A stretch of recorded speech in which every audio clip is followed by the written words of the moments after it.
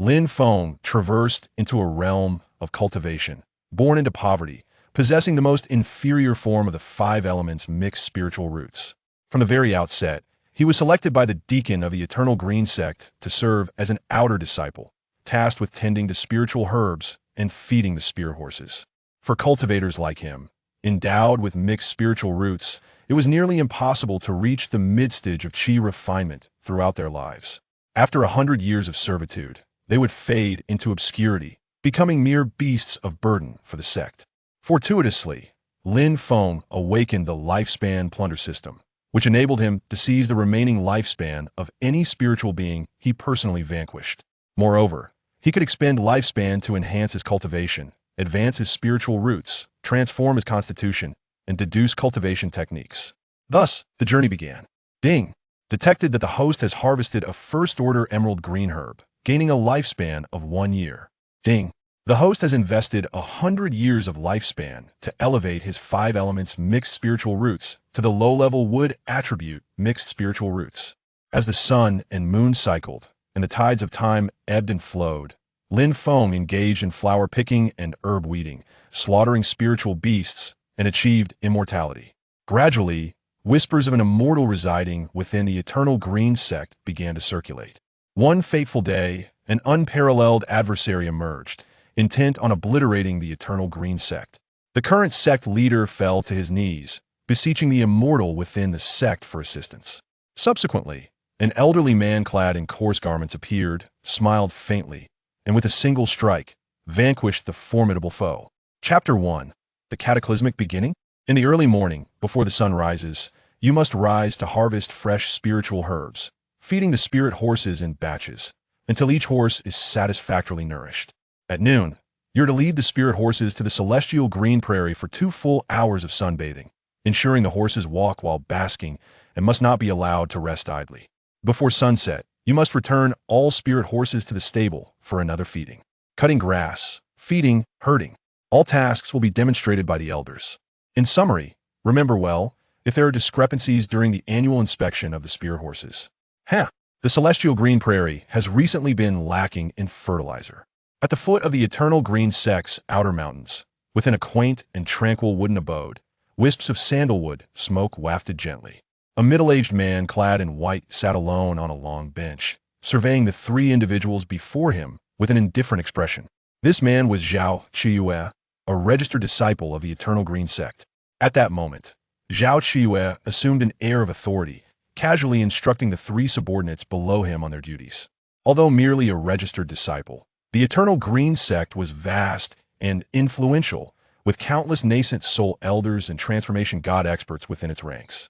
Thus, a registered disciple held considerable weight, easily commanding the 3 outer disciples before him. Is there any confusion? He inquired.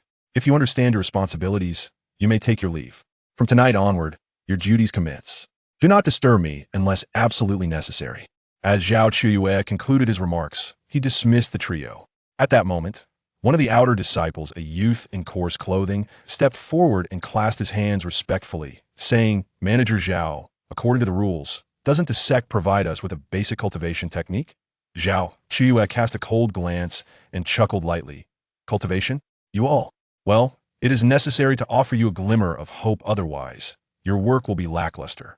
With a grand gesture, he produced a somewhat tattered ancient tome from his sleeve, casting it before the trio. "The allocation of this foundational technique is for you to decide. Now, you may leave." Exiting Zhao's quarters, Lin Feng, clad in coarse linen garments, cast a weary gaze upon the ancient text cradled in his hands. His expression was one of resignation. He was a transmigrator. Prior to his arrival in this realm, Lin Feng had led a life marked by the relentless grind of a 996 schedule, continuously exploited by capitalists, ultimately succumbing to overwork. Upon his transmigration to this world of cultivation, he had believed he would soar to great heights, only to discover his origins were even more dismal than in his previous life. He was a parentless peasant. Although fortune had bestowed upon him a spiritual root, it was the most inferior sort, the mixed 5 elements root. After a century of arduous training, the prospect of advancing to the chi refining mid-stage seemed bleak. For a cultivator with a mixed spiritual root, joining the evergreen sect meant relegation to the role of a menial laborer. Having been exploited in his previous life, he now faced the prospect of servitude in the realm of cultivation. What a hellish start! Recalling the grueling work schedule in the stables, Lin Feng felt a wave of despair. Rising at 4 in the morning, he found himself laboring until midnight the following day, leaving him a mere 4 hours for rest. The cultivation speed of mixed spiritual root was already sluggish now, with only 4 hours to train. How could one possibly cultivate anything meaningful? No wonder Zhao Qiyu could not be bothered to bestow them with techniques. You may take your time with this technique, I have no need for it, Lin Feng remarked as a sturdy youth with short hair strode past, not sparing a glance at the foundational text in his hands, departing without a word. How foolish of you to seek this basic technique, a voice scoffed.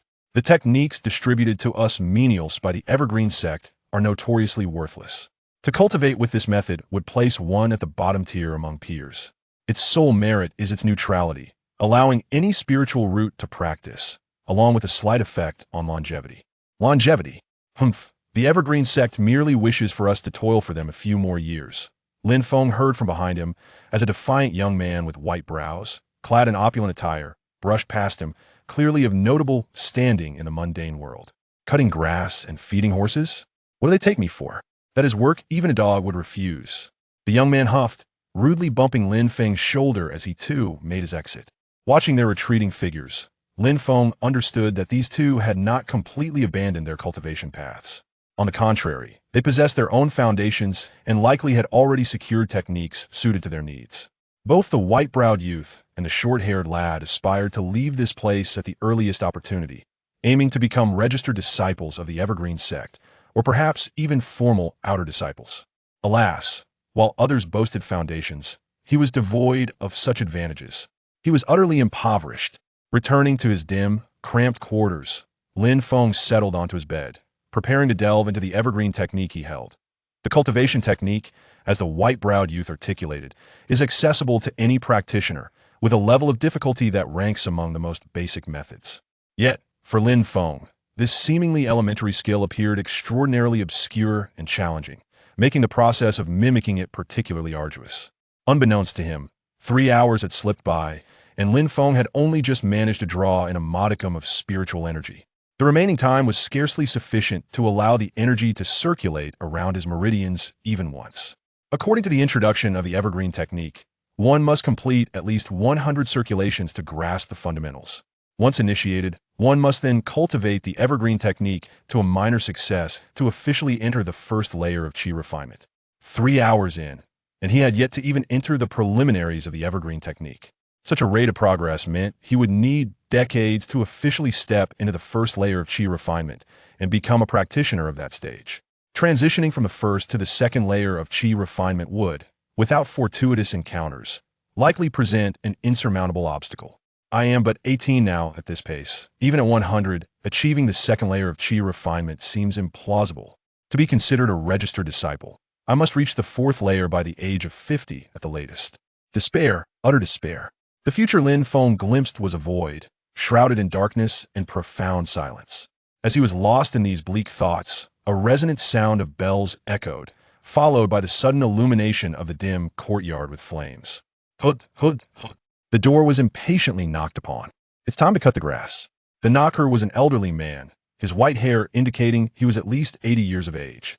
The wrinkles on his face were so densely packed that only 2 slits remained for his eyes.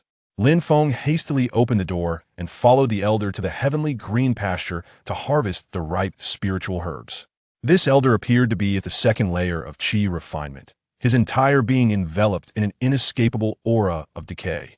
This aura not only signified the physical decline of his body, but also reflected the death of his spirit. Having spent a lifetime in the stables, repeating the same tasks day in and day out, he had been drained of all vitality. Is this my future? Lin Feng murmured to himself, momentarily lost in thought. Before long, they arrived at a field of mature spiritual herbs, the tender green grass clustering together to form a vast ocean of verdancy, reaching nearly the height of an adult.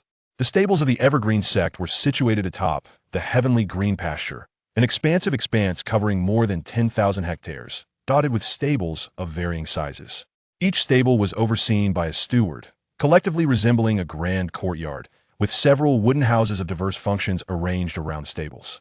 To the utmost north of the heavenly green pasture, one could behold a towering peak, majestic to the extreme. This was the Longevity Peak, one of the 8 principal peaks of the Evergreen Sect. Only spiritual herbs that grow to waist height and possess a luster akin to jade are deemed mature and ready for harvest. Be exceedingly cautious not to make a mistake.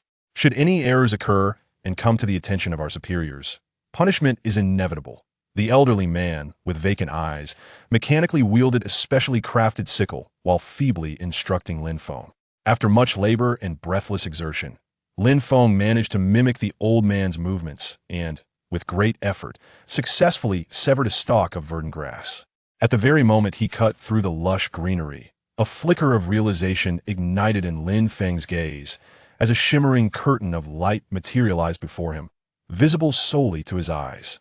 Ding! Detected that the host has harvested a Tier 1 verdant grass, gaining lifespan, 1 year.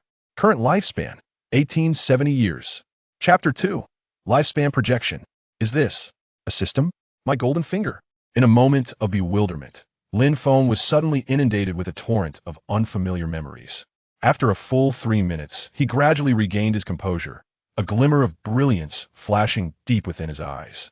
Indeed, he had awakened a system named Lifespan Plunder. The function of this system was precisely as its name suggested. It allowed Lin Feng to seize the lifespans of other beings, augmenting his own. Every blade of grass, every tree, every bird and beast, and even living humans, if they possessed spiritual energy and perished by his hand, he would claim their remaining lifespan. Just moments ago, he had successfully harvested a mature stalk of verdant grass, earning a full year's lifespan from it. However, casually squashing an ordinary ant would yield no lifespan. The target of plunder must harbor spiritual energy. In other words, mundane beings could not have their lifespans taken. If you fail to complete your daily tasks, you will face punishment. The old man, observing Lin Feng standing dumbfounded and sweating profusely, kindly offered a reminder. Your physique seems rather frail, having cut just 1 stalk of verdant grass. You require several minutes to recuperate. At this rate, you may find yourself with no time left even for sleep. Regaining his senses, Lin Feng concealed the unusual glint in his eyes and offered an awkward smile. Rest assured, I'm merely getting accustomed to the job. Once I learn the technique from you over the next few days, my efficiency will surely improve. The old man nodded slightly, resuming his tasks while imparting his knowledge. Each spirit horse has varying appetites, but generally, if you harvest around 200 stalks of verdant grass at a time, you should be able to fulfill your duties. If you have extra energy, do not attempt to harvest more. Preserving the verdant grass is quite challenging, and most of the time, it must be fed on the same day it is cut. Cutting too much spirit grass, leading to spoilage and waste, will also result in punishment. Lin Feng diligently noted the old man's words, gripping the specially crafted sickle and severing another stalk of verdant grass. Simultaneously, the system's voice resonated once more in his mind. Ding! Detected that the host has harvested a Tier 1 verdant grass, gaining lifespan, 1 year. After several attempts, Lin Feng was thoroughly convinced that he indeed possessed the Lifespan Plunder System. With a mere thought, a luminous panel materialized before him, visible only to his gaze. This was one of the system's functions. The personal interface. Name: Lin Feng. Lifespan: 1875 years. Cultivation level: Mortal can expend lifespan for evolution. Cultivation technique: Evergreen skill can expend lifespan for evolution. Spiritual root: Mixed elemental root can expend lifespan for evolution. Physique: Mortal body can expend lifespan for evolution. From this individual's panel, one can discern another pivotal function of a lifespan plundering system. It allows the expenditure of lifespan for evolution. The 4 most crucial aspects for cultivator: cultivation level, technique, spiritual root, and physique can all be enhanced through the expenditure of lifespan by the system. This is undoubtedly a celestial boon that can alter one's fate. As long as one possesses lifespan, every problem can be resolved. Suddenly, Lin Feng's gaze towards the verdant grass before him transformed. What lay upon the ground was not mere grass, it was his very life. I shall harvest it with fervor. Lin Feng's emotions surged. He had no time to wipe the sweat from his brow and began to work with unparalleled zeal. Cutting this lush, spiritual grass was far more arduous than tending to ordinary weeds. Each slice required the strength akin to felling a tree. Furthermore, under the relentless sun that blazed high above, the laborers grew increasingly weary, succumbing to fatigue and often retreating to the shade for respite. Yet Lin Feng resembled an indefatigable machine, tirelessly immersed in his task. After 2 hours, his technique in harvesting had become adept, achieving perfect cuts of the spiritual grass in approximately a minute. Beside him, Elder Shao stared in astonishment. What had prompted this youth to work with such vigor? Seated in the shade, he observed Lin Feng for a moment before exclaiming, "The youth of today are truly industrious. Surely, you do not still harbor the delusion that hard work will elevate you to the status of an outer sect disciple. Do not entertain such thoughts like me. You are but a mediocre talent, incapable of achieving greatness. Even if you were to toil to exhaustion in the verdant fields, the esteemed figures of the sect would not spare you a glance." Lin Feng cast a sidelong glance at Elder Shao, but remained silent, his hands never ceasing their labor. Elder Shao shook his head. Some young individuals were simply obstinate. Such persons, unwilling to heed counsel, would only come to grasp the harsh truths of reality through personal experience. Having spent considerable time in Stable 3, he had grown accustomed to the presence of headstrong youths like Lin Feng.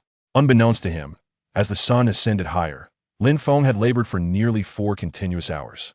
His garments were drenched in sweat, yet he felt little fatigue.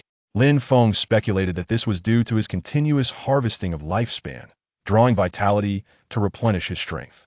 Thus, the lifespan plundering system had inadvertently transformed me into a natural laborer, working without weariness. The physical exertion was minimal as Lin Feng opened his personal panel. In the blink of an eye, all traces of fatigue vanished from his mind. After 4 arduous hours of labor, he had successfully completed the harvesting of 200 stalks of vibrant green grass. His current lifespan now astonishingly read 18,270 years. Such a longevity, typically reserved for formidable cultivators at the foundation establishment stage, had been acquired merely from a morning's toil in the fields. Was this not a tad too effortless? Alas, he could only harvest 200 stalks each day. Exceeding this limit might invite unnecessary complications. He glanced at the exhausted Elder Shao beside him, feigning a brief respite before rising to mimic the elder's movements, gathering the freshly cut spiritual herbs from the ground, binding them into a bundle, and hoisting it onto his shoulder. As the two were about to depart, a youth with white eyebrows approached Lin Feng, a mysterious smile adorning his face as he halted before him. His gaze lingered on the bundles of spiritual herbs on the ground, and Lin Feng's back for a few moments before he spoke. "Have you gathered 200 stalks? Indeed. Now that you have, you may take your leave. Go on and continue your harvesting," Lin Feng retorted, retrieving a small storage pouch from his waist. He bent down and touched each pile of herbs with the pouch's opening, and in less than a minute, he had collected all the spiritual herbs, brushing off his pants and casting a pitying glance at Lin Feng. "I shan't let you toil for nothing. You assist me with the harvesting, and I shall aid you in transportation. Once you have finished your 200 stalks, I will return to help you transport them. What say you? You won't be at a loss," he proposed. Transporting the herbs, though laborious, would take no more than half an hour, while cutting them required a full 4 hours. The actions of the white-browed youth were nothing short of bullying Lin Feng. Sensing Lin Feng's lack of support and strength, he sought to have him undertake the dirty work. He was confident that Lin Feng would not dare to resist. Some individuals are destined to remain in this celestial grassland for eternity, forever shackled to the identity of a menial laborer. Yet there are others who come to this celestial grassland merely for amusement, and before long, they soar to great heights, the youth remarked, his gaze shifting between Elder Shao and Lin Feng, a faint smile playing on his lips. "You should comprehend who I refer to as the first type of person and who I designate as the second." Chapter 3. The innate sacred body. Upon hearing the words of the young man with white brows, Lin Feng could not help but smile faintly to himself. He had been troubled by the daily limit on the spiritual herbs he could harvest, yet unexpectedly, a solution presented itself just as he was in need of it. However, he could not afford to display excessive joy. Thus, he replied, "I can assist you in harvesting the spiritual herbs, but you must help me with transportation and feeding the horses." The young man with white brows found this amusing. "Feeding horses? Are you actually trying to negotiate with me?" He fixed his gaze intently on Lin Feng. In contrast, Lin Feng maintained a calm demeanor as he met his gaze. After a moment, the young man raised an eyebrow, his mind swirling with thoughts. He could not discern whether this fellow genuinely possessed the means to contend with him or was merely preserving his pride. In his view, Lin Feng should not be so foolish as to overlook the fact that he had connections. Could it be that this individual was merely playing the fool to catch a bigger fish? After a brief contemplation, the young man decided to play it safe and acquiesce to Lin Feng's request, intending to observe further in the future. Having just arrived at the Evergreen sect, he was indeed unfamiliar with the surroundings and should proceed with caution. Very well, as you suggested, you shall help me harvest the herbs, and I will assist you with the horses, he stated before turning and departing, leaving Lin Feng feeling secretly pleased. Old Xiao, observing the scene, could not suppress a sigh. Ah, young Lin, this world is as such. Individuals like us have no path forward. Lin Feng, however, paid no heed to his words. While old Xiao might see no future for himself, Lin Feng still had hope. Without wasting another moment, Lin Feng eagerly grasped his specialized sickle and resumed harvesting the verdant grass. Ding! Detected host has harvested a Tier 1 verdant grass, gaining lifespan, 1 year. The notifications rang out continuously. In the blink of an eye, 4 hours passed, and Lin Feng had successfully harvested 200 stalks of verdant grass. His lifespan had now reached 18,470 years. Just then, the young man with white brows reappeared. Observing Lin Feng's apparent lack of fatigue, a flicker of doubt crossed his eyes, as if he were deep in thought. Just hand over the spiritual herbs to me. I, Lu Xiao, am indeed a man of my word. He swiftly stored the verdant grass in his spatial pouch and departed. Seeing this, Lin Feng also sheathed his specialized sickle and made his way back to his small courtyard. After all, he had accrued a considerable amount of lifespan today, and he was eager to explore the system's evolution function. Upon returning to his courtyard, Lin Feng first took some simple precautions against prying eyes. Then he opened his personal panel. Name, Lin Feng. Lifespan, 18,470 years. Cultivation, mortal, can invest lifespan for evolution simulations.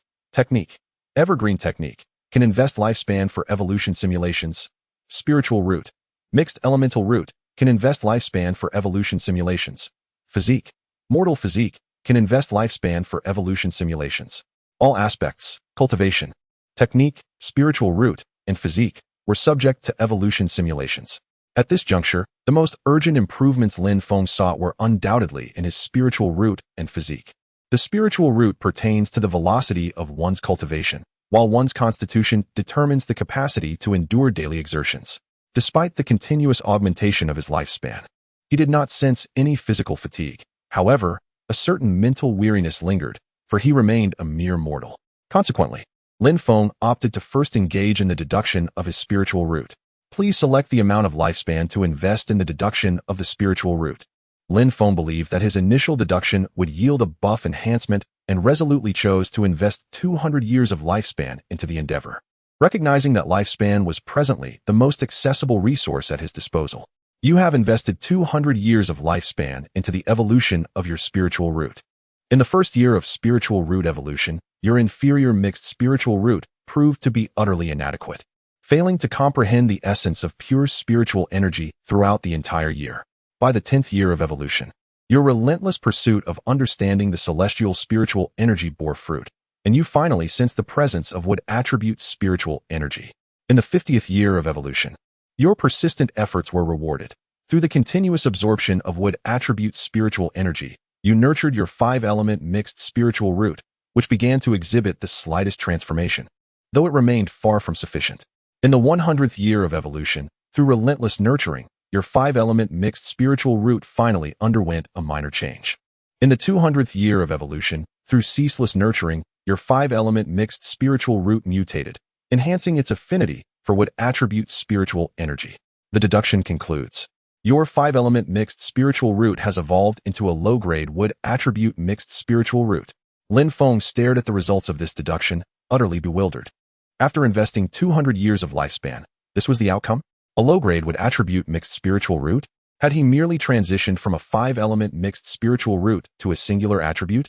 Before becoming a servant disciple, Lin Feng had learned about the classifications of spiritual roots. Spiritual roots are primarily divided into 5 categories: metal, wood, water, fire, and earth, with other special roots often arising as mutations of the foundational 5. Examples include ice attribute roots and lightning attribute roots, yet these are exceedingly rare. Lin Feng's 5-element mixed spiritual root was deemed the most inferior, as it encompassed all 5 elements, leading to inherent conflicts and making cultivation particularly arduous. Each category of spiritual root is further classified into 4 grades: low grade, middle grade, high grade, and supreme grade. However, Even among low-grade roots, disparities in strength exist, prompting further subdivisions. For instance, a low-grade wood attribute root is inherently weaker than a middle-grade wood attribute root. Lin Feng never anticipated that he would possess an affinity for wood attributes. It seemed he was destined for a life of harvesting. Nonetheless, the prospect that his spiritual root could evolve through the consumption of lifespan instilled a sense of hope that it could eventually transform into a high-grade supreme wood root. No, it could aspire for even more. Continuing the deduction could render heavenly roots, and even the fabled immortal roots, within reach. With this thought, a flicker of excitement surged within him. The path was arduous yet promising. Although the outcome did not entirely satisfy Lin Feng, it nonetheless signified a shift. Observing his remaining lifespan, 18,270 years, Lin Feng resolved to initiate a deduction regarding his constitution. Otherwise, he felt that his physique might not withstand unforeseen accidents. Please select the amount of lifespan to invest in physical evolution. This time, he chose to invest a century of lifespan for the evolution of his physique. You have invested 100 years of lifespan in physical evolution. In the first year of physical evolution, you tirelessly harvested the verdant grass, hoping to strengthen your body. Yet the results were utterly fruitless. In the 10th year of physical evolution, you harvested another decade of verdant grass, and through daily labor, your physical fitness experienced a modest enhancement. However, one must also heed the balance between work and rest. In the 50th year of physical evolution, you unknowingly harvested 50 years' worth of verdant grass, and by this time, your physique had undergone a subtle transformation. Your grass-cutting skills had reached an advanced level. In the 100th year of physical evolution, your grass-cutting skills had reached their pinnacle, resulting in a mutation of your physique. No one understands grass-cutting better than you. Evolution concluded. Congratulations on acquiring the innate grass-cutting sacred body through this evolution. Innate grass-cutting sacred body. No one understands grass-cutting better than you. Lin Feng was utterly stupefied. Why did he choose to cut grass during evolution? Why not practice martial arts? Even Tai Chi would suffice. Why, for heaven's sake, did he insist on cutting grass? Could it be that he had been preoccupied with thoughts of grass cutting? Lin Feng found this highly probable. Glancing at the description of the innate grass-cutting sacred body, he couldn't help but chuckle. Tomorrow, he would see just how remarkable this innate grass-cutting sacred body, born from a century of lifespan investment, truly was. Would he be able to cut 200 blades of verdant grass with a single swing of his scythe? Or perhaps his scythe would remain free from grass juice. As Lin Feng's spiritual root evolved, resulting in a mutation, a figure returned to the small courtyard from outside, passing by Lin Feng's residence. Sensing a faint ripple of spiritual energy emanating from within Lin Feng's room, the figure paused momentarily before cautiously returning to their own dwelling. Chapter 4. Cultivation Deduction. Lin Feng remained oblivious to the presence of someone passing by the door. After all, he was still an ordinary mortal devoid of any cultivation. Following 2 rounds of deduction, he gazed at his remaining lifespan, 18,170 years. Although the improvement was modest, he still reaped some rewards. With 1 more day of grass cutting tomorrow, he would be poised to engage in further cultivation deduction. Lin Feng, you are up so early today? Just as the old man Xiao was about to knock on Lin Feng's door, Lin Feng unexpectedly emerged first. Stretching his limbs, he felt a refreshing lightness throughout his body, and he was pleasantly surprised by the efficacy of the innate grass-cutting sacred body. He was eager to showcase his skills in the celestial grassland and discover how much his grass-cutting efficiency had improved since acquiring this innate ability. After exchanging a few pleasantries with the old man Xiao, Lin Feng summoned Lu Xiao and the short-haired youth to join him. He could distinctly sense that both the short-haired youth and the white-browed Lu Xiao harbored some secrets. In the past, he would have envied them. But now that he had awakened his system, Lin Feng believed their secrets paled in comparison to his own. After a simple breakfast, the group proceeded towards their designated area in the celestial grassland. Along the way, Lu Xiao frequently cast glances at Lin Feng, now convinced that Lin Feng also concealed a mystery. Upon returning to his dwelling the previous night, he had clearly sensed the spiritual energy fluctuations emanating from Lin Feng's room. Though faint, his perceptive nature had detected it, yet upon observing Lin Feng today, he still appeared entirely unremarkable in terms of cultivation. This only heightened Lu Xiao's curiosity, prompting him to seek an opportunity to probe Lin Feng further. Before long, they arrived at the celestial grassland. The short-haired youth and old man Xiao had already begun to wield their sickles, diligently harvesting the verdant grass. Meanwhile, Lu Xiao crossed his arms, his keen gaze fixed intently on Lin Feng. He could acutely perceive that the moment Lin Feng grasped the sickle, his entire demeanor underwent a subtle transformation. Then, Lin Feng made his move. With each swing of the sickle, a blade of lush grass was skillfully severed, though his motions appeared leisurely in a mere instant. The quantity he had harvested surpassed the combined efforts of old man Xiao and the short-haired youth. An hour slipped by in the blink of an eye, and Lin Feng had already harvested 200 blades of grass. His efficiency had quadrupled compared to the previous day. Moreover, he sensed that this was merely the tip of the iceberg. Should his cultivation rise, his grass-cutting efficiency would soar even higher. Truly, the innate grass-cutting sacred body was remarkable. Observing his lifespan now at 18,370 years, the harvest of 200 blades of grass had extended his lifespan by an additional 200 years. With the innate grass-cutting sacred body, Lin Feng no longer feared cutting immature grass. He could accurately discern which blades were perfectly ripe, effortlessly avoiding those that were slightly underdeveloped. Furthermore, if yesterday's harvesting of the verdant grass extended one's lifespan to the point of feeling no physical fatigue, today, he was able to perfectly coordinate his body, expending minimal effort in the process of collecting the lush greenery. At present, the benefits derived from this innate grass-cutting sacred body fully justified the 100 years of longevity, as well as the centuries' worth of verdant grass harvested during the deduction process. After a brief pause, Lin Feng once again swung his scythe, claiming the 200 blades of grass belonging to Lu Xiao. What are you standing there for? Hurry and tend to the horses. Lin Feng gathered the 400 blades of verdant grass together and approached Lu Xiao, feigning dissatisfaction. The second batch of grass granted him an additional 200 years of lifespan, bringing Lin Feng's longevity to 18,570 years. After speaking with Lu Xiao, Lin Feng's gaze shifted towards Elder Xiao and the short-haired youth, contemplating the opportunity to also claim the task of grass cutting from them. Lu Xiao, with flickering eyes, approached Lin Feng and whispered, "Lin Feng, have you been concealing your cultivation?" Upon hearing this, Lin Feng replied affirmatively, "Did you manage to uncover that? No more pretense. In truth, I am a great cultivator of the golden core stage." Lu Xiao's face flushed with alternating hues of red and white. He naturally did not believe Lin Feng's fanciful words. After a moment of hesitation, he spoke, "Brother Lin, I did not intend to make things difficult for you yesterday. If you are displeased, I shall help you cut grass for a day tomorrow, and I will take care of the grass myself thereafter. How does that sound?" Lin Feng mused that perhaps his vigorous grass cutting had startled Lu Xiao. Nonetheless, it seemed that Lu Xiao was a person of understanding. "No harm done. I will continue to assist you with grass cutting while you tend to the horses. As you can see, cutting grass is but a trivial task for me." Lu Xiao's eyes flickered. He suddenly found Lin Feng somewhat inscrutable. However, Lin Feng did not appear to be genuinely angry, which relieved Lu Xiao. "I, Lu Xiao, do not wish to take advantage of you. This matter is my fault. Consider it a personal favor owed to you." With that, Lu Xiao began to gather the grass into a storage bag before turning to leave to tend to the horses. Lin Feng chose not to observe Elder Xiao and the short-haired youth harvesting the verdant grass any longer, as it was an exceedingly tedious affair. Upon returning to his dwelling, he was eager to continue his deductions, having already received the day's longevity benefits. Lin Feng decided that his first course of action would be to deduce his cultivation. Please select the amount of longevity to invest in cultivation deduction. Without hesitation, Lin Feng invested 100 years of longevity. You have invested 100 years of longevity in cultivation deduction. In the first year of cultivation deduction, you diligently practiced the evergreen technique for a year. Your efforts bore fruit, and you finally found it relatively easy to absorb the spiritual energy of heaven and earth. In the 10th year of cultivation deduction, after 5 consecutive years of dedicated practice of the evergreen technique, you have begun to circulate the spiritual energy of heaven and earth smoothly through your meridians. In the 35th year of cultivation deduction, you have perfected the evergreen technique and gained a hint of spiritual resonance, finally entering the realm of Qi refinement stage 1.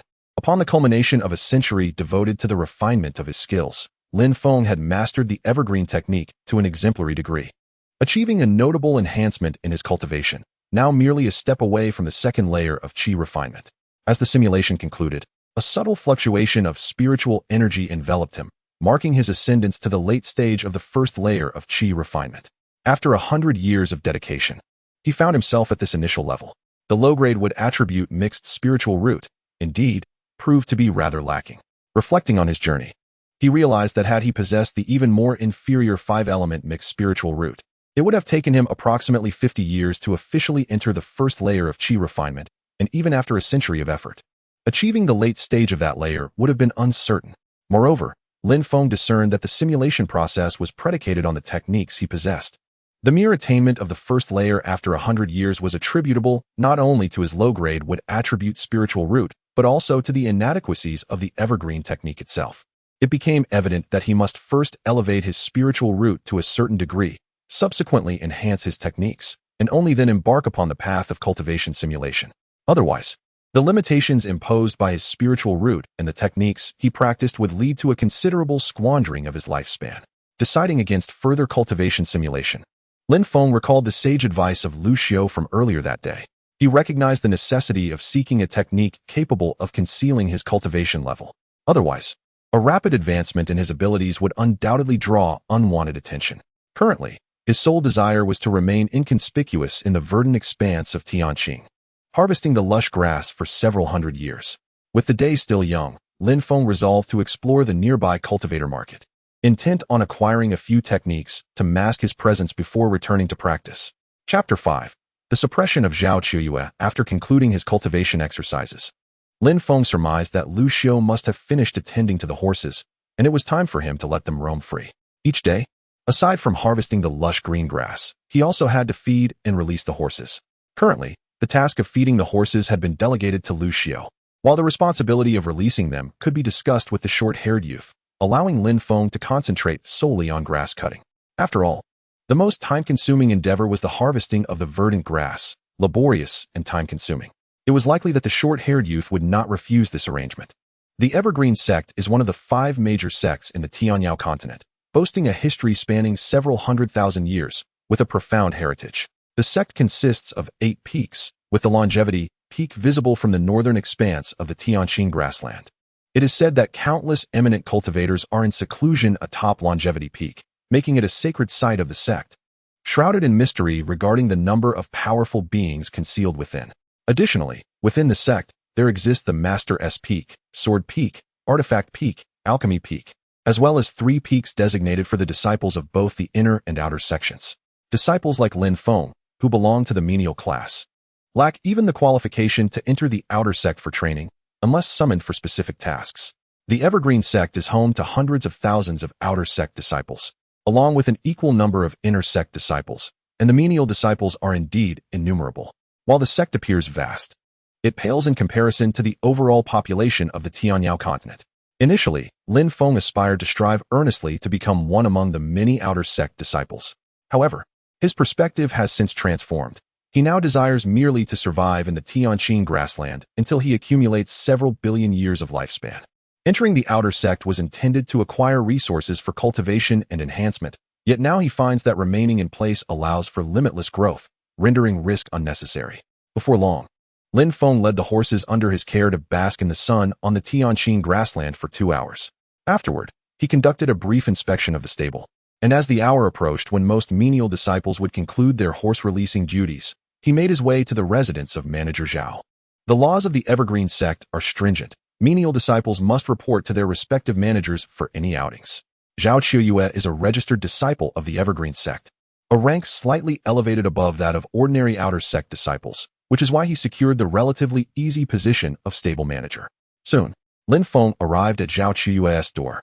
Unlike Lin Feng and the other menial disciples, Zhao resided in a place where the ambient spiritual energy was noticeably more abundant. This was a small spirit gathering array specially arranged by the sect for the convenience of the stable managers, serving as a benefit to these outer sect disciples. Lin Feng felt a pang of envy. If he could cultivate in a place rich in spiritual energy, perhaps he could conserve some of his lifespan. Knock, knock, knock. Is Manager Zhao in? I am Lin Feng, the newly arrived menial disciple. I have completed all the work at the stable today and wish to request permission to visit the nearby cultivation market. I kindly ask for your approval. Lin Feng said respectfully, patiently awaiting a response at the door. Moments later, Zhao Qiuyue opened the door, and out of the corner of Lin Feng's eye, he caught sight of a woman inside, whose appearance was quite pleasing. A sense of foreboding washed over him. Had he inadvertently disrupted Zhao Qiuyue's private affairs? He had not anticipated that during broad daylight, Zhao Qiuyue would neglect his cultivation in such a manner. Zhao Qiuyue glanced at the sky and then scrutinized Lin Feng, inquiring, "Is that so? Have you completed your tasks at the stable?" Lin Feng, feeling somewhat anxious, nodded affirmatively. "Yes, Manager Zhao." Upon hearing this, Zhao Qiuyue's face broke into a smile. "In that case, I grant you permission to visit the nearby cultivation market." After all, our evergreen sect does not exploit any disciples. As long as you fulfill your daily responsibilities, you still have ample leisure time for both cultivation and recreation. Of course, you must return on time and not delay tomorrow's duties. Upon hearing this, Lin Feng began to outwardly flatter Zhao Qiuyue, while inwardly he scoffed, questioning whether this truly constituted ample leisure time. Were it not for his innate grass-cutting sacred body, he would have wasted a whole morning harvesting the verdant grass, followed by the afternoon tending to the horses, cleaning the stables, and so forth, leaving him with scarcely any time left in the day.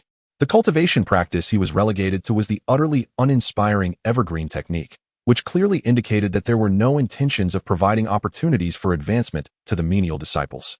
However, perhaps in Zhao Qiuyue's eyes, merely being part of the evergreen sect was the greatest fortune for these lowly disciples. Nevertheless, despite his grievances, Lin Feng still regarded Zhao Qiuyue, the stable manager, as a reasonable individual, for he did not impose undue burdens on a mere menial disciple. At that moment, Zhao Qiuyue gestured towards the interior. Lin Feng, allow me to introduce you to a new menial disciple I have recruited today, named Xiao Qing. I see that after a day's labor, you still have energy to spare, so starting tomorrow, please assist Xiao Qing in harvesting the daily 200 blades of verdant grass. Lin Feng maintained his composure, remaining silent. Internally, he cursed Zhao Qiuyue's ancestors while secretly reveling in the irony, as he actually relished cutting grass. Noticing Lin Feng's silence, Zhao Qiuyue's tone turned slightly frosty. What? Are you dissatisfied with my arrangements? Immediately, Lin Feng changed his expression and replied, I wholeheartedly endorse Manager Zhao's arrangements. This shows your regard for me, and I am truly grateful. Upon hearing Lin Feng's response, Zhao Qiuyue's smile returned. Lin, work diligently. I have high hopes for you. You will surely make a name for yourself at this number 3 stable. After saying this, he handed Lin Feng a travel permit and cautioned, you menial disciples are all so eager for the outside cultivation market, but you must pay attention to the time. If you delay tomorrow's normal duties, do not blame me for being unkind. Lin Feng carefully accepted the permit and assured him, rest assured, manager. I merely wish to broaden my horizons, and I will certainly return on time, without disrupting tomorrow's tasks. Zhao Qiuyue nodded. Go ahead. The earlier you leave, the earlier you may return. He then turned to Xiao Qing and remarked, do you see? This is the status of you menial disciples. Here at the number 3 stable, my words are law. Whatever I command them to do, they must obey. No one dares to defy me. As for you, as long as you serve me well, you shall be spared from such toil. Do you understand? Zhao Qiuyue's voice echoed loudly, showing no regard for Lin Feng, who had merely turned away. He deliberately spoke for Lin Feng's ears. Xiao Qing glanced at Lin Feng's retreating figure, then clasped Zhao Qiuyue's arm, swaying it gently before her chest. I understand. I shall serve Lord Zhao diligently. Lin Feng paid no heed to Zhao Qiuyue's words.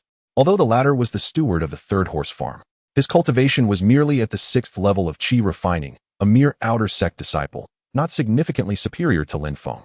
Given sufficient time, surpassing Zhao Qiuyue would be an effortless endeavor. Chapter 6. The Evolution of Techniques. The verdant expanse of Tianqing grassland serves as the serene garden of the evergreen sect. To venture to the nearby cultivation market, Lin Feng must traverse this boundless landscape by means of a teleportation array. Each journey necessitates the expenditure of a low-grade spirit stone. A seemingly trivial cost, however, a round trip amounts to 2 stones. This means that a single teleportation consumes a significant portion of his monthly allowance of 5 low-grade spirit stones, leaving him feeling quite distressed yet entirely powerless. Fortunately, upon becoming a disciple of menial tasks, he was granted 10 low-grade spirit stones by the sect. Alas, after passing through Zhao Qiuyue's hands, only 5 remained for them.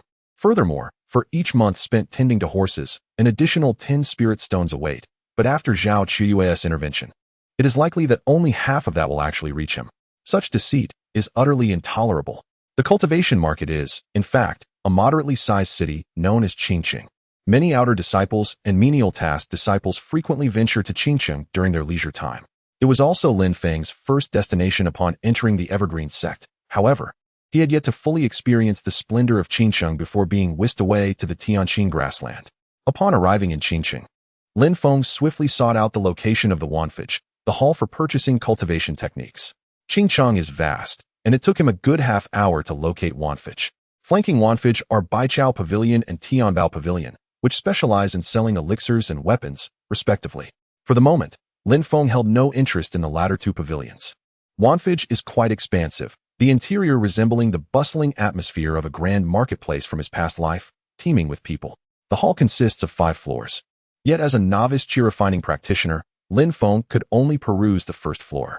Although it was common knowledge that the techniques available here were of inferior quality, the space was still crowded. For many menial disciples and wandering cultivators, even these meager techniques held substantial value. Lin Feng was indifferent to their quality. For as long as he could assimilate these techniques into his system, they would not be without merit. Approaching the nearest counter dedicated to the sale of cultivation techniques, Lin Feng was greeted by an array of prestigious titles such as the Hongming Purple Qi Secret Art and the Taichu Immortal Origin Scripture. Yet, each tome bore a price tag of 100 low-grade spirit stones. What a deceitful ploy! With only 4 low-grade spirit stones in his possession, and 1 required for the teleportation array, he could only afford 3. Poverty. Utterly impoverished. The plight of a lowly cultivator is indeed fraught with difficulty. Not being a wealthy magnate, Lin Feng lingered for but a mere 2 seconds before moving on to other counters. Having already acquired the evergreen technique, he felt no need for additional methods. His sole objective was to seek out techniques that would aid in concealment. Before long, he stumbled upon a technique for masking one's presence, titled breath-holding art. The name was rather unremarkable, yet it commanded a price of 45 low-grade spirit stones, well beyond his means. Invisibly concealing technique? 67 low-grade spirit stones, still unaffordable. After pausing briefly, his gaze swept across the various techniques, and to his astonishment, he spotted a familiar title, Evergreen Technique. This item is being sold here at an astonishing price of 15 low-grade spirit stones. Lin Feng could hardly believe that the Wanfa Pavilion had no ties to the Evergreen sect. Friend, are you interested in purchasing the breathing technique? I have it available for only 5 low-grade spirit stones. What do you think? Suddenly, a voice, as faint as a mosquito's buzz, reached Lin Feng's ears. Just as he was about to respond, he felt a chilling pressure emanating from behind him. Turning around, he saw the cultivator who had attempted to sell him the technique had gone pale, being lifted by someone. The two then vanished, accompanied by a cold snort that echoed throughout the hall. Is there truly someone so foolish as to dare sell the techniques of my Wanfa Pavilion? Lin Feng thought to himself how fortunate it was that the confrontation had occurred quickly, and that he had no money.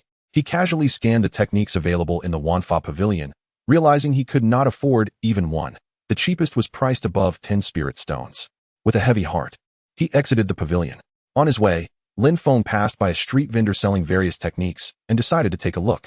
Moments later, he arrived at his destination. Although advertised as a place to sell techniques, most items were indistinguishable fakes. Only a few martial arts manuals, originating from the mundane world, could be deemed authentic. As he surveyed the array of martial arts laid out before him, Lin Feng contemplated and casually flipped through a few books, inquiring, "Friend, how much for these secular martial arts?" The street vendor eagerly replied, "All techniques are priced at 1 spirit crystal, no bargaining. 10 spirit crystals equal 1 low-grade spirit stone." Upon hearing this, Lin Feng's eyes brightened. These secular martial arts held little value for cultivators, so their prices naturally wouldn't be exorbitant. Without further ado, he selected 10 manuals related to concealing one's aura and paid a single low-grade spirit stone. The transaction was smooth, with both parties feeling satisfied, each believing they had secured a favorable deal. After acquiring the techniques, Lin Feng felt no attachment and swiftly returned to the number 3 horse stable. He returned the access token to Zhao Qiuyue and exchanged a few pleasantries before departing. As Zhao observed Lin Feng's retreating figure, his brow furrowed slightly. He had not previously noted that this young man had already reached the first layer of the Qi refinement stage. How could it be so quick? Could it be that Lin Feng, like the other two, had some form of backing? By the time Lin Feng returned to his residence, the sky had darkened. Without any unnecessary actions, he seated himself cross-legged and perused the martial arts manuals he had just purchased. All techniques must first be displayed on the system panel before he could proceed with their analysis. Lin Feng first extracted a manual titled Turtle Breathing Technique. In less than 15 minutes, he had grasped the fundamentals of the technique. For a cultivator to practice mundane martial arts is akin to a dimensional strike. After approximately 3 hours, Lin Feng had refined all 10 manuals focused on concealing one's aura to the system panel. He intended to expend 400 years of life to conduct the analysis of these concealment techniques. This artifact serves as his future lifeline, and any investment, no matter how substantial, is worthwhile. After dedicating 400 years of lifespan to the exploration of 10 martial arts techniques, including the turtle breathing method, fetal breathing sutra, and heel breathing technique, he mastered all 10 to perfection within the first 50 years. In the 60th year of his study, he attempted to merge for techniques, including the turtle breathing method and fetal breathing sutra, but met with failure.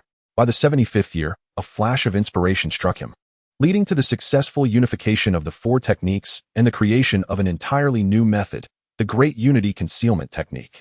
Although this new technique enhanced his concealment abilities to their utmost, it still fell short of transcending the realm of mundane martial arts, making it difficult to deceive cultivators. Unwilling to concede, he persisted in his exploration. In the 80th year, he expended another 20 years to merge all 10 martial arts techniques, ultimately succeeding and giving birth to the novel mystifying technique. This new technique subtly grazed the threshold of cultivator arts, yet he remained unsatisfied. In the 120th year, a sudden idea struck him to fuse the evergreen technique with the mystifying technique. However, in the 150th year, the fusion failed, resulting in the shattering of his meridians and his untimely demise. He began anew. In the 230th year, another fusion attempt failed. The 310th year saw yet another unsuccessful attempt. Yet, in the 330th year, he experienced an epiphany, overcoming the greatest challenge of technique fusion. He then devised the second-tier inferior technique, seed concealment technique. When cultivated to the pinnacle, no practitioner below the false Dan or golden Dan realm could discern his secrets. In the 350th year, he perfected the seed concealment technique and developed a unique understanding of it. By the 400th year, he mastered the technique to its utmost, formulating new ideas for its advancement. Chapter 7. The Function of Lifespan Exploration After 4 Centuries. The integration of the evergreen technique and 10 mundane methods for concealing one's aura culminated in the derivation of a low-grade second-tier technique, the seed concealment method. Achieving the pinnacle of mastery in this technique renders it undetectable to cultivators before the Dan or Golden Dan realms. However, without a system, the pursuit of such mastery is exceedingly arduous. The techniques in the Tianyao continent are categorized from 1st to 9th tier, with medicinal pills and magical artifacts following suit. The evergreen technique, a rudimentary cultivation method casually bestowed by the sect, is classified as a low-grade 1st-tier technique. Most inner disciples likely practice high-grade 3rd or low-grade 4th-tier methods. The sect leader and elders possibly cultivate even more advanced techniques, realms beyond Lin Feng's comprehension. Upon concluding his deductions, Lin Feng cast a glance at his system panel. Name: Lin Feng. Lifespan: 1870 years. Cultivation level: late stage of Qi refining 1st layer. Techniques: evergreen technique, mastered. Lifespan can be consumed for deduction and evolution. Seed concealment method, pinnacle. Lifespan can be consumed for deduction and evolution. Spiritual root. Low-grade would attribute mixed spiritual root. Lifespan can be consumed for deduction and evolution. Physique. Innate grass-cutting sacred body. Lifespan can be consumed for deduction and evolution. Lifespan. He yearned for more of it. Only with greater lifespan could his innate talents improve, his techniques ascend in rank, and his cultivation grow stronger. Time in the realm of cultivation is timeless. A fortnight swiftly passed. On the 3rd day of his arrival at the horse ranch, Lin Feng conferred with the short-haired youth Yang Linghu, requesting his assistance in tending to the horses while he cut the verdant grass. However, to Lin Feng's surprise, Yang Linghu declined his offer. This unexpected refusal piqued Lin Feng's curiosity, prompting him to observe Yang Linghu closely. Could it be that he too could harvest the green grass to enhance his lifespan? Although Yang Linghu did not acquiesce, Lin Feng embraced the spirit of honoring and caring for the elderly, taking on the daily task of cutting grass for Old Xiao. Old Xiao, though resigned, proposed to assist Lin Feng with the horses and to compensate him with 2 low-grade spiritual stones each month in return. Lin Feng, of course, accepted with enthusiasm. Thus, from the 3rd day onward, Lin Feng was tasked with harvesting 800 stalks of green grass daily, alongside Lu Xiao, Old Xiao, and the young girl who resided with Zhao Qiuyue. Observing Lin Feng's vibrant spirit daily, Old Xiao began to express his belief in the youth's potential. Over the span of 2 weeks, Lin Feng diligently accumulated lifespan, and upon completing his labor today, his lifespan had reached 12,070 years. Upon surpassing the milestone of 10,000 years, Lin Feng unlocked a new function. He could expend a portion of his lifespan to probe the realms and lifespan information of others. The higher the target's realm and the greater their talent, the more lifespan would be consumed during the inquiry. This function thrilled Lin Feng immensely. Tomorrow, he planned to utilize this probing ability to uncover the secrets of Lu Xiao and the others. Unable to contain his excitement upon witnessing his lifespan exceeding 10,000, Lin Feng returned to his humble abode after his day's work, implementing simple measures to prevent eavesdropping, and then began preparing for his deductions. This time, Lin Feng first planned to deduce the evergreen technique, aiming to advance it to the second or third tier of cultivation before evolving his spiritual root. At present, Lin Feng found himself in a position of considerable wealth. He intended to invest a full 2,000 years to first delve into the evergreen technique. You have devoted 2,000 years of lifespan to the deduction of the evergreen technique. In the first century of your deduction, you successfully cultivated it to its pinnacle, gaining unique insights. In the second century, seeking to evolve a more advanced technique, you found yourself at a loss, prompting visits to the outer sect of the evergreen sect to glean information from various outer disciples regarding superior techniques. In the 5th century, you acquired knowledge of the capabilities that higher-level techniques might encompass, forming a preliminary concept for the advanced version of the evergreen technique. In the 8th century, observing the ever-changing verdant grasslands and the cycle of new outer disciples, you experienced a profound epiphany regarding the essence of evergreen. Combining this newfound understanding with your prior concepts, you pioneered a new technique. However, upon practice, you discovered it was less efficient than the original evergreen technique, leading to another failure. In the 13th century, throughout these 500 years, you initiated multiple new techniques, yet none met the criteria for advancement. Eventually, in the 1280th year, you successfully deduced the advanced version of the evergreen technique, known as the 9 transformations of evergreen, classified as a low-grade second-tier technique. In the 14th century, you cultivated the newly deduced 9 transformations of evergreen to a minor completion. In the 16th century, you advanced it to a major completion. In the 2000th year, you perfected the 9 transformations of evergreen to its pinnacle. 2 millennia of lifespan were required to elevate the evergreen technique to the low-grade second-tier 9 transformations of evergreen, underscoring the arduous nature of technique deduction.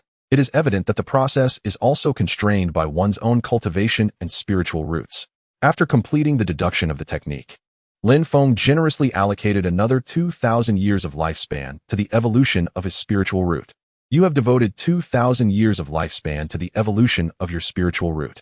In the 1st century of this evolution, by practicing the perfected 9 transformations of evergreen, you absorbed would attribute spiritual energy, nurturing your low-grade would attribute mixed spiritual root, which subsequently advanced to a medium-grade would attribute mixed spiritual root. In the 2nd century, you continued to absorb would attribute spiritual energy to nurture the medium-grade would attribute mixed spiritual root, leading to its elevation to a high-grade would attribute mixed spiritual root. In the 5th century, after nurturing the high-grade would attribute mixed spiritual root for 300 years, it seemed you were still lacking something for further advancement. In the 7th century, you inadvertently discovered a small would attribute spiritual vein beneath the verdant grasslands, with a trace of its spiritual resonance.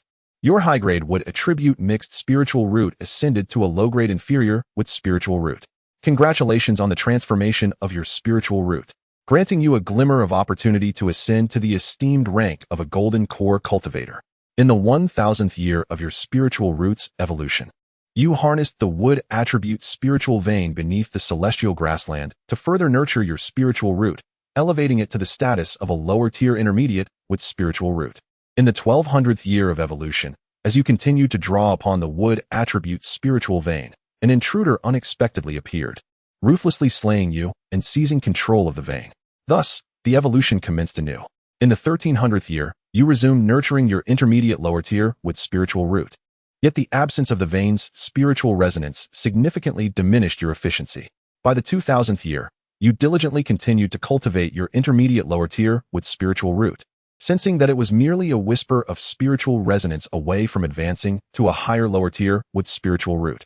With the conclusion of this evolution, congratulations are in order, for your spiritual root has successfully ascended to the rank of an intermediate lower tier with spiritual root.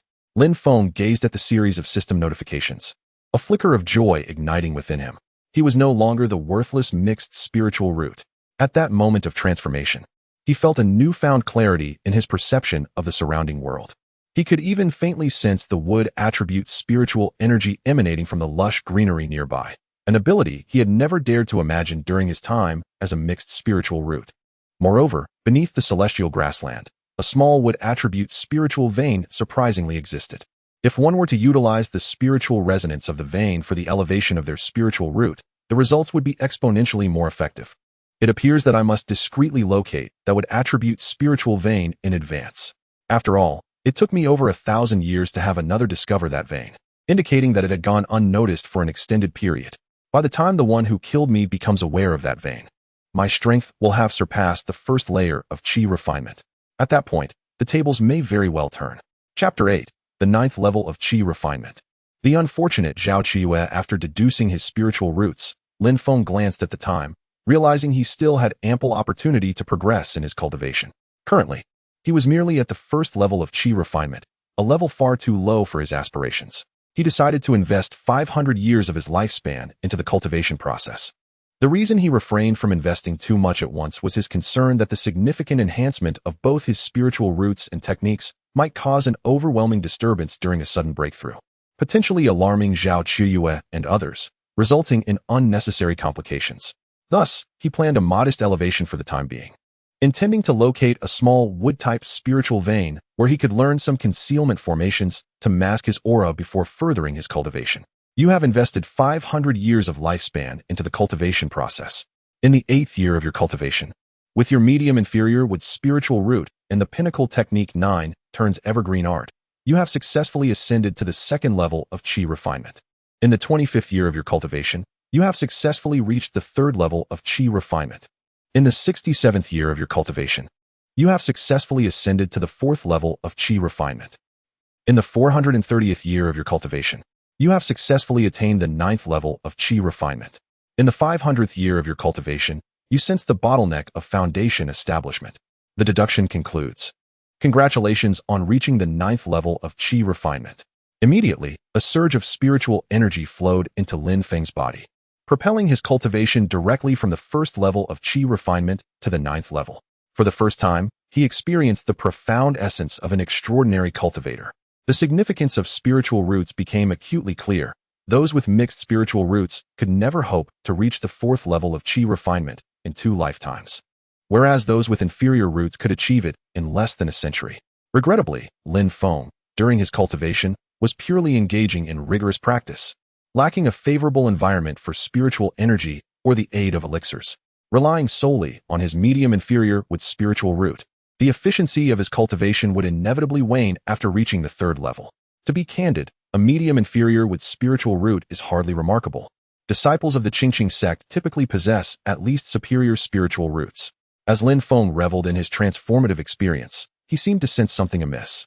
The pinnacle technique seed of breath concealment activated instinctively, allowing him to mask his presence at the 1st level of qi refinement, while his essence was disguised as a mixed spiritual root. Upon returning from his nocturnal training, Lu Xiu gazed curiously at the courtyard where Lin Feng resided. For 10 consecutive days, he had returned early, anticipating a commotion from Lin Feng's cultivation to ascertain his progression. Yet for 10 days, he had sensed no fluctuations of spiritual energy emanating from Lin Feng's quarters. Today, he relinquished his vigil and devoted extra time to his own training. Just a few seconds away, he had almost captured that spiritual energy fluctuation to deduce Lin Feng's precise level. Now that the energy had dissipated, he had missed yet another opportunity. He could only make rough estimations. This was assuredly not mere coincidence. It seemed Lin Feng had been deliberately guarding against him all along. Although Lu Xiu outwardly displayed the cultivation of the 1st level of qi refinement, he had actually broken through to the 2nd level during his nocturnal training a few days prior. He believed that even the enigmatic short-haired youth, Yang Linghu, could not compare to his prowess.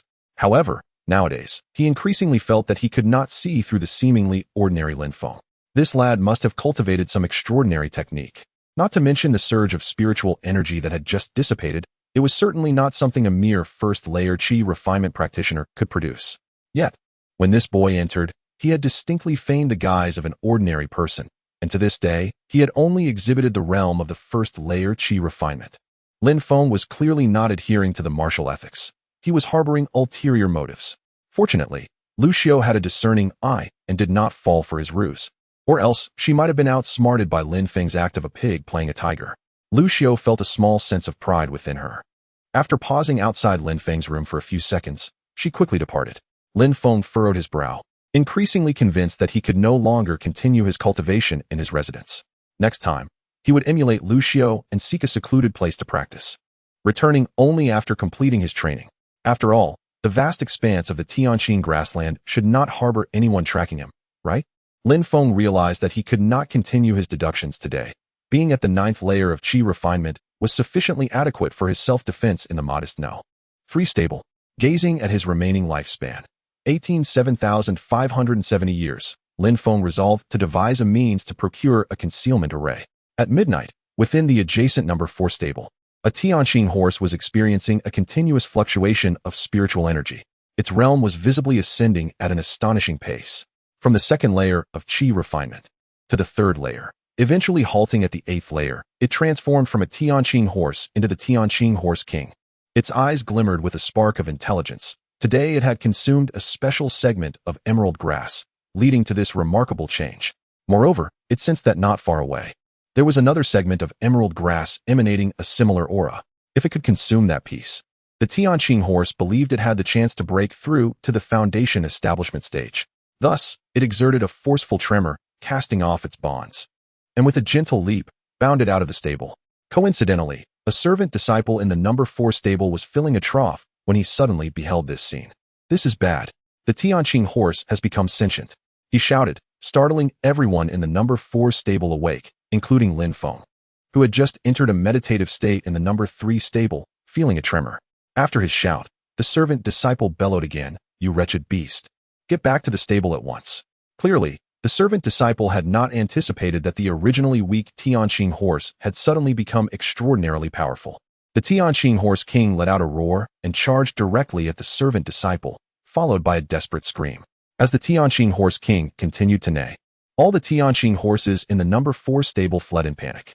The overseer of the number 4 stable watched this unfold, feeling a chill in his heart. He could hardly believe that after more than a decade, yet another Horse King had emerged, and this time, it had arisen within the stables under his charge. Yet, as the overseer, he could not neglect the Horse King.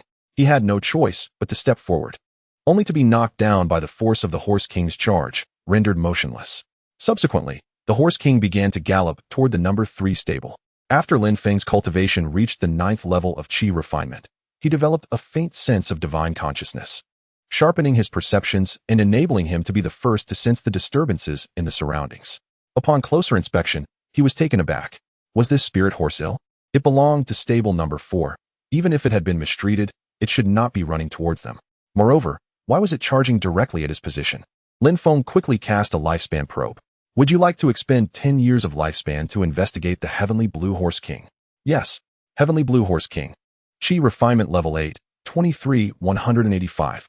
As he watched the Horse King approach, Lin Feng realized that if he did not intervene, it would likely demolish their residence. However, he was reluctant to reveal his own strength. He wondered why Zhao Qiuyue had not yet appeared. Seeing the Horse King drawing nearer, Lin Feng reluctantly allowed a faint aura to emanate towards it. Meanwhile, in the neighboring courtyard, Lu Xiu cautiously observed the Heavenly Blue Horse King, producing an object from his hand and releasing an aura directed at the Horse King. Yang Linghu also focused on the Heavenly Blue Horse King, gripping his sword tightly. If the Horse King truly charged at them, he could unleash a strike, perfectly testing the improvements to his swordsmanship over the past fortnight. A flicker of fear crossed the Horse King's large pupils as it neighed, suddenly pivoting to flee. It sensed 3 dangerous auras. Reluctantly, it abandoned the bundle of special green grass. Coincidentally, the direction in which the Horse King fled was towards Zhao Qiuyue's residence. This was no mere coincidence. Zhao Qiuyue's dwelling was situated in the area with the most abundant spiritual energy, naturally attracting spirit beasts. The Horse King had indeed detected Zhao Qiuyue's presence. But upon realizing that the opponent's strength was inferior to its own, it charged forward, wreaking havoc upon Zhao Qiuyue's residence. Inside, Xiao Qing was so frightened that her face turned pale. Zhao Qiuyue cursed his misfortune and promptly turned to flee. He had clearly witnessed the fate of the stable number 4 steward, who possessed the same cultivation level as he did, both at the 6th level of qi refinement. The sudden rampage of the spirit horse was not an isolated incident. His rise to the position of steward was due to the previous steward of stable number 3 meeting his demise beneath the hooves of a rampaging mutated spirit horse. As the Horse King saw Zhao Qiuyue fleeing in its direction, it became enraged, neighing fiercely and accelerating towards him. Chapter 9. The Steward of the Green Grassland, Zhao Qiuyue, seethed inwardly, cursing the wretched beast. He could not fathom why the Azure Horse King, which had seemed to charge toward the dwelling of Lu Xiu and his companions, suddenly veered back in his direction. He had done nothing to provoke this creature. What began as mere entertainment had turned into a desperate flight toward the steward's location. He was unwilling to suffer the same fate as the steward of the fourth stable. Being at the 6th level of chi refinement, he was well aware that he was no match for this beast. The Azure Horse King sensed something amiss. It noticed the human before it continuously twisting and turning to evade capture. Although filled with fury, a flicker of intelligence in its mind warned it to cease the pursuit. Thus, it changed direction and galloped away. The vast expanse of the green grassland was meant for a horse to roam freely, not to be confined in a stable. Seeing the creature attempt to flee, Zhao Qiuyue was not inclined to let it escape. He produced some sort of artifact and shouted, "Lord Lin, a horse king has emerged from stable 4 and is rampaging across the grassland. I beseech you to intervene." His voice boomed, echoing throughout all the stables. Even Lin Feng and the others emerged from their quarters, gazing into the distance. At the moment Zhao Qiuyue's voice rang out, a figure soared into the sky like a sword's edge, transforming into a streak of light as it sped toward the Azure Horse King. This individual was undoubtedly Lin Yu, the steward of the green grassland, as mentioned by Zhao Qiuyue. Observing the swift figure riding the sword, the other stable stewards and disciples below could not help but display expressions of envy. Lucio retracted his gaze and sighed. "I wonder when I will reach the level of Lord Lin." He then turned to Lin Feng, a hint of pride on his face, and asked, "Lin Feng, do you know why the Azure Horse King suddenly changed its course?" Feigning ignorance, Lin Feng replied, "What do you mean? The Azure Horse King was charging toward us at first?" Lucio regarded Lin Feng's seemingly innocent demeanor, internally scoffing. Just days prior, he had discerned a disturbance emanating from Lin Feng's quarters, a disturbance that clearly indicated a cultivation level beyond the first layer of chi refinement. Still playing the fool. "Lin Feng, you truly believed I was oblivious to the Horse King's approach? Fortunately, I saw through your guise long ago." In Lucio's estimation, Lin Feng was only slightly stronger than himself, unlikely to exceed the 3rd layer of chi refinement. With a slightly higher cultivation level at their age, one could easily join the outer sect, so why remain a lowly servant enduring hardships? Of course, even if Lin Feng were at the 3rd layer, he would still be inferior to Lucio, as the latter possessed family resources that could easily deter the Horse King. Feeling quite pleased with his insights, Lucio remarked playfully, "As the Buddha says, one must not speak of such matters." Meanwhile, Yang Linghu found the situation amusing. If the Horse King had not sensed his formidable sword aura, would it have changed its course? Although he appeared to be at the 1st layer of chi refinement, his true power was far greater. Moreover, as a swordsman, his striking ability was unparalleled among all cultivators. For the past fortnight, he has been meticulously regulating his swordsmanship to harvest the verdant grass, leading to a significant enhancement in his comprehension of the sword path and his control over sword energy.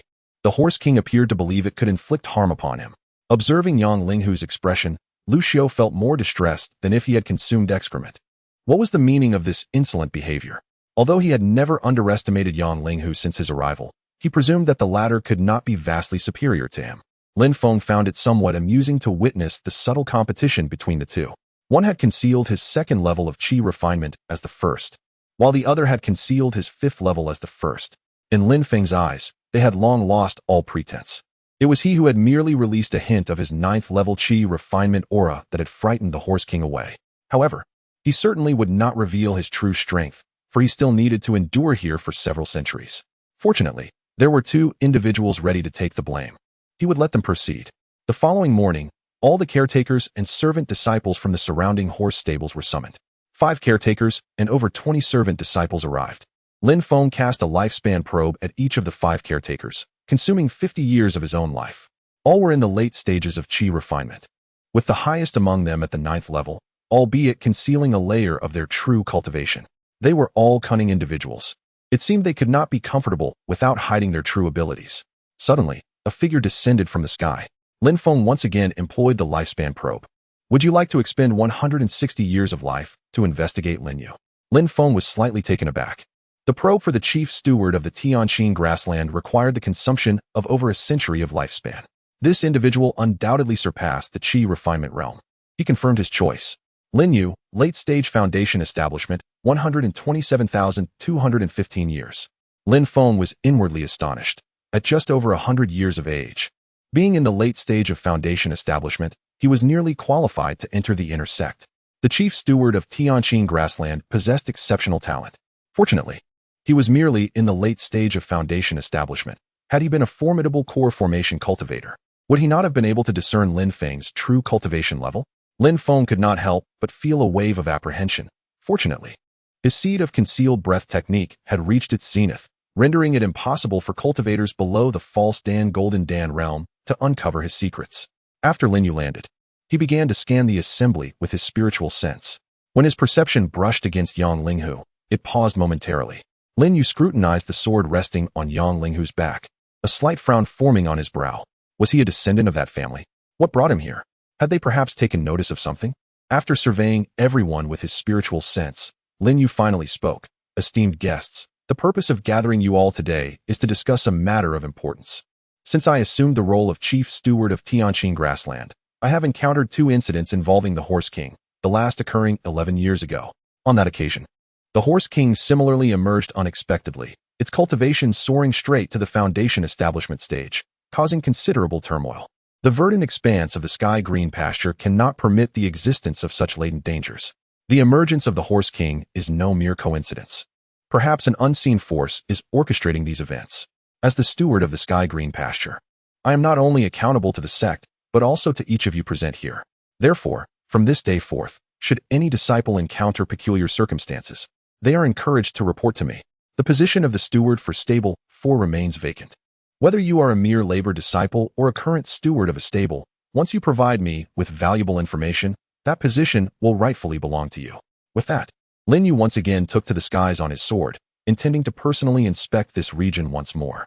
The stewards of the stables present were all stirred with anticipation. The role of a stable steward is indeed a lucrative one, yielding considerable benefits each month. Moreover, Lin Yu's words clearly insinuated that they could potentially oversee multiple stables. Zhao Qiyue's gaze flickered. He believed the secret behind the ascension of the sky blue horse must lie within stable 3 or 4.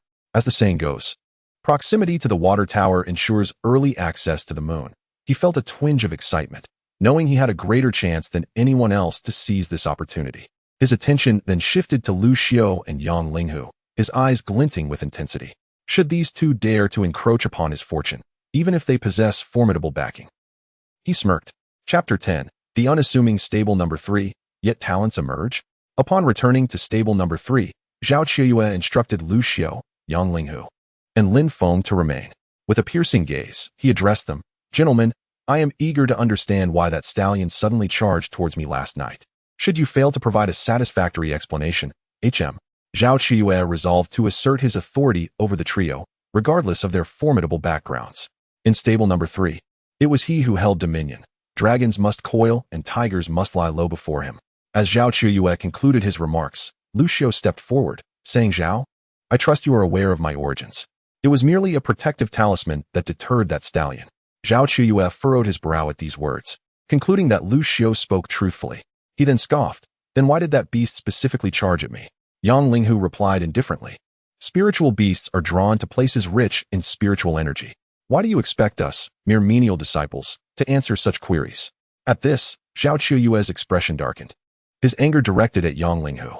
Yet, he hesitated, having sensed a trace of danger emanating from him, a feeling he had not experienced upon their first encounter. Cursing his misfortune inwardly, Zhao Qiyue lamented the presence of these scions of noble families, who forsook their family as cultivation to engage in menial labor. Were their minds addled by foolishness? He then turned his gaze to Lin Feng and barked, Lin Feng, what are you staring at? Go and tend to the grass. I shall personally oversee your work today. With a flourish of his sleeve, Zhao Qiyue strode towards the grassy area. He intended to inspect the region under his jurisdiction, searching for any peculiarities. Lin Feng, however, merely smiled faintly, unfazed by Zhao Qiyue's outburst. Meanwhile, Lu Xiao attempted to incite further discord. Lin Feng, how can you tolerate this? I certainly cannot. Lin Feng sighed. I am not like you. I lack any celestial backing. I am just an inconspicuous menial with a mixed spiritual root. With that, he grasped his sickle and proceeded towards the field to commence his labor. Lu Xiao scoffed, unwilling to accept Lin Feng's words as truth. Zhao Qiyue swiftly inspected the grassy fields within his domain and found no anomalies. There was undoubtedly something amiss. After surveying the grassland, he began supervising the trio's efforts. Upon witnessing the elderly Xiao and Lu Xiao idly chatting instead of working, his fury ignited. How dare they slack off in his presence? He bellowed. What are you 2 doing? Look at the others. His gaze fell upon Lin Feng and Yang Linghu, leaving him momentarily stunned. In that instant, a figure appeared beside Zhao Chuyue, signaling him to be silent while scrutinizing the two hard at work. The chief steward had arrived. Lin Yu was somewhat astonished as he observed two individuals mowing the grass, one wielding a sword. With each flicker of the sword's tip, a blade of vibrant green grass was severed. This was the second fastest grass cutter he had ever witnessed, capable of harvesting 2 to 3 blades of grass in under a minute. The fastest, however, was the other person currently at work, who managed to cut down at least 3 blades of grass per minute on average. Lin Yu turned to the side and inquired of Zhao Chuyue, "What is the name of the one wielding the sickle?" Zhao Chuyue glanced at Lin Feng and replied, "Reporting to you, my lord, that is Lin Feng, a new servant I recruited just half a month ago." Lin Yu nodded. "Lin Feng? Quite intriguing." As Zhao Chuyue noted the admiration in Lin Yu's eyes, he suddenly realized he had made a grave error. Their esteemed overseer of the Tianqing grassland shared the same surname, Lin. What a peculiar coincidence. Surely, Lin Derun must recognize Lin Feng, and now he had unwittingly offended him. Despite his inner turmoil, Zhao Chuyue cursed the privileged individuals under his breath, lamenting why they had to come to his modest third stable to torment him. Lin Yu gestured to Zhao Chuyue, saying, "Go summon the two of them. I have inquiries to make." Zhao Chuyue promptly nodded and hurried to bring Lin Feng and Yang Linghu over. During this time, his tone toward Lin Feng became noticeably gentler. Lin Yu first scrutinized Yang Linghu once more and said, "Though I am unsure why you are here, if you find this place tedious, you may leave at any time." Yang Linghu glanced at Lin Yu and replied, "Thank you for your kindness, my lord, but I do not wish to depart just yet. I find mowing grass quite agreeable." Observing the determination in Yang Linghu's gaze, Lin Yu refrained from comment. After exchanging a few more words with Yang Linghu, he turned his attention to Lin Feng. "You are called Lin Feng. Could you enlighten me as to why your grass cutting appears so effortless and instinctual?" Lin Feng remained composed. He had already prepared his explanation the moment he validated his innate grass-cutting ability. He responded, "Reporting to you, my lord, I believe I may have awakened a peculiar affinity for mowing grass, akin to how cattle and horses yearn for the grasslands. I am deeply drawn to the act of cutting grass. With each blade severed, I experience a surge of exhilaration. It feels as though I am destined to mow grass for a lifetime. A day without cutting grass leaves me feeling quite uneasy." Lin Yu could not help but chuckle. "Born to be cattle and horses, I see. Quite amusing indeed." Lin Feng spoke no falsehood. He genuinely relished mowing grass. The world is vast and full of wonders. And today Lin Yu had gained new insight. "Lin Feng," he said, "I entrust you with a task. From my observations, you seem to possess an inherent sensitivity to spiritual herbs. I noticed that when you cut the vibrant grass, you instinctively avoid those that are not yet mature. Should you encounter any special spiritual grass in the near future, please report it to me. In due time, the overseer of the fourth stable may very well be you." Lin Feng feigned excitement, yet inwardly he noted another key phrase, special spiritual grass? Could it be that the origins of the matter concerning the Horse King lie here? Amongst the seemingly ordinary verdant grass, are there indeed exceptional individuals? Beside him, Zhao Chuyue's expression shifted. It was evident that Lord Lin was extending a favor to his relatives. How unjust, utterly unfair. He had expended a considerable portion of his savings to secure the position of steward of this horse stable. After Lin Yu finished speaking, he prepared to depart. Lucio, unable to contain himself any longer, interjected, "Lord Lin, if you find merit in both of them, what do you think of me?" Lin Yu glanced at Lucio and chuckled softly. "You? What are you even worth?" Chapter 11. The extraordinary verdant grass. Lin Yu's words struck a severe blow to Lucio's already fragile spirit. As he gazed at Lin Yu's vanishing silhouette, a sense of bewilderment enveloped him. Was he truly the most inept among them? He then turned his attention to Yang Linghu and Lin Feng, silently resolving to no longer remain so lax. He must exert himself tenfold and awaken the bloodline of his family at the earliest opportunity. At that moment, he envisioned himself feigning weakness while outshining Lin Feng and Yang Linghu, biding his time until the day he would erupt with unforeseen vigor. The mere thought of Lin Feng and Yang Linghu's expressions during that time fueled Lucio's determination to strive harder. After Lin Yu departed, Zhao Chuyue approached Lin Feng with a beaming smile, handing him a pouch of spiritual stones while saying, "Young Lin, I apologize for my previous attitude. Please do not take it to heart. Furthermore, you need not worry about Shaoqing's 200 stalks of grass anymore. If anyone dares to bully you in the future, just let me know, and I shall take care of it." With that, Zhao Chuyue cast a pointed glance at Lucio. Having witnessed Lucio's idleness while Lin Feng toiled tirelessly in the fields, Lucio felt perplexed. It was Lin Feng who had insisted on harvesting the grass. How could he not see through Lin Feng's ruse? Did Zhao Qiuye dare to intimidate Lin Feng? Lin Feng accepted the pouch of spiritual stones, glancing inside to find perhaps a dozen or so stones. Zhao Qiuye certainly knew how to ingratiate himself. After putting away the pouch, Lin Feng replied, "No one has bullied me. I simply enjoy harvesting grass. I shall continue to tend to Shaoqing's grass as usual." Seeing that Lin Feng genuinely relished the task, Zhao Qiuye refrained from further comments and turned to toss a pouch of spiritual stones to Yang Linghu, stating, "From now on, both of you will receive your monthly allocation of spiritual stones as per the norm." Upon hearing this, Lu Xiu's mind was filled with questions. "Zhao, what about mine?" Although the monthly allocation was meager, even the smallest morsel counted. Moreover, with Lin Feng and Yang Linghu receiving their rightful share, it was utterly unreasonable for him to be shortchanged. Zhao Qiuye regarded Lu Xiu with indifference, since his superior, Lin Yu, had deemed Lu Xiu insignificant. There was no need for him to maintain a cordial demeanor. "And what of you? What of my withholding your spiritual stones?" With that, Zhao Qiuye strode away. He had ceased to harbor hopes for any fortuitous opportunities. Even if they existed, they were not meant for him. This was the lament of a small fry without backing. He resolved to expedite the departure of these three nuisances and recruit a new batch of menial disciples to exploit thoroughly, recouping all his losses. Lu Xiu's expression darkened, his heart ablaze with indignation, yet he had no outlet for his fury. Meanwhile, Lin Feng, mimicking Lu Xiu's earlier tone, remarked, "Lu, are you not going to confront him? How can you tolerate this?" Initially furious, Lu Xiu found his anger dissipating at Lin Feng's words. Recalling Lin Feng's expression when scolded by Zhao Qiuye earlier that morning, he took a deep breath and resolved to endure. Seeing Lu Xiu remain impassive, Lin Feng shook his head with a smile. Today had proven profitable, and he felt elated. It was time to harvest another 600 stalks of verdant grass to celebrate. Yang Linghu said little, turning once again to control the sword qi that sliced through the verdant grass. He could sense that as he matched Lin Feng's speed in wielding the sword qi to harvest the emerald grass, his own comprehension of the sword path would significantly enhance.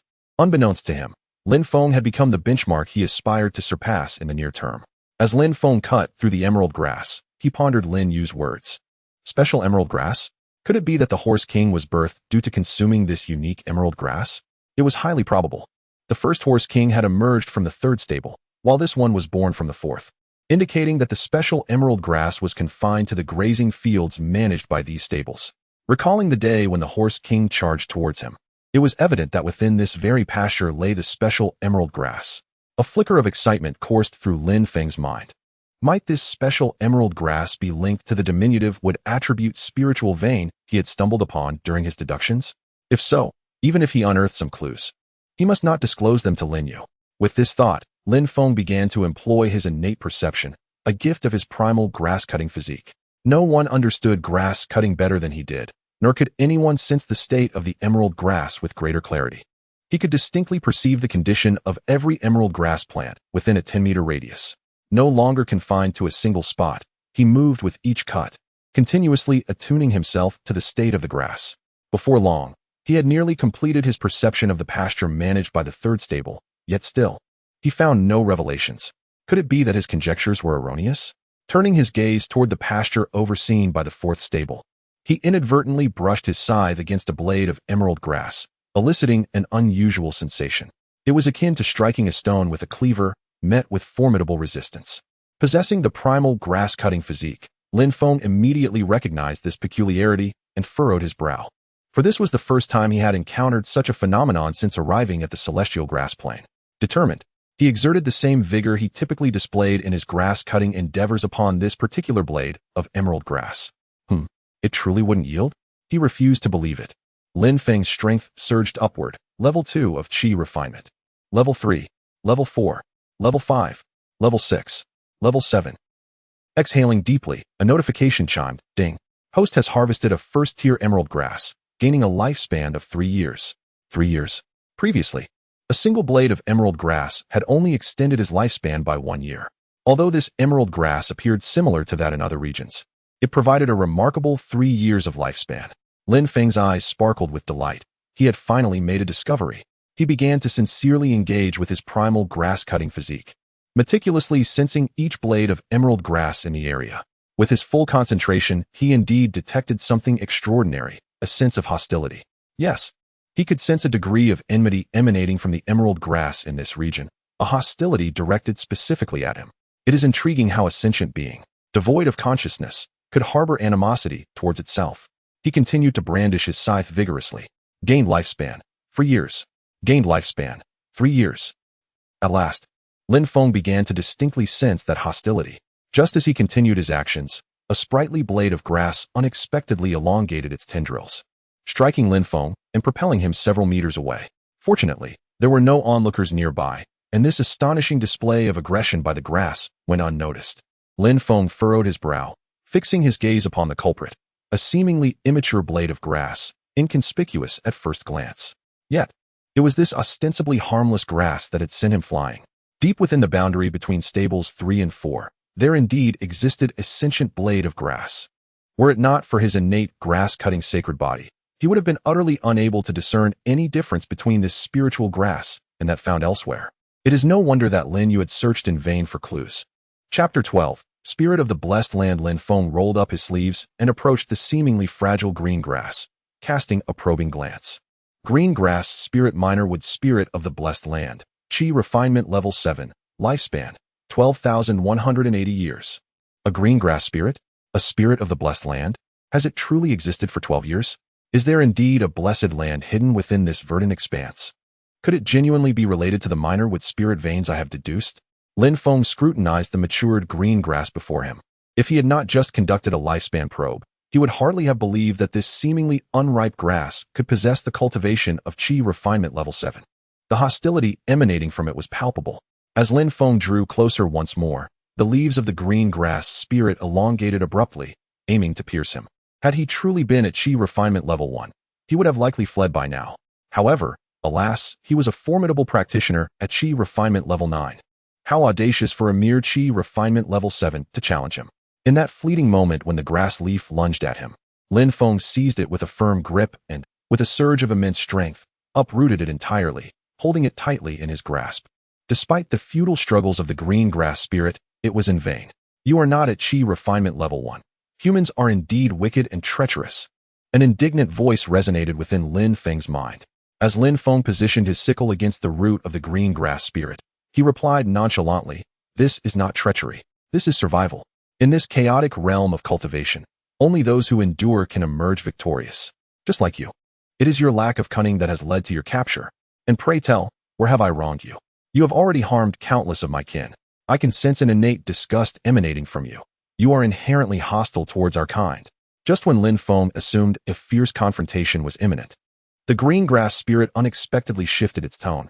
"Human, I can see that you are formidable. If you release me, I can offer you 1 or 2 special green grasses that can aid in ascension. What do you say?" So it has yielded? Is it truly so afraid of death?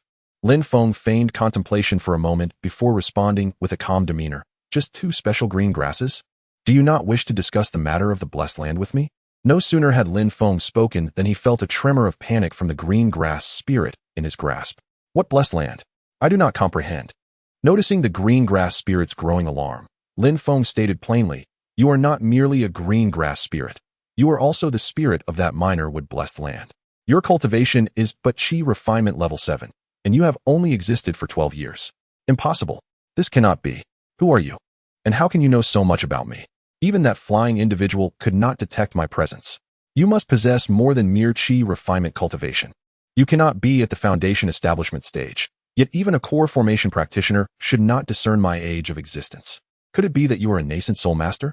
Hearing the green grass spirit's imaginative musings, Lin Feng chose not to interrupt, allowing it to indulge in its own conjectures. The more elaborate its imagination, the more inclined it would be to submit to him. The voice of the emerald grass spirit once again echoed in Lin Feng's mind. "Human, I concede your prowess. If you release me, I can offer you half of the resources within this blessed land. What say you?" Lin Feng scoffed coldly. "Have you not yet grasped your predicament? You are left with but 2 options, submit to me or meet your demise." The emerald grass spirit struggled fiercely, but once Lin Feng grasped it firmly, all its means of escape were rendered futile. Noting the spirit's continued resistance, Lin Feng's expression grew increasingly frigid. "I shall grant you 5 breaths to contemplate. 5, 4, 3, 2. As the scythe, tainted with the essence of countless kin, pressed against its root, despair enveloped the spirit. It regretted cultivating the two peculiar strains of emerald grass that had caused the horses to mutate and toy with humans. It never anticipated that someone could discover its existence and possess the means to subdue it. Though reluctant, the spirit yearned to survive and grow stronger. "Master, I am willing to submit to you." At the moment these words emerged, Lin Feng felt an immediate connection to a peculiar realm. Simultaneously, he sensed that he had become the sovereign of this blessed land, which acknowledged his dominion as well. Once assured that both the spirit and the land were under his control, Lin Feng released the emerald grass spirit, instructing, "Continue to conceal yourself here. Without my permission, do not dare to make any noise." The spirit nodded obediently. Lin Feng planned to return at night to explore the blessed land and verify whether the wood attribute spiritual vein he had deduced resided within it. After imparting a few more instructions to the spirit, he began to gather the emerald grass he had harvested along the way, returning to present the collection to Lu Xiu. To Lin Feng's surprise, Lu Xiu deviated from his usual behavior, opting not to utilize his storage pouch for the grass. Instead, he bound 800 segments of emerald grass and shouldered them, slowly making his way towards the stable while murmuring, "To grow stronger. It begins with carrying 800 segments of emerald grass each day." As night descended, Lin Feng cautiously departed from his courtyard and made his way to the grass field. With a slight release of his spiritual awareness, he swiftly detected a shadow trailing behind him after his departure. Was it Lu Xiu? This lad certainly possessed a measure of audacity. Lin Feng unleashed a breath of energy surpassing the third layer of qi refinement, aiming to impart a lesson to Lu Xiu. The overwhelming aura surged towards him, causing Lu Xiu to halt, as his mind trembled in shock. It took him a moment to regain his composure. He stood frozen, incredulously exclaiming, "Has he truly reached the fourth layer of qi refinement? This fellow is remarkably adept at concealment. While feigning weakness daily, he has already surpassed my cultivation level." Coughing, he added, "I didn't mean to follow you. I merely sought a place to cultivate at night, and happened to cross paths with Lin Feng. Yes, it was merely a coincidence." Lu Xiu then ceased his concealment, feigning nonchalance as he strode past. A quarter of an hour later, Lin Feng retracted a strand of divine consciousness that had been lingering in Lu Xiu. After leaving Lin Feng's line of sight, Lu Xiu fled with great haste, seemingly fearful of being pursued. Such a suspicious character. He follows me, yet fears that I might turn the tables and follow him in return. Unlike Yonglinghu, who simply rests with his sword at the appointed hour, Lin Feng dismissed thoughts of Lu Xiu and instead inquired of the spirit of the blessed land. "You must be able to perceive whether anyone is watching us, correct?" The spirit nodded in affirmation. "There should be no one paying us any heed." Having evaded the steward's scrutiny for many years, the spirit was undoubtedly adept at concealing its tracks and possessed keen awareness. In an instant, Lin Feng's form vanished from the spot. When he reappeared, he was greeted by a dense wave of spiritual energy. He marveled at the abundance of spiritual essence in this place, estimated to be hundreds of times that of the verdant grasslands, and it was the familiar wood attribute energy. Clearly, the wood attribute vein resided within this blessed land. It was as if this sanctuary had been meticulously crafted for his cultivation. As he gazed into the horizon, he found that even with his keen eyesight, he could not discern the boundaries of this space. He had initially thought the realm would not be vast, but he realized his perception had been limited. With a mere pulse of his senses, he estimated the area to be around 1,000 square meters. This was extraordinary. Now, he possessed exclusive access to this blessed domain, with all its resources at his disposal. However, to fully harness these resources, he would first need to attain a higher status. And the steward of the fourth stable presented itself as an excellent opportunity. Chapter 13. A subtle scheme. Time, akin to a shooting star racing across the moon, is fleeting. It has been half a month since Lin Feng discovered the spirit of the blessed land. Throughout this period, Lin Feng has entered the blessed land each night. Yet he has never touched a single flower or blade of grass within. He has encountered numerous treasures in the blessed land, such as a spirit tree laden with fiery red fruits, and a vein abundant with what attribute spirit stones. All of these are splendid finds. But apart from the knowledge of spirit stones, Lin Feng remains largely ignorant of their other uses. His understanding of cultivation is severely lacking. This situation has intensified Lin Feng's desire for the position of caretaker of stable number 4, promised by Lin Yu, as it would grant him access to greater knowledge and elevate his status. Lin Feng instructed the spirit of the blessed land to cultivate a special green grass capable of nurturing a horse king, with the intention of having Lin Yu personally take it away. The spirit of the blessed land agreed without hesitation, stating that it would be a simple task. The following morning, Lin Feng diligently harvested his daily quota of 800 stalks of green grass, this time in a completely new area. Just after cutting down fewer than 20 stalks, Lin Feng feigned a sudden exclamation, "I found it." He hurriedly dashed towards the residence of Steward Zhao. Lu Xiao and Yang Linghu exchanged puzzled glances, wondering if Lin Feng had truly discovered some special green grass. However, there was no trace of jealousy in Lu Xiao. After a month of camaraderie, their relationship had grown quite harmonious, particularly between Lu Xiao and Lin Feng. While Lu Xiao may have been unconvinced in other areas, he held deep admiration for Lin Feng's expertise in harvesting grass, wholeheartedly agreeing with his assertion that no one understood grass cutting better than he. Even Yang Linghu had no objections to this statement. "Steward Zhao, please inform Lord Lin that I have made a discovery." Steward Zhao opened the door and congratulated him. Young Lin, when you strike it rich, don't forget about your steward." With that, Zhao Qiyue retrieved a crystal ball from his storage pouch and transmitted the message within. Noticing the curiosity on Lin Feng's face as he observed the crystal ball, Zhao Qiyue elaborated, "This is a communication artifact commonly used by our evergreen sect. It is freely distributed to inner disciples, while outer disciples must purchase it with contribution points or 500 low-grade spirit stones. I wouldn't spend my resources on such a thing. It was entrusted to me by Lord Lin last time he left, instructing me to relay any information to him." Lin Feng pondered, a communication artifact indeed? After exchanging a few pleasantries with Zhao Qiyue, a figure appeared beside them. It was Lin Yu, the overseer of the celestial grass plains. Upon arrival, Lin Yu turned to Lin Feng. "Young Lin, have you made any discoveries?" Calmly, Lin Feng replied, "Lord Lin, while harvesting the green grass today, I sensed a peculiar, faint fluctuation nearby. However, my low cultivation prevents me from pinpointing its source, so I dared to invite you to take a look." Lin Yu nodded, initially harboring little hope, as he had previously conducted multiple investigations with no results. Yet, since Lin Feng had uncovered a potential lead today, he resolved to investigate further. With an urgent push from behind, explanations were necessary. After a mutual agreement, Lin Feng returned to the grassland to harvest the verdant grass, while Lin Yu utilized his spiritual awareness to monitor the area surrounding Lin Feng. The slightest movement would not escape his notice. Half an hour later, just when Lin Yu was on the verge of giving up, he detected a faint anomaly. Had it not been for his unwavering focus on Lin Feng's vicinity, he would have overlooked this subtle fluctuation. However, by the time he intended to take action, the disturbance had vanished. Lin Yu, acknowledging the caution exhibited, grew even more vigilant. Yet, throughout the completion of Lin Feng's task that day, the anomaly did not reappear, leaving Lin Yu puzzled. No wonder he had been oblivious until now, as this entity was exceedingly cautious, likely capable of sensing his spiritual awareness. For 5 consecutive days, Lin Yu, the overseer of the heavenly green grassland, personally accompanied Lin Feng to harvest the verdant grass, eliciting envy from Zhao Qiyue. He sensed that Lin Feng was on the brink of becoming the overseer of the 4th stable, supported by the formidable Lin Yu. On the 5th day, the moment Lin Feng unsheathed his sickle, Lin Yu's figure abruptly vanished, only to reappear moments later with a chilling smirk. "Run? Keep running. You have toyed with me for 5 days. Do you believe you can escape my grasp?" With remarkable swiftness, Lin Yu deposited the uprooted verdant grass into a transparent jade box, simultaneously tossing Lin Feng a token along with the crystal ball that had previously belonged to Zhao Qiyue. "From this day forth, you shall be the overseer of the 4th stable, Lin Feng. You may arrange your personnel as you see fit. Should any issues arise, you can reach out to me through the crystal ball." With that, Lin Yu's figure vanished once more. Lin Feng picked up the token, one side inscribed with the title Overseer and the other with the number 4, signifying the overseer of the 4th stable.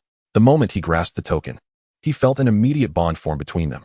This token possessed the unique traits of the sect, enabling him to view his contribution points and exchange them for items.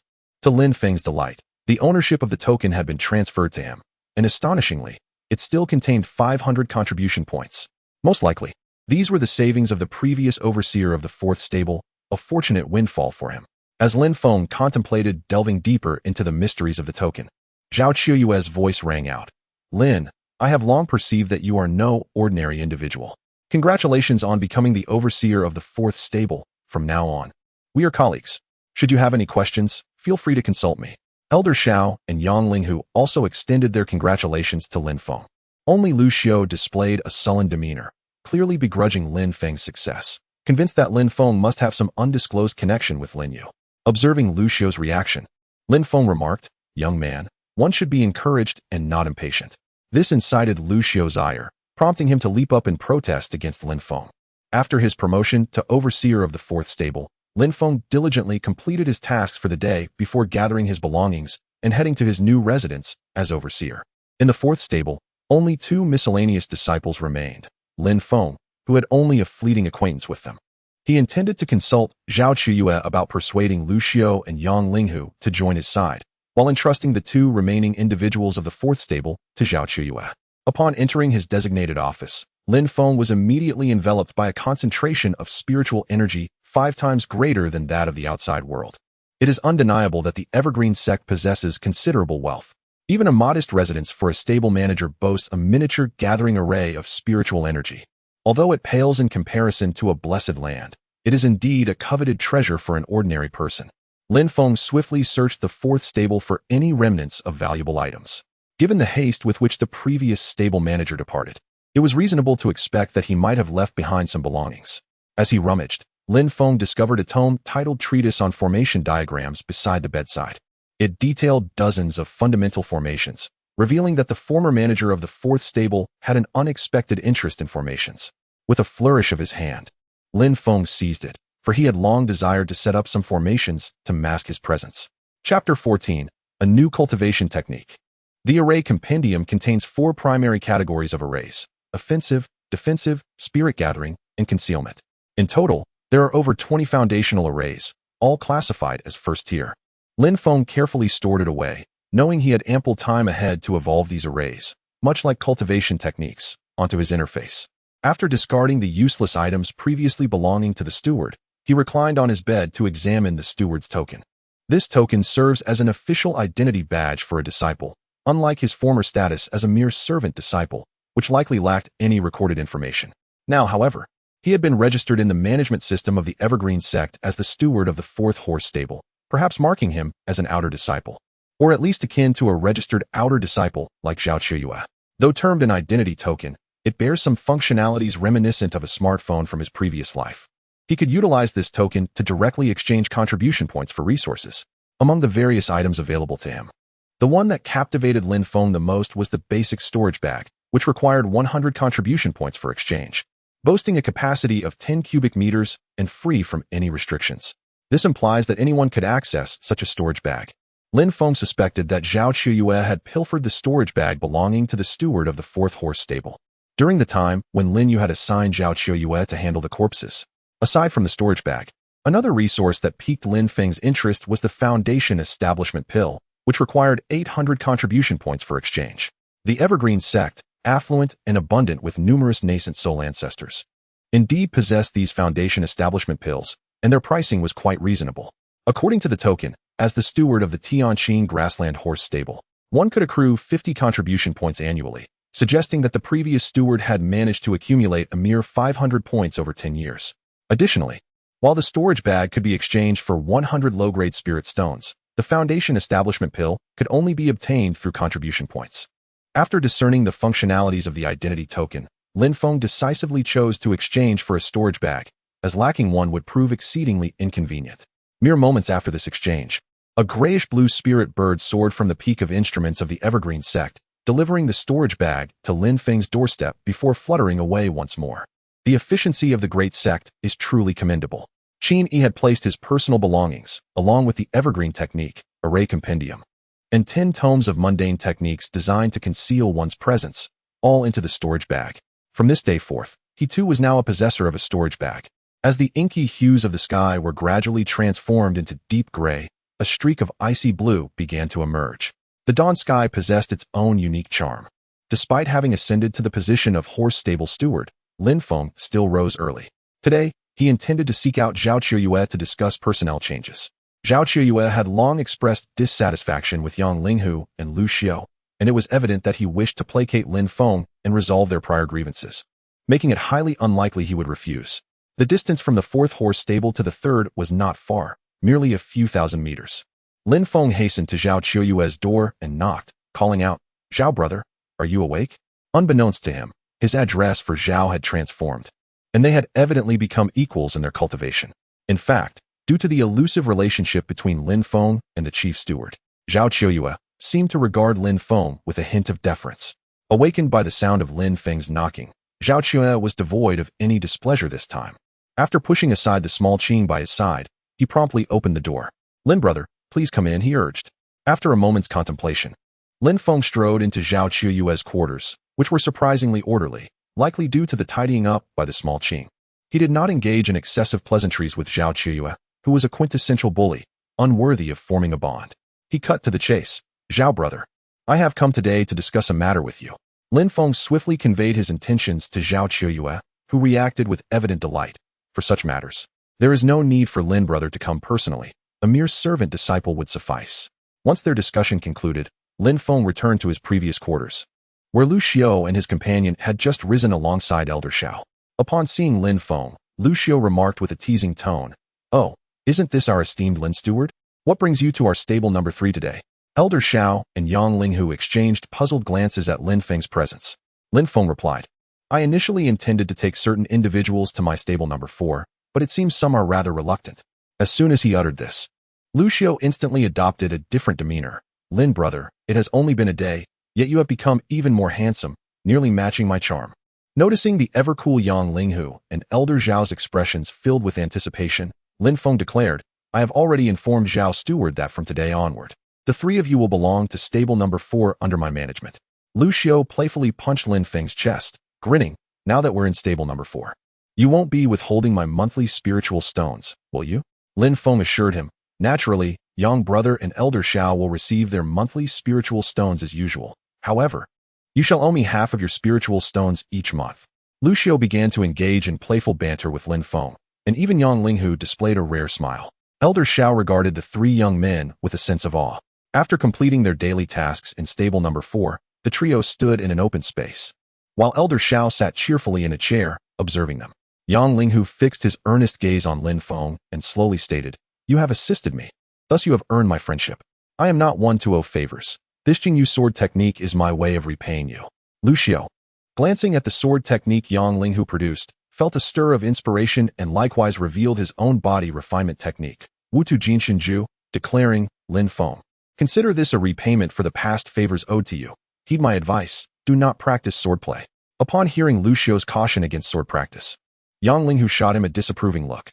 Lu Xiao continued, "Yang brother, this is not mere rambling. Those who practice swordplay often possess a competitive nature, failing to understand that the path of survival is the true path to invincibility. They will inevitably attract attention." Yang Linghu furrowed his brow slightly. Being targeted signifies that one is not yet strong enough. When I attain sufficient strength, I shall vanquish those who have set their sights upon me. Lu Xiao remained noncommittal, as reason dictated that one should not argue with a sword cultivator about the necessity of sword training. Thus, he turned his gaze longingly towards Lin Feng. A twitch at the corner of Lin Feng's mouth revealed that Lu Xiao was indeed unwilling to suffer losses. It must be said that both swordsmanship and body tempering techniques were essential to him. Lu Xiao and Yang Linghu evidently regarded him as a friend. Merely relocating these 2 to his horse stable hardly warranted such grand gestures. The principle of reciprocity was at play. He now found himself hesitating, as it seemed the only thing he could impart to the 2 was the mustard seed concealment technique.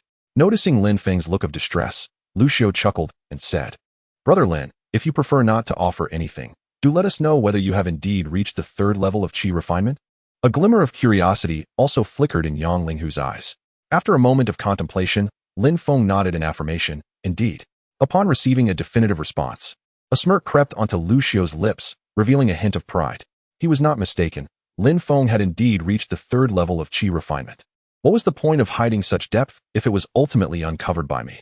The 3rd level, a slight elevation above his own, and once his bloodline awakened, he would effortlessly surpass Qin Yi. The atmosphere in the 4th horse stable was filled with joy, largely owing to Lu Xiao's influence. Lin Feng found this ambience quite delightful, for he too cherished such a setting, though he wondered how long Lu Xiao and Yang Linghu could accompany him. Today, Lin Feng's greatest gain stemmed from Yang Linghu's Azure Feather Sword technique and Lu Xiao's Wutu Golden Body technique. He had effectively acquired an additional means of offense and a method for body tempering. Chapter 15. Ascending to Superior with Spiritual Root. On this night, Lu Xiao, after establishing a concealed formation in his residence, ceased his outdoor cultivation. He had come to regard Yang Linghu and Lin Feng as trustworthy companions. As the steward of the 4th horse stable, Lin Feng adjusted the time for harvesting the verdant grass to commence at 8 o'clock. He was the primary contributor to the grass-cutting efforts, which did not require much time. The other chores, such as feeding and tending to the horses, were arranged normally, thereby allowing Lu Xiao and the others to rest better and devote more time to their cultivation. Gazing up at the inky night sky, Lin Feng quietly approached the area adjacent to the third and fourth horse stables. In an instant, he vanished from sight. This night marked Lin Feng's first major breakthrough. His lifespan had accumulated to a total of 18 years out of 24,000 years, composed of the remaining years plus 21 days of accumulation. Upon arriving at this blessed land, Lin Feng materialized in the location where the spiritual energy was most concentrated. Even in the absence of a spirit-gathering array, a spirit pool approximately 10 meters in diameter had naturally formed here. Today, he intended to undergo a comprehensive enhancement. In his previous attempts, he had expended 2,000 years of lifespan to elevate the first-tier inferior evergreen technique to the second-tier inferior 9-turn evergreen technique. The consumption of 2,000 years of lifespan to promote his low-grade wood attribute mixed spiritual root to a middle-tier inferior wood spiritual root illustrated that the investment in both the techniques and the spiritual roots did not seem to correlate with the outcomes achieved. Yet, he had only invested 500 years of lifespan and successfully broken through to the 9th layer of qi refinement. At present, it appeared that enhancing one's cultivation was more cost-effective. After elevating his cultivation level, his comprehension of the techniques deepened, and the process of deducing techniques became considerably smoother. Consequently, Lin Feng initially invested 1,000 years of lifespan to ascertain whether his current aptitude could facilitate a breakthrough to the foundation establishment stage. You have invested 1,000 years of lifespan for cultivation deduction. After 20 years of cultivation deduction, with a middle-tier inferior with spiritual root and the peak level 9-turn evergreen technique, you have attained the consummate 9th layer of qi refinement and are now able to attempt foundation establishment. After 30 years of cultivation deduction, you attempted foundation establishment for the first time, and without a doubt, it resulted in failure. After 50 years of cultivation deduction, you stabilized your realm for 20 years and attempted to break through foundation establishment again, yet it ended in failure once more. After 1,000 years of cultivation deduction, you have forgotten how many times you have attempted foundation establishment, losing count of how many times you have restarted. This time, you failed again, and the endless failures have left you feeling that the path to foundation establishment is fraught with uncertainty. The deduction concluded, and the passage of 1,000 years yielded no breakthrough to foundation establishment. Was it truly necessary to consume a foundation establishment pill? Yet, the only means to acquire such a pill currently was through contribution points, necessitating the accumulation of 800 points, which would take 8 years. Lin Feng momentarily succumbed to frustration. However, he soon experienced a flicker of enlightenment. I am not a character from those mundane immortal cultivation tales, who decrees that a foundation establishment pill is essential. As I elevate my spiritual roots or physique to a significant degree and make several attempts, I can successfully solidify my foundation without the aid of foundation-building elixirs. Surely, those exceptionally gifted inner disciples do not rely solely on such potions, do they? With this thought in mind, Lin Feng resolved to enhance his own qualifications, specifically his spiritual roots. Although during the last attempt at spiritual root divination, he was casually extinguished by another, he now felt as though he had discovered this place several centuries ahead of time, making the divination likely to proceed more smoothly. You have invested 1,000 years of lifespan into the divination of your spiritual roots.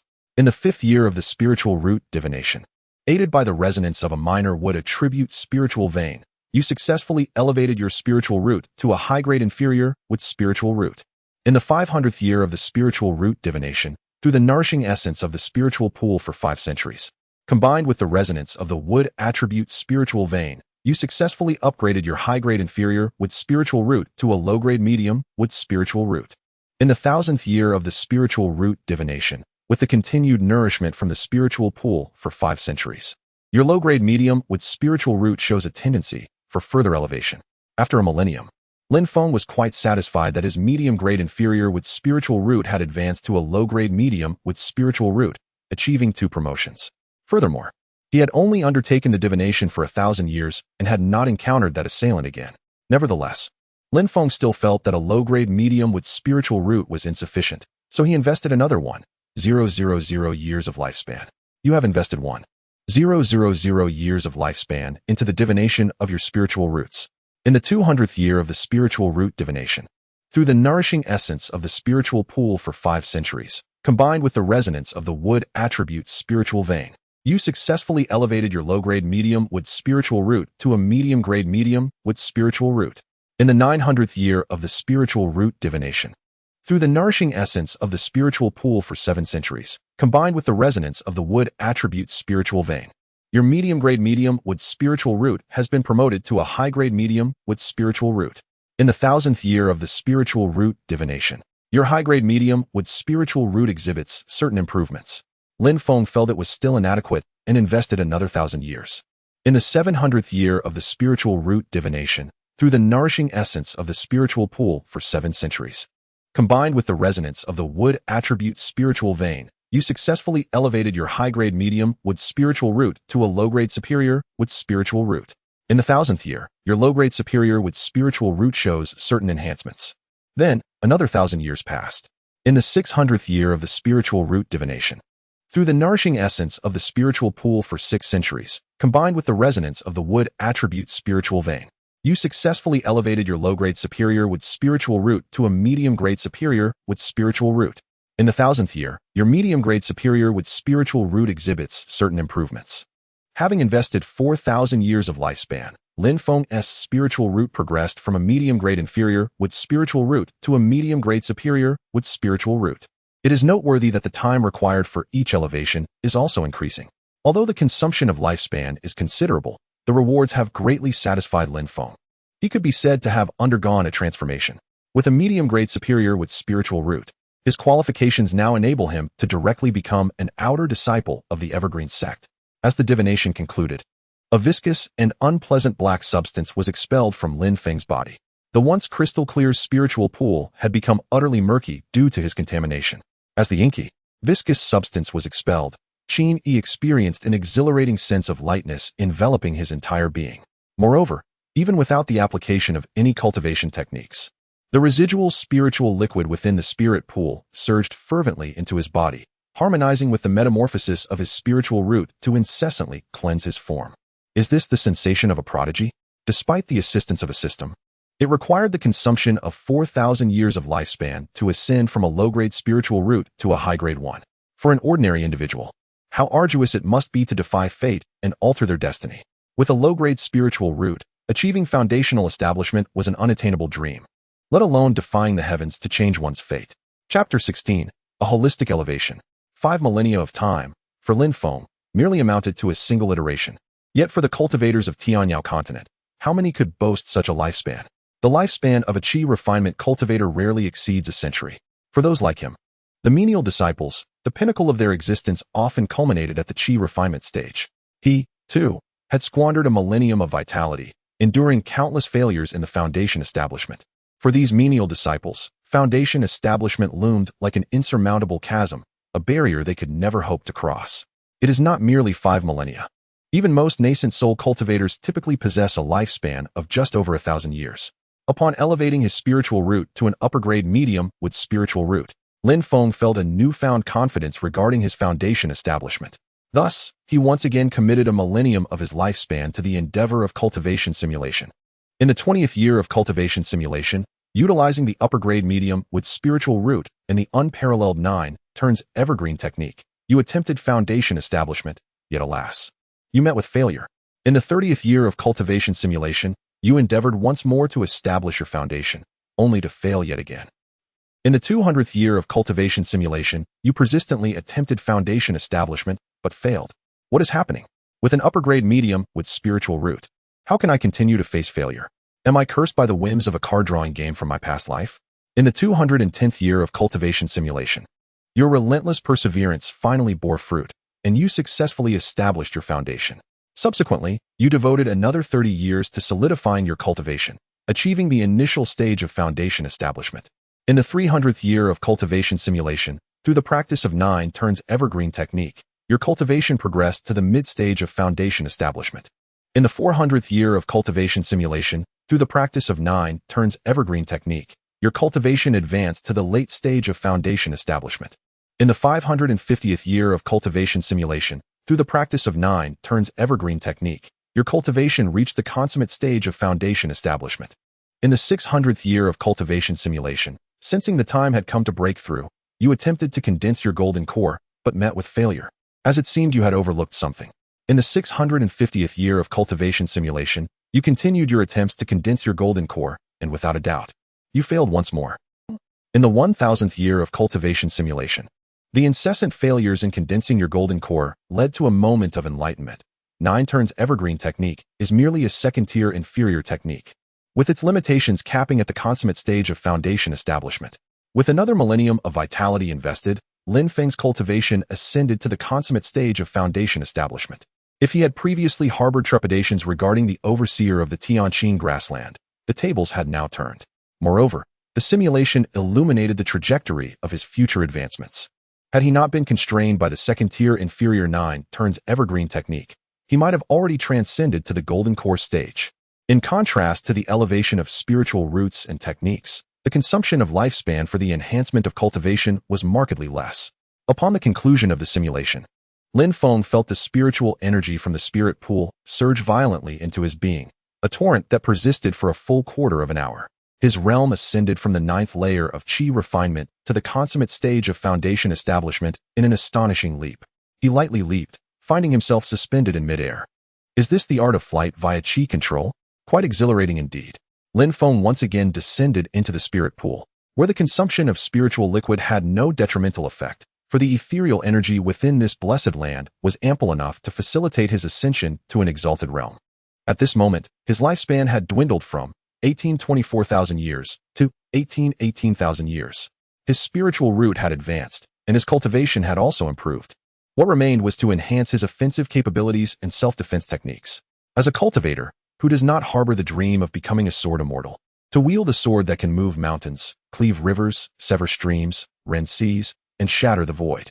Lin Feng retrieved the Qing Yu sword technique and spent 2 hours studying it, managing to reach the system panel, yet he had not grasped the fundamentals. He was acutely aware of his own talent for swordsmanship, but fortunately, he had the system to assist him, with his lifespan still plentiful. Lin Feng generously invested another 1,000 years of his lifespan. You have invested 1,000 years of lifespan to deduce the first-tier superior Qing Yu sword technique. After 10 years of deducing Qing Yu sword technique, you have finally grasped its basics. After 50 years of deducing Qing Yu sword technique, you have cultivated it to minor completion, revealing that your swordsmanship talent is indeed rather mediocre. After 150 years of deducing Qing Yu sword technique, you have cultivated it to major completion, firmly believing that diligence can compensate for inadequacy, and one day you shall master it to perfection. After 300 years of deducing Qing Yu sword technique, you have cultivated it to consummate mastery. After 600 years of deducing Qing Yu sword technique, you still have not achieved the pinnacle of perfection, and doubts about your abilities begin to surface. After 700 years of deducing Qing Yu sword technique, a sudden epiphany strikes you. The Qing Yu sword technique is a wind-based sword technique, while you possess a wood spiritual root, which elucidates the reason for your inability to achieve the utmost mastery. You conceive the idea of deducing a new sword technique. After 900 years of deducing Qing Yu sword technique, drawing from your profound understanding of the technique and 900 years of sword training, you successfully deduce a sword technique suited to yourself, Qing Mu sword technique, at the first-tier medium grade. After 1,000 years of deducing Qing Yu sword technique, a millennium of insights into swordsmanship enables you to swiftly cultivate Qing Mu sword technique to consummate mastery. A millennium spent merely achieving consummate mastery of Qing Yu sword technique was not in vain, as you had also deduced Qing Mu sword technique and brought it to perfection.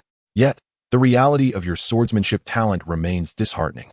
The originally superior first-tier Qing Yu sword technique had, through your deductions, been downgraded to a medium-tier first-tier technique.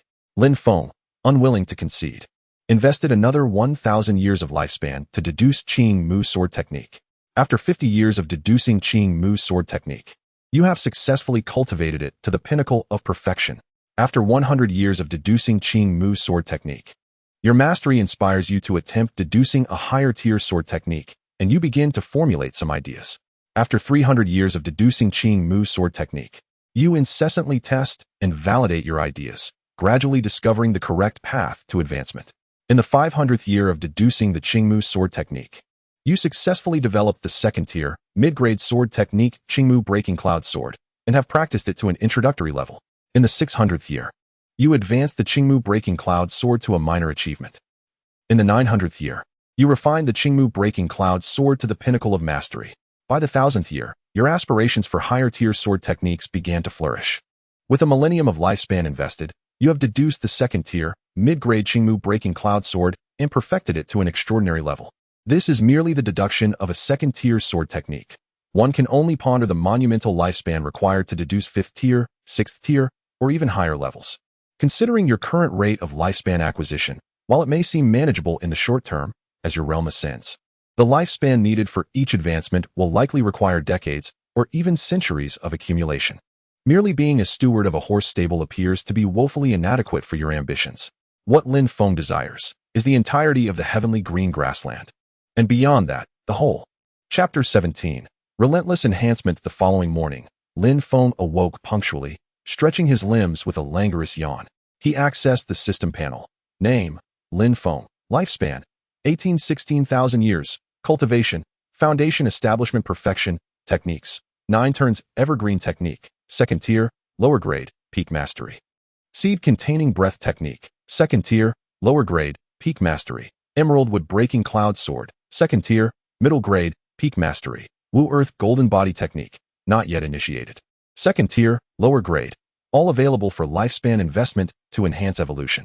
Spiritual root, upper middle grade with spiritual root, eligible for lifespan investment to enhance evolution. Physique, innate grass-cutting holy body, eligible for lifespan investment to enhance evolution. With a remaining lifespan of 16,000 years, he had insufficient time the previous day to continue his evolution.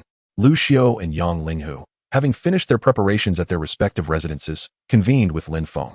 However, the moment they laid eyes on him, an unsettling realization struck them. Lin Feng had undergone a transformation, though they could not articulate the specifics. He appeared more ethereal and striking than the day before. Lu Xiao was reluctant to accept this revelation, preferring to believe his vision was flawed. Conversely, Yang Linghu scrutinized Lin Feng with suspicion, sensing a faint yet palpable sword intent emanating from him. He had only imparted the emerald feather sword technique to Lin Feng the previous day. Could it be that Lin Feng had mastered it to peak mastery in a mere day? Attaining such mastery was essential to grasp even a sliver of sword intent. Yet after much time, he himself had only achieved a significant level of proficiency. How could this be possible? The enigma of Lin Feng deepened. Initially, Yang Linghu felt a slight pressure from Lu Xiao, but now he found himself overshadowed by Lin Feng's seemingly boundless intensity. Yet, every individual harbors their own secrets, and he could not simply inquire about Lin Feng's transformation. At that moment, Yang Linghu began to question his own judgments, realizing that even the most humble of disciples within the Evergreen sect should not be underestimated. That night, Lin Feng stealthily returned to the blessed ground. The incarnation of the spirit of the blessed land mirrored Lin Feng's actions, soaking in the spiritual pool. Having witnessed Lin Feng's overnight immersion, it had hoped to experience a similar transformation. However, after a full day of soaking, it felt no change, which left it perplexed. Upon Lin Feng's arrival, the spirit discreetly vacated the space. Lin Feng once again floated in the spiritual liquid pool, continuing to expend his lifespan for comprehensive enhancement. He first invested 3,000 years of lifespan, elevating the second tier, lower grade 9, turns evergreen technique to the third tier, middle grade returning to 1 evergreen technique, and cultivating it to peak mastery. Lin Feng believed that with the enhancement of his spiritual root and cultivation, he would only require 2,000 years to successfully advance. However, he had initially allocated 2,000 years of lifespan to test whether he could confront the stranger who had intruded upon the blessed ground. During the previous attempt at cultivating his techniques, Lin Feng was unable to enter the fateful ground, resulting in a successful simulation. However, during the process of refining his spiritual roots, he inadvertently encountered a formidable opponent and was swiftly defeated. Now, seated within the fateful ground, Lin Feng once again faced this individual, enduring 10 exchanges before being vanquished. Lin Feng surmised that the adversary's strength was merely at the golden core stage. Consequently, he resolved to elevate his own cultivation to the pinnacle of the golden core stage. With his techniques having ascended in rank, he was no longer at risk of failure due to the advancement of his methodologies. You have invested 1,000 years of lifespan into your cultivation simulation. In the 50th year of the simulation, utilizing the exceptional third-tier technique Return to 1 Evergreen Art, you attempted to form your core once more, but unfortunately, you met with failure. In the 500th year of the simulation, A moment of enlightenment struck as you gazed upon the spirit tree within the fateful ground, laden with vibrant red fruits. You plucked one and consumed it. A surge of potent fire spiritual energy coursed through your body, causing immense discomfort that nearly shattered your meridians. However, after recuperating, when you attempted to form your core again, you discovered that success was tantalizingly close. In the 600th year of the simulation, you made 2 additional attempts to form your core, each time consuming a red fruit. Yet each time you fell just short of success. In the 650th year, rather than consuming the red fruit whole, you divided it into 20 portions, consuming them gradually. After several surges of energy, the small doses did not harm you, and you sensed the moment of opportunity had arrived. Attempting to form your core once more, you finally succeeded, albeit your green core was now entwined with a wisp of red. Your cultivation had ascended to the early stage of the golden core. In the 750th year of the simulation, leveraging your superior with spiritual root and the exceptional third-tier technique returned to one evergreen art. You advanced to the mid-golden core stage. In the 900th year of the simulation, you progressed to the late golden core stage. In the 1000th year, your cultivation experienced further enhancement. Upon reflection, Lin Feng decided to invest an additional 200 years of lifespan, propelling his cultivation to the pinnacle of the golden core stage. He felt that his prowess had surpassed that of the intruder within the fateful ground. Nevertheless, he recognized that this was still insufficient. He needed to ensure he was fully prepared. Lin Feng first invested another 1,000 years of lifespan, elevating the second-tier low-grade concealment technique grain of mustard seed breathing technique to the third-tier mid-grade technique void breathing technique, perfecting it to the pinnacle. Mastery of the third-tier mid-grade void breathing technique would allow him to shield himself from detection by those at the late nascent soul stage and below. Considering his offensive capabilities were still lacking, Lin Feng invested another 1,000 years of lifespan, spending the first 700 years successfully upgrading the second-tier mid-grade sword technique green wood breaking cloud sword to the third-tier superior green wood spiritual void sword, and the remaining 300 years refining it to mastery. Yet, feeling it was still inadequate, he devoted an additional 300 years of lifespan to perfect the green wood spiritual void sword. Subsequently, Lin Feng directly invested 2,000 years of lifespan into the second-tier low-grade technique 5 earth golden body technique for further refinement. In the 10th year of your exploration of the Wutu Jingshinju, you have successfully cultivated it to the threshold of mastery. In the 200th year, you achieved an exquisite level of skill, yet found yourself unable to advance further. Discovering a similar issue as with the Qingyu Jinjua, this body refinement technique is more suited for earth attribute cultivators. By the 400th year, drawing upon your profound understanding of Wutu Jingshinju, you successfully deduced a mid-grade first-tier technique, Imu Duanshinju, and cultivated it to perfection. In the 500th year, you elevated Imu Duanshinju to an unparalleled pinnacle and began to conceive ideas for further advancements in your techniques. By the 700th year, inspired by the insights gained from the lower-tier second-grade Wutu Jingshinju, you successfully derived a superior second-tier technique, Qingmu Lingxiuju, based on Imu Duanshinju.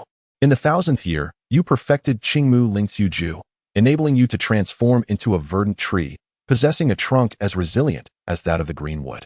By the 1200th year, while striving to deduce even higher-tier techniques, an intruder unexpectedly breached your sanctuary. You transformed into a green tree and, utilizing the mid-grade third-tier concealment technique Shuhua Bishiju, evaded their scrutiny.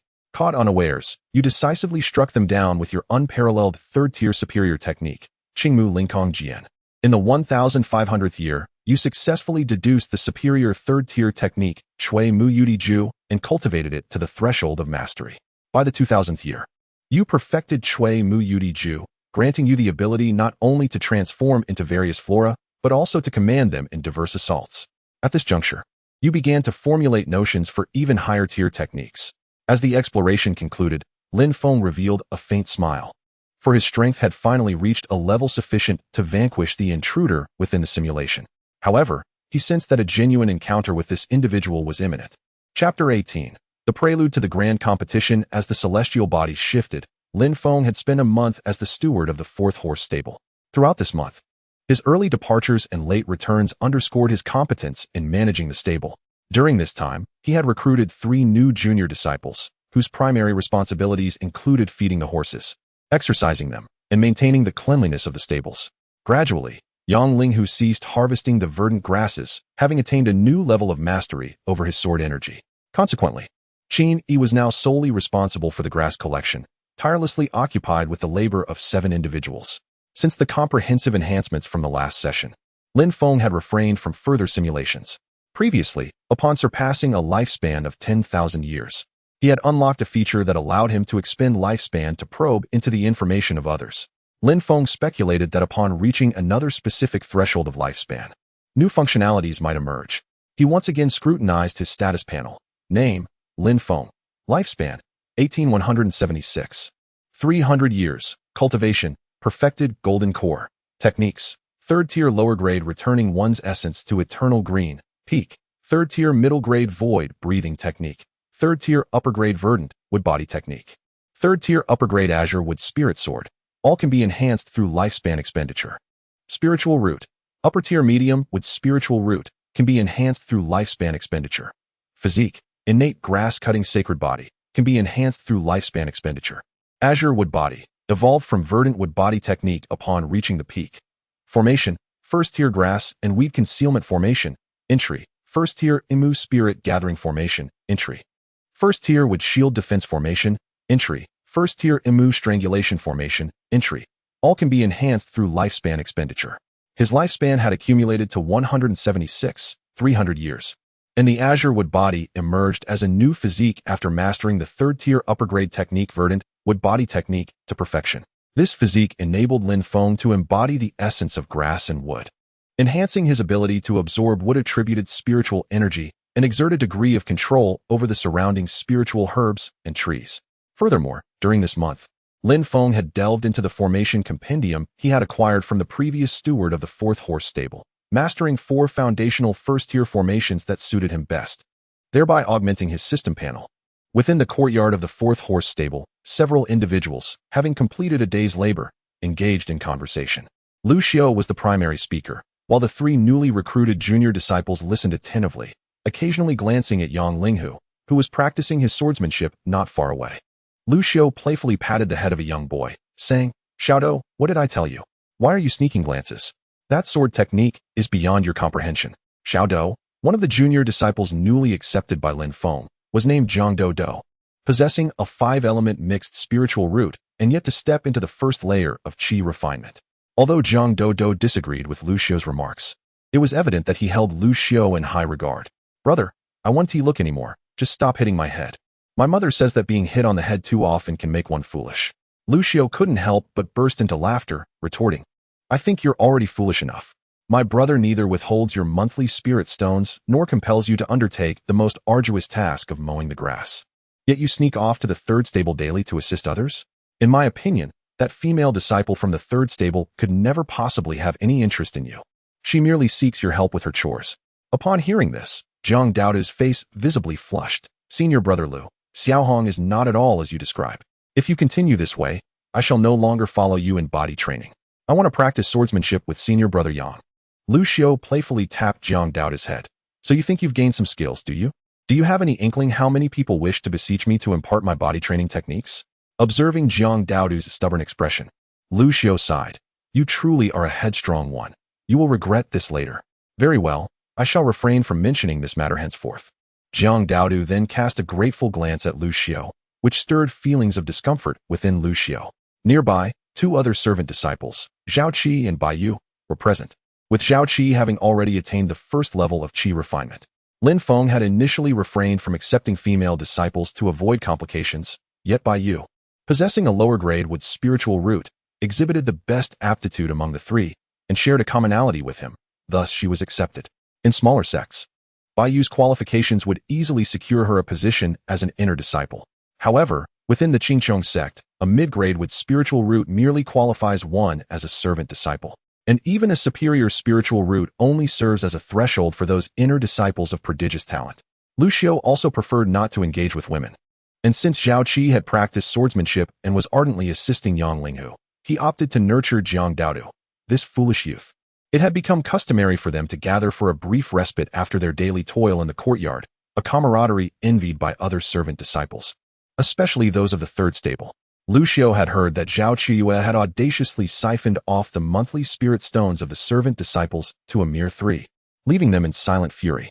Not far off, Lin Feng and the elder Xiao reclined in chairs, prompting Lu Xiao to approach. Hey, Lin brother, what has transpired lately? Why have I not seen you practicing? This is unacceptable. Elder Xiao, you ought to persuade Lin Feng. Lin Feng opened his tightly shut eyes, acknowledging Lu Xiao. Splendid. In just a month, you've managed to advance to the 3rd level of qi refinement. This lad is progressing remarkably fast, nearly catching up to me. The elder Xiao, with a hint of resignation, remarked. I have counseled the steward repeatedly, yet he remains deaf to my entreaties. Lin Feng sighed in agreement. With our talents, we shall never establish a foundation in our lifetimes. Better to focus on the present and savor life. Lu Xiao chuckled. Had I not known you had already reached at least the 3rd level of qi refinement a month ago, I might have believed your far-fetched tale. However, I find myself curious. Why has Lin Feng, after mowing the lush grass daily, chosen to recline here without practicing? I cannot fathom what this lad intends. Hello, my esteemed Linda. In just a week, the grand competition among the caretakers of Tianqing grassland stables will take place. I hear that this time, the rewards include foundation establishment pills. Are you not tempted? Lin Feng shook his head in response. I am merely at the 1st level of qi refinement. I am no match for those caretakers. However, I am determined to participate in the grass-cutting event and aim for 1st place. Lu Xiao felt a mix of annoyance and amusement. He always suspected that Lin Feng was secretly plotting something, yet he had no evidence to support his intuition. As night fell, Zhang Dodo, taking advantage of others' slumber, stealthily ventured out to the junction of the 3rd and 4th stables, mimicking the sounds of insects. Shortly thereafter, a young woman appeared beside her. Beaming with joy, Zhang Dodo handed a spirit stone pouch to the newcomer. Xiaohong, I heard that your caretaker has been skimming a large portion of your spirit stones. If you find yourself short, take this, it's for you. The young woman, known as Xiaohong, accepted the pouch with impatience. Zhang Dodo, didn't I tell you? Do not seek me out again. If caretaker Zhao discovers this, we will be finished. With that, she turned away, leaving Zhang Dodo with a foolish grin as she watched Xiaohong depart. At that moment, a shadowy figure silently emerged behind Zhang Dodo, clicking its tongue. You truly are a romantic. Now, let me see your memories. Unbeknownst to the figure, a patch of vibrant green grass silently observed the unfolding scene. Chapter 19. A distinguished guest. The peculiar verdant grass was none other than Lin Feng himself. With the ability of the Qingmu physique, he could transform into various plants, coupled with the 3rd-tier mid-grade void sealing breathing technique. Even a formidable cultivator at the late stage of the nascent soul would be unable to detect his presence. To the outside world, he appeared as nothing more than an ordinary blade of grass. Half a month prior, Lin Feng had noticed a shadow lurking nearby. The individual possessed only mid-stage foundation establishment cultivation, and Lin Feng refrained from alarming them, opting instead to observe discreetly. For the sake of caution, he had not ventured into the Blessed Land during this time. It seemed that this individual was linked to the 3rd stable Xiaohong, and they were investigating certain matters. Lin Feng suspected they were likely sent to probe into the Blessed Land. Regardless of their intentions, anyone who approached his domain would need to be dealt with accordingly. However, he did not anticipate that today, this shadow would attempt to harm Zhang Dodo. Zhang Dodo was not merely a servant disciple of the 4th stable whom Lin Feng had personally recruited. He was also a key protégé of Lu Xiao. Should Zhang Dodo perish, despite being merely a servant, it would undoubtedly stir unnecessary trouble, given that he had only recently joined. Whether driven by kindness or the desire to prevent complications, Lin Feng resolved to intervene discreetly. Zhang Dodo sensed the terrifying aura behind him, rendering him devoid of the courage to cry out. A flicker of despair crossed his mind as he lamented his misfortune. After being selected as a servant disciple of the Chongqing sect, he found himself under the supervision of a manager who did not exploit them. And he was fortunate to have a senior brother who cared for him and imparted advanced cultivation techniques. He had even encountered a woman he admired. He believed he had a promising future ahead, yet fate had played a cruel joke on him. Was this how he was destined to die? Frozen in place, Zhang Dodo felt his legs turn numb. All he could hear was the rustling sound behind him, and then there was silence. A quarter of an hour later, he finally regained control of his body and stiffly turned to glance behind him. There was nothing, only blades of verdant grass swaying in the wind, seemingly beckoning him, encouraging him to persevere. Trembling, Zhang Dodo made his way back to the 4th stable's quarters, vowing never to venture out at night again. As the first rays of dawn illuminated the Tianqing grassland, many servant disciples had already toiled for several hours. like the third stable, where managers exploited the servant disciples. Such individuals were prevalent across the Tianqing grassland. Lin Feng, however, was the sole manager who single-handedly undertook the task of cutting grass. After dealing with the shadow the previous night, Lin Feng, having contemplated deeply, decided to invest some of his lifespan into refining the concealment formation he had learned. After all, in prior simulations, the Golden Core intruder had discovered the location of the Blessed Land. He needed to take precautions to ensure that, in reality, it remained concealed from any who sought it. If the other party seeks to monopolize that blessed land, it is indeed fortuitous news for Lin Feng. Yet, should that individual unearth the secrets of the land and leak information, it would undoubtedly lead to endless troubles. Consequently, Lin Feng invested 500 years of his lifespan last night to deduce the first-tier inferior formation, the Grass and Weeds Concealment Array. This array, constructed from flora, was chosen by Lin Feng precisely for its unique characteristics. Initially, he expended 100 years of lifespan to master the Grass and Weeds Concealment Array to perfection. He then devoted another 200 years to derive the second-tier medium formation, Emu Obscuring Array, and spent an additional 300 years refining it to the pinnacle of excellence. However, the Emu Obscuring Array, being a second-tier medium formation, could only bewilder Foundation establishment cultivators, which was still insufficient. Thus, Lin Feng continued his calculations, consuming another 500 years to develop the third-tier superior concealment array, Mizu Array, and dedicated 500 years to perfecting it. Yet, Lin Feng remained unsatisfied and persisted in his endeavors. However, during the pursuit of higher-tier concealment arrays, he sensed a lack of fluidity compared to before, primarily due to his current golden core cultivation level, which left him somewhat unfamiliar with the capabilities of nascent soul cultivators. Fortunately, after expending 1,000 years of lifespan, he successfully deduced the fourth-tier medium concealment array, Xingla Nizong Array, and spent 900 years honing it to perfection. Once perfected, even nascent soul cultivators who entered the Xingla Nizong Array would find it nearly impossible to discern its secrets. Even those at the divine transformation stage would need a profound understanding of formations to exert effort in uncovering the means to unravel it. Such is the formidable nature of the path of formations. After attaining peak mastery, deploying this array within a limited area requires merely a spiritually attuned plant as the core and some spirit stones as auxiliary cores, combined with the positioning of the 28 constellations to establish the star-patterned array. Clearly, this array is best suited for nocturnal use, which aligns perfectly with Lin Feng's intentions. Last night, Lin Feng had the spirit of the Blessed Land create a special emerald grass to serve as the core of the array, allowing him to activate it whenever he detects unfamiliar presences nearby. As Lin Feng collected his thoughts, he stretched lazily, ready to lead the disciples of the fourth stable in their tasks. Suddenly, he perceived a flicker from the crystal ball left by Lin Yu, indicating a message was being conveyed to him. It could only be Lin Yu, the steward of the Tianqing grassland. Prepare yourself. Today, an esteemed guest will visit the Tianqing grassland and will stop by the fourth stable. Lin Feng's eyes narrowed, and he couldn't help but speculate. Was the visitor specifically requesting the fourth stable? Could it be someone behind Lin Yu, drawn by the blessed land? First, Lin Feng informed everyone, then instructed Zhang Do and the others to tidy up the fourth stable. By noon, Lin Feng was still galloping across the grassy expanse of the fourth stable. The prowess he exhibited was merely at the first level of qi refinement, and if he harvested the emerald grass any faster, it might raise suspicions. Thus, Lin Feng, from 8 in the morning until noon, spanning 4 hours, completed the tasks assigned to 7 individuals. If Lin Feng were to harvest the verdant grass with his golden core cultivation, he would likely complete the task of a single person in less than a minute. Although Lin Feng was still engaged in his labor, his spiritual consciousness had already expanded. He observed in the distance that 2 azure steeds were approaching his direction, one of which appeared to be the horse Lin Yu had chased after that night, now emanating the aura of the Foundation establishment realm. Each of the 2 azure steeds carried a girl of remarkable resemblance, and accompanying them was Lin Yu, soaring gracefully on her sword. Lin Feng cast a probing glance at the trio. Lin Yu, Foundation establishment peak, 127,260 years.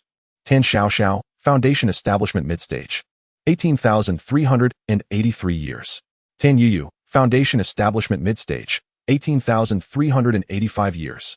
Lin Feng was astonished to discover that after more than a month without seeing Lin Yu, she had already reached the peak of Foundation establishment, poised to step into the golden core realm at any moment. However, what truly bewildered Lin Feng was not Lin Yu. Given her age of over 100 years, What was the background of these two young women? They appeared to be of a similar age as himself.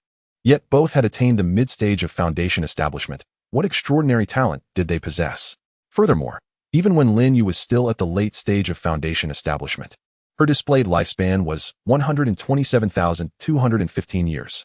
Yet these two young ladies, merely at the mid-stage of foundation establishment, astonishingly boasted lifespans exceeding 300 years. Chapter 20. The unexpected turn. It was only then that Lin Feng comprehended the true meaning of the esteemed guests mentioned by Lin Yu. So, this is the profound heritage of the Evergreen sect? Undoubtedly, these two individuals were disciples of a rank above the inner sect. Having dealt with the calamities brought by the celestial Azure Horse King on 2 occasions, Lin Yu had evidently presented this formidable creature to these two esteemed figures. The fact that Lin Yu had forged an acquaintance with them clearly suggested that his status was far from ordinary. He was not merely an outer sect disciple managing the celestial azure pasture. Feigning ignorance of the trio's arrival, Lin Feng continued his task of harvesting the verdant grass. With his golden core stage spiritual awareness, he could casually glance at the three without drawing their attention. Tan Xiao Xiao steadied the celestial azure horse king beneath her and scrutinized Lin Feng, who was diligently cutting the grass. Her gaze then shifted to the remaining menial disciples of the 4th horse stable, and she couldn't help but inquire, "Junior brother Lin Yu, you mentioned that the one harvesting grass is the steward of the 4th horse stable, yet it appears that these resting individuals are merely the menial disciples of the stable? This seems rather illogical, does it not? In the Evergreen sect, menial disciples uniformly refer to inner and outer sect disciples as senior brothers and sisters, while outer sect disciples address those from the inner sect similarly." Upon finishing her statement, Tan Yo-Yo, who bore an uncanny resemblance to her, playfully interjected, "What is illogical about that? It simply indicates that the steward of the 4th horse stable isn't particularly bright." Hearing such remarks about himself, Lin Feng felt a twitch of his expression, thinking, "You're the one lacking sense." Nonetheless, he remained unfazed and continued to cut the grass. Tan Xiao Xiao disregarded Tan Yo-Yo's comment and continued to observe Lin Feng, remarking, "This person possesses a rather peculiar aura, and it seems he harbors an indescribable essence of Tao." She furrowed her brow slightly. This Tao essence was something she had only sensed from her master, who often proclaimed, "No one excels in alchemy as much as he does." Indeed, this was the truth. At this moment, Tan Xiao Xiao felt that in the art of grass cutting, no one surpassed the individual before her. Tan Yo-Yo, however, was not preoccupied with such thoughts. She beckoned Lin Yu to summon Lin Feng and the other menial disciples. As she assessed the group, she feigned indignation, exclaiming, "Which three dared to bully my little black? Step forward." Seeing the confusion among the onlookers, Tan Yo-Yo pointed at the celestial azure horse king behind her, saying, "This is little black. Who among you has dared to mistreat it?" Lu Xiao trembled slightly, having already discerned that these two were not to be trifled with. They were clearly looking for trouble. Before Lu Xiao could ponder further, Yang Linghu had already stepped forward. Lin Feng followed suit. If these two were indeed here to cause trouble, Lin Yu would have surely hinted at it, right? Thus, Lu Xiao hurriedly took a step forward, fearing he would be looked down upon by outsiders. Tan Yo-Yo scrutinized Yang Linghu and the others, and suddenly, she made a discovery. "Ah, I've seen you before. Weren't you at the Sword Peak?" "Yo-Yo." Tan Yo-Yo's sentence was cut short by Tan Xiao Xiao. Tan Yo-Yo, feeling unsatisfied, pouted slightly and turned to Lu Xiao, saying, "You little chubby one, you're the one who bullied my little black, aren't you?" Lu Xiao glanced around, feeling somewhat bewildered. Was it merely because he was slightly broader than Lin Feng and Yang Linghu that he was now labeled as the little chubby one? Moreover, did you not just mention that 3 individuals were bullying your little black? How has it now transformed into a singular matter concerning me? This rascal Yang Linghu hails from Jianfeng? Yet, what gives Lin Feng the audacity to target me? Hey, chubby, why are you standing there in a daze? Come here and apologize to my little black." Lu Xiao was exceedingly displeased. He preferred to be called robust rather than fat, claiming it was a physique born of natural cultivation. "I could easily make you weep with a single punch." Nonetheless, Lu Xiao took a step forward. Although he feared not confrontation, he also wished to avoid trouble. These two women clearly possessed significant status. Thus, he uttered, "I apologize, little black. I should not have bullied you." The Azure Stallion, upon hearing this, regarded Lu Xiao with an air of disdain, seemingly dismissing him entirely. Lu Xiao inhaled deeply, resolving not to lower himself to the level of such beasts. It was only at this moment that Lin Yu emerged to introduce. These two hail from Danfeng and will serve as judges for the forthcoming grand competition at the Tianqing Grassland Stables. They seek to select 1 or 2 disciples adept at harvesting emerald grass and skilled in the care and management of horses, to accompany them to Lin Feng for the purpose of collecting spiritual herbs and nurturing these 2 azure stallions. Upon concluding, Lin Yu cast a deliberate glance at Lin Feng, as if to imply that he should seize this opportunity. A peculiar sensation arose within Lin Feng. The steward of Tianqing grassland, Lin Yu, was excessively attentive towards him. He harbored suspicions that Lin Yu had intentionally recommended him to these 2 extraordinary young ladies. This was troubling. Had he become a target of Lin Yu's scrutiny? Did Lin Yu discover his secret, or perhaps witness him entering the Blessed Land during his earlier, less formidable days? Lin Feng deemed such thoughts unwarranted. Believing he had exercised sufficient caution, yet he pondered if their shared surname of Lin was the cause. After offering a few more instructions, Lin Yu departed with Tan Xiaoxiao and Tan Yuyu towards the distance, seemingly to accompany them for a ride across Tianqing grassland. As the group moved away, Lu Xiu could not contain his remarks. What do you suppose the backgrounds of these 2 young ladies are?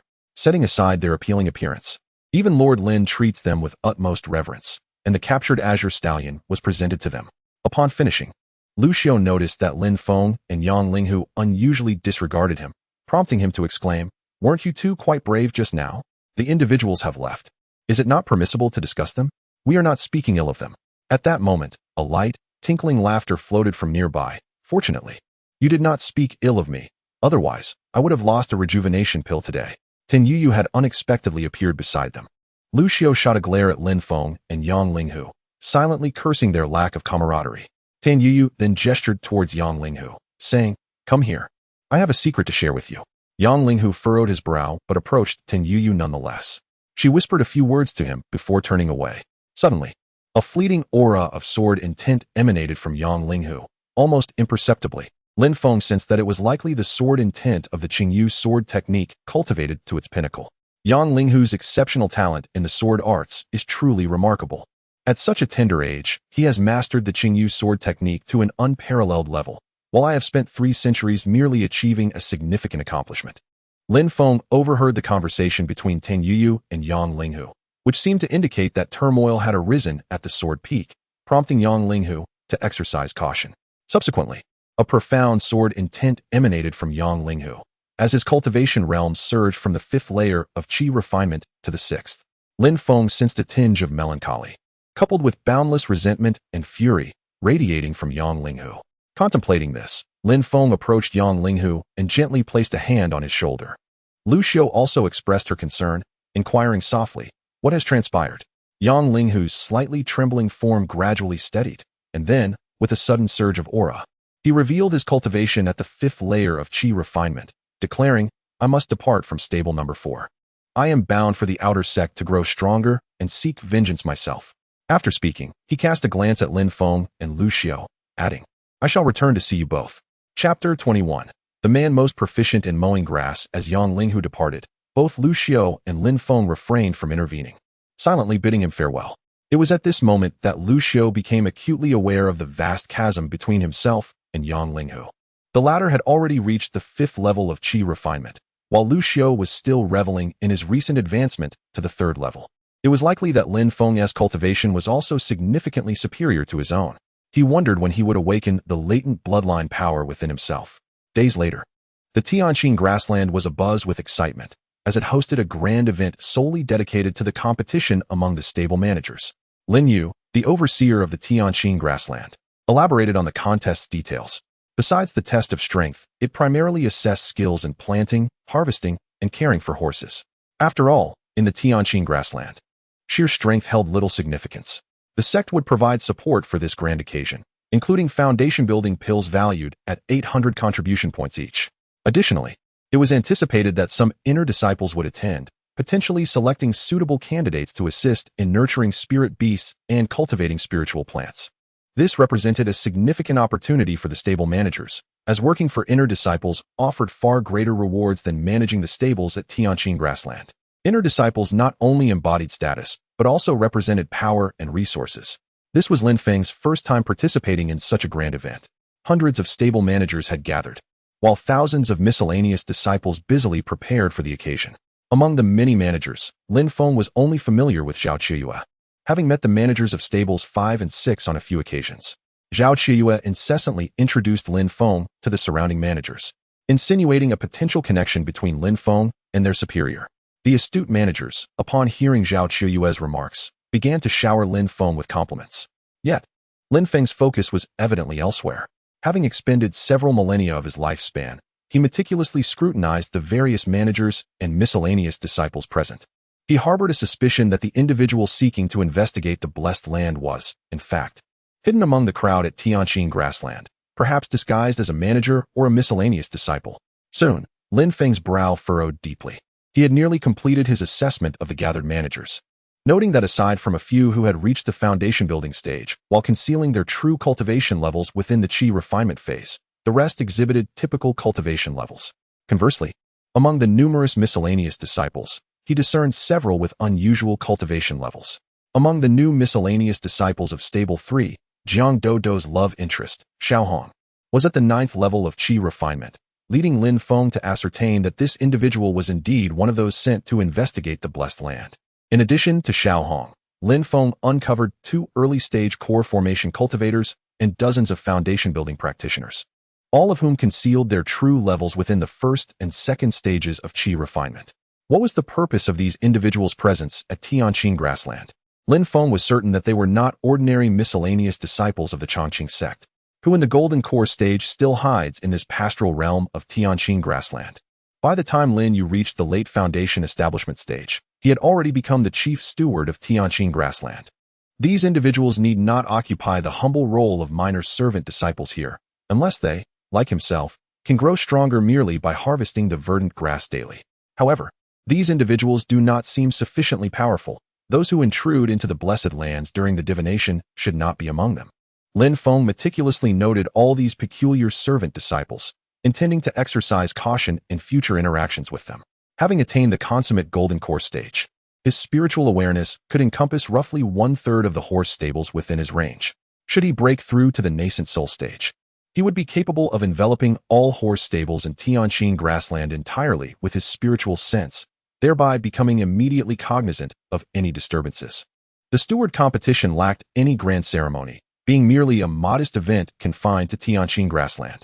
The rewards for this competition consisted of 10 foundation establishment pills, with the top 3 contenders in the contest each receiving 1. The remaining 7 pills were allocated for the cultivation, harvesting, and nurturing of the verdant grass, as well as the care and training of the Tianqing horses. Presently, the verdant grass in Tianqing grassland matures within a month, ready for harvesting to feed the Tianqing horses. This was made possible by the emergence of a remarkable talent in Tianqing grassland, who had cultivated a new variety of verdant grass that significantly reduced its maturation cycle. Consequently, the outer sect of the Evergreen sect placed considerable emphasis on these exceptional talents within Tianqing grassland.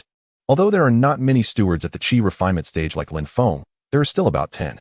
They are all quite self-aware and chose not to participate in the initial contest of strength.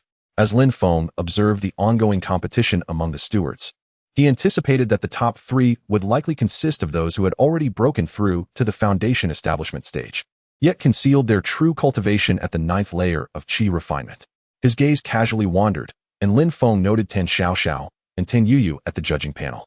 They appeared disinterested in this contest, finding the battles among the stewards rather lackluster, as the competitors were mostly not even formal outer disciples, but rather mere registered disciples like Zhao Qiuyue. Soon, the competition among the stewards concluded, and the Tan sisters exhibited a hint of interest. After all, their mission was to select 1 or 2 disciples skilled in planting, harvesting, and horse care to bring to Danfeng. Although they already had a preliminary candidate in mind, they wished to ascertain if there were any more suitable disciples within Tianqing grassland. Before long, it was Lin Feng's turn to take the stage. Alongside dozens of servant disciples and a dozen stewards participating in the harvesting of the verdant grass. Upon his appearance, he captivated the attention of the entire audience.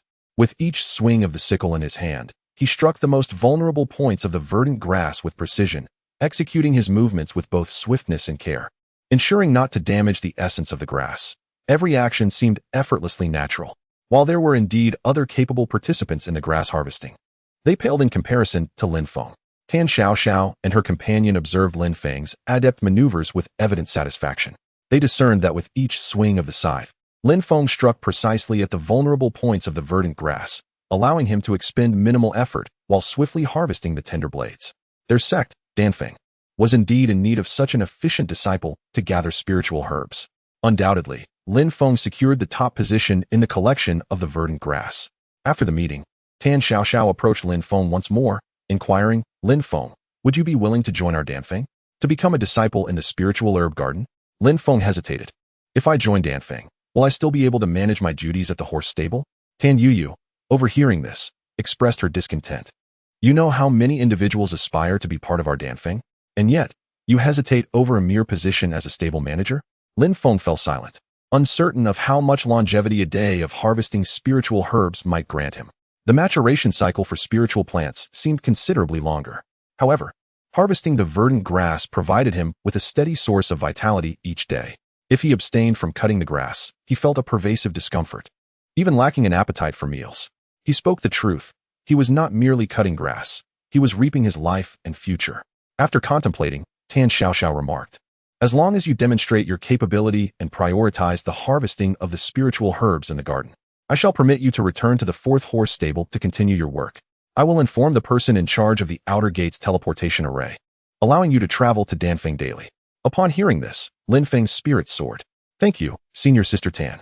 Meanwhile, Tan Yuyu scrutinized Lin Feng, as if to convey, "Why do you not thank me?" Lin Feng quickly clasped his fists in gratitude. "Thank you both, Senior Sisters Tan." Chapter 22. Swift elimination of the Foundation establishment. The evening breeze carried a hint of warmth, gently caressing the surroundings. Yet it could not disperse the encroaching darkness of the night. The grand competition among the overseers of the Tianqing grassland typically spanned 3 days. The first day primarily assessed the strength of the horse stable overseers, along with the cultivation and harvesting of the Tianqing grass. The subsequent days focused on the insights gained from nurturing the Tianqing grass and the experiences related to breeding the Tianqing horses. Notably, the taming of the Tianqing horses would consume an entire day. Lin Feng had fortuitously acquired a Foundation establishment pill as a reward for securing first place in grass cutting. Now resting within his storage bag, although it was of no immediate use, he would eventually need to showcase greater strength. Possessing this pill would allow him to maintain a facade of invulnerability. As twilight descended, Lin Feng expanded his spiritual awareness, observing the activities on the Tianqing grassland from a distance. After a brief moment, he furrowed his brow and vanished from his overseer's dwelling. When he reappeared, he had transformed into a blade of Tianqing grass, swaying gently in the wind, silently watching the confrontation between two figures in the darkness. One of the individuals was Lin Feng's old acquaintance, the chief overseer of the Tianqing grassland, Lin Yu. Lin Feng held a relatively favorable opinion of Lin Yu, significantly more so than that of Zhao Qiuyue. The other figure was a formidable practitioner in the early stages of the Golden Core realm, previously hidden among the multitude of miscellaneous disciples whom Lin Feng had discovered during the day. Lin Feng listened intently to their exchange. The man in black glared at Lin Yu and demanded, "Lin Yu, have you forgotten the task entrusted to you by the steward?" Lin Yu replied coolly, "I have done my utmost to fulfill the steward's task, and I have provided what was required. Whether or not it can be found is the steward's own concern." The man in black expressed his dissatisfaction, saying, "Then why did you obstruct me today? You may kill whomever you wish, but those two, Tan Xiaoxiao and her companion, are not targets you can touch. Should anything happen to them, you would not bear the consequences, nor would the steward be able to shoulder them." The man in black snorted in anger. "Whether I can bear it or not is not for you to worry about. I will not miss such a splendid opportunity to eliminate 2 of the inner disciples of the Evergreen sect." As the man in black took a step forward, Lin Yu once again positioned himself in front of him. "What do you mean, Lin Yu?" Lin Yu remained calm and stated, "I have warned you. If anything happens to those 2, you will not be able to bear the consequences, and it may even implicate the steward and me." The man in black laughed derisively. "Lin Yu, you have grown increasingly arrogant, no longer holding me in any regard. Today, I shall witness the progress you have made over the years." No sooner had he finished speaking than the man in black launched an assault on Lin Yu. An intangible shadow of magic clawed its way toward Lin Yu, only to be effortlessly countered by him. The man in black, bewildered, exclaimed, "In just over a month, you have achieved perfect Foundation establishment? No wonder you are so protective of those 2 from the Pill Peak. They must have provided you with elixirs to aid your breakthrough to this level." Lin Yu remained silent, standing resolutely in front of the man in black. "I question the audacity with which you dared to obstruct me, only to discover that you have reached the pinnacle of foundational cultivation. Very well, today I shall demonstrate the disparity between the foundational stage and the Golden Core stage. The figure cloaked in black surged towards Lin Yu once more, his palms striking with such ferocity that they left behind flickering shadows, stirring the malevolent energy in a frenzied torrent. Lin Yu, however, unsheathed his flying sword and, with a casual flick of his wrist, unleashed a blade of sword energy that forced the black-clad assailant back several dozen meters. Lin Feng, observing discreetly, was profoundly astonished. Lin Yu seemed to wield the Qingyu sword technique, which appeared to be a more advanced version. Could it be that Lin Yu had previously ventured to the sword peak for cultivation? It became clear why Lin Yu had treated Yang Linghu with such courtesy upon their meeting. He was aware of Yang Linghu's true nature. Curiosity stirred within Lin Feng. What exactly was Yang Linghu's status at the sword peak? What transformations had transpired there? Regrettably, his lowly standing rendered him devoid of any means to uncover such matters. He pondered whether he would have another opportunity to meet Yang Linghu after this visit. The black-clad figure, having been forced back by Lin Yu's formidable sword energy, gazed intently at Lin Yu. After a brief moment, he spoke. I finally comprehend why the esteemed elder holds you in such high regard. You are indeed a prodigy. In merely a few years at the sword peak, you have refined the techniques of the Eternal Green Sect to such an extent. Were you truly at the Golden Core stage, I might not stand a chance against you. But alas, you are merely at the pinnacle of foundational cultivation. With that, the black-clad individual donned a pair of gloves and launched another assault against Lin Yu. This time, Lin Yu refrained from initiating an attack, opting instead for a defensive stance, clearly wary of the black figure's gloves. Golden Core cultivators possess the ability to adeptly manage their spiritual energy fluctuations. As the two engaged in combat across the vast verdant plain, their movements remained relatively subtle. After several dozen exchanges, the black figure grew increasingly alarmed and impatient. Armed with the third-tier artifact, the soul-devouring gloves, he had previously slain mid-level Golden Core experts, yet now he struggled to subdue even Lin Yu, who had yet to fully consolidate his core. Warily, he regarded Lin Yu, realizing that given time, this individual would undoubtedly surpass him. Caught in a dilemma, he found himself at a crossroads, unable to advance or retreat. In that moment of distraction, Lin Yu unleashed a fierce sword energy that struck the black figure's arm. Lin Yu did not intend to take his life. Rather, he sought to provide an avenue for retreat. The cloaked figure hastily retreated deeper into the verdant plain, and Lin Yu merely cast a glance, but did not pursue, instead turning to depart. Unbeknownst to him, Lin Feng stealthily followed the black figure. At present, Lin Feng's cultivation derived either from the Eternal Green Sect or from Yang Linghu and Lu Xiu, rendering it inconvenient for him to engage in certain activities. Today, he had witnessed a technique employed by the black figure to conceal his appearance, as well as a particular palm technique that greatly intrigued him. Perhaps in the future, he could impersonate such individuals for his own purposes. The black-clad figure flew for half an hour before finally halting, casting a fearful glance over his shoulder. He underestimated Lin Yu, who had become remarkably powerful right beneath his nose. This matter must be reported to the esteemed steward. Just as the man in black was calculating and seated to mend his wounds, an unassuming blade of verdant grass pierced through his chest. Not a drop of blood was shed, nor was there a sound uttered. The enigmatic figure of the Golden Core stage met his demise in a single, silent strike. This exemplifies the terrifying prowess of the third-tier superior Qingmu Linkong's sword, which, in the hands of the peak practitioner Lin Feng, could dispatch life with the mere essence of flora, unheard and unseen. With a swift motion, Lin Feng, ever cautious, continued to manipulate the surrounding vegetation, absorbing the black-clad figure entirely, leaving not even a trace of bone behind. Upon completing the disposal of the body, he delicately flicked his fingers, sending his spiritual awareness forth to retrieve a storage bag. The black-clad man's storage bag bore no restrictions, suggesting it was merely a temporary container. To Lin Feng's delight, this individual, despite being a transient entity, was indeed a Golden Core expert, as the bag contained a wealth of valuable items. In addition to the manual's Black Demon Companion and Shadowless Bone-Shattering Palm, there were over 100 medium-grade spirit stones and more than 1,000 low-grade spirit stones. A single medium-grade spirit stone could be exchanged for 100 low-grade ones, thus elevating Lin Feng to the status of a wealthy spirit stone holder. He gathered these treasures, along with the gloves, and meticulously erased any traces and scents he had left behind. Having completed these tasks methodically, Lin Feng vanished from the spot and returned to his stable number 4. A mere quarter hour after Lin Feng's departure, another shadow appeared at the site of the black-clad man's demise, emanating an even more potent aura. This new figure seemed to search for quite some time, but found nothing of value. With a slight frown, he too disappeared from the scene. Chapter 23. A new identity. Lin Yu gazed at the obsidian token in his hand, receiving the news that the black demon had perished. This black demon was none other than the adversary he had just battled, and the message was relayed by the esteemed steward, thus its authenticity was unquestionable. Yet, who could have slain the black demon? To eliminate a cultivator at the initial stage of the Golden Core without raising any alarm necessitated a formidable individual. At least one of the late Golden Core stage, or above. Why would such a powerhouse conceal themselves in the verdant expanses of the celestial green plains? Lin Yu fell into contemplation, realizing that he must exercise even greater caution in future endeavors. If the assailant could dispatch the black demon, they could likewise extinguish his life. Was even the celestial green plains about to descend into chaos? As dawn broke, the night receded like a tide. Lin Feng rose early to prepare. Today, he would journey to the Pill Peak. This marked his inaugural visit to the other peaks of the everlasting green sect, stirring an excitement long dormant within him.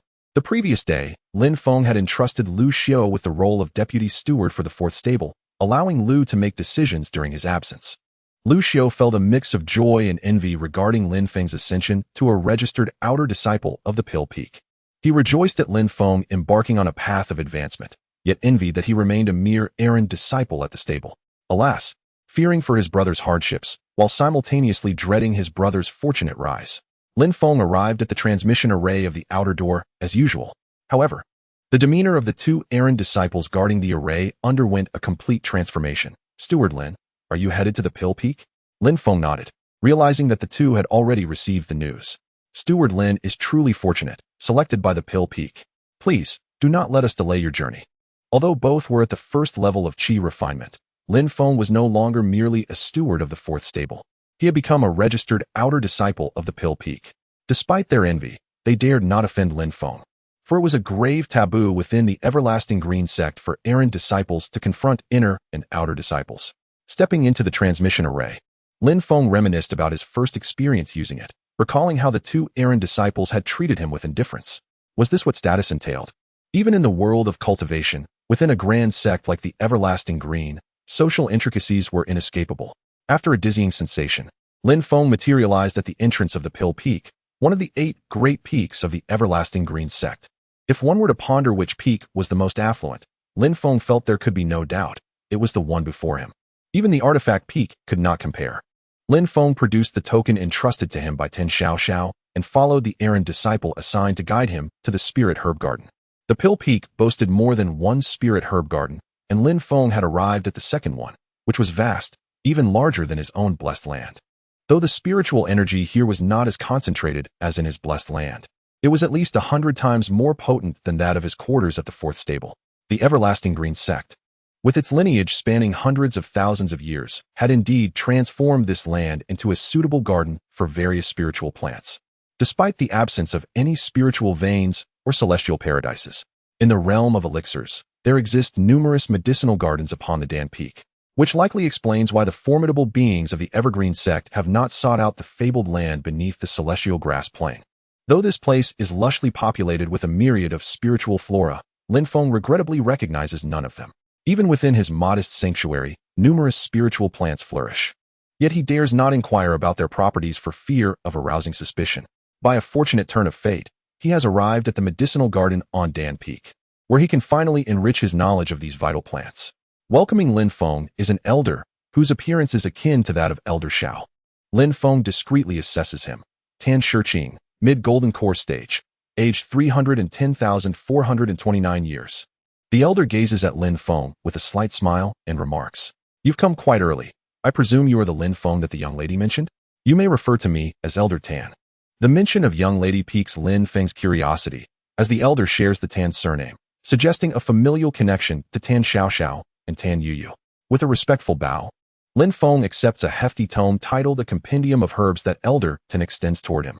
The elder continues, "The young lady believes I have grown too old to manage. Hence you must diligently memorize the characteristics and harvesting methods of each spiritual herb contained within this tome, so that I may entrust this secondary medicinal garden to your care." Lin Feng feels a stir of emotions at Elder Tan's words. Could it be that Ten Xiaoxiao holds him in such esteem, entrusting him with the stewardship of a medicinal garden? Elder Tan leads Lin Feng to a small section at the entrance of the garden and introduces it. This area is cultivated with first-tier spiritual herb, crimson bloodgrass. with over 1,000 mature specimens. The sect requires some for harvesting, so today I shall teach you the proper method for gathering this herb. Upon concluding, the elder gently crouches, retrieving a specialized harvesting knife, and begins to demonstrate. The most superior method of harvesting is to cut from the stem without damaging the root. Then apply a self-healing tincture to the stem and bandage it, allowing the plants to continue thriving shortly thereafter. Having swiftly harvested 3 stalks of crimson bloodgrass, he binds their stems with care. Not all spiritual plants demand such meticulous treatment. Some exhibit robust vitality, requiring only selective harvesting. Now, I encourage you to attempt gathering a stalk of crimson bloodgrass. Lin Feng takes the knife, studying the grass before him. Possessing the innate ability of the grass-cutting saint body, he perceives the structure of the crimson bloodgrass with ease. Following Elder Tan's guidance, he effortlessly harvests a stalk, finding it simpler than collecting the more elusive green grass, which is notoriously difficult to procure. However, the garden does house some plants with greater harvesting challenges, necessitating Lin Feng to invest time in learning their nuances before he can adeptly manage them. Detected, you have harvested a first-tier crimson bloodgrass, gaining 3 years of lifespan. Lin Feng feels a surge of joy. These enduring spiritual plants bestow a wealth of vitality. Old Tan gazed intently at Lin Feng, and after a moment, he sighed. Indeed, the youth possesses quite a skill. Your strike was executed with an accuracy that surpasses even my own. No wonder the young lady chose you to succeed this old man. Since she has entrusted you with this responsibility, I implore you to dedicate yourself wholeheartedly. Even if your spiritual roots are somewhat lacking, it will be a mere trifle for the young lady to assist you in forming your elixir. Upon hearing this, Lin Feng respectfully bowed to Old Tan and expressed his gratitude. Thank you, Old Tan, for your guidance. Old Tan waved his hand dismissively. Generally speaking, a medicinal garden has only one master. Some masters, however, prefer to be idle and may recruit various disciples or external help. I am accustomed to managing everything alone. Thus I handle all matters here myself. Once you take over, if you find it tedious, feel free to enlist some assistance. Furthermore, I have heard that you are reluctant to part with your position as the steward of the Tianqing grassland stables.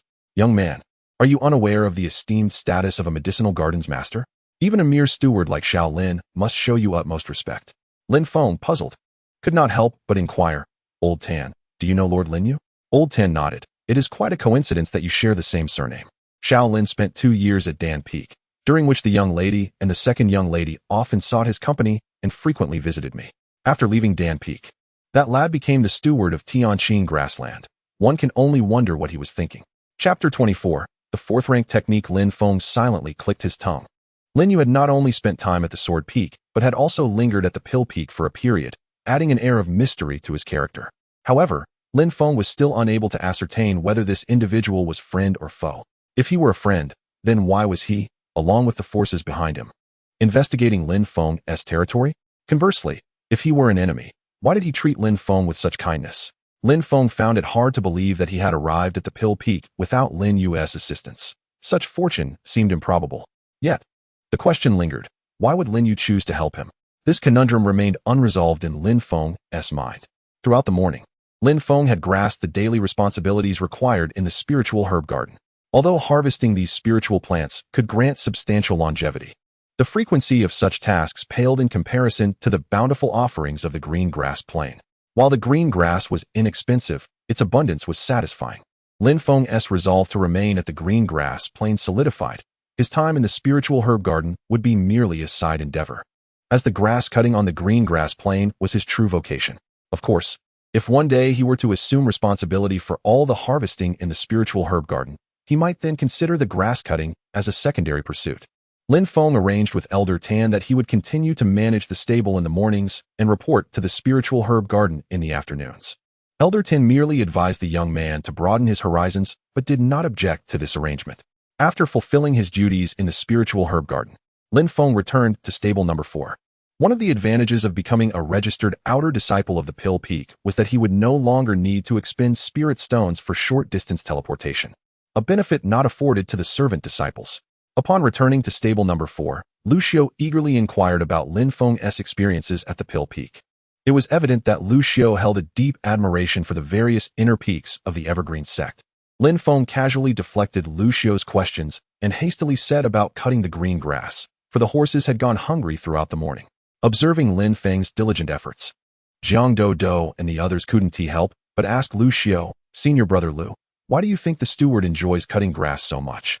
Without a moment's hesitation, Lu Xiao replied, "It is precisely because he has earned a foundation establishment pill and gained a position at the pill peak through his grass-cutting endeavors. This is what we call staying true to one's original intention." Nearby, Zhao Qi murmured to himself, "Staying true to one's original intention?" He took out an iron sword he had recently purchased, lamenting that he hadn't practiced swordplay since senior brother Yang's departure. Lu Xiao seemed to sense Zhao Qi's thoughts and continued, "Since brother Yang has entrusted his sword techniques to you, you should practice diligently. If you encounter any uncertainties, you might consider consulting brother Lin. He possesses a modicum of understanding regarding swordsmanship." After a moment, Lu Xiao appeared to recall something and added, "Although brother Yang is a prodigy of the sword, he still dedicates himself to controlling his sword energy to cut the green grass daily upon arriving at the green grass plain. Perhaps you should try a similar approach." Zhao Qi nodded and remarked, "However, the steward has taken it upon himself to handle the grass cutting. Are you not aware that among the three of you, some are willing to assist the disciples of other stables in harvesting the lush green grass for free? If you prefer not to do so voluntarily, you could offer a price of 1 spiritual stone for a month's worth of grass, and I am certain many would be eager to oblige." Zhao Qi's eyes sparkled with interest, while Jiang Do blushed deeply, and Bai Yu couldn't help but chuckle softly, feeling fortunate to have arrived at stable number 4. As night fell, Lin Feng sat cross-legged on his bed, intending to delve into the newly acquired herbal compendium, Shadow Demon Manifestation, and Shadowless Bone Shattering Palm. Currently, his offensive capabilities were limited to the third-tier superior skill Qingmu Linkong's sword, derived from the Qingyu sword technique. Now, Shadowless Bone Shattering Palm would enhance his offensive repertoire, while Shadow Demon Manifestation would create a shadowy figure that enveloped him, aiding him in striking without revealing his identity. His third-tier intermediate skill Void Breathing technique served to conceal his cultivation level and root, each serving a distinct purpose. Notably, both Shadow Demon Manifestation and Shadowless Bone Shattering Palm were second-tier intermediate techniques.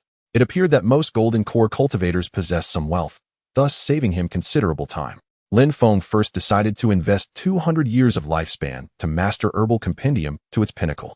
Unlike martial techniques, Herbal Compendium comprised foundational knowledge, and investing 200 years would suffice for him to thoroughly comprehend all the spiritual plants documented within, facilitating his stay in the spiritual herb garden. You have invested 200 years of lifespan, mastering Herbal Compendium to its pinnacle. Subsequently, Lin Feng began to focus on evolving the 2 techniques obtained from the storage pouch of the demonic cultivator. Observing his current lifespan, 18,180,000 years, he found it quite ample, though he was uncertain how much lifespan he would need to accumulate for the next system update. You have invested 5,000 years of lifespan to evolve the second-tier intermediate skill Shadow Demon Manifestation. After 50 years of evolution on Shadow Demon Manifestation, you have mastered it at an entry level, allowing you to summon a shadowy avatar that conceals your true appearance from mid-stage foundation establishment experts. After 500 years of evolution, you have perfected Shadow Demon Manifestation, rendering you invisible to golden core experts.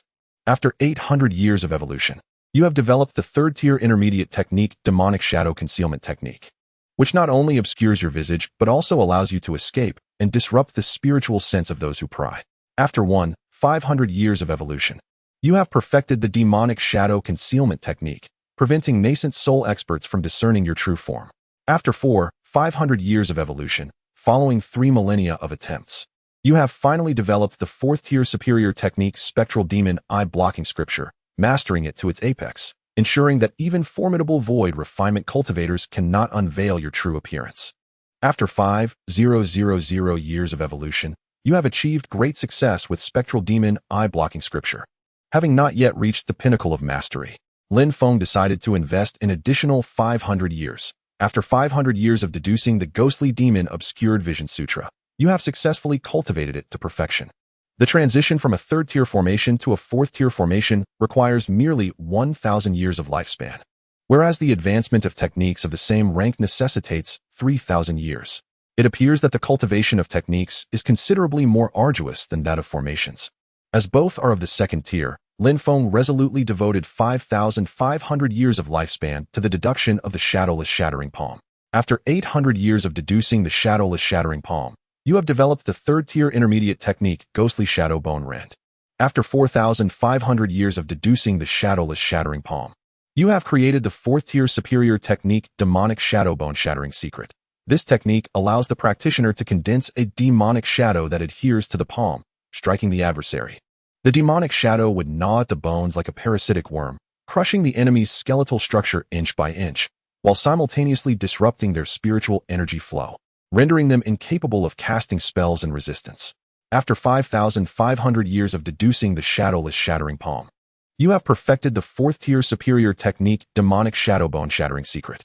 With an investment of 11,000 years of lifespan, Lin Feng has mastered a 4th-tier superior offensive technique and a 4th-tier superior concealment technique, thus enhancing his strength once again. He now stands at the Golden Core stage, having already elevated the Yuan Infant technique to its utmost peak. At the Golden Core realm, it is unlikely that anyone could surpass his might. Chapter 25. The misfortune diverted east. As Lin Feng concluded his deduction, he returned to reality. Just as he lay down, he sensed a wave of spiritual awareness sweeping toward him. Fortunately, having mastered the 3rd-tier mid-grade technique, the void-breathing art, to perfection, he was able to automatically operate it to shield himself from detection. Lin Feng discerned that the intensity of this spiritual awareness was inferior to his own, likely emanating from a late-stage Golden Core cultivator. However, the previous day he had thoroughly investigated all the stewards and servant disciples of the heavenly green prairie, discovering only 2 initial-stage Golden Core servants. Could it be? Once the spiritual awareness dissipated, Lin Feng skillfully transformed into a blade of emerald grass, vanishing from the room. In the pasture managed by the 3rd horse stable, a concealed formation had been set. Within this formation, 2 individuals were present. One was the servant disciple Xiao Hong from the 3rd horse stable, and the other was shrouded in a shadowy aura. Lin Feng did not recklessly enter the formation.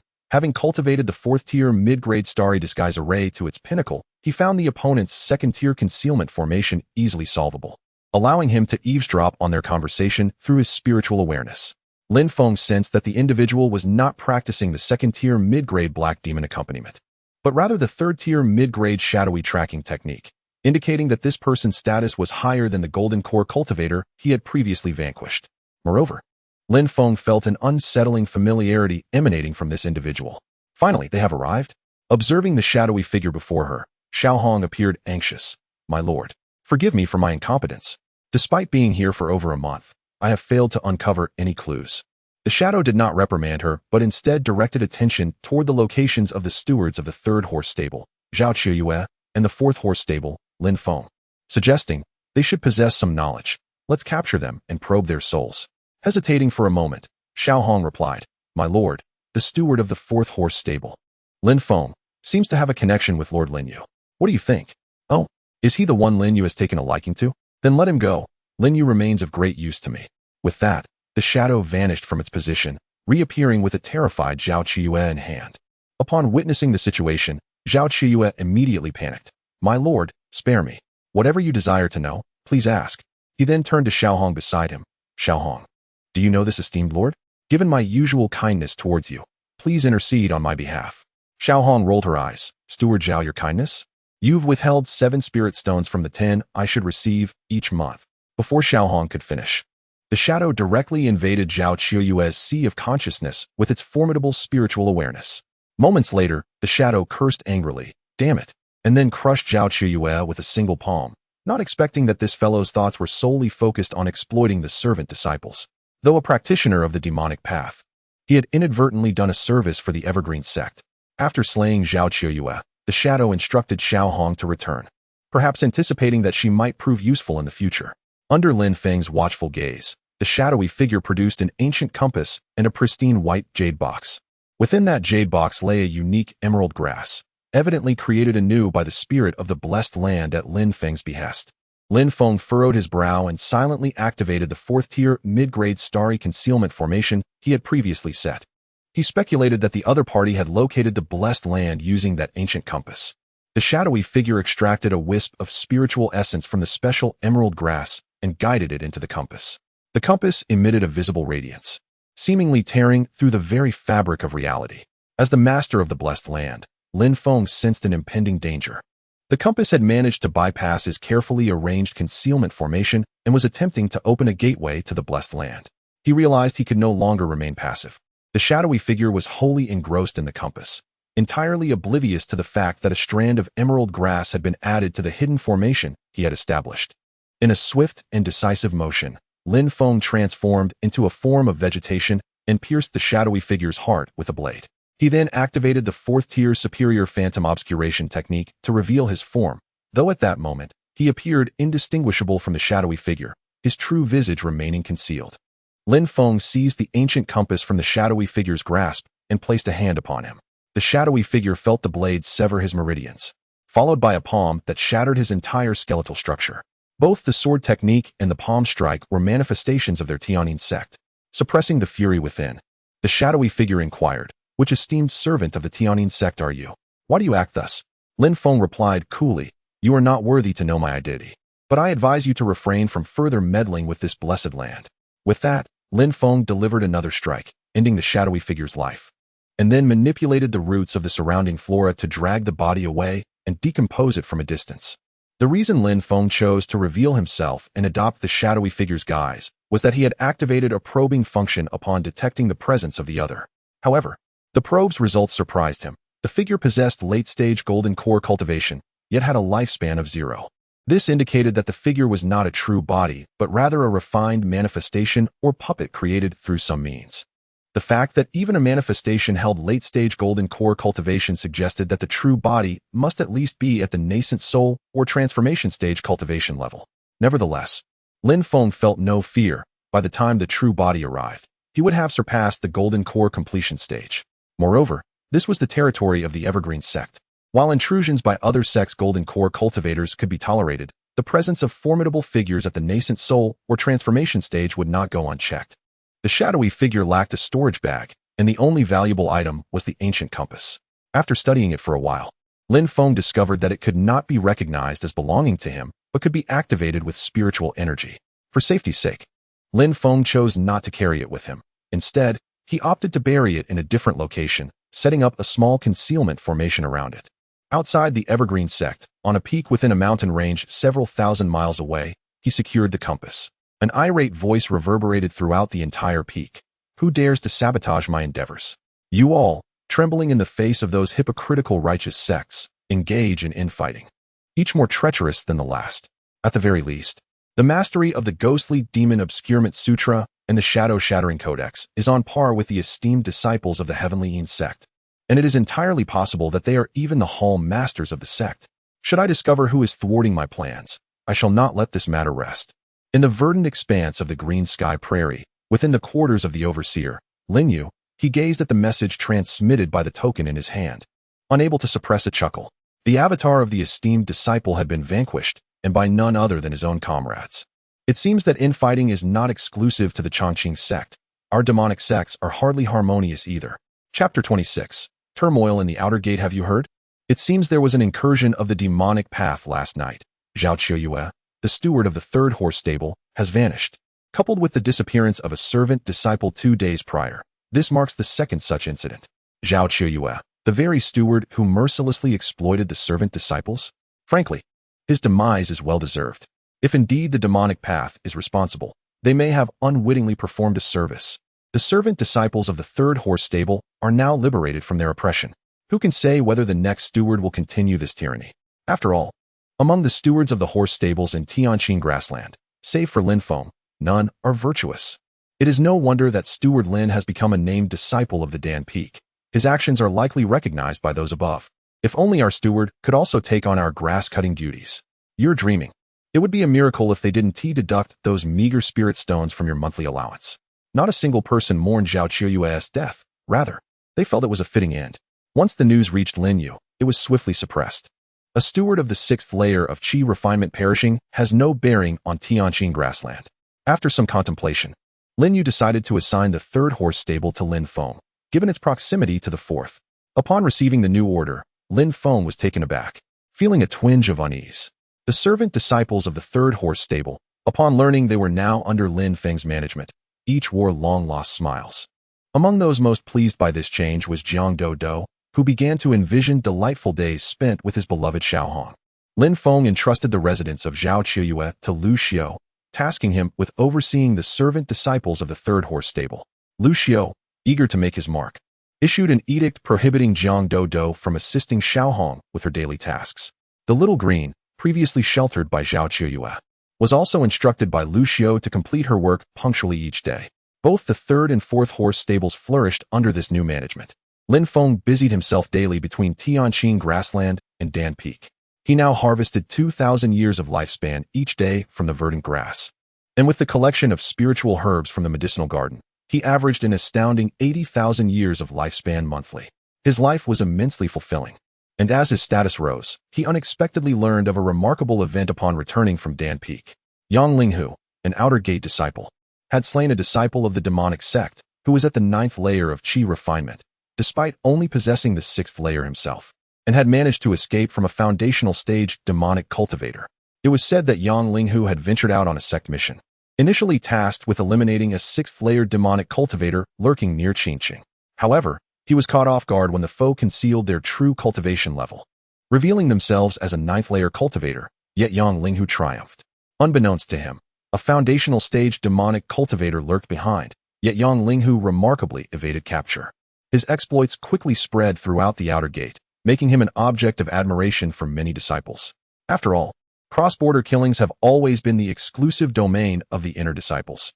Now that an outer disciple has emerged who can kill beyond his rank, it is only natural that he would be celebrated. Upon hearing this news, Lin Feng hurried back to stable number 4, eager to share it with Lu Xiu. Lu Xiu appeared to have been waiting for Lin Feng for quite some time. With a serious expression, he said, "Brother Lin, Brother Yang has returned. But he is gravely injured. I have given him a healing elixir, and he is currently recuperating at my place." I had warned him that sword practice does not guarantee longevity, but he did not believe me. He thought his 6th layer of Qi cultivation made him invincible, daring to confront those at the 9th layer head-on, and even those in the foundation establishment stage. Isn't he being overly arrogant?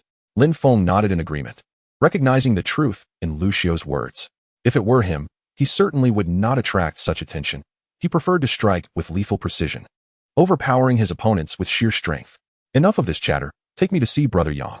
The news of Yang Linghu's return to stable No. 3 was known to very few. Although Lu Xiu often enjoyed conversing, he was tight-lipped about important matters. Upon arriving at the residence of the steward at stable number 3, Lin Feng found Yang Linghu bare-chested, his face pale, and bearing a horrifying wound that nearly pierced through his entire back. Yang Linghu opened his eyes to look at Lin Feng and Lu Xiu, saying, "Brother Lin, you've come. I hope my presence here does not cause you any trouble." Lin Feng gently patted Yang Linghu on the shoulder, noticing the pain etched on his face, and replied, "Such words are unwarranted. I am now the authority of both stable number 3 and stable number 4, and you are always welcome here.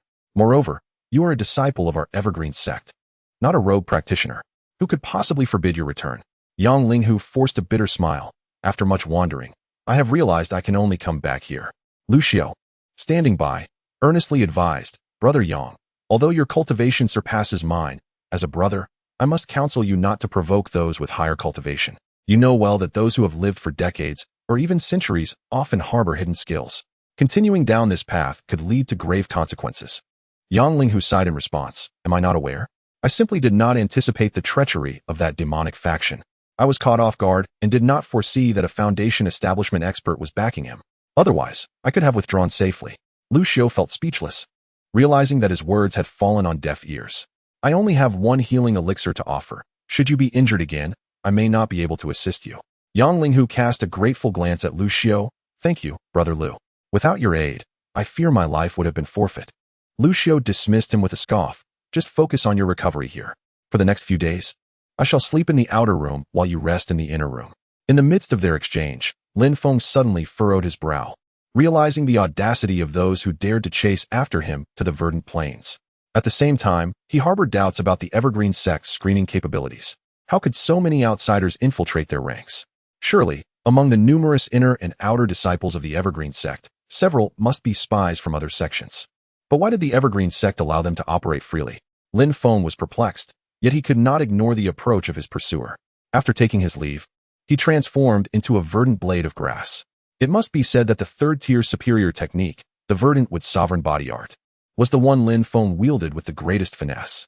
Once the greenwood body was activated, combined with the third-tier intermediate technique, the void-breathing technique, unless one was several great realms above him, it was nearly impossible for anyone to detect his presence. After casting a probing spell to confirm that his pursuer was merely at the Foundation establishment level, Lin Feng lightly wielded a leaf as a sword, thrusting it towards the chest of his adversary, thereby ending his life. How dare one harm my brother and pursue me so brazenly? Such audacity shows a complete disregard for my authority as the stable master. Chapter 27. Exploration of Function Upgrades. Hey, Lin Feng.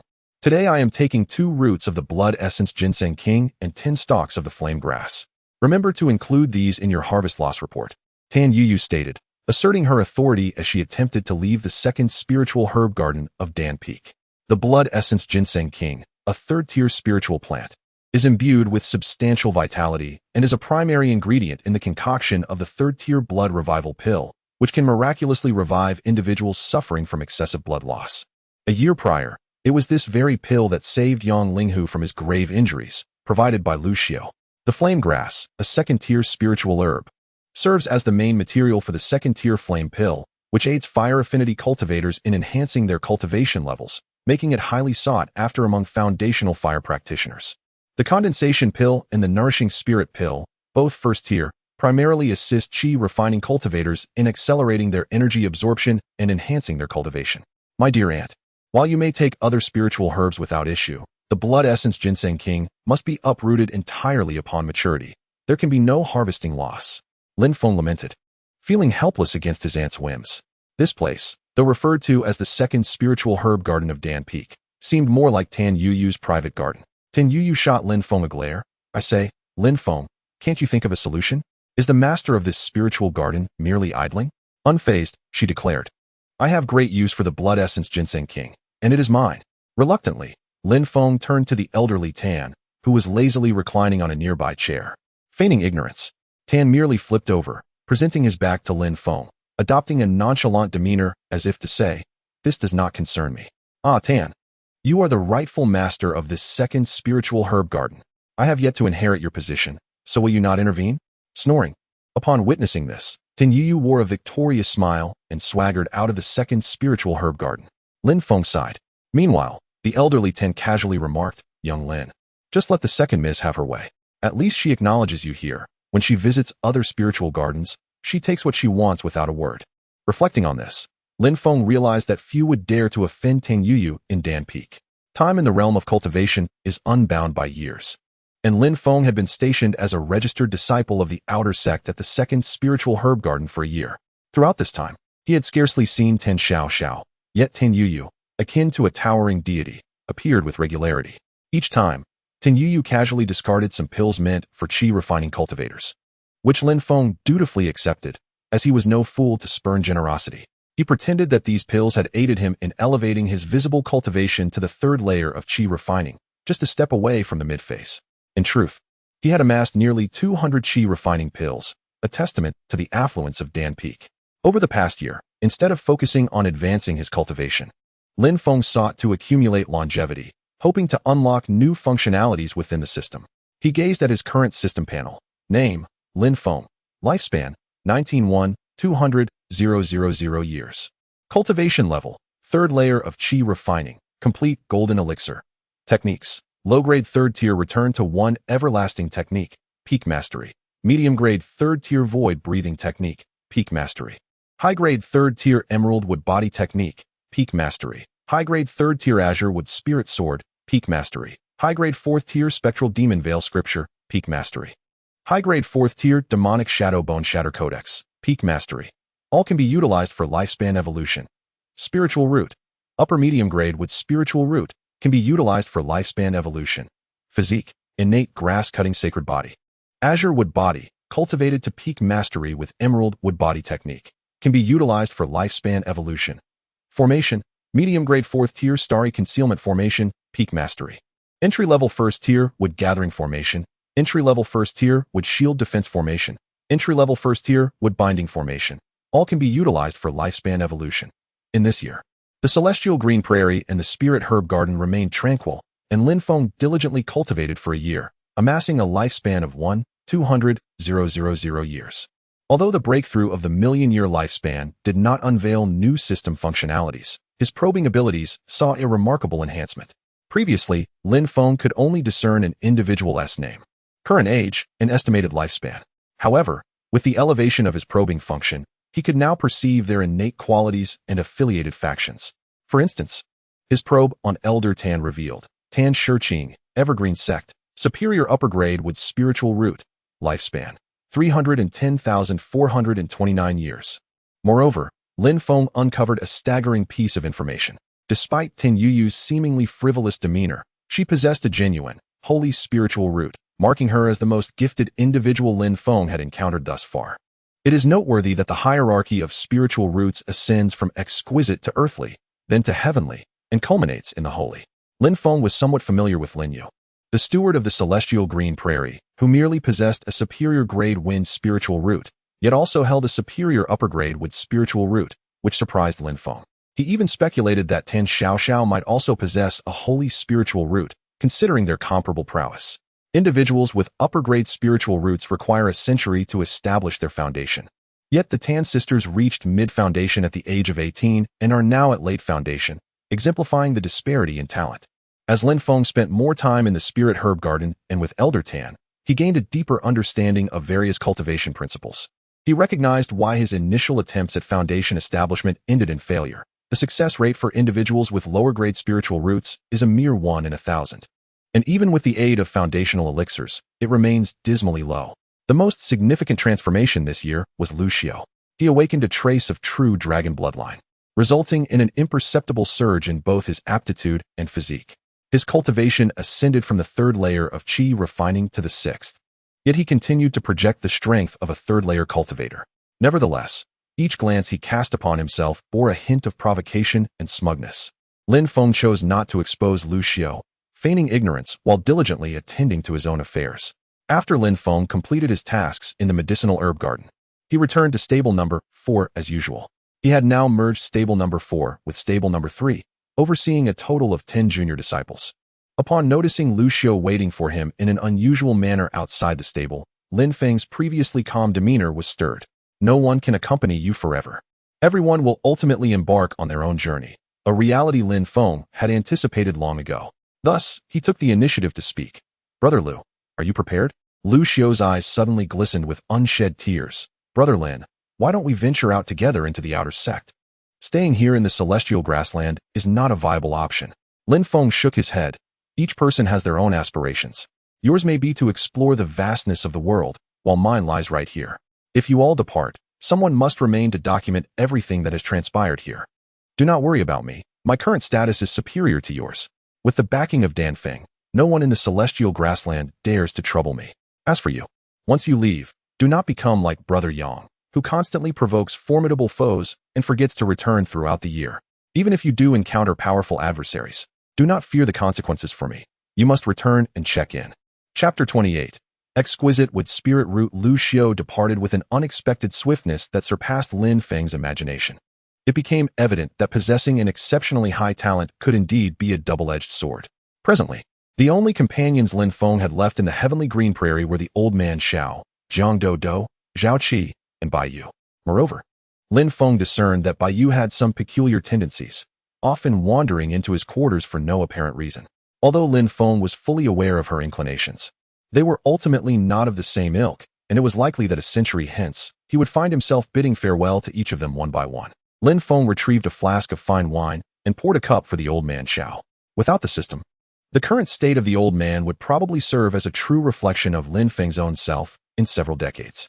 Under Lin Feng's guidance, the old man Xiao had attained the 3rd level of qi refinement, extending his lifespan by over a decade, now reaching 83,123 years.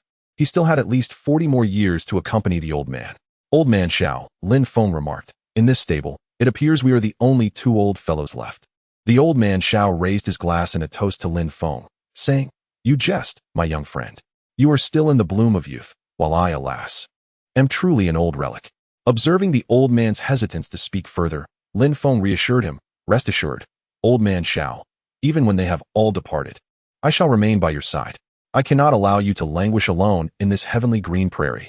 Upon hearing Lin Feng's words, the old man's previously despondent expression brightened with a glimmer of hope. The kindness you have shown, my young friend, is something I shall never be able to repay. Within the blessed land, The heavenly green prairie had not seen any unfamiliar formidable beings intrude for an entire year. Consequently, Lin Feng frequently ventured into the blessed land to tend to various spiritual herbs and plants. The compendium of herbs he acquired from Old Tan offered Lin Feng a fresh perspective on the spiritual flora within his domain.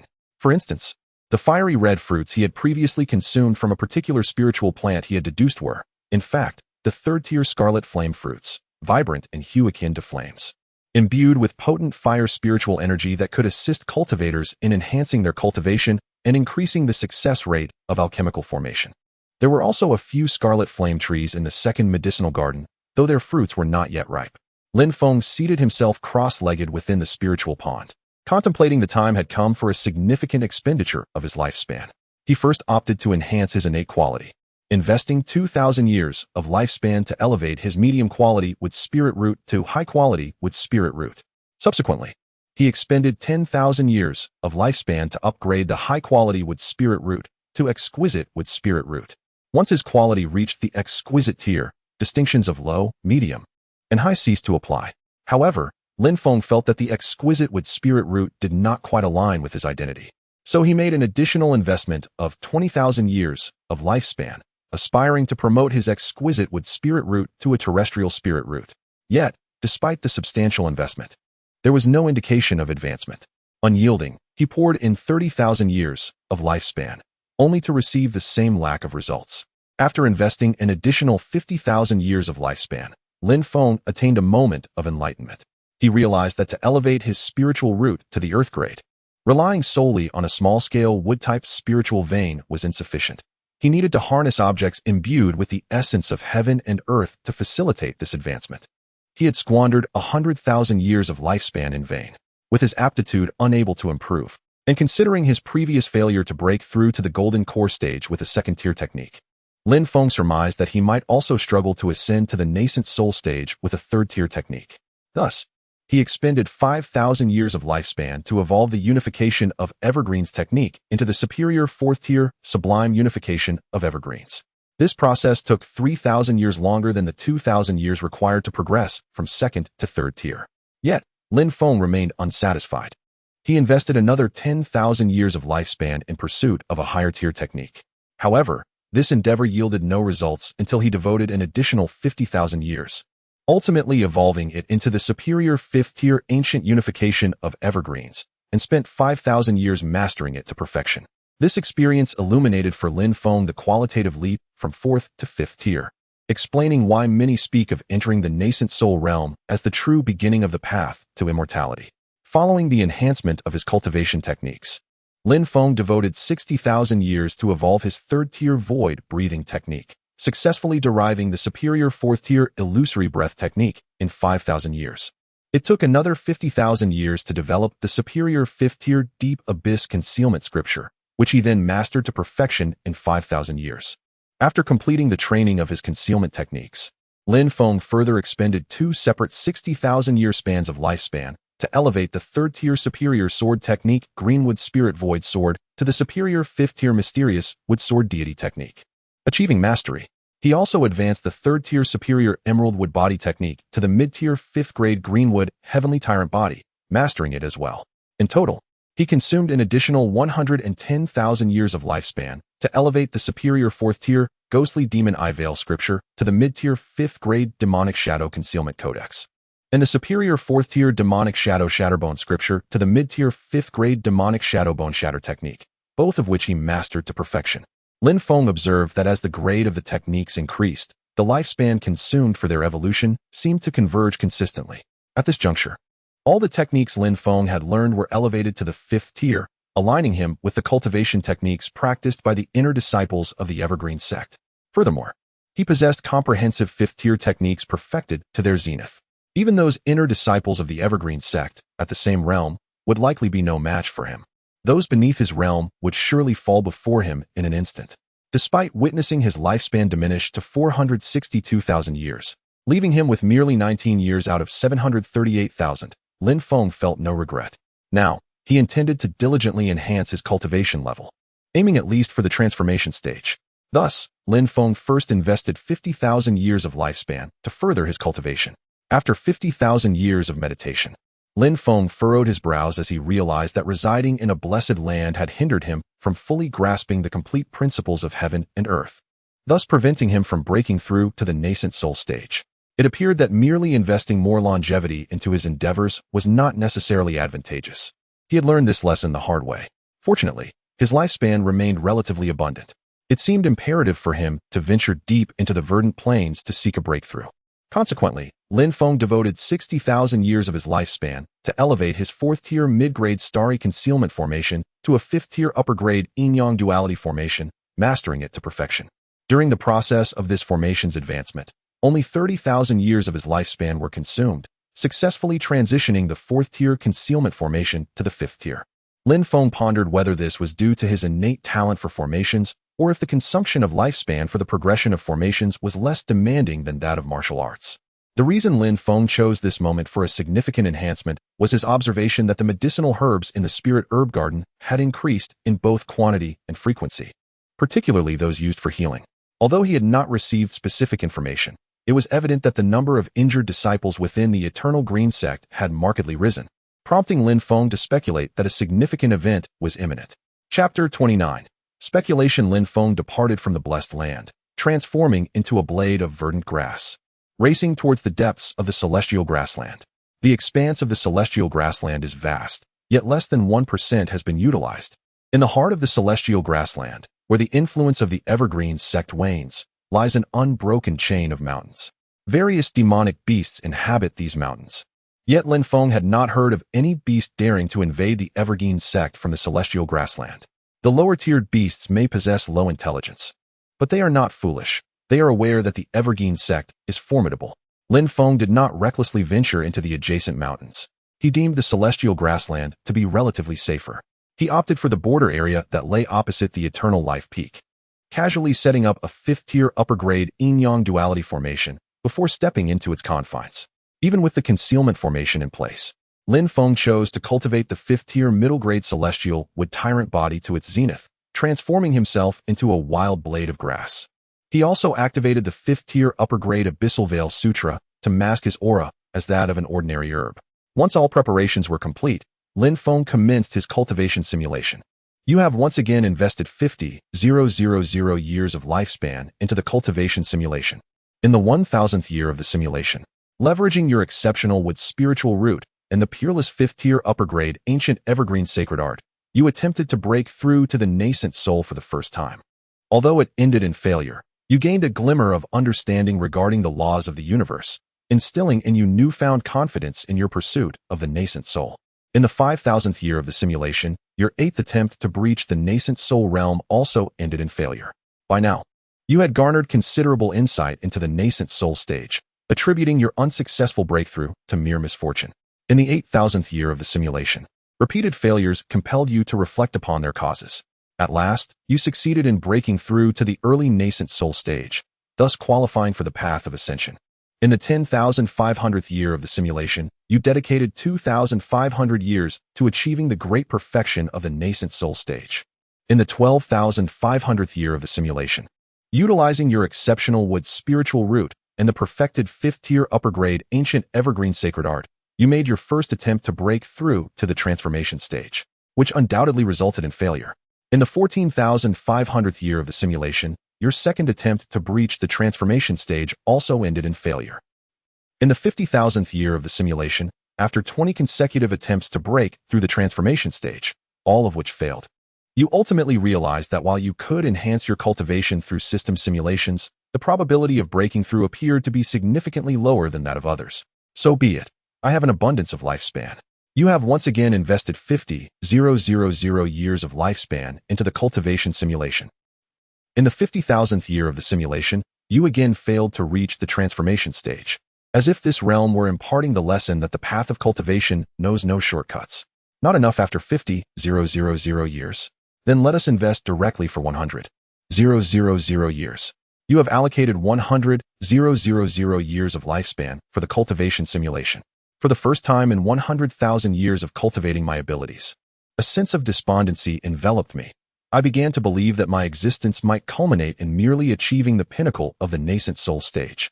100,000 years of life, and not a single ripple of progress. I refused to accept such a fate.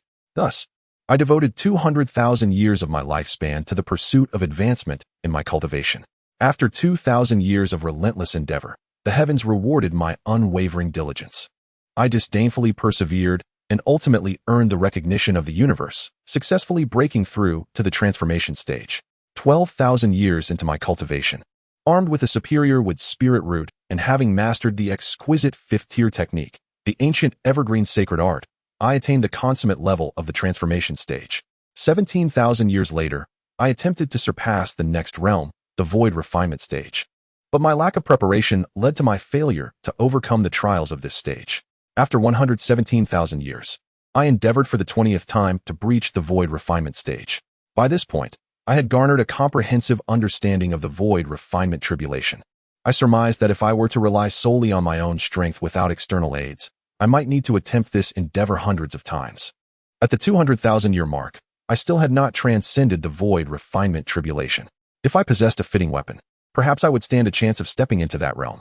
Gazing at the remaining 288,000 years of my lifespan, a sense of urgency washed over me for the first time.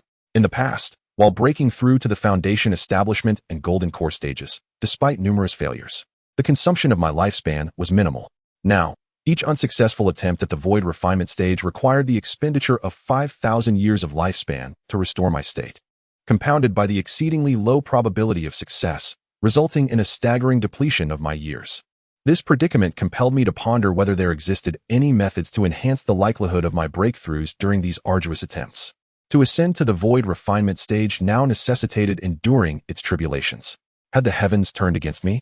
It seemed plausible, after all. I am merely 19 years of age and already striving to breach the void refinement stage. It is noteworthy that the Tan sisters, both possessing Holy Spirit roots, have only recently reached the late foundation establishment stage, while I, with merely a superior spirit root, have achieved the completion of the transformation stage, an incongruity indeed. Moreover, the difficulty of improving one's innate roots is immense. Yet, I have somehow transformed from a mixed element spirit root into a superior wood spirit root. Perhaps another reason the heavens have targeted me. Aware of this, I resolved to refrain from attempting further cultivation breakthroughs for the next decade. At my age, reaching the completion of the transformation stage may very well be an unprecedented feat in history. During this time, I intend to diligently research how to navigate the trials of the void refinement stage more effectively, as well as the tribulations that may arise at higher realms. Just as I had previously utilized the crimson flame fruit within the blessed land to enhance my chances of successfully forming the golden core, I must remind myself that I should possess a suitable weapon for this upcoming endeavor. If I wielded a celestial sword and employed the fifth-tier technique, the mystic wood sword divine art, would I not stand a fighting chance against the heavenly tribulations? If I were to possess an additional set of defensive celestial armor, would it not enable me to withstand a few more lightning tribulations? Acquiring celestial artifacts may be beyond my reach, yet I could certainly delve into the art of forging. By meticulously preparing for the tribulation, I could arm myself with dozens of swords and several sets of armor, along with a multitude of restorative elixirs. Would this not significantly enhance my chances of success? Should that still prove insufficient, I could establish numerous defensive formations and offensive arrays to aid me in overcoming the tribulation. Relying solely on my own cultivation, without any external assistance, to persistently face the trials of transcending the void seems rather foolish and fanciful. Upon reflecting on this, Lin Feng realized the folly of attempting to break through repeatedly with nothing but his own strength. It seems prudent to journey to Qingqing to acquire a tome on the art of forging. As for alchemy, I could indeed learn from Ten Yu. Chapter 30. A startling retreat. Lin Feng concluded his simulation. At this moment, his cultivation level began to soar, advancing from the perfected golden core stage to the initial stage of the nascent soul. His deep green golden core, tinged with hints of fiery red, transformed, giving rise to a diminutive figure resembling himself. As his cultivation ascended, a vast amount of heavenly and earthly spiritual energy was drawn into Lin Feng's body. The influx of energy required to break through to the nascent soul realm was not excessive. Yet, transitioning from the perfected golden core to the consummate stage of the transformation god consumed a considerable amount of spiritual energy. Lin Feng extended his spiritual consciousness, sensing that his recent breakthrough nearly depleted the spiritual energy within dozens of miles. Fortunately, he had chosen to break through at the fringes of the celestial grassland. Had he not, His voracious absorption of energy might have adversely affected the growth of the verdant grass and attracted the attention of the esteemed cultivators from the evergreen sect. Upon reaching the consummate stage of the transformation god, Lin Feng felt as if he could traverse any corner of the world. His spiritual consciousness effortlessly enveloped an area 3 times the size of the celestial grassland. While savoring the transformation of his spiritual awareness, he vanished from sight, appearing amidst the mountains that shielded him from the evergreen sect, just outside the celestial grassland. Furrowing his brow, he noted that this location was merely 100 miles from the celestial grassland, yet it harbored a multitude of demon beasts at the golden core and nascent soul stages, with those below the golden core in staggering numbers. Had it not been for his current spiritual awareness, he would have remained oblivious to the covert intentions targeting his celestial grassland. This was clearly an attempt to sever his source of income. With a flick of his wrist, Lin Feng conjured a wooden sword, invoking the 4th-tier superior skill, Giant Wood holding up the sky, while simultaneously employing the 5th-tier intermediate nether demon concealment technique to mask his appearance. A massive sword descended from the heavens, striking the demon horde with blinding speed, resulting in a direct extension of his lifespan by 20,000 years.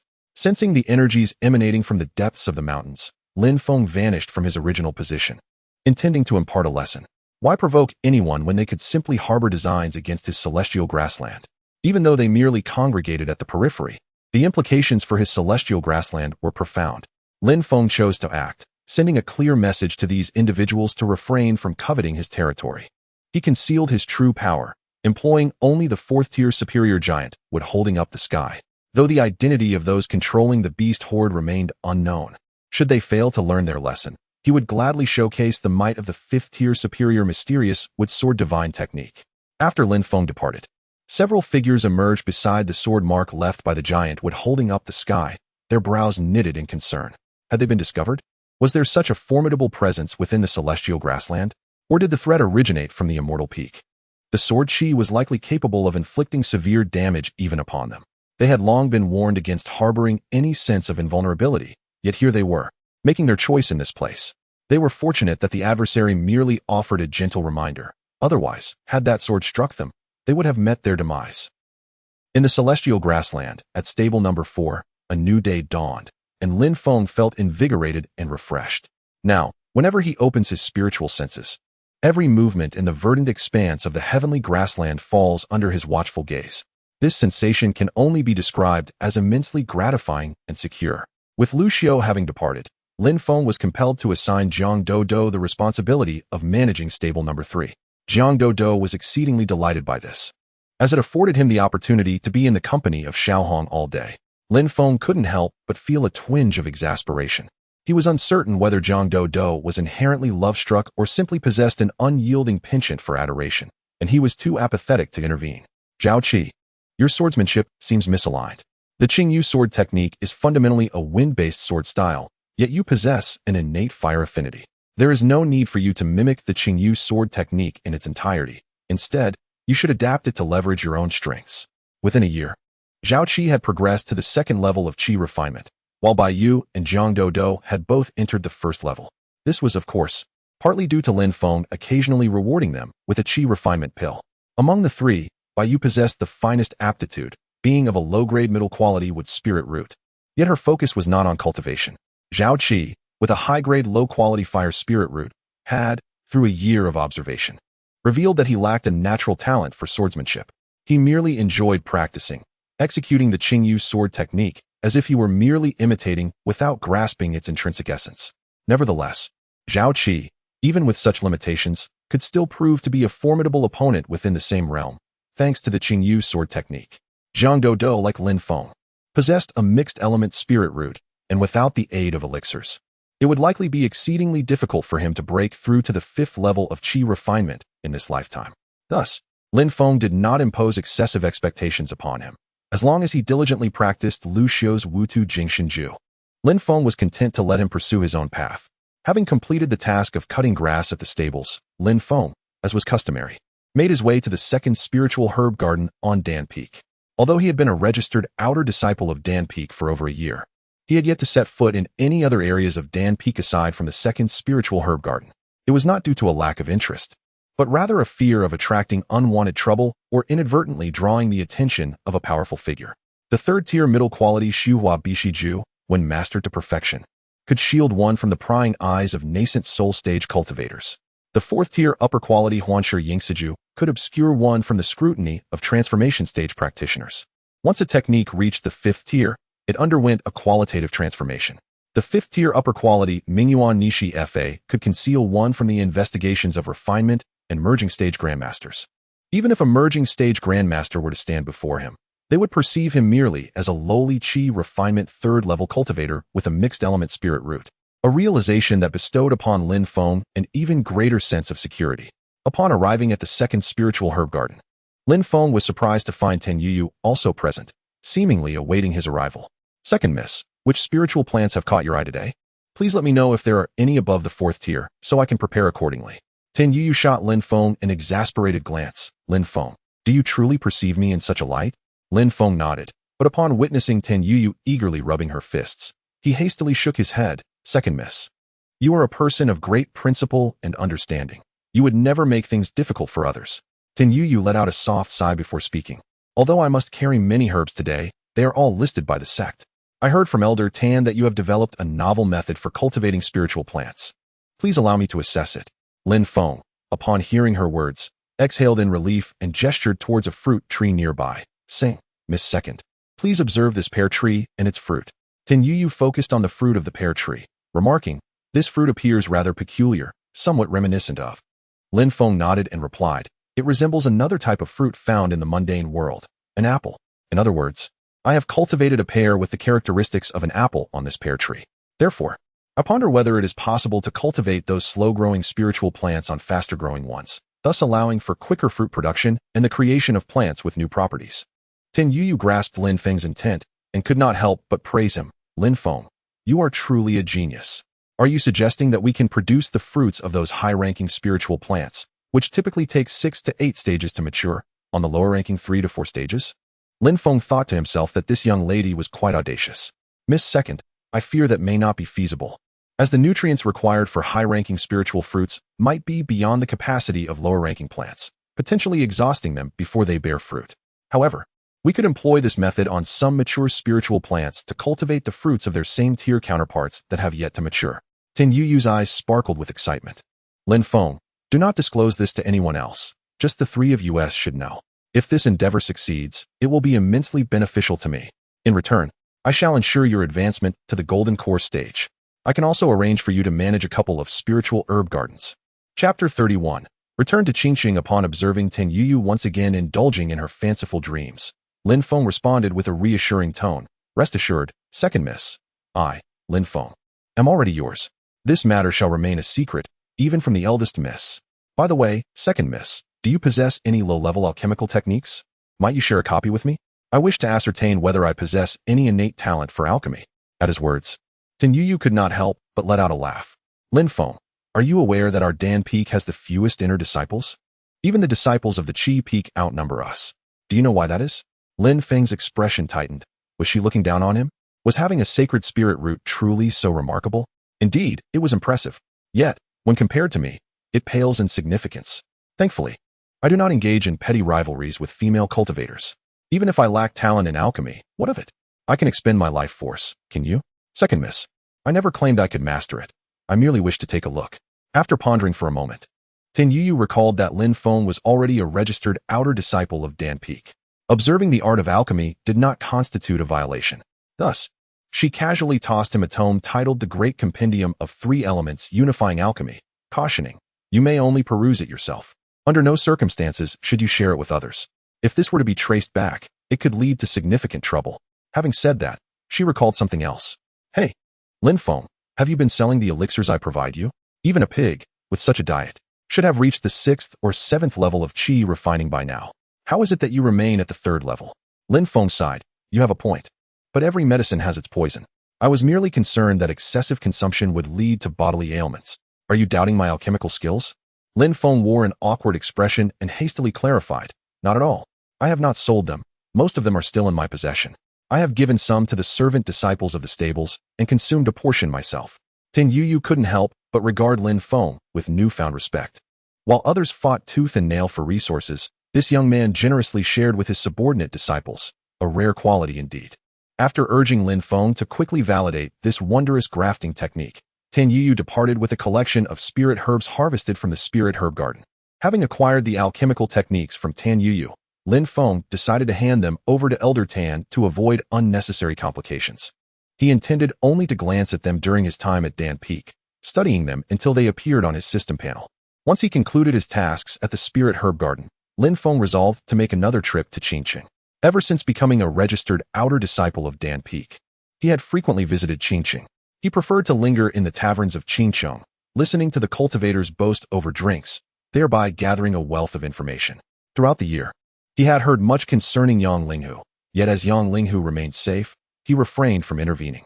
Utilizing the teleportation array of Dan Peak, Lin Feng was directly transported to the Qingqing teleportation array. With his current status, he no longer needed to submit spirit stones for such short-distance travels. In truth, given Lin Feng's current cultivation level, he could reach Qingqing in mere moments even without the teleportation array. Lin Feng's journey to Qingqing had two objectives. First, to visit the Wanfage, a place he had only been to once, to acquire a first-tier refining technique, and second, to investigate whether the Chongqing sect was currently facing any troubles. The sudden increase in the quantity of spiritual fruits and herbs harvested daily, coupled with the discovery of a group of spirit beasts near the Tianqing grassland, hinted at the emergence of significant events. Lin Feng decided to head to Wanfage first. Now, he held dual positions. As the steward of the horse stables, he earned 50 low-grade spirit stones each month. Additionally, he managed both the third and fourth horse stables, bringing his total monthly earnings to 100 low-grade spirit stones. As the owner of the second spiritual herb garden on Dandan Peak, he received a substantial 800 low-grade spirit stones monthly. The disparity in the number of spirit stones distributed clearly illustrated the difference in status between the herb garden owner and the horse stable steward. Furthermore, with the presence of a spiritual mine within the Blessed Land, Lin Feng was not lacking in spirit stones. However, in a place like Qingqiang, he would only utilize the wealth he theoretically possessed. He selected a first-tier low-grade technique, initial forging method for spiritual materials, only to be taken aback by its price, 230 low-grade spirit stones, which was surprisingly higher than that of many comparable cultivation techniques. Fortunately, Lin Feng was no longer a struggling servant disciple. Otherwise, after a whole year of labor, he would have been unable to afford even one refining technique. After completing his purchase, Lin Feng proceeded directly to the largest information center in Qingqing, the Xianyun Dining House. The minimum spending here was 5 spirit stones, yet it remained perpetually packed. It was said that Xianyun Dining House was a chain of establishments present in any moderately sized city. The ingredients served here predominantly included the delectable meats of spirit beasts, providing substantial nourishment, while the wines were spiritual brews, exquisite in flavor and far superior to ordinary beverages. Had Lin Feng still been a servant disciple, he would have hesitated to step foot in such a place. Due to the high threshold for entry, the patrons of Xianyun Dining House were typically notable figures, ensuring a relatively high reliability of the information exchanged within. Lin Feng chose a discreet corner to sit down, ordering food and drinks worth 10 low-grade spirit stones. With his current hearing ability, he could effortlessly catch snippets of conversations from any corner of the establishment. Have you heard? Recently, a cave abode of a harmonization stage cultivator has appeared in the Haiyan Mountain range, attracting cultivators from 1,000 miles around to vie for its opportunities. Your information is outdated. That news is over a month old. The inheritance from that harmonization stage cultivator in the Haiyan Mountains was reportedly seized by a divine transformation elder from the Tianyin sect. Though the inheritance was claimed by that divine transformation elder, many outer disciples of the Chongqing sect still ventured there and reportedly obtained quite a few treasures. At that moment, a cultivator lowered his voice, saying, "I know a secret. Many cultivators who sought opportunities at that cave abode have been cursed. Quite a few outer disciples from the Chongqing sect mysteriously had their life essence drained, leaving behind nothing but bones." As soon as he finished speaking, someone retorted, "That is not correct. I personally know Yang Linghu from the outer sect of the Evergreen sect. He was present as well. In fact, I saw him engaged in a fierce fight with someone yesterday. There was nothing like what you described. It has been a month since that incident. What is there left to discuss? Have you not noticed the influx of disciples from various small and medium-sized demonic sects recently visiting our Qingqing? Indeed, I haven't heard of any large-scale events being organized by the Evergreen sect lately. Could it be that there is a significant relic about to emerge near the Evergreen sect? There are not that many major relics, especially not in proximity to the Evergreen sect. You must not comprehend how long the Evergreen sect has stood firm. In any case, it is of no concern to us. The Evergreen Sect is substantial and prosperous. I am certain that the prominent cultivators have already noticed this, though they remain indifferent. Lin Feng listened attentively to their discussion. These individuals were primarily foundation-building cultivators, and there was some truth to the intelligence they shared. Subsequently, Lin Feng expanded his spiritual sense, surveying the entirety of Qingcheng, and his brow furrowed slightly. Chapter 32. Open strife and secret struggles. As Lin Feng expanded his spiritual awareness, he quickly discerned a treasure-seeking conflict occurring not far from Qingcheng. The combatants were two late-stage Foundation establishment cultivators. Their fierce struggle attracted several other Foundation establishment practitioners who discreetly observed from the shadows. To Lin Feng's astonishment, he also sensed the presence of Yang Linghu. At this moment, Yang Linghu had reached the 8th level of Qi refinement, yet he still appeared to be at the 6th level. A clear testament to the benefits of practical experience over relentless meditation. Among the combatants, one was evidently at a disadvantage. Had Yang Linghu not been present, Lin Feng would not have paid much heed to such events, for in the realm of cultivation, killing for treasure is a commonplace occurrence. However, he was intrigued by the nature of the treasure that could pique Yang Linghu's interest. The one gaining the upper hand was a middle-aged cultivator clad in a white robe, wielding a slender second-tier spirit sword, clearly not a disciple of the Evergreen Sect. The other, wearing the garb of the Evergreen Sect, was struggling to fend off the attacks from the white-robed cultivator. How audacious of the opponent to dare to kill a disciple of the Evergreen Sect and seize treasures on their turf. Lin Feng recalled a piece of information he had heard previously at the Xianyan food house. The Evergreen Sect has never prohibited its disciples from engaging in battles against those of the same cultivation level from other sections. If one were to be killed or have their treasures taken, it would simply be a matter of lesser skill. The Evergreen Sect would not pursue those who committed such acts. This was a privilege only a sect with a legacy spanning hundreds of thousands of years could afford. Nonetheless, Lin Feng perceived a glaring flaw in this arrangement. Even if the Evergreen Sect did not pursue the matter, what of the slain individuals' brothers or masters? Would they simply let such an affront go unchallenged? Without having witnessed the events firsthand, Lin Feng refrained from jumping to conclusions. Through his spiritual awareness, he noted that the white-robed cultivator had grown impatient and declared, "You are not my match. That sword is not yours to claim. If you have any sense, I advise you to surrender it willingly. Otherwise, I would not hesitate to slay you here before the Evergreen Sect and see if they truly uphold the legend of not intervening in disputes among their disciples of the same level." The Evergreen Sect disciple's expression fluctuated as he inhaled deeply and replied calmly, "Very well. It seems this sword is indeed fated to elude me." He then produced a pitch-black long sword, exuding a faint aura of demonic energy, and inquired, "How did you determine that this sword was in my possession?" The white-robed cultivator responded casually, "Isn't it simple? Eliminate all those who competed for this sword that day, and the one who remains is naturally the possessor of the concealed sword."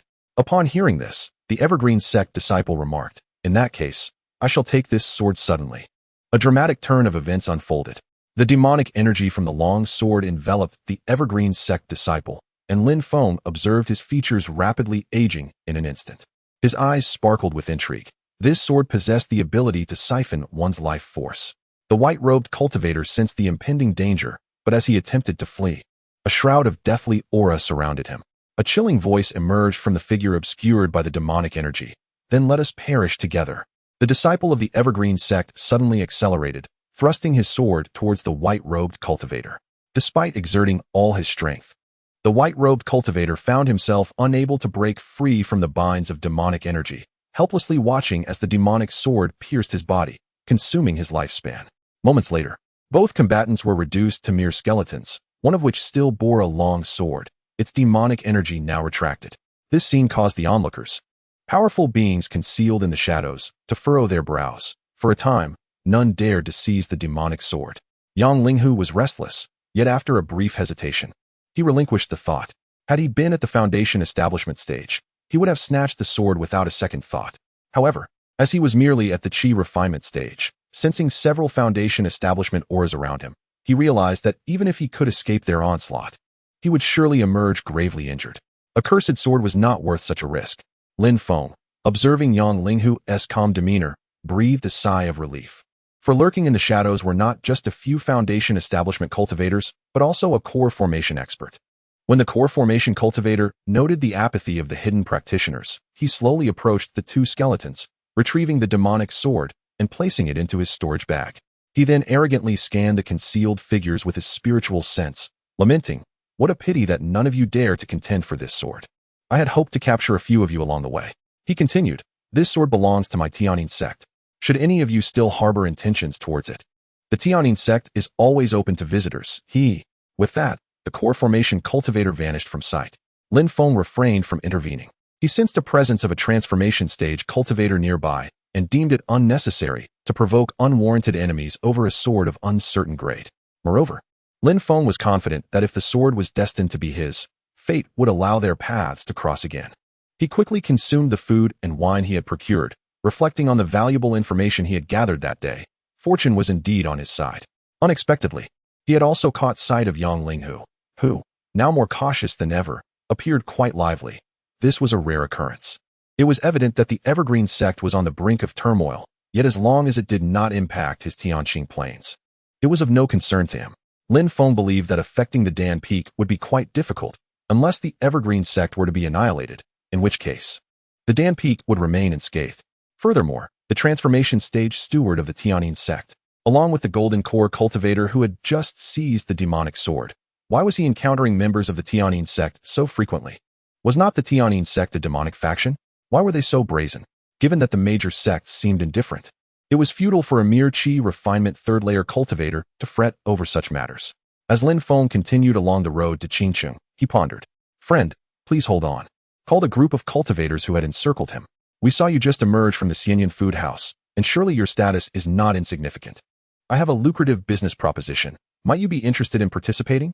Lin Feng regarded the cultivators surrounding him with a frown, noting that the most powerful among them was merely at the Qi refinement 7th layer. Is this merely a case of foolish self-sacrifice? Such sweet words are nothing but a pretext for robbery. In the past, when I was destitute and unable to scrape together even 10 spirit stones, these individuals wouldn't spare me a glance. Yet now, after merely sitting in the Xianyan restaurant, I find myself the target of their attention as soon as I step outside. Lin Feng sighed and said, "My friends, do you truly believe that I have no surplus resources? Do not put us in a difficult position. If you could kindly invest 500, no, 300 low-grade spirit stones, we shall allow you to depart," they insisted. Lin Feng shook his head gently, raising his foot as numerous roots emerged from the ground, dragging the bodies of these men into the earth. Subsequently, he dispelled the barrier concealing his presence from those around him and proceeded towards the teleportation array, unperturbed. He did not lack for decades of life, yet these individuals insisted on offering their lives to him. Chapter 33. The newly appointed steward. Time flows gently, and half a year has passed. Since that encounter with Yang Linghu in Qingcheng to procure alchemical techniques, Lin Feng has not caught sight of him again in the vicinity. Lu Xiao, too, has vanished without a trace since departing. Lin Feng often ponders whether they are engaged in demon-slaying adventures or treasure-hunting quests. Occasionally, he finds himself envious of Lu Xiao and Yang Linghu, albeit fleetingly. He has no need to venture out for resources to elevate himself. Merely existing in the verdant plains suffices to render him invincible. Though Lu Xiao's absence weighs on his mind, Lin Feng harbors no concerns for him. Even if 100 spirit stones were laid before Lu Xiao, he might feign ignorance, circling thrice and waiting 3 days to ensure no one is lurking nearby before cautiously inspecting them. Lu Xiao and he are truly kindred spirits. During these 6 months, Lin Feng devoted merely 1 month to studying the 3 elements returned to 1 alchemical compendium before returning it to Tan Yuyu, acknowledging his lack of aptitude for alchemy. In truth, he is indeed unsuited for the art. Otherwise, he would not have taken an entire month to refine it to the system panel. Of course, the lengthy duration can also be attributed to the fact that the 3 elements returned to 1 alchemical compendium is a high-grade, 3rd-tier alchemical technique. This reveals Tan Yuyu's generosity. She is certainly a person worth befriending. Currently, on Lin Feng's system panel, the high-grade 3rd-tier, 3 elements returned to 1 alchemical compendium has been elevated to high-grade 5th-tier 5 elements returned to 1 alchemical sacred art, perfected through immense dedication, consuming a total of 60,000 years of his lifespan. His alchemical prowess now surpasses that of Tan Yuyu, even should she dedicate another 500 years to her practice. The sole regret is that he has yet to refine a single elixir formally.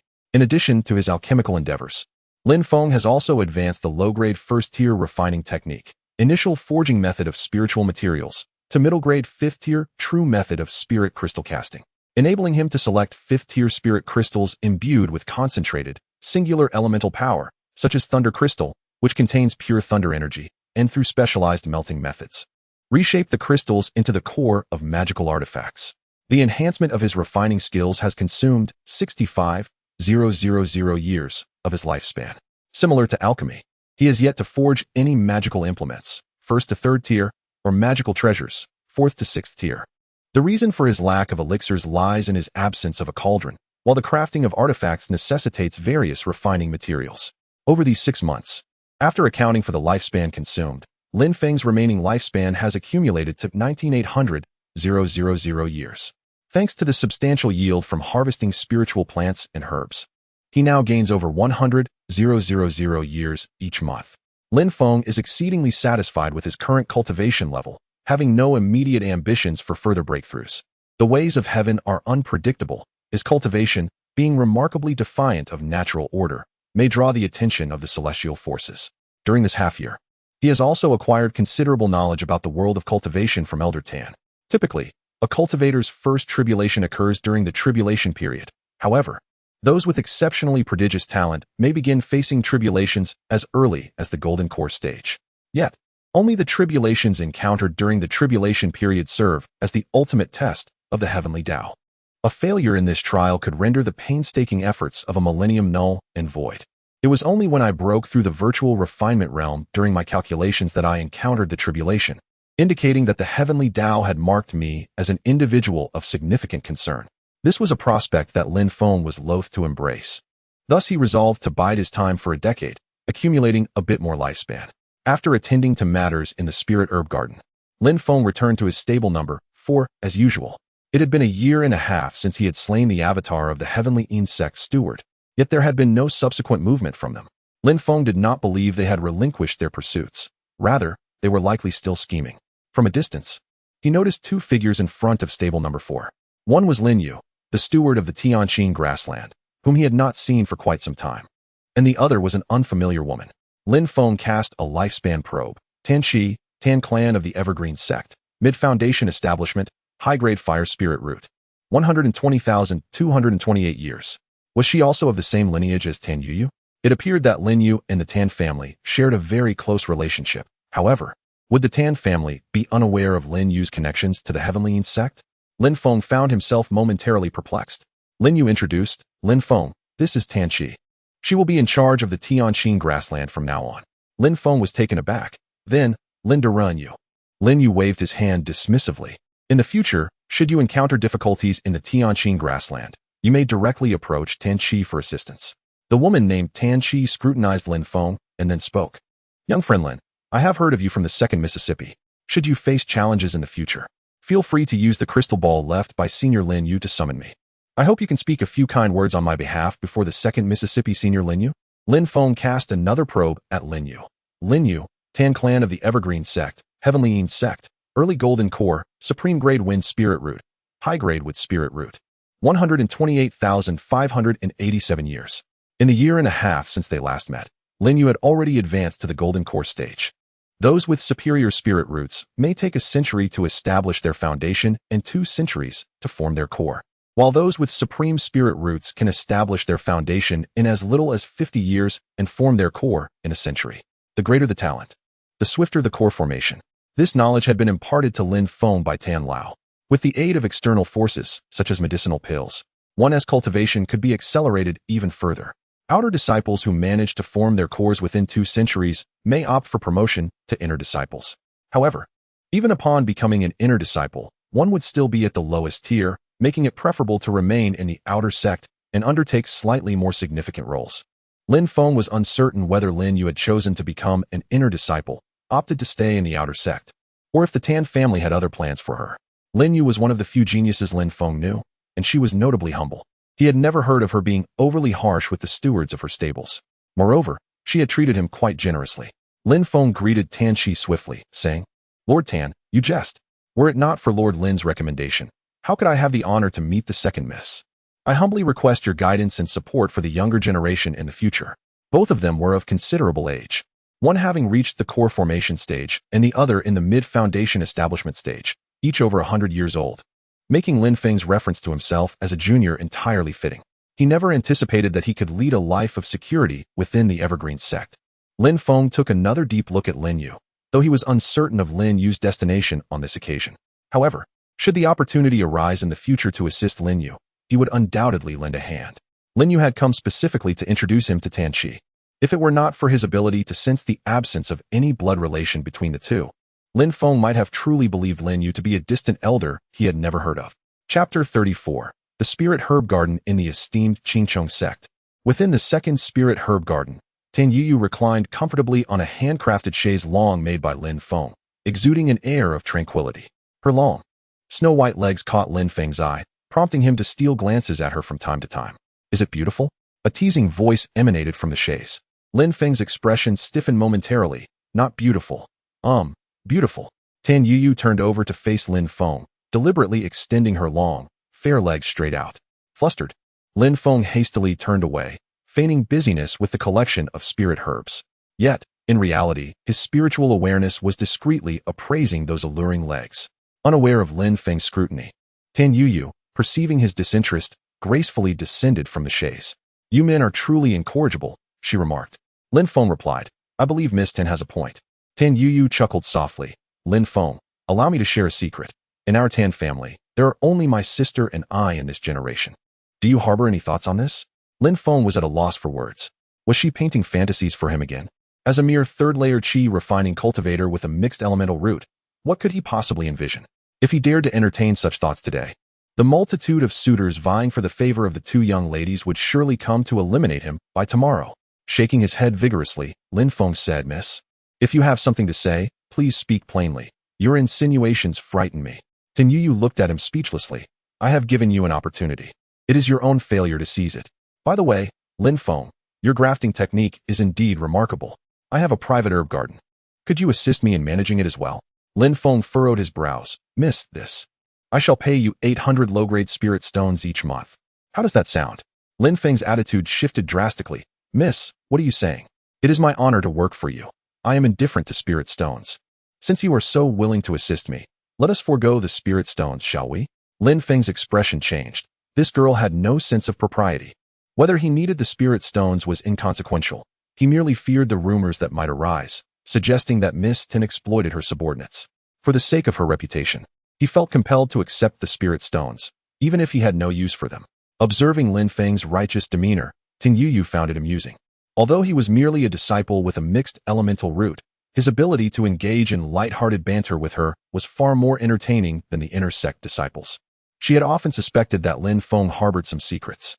However, she had discreetly observed him on numerous occasions. This lad would spend his mornings tending to the verdant grass, afternoons in the spirit herb garden, and upon returning home, he would collapse onto the chaise to converse with an old servant disciple from the fourth horse stable. At night, he would sleep more soundly than a pig. She had never witnessed him practicing cultivation, even with a mixed elemental root, given the spirit herbs she provided. Consuming them casually should suffice to elevate him beyond the third layer of qi refining. Although she might label him as self-indulgent, he appeared to be enjoying himself thoroughly, bustling about with a carefree spirit. Regardless of her status, Tan Yu had encountered numerous individuals, yet she had never met anyone quite like Lin Feng. Furthermore, unlike other herbal garden owners who usually reported a certain percentage of harvesting loss to line their own pockets, Lin Feng seemed oblivious to such practices, consistently achieving a perfect harvest, which made him appear exceptionally capable. Fortunately, she always managed to have the old man deduct 5% from the harvest as compensation for losses, and she didn't take it for nothing. She would occasionally bestow a couple of medicinal pills upon Lin Feng. Seeing Lin Feng's consent, Tan Yu retrieved a token from her ring, prominently inscribed with the character Tan. This token contained a teleportation array. Upon activation, it would transport Lin Feng to her private herbal garden. She strictly forbade anyone else from entering her domain. Additionally, this token signified Lin Feng's affiliation with the Tan family, allowing him to present it should anyone trouble him. Come, let me show you the secret garden my sister and I tend.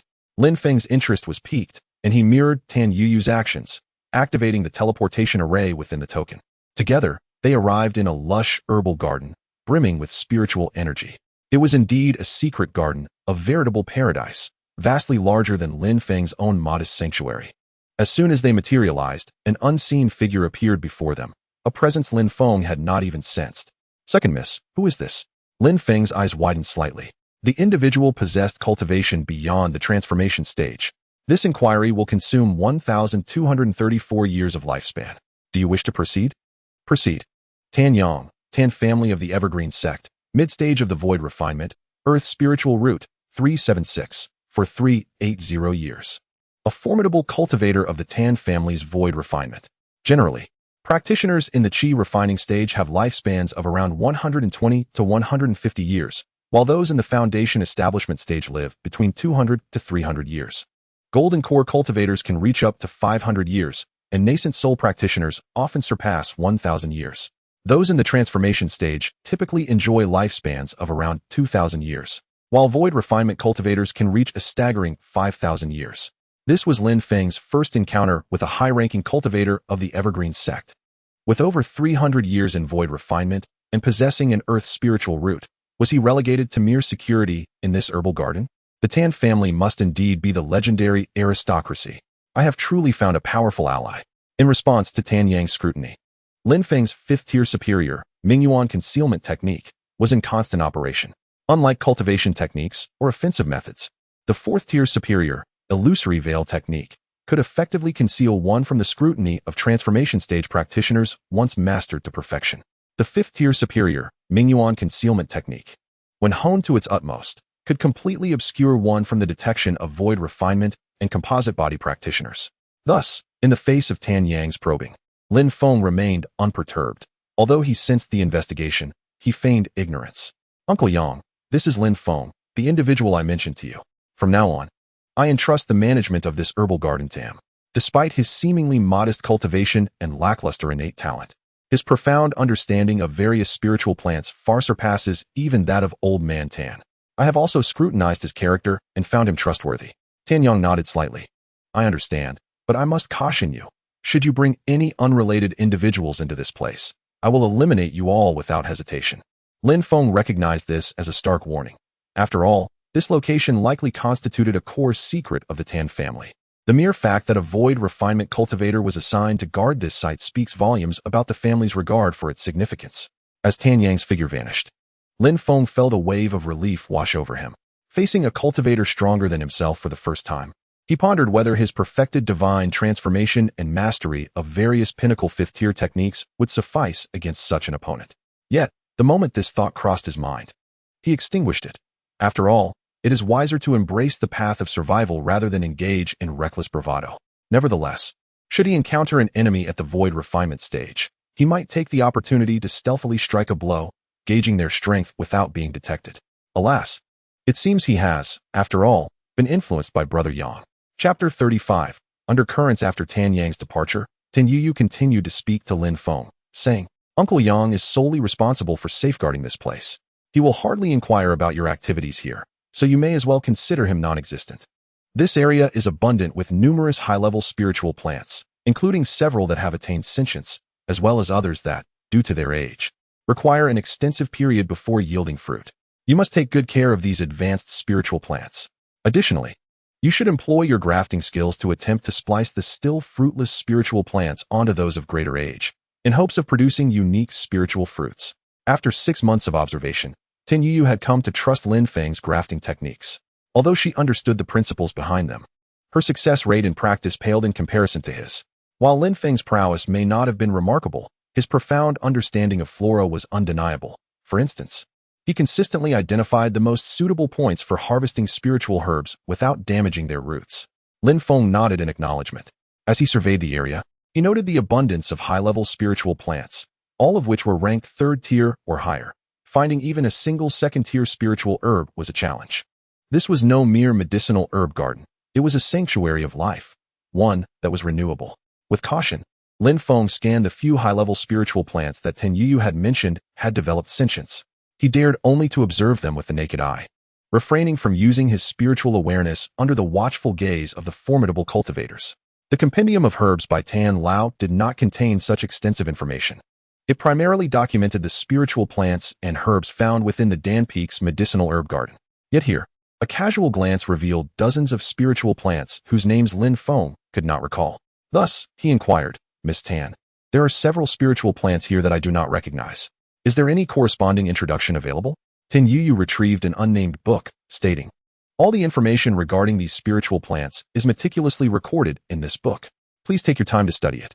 She then proceeded to share several important notes with Lin Feng, indicating that when she required the spiritual plants, she would inform him of the specific harvesting tasks. Lin Feng diligently noted everything. Seemingly recalling something else, Tin Yu warned, "Lin Feng, recently the Evergreen Sect has been somewhat unsettled, especially in the Outer Sect. If you notice anything amiss, you may use this token to teleport here for safety. In life-threatening situations, do not act the hero. Survival is paramount." Lin Feng assured her, "Thank you for the reminder, Miss Tan. I am aware of my limitations. Should danger arise, I will teleport here at the first opportunity."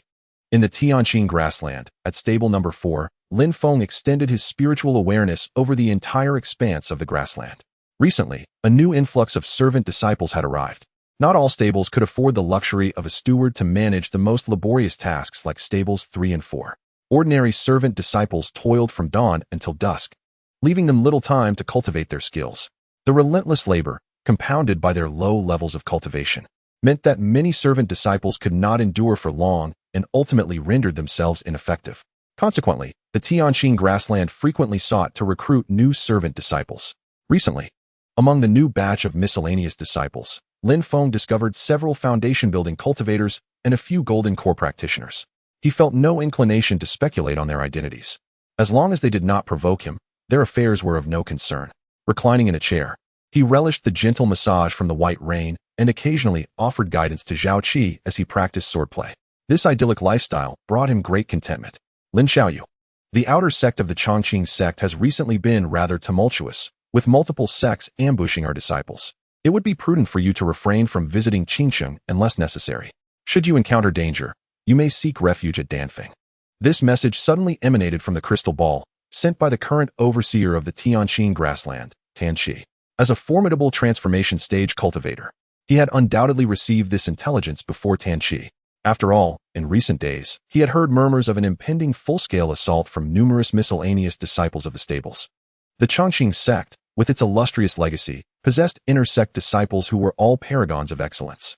Lin Feng believed that regardless of the circumstances, the Chongqing sect was unlikely to face any significant peril. At worst, the outer sect might suffer some losses.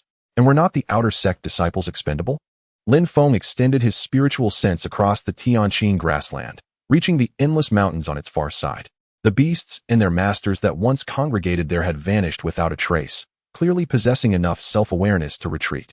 As long as they did not threaten the Tianqing grassland, Lin Feng had no desire to engage with them. The Tianqing grassland was his lifeblood. Any who sought to endanger it would meet their demise.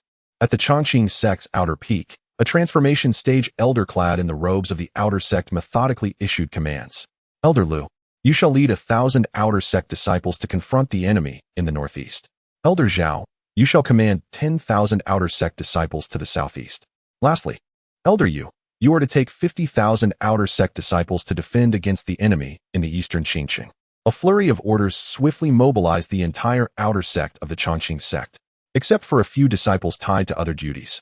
Nearly all present were summoned to the battlefield. Once the orders were dispatched, an outer sect elder voiced a concern. "Why are we only defending the east? What if the enemy invades from the south?" The elder who had issued the command scoffed, "Are you a fool? The enemy is not so dim-witted. With the sword peak standing resolutely in the south, which blind fool would dare provoke it?" The assembly found his reasoning entirely sound. Meanwhile, outside the Chongqing sect, scenes of brutal combat unfolded incessantly. The Tianqing grassland offered no aid, nor had any reinforcements been dispatched for battle. Evidently, for the outer sect of the Chongqing sect, the Tianqing grassland held little significance. Moreover, even if an invasion occurred, disturbing the formidable beings of Chongqing Peak would merely result in their own undoing. Lin Feng was far from satisfied with the arrangements made by the outer sect of the Chongqing sect. Had he not foreseen the gathering of a horde of demonic beasts beyond the verdant expanse of Tianqing grassland and subsequently intimidated them, the consequences could have been catastrophic. Though the beasts possessed limited cultivation, their presence alone posed a significant threat to Tianqing grassland. Furthermore, within this new batch of miscellaneous disciples lurked cultivators beyond what Tianqing grassland could withstand. Indeed, Lin Feng had discerned the presence of several golden core practitioners, alongside numerous foundation establishment cultivators. In contrast, The Foundation establishment cultivators affiliated with the Evergreen sect were exceedingly few. Had Lin Yu been present, perhaps they could have mounted a defense. Now, relying on the newly appointed steward of Tianqing grassland, Tan Shi, would prove futile. It seemed inevitable that a tempest of bloodshed would soon engulf Tianqing grassland. Lin Feng silently prayed that these individuals would refrain from seeking him out and would not recklessly ravage the land. Otherwise, he might find himself compelled to extend his lifespan once more. Chapter 36. Xiaohong's choice at Tianqing grassland amidst the chaos unfolding at the outer gate. The Tianqing grassland was similarly thrown into disarray. It was evident that they possessed their own means of communication. The newly appointed steward, Tan Shi, despite his desire to intervene, decisively retreated upon discovering the presence of formidable golden core cultivators among the adversaries.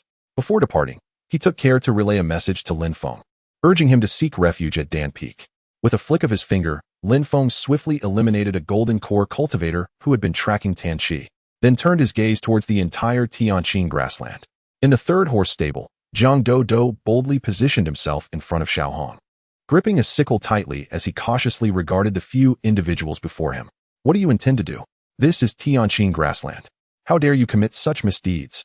Be wary, for the steward will have you all apprehended. The intruders smiled as they looked at Zhang Dodo. Oh, are you referring to the steward of Tianqing grassland? Or the steward of your third horse stable? Young man, you seem unaware that the steward of Tianqing grassland has already made his escape upon sensing the trouble. If you are speaking of your humble steward, do not fret. Once we deal with you, it will be his turn. Upon hearing this, Zhang Dodo's expression turned pale. His earlier composure vanished, and his body began to tremble slightly. You cannot harm our steward, nor can you hurt Xiaohong. If you wish to harm them, you must first step over my corpse. With a roar, Zhang Dodo transformed his fear into strength. Wielding a battered sickle and activating the second-tier lower-grade Wu Tu Jin Shinju, charging towards his foes with the cultivation of a first-tier Qi refinement practitioner. Having diligently practiced the Wu Tu Jin Shinju, he had achieved a modest level of success. Even a second-tier Qi refinement cultivator would find it challenging to harm him. Zhang Dodo's audacity elicited laughter from the intruders. How amusing. A mere first-tier Qi refinement cultivator dares to launch an attack against us. Who has granted you such courage? With a casual kick, one of the assailants sent Zhang Dodo flying several meters away. Young man, you servants have no future. Remaining in this Tianqing grassland merely subjects you to exploitation as slaves by the Evergreen sect. If you are willing to join our puppet sect, your life would be 1,000 times more carefree than it is now. Wiping the blood from the corner of his mouth, Zhang Dodo once again positioned himself before Xiaohong, obstructing the gaze of the puppet sect disciples. With determination, he declared, Puppet sect? Just the name alone suggests it is not a proper sect. You shall not coerce me into joining your ranks.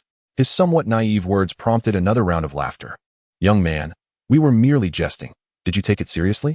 Moreover, while it is true that we, the puppet sect, are not an orthodox sect, at least we do not resort to the ruthless exploitation of servant disciples. You see, Evergreen sect is an orthodox sect. Yet look at you servant disciples. Do you see any future for yourselves? I have only been here for 2 days, and I already harbor no fondness for Evergreen sect. It is truly admirable how you have endured such oppression for so long without any response. Young man, you seem to possess some spirit. If you are willing to obediently hand over the girl behind you, I can spare your life today. Upon hearing this, Zhang Dodo tightened his grip on the sickle, resolute in his determination to prevent anyone from harming Xiaohong. However, dismissing Zhang Dodo's defiance, another disciple of the puppet sect casually threw a punch, sending Zhang Dodo flying aside. Despite his struggles, he could not rise again. The adversary sneered, Kid, I too possess the mixed spiritual roots of the 5 elements.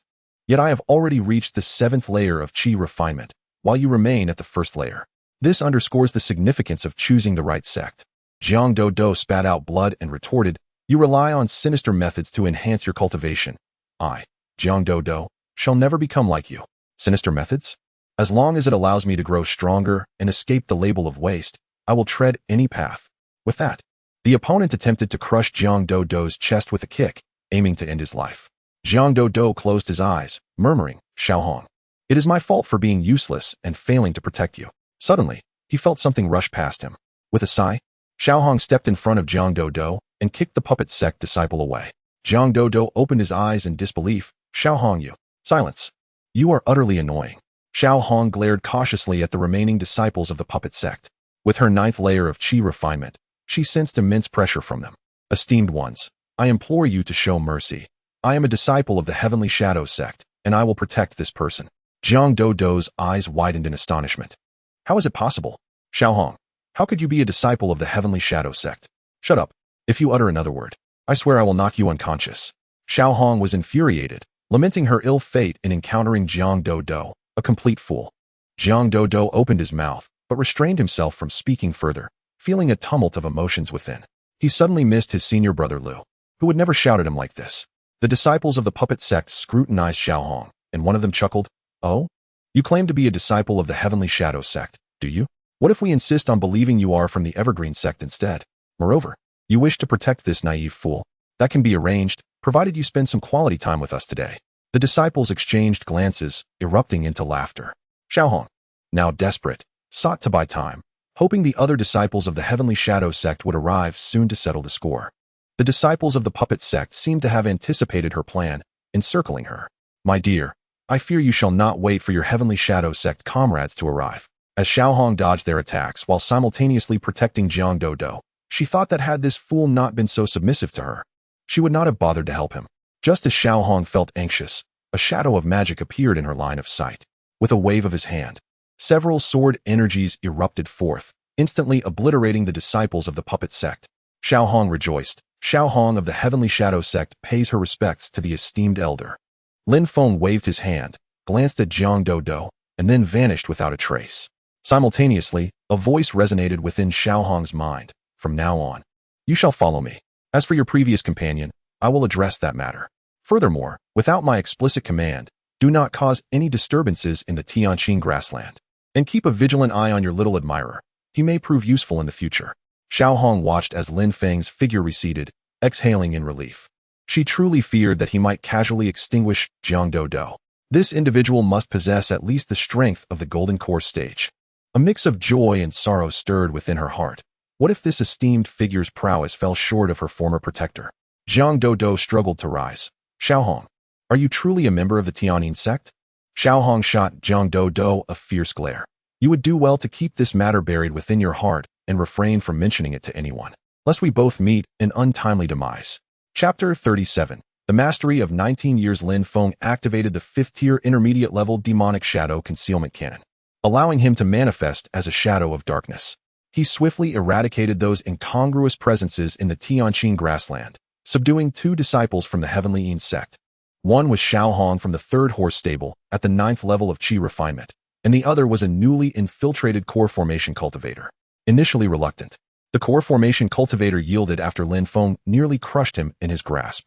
Lin Feng instructed him to refrain from causing havoc in Tianqing grassland and to continue concealing himself as a servant disciple. Should anyone stir trouble, he was to eliminate the instigators.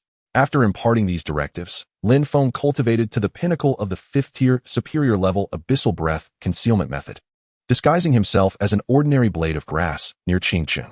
He then extended his spiritual awareness, sweeping through the vicinity to seek familiar presences. However, he found no trace of Yang Linghu or Lin Yu. To his surprise, he detected the aura of Lu Xiu. Had it not been for the familiar white eyebrows, Lin Feng might not have recognized him. Lu Xiu had not only reshaped his form, but had also altered his appearance. The lad had departed at the 6th level of Qi refinement and now disguised himself as a 5th-level practitioner, engaging in a fierce exchange with a 4th-level disciple from another sect. Lu Xiu struggled to parry his opponent's palm strike, being pushed back several meters. A look of astonishment on his face.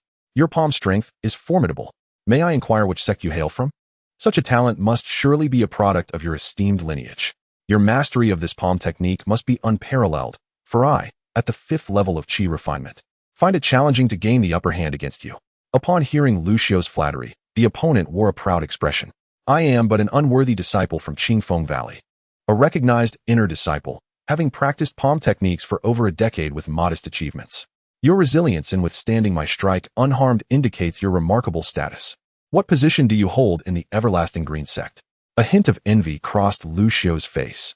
"So, you are the renowned inner disciple of Qingfeng Valley? After years of arduous cultivation, I have just surpassed the 5th level of Qi refinement at over 50 years of age, barely qualifying as an outer disciple of the Everlasting Green sect." At this, a nearby outer disciple of the Everlasting Green sect could not help but interject. "Qingfeng Valley? I have not heard of it. Is it a formidable sect? The disciple from Qingfeng Valley immediately displayed a displeased expression. Lu Xiao quickly replied, "My young fellow, your experience is rather limited. Venture out more, and you shall discover that there are many formidable sects outside, such as Qingfeng Valley, whose leader is said to be a great deity of transformation." The disciple from Qingfeng Valley brightened at the compliment, although their sect was merely a second-tier one. Nonetheless, being lauded by a disciple of the everlasting green sect was gratifying. You flatter me. While Qingfeng Valley is indeed strong, it pales in comparison to the everlasting green sect. Seeing the other become lost in his own self-importance from Lu Xiao's praise, he swiftly moved beside him and dealt a decisive blow. He gasped. To think that a mere fourth-level Qi cultivator could be so formidable, I nearly exhausted myself. A nearby outer disciple of the Chongqing sect, who had just been conversing, witnessed this scene and silently clicked his tongue, realizing the potential that lay hidden within. Although the means employed were somewhat underhanded, it was certainly something to learn from. Lu Xiao's actions evidently incensed another cultivator at the 6th level of Qi refinement who, abandoning their original opponent, brandished a flying sword and charged at Lu Xiao. Lu Xiao hastily rolled away, appearing somewhat disheveled. Your audacity is remarkable. You dare to launch a sneak attack. I nearly fell victim to your treachery. The assailant scoffed. Spare me your theatrics, boy. Allow me to witness the prowess of a 5th-level disciple from the Chongqing sect. As he evaded, Lu Xiao shouted, You, a 6th-level cultivator. Bully me, a mere 5th level? Pray tell, which sect do you hail from? Do you take such delight in oppressing the weak? The opponent remained unfazed. I hail from the Xingyao Mountain Manor. It is said that your Chongqing sect is the foremost sect in the realm. Today, I shall seek to test my mettle against you. At this revelation, Lu Xiao shivered slightly with excitement. Are you truly from the legendary manor that birthed the world's greatest sword immortal? The sword cultivator from Xingyao Mountain Manor revealed a flicker of pride. No matter how you extol my sect, I shall show you no mercy. Behold my sword. Under the onslaught of his fierce attacks, Lu Xiao frantically dodged, soon finding his garments tattered by the sword's energy. Your sword techniques are impressively fierce. May I inquire which school they belong to? Although he praised his opponent, Lu Xiao had already concluded that their skill was but a fraction of his elder brother Yang's prowess. Enough idle chatter, witness my sword. Yet, the only response was the oppressive aura of the sword. Lu Xiao's ire ignited. You may bully the weak, but I hold my predecessors in high regard. How dare you strike with such ferocity? Resolute, he declared, I shall no longer feign modesty. Prepare to experience the culmination of my 19 years of arduous training. After several exchanges, the sword cultivator from Xingyao Mountain Manor wore an expression of irritation. What tricks are you playing, boy? Where is your so-called ultimate technique? Lu Xiao replied nonchalantly, Since you are so eager to meet your fate, allow me to unveil the fruit of my 19 years of toil. After yet more exchanges, the sword cultivator, who had been on high alert, could no longer contain his frustration. Boy, you are clearly mocking me. Prepare to lose your life. Lu Xiao coolly retorted. If you wish to risk your life, then I shall gladly share my ultimate technique. The sword cultivator's expression fluctuated between anger and uncertainty. His attacks had noticeably lost their initial vigor, now appearing hesitant. It dawned on him that Lu Xiao was merely a 5th-level cultivator, while he himself was at the 6th level. Why had he not subdued his opponent yet? This boy was concealing his true strength. The sword cultivator began to entertain thoughts of retreat. In that instant, Lu Xiao, like a specter, surged forward and lightly struck the cultivator with an open palm, sending yet another adversary on their way. Simultaneously, he silently conveyed to the departed spirit, the ultimate technique I have honed for 19 years is simply survival. One must not be too overbearing in life. Lu Xiao crossed the border and struck down a swordsman from the Xingyao Mountain Villa, a scene that did not escape the notice of the surrounding disciples. The hostile Qi refinement cultivators swiftly distanced themselves from Lu Xiao, while the outer disciples of the Chongqing sect looked on in astonishment. Aware that he could no longer remain in that place, Lu Xiao decided it was time to find refuge elsewhere. At that moment, a cultivator at the 8th level of Qi refinement charged towards him. Lu Xiao instantaneously fled towards the area where the senior disciples of the Chongqing sect were gathered, shouting, How can I contend against an 8th level Qi refinement cultivator? Brothers, save me. His retreat appeared pitiful, yet it failed to elicit any sympathy from those nearby. With a sigh, Lu Xiao lamented that he truly was no match for an 8th level Qi refinement practitioner. Chapter 38. Under surveillance, every move made by Lu Xiao was under the watchful gaze of Lin Feng. Lin Feng believed that among the many disciples of the Evergreen sect he had encountered, Lu Xiao was the most likely to accompany him until the end. After half a year apart, Lu Xiao had advanced to the 7th level of qi refinement, but had reshaped his form and altered his appearance, only exhibiting the strength of the 5th level of qi refinement. Compared to his time at the 4th stable, Lu Xiao had become significantly more cautious. Lin Feng could discern that Lu Xiao had genuinely defeated a 6th level sword cultivator from the Xingyao villa, using only his 5th level qi refinement prowess. Unlike Yang Linghu, Lu Xiao was a pure body cultivator, and Lin Feng estimated that Lu Xiao had at least mastered the Wutu Jin Xin Ju to perfection. This was a low-grade second-tier body refinement technique. Once perfected, it was likely that no one below the foundation establishment stage could harm Lu Xiao. When reaching the pinnacle of this technique, even a cultivator in the early stages of foundation establishment would find it futile to contend with Lu Xiao. Of course, the 8th level pursuer was unaware of this. To him, with his 8th level cultivation, confronting a mere 5th level practitioner seemed an effortless task. Lu Xiao, while emitting peculiar cries, lured the 8th level cultivator to a secluded area, nearly 100 meters from Qingqing. Lu Xiao feigned anger and glared at the opponent, inquiring about his sect and the reason for the relentless pursuit. The 8th level cultivator from Xingyao Villa snorted disdainfully. "You just killed my junior brother, yet you do not recognize the robe I wear." It was then Lu Xiao realized that this individual was dressed similarly to the 6th level sword cultivator he had just slain. "Ah, so you are from Xingyao Villa. I have long heard of your reputation. Let us speak amicably. There is no need for violence," Lu Xiao suggested. The opponent's fury intensified. "No need for violence? You certainly did not spare such thoughts when you used despicable means to slay my junior brother." Lu Xiao furrowed his brow. "I advise you not to slander me. When did I resort to underhanded tactics? Your junior brother was merely outmatched. Moreover, it was you who chose to invade our evergreen sect. I was merely defending myself." The 8th level cultivator retorted with a cold snort. "If your evergreen sect had not monopolized all the resources of this realm, leaving no avenues for smaller sects like ours, would we have banded together to seek redress?" Lu Xiao pondered. "I wondered why you would make such an ill-advised assault on our evergreen sect. But do you not understand the folly of your actions? In my eyes, you are either foolish or mere pawns in someone else's game. Have you not noticed that the disciples you battle against from the evergreen sect are all wearing outer sect attire? Should you encounter even a single inner sect disciple, you would already be defeated." Through his experiences over the past 6 months, Lu Xiao had gained a deeper understanding of the colossal entity that was the evergreen sect. Any inner sect disciple of the evergreen sect, when placed in the outside world, would be regarded as a prodigy of the sect. Yet the evergreen sect boasted tens of thousands of such prodigies. Lu Xiao found the notion of so many sects uniting with demonic forces to confront the evergreen sect rather naive. It seemed more akin to a shadowy hand manipulating events from behind the scenes. However, Lu Xiao dared not indulge in reckless speculation. He was merely a small fry within the vast ocean of the cultivation world, lacking the standing to delve deeper into the hidden truths. The 8th layer qi refinement cultivator from Xingyao Villa, surprisingly devoid of anger at Lu Xiao's words, retorted, "So what? Someone must rise to demand answers for the cultivators of this realm. Why should your Chongqing sect's disciples enjoy boundless resources while we, the smaller sects, must fight tooth and nail for a mere scrap of opportunity?" Lu Xiao contemplated the inherent brutality of the cultivation world, where the weak are preyed upon by the strong. Yet he could not voice this sentiment, for he too was a beneficiary of the current system. Nevertheless, he responded earnestly, "Then please, enlighten me, my friend." Lu Xiao's demeanor shifted to one of seriousness, recognizing the formidable opponent before him. Moments later, the outcome was clear. Lu Xiao withstood the opponent's sword energy unscathed, while the adversary could not endure a single strike from Lu Xiao. As he watched the figure collapse, Lu Xiao personally dug a grave to bid farewell. Once the task was complete, he sat down heavily, feeling utterly exhausted. He resolved to choose a foe of the 4th or 5th layer of qi refinement next, to bring this farce to a close. "Ah, you still speak of camaraderie?" A voice, ghostly and ethereal, whispered near Lu Xiao's ear. A chill ran down his spine. A master.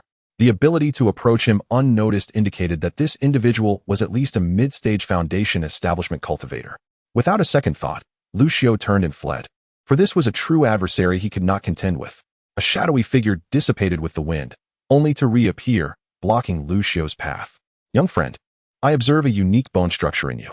You are destined to join our Heavenly Shadow sect. Would you be interested in aligning with us?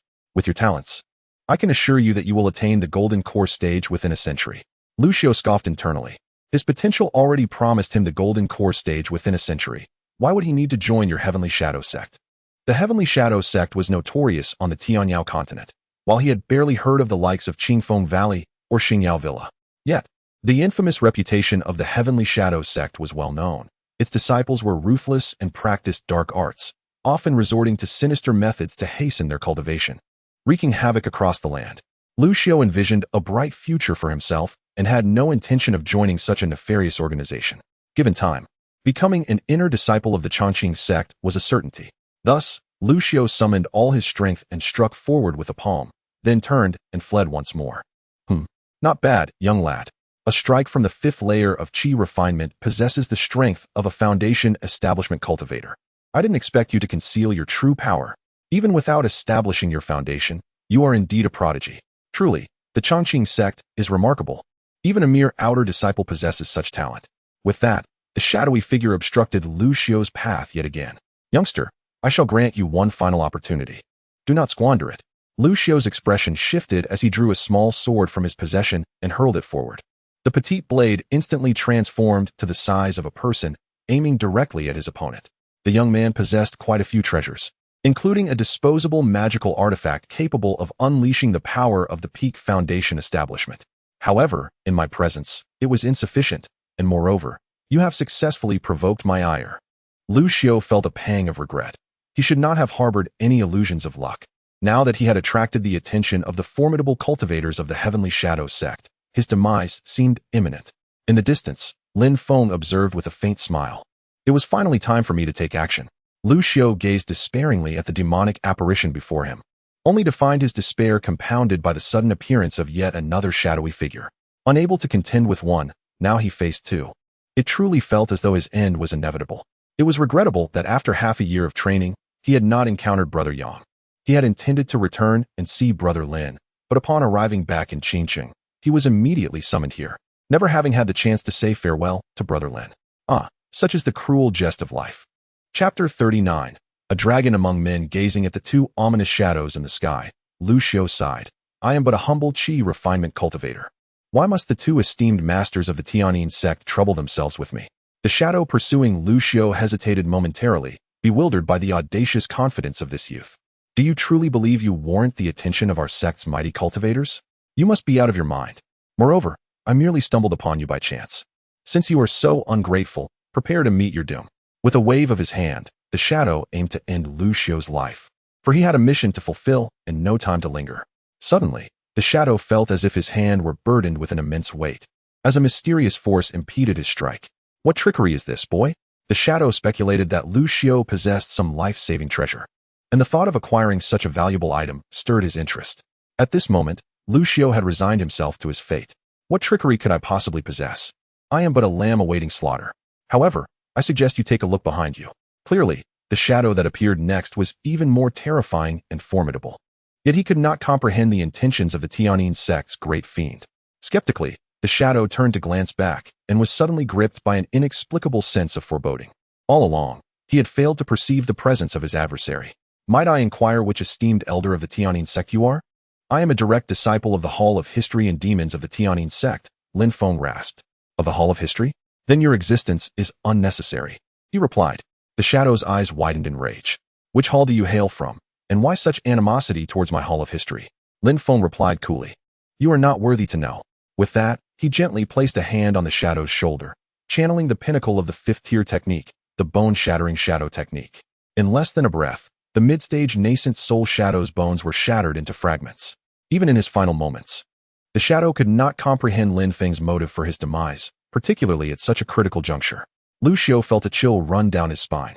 The shadow that had been effortlessly dispatched had easily countered his own life-saving talisman's Peak Foundation establishment strike, indicating that his cultivation was at least mid-golden core stage.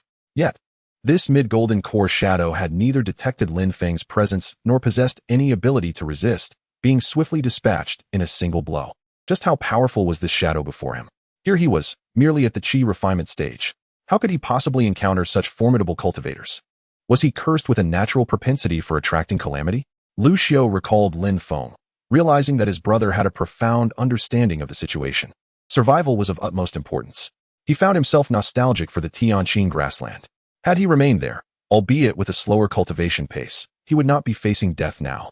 With numerous smaller sects and demonic factions attacking the Chongqing sect, The Tianqing grassland was likely in chaos. Knowing Lin Feng's cautious nature, he must have retreated to the Dan Peak for safety, sparing Lu Xiu from worry. He wondered if his foolish junior brother, Jiang Dou, would be able to weather this tribulation. Observing Lu Xiu's apparent disregard for his own peril, even in his final moments, Lin Feng felt a twinge of dissatisfaction. It seemed Lu Xiu was lost in memories of his life in the Tianqing grassland. Lin Feng released a faint breath, rousing Lu Xiu from his reverie. He then scrutinized Lu Xiu from head to toe and spoke with an undeniable authority. Would you be willing to join my Tianqing sect? As the saying goes, those who recognize the times are the true talents. What matters most is survival, regardless of the righteous or demonic paths. I, Lu Sanquan, an outer disciple of the Changqing sect, pledge my loyalty to join the Tianqing sect and follow you to the death. Lu Xiu declared fervently. Lin Feng's face twitched. He felt an overwhelming urge to deliver a few punches to this impudent youth. With death looming, Lu Xiu still refused to be honest. Had it been someone else, Lu Xiu might have successfully deceived them. Feigning satisfaction with Lu Xiu's loyalty, Lin Feng continued, since you are willing to join my Tianqing sect, I shall impart to you a secret technique today. It is essential that you diligently cultivate and ensure that the righteous sects remain oblivious to your true identity. Lu Xiu nodded in response, internally scoffing at the absurdity. Lu Sanquan was joining the Tianqing sect, not Lu Xiu of the Changqing sect. However, acquiring a secret technique from the Tianqing sect for free was a boon, and acting under the guise of a disciple of a demonic sect had its advantages. Enlightened by this thought, Lu Xiu replied, rest assured, Senior, I will cultivate diligently and proceed with caution. Although Lin Feng was aware that Lu Xiu was likely speaking nonsense, he too was not a true member of the Tianqing sect. He merely sought an opportunity to impart some life-saving techniques to Lu Xiu. The methods for concealing oneself and the bone-shattering palm technique of the Tianqing sect were indeed impressive. With a flick of his finger, Lin Feng transmitted the 4th-tier top-grade ghostly demon obscuring scripture and the 4th-tier top-grade demonic shadow bone-shattering secret along with his profound insights into these techniques to Lu Xiu. 4th-tier techniques typically corresponded to the nascent soul stage, marking them as rare advanced techniques. 5th-tier techniques generally aligned with the transformation stage, while 6th-tier techniques pertain to the refinement and integration stages. Of course, the exact correspondence depended on the grade of the technique and one's mastery over it. Not everyone could cultivate high-tier techniques to their peak. Take the 5th-tier top-grade Mingyuan concealment technique, for instance, after Lin Feng mastered it completely.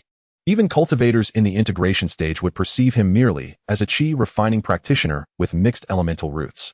However, if this technique were to be passed on to Lu Xiu, it would take him countless years to reach a significant level of mastery, at best enabling him to conceal himself from refinement stage practitioners. Lu Xiu felt a surge of joy as memories suddenly emerged in his mind. He had acquired 2 4th-tier top-grade techniques along with profound insights into them. The true power of the individual before him was indeed terrifying. One of the techniques was undoubtedly the method employed by the disciples of the Tianqing sect to activate the demonic shadow possession. The other technique stirred a hint of excitement within Lu Xiu. As a body cultivator, the palm technique capable of shattering bones was perfectly suited for him. His physical strength was already formidable, with punches and palms rivaling 1st-tier artifacts. If he were to master the 4th-tier top-grade demonic shadow bone shattering secret, his combat prowess would experience a terrifying enhancement. At that moment, even though he was merely at the 7th level of qi refinement, with a single strike, he could undoubtedly send a foundational stage cultivator to their demise. This was not merely a formidable demon. He was akin to a reborn adoptive father for me, Lu Xiu. Filled with excitement, Lu Xiu turned to Lin Feng and exclaimed, Senior, if you do not disdain me, I, Lu Sanquan, would be honored to take you as my adoptive father. Lin Feng abruptly interrupted Lu Xiu, stating, I find that distasteful. With that, Lin Feng's figure vanished from the spot. The title of adoptive father is not one to be taken lightly. He had no desire to be embroiled in such matters. Lu Xiu, witnessing Lin Feng's disappearance, pinched his own thigh to confirm he was not dreaming, and could not help but burst into laughter. Truly, I, Lu Xiu, am a dragon among men, to be favored by 2 eminent cultivators of the heavenly Eons sect simultaneously, and one of them being a true disciple.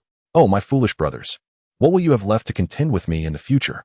Chapter 40. Just like that, Lu Xiu returned once more to the forefront of battle. This time, he selected an opponent of equal strength, a cultivator at the 5th level of qi refinement, with whom he would engage in a fierce contest of 3,000 rounds. Though the Changqing sect boasted a multitude of outer disciples, They were outnumbered by the smaller sects and disciples from demonic factions seeking retribution.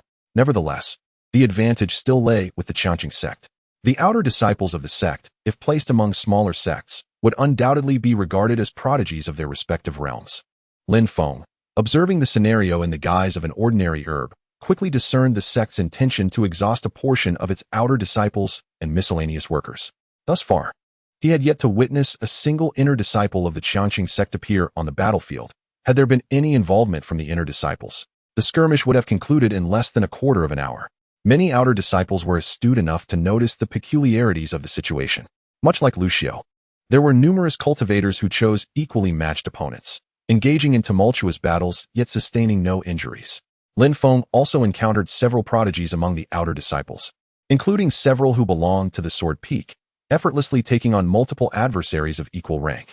This prowess stemmed not only from the techniques of the Sword Peak, but also from their exceptional innate talents. The disciples of the Sword Peak practiced the Qingyu sword technique along with its advanced derivatives. Moreover, Lin Feng witnessed others wielding their swords to unleash fiery blades that surged towards their foes. It was evident that the Sword Peak, having inherited its legacy for so long, had meticulously developed sword techniques suitable for disciples of various elemental roots, showcasing the profound foundation of a major sect. Furthermore, Lin Feng had learned from Elder Tan of the Second Pharmacy Garden that the Qianqing sect imposed minimal restrictions on its disciples regarding the acquisition of techniques. For instance, when a disciple reached the Golden Core stage and mastered any second-tier technique to great perfection or above, they could utilize 10 contribution points to study the subsequent techniques of that perfected second-tier method in the Hidden Techniques Pavilion, applicable to both inner and outer disciples. Were 10 contribution points excessive? They were indeed scarce. A steward of the horse stable could earn 50 contribution points in a year, while a formal position like that of a spirit herb garden master could yield 500 points annually, allowing for the exchange of a foundation establishment pill every 2 years, leaving an additional 200 points. This indicated that the management of the Qianqing sect was far from inept, which was the very foundation of the sect's endurance over hundreds of thousands of years, encapsulating the essence of its name, Qianqing. As Lin Feng pondered these matters, new developments unfolded on the battlefield. A cultivator of the transformation stage had made their move. This is the second elder of the Xianbing Pavilion. Seeking instruction from the Qianqing sect, the Xianbing Pavilion specialized in ice-based techniques, with its disciples predominantly possessing water or mutated ice elemental roots. Their signature combat technique, the Xianbing Palm, when perfected, could freeze the surroundings, impeding the movements of their foes. On the battlefield, few outer disciples of the Qianqing sect were willing to engage in prolonged combat with the disciples of the Xianbing Pavilion, for the frost-laden air would soon envelop the vicinity, rendering them immobile. The venerable elder from the outer sect of the Evergreen sect approached with the intention of seeking guidance. In Lin Feng's gaze, a divine transformation elder from the Evergreen sect engaged in battle with an opponent. Both combatants possessed mid-level divine transformation prowess, leaving uncertain whether the elder from the Evergreen sect was superior or if the second elder from the Xianbing Pavilion held the upper hand. Since his breakthrough to divine transformation, Lin Feng had yet to witness a clash between such formidable figures, having not even encountered a serious confrontation among core formation practitioners. Given this opportunity, he was eager to observe whether there existed a disparity between his divine transformation state and those of these eminent practitioners. The two adversaries chose to battle in the skies, arousing the curiosity of the lower-ranked cultivators regarding the outcome. However, their limited abilities rendered them incapable of perceiving the specifics of the conflict. Lin Feng, on the other hand, observed with clarity. The second elder from the Xianbing Pavilion indeed exhibited extraordinary strength, compelling the elder from the Evergreen sect to retreat after only a few exchanges. Laughter echoed through the air. Is this the level of the Evergreen sect's outer elder? Quite disappointing. Upon the conclusion of the second elder's taunt, cheers erupted from the battlefield, while the expressions of the Evergreen sect outer disciples turned grim. At that moment, another elder from the Evergreen sect ascended. You are rather arrogant. I request your guidance. Lin Feng assessed the newcomer, noting that his cultivation was at the late stage of divine transformation, while the second elder from the Xianbing Pavilion was merely at the mid-stage. With such a difference in realms, victory should be within reach. In an instant, the two had exchanged dozens of blows. Yet the newly ascended elder from the Evergreen sect had already suffered several strikes, while the second elder from the Xianbing Pavilion remained composed. You are no match for me. Retreat. The second elder's nonchalant dismissal caused the Evergreen sect elder's face to flush with a mix of anger and embarrassment, but he ultimately withdrew. Elder Yu, I have heard that you are in charge of the Qingqing matter. I, unworthy, wish to seek your guidance. If you win, I shall retreat, but should you lose, the ownership of Qingqing shall belong to my Xianbing pavilion. What do you say? Elder Yu responded with a cold snort. You overestimate yourself, thinking you can defeat me at the mid-stage of divine transformation. I fear you will be disappointed. Finally, the moment had arrived for the full divine transformation to take action. Surely, he would prevail against the second elder from the Xianbing pavilion now. Lin Feng watched the aerial duel with growing anticipation. Meanwhile, battles around Qingqing intensified. The smaller sect disciples, invigorated, launched fervent assaults against the outer disciples of the Evergreen sect. Lu Xiu furrowed his brow, pondering the formidable prowess of the Xianbing pavilion. How could one individual defeat two outer divine transformation elders from the Evergreen sect in succession? Were these elders merely inept? The consecutive defeats of the two divine transformation elders left Lu Xiu feeling a slight flush of embarrassment. The inner disciples and elders of the Evergreen sect remained remarkably composed, yet he questioned why they had yet to intervene. Simultaneously, Lu Xiu realized that it was not merely the two defeated transformation stage elders who were inept. It could be said that even among the smaller sects, there existed prodigious talents. Lin Feng, transformed into a mere blade of grass, began to sway with the wind. The second elder of the Xianbing pavilion, having surpassed 2 centuries of age and possessing a terrestrial spirit root, was indeed formidable, as even the consummate transformation stage elder, Yu, proved no match for him. It is noteworthy that even those with terrestrial spirit roots cannot ascend to the inner disciples of the Chongqing sect upon entry. Most must cultivate to the golden core stage before achieving such a rank. Elder Yu, while possessing a superior spirit root and being over 400 years old, should not have succumbed so easily, despite being slightly inferior to his opponent. The only plausible explanation is that the second elder of the Xianbing pavilion must have cultivated the advanced version of the Xianbing palm to an extraordinary level, thus gaining the upper hand. This led Lin Feng to question the capabilities of the Chongqing sect disciples. As the second elder of the Xianbing pavilion exuded an aura suggesting he could effortlessly vanquish his opponent with a mere strike. Why then did Elder Yu, also at the consummate transformation stage, falter against him? It seems that among those at the consummate transformation stage, his prowess stands out. After the defeat of Elder Yu, the second elder of the Xianbing pavilion's boisterous laughter echoed across the battlefield. The Chongqing sect is nothing extraordinary. Chapter 41. The inner sect of the Evergreen sect. The second elder of the Xianbing pavilion had scarcely finished speaking when a voice echoed from afar. I am Yang Lingqing, the 984th generation inner disciple of the Sword Peak of the Evergreen sect, here to impart my guidance. As the words reached the ears of the assembled crowd, a graceful figure soared through the air on a sword, appearing before them. At first glance, an overwhelming sense of invincibility enveloped the onlookers. Lin Feng's gaze sharpened. He deemed this individual to possess considerable strength. Crucially, this person was named Yang Lingqing, an inner disciple of the 984th generation from the Sword Peak. From Elder Tan, Lin Feng had previously learned that the inner disciples of the Evergreen sect are typically classified into generations approximately every century. Currently, the inner disciples belong to the 985th generation, which attests to the enduring legacy of the Evergreen sect. It seemed apparent that this individual hailed from the same lineage as Yang Linghu. However, it remained uncertain whether there was any connection between them. Since Yang Lingqing was an inner disciple of the 984th generation, he must undoubtedly be significantly older than Yang Linghu. Lin Feng conducted a brief assessment, and even if this person might not match his own strength, he still expended 126 years of lifespan. Yang Lingqing, Sword Peak of Evergreen Sect, Celestial Root, Mid-Transformation Stage, 146-2600 years. A mid-transformation stage practitioner over a century old.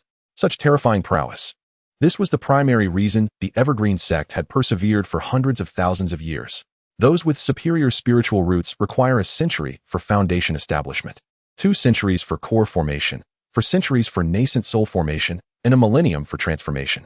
Those with exceptional spiritual roots need 50 years for foundation establishment, a century for core formation, 2 centuries for nascent soul formation, and 3 centuries for transformation, as seen with Lin Yu. Earthly root cultivators take 20 years for foundation establishment, 50 years for core formation, a century for nascent soul formation, and 2 centuries for transformation, as exemplified by the second elder of the Xianbing Pavilion. Celestial root cultivators, on the other hand, require merely 10 years for foundation establishment, 20 years for core formation, 50 years for nascent soul formation, and a century for transformation. As demonstrated by Yang Lingqing, sacred root cultivators take 10 years for core formation, 20 years for nascent soul formation, and 50 years for transformation, as referenced with the sisters Tan Xiaoxiao and Tan Yuyu. The most formidable aspect of the Evergreen sect lies in its celestial root cultivators, who can directly ascend to inner disciple status, while others, unless endowed with extraordinary gifts, must typically wait until after core formation to do so. There are, at a conservative estimate, no fewer than 8,000 inner disciples like Yang Lingqing. Upon witnessing the mid-transformation stage of Yang Lingqing, Lin Feng felt he had been rather ostentatious of late. A mere mid-transformation stage practitioner could achieve such heights within the Evergreen sect as the 984th inner disciple. One could only imagine the strength of those from the preceding 900 generations. Even if 90% perished due to various mishaps, the remaining 10% would still amount to a significant figure. Seeing the arrival of Yang Lingqing, the second elder of the Xianbing Pavilion finally retracted his condescending demeanor and spoke with newfound caution. "I humbly request your guidance." With a resonant sound, Yang Lingqing unsheathed his sword and effortlessly unleashed a wave of sword qi. Lin Feng's expression grew solemn. This was likely the fifth-tier Qingyu sword technique, mastered to perfection. At such a young age, to have refined a fifth-tier sword technique to such an extent, this individual was indeed a prodigy. Even Yang Linghu, from the current perspective, would likely pale in comparison to him. The second elder of the Xianbing Pavilion underwent a dramatic change in expression. In the blink of an eye, he unleashed dozens of palm strikes, attempting to intercept the sword qi. Although Yang Lingqing's sword qi appeared gentle, it possessed the might to move mountains and drain the seas, effortlessly breaching the defenses of the second elder of the Xianbing Pavilion and severing his right arm in a single stroke. In that moment, the entire world fell silent. Subsequently, the disciples of the Chongqing sect erupted in a tempestuous roar. "Brother Yang is extraordinary. What kind of second elder of the Xianbing Pavilion is he? Unable to withstand even a single strike from Brother Yang, yet daring to mock our Chongqing sect? No wonder the inner sect brothers have refrained from making a move. It turns out they look down upon these foes. These clowns believe themselves formidable, as if they truly infiltrated our Chongqing sect. Who would have thought that just a disciple from the 984th generation of the Sword Peak could defeat their seemingly invincible second elder with a single blow? If the disciples from the 800th, 700th generations, or even earlier came forth, wouldn't they be able to topple the ancestral grounds of these mid-tier sects? The morale of the Chongqing sect soared, while the disciples of the smaller sects wore expressions of disbelief. In their eyes, the second elder of the Xianbing Pavilion was an invincible entity. They never anticipated that he would be so easily disarmed by a disciple of the 984th generation from the Chongqing sect. Was this reasonable? I have heard that the strength of the Chongqing sect lies in the prowess of the Sword Peak disciples, while the abilities of the other peaks are quite mediocre. Furthermore, the Sword Peak's might is attributed to the strength of the Yang family, as it is said that the founder of the Chongqing sect's Sword Peak was a grand sword cultivator from the Yang family, and much of the swordsmanship practiced there originates from them. Moreover, nearly every generation of the Yang family produces a swordsmanship genius, a legacy that spans tens of thousands of years, making their power immeasurable. Listening to the discussions on the battlefield, Lin Feng gained a deeper understanding of the Yang family. He had not expected that the Sword Peak was actually founded by the Yang family.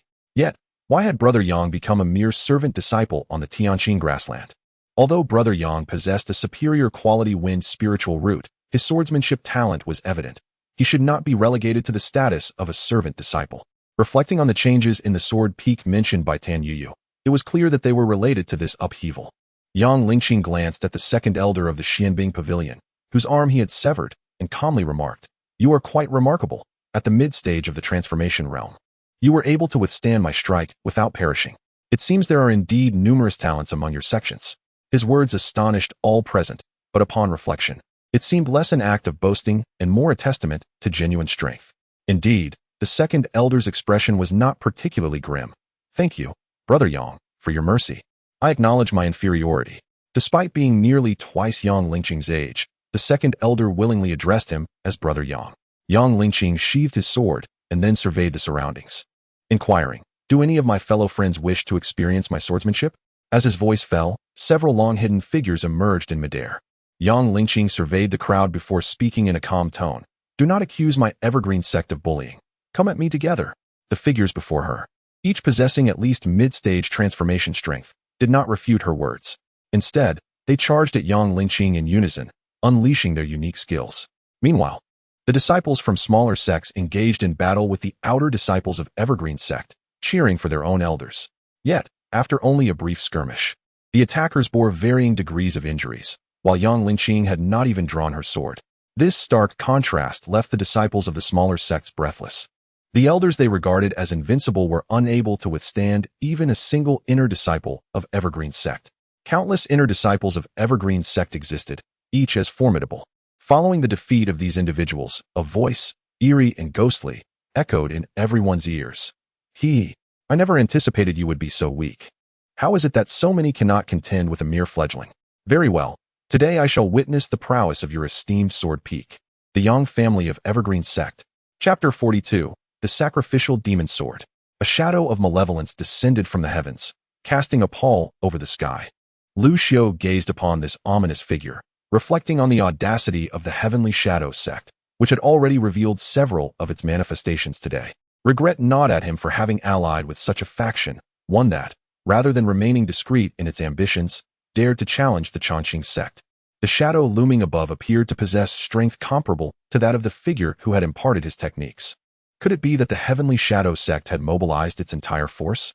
If so, how splendid it would be if the Chongqing sect could ensnare the entire sect in one fell swoop. With the demise of the Heavenly Shadow sect, he would no longer be an insider and would have profited from two advanced techniques, an exceedingly advantageous transaction indeed. Lu Xiu began to fervently wish for the Heavenly Shadow sect to be even more ostentatious, more brazen, and to dance with greater exuberance. Upon witnessing Yang Lingqing's intervention, he realized that the Chongqing sect had not taken the offensive maneuvers of the various sects seriously. Otherwise, they would not have allowed only Yang Lingqing to engage. Undoubtedly, other sects had dispatched inner disciples, but their numbers were likely limited. Yang Lingqing, regarding the emerging figure, inquired, "Which steward of the Heavenly Shadow sect do you represent?"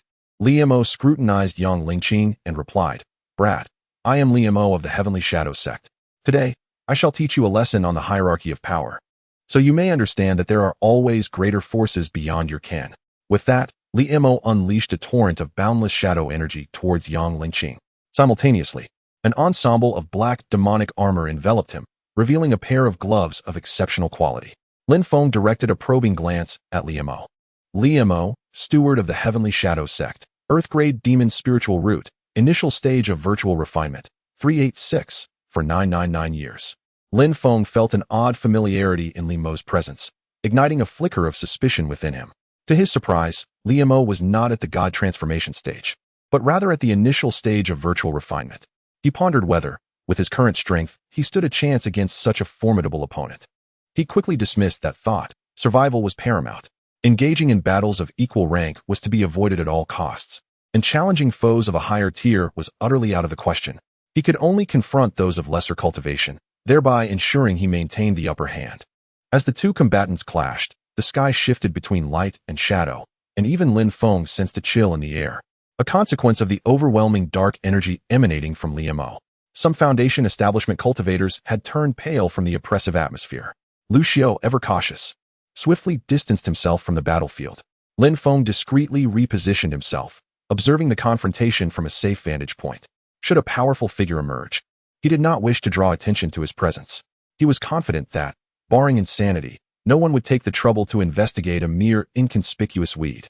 The combat in the sky was fierce. Lin Mo, a practitioner of the virtual refinement stage, was clearly overpowering Yang Lingqing.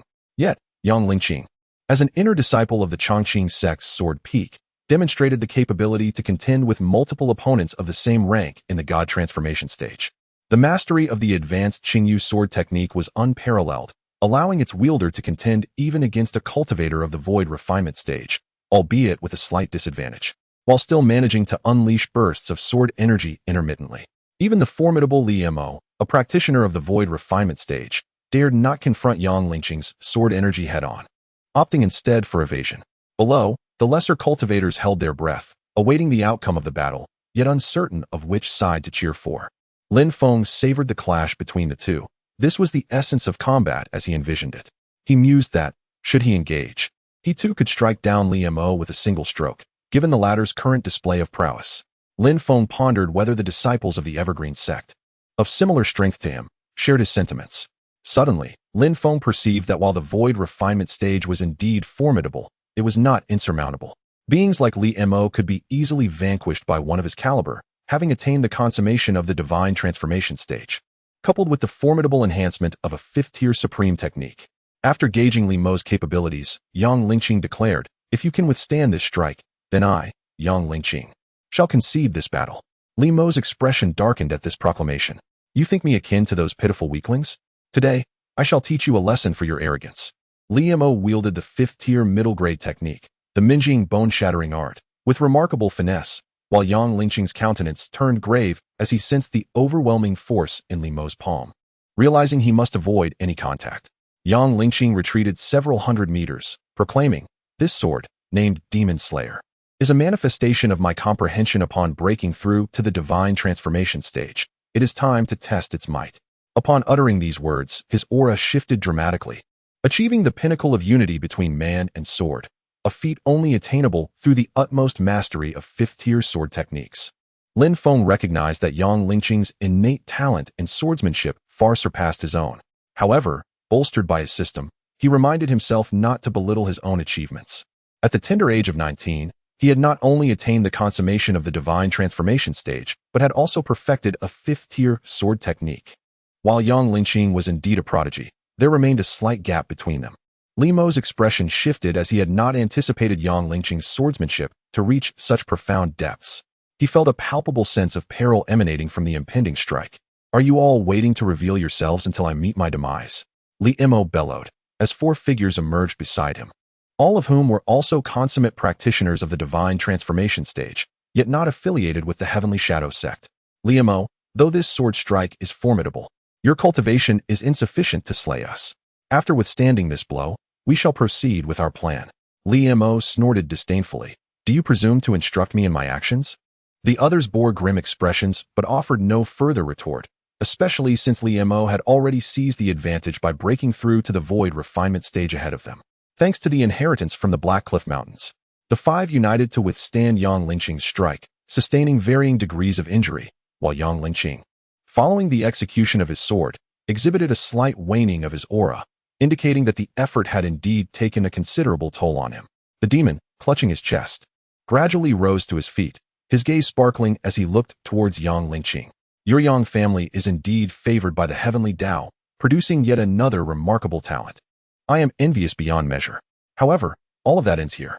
Today, I shall use your blood to consecrate the demon's sword, striving for fairness for all cultivators in this realm." As he spoke, a black longsword manifested in the demon's hand. Lin Feng, observing from a distance, felt a sense of foreboding upon seeing the sword. He swiftly kicked Lu Xiu back to the outer peak of the Chongqing sect and then vanished from his spot, reappearing at the fourth horse stable. It was evident that none of these demon cultivators were sane. Meanwhile, the demon exchanged glances with the four other demon cultivators beside him and declared loudly, "I implore you to offer your lifespans," allowing the demon's sword to regain its formidable power. Chapter 43. The might of the demon's sword. In an instant, the sky was shrouded in darkness, and a fierce wind arose. Lin Feng, who was well versed in the fifth-tier advanced stealth formation, the yin-yang duality array, sensed an immense formation enveloping the entire battlefield in an instant. The scale and power of this formation far surpassed the fifth tier. Fortunately, he had managed to kick Lu Xiu out of the formation's range just in time, and he himself swiftly evaded its grasp. As for the disciples of the Evergreen sect caught within the formation, it was beyond the concern of a mere third-tier chi refining cultivator like him. After all, with so many formidable practitioners from the Evergreen sect present, it was not his place to intervene. Lu Xiu gazed at the Evergreen sect's outer disciples ensnared by the formation, his expression changing dramatically. He vowed never to partake in such perilous affairs again. If it weren't for that demon cultivator, no, that reborn adoptive father, he feared he would have met his demise countless times by now. Yang Lingqing was also within the formation's grasp. He sensed the world around him with a grave expression, realizing that his lifespan was slowly ebbing away. "What trickery are you demon sect practitioners up to? Do you truly believe you can withstand the wrath of our Evergreen sect?" Yang Lingqing, a mid-stage transformation cultivator, could still utilize his own spiritual energy to stave off the invisible force that drained his lifespan, though the effect was minimal. Compared to the other disciples of the Evergreen sect and those from smaller sects within the formation, his life was slipping away at a considerably slower pace. Inside the array, Both the outer disciples of the Evergreen sect and those from smaller sects experienced a rapid decline in their lifespans. Some cultivators, already burdened with limited lifespans, quickly became stooped and withered, their hair turning white. This filled them with profound terror, yet they could only curse helplessly at the demon cultivators and the Evergreen sect. The cacophony of curses reached the ears of the demon cultivator, Lin Feng, yet he remained unfazed. He could feel countless lifespans converging towards the demon, sword in his grasp, its power growing ever stronger. However, Lin Feng's expression shifted as he heard the voice of the sword spirit within the blade. "What are you doing? I merely asked you to find a few small towns to sacrifice some lifespan for me. Are you trying to burst me apart?" This 7th-tier lifespan plundering array was imparted to him by the sword spirit. Upon hearing the sword spirit's ire, Lin Feng nonchalantly replied, "You said you needed lifespans. The more the better, to unleash greater power and help me conquer the world. Am I not striving to fulfill your demands?" The sword spirit could no longer contain its frustration. "My current strength is limited. I cannot accommodate so many lifespans. Speak quickly, what are you doing? Why do I sense multiple dangerous auras locking onto me?" Lin Feng's expression shifted, but he had anticipated this outcome.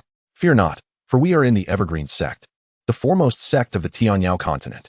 Today, I have brought you here to demand an explanation from them." After a moment of silence, the sword spirit responded, "What in the world? Are you not a demon cultivator? Has your brain been kicked by a donkey? Have I been cursed to meet you after millennia? Demand an explanation from the Evergreen sect? You should be demanding from yourself.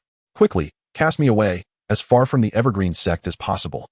Please, if you find it hard to bear, do not drag me into your troubles. Instead of seeking an explanation from the Chongqing sect, why not find a piece of tofu and end it all yourself?" Lin Feng chuckled lightly. "I, a demon cultivator, fear nothing. Why should you be anxious about a mere broken sword? Do you see that swordsman ahead? He is a prodigious sword cultivator from the sword peak of the Chongqing sect. Once you have amassed enough life force, strike him with your blade." At the sound of Lin Feng's indifferent voice, the hilt of the demonic sword began to tremble slightly. Have demon cultivators become this audacious? Even daring to provoke the sword peak of the Chongqing sect? Recalling the events of several millennia ago, when his former master possessed celestial potential and wielded him at the pinnacle of his power, they had clashed with a great elder of the sword peak, only to be severely wounded by a single strike, resulting in damage to the sword itself. Regrettably, with his current restored strength, he could not free himself from this demon's control. What he had thought would be a return to the light had instead become a descent into the abyss. The demonic sword began to resign itself to the life force accumulating around it. Undoubtedly, a multitude of foundation building and golden elixir cultivators had gathered in the vicinity. Cultivators in the chi refining stage possessed lifespans of merely a century or so, and the few years he could strip from them amounted to a pitiful fraction. In contrast, foundation building practitioners typically enjoyed 2 to 3 centuries of life, while golden elixir cultivators could reach up to 5 centuries, as long as they were not senile. They could offer several decades of life force. Now, he felt an unending influx of life force, at least spanning 100,000 years. However, his current rank had only restored to a 6th-tier magical artifact, incapable of accommodating such an immense amount of life force. "Demon, I can barely endure this. Such a vast life force will surely overwhelm me. Use me to strike a few blows and expend some energy." Lin Feng chuckled. "Very well. Let us first show this arrogant youth from the sword peak of the Chongqing sect what true power looks like." With that, Lin Feng infused boundless demonic energy into the sword, and in an instant, its might surged dramatically.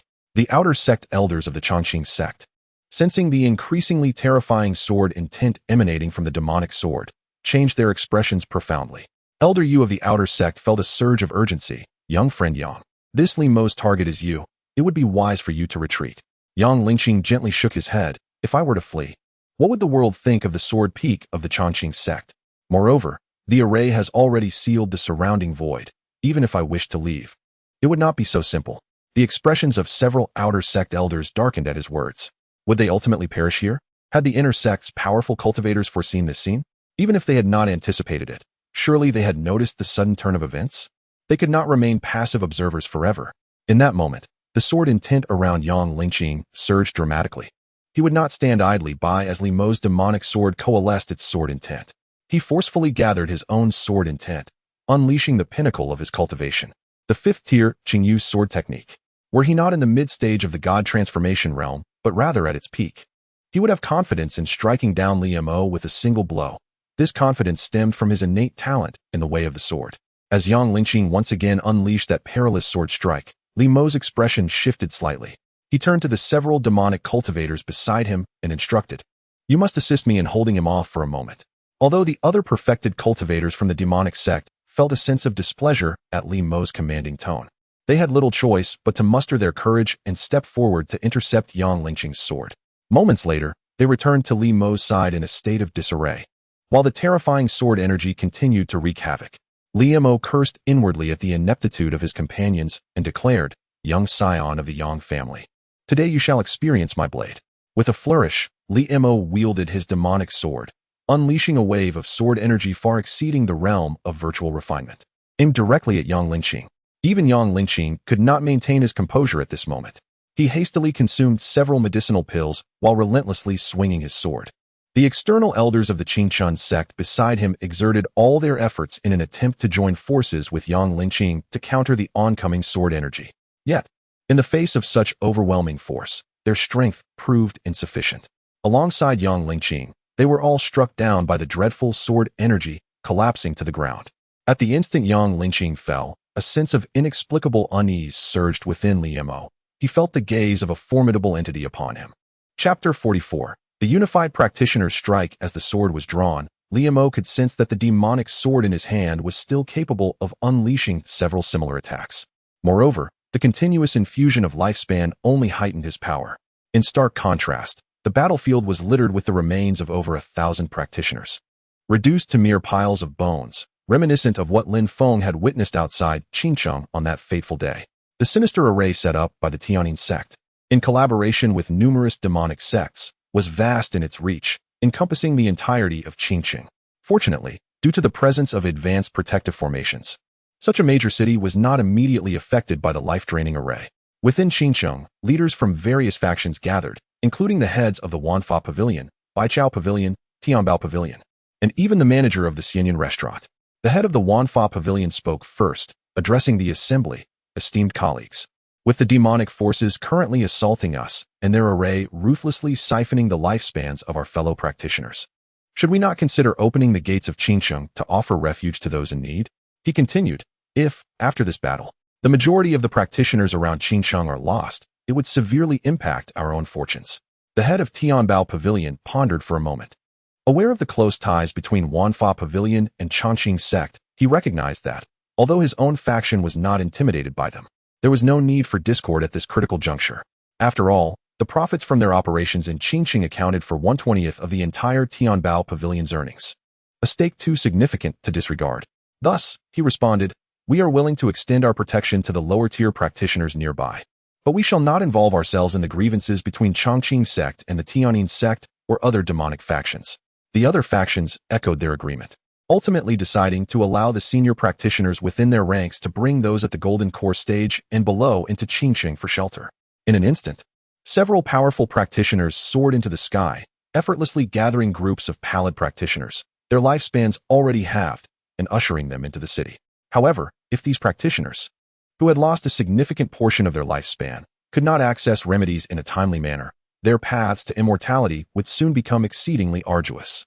Witnessing the intervention of the various senior practitioners from Qingqing, Li Mo and his fellow demonic sect members were filled with fury. Li Mo glared at the figures in the sky and bellowed, "How dare you disrupt my grand plans?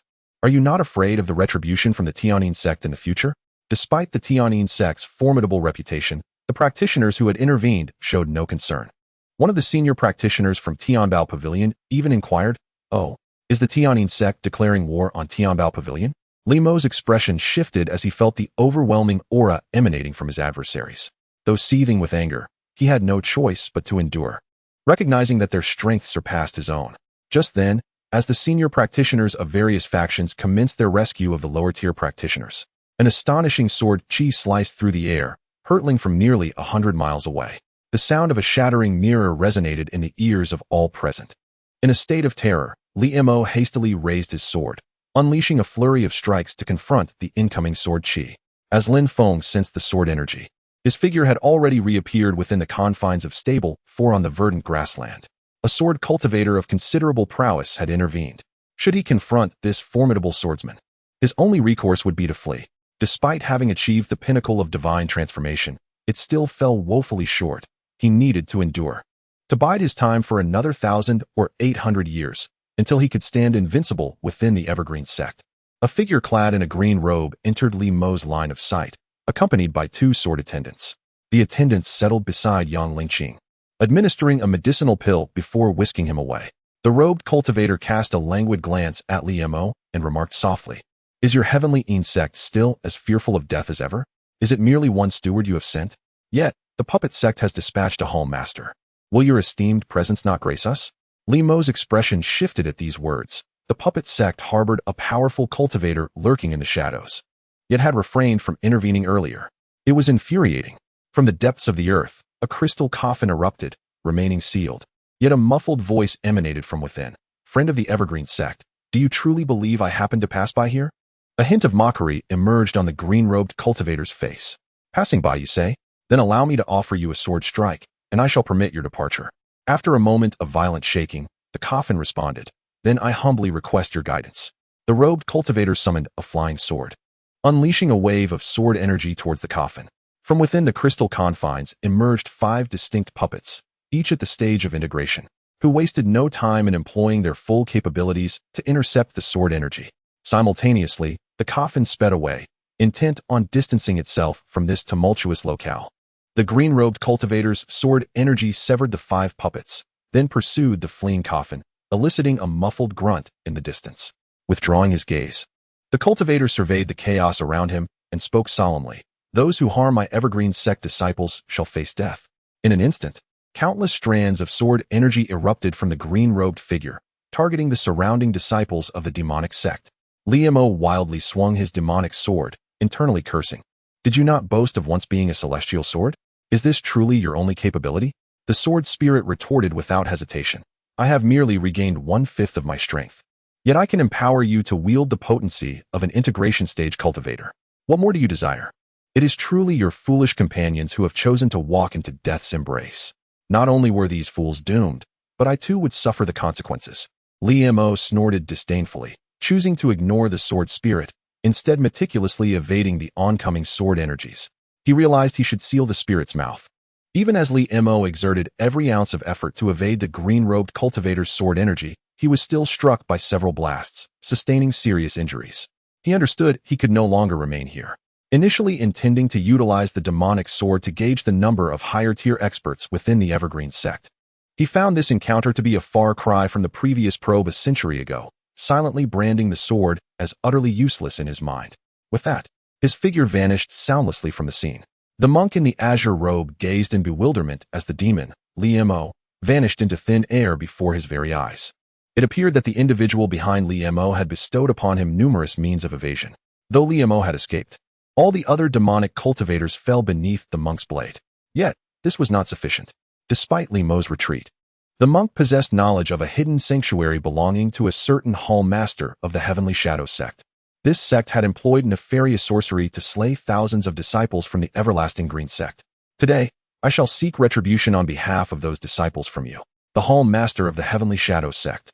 The monk's voice resonated across hundreds of miles, and in an instant, his figure materialized atop a mountain 800 miles away.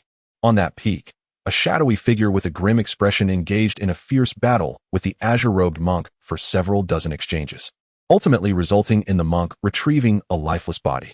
After the monk departed, a figure rushed in from the distant horizon, their visage twisted with hatred as they watched the monk's retreating form. Swiftly extracting an object from the mountaintop, the figure then vanished from sight. Chapter 45. A fortuitous find in the verdant expanse of the Tianqing grassland. At the location of stable number 4, Lin Feng commenced his labor upon returning to the stable. Were he to employ his consummate cultivation prowess at the pinnacle of transformation, he could harvest a quantity of verdant grass equivalent to the labor of 60 individuals in a mere minute. Yet, he still found himself expending 3 hours to fulfill the grass-cutting tasks for the 10 workers of stables 3 and 4. In the wake of the recent incursion by the demonic sect, while no disciples of Stable 4 had suffered harm, Stable 3 was left with but a single survivor, Xiaohong. Following these events, it became imperative for Lin Feng to journey to Qingcheng to recruit 4 additional servant disciples to ensure the daily feeding and management of the horses at Stable 3. Otherwise, the inept Zhang Dodo would undoubtedly attempt to shoulder the entirety of Stable 3's burdens alone. With a sickle in hand, Lin Feng deftly swung it, effortlessly severing the stalk of a blade of lush grass. Behind him trailed a cadre of servant disciples, Jiang Dodo, Zhao Qi, and Xiao Hong, who were tasked with gathering the grass Lin Feng had harvested and bundling it for delivery to Baiyu. At present, Lin Feng had also procured a storage pouch for Baiyu, assigning her the responsibility of transporting the fodder. As for the elderly Xiao, he had retired early and now occupied himself with preparing meals for the group. Currently, the activities of Stables 3 and 4 were almost entirely coordinated, save for the fact that the servant disciples did not reside together. Lin Feng appointed Jiang Dodo as the acting manager of Stable 3, to which the others expressed no dissent. After all, Xiao Qi's aspirations lay far beyond the Tianqing grassland, yearning to join Yang Linghu and Lu Xiu in their ventures outside. However, his innate talent paled in comparison to theirs, and it would likely take him several decades to extricate himself from the confines of the grassland. As for Baiyu, despite possessing the best aptitude among the trio, being an inferior mid-grade with spiritual root, her focus was not on cultivation, nor did she aspire to leave the Tianqing grassland. As Lin Feng continued to wield his sickle with fervor, he suddenly sensed an unfamiliar aura manifesting within his territory. His brow furrowed slightly, while Xiao Hong's countenance shifted dramatically. "Manager Lin," she exclaimed, clutching her abdomen, "I am suddenly beset by excruciating pain. I must return to resolve this matter. I kindly ask for your permission." Jiang Dodo, upon hearing this, cast a concerned glance at Xiao Hong. Lin Feng had already discerned the source of the sudden presence. He had not anticipated that the intruder would choose to flee at this juncture. Nodding in acquiescence, he allowed Xiao Hong to depart, casting a pointed glare at Jiang Dodo, who seemed intent on following her. "Is someone else in pain, and you must accompany them?" When Zhao Qi was in distress, "I saw no urgency from you," he remarked. Caught off guard, Jiang Dodo glanced at Zhao Qi, pondering whether his discomfort could ever compare to Xiao Hong's plight. Lin Feng continued to harvest nearly 100 blades of grass before he spoke again. "Zhao Qi, Jiang Dodo, take these fodder to the stables and feed the horses. I shall take a brief respite." Observing Lin Feng's retreating figure, Jiang Dodo and the others exchanged perplexed glances. Lin Shixiang has never taken a break before. He usually completes the grass cutting for both Stables 3 and 4 in one go before resting. What could be the matter today? Baiyu cast a glance at Jiang Dodo, saying, "If senior brother Lin wishes to rest, let him do so. This matter is not for us to discuss. Do not linger any longer. Let us first tend to the horses." In the expanse of the grassland surrounding Stable number 3, the lush green grass thrived splendidly, reaching nearly the height of a person. If someone were to hide amidst the verdant blades, it would be exceedingly difficult to spot them. At present, Xiao Hong and a shadow of darkness were in such a situation. Lin Feng had already discerned the identity of the shadow. It was none other than the recently encountered Li Mo. He found Li Mo somewhat arrogant, lacking the prudence exhibited by Lu Xiu, having merely set a simple barrier upon arriving at the celestial green plains.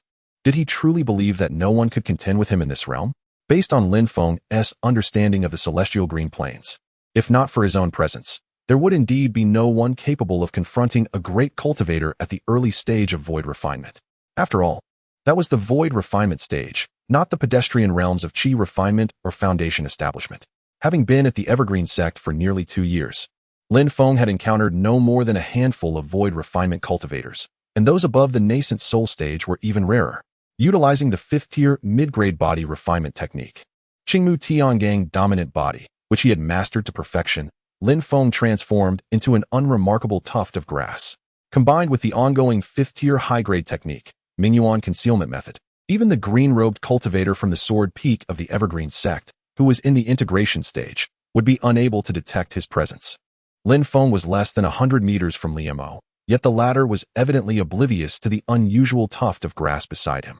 He first inquired whether Xiao Hong had received any news lately, then began to sense the location of where his previous avatar had perished. The message relayed from the fallen avatar indicated that it had found the entrance to a blessed land using an ancient compass, only to be ambushed midway by a hidden traitor of the Heavenly Eon sect. A cold snort escaped Li Mo's lips. Should he encounter that traitor today, he would ensure they understood the consequences of crossing him. In his hand, a jade array stone materialized, from which Lin Feng could perceive distinct array fluctuations. These cultivators, having lived for hundreds of years, indeed possessed numerous treasures. Unfortunately, the jade stone inscribed with the array appeared to be a one-time use item. Lin Feng anticipated that Li Mo would use this peculiar array to locate his blessed land. Thus, he stepped into the blessed land first. As Li Mo observed the jade stone's pointer momentarily shift, he furrowed his brow. Subsequently, guided by the jade stone, he seemed to uncover something, and his figure disappeared as well. How astonishing! The spiritual energy here is remarkably dense. I did not expect this blessed land to harbor a small wood attribute spiritual vein. Indeed, this minor spiritual vein also nurtured a wood attribute spirit stone mine. Yet, it was somewhat regrettable that the highest grade of spiritual herbs and plants here was only tier 3. Could nothing of a higher grade have been produced? Li Mo approached 2 twin scarlet flame trees, both laden with fiery red fruits. The crimson flame fruit is indeed a remarkable treasure. It is quite astonishing that such a spiritual plant could emerge in this land of wood, a veritable sanctuary of fortune. This place serves as an excellent haven for healing. After all, the most perilous locations often harbor the greatest safety. Surely, those individuals could not have anticipated that I remain within the Evergreen sect.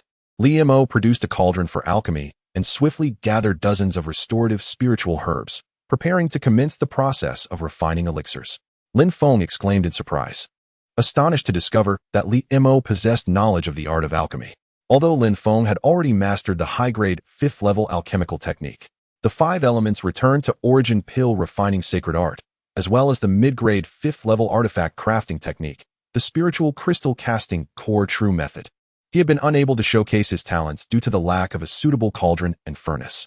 Furthermore, any cauldron or furnace of slightly higher quality commanded exorbitant prices, far beyond his current financial means. To his surprise, Li Mo had anticipated everything so thoroughly, even preparing a cauldron for himself. Lin Feng felt a sense of gratitude towards him. When the time comes, he would reward Li Mo with a strike of his sword while he was engrossed in alchemy. Chapter 46. Wealth. Li Mo was unaware that within this blessed land, there originally existed but a single crimson flame tree. His confidence in claiming this territory stemmed from his status as a formidable cultivator at the void refinement stage, while the deacons of the Tianyin sect were primarily at the spirit transformation stage. After leveraging the inheritance found within the Haya mountain range to break through to the void refinement realm, he had conferred with several void refinement deacons of the Tianyin sect. Li Mo was certain that the individual who had slain his avatar was not among those deacons. If that person possessed any sense, they would have willingly relinquished this blessed land upon his arrival. Now that he had already entered this domain, the individuals still dared not reveal themselves, indicating their fear of him. They had likely long since vacated the verdant plains of Tianqing. Upon entering this sanctuary, Li Mo had already scanned the surroundings with his divine sense. The one responsible for the demise of his avatar evidently lacked knowledge of alchemy. As most of the spiritual plants here remained untouched, this serendipitously benefited him. While most of the spiritual herbs were of the 1st to 3rd tier, their sheer abundance was undeniable. Li Mo felt a surge of delight as he deftly controlled the furnace's flames while plucking a crimson flame fruit. The 2 crimson flame trees bore no fewer than 100 of these fruits. He thought nothing of indulging in a few as dessert. However, the moment the crimson flame fruit entered his mouth, Li Mo's expression shifted to one of terror. He swiftly unsheathed his demonic sword, intending to cleave the crimson flame tree behind him. Something was amiss with this tree.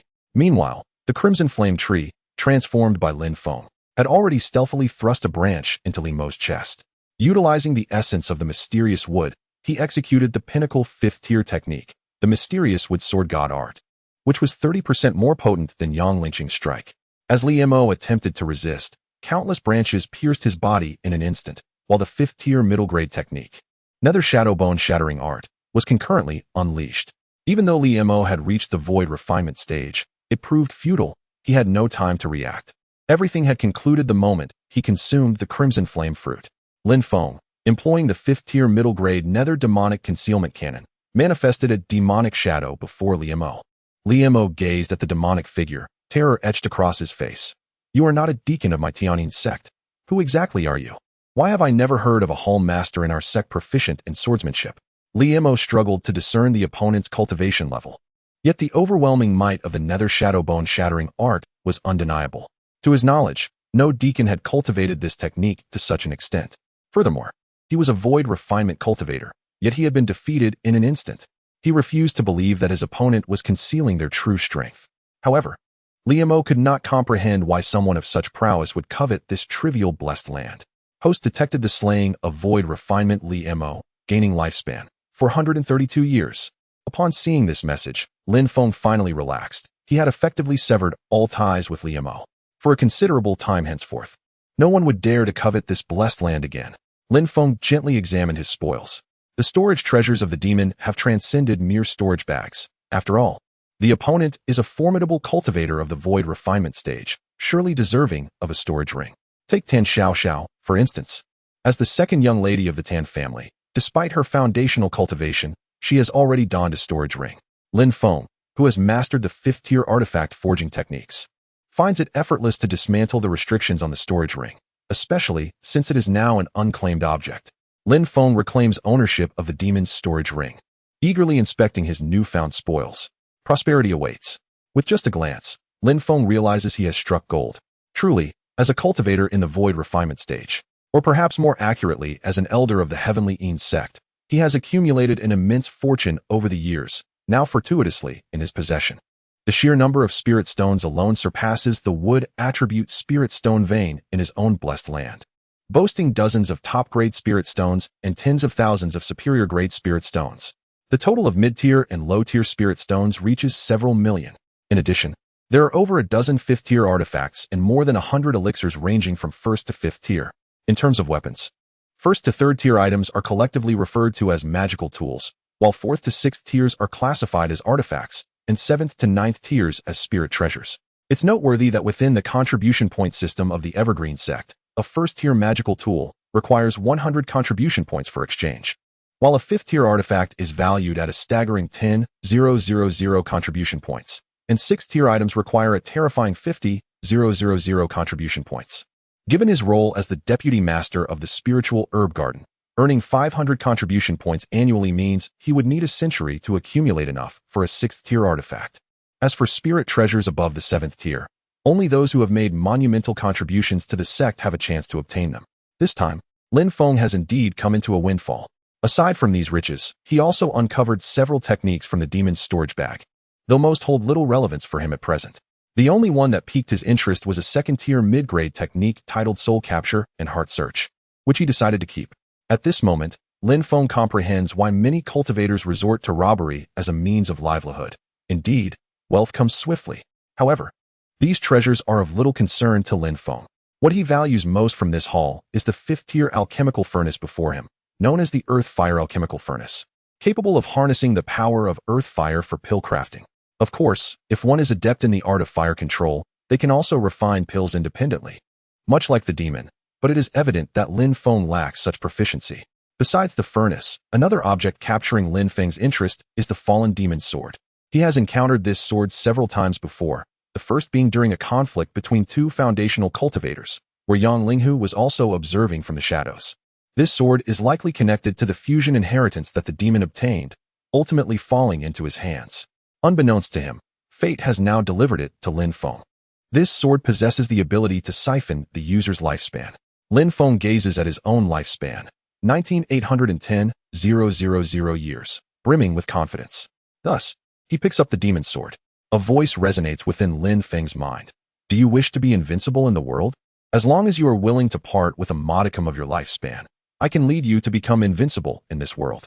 Lin Feng feigned contemplation for a moment before inquiring, how much of my lifespan must I relinquish to attain invincibility? Without hesitation, the spirit of the demonic sword responded. I perceive that you, despite your youth, possess profound and unfathomable cultivation. If you are willing to sacrifice 2,000 years of your lifespan, I shall grant you even greater strength. 2,000 years of lifespan. How audacious of the demonic sword spirit to make such a demand. Typically, a transcendent cultivator's lifespan is only around 5,000 years, making 2,000 a considerable portion. Lin Feng smirked inwardly, eager to discern whether this sword spirit was indeed more formidable than his own system. Thus, he declared, in that case, I am willing to part with 2,000 years of my lifespan. Chapter 47. The demon's sword recognizes its master, detected that the demon's sword intends to siphon the host's lifespan. Amount to be siphoned, 5,000 years. Does the host consent to this? Lin Feng mused that he had underestimated these demonic entities. He had initially believed that the spirit of the sword aimed to extract merely half of his lifespan. To his astonishment, it sought to drain him entirely. Given this, 5,000 years of lifespan was hardly sufficient. With a mere thought, Lin Feng sensed the demon's sword commencing its siphoning process. However, the amount he released was not 5,000 years, but rather 50,000 years. If that were insufficient, he would bestow upon it an additional 100,000 years. Today, he would not relent in overwhelming this sword. The spirit of the demon's sword, detecting Lin Feng's acquiescence to the siphoning, felt a surge of secret delight. Indeed, these righteous cultivators were far less astute than those of the demonic path, naively believing it would only absorb 2,000 years of lifespan while promising invincibility. If it possessed the ability to be invincible, it would not have found itself in its current predicament, sealed for millennia and nearly falling into the hands of the Evergreen sect. After days and nights of coaxing that demon, it remained unmoved. In desperation, the sword spirit imparted a method to plunder lifespan. Little did it know that, while it played the role of the predator, it was ultimately ensnared by the very prey it sought to exploit. Yet, fortune smiled upon it, for it had encountered a foolhardy bird. This young man, already a formidable cultivator at the transformation stage, might allow the sword spirit to manifest a corporeal form if drained completely. In that case, this small paradise would rightfully belong to it. As the sword spirit indulged in its fantasies, it suddenly sensed something amiss. It was merely attempting to absorb 5,000 years of lifespan. Why, then, did it feel as though it were on the verge of overflowing? A brief moment of sensing led the sword spirit to astonishment. It had already siphoned no less than 10,000 years from Lin Feng. Surveying Lin Feng, it found him utterly composed, as if the amassed 10,000 years of lifespan had not been drawn from him at all. The sword spirit began to doubt itself. Was there an issue with it, or was this youth indeed peculiar? Yet the siphoned lifespan was undeniably real. Realizing it was at risk of bursting from excess, the sword spirit could no longer remain calm. Young man, have you not noticed that I have absorbed rather too much of your lifespan? Feigning ignorance, Lin Feng replied. I think not. Did you not claim that you would only absorb 2,000 years? Have you perhaps taken more than intended? The sword spirit found itself momentarily at a loss for words, uncertain if Lin Feng was truly oblivious or merely playing along. However, it could not confess its own ulterior motive of draining him dry. Forced to concede, it stated, I have absorbed sufficient lifespan. Perhaps you might consider releasing me now? Lin Feng, maintaining a serious demeanor, responded, that cannot be. We agreed upon 2,000 years. You must complete the task. If you do not finish, how can you ensure my invincibility? The sword spirit steeled itself, determined not to believe that this youth could singularly overwhelm it. Lin Feng's lifespan was rapidly depleting, 10,000, 20,000, 30,000 years consumed in less than a moment by the demonic sword. Yet, in the presence of Lin Feng's astonishing 810,000 years of lifespan, these amounts were inconsequential. The spirit of the demonic sword sensed an imminent explosion. It had existed for several tens of thousands of years, and previously, the act of siphoning off others' lifespans was merely instantaneous. Never before had it felt on the verge of bursting. Now, for the second consecutive time, it felt as though it might be overwhelmed. How could one individual possess such an abundance of lifespan? Even for a transcendent cultivator, the maximum lifespan rarely exceeded 30 to 50,000 years. And the act of siphoning lifespan involved substantial loss, with the actual amount absorbed being less than a tenth. Yet here stood an inconspicuous transformation cultivator, from whom it had already drained 30,000 years. This translated to a minimum of 300,000 years of lifespan. How could this be possible? Little did it know, Lin Feng was directly transmitting his lifespan to the demonic sword through a system, rendering any loss irrelevant. The sword spirit, now agitated, exclaimed, Young friend, enough. Truly enough. I have already absorbed 2,000 years of your lifespan. You must cast me down, or else I may inadvertently endanger you further. Lin Feng, unfazed, replied, Is that truly 2,000 years? No, it must be more. You have actively siphoned my lifespan. If you have taken enough, you should cease. Surely, you haven't absorbed more than 2,000 years, have you? As it felt its condition deteriorating, the sword spirit reluctantly admitted, Young friend, I was mistaken. I should not have been greedy for more of your lifespan. Please, halt. I can no longer endure. Lin Feng let out a cold laugh internally, remaining silent and allowing the system to continue transferring lifespan to the demonic sword. Seeing Lin Feng's indifference, the sword spirit resorted to temptation. Young friend, if you cease now, I can impart to you a 7th-tier cultivation technique that will facilitate your immediate ascension to the great ascension stage. Lin Feng remained unmoved. A 7th-tier technique was of little interest to him. Young friend, please stop. I can also share with you a secret method that will allow you to temporarily elevate your cultivation level by 1 stage during combat. I also know of a secret realm that holds the mysteries of ascension. Young friend, do speak. What must I do for you to relent? At that moment, the sword spirit was convinced that Lin Feng was intentionally toying with it. However, it could not fathom how Lin Feng possessed such an immense lifespan. And even as it was siphoned away, he appeared utterly unconcerned. Having lived for tens of thousands of years, it had never witnessed anything like this. Finally, Lin Feng responded, "If you wish for me to stop, then acknowledge me as your master."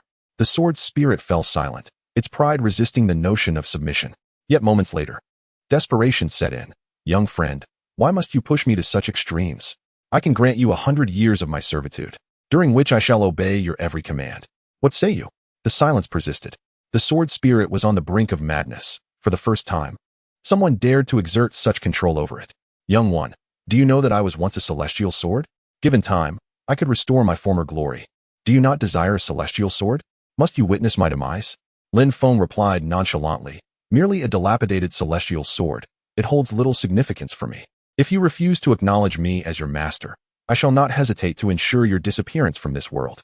For the first time, the spirit of the demonic sword felt despair. "Young friend, who exactly are you? Are you not from this remote continent?" Lin Feng's expression shifted. It seemed the spirit of the demonic sword possessed considerable knowledge. Was the Tianyao continent indeed merely a distant land? Tianyao, the far-off horizon? What could it signify? Lin Feng remained silent, continuing to channel his life essence into the demonic sword, having already infused it with over 40,000 years of vitality. Today, he intended to discover just how much life essence this demonic sword could absorb in one go. The spirit of the demonic sword sensed its imminent explosion and conceded. "Young friend, I surrender. I am willing to acknowledge you as my master. I see your extraordinary potential.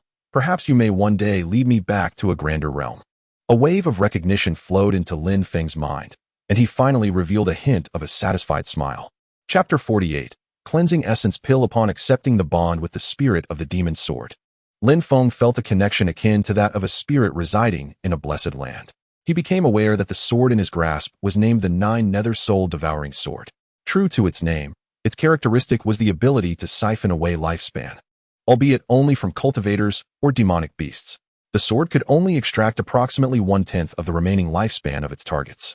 In terms of the range of its capabilities, the Nine Nether Soul Devouring Sword was significantly inferior to his own system, which allowed him to drain life from all beings infused with spiritual energy. Once an artifact of celestial grade, the weapon classifications for cultivators range from 1st to 3rd tier as magical tools, 4th to 6th tier as treasures, and 7th to 9th tier as spiritual treasures. Beyond the 9th tier spiritual treasures lay the realm of celestial artifacts, which were further divided into inferior, middle, superior, and supreme celestial artifacts. As for the specific grade of the Nine Nether Soul Devouring Sword, Lin Feng could not ascertain, for it currently remained a 6th tier treasure. For the majority of transformation stage cultivators, a 6th tier treasure was a luxury, and not all integration stage cultivators possessed one. Even within a prestigious sect like the Evergreen sect, not every practitioner could wield a weapon commensurate with their cultivation. Nevertheless, the Nine Nether Soul Devouring Sword held some utility for Lin Feng. During his next cultivation simulation, he would undoubtedly take it along, ensuring that it did not abscond with his 40,000 years of lifespan in vain. Lin Feng instructed the sword spirit to organize its vast memories and share the pertinent information with him. After a brief moment, Lin Feng absorbed the essence of the sword spirit's memories. Fortunately, as he had achieved the pinnacle of transformation, his consciousness was sufficiently expansive. Otherwise, the filtered information alone would have taken him at least a day to fully assimilate. From the sword spirit's recollections, Lin Feng glimpsed a broader expanse of existence. But he promptly deleted that vision from his memory. Such knowledge would only disturb my resolve, he thought. He was merely an insignificant transformation stage cultivator, unworthy of comprehending such realms at present. He resolved to endure for a few millennia before considering such matters further. Lin Feng diligently purged the unnecessary memories imparted by the sword spirit, retaining insights about its era, realizations of cultivators below the ascension stage, and the names of some peculiar techniques, hoping to gather them should he encounter them in the future. What Lin Feng found most valuable was a formula for a pill known as the Cleansing Essence Pill, capable of enhancing the user's innate qualities. Initially, Lin Feng believed that the Cleansing Essence Pill must be a popular concoction within the realm of cultivation. However, he learned from Tan Yuyu that the formula had long been lost, with even the pill peak failing to retain it. It was said that a formidable cultivator had employed extraordinary means to erase it entirely. This great cultivator believed that innate quality was predetermined, and only those with exceptional innate qualities could ultimately succeed. Those who sought to alter their inherent qualities could not endure until the end, and forcibly defying fate would only squander more resources. Otherwise, given Lin Feng's rapport with Tan Yuyu, he would have procured countless cleansing essence pills by now. To Lin Feng's astonishment, the spirit of the 9 nether soul devouring sword possessed the formula for the cleansing essence pill. The formula for the cleansing elixir is not particularly complex, and the auxiliary herbs required are merely some common spiritual plants that Lin Feng can easily find within the medicinal gardens of his blessed land or the Tan family's herb garden. However, there are 2 primary herbs that Lin Feng has never heard of, as if they had become extinct. One of these primary herbs is known as the 7-leafed intertwined herb, characterized by its 7 closely connected leaves, possessing an extraordinarily potent purifying effect that can eliminate impurities within the body, thereby ensuring smoother meridians for cultivators. It is classified as a 6th-tier spiritual herb. The other is the dragon gall herb, renowned for its powerful purifying properties that effectively remove dirt and impurities from a cultivator's body, rendering it more pristine. It is said that this herb requires dragon gall for cultivation, also belonging to the 6th tier of spiritual herbs. Lin Feng committed these 2 spiritual herbs to memory. Since even the Longqing sect's Pill Peak lacks any records of these herbs, it is evident that they may not exist in the Tianyao continent, and he has never heard of the presence of dragons in that realm. Nevertheless, in the vast expanse recorded within the sword spirit's memory, these 2 herbs might still be found. Although he himself has no use for the cleansing elixir, Lu Xiu and Yang Linghu might indeed require it. After absorbing the memories, Lu Xiu placed the storage ring of the demon in the blessed land, recognizing that as a mere cultivator at the 3rd layer of qi refinement, he was unworthy of such an exquisite storage device. Lin Feng departed from the blessed land, taking only the 5th-tier earth fire alchemy furnace, leaving all other items, including the 9 nether devouring spirit sword, behind. The 9 nether devouring spirit sword, having absorbed 40,000 years of his life essence, informed him that it would require a month to digest this essence, after which it might ascend to an 8th-tier spiritual treasure. This is indeed delightful news for Lin Feng. In the blink of an eye, he found himself among the mountains on the opposite side of the Tianqing grassland, seeking a location rich in earth fire to establish a cave dwelling for his future alchemical endeavors. Instead of searching blindly, he thought it wiser to inquire with a local beast. His divine consciousness, honed to perfection, expanded outward, revealing everything within a 1,000-mile radius in Lin Feng's mind. To his surprise, within his cognitive reach, he detected several areas that emanated a sense of danger. Naturally, Lin Feng had no intention of courting trouble. Instead, he focused on a mountain lord 300 miles away, who was merely at the mid-stage of the nascent soul realm.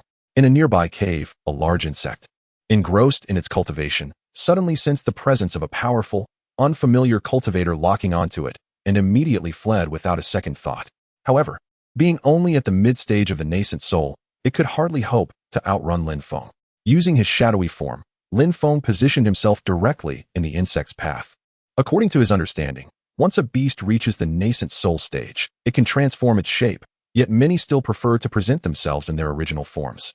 As exemplified by the vibrant tiger before him, in his past life, such a formidable tiger would have required 10 of him to satiate its hunger. "Little kitty, where do you intend to go?" he inquired. The tiger demon, upon hearing Lin Feng refer to it as a little kitty, felt no anger, but instead responded anxiously, "Senior, may I inquire what business you have? This little demon has elders above and young ones below. If I have inadvertently offended you, I humbly ask for your mercy." Lin Feng leaped effortlessly into the air, landing upon the back of the tiger demon. Instinctively, he reached out to stroke its feline head, relishing the tactile sensation. The texture of the tiger's fur was remarkably smooth, so much so that Lin Feng found himself contemplating the absurd idea of skinning it to fashion a luxurious tiger skin coat for himself. The tiger demon shivered slightly, feeling as though its very skin might be at risk in that fleeting moment. Yet, it dared not make a single move, fearful of provoking this unexpected guest upon its back. Observing the tiger's remarkable compliance, Lin Feng inquired, "Residing in this realm, do you know where the volcanic activity is most intense among these mountains?" The tiger demon promptly replied, "Indeed, esteemed elder. I am aware of 3 such locations of vigorous geothermal activity. However, they are all currently occupied by other beasts. What do you propose?" Chapter 49, Slay. It seems that the areas where the earth fire is most vigorous hold a considerable allure for certain fire attribute beasts. However, he also requires a location rich in earth fire to concoct elixirs, adequately preparing himself for the next phase of his endeavors.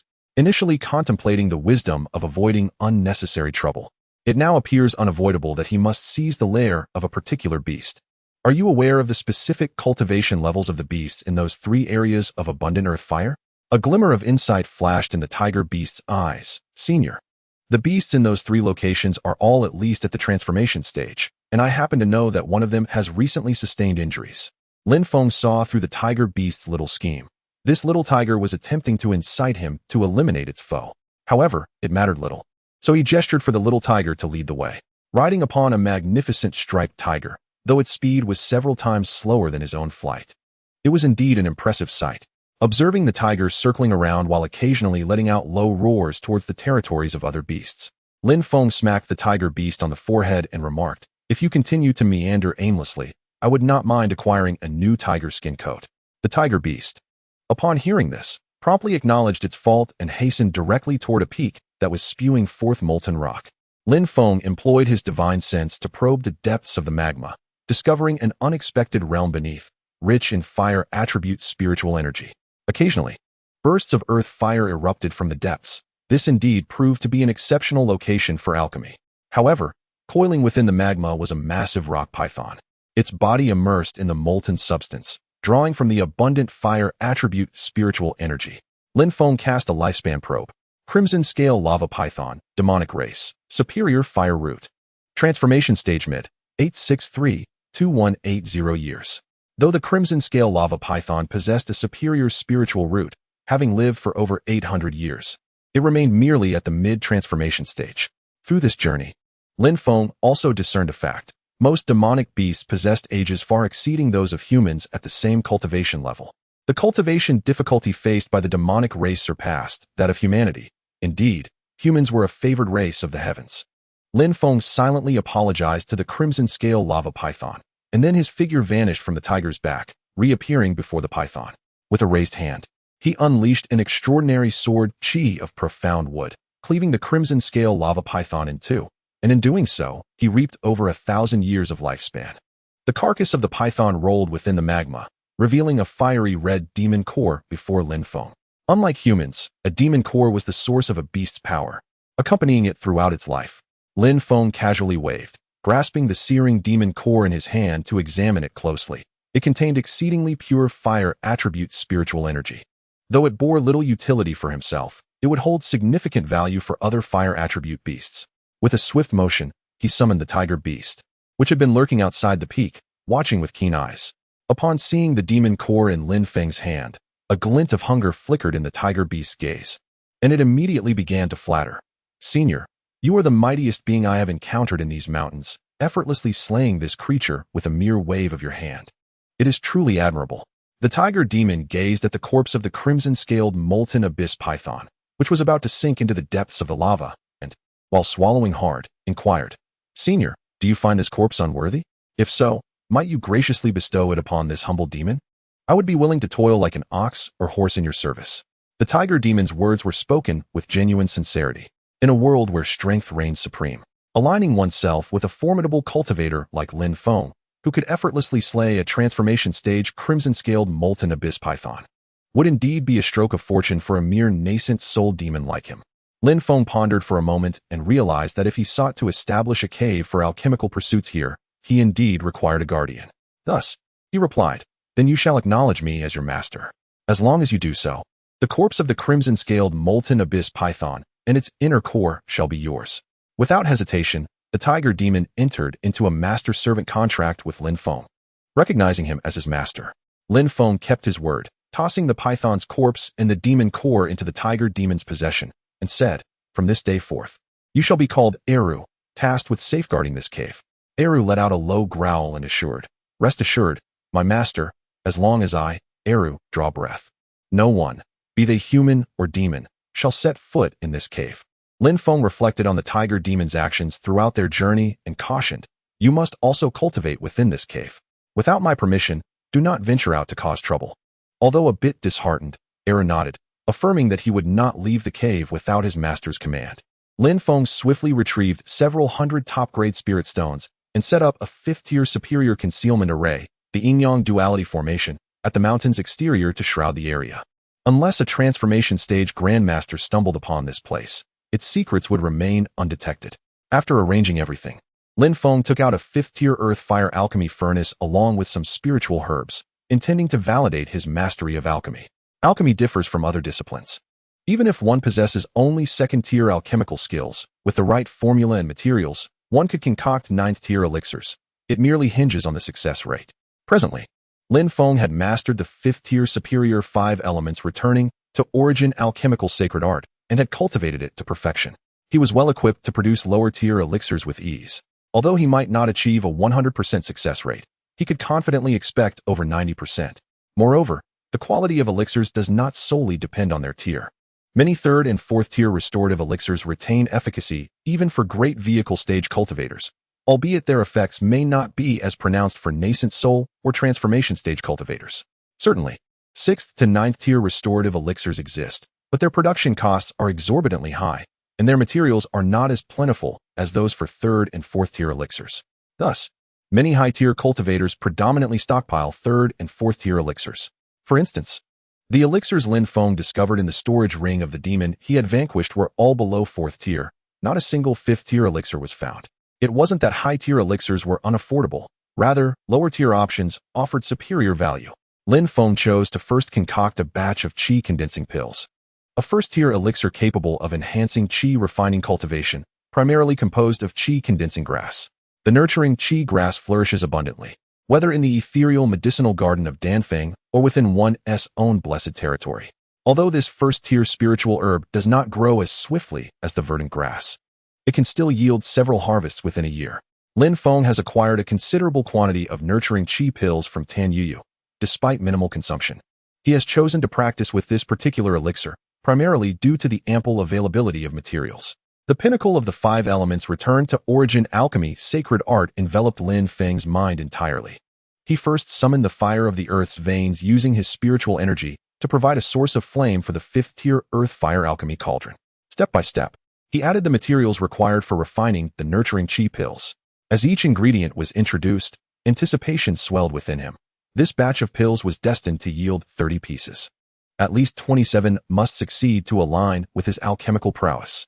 Moments later, filled with hope, Lin Feng opened the cauldron, while Eru curiously leaned in, observing intently. His master can even concoct pills. In the future, a mere couple of pills from his master would be far more advantageous than venturing out to seize opportunities through perilous means. At this moment, a spark of wisdom glimmered in Eru's eyes. Chapter 50, Unyielding. 28 Spirit Condensation Pills. I am indeed a genius in alchemy. Even Tan Yuyu, that little girl, would be compelled to bow in admiration. Lin Feng gazed at the nearby brain tiger, who seemed lost in thought, and felt a surge of delight as he said, "Come here, Eru, open your mouth. Your master rewards you with a candy bean." Eru promptly opened his enormous maw, receiving the spirit condensation pill tossed by Lin Feng. Although the pill held little significance for Eru, he still flattered. Master's success rate in concocting pills is nearing 100%. There is no one in this world more adept at alchemy than you. Simultaneously, Eru grasped the true purpose of Lin Feng's journey, to locate a place abundant in geothermal energy for alchemical endeavors. It could only be said that the crimson-scale molten abyss python deserved its demise for previously attempting to devour him. Eru resolved in his heart that he would remain by his master's side during every alchemical session. If his master were pleased, perhaps he would bestow upon him a pill. Today it may be a 1st-tier spirit condensation pill, but what about tomorrow or the day after? With his master's prowess, surely he would not be limited to crafting just spirit condensation pills. Eru felt optimistic about his future, noticing that his master intended to conclude after producing only one pill. Eru's mind began to race with thoughts on how to curry favor. He had heard that humans are notoriously lustful. They not only admire beautiful women of their kind, but also possess a keen interest in alluring female spirits. He happened to know of a stunning female spirit residing on a nearby peak. Had she not been somewhat formidable, he would have long since captured her to serve his master. Thus, Eru nudged Lin Feng with his massive tiger head and spoke, "Master, should you frequently visit this place for alchemy, you may find it somewhat mundane. Eru knows of a breathtaking female spirit. I am certain that once you lay eyes upon her, you will be unable to forget. Alas, my strength is insufficient, or I would undoubtedly bring her to accompany you." Lin Feng slapped Eru on the head, exclaiming, "This tiger is truly not a good tiger. Henceforth, he must ensure this creature remains confined within the cave, lest it cause him untold trouble." He was solely focused on surviving peacefully, The allure of enchanting female spirits held no interest for him. Lin Feng mounted Eru's back, declaring, "Let us go see this captivating female spirit you speak of. If she is ordinary, I shall reward you with several pig demons." Eru's expression stiffened. His master lacked martial virtue. As the king of the mountain, how could he possibly be interested in pig demons? However, if the pig demons bore resemblance to that exquisite female spirit, he might begrudgingly accept them. The duo traversed over 100 miles, halting at the mouth of a valley. This time, Lin Feng did not allow Eru to fly boldly through the skies, but instead sought to evade most of the beastly creatures.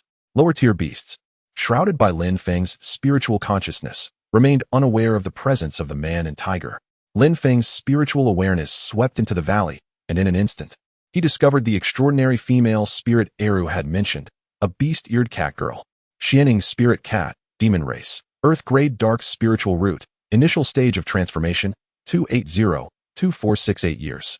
After conducting the exploration, Lin Feng stepped forward to stand before the cat-eared demoness.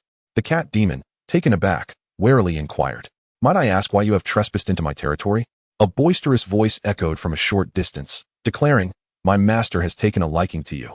If you are wise, you shall acknowledge my master as your lord." Subsequently, a massive tiger appeared before the cat demon. Upon glancing at the imposing creature, the cat demon's expression soured in anger. "Was it you who brought this human to my domain?" The tiger, unperturbed by the cat demon's predatory gaze, replied nonchalantly, "Indeed. I was the one who recommended you to my master. You should feel honored. Amidst these mountains, only your beauty is worthy of my master's attention." The cat demon shot the tiger a glare, reflecting her regret for not having dealt with this troublesome creature when it first attempted to spy on her. Little did she anticipate that after all this time, the tiger would have taken a master and brought him along. Although the master was shrouded in a magical aura, it was evident he was a formidable sorcerer, one whose power surpassed her own. Lin Feng appraised the cat demon, true to the tiger's words. She was indeed a stunning specimen, captivating in both form and visage. However, he was not the type to engage in frivolous pursuits, and he held no interest in her. Nonetheless, if the cat demon insisted on serving as his guardian, he would not object. After all, having a large cat to care for, alongside a smaller one, could be quite delightful. Thus, Lin Feng proposed, "Would you be willing to acknowledge me as your master?" Upon hearing this, the cat demon cast a suspicious glance at Lin Feng.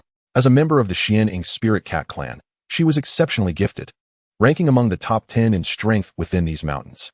She was resolute in refusing to accept a sorcerer as her master. "And what if I decline?" she countered. The tiger interjected hastily, "Little cat demon, do not be ungrateful. My recommendation to my master offers you an extraordinary opportunity. Miss it, and you shall have no second chance." The cat demon, eyeing the tiger, retorted scornfully, "Do you think everyone lacks the resolve like you?" Lin Feng remained silent, and with a mere wave of his hand, a blade of energy struck the mountain behind him, cleaving it in two. With his current prowess, he possessed the ability to shift mountains. The cat demon sensed the terrifying might of that sword energy, her body trembling slightly. Could this individual truly be so powerful? Reluctantly, she inquired, "If I were to acknowledge you as my master, what would be required of me?" Lin Feng replied with a calm demeanor, "To guard the home and protect the premises." Hearing such a straightforward response, the cat demon appeared skeptical. "Is that truly all?" Lin Feng naturally responded, "Indeed, if you had just turned 18 this year, I might have taken an interest. However, you are already 280 years old, nearly 15 times my age. While age is not a concern in the realm of cultivation, I prefer not to be consumed by someone so much older." The cat demon's expression shifted dramatically upon realizing he was aware of her 280 years of existence. What kind of sorcery was this? Moreover, did his words imply he was barely 20? A cultivator of the transformation realm, yet not even 20 years of age? From which sacred ground does this prodigious individual hail? Even the scions of those esteemed realms would not possess such prowess at this tender age. The cat demon inhaled deeply. "I may acknowledge you as my master, but this foolish old tiger must heed my commands henceforth." Upon hearing this, the tiger named Eru felt exasperated. "You ungrateful little cat demon. I, the great king, sought to procure an opportunity for you, yet you expect me to obey your whims? Furthermore, there is a hierarchy in acknowledging a master. I recognize my master first, thus you, as a later acknowledgement, should follow my lead." Lin Feng accepted the cat demon's allegiance, enveloping both the cat and the tiger in spiritual energy, transporting them back to the molten space beneath. He then instructed the cat demon, "From now on, ensure that Eru stays in check and does not venture out to stir trouble for me." Eru, upon hearing this, was filled with indignation, claiming that his master favored beauty over friendship. Chapter 51. Jiang Dodo's confession. As night fell, Lin Feng lay in his quarters within the stable. His eyes closed in slumber. Recent days had been eventful, yet for him, they had all been fortuitous. No one seemed to covet his serene haven anymore. To his surprise, he had also acquired a celestial sword imbued with a spirit and a fifth-tier earth fire alchemy furnace. For Lin Feng, the celestial green prairie was his foundation. He aspired to become the authoritative figure of this land, harvesting as much emerald grass as he desired each day. Matters beyond the celestial green prairie did not pique his interest. Had it not been for Lucio's peril, he would have remained uninvolved. He was not like others, needing to engage in conflict for fleeting opportunities. To him, cultivating immortality was akin to tending a garden. His path to transcendence lay within the embrace of the celestial green prairie. After a millennium or so, he would be invincible. Knock, knock, knock. Brother Lin, are you asleep? A familiar voice resonated from outside the door. It was Jiang Dodo. Lin Feng anticipated her purpose and replied, "Not yet. What is it?" After a brief pause, Jiang Dodo continued, "Brother Lin, there is something I must share with you. May I come in?" "Please do."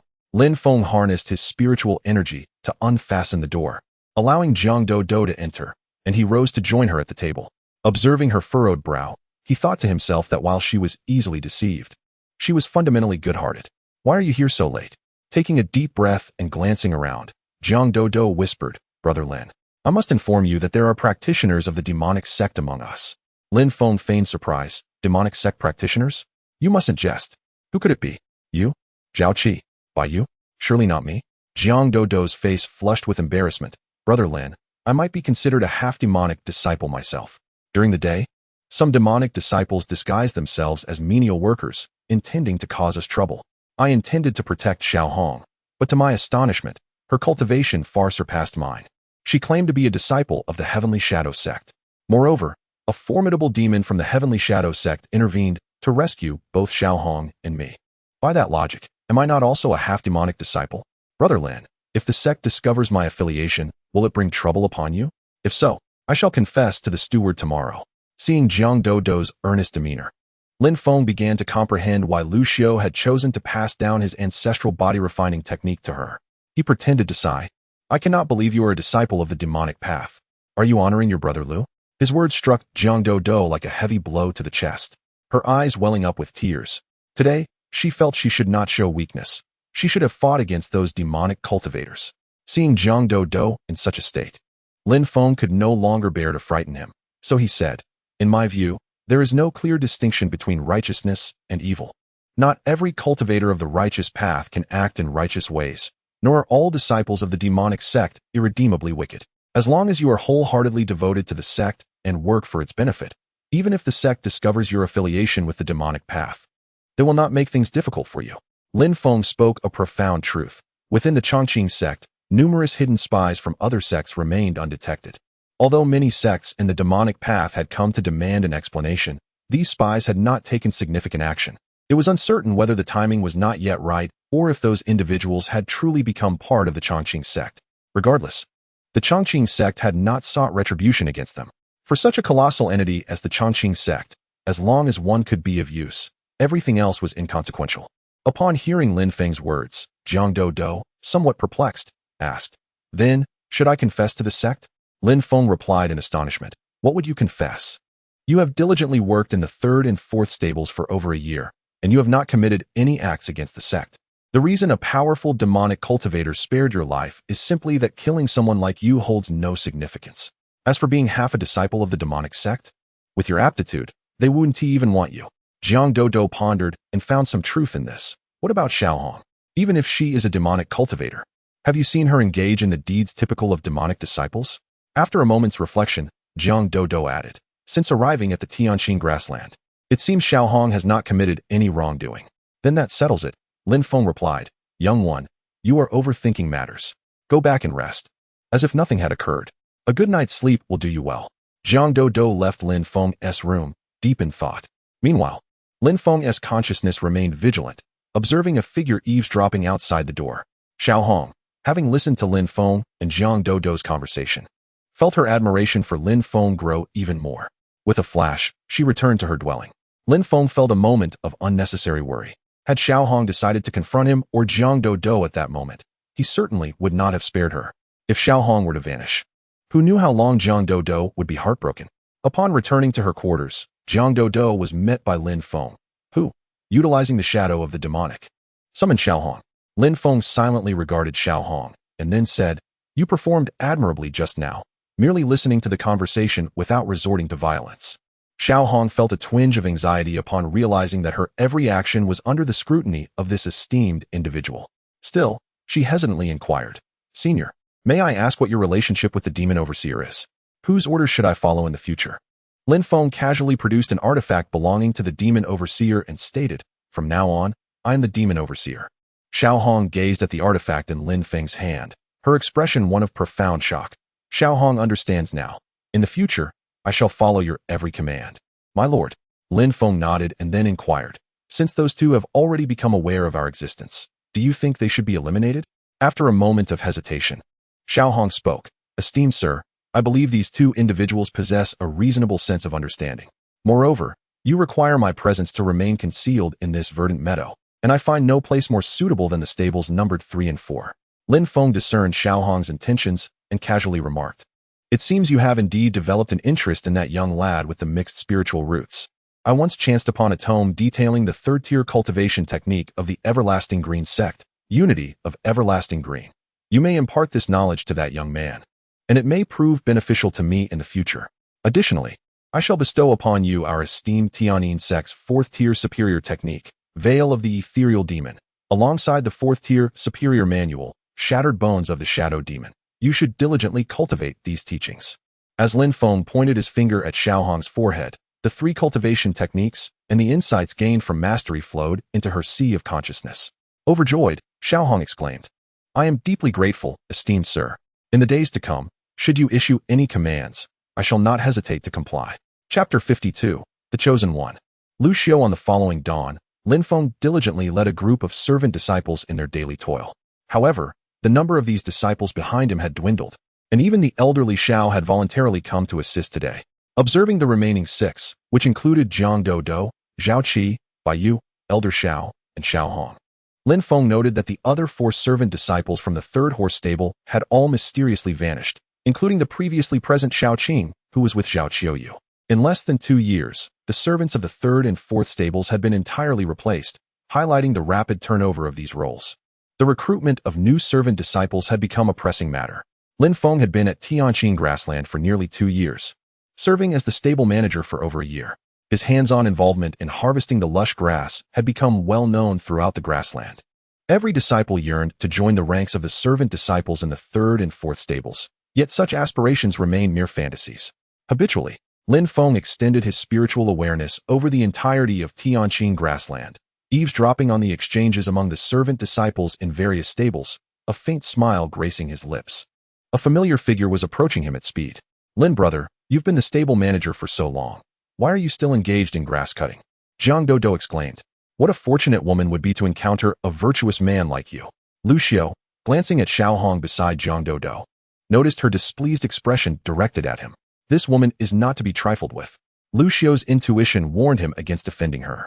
He chose to heed the advice, refraining from further teasing Jiang Dodo, and playfully punched her shoulder, saying, "Tonight, you and I shall venture out, and I shall thoroughly assess your cultivation progress over the past 6 months." Jiang Dodo sidestepped Lu Xiu's attempt to drape an arm over her shoulder. "Lu Xixiang, there's no need for such intimacy between 2 men. It could lead to misunderstandings." Lu Xiu retorted, "They say that once a man marries, he forgets his mother. Yet you, my dear fellow, are still unmarried. How disheartening." Realizing the awkwardness of the situation, Jiang Dodo moved closer to Lu Xiu, resting his arm upon her shoulder. "Lu Xixiang, you haven't returned in 6 months. Did you know I nearly lost the chance to see you?" With a grand gesture, Lu Xiu declared, "Lin brother, let us conclude our work for today. I have brought a splendid feast of fine wines and exquisite dishes from the Xianyan restaurant in Qingqing. Tonight, we brothers shall indulge in a hearty celebration. Of course, with the presence of Sister Bai and Sister Hong as well." Lin Feng nodded in agreement, recognizing the necessity of occasional relaxation and camaraderie. The monotony of life in the 3rd and 4th stables had become rather tedious. Besides, someone was treating them. As Lin Feng beheld the lavish spread and several bottles of spiritual wine that Lu Xiu had brought, he he realized the extent of Lu Xiu's generosity. This banquet must have cost a significant sum, at least several hundred low-grade spirit stones. Although he earned 50 low-grade spirit stones monthly as the stable manager, and 800 as the deputy director of the Danfeng Second Spiritual Herb Garden, the wealth displayed was nonetheless impressive. However, Lin Feng had never indulged in such extravagance. Each visit to the Xianyan restaurant merely cost him a few dozen low-grade spirit stones. Lu Xiu, gesturing for everyone to begin their meal, expressed his sentiments before arriving. I truly feared I might never see you all again. You may not be aware, but during this invasion of our Chongqing sect by numerous sects and demonic factions, nearly 10,000 outer disciples perished. The number of miscellaneous disciples is beyond count. Among them, even several hundred golden core and nascent soul cultivators have fallen. Zhao Qi, upon hearing this, was somewhat astonished. So many outer disciples have been lost. Our fourth horse stable seems fortunate, as we have not encountered any enemy incursions. Jiang Dodo interjected. Both Xiao Hong and I were quite fortunate as well. We narrowly escaped disaster at the third horse stable. Observing the enlightened Jiang Dodo, Xiao Hong rarely displayed a hint of satisfaction towards her. Zhao Qi's words, however, took on a different tone in Lu Xiu's ears. He could not believe that those demonic cultivators were blind to the fourth horse stable. It had been reported that the Tianqing grassland had also suffered losses of several stable managers and hundreds of miscellaneous disciples. Yet, the fourth horse stable remained unscathed, and Jiang Dodo was safe at the third horse stable, while several other miscellaneous disciples from the third stable had vanished. Lu Xiu was unwilling to accept that there was no mystery behind this. He cast a glance at Lin Feng. Ah, Lin, what realm have you achieved? It is said that those who have taken action this time are all Foundation Establishment and Golden Core cultivators. How is it that you remain unharmed? You cannot possibly have reached the Golden Core stage at your age, can you? A 19-year-old Golden Core cultivator? Impossible, absolutely impossible. Indeed, Lin Feng must have some notable background. Although Lu Xiu did not understand why he was so intent on remaining in the Tianqing grassland, it was evident that someone powerful was protecting him. With this thought, Lu Xiu sighed, lamenting that he had no such protector himself. Such is the drawback of having many siblings in a family. Yet, the notion that two esteemed cultivators from the Tianyin sect had taken an interest in him filled Lu Xiu with a sense of pride. What of having no protector? With my talent, I am a coveted individual wherever I go. Subsequently, Lu Xiu began to boast about his encounters with several great Qi refinement cultivators, including an 8th-layer Qi refinement master, whom he had bested. Jiang Dodo looked at him with admiration, asking, Lu Senior Brother, what is your current cultivation level? Lu Xiu smiled subtly and replied, though I appear to be at the 5th layer of Qi refinement, I have actually just broken through to the 6th layer. With my strength, even an 8th-layer cultivator would find it challenging to contend with me.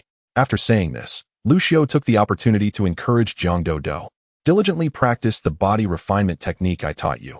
You shall not fall short of your senior brother. While speaking, Lu Xiu continuously observed Lin Feng's expressions. Upon noticing a hint of surprise from Lin Feng when he mentioned his breakthrough to the 6th layer of Qi refinement, Lu Xiu felt a sense of satisfaction. No matter how quickly Lin Feng cultivates, can he surpass me by much? I am at the 6th layer of Qi refinement. He is at best only slightly behind me. Right? Even if he has reached the 7th layer of Qi refinement, I, Lu Xiu, am not far behind either. Even if your realm surpasses mine by the slightest margin, I, Lu Xiu, have awakened to my ancestral bloodline, and my cultivation speed has already transcended the ordinary. It is merely a matter of time before I catch up to and even surpass you. Besides, you remain confined to the verdant plains while I am free to compete for various resources.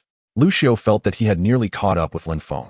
And with all the disciples of the fourth horse stable safe and sound, his spirits soared.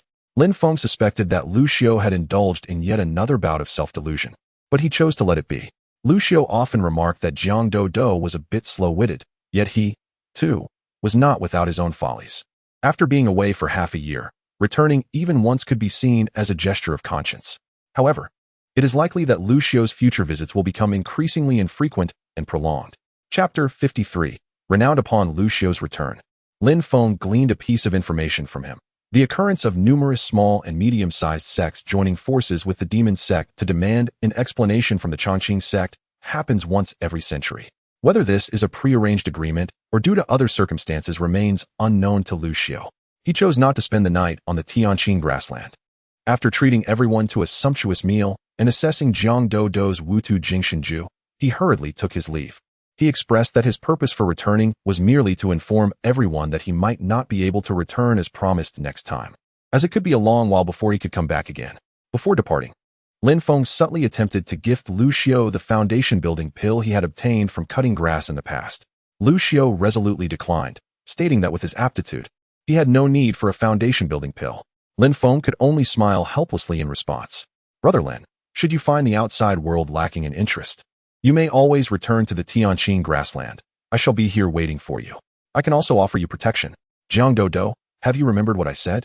Jiang Dodo withdrew his gaze from around him and replied, Rest assured, senior brother, I have committed it all to memory. As for the servant disciples of our stables number 3 and 4, high cultivation or exceptional aptitude is not a requirement. As long as their character is sound, that suffices. Lin Feng looked at Jiang Dodo in astonishment and couldn't help but ask, Aren't you even slightly preoccupied with what you'll buy for your little Hong during this trip to Qingqing? Jiang Dodo declared with righteous fervor, Brother Lin, our journey has official duties. Purchasing items for little Hong will certainly have to wait until our business is concluded. This marked Jiang Dodo's first visit to Qingqing in over a year at the Tianqing grassland. Most servant disciples found it difficult to spare time for such excursions, as their daily labor was both demanding and exhausting, leaving them with scant time for cultivation or rest, let alone indulging in pleasures in Qingqing.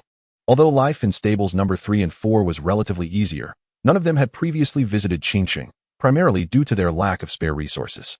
Lin Feng found himself increasingly fond of Jiang Dodo, despite the occasional irritations he presented. Fortunately, luck was on Jiang Dodo's side, as he had ended up in Lin Feng's stables. Had he been assigned to another stable as a servant disciple, he would likely have been burdened with the most arduous tasks. The two soon arrived at the location where the Chongqing sect recruits servant disciples in Qingqing. In the recent conflict, the Chongqing sect had suffered considerable losses among its outer disciples and servants. Consequently, many small family cultivators and loose cultivators, having received news, had arrived early to await their turn. Lin Feng presented his identity token to a servant disciple in charge of reception. Upon seeing Lin Feng's token, the disciple respectfully inquired, Esteemed representative of the Yard Master, may I ask if you are here today to recruit servant disciples for the spiritual herb garden, or are you supplementing your stable with additional servants? Lin Feng retrieved his token and replied, The spiritual herb garden does not require additional servant disciples at this time. I am here to supplement stable number 3 of the Tianqing grassland with 4 servant disciples. The other party respectfully presented Lin Feng with 4 blank wooden tokens, instructing him to record the information of the selected disciple candidates onto these tokens. Lin Feng was quite familiar with this process, having been recruited in a similar manner himself. He casually found an empty spot to sit down and assigned Jiang Dodo to call out for candidates. The third stable of the Heavenly Green Plains is recruiting 4 miscellaneous disciples. Those interested should come quickly, no regard for cultivation level or talent. As soon as Jiang Dodo's voice rang out, a throng of cultivators quickly gathered around. The third stable? Isn't that overseen by Lin Feng? I have brothers serving as miscellaneous disciples in other stables, and they say that the third and fourth stables are the ultimate dream destinations for all miscellaneous disciples. Not only does Manager Lin never withhold your monthly spirit stones, but he is also exceptionally kind-hearted. He even takes care of the most laborious task of harvesting the verdant grass all by himself. I'm so lucky to have stumbled upon the recruitment in Manager Lin's stable. Furthermore, I have heard that Manager Lin oversees not just the third and fourth stables, but also has connections with the Alchemy Peak. Many well-informed cultivators had already gathered in front of Lin Feng's chosen spot. Upon witnessing this, Jiang Dodo immediately instructed everyone, Please form an orderly line and do not crowd. Although Jiang Dodo was merely at the first layer of qi refinement, none of the cultivators dared to question his authority at that moment. Brother Lin, what should we do? There are quite a few people. Jiang Dodo appeared somewhat anxious as nearly 100 individuals lined up before him in mere moments. Lin Feng, having already extended his spiritual awareness, was somewhat perplexed by the discussions surrounding him.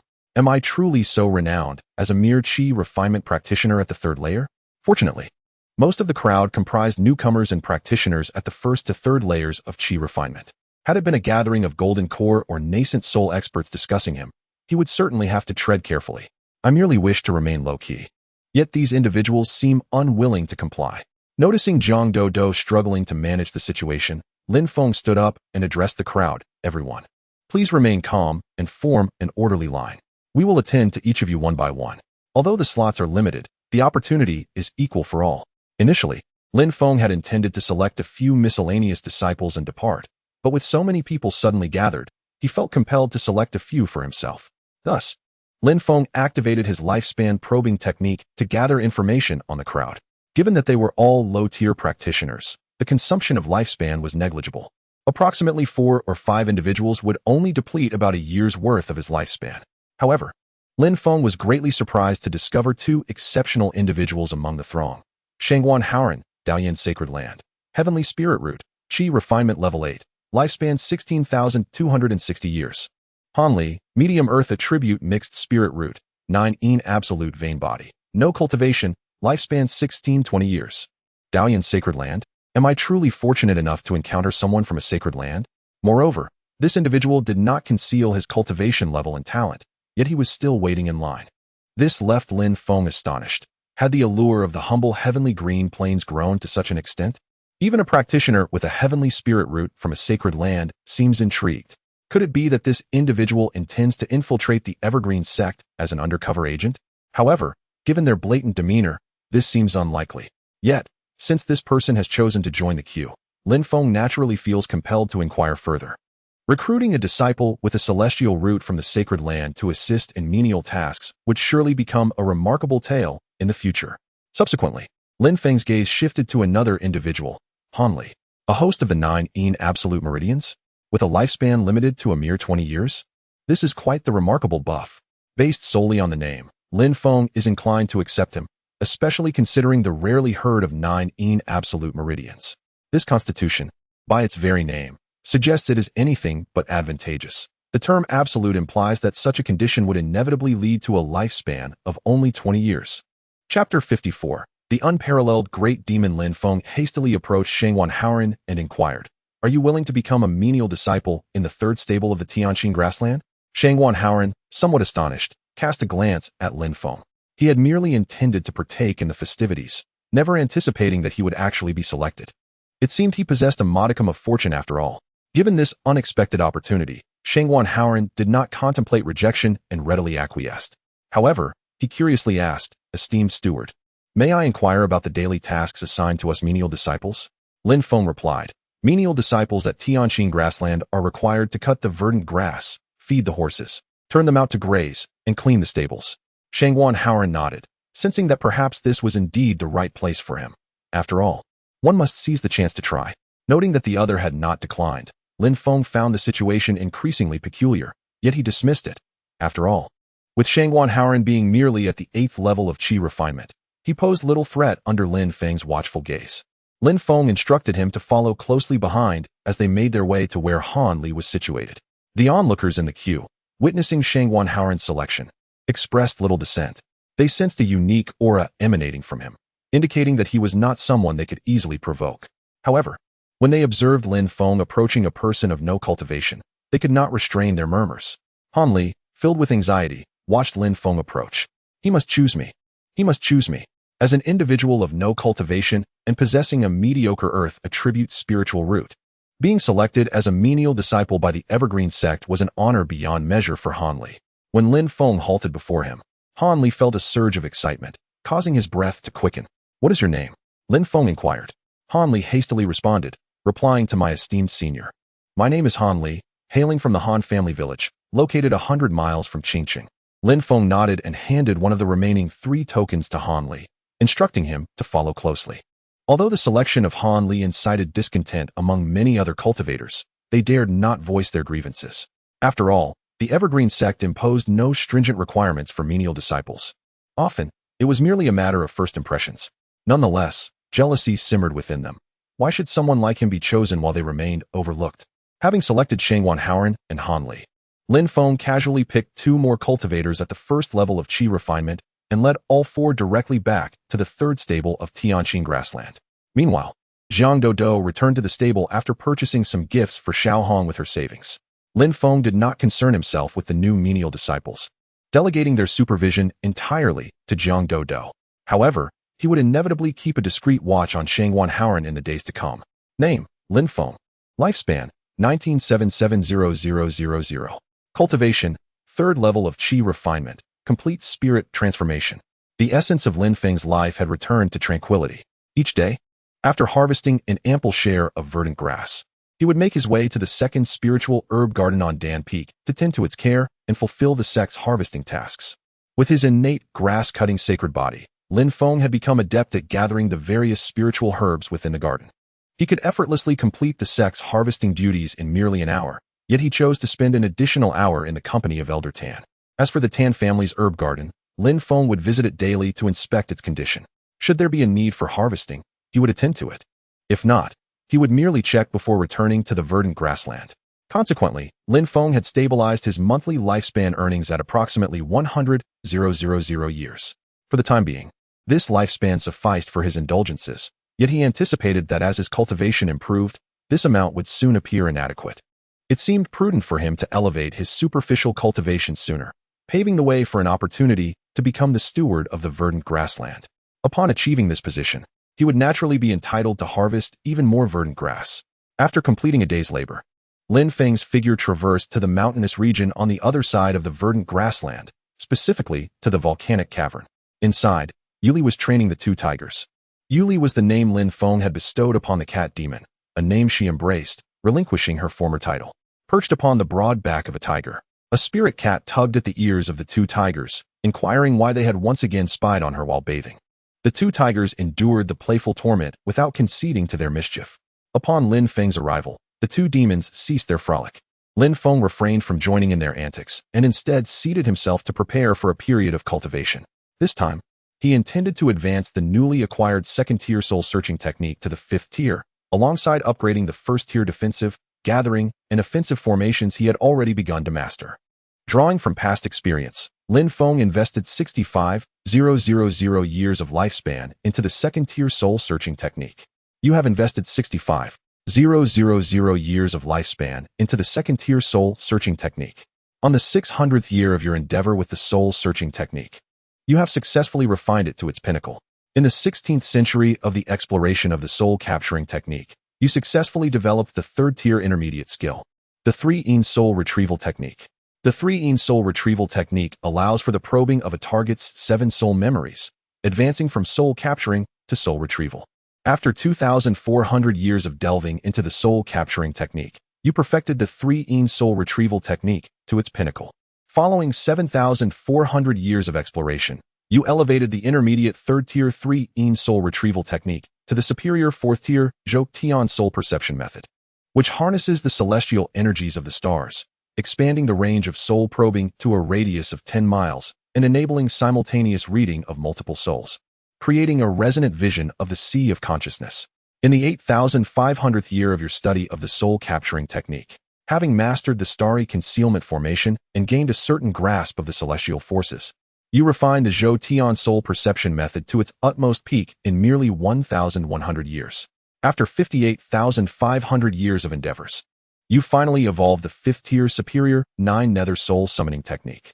This technique allows for the attempt to connect with the laws of the netherworld, forcibly recalling the scattered fragments of a target's soul to retrieve memories from within 3 days of death. In the 62,000th year, you perfected the 9 nether soul summoning technique to its pinnacle. However, in the 64,090 year, you faced an unprecedented attack from a formidable demon, who seized your volcanic abode and abducted your beloved cat demon. Chapter 55. The formation achieves great success. A peerless great demon approaches. Are they attempting to seize my cave abode? To snatch away my feline demon? Although I, Lin Feng, do not relish trouble, I am not one to shy away from it. With my perfected divine transformation prowess, even if faced with a late-stage phantom demon, I believe I could contend against them for numerous exchanges. This extraordinary great demon possesses considerable stature, likely at least in the integration stage. While I did wrest this volcanic cave from the clutches of the crimson scale lava python, the act of being robbed by another is an entirely different matter. For 65,000 years, I have conducted my calculations within the blessed grounds of the celestial green prairie without incident. Yet, upon arriving at this volcanic cave, I am besieged by a great demon, and this occurs within the protective bounds of the evergreen sect. However, the fact that the adversary arrived only as my calculations neared completion suggests that they will not return in the immediate future. This is yet another advantage of my divinations, granting me early warnings to allow for ample preparation. Previously, during my calculations on the celestial green prairie, I encountered the invasion of the demon avatar, which was a similar situation. I am quite satisfied with this round of calculations, having acquired a 5th-tier superior soul-searching technique. Even if the target has perished, as long as it has been within 3 days, I can forcibly summon the scattered fragments of their soul to glean their memories. This 5th-tier superior technique, the 9 nether soul summoning, is rather formidable. I shall attempt to forcibly recall the fragments of the demon avatar's soul upon my return and delve into its memories. After all, the demon avatar perished within my blessed grounds, and it has yet to be 3 days. Upon completing the soul-searching technique, I proceeded to delve into the remaining formations I have learned. This volcanic cave proves to be quite useful for me, without establishing some protective formations. Relying solely on Eru and Yuli for defense leaves me somewhat uneasy. Based on past experiences, the consumption of lifespan for formation calculations is less than that of cultivation techniques. I expended 500 years of lifespan to elevate the 1st-tier grass and weeds concealment formation to the pinnacle of the 5th-tier yin-yang duality formation. Thus, I first invested 36,000 years of lifespan into the 1st-tier intermediate wood-gathering spirit formation. You have invested 36,000 years of lifespan into the 1st-tier intermediate wood-gathering spirit formation. In the 100th year of your calculation for the 1st-tier intermediate wood-gathering spirit formation, you successfully cultivated it to the pinnacle. In the 300th year of your calculation for the 1st-tier intermediate wood-gathering spirit formation, you have derived the 2nd-tier intermediate 3-eon gathering spirit formation. 3-eon gathering spirit formation, capable of absorbing the power of the Tyene star, the essence of moonlight, and the spiritual energy from underground eon veins, transforming them into pure spiritual energy that can be directly absorbed. In the 600th year of your calculation for the 1st-tier intermediate wood-gathering spirit formation, you successfully cultivated the 3-eon gathering spirit formation to the pinnacle. In the 100th year of your calculation for the 1st-tier intermediate wood-gathering spirit formation, you successfully derived an even higher tier gathering formation, the 4 symbols gathering spirit formation. 4 symbols gathering spirit formation, a 3rd-tier superior gathering formation that gathers spiritual energy from the 4 cardinal directions using the power of the 4 symbols, creating a cyclical spiritual field that can simultaneously accommodate the 5 elemental attributes of metal, wood, water, fire, and earth. In the 600th year of your calculation for the 1st-tier intermediate wood-gathering spirit formation, you successfully cultivated the 4 symbols gathering spirit formation to the pinnacle. After 600 years of deducing the 1st-tier middle-grade Emu gathering spirit array, you have successfully derived the 4th-tier upper-grade Qixing gathering spirit array. The Qixing gathering spirit array connects to the spiritual veins of the 7 stars of the Northern Dipper, extracting the innate pure energy from the cosmos, thereby forming a pool of liquid spiritual energy. After 500 years of further refinement, you have perfected the Qixing gathering spirit array. In 500 years of continued study, you have successfully deduced the 5th-tier upper-grade Zhoutian gathering spirit grand array. The Zhoutian gathering spirit grand array simulates the cyclical laws of a miniature world, forcibly drawing in spiritual energy from a radius of 100 miles. After 36,000 years of cultivation, you have also perfected the Zhoutian gathering spirit grand array. With a lifetime investment of 36,000 years, you have advanced the 1st-tier Emu gathering spirit array to the 5th tier, achieving a level of mastery that is nearly half the lifespan required for traditional cultivation methods. Should you arrange the Zhoutian gathering spirit grand array within your volcanic cavern, it would undoubtedly transform into a sanctuary for cultivation. Subsequently, Lin Feng applied the same method, investing an additional 36,000 years into deducing the 1st-tier wooden shield defense array, entry level, and the 1st-tier Imu strangulation array, entry level, resulting in the creation of the 5th-tier upper-grade defense array, Wuxing Hunyuan array, and the 5th-tier upper-grade attack array, Wuxing Nyeshing array. The Wuxing Hunyuan array allows the 5 elemental spiritual energies to cycle and generate a defensive field, converting any single attribute attack into array energy. Once perfectly arranged, it becomes exceedingly difficult for cultivators below the late stage of void refinement to breach. The Wuxing Nyeshing array unleashes a violent cycle of the 5 elemental energies, sequentially releasing the destructive forces of metal, wood, water, fire, and earth, with a coverage radius of up to 100 miles, making escape nearly impossible for those below the late stage of void refinement. Thus, Lin Feng has successfully cultivated all 4 types of formations obtained from the steward of the 4th horse stable to a state of great accomplishment. However, aside from the hidden array that can be directly arranged using spirit stones, Each of these fifth-tier formations requires numerous materials for deployment. If he wishes to arrange them himself, he must procure a substantial amount of array materials. Fortunately, he recently acquired a wealth of resources from the storage ring of the Demon of History, providing ample opportunity for expenditure. In this endeavor, Lin Feng expended a total of 173,000 years of lifespan, refining the soul-searching technique in both the attack and defense formations to the fifth tier.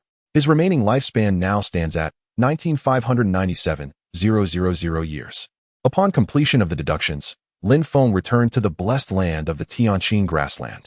The fifth-tier upper-grade Jiuyou Minghan inactivated, instantly causing the surrounding temperature to drop several degrees, as if genuinely connecting with the realm of the underworld. Fragments of the shattered soul of the Demon of History materialized within Lin Feng's consciousness. Utilizing the Jiuyou Minghan, he began to extract memories from the remnants of its soul. After approximately 15 minutes, Lin Feng ceased the operation of the Jiuyou Minghan. The memories of the Demon of History were exceedingly convoluted. The fragments he obtained likely comprised only a portion of its complete recollections, yielding scant useful information for Lin Feng. However, he also corroborated Lu Xiu's words through the memories of the History Demon, discovering that numerous small and medium-sized sects conduct a probing of the Everlasting Green Sect every century.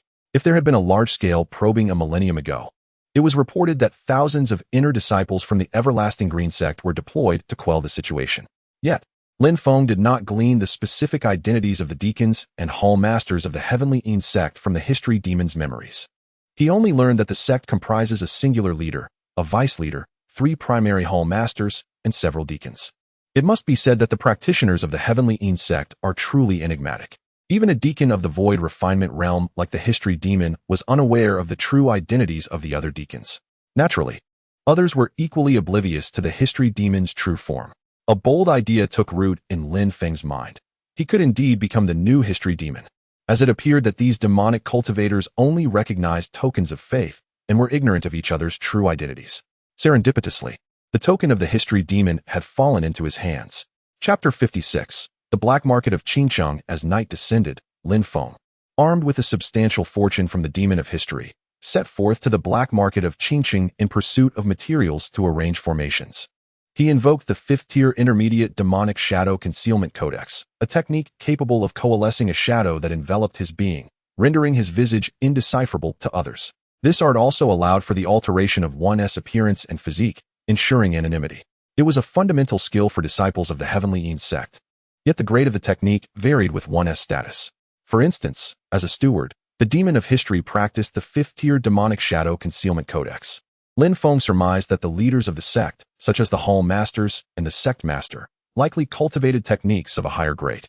After transforming his visage and physique, Lin Feng further employed the fifth-tier upper-grade demonic abyss concealment technique, suppressing his cultivation to the golden core stage and altering his roots to that of an upper-grade earthy spirit root. With a flicker, he materialized in Qingcheng.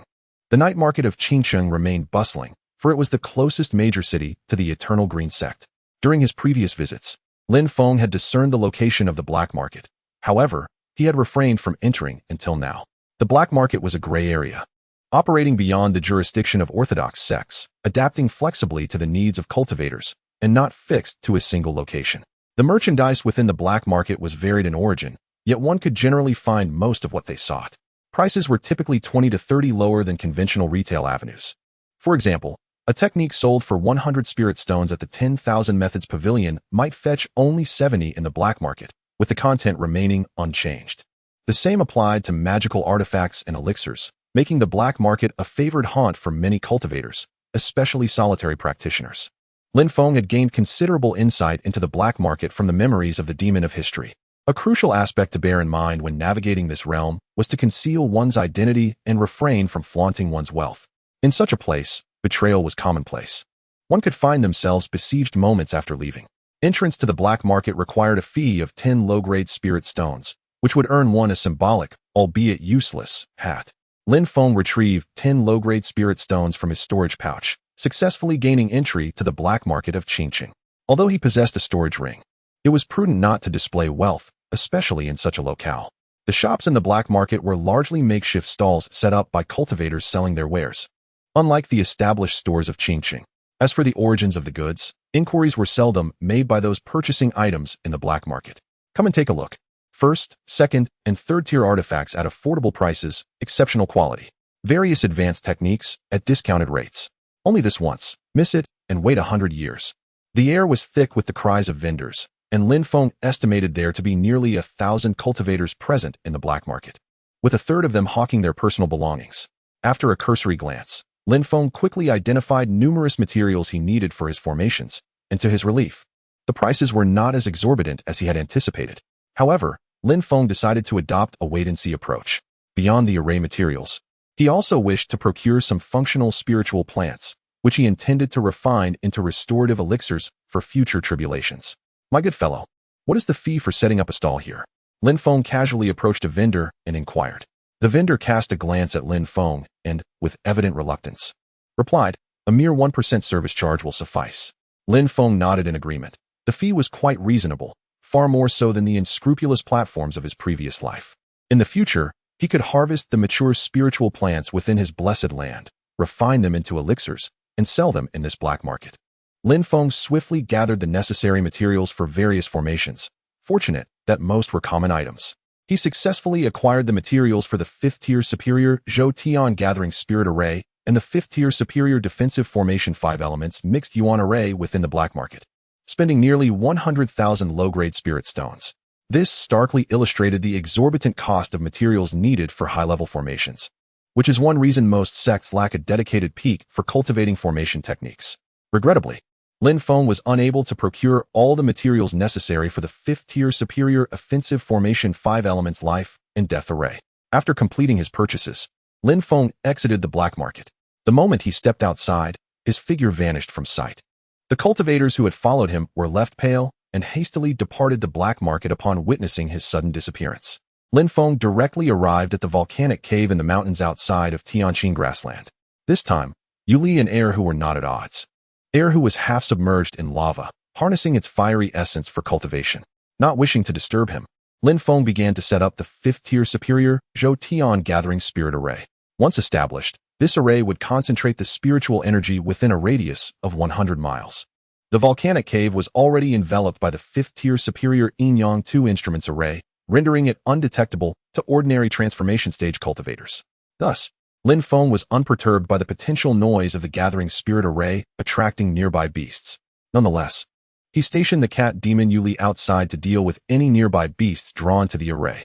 After a quarter of an hour, Lin Feng completed the setups for the 5th-tier superior Zhou Tian gathering spirit array and 5 elements mixed yuan array. At this point, the volcanic cave was protected by 3 formidable arrays, impenetrable to any cultivator below the perfected transformation stage.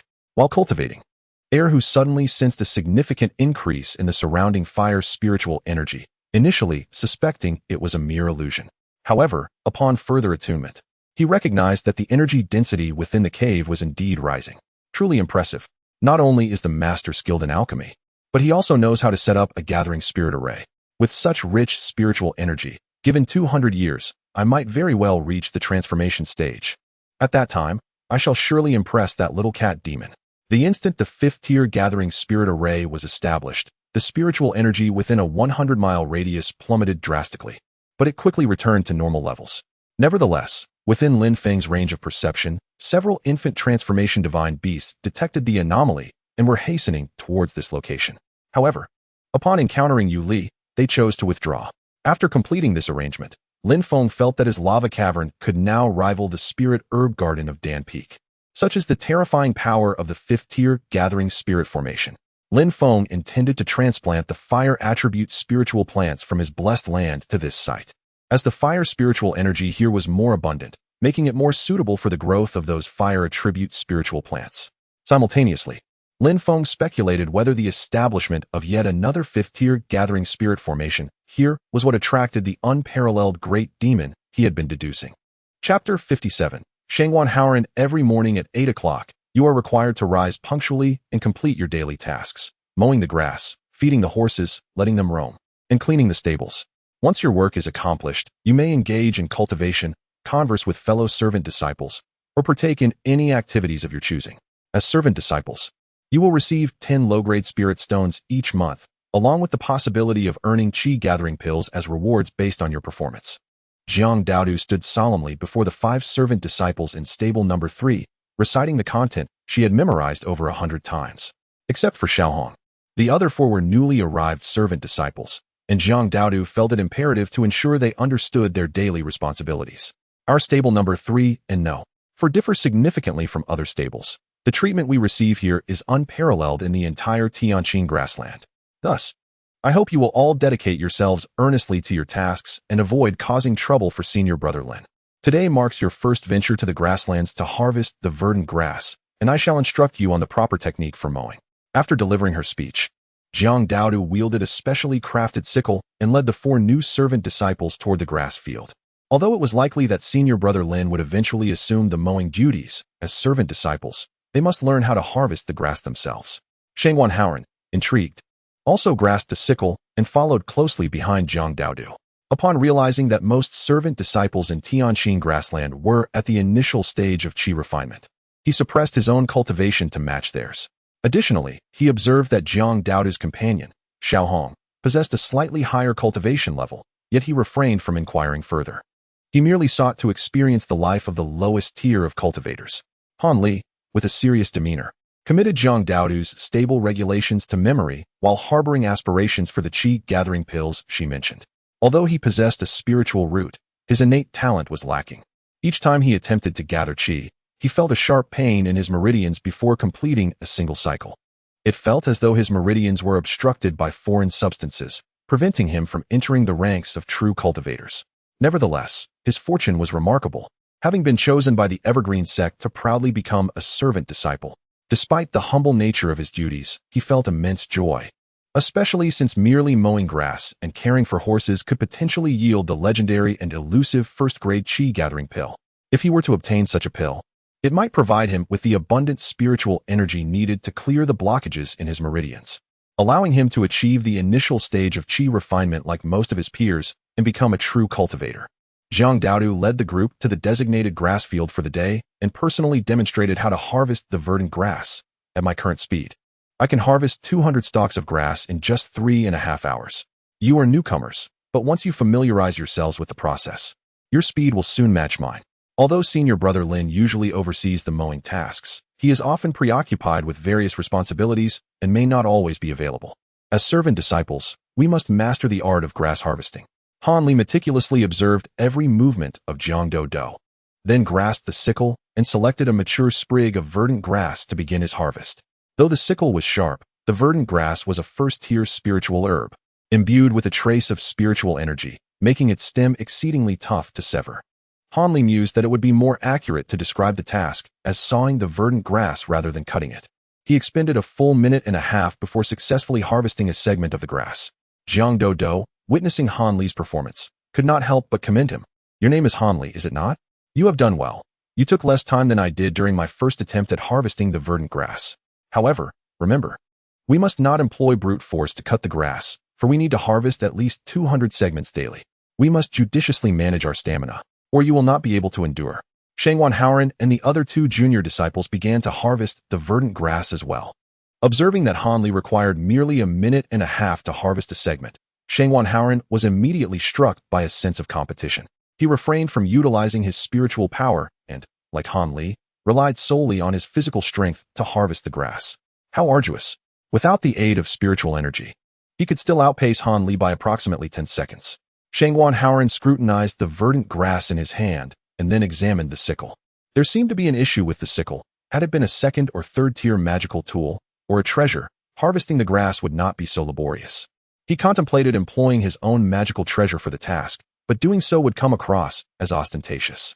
Cultivating the path of immortality is challenging, but being a person is even more difficult. After considerable effort, Shangwan Haoran managed to harvest 10 segments of verdant grass and began to feel a hint of fatigue. 2 junior disciples struggled similarly, yet Han Li and Jiang Daodu appeared unfazed. This left Shangwan Haoran perplexed. How could they be so willing to engage in such laborious tasks? Had he become too accustomed to a position of superiority? It seemed he had indeed made the right choice by coming to this verdant grassland. He set aside his disdain for Han Li and Jiang Daodu and continued to swing his sickle. After all, He was a distinguished genius disciple of the Daoyin's sacred land, endowed with a heavenly spiritual root. How could he be inferior to two mere junior disciples? Lin Feng's consciousness enveloped the grassy field of stable number 3. Observing the competitive Shangwan Haoran, he fell into deep contemplation. Although this individual hailed from a sacred land and possessed remarkable talent, he exhibited neither arrogance nor impatience, willingly engaging in the labor of harvesting verdant grass. Lin Feng's assessment of Shangwan Haoran was that his future achievements were boundless. As for the heavenly spiritual root, when would he himself attain such a status? Presently, he possessed a top-tier spiritual root, yet aspiring to elevate it to a terrestrial-tier spiritual root seemed impossible through mere investment of lifespan alone. The previous failure served as a reminder that advancing a spiritual root required some innate extraordinary object. Otherwise, even investing 1,000,000 years of lifespan would likely yield no results. The spiritual resonance of a small wooden spiritual vein was only sufficient to elevate his spiritual root to a top-tier wooden spiritual root. This was the first area where Lin Feng faced a clear limitation in his advancement. Even though the path of cultivation is fraught with tribulations, with sufficient longevity invested, there remains a chance for success. Lin Feng harbored a profound envy for those naturally endowed with celestial roots and sacred veins. However, if they were to learn that he had achieved the pinnacle of spirit transformation at the tender age of 19, they might very well envy him in return. This was the solace Lin Feng found within himself. His gaze then shifted to Han Li. Although the latter currently possessed subpar innate talents, his diligence was commendable. Should he manage to open his meridians, his future would be boundless. Yet, given Lin Feng's current knowledge and capabilities, he felt utterly helpless in this regard. Fortunately, time was still on his side, and he would inevitably discover the means to address such challenges.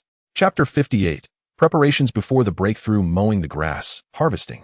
Occasionally tending to the horses, practicing alchemy, and guiding the junior disciples in their cultivation. 3 years passed, as if they were merely 3 days. During this period, Lin Feng's life was exceedingly mundane. Yang Linghu remained completely out of contact, and Lu Xiu had been absent for 3 years.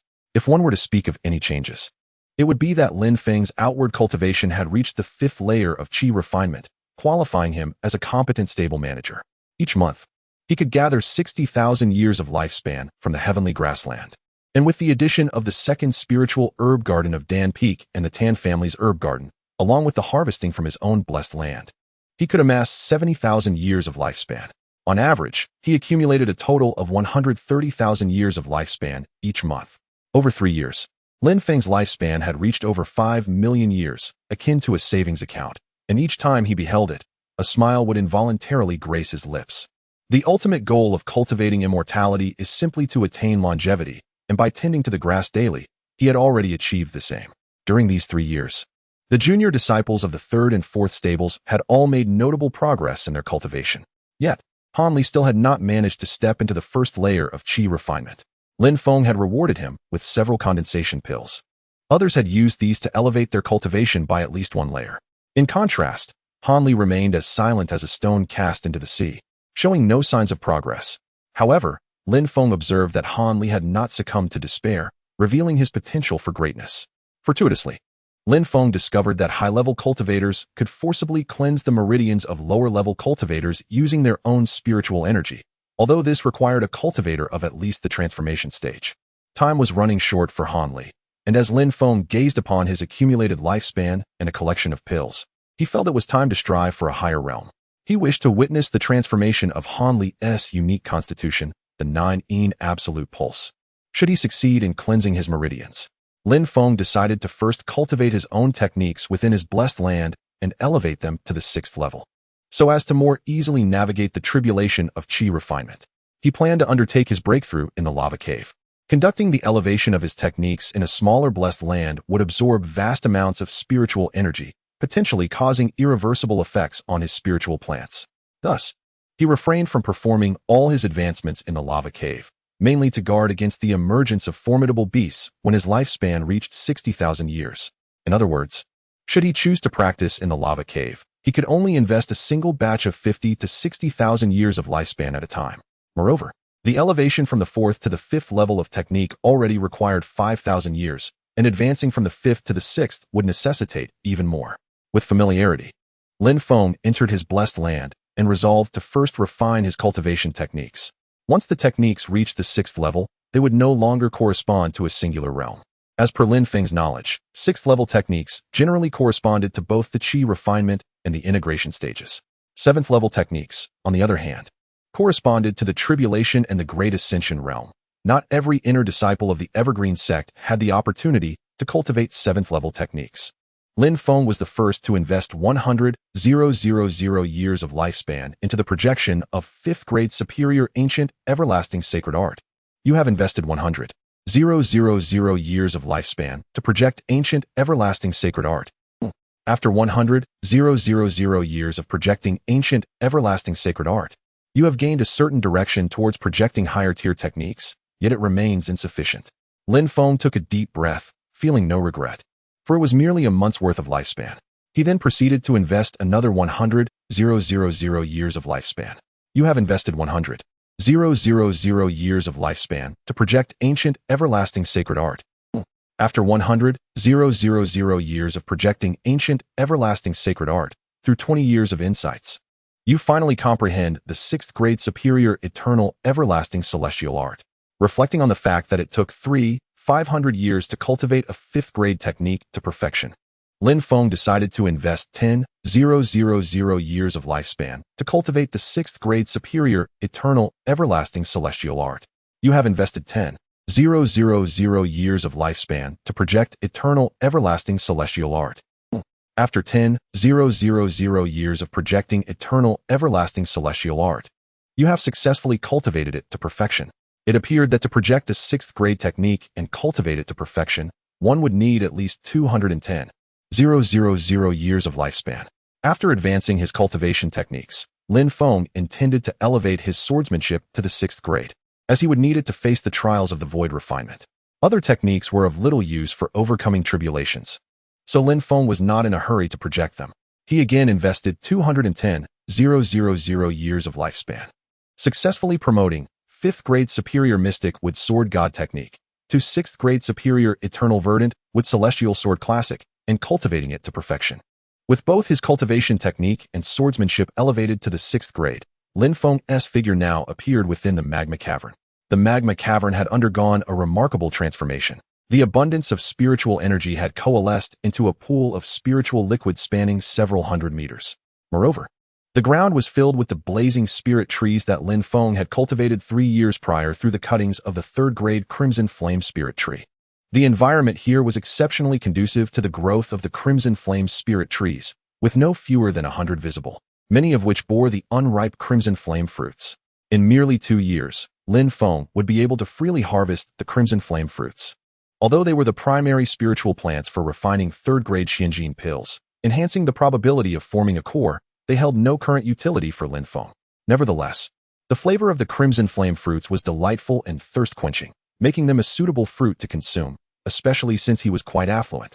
Lin Feng instructed Eru and Yu Li to leave the cavern and await him outside the peak. He then retrieved a plethora of supplies and placed them beside him, including over 100 3rd-grade blood recovery pills, which could restore one's injured state, primarily made from the blood ginseng king. He also had 10 4th-grade Xian Yuan spirit recovery pills, capable of mending spiritual injuries, primarily composed of the 4th-grade 7-leaf ghost face flower. Additionally, there were 5 5th-grade source revival pills, which could restore vitality, with the main ingredient being the 5th-grade red jade dragon ginseng. The 7-leaf specter flower and the crimson jade dragon ginseng were both fortuitously acquired by Lin Feng during his stroll through the black market of Qingqing, procured at a considerable price. In the process, he had to confront several nascent soul cultivators and a transformation god cultivator. In addition to the elixirs, Lin Feng also retrieved dozens of jade talismans, each containing the exquisite 5th-tier superior rune array, the 5 elements mixed origin array, capable of withstanding assaults from late-stage void refinement practitioners. Ultimately, Lin Feng gripped the magic sword, which had regained its 8th-tier status, in his hand. This was his greatest source of confidence in the endeavor. With the formidable 6th-tier superior eternal greenwood spiritual celestial sword classic, cultivated at the cost of 210,000 years of lifespan, combined with the 8th-tier spiritual treasure sword, how could he not overcome a mere trial of void refinement?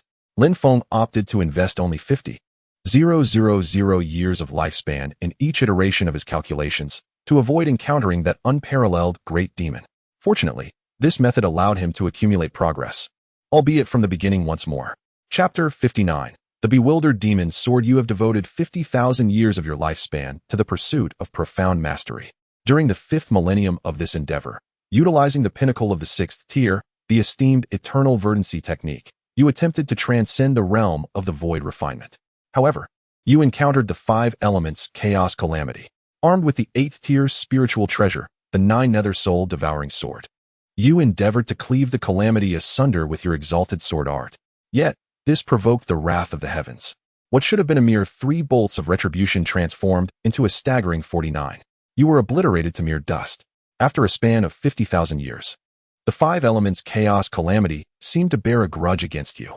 As soon as you commenced your next tribulation, without hesitation, it unleashed 49 bolts of lightning, reducing you to obliteration before you could even react. Alas, why must this heavenly tribulation be so petty? Was it not simply your aspiration to vanquish it with a single strike? Is this not the lifelong dream of every sword cultivator?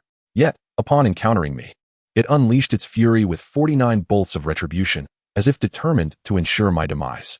I feel so targeted. Despite the torment of this experience, I have made some progress over these 50 millennia. At least I have discerned the name of this vindictive calamity, 5 elements chaos calamity. Regrettably, my audacity in the simulation led me to believe I could extinguish the calamity outright with my sword. Had I approached with more caution, perhaps I could have withstood just the original 3 bolts of lightning. Having perfected the 6th tier sword technique, I should have been more than capable of vanquishing a void refinement practitioner, and even those in the composite body realm would have fled in terror. Upon concluding my simulation, I glanced at the 9 nether soul devouring sword in my possession and set it aside. This artifact, once a celestial sword, wielded too much power, provoking even the heavenly tribulation. Consequently, despite my preparations of numerous medicinal elixirs and defensive array stones, I was unable to utilize them. It appears that one cannot confront the tribulation with brute force. Encountering a vindictive calamity will only lead to targeted retribution. I shall choose instead to endure the onslaught passively. Should I invest another 50,000 years, would I once again encounter the 5 elements chaos calamity? If so, would it still harbor resentment towards me? A sense of trepidation envelopes me. If I am met with the initial onslaught of 49 bolts of heavenly lightning, I fear I shall be utterly unprepared. O 5 elements chaos calamity, if you can hear my earnest plea, I humbly apologize. I, Lin Feng, have erred in my arrogance, and I seek your forgiveness. Should you be able to hear, I implore you to show mercy during my next endeavor and refrain from subjecting me to undue hardship. With this thought, Lin Feng once again devoted 50,000 years of his lifespan to the pursuit of mastery. During the 5th millennium of this latest endeavor, utilizing the pinnacle of the 6th tier, the esteemed eternal verdancy technique, you attempted to transcend the void refinement once more. This time, the calamity manifested as 9 bolts of lightning, and you succeeded in navigating 6 of them, expending 6 array stones and dozens of 3rd-tier blood rejuvenation pills. However, the 7th bolt seemed to penetrate your 5 elements primordial array, resulting in your demise. In the 30,000th year of your cultivation simulation, armed with the pinnacle of the 6th tier supreme technique, the eternal evergreen heavenly skill, you endeavored to transcend the realm of void refinement. You encountered the 5 elements chaos heavenly calamity, which manifested as 9 bolts of lightning. You effortlessly navigated the first 6 bolts, and subsequently consumed a 4th-tier Yuan spirit restoration pill and a 5th-tier source rebirth pill, successfully enduring the 7th bolt. Utilizing the 5th-tier 5 elements primordial array, you traversed the remaining 2 bolts, triumphantly overcoming the 5 elements chaos heavenly calamity, elevating your cultivation to the early stage of void refinement. In the 46,000th year of your cultivation simulation, leveraging your mastery of the 6th tier supreme technique, you achieve perfection in void refinement. By the 50,000th year of your cultivation simulation, although your cultivation did not advance, you sensed that a breakthrough to the integration stage was within your grasp. Blessed by the goddess of fate, you astonishingly consumed only 100,000 years of lifespan to successfully break through to the void refinement realm and attain perfection therein. Was this the result of thorough preparation?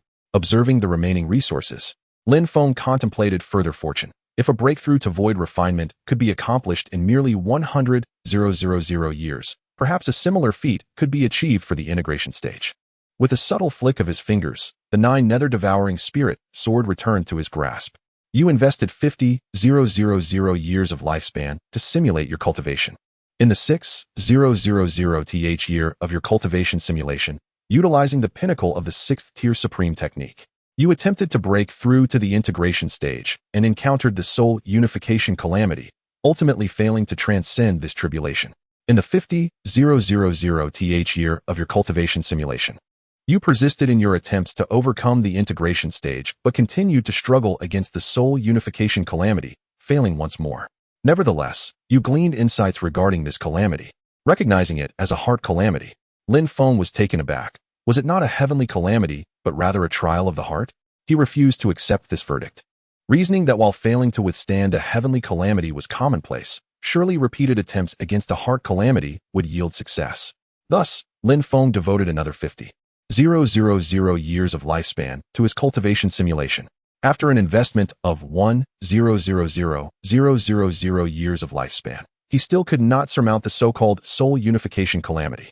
Each failure in his tribulation required 10,000 years to consolidate his cultivation, resulting in Lin Feng having faced the tribulation a mere 100 times. Through these encounters, Lin Feng acquired a deeper understanding of the soul unification calamity, recognizing it as a heart calamity, primarily assessing the harmony between body and soul. He began to comprehend the reasons behind his inability to transcend the calamity. He was simply too young, his soul lacking in experience. Exercising prudence, Lin Feng ceased his endeavors after expending 1,000 years of lifespan. This simulation consumed a total of 1,570,000 years of lifespan, leaving him with 3,730,000 years of lifespan. Once he elevates all his techniques and formations to the 6th tier, he estimates he will be left with only a few 100,000 years of lifespan. Though millions of years may seem abundant, their expenditure is rapid when put into practice. Following the conclusion of the simulation, Lin Feng received a system notification. Nurtured by the essence of fire for countless millennia, your affinity for the fire attribute has significantly enhanced, resulting in the birth of a medium-grade inferior fire spiritual root. A stroke of unexpected fortune. Could it be that I am now a genius with dual spiritual roots? Lin Feng gazed at the completely depleted elixirs and formation stones, feeling a twinge of regret. At that moment, the voice of the magic sword's spirit resonated within Lin Feng's mind. Master, what have you just done to me? Why do I feel as if I have been struck by a cataclysmic lightning storm hundreds of times? Lin Feng was taken aback. Could it be that the magic sword, while he was using it for cultivation, was capable of sensing his actions? Or perhaps the sword's spirit possessed a higher level of awareness, allowing it to perceive such changes? Before Lin Feng could respond, the magic sword's spirit exclaimed in astonishment, Master, how have you suddenly attained the pinnacle of the void refinement stage? Were you not at the peak of the transformation god stage? The magic sword found itself engulfed in self-doubt. It was certain that it hadn't slumbered for long.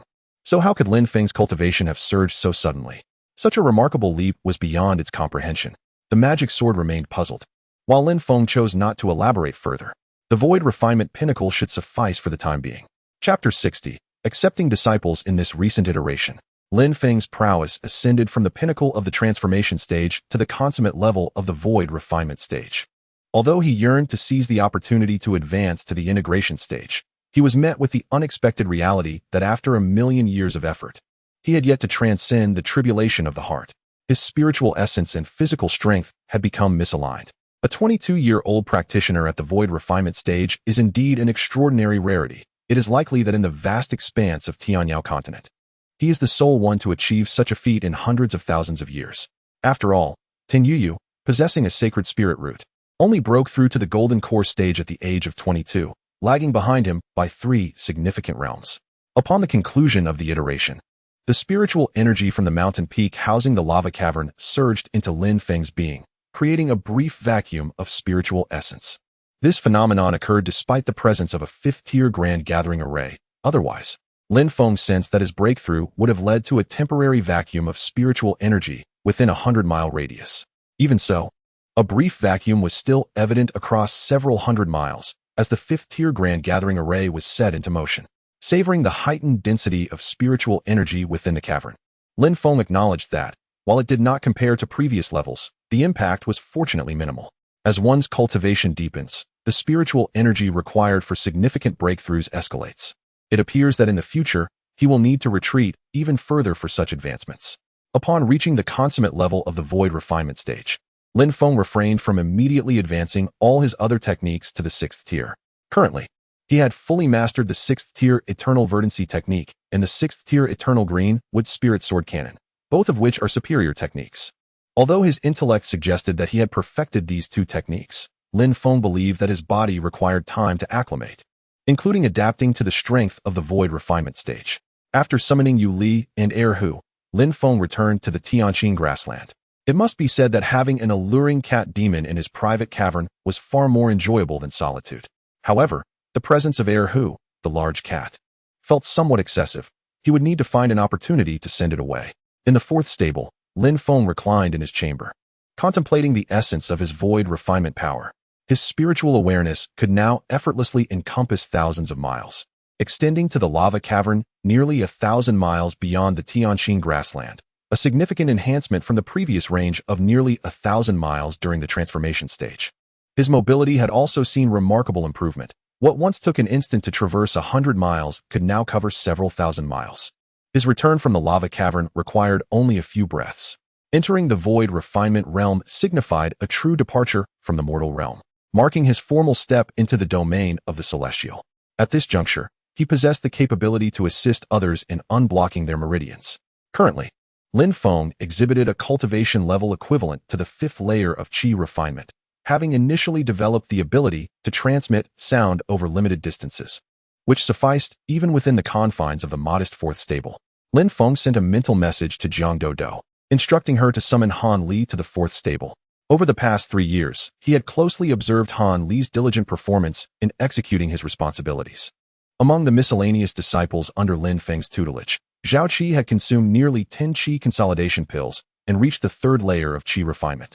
Contemplating the prospect of venturing out into the world, aspiring to follow in the footsteps of Yang Linghu, Bai Yu also arrived at the 2nd level of qi refinement. Yet she had no thoughts of leaving. Instead, she spent her days circling around Lin Feng. The young man Jiang Dodo was particularly infuriating, as his diligent efforts seemed to have won over Xiaohong, who claimed that the devoted suitor ends up with nothing. Indeed, Jiang Dodo's success with Xiaohong could not be separated from the subtle encouragement he received. Shangguan Haoran appeared to have taken a liking to life here, spending his idle days voluntarily aiding the servant disciples in other stables. He had already earned the title of a model worker, and the servant disciples of Tianqing grassland greeted him warmly whenever they saw him. His cultivation had progressed from the 8th level of qi refinement 3 years prior to the initial stage of foundation establishment. The heavenly spiritual root was indeed formidable. However, it remained uncertain how many millions of years it would take him to elevate his own aptitude to that of a heavenly spiritual root. Xiaohong, like a noblewoman, indulged in the attentive service of Jiang Dodo each day. It was truly rare for a 9th level qi refinement demon cultivator to take notice of a mere servant disciple with a mixed spiritual root at the 2nd level of qi refinement. Jiang Dodo reveled in this situation, and Lin Feng grew indifferent to it. Han Li hurriedly made his way to Lin Feng's residence. Although his fellow brothers had each made some progress in their cultivation, he still had not stepped into the 1st level of qi refinement, yet he remained undeterred. He firmly believed that as long as he continued to strive, he would eventually break through the blockage in his meridians. Unbeknownst to him, he had only 20 years of lifespan left, and he was already 19. Han Li arrived at Lin Feng's door and knocked, asking, "Senior brother Lin, you called for me. What is the matter?" Lin Feng opened the door with his spiritual power, gesturing for him to enter. He then scrutinized Han Li's countenance and noted the aura of impending death surrounding him. With a sigh, Lin Feng inquired, "Han Li, have you visited your family this month?" Han Li was momentarily taken aback, then expressed his gratitude, saying, "Thanks to senior brother Lin granting us 2 days off each month. I have indeed returned home this month." The notion of 2 days off each month was unimaginable for the servant disciples of Tianqing grassland. Many stable managers had already voiced their discontent with Lin Feng's actions. However, when complaints were brought to the attention of the overseer Tan Shi, the latter merely turned a blind eye. After all, Lin Feng was a favored individual beside the second miss, and the overseer had no intention of jeopardizing that relationship. Moreover, the servant disciples of Tianqing grassland had indeed faced hardships, and any changes for the better were welcomed. Lin Feng nodded and continued, "Starting next month, you will have 1 day off each week to spend more time with your family." Han Li hesitated slightly. He was not foolish and could discern the underlying implications in Lin Feng's words. Reflecting on the past 2 months, he realized that even the seemingly simple tasks of tending to and releasing horses had left him utterly exhausted. Was his body beginning to fail him? Before he could even achieve success in cultivation, would he be destined to vanish? A sense of desolation washed over Han Li's face. Senior brother Lin, are you implying that I am nearing death? Lin Feng remained silent for a moment before responding. From my observations, you may have only a few months of lifespan remaining. Han Li was uncertain how Lin Feng had come to know of his limited time left, yet he believed Lin Feng's words. Long ago, it was foretold that he would not live beyond the age of 20. However, after being chosen by the everlasting Immortal sect, Han Li felt that the prophecy was nothing more than a fabrication. Yet, there remained numerous aspirations unfulfilled, and the people of his hometown held hopes for his ascension in the realm of cultivation to safeguard their land. But now, why does the heavens delight in tormenting mortals so? If you are unwilling to accept your fate, I possess a method that may assist you in defying destiny.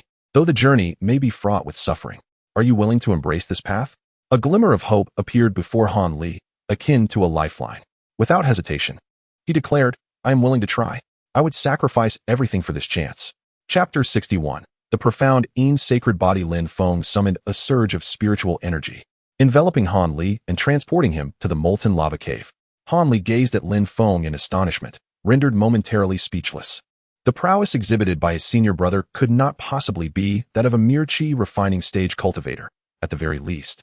It was indicative of a foundation establishment stage master.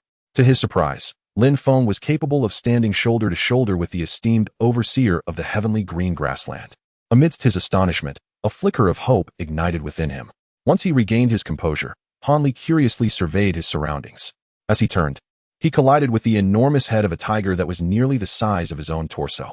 Startled, Han Li retreated several steps and hid behind Lin Feng, his face a mask of terror as he exclaimed, Senior brother Lin, there's a beast. The two tigers regarded Han Li for a moment before one of them, curious, inquired, Master, is this your junior brother? He seems rather feeble. I could scare him to death with a mere sneeze. A stunning cat girl with exquisite beast ears appeared atop the back of the second tiger, playfully tugging at its large ears. Can't you see Master is occupied? Don't disturb him. Reluctantly, the tiger followed Yu Li, already plotting to exact revenge for the years of humiliation once it surpassed her in strength. While Han Li marveled at the cat demon's beauty, he recalled her address towards Lin Feng. After a moment of contemplation, he cautiously inquired, Senior brother Lin, is this your spirit beast? Lin Feng nodded, and then posed an unexpected question, Young man, do you wish to take me as your master? Han Li was momentarily taken aback, then, filled with excitement, replied, Master, allow me to pay my respects. A foundation establishment stage master was an existence he had never dared to dream of. To become the disciple of such a revered figure would render his life meaningful.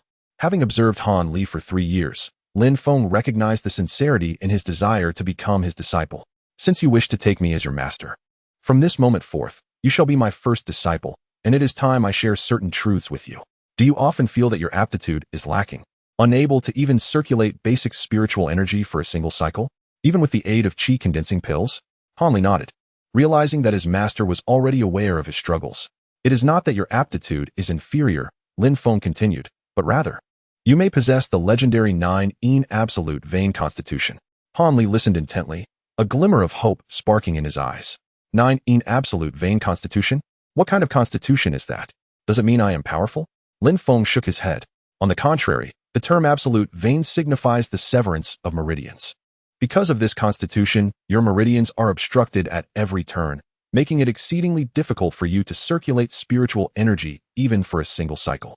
Furthermore, as you age, your meridians will become increasingly constricted, and when they are completely blocked, it will herald your demise. Based on my estimations, you are unlikely to live beyond 20 years. However, he added, since you are willing to take me as your master, I possess methods that may attempt to unblock your meridians. This process may be excruciating, and I wonder if you are prepared to endure such pain. If you cannot endure, you may meet an untimely demise. However, should you persevere, a transformation may occur, elevating you to the status of an extraordinary genius. Upon hearing this, Han Li gritted his teeth and declared, in any case, death awaits, Master. I am willing to give it a try. Lin Feng nodded in approval, stating, excellent. Next, I shall place you within the alchemical furnace and introduce various spiritual fruits and herbs to assist you in unblocking your meridians. Once this process commences, it cannot be halted. Are you truly prepared? Han Li resolutely nodded in affirmation. Observing his determination, Lin Feng did not hesitate further. With a wave of his hand, he cast numerous spiritual herbs into the furnace, infusing them with spiritual liquid and igniting the earth veins fire to commence the brewing. This was a body-tempering technique learned by Lin Feng from the memories of his past, capable of enhancing one's bones and sinews to a certain extent. As the heat reached an optimal level, Lin Feng slightly raised his palm and sent Han Li into the furnace, cautioning, "The most crucial aspect this time is to persist. Whether you succeed depends solely on your resolve." Once inside the furnace, Han Li felt the medicinal properties of the brewed herbs entering his body, accompanied by an oddly tingling sensation. He mused that it was not as unbearable as his master had described. Yet, within moments, he sensed something amiss.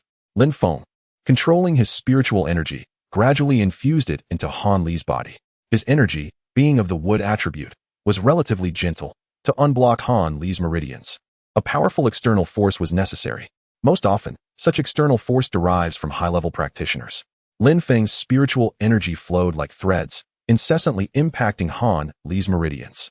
Although akin to delicate threads, the intensity of the impact was several dozen times more potent than the meager spiritual energy Han Li typically absorbed.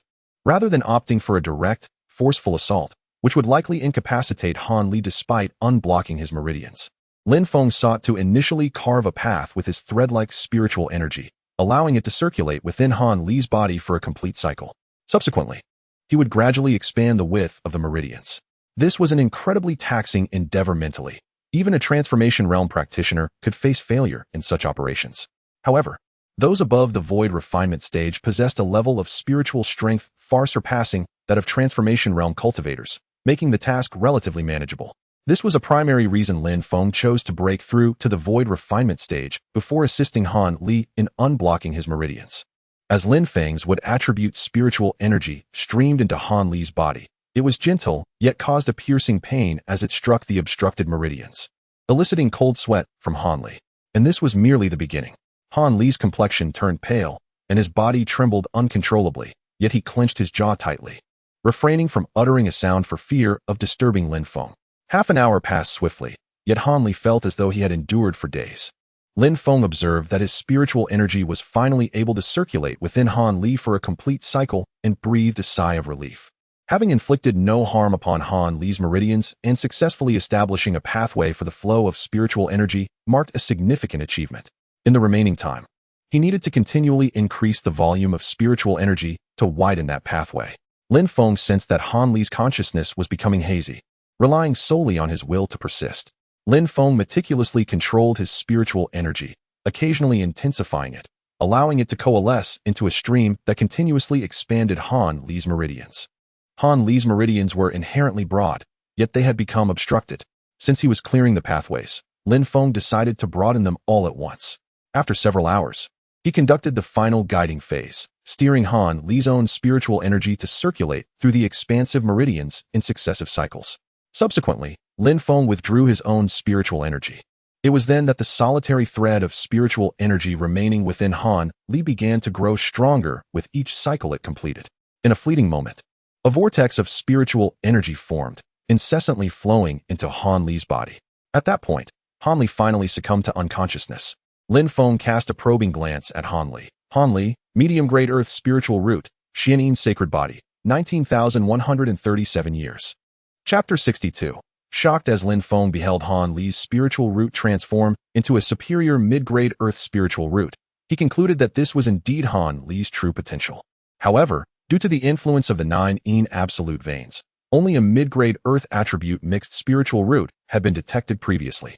Now, with Han Li's 9 Yin absolute veins having evolved into the Xianyin sacred body and his meridians fully unblocked, his original aptitude finally manifested.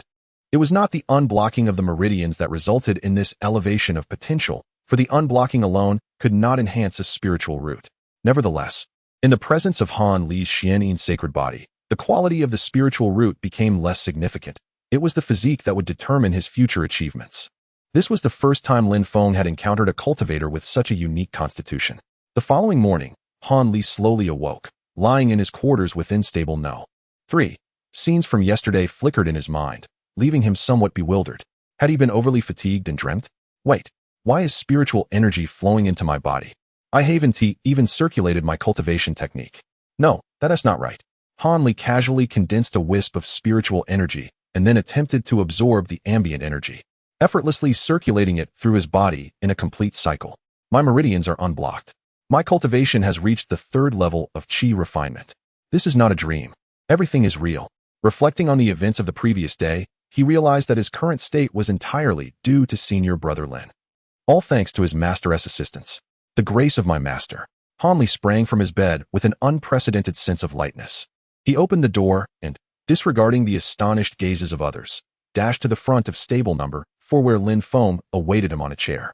Without hesitation, Han Li knelt before Lin Feng, exclaiming, "Master, your immense kindness, I." "Get up, it would be inappropriate for others to witness this," Lin Feng interjected. "Also, in stables number 3 and number 4, continue to address me as before. Only when we are alone may you call me master." Han Li quickly nodded. "Yes, senior." "Brother." Lin Feng smiled warmly. "You have now transformed into a rare genius, one that may not be seen for centuries. Should you achieve success in the future, do not forget your fellow brothers." Han Li nodded earnestly. "Rest assured, senior brother, I, Han Li, am not one to forget my roots."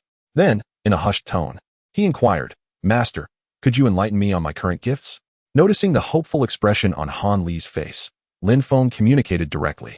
"You were originally endowed with the 9 absolute veins, but now, with your meridians unblocked, this has transformed into the Xian sacred body. I have yet to hear of such a physique, but it appears to be a highly compatible sacred body with attributes. Certainly not inferior to those possessing heavenly spiritual roots. I shall impart to you a 5th-tier cultivation technique, a 5th-tier concealment technique, and a 5th-tier swordplay.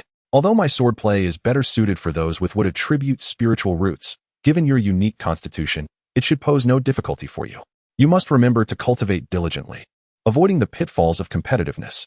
Until you possess absolute self-defense capabilities, refrain from revealing your innate talents and true strength." After Lin Feng imparted this wisdom, he used his consciousness to transmit 3 advanced 5th-grade techniques and his insights on their cultivation into Han Li's mind.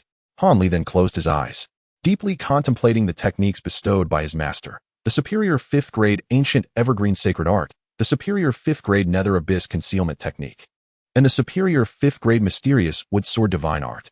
The profundity of his comprehension of these 5th-grade techniques suggested that his master was far from merely a foundation establishment cultivator. He must be at least in the nascent soul stage. Han Li gazed at Lin Feng with admiration, pondering how someone only slightly older than himself could possess such formidable strength. Yet, despite his master's prowess, he treated their group of qi-refining cultivators with kindness. Was this the mindset of a true powerhouse? Han Li realized he had much to learn from his master. For instance, even though Lin Feng was above the nascent soul stage, he only displayed the cultivation of the 5th layer of qi refining. Despite his extraordinary abilities, he still personally harvested the verdant grass each day. Han Li felt he too should adopt a more modest demeanor, at least not overshadowing his master. Thus, he decided to attempt the superior 5th-grade nether abyss concealment technique. To his astonishment, he succeeded on his very first attempt. Had his talent truly reached such terrifying heights? While marveling at his own abilities, he skillfully concealed his 3rd layer of qi refining as merely the 1st layer, maintaining his desired persona. After expressing his gratitude once more to Lin Feng, Han Li returned to the 3rd stable. Observing Han Li's swift mastery of the nether abyss concealment technique, Lin Feng couldn't help but sigh. Comparatively, techniques that took him over a century to grasp were effortlessly acquired by this young man in an instant. Was this the extraordinary nature of the Xian sacred body? He resolved to investigate the peculiarities of such a constitution further. In the 3rd stable, Shangguan Haoran watched Han Li return from the 4th stable and sensed a significant change within him, an indescribable transformation. This change was palpable, evident in both his aura and presence, and it seemed to have emerged after Han Li sought out Lin Feng the previous day. What had transpired between the two? Why did Han Li appear as though he had become an entirely different person? There was something amiss, something undeniably troubling. He grew increasingly suspicious of Lin Feng. Even though he had reached the foundation establishment stage, he found himself unable to harvest the verdant grass as swiftly as Lin Feng, who was merely at the 5th layer of qi refining. The disparity was stark and incomparable. Approaching Han Li, Shangguan Haoran reached out to gently pat his shoulder, intending to inquire about the changes he sensed. However, he was suddenly startled by a chill emanating from Han Li. Han Li too was taken aback.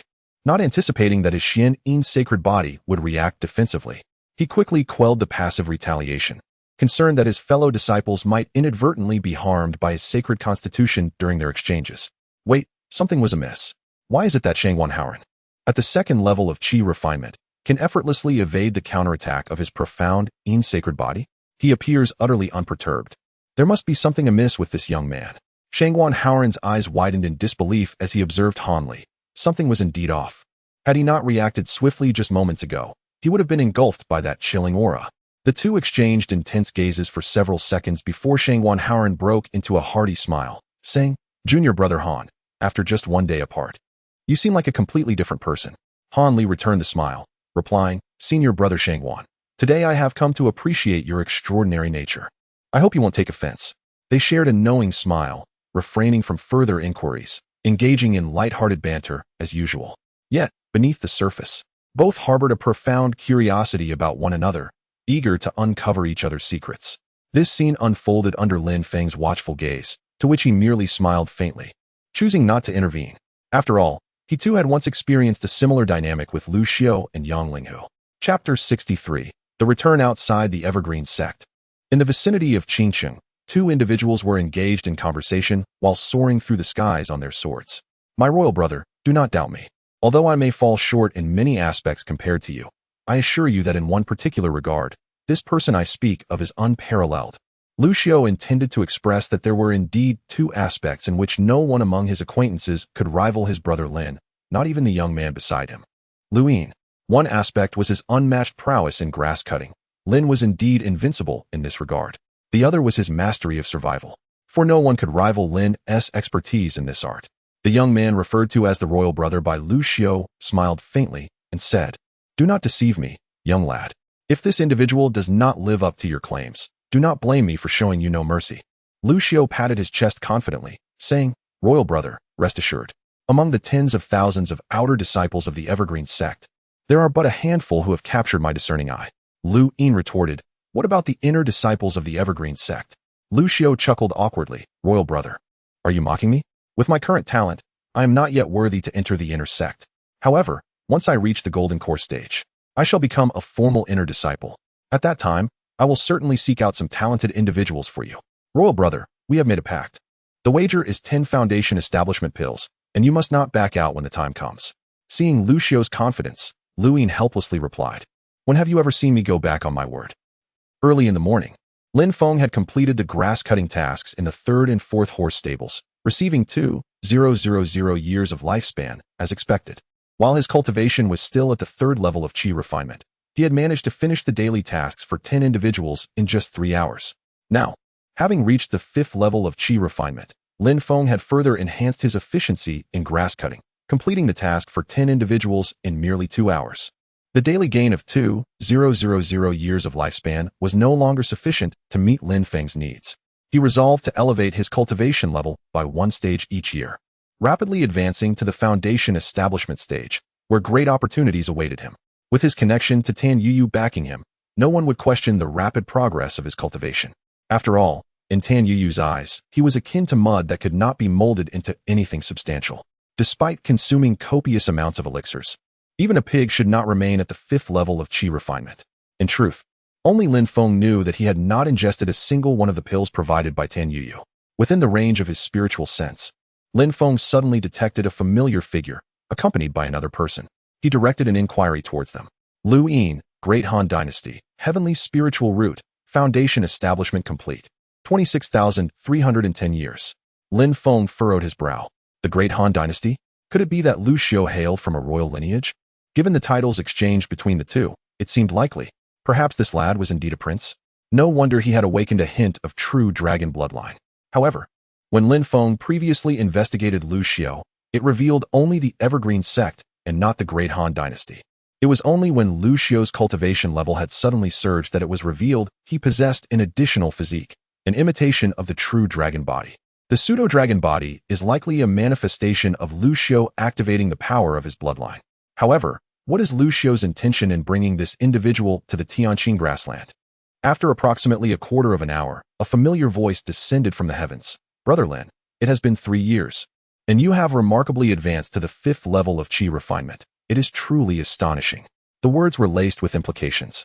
To Lin Feng's ears, it translated, to you, old sly fox, have actually managed to elevate your cultivation. Lin Feng chose to ignore this insinuation and retorted, Brother Lu, do you recall that 3 years ago, you were also at the 5th level of qi refinement? In merely 3 years, you have reached the 7th level. Your cultivation speed is truly enviable.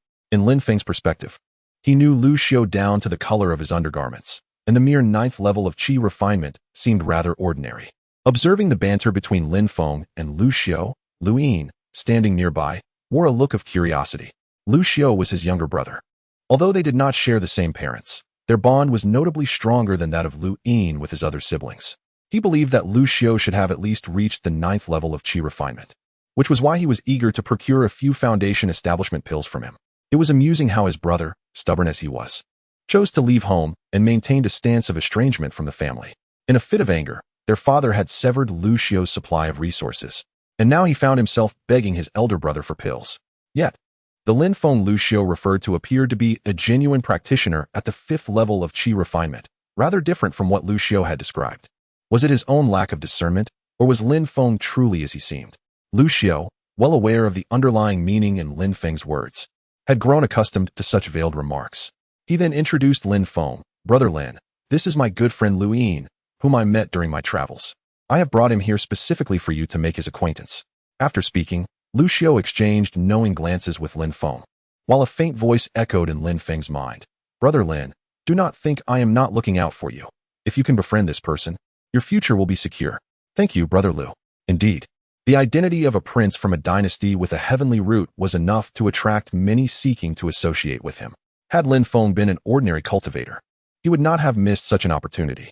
Yet, the reality was that he was a formidable cultivator of the void refinement stage, and he had no need to cling to others. Besides, he aspired to remain invincible within the Tianqing grassland.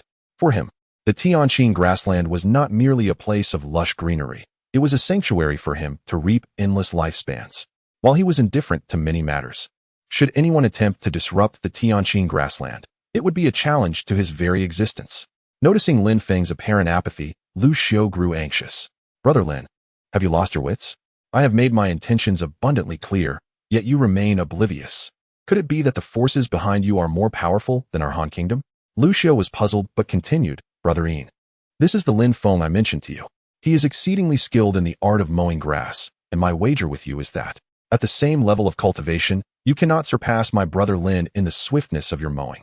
Lu Yin felt a wave of frustration wash over him, and the veins at his temples could not help but throb. He could hardly have imagined that Lu Xiao would pit him against this person in a grass-cutting contest. Very well, he would indulge his wish. Upon hearing this, Lin Feng calmly remarked, if it is a contest of mowing, there is no need for you to suppress your cultivation level. In this world, no one understands mowing better than I.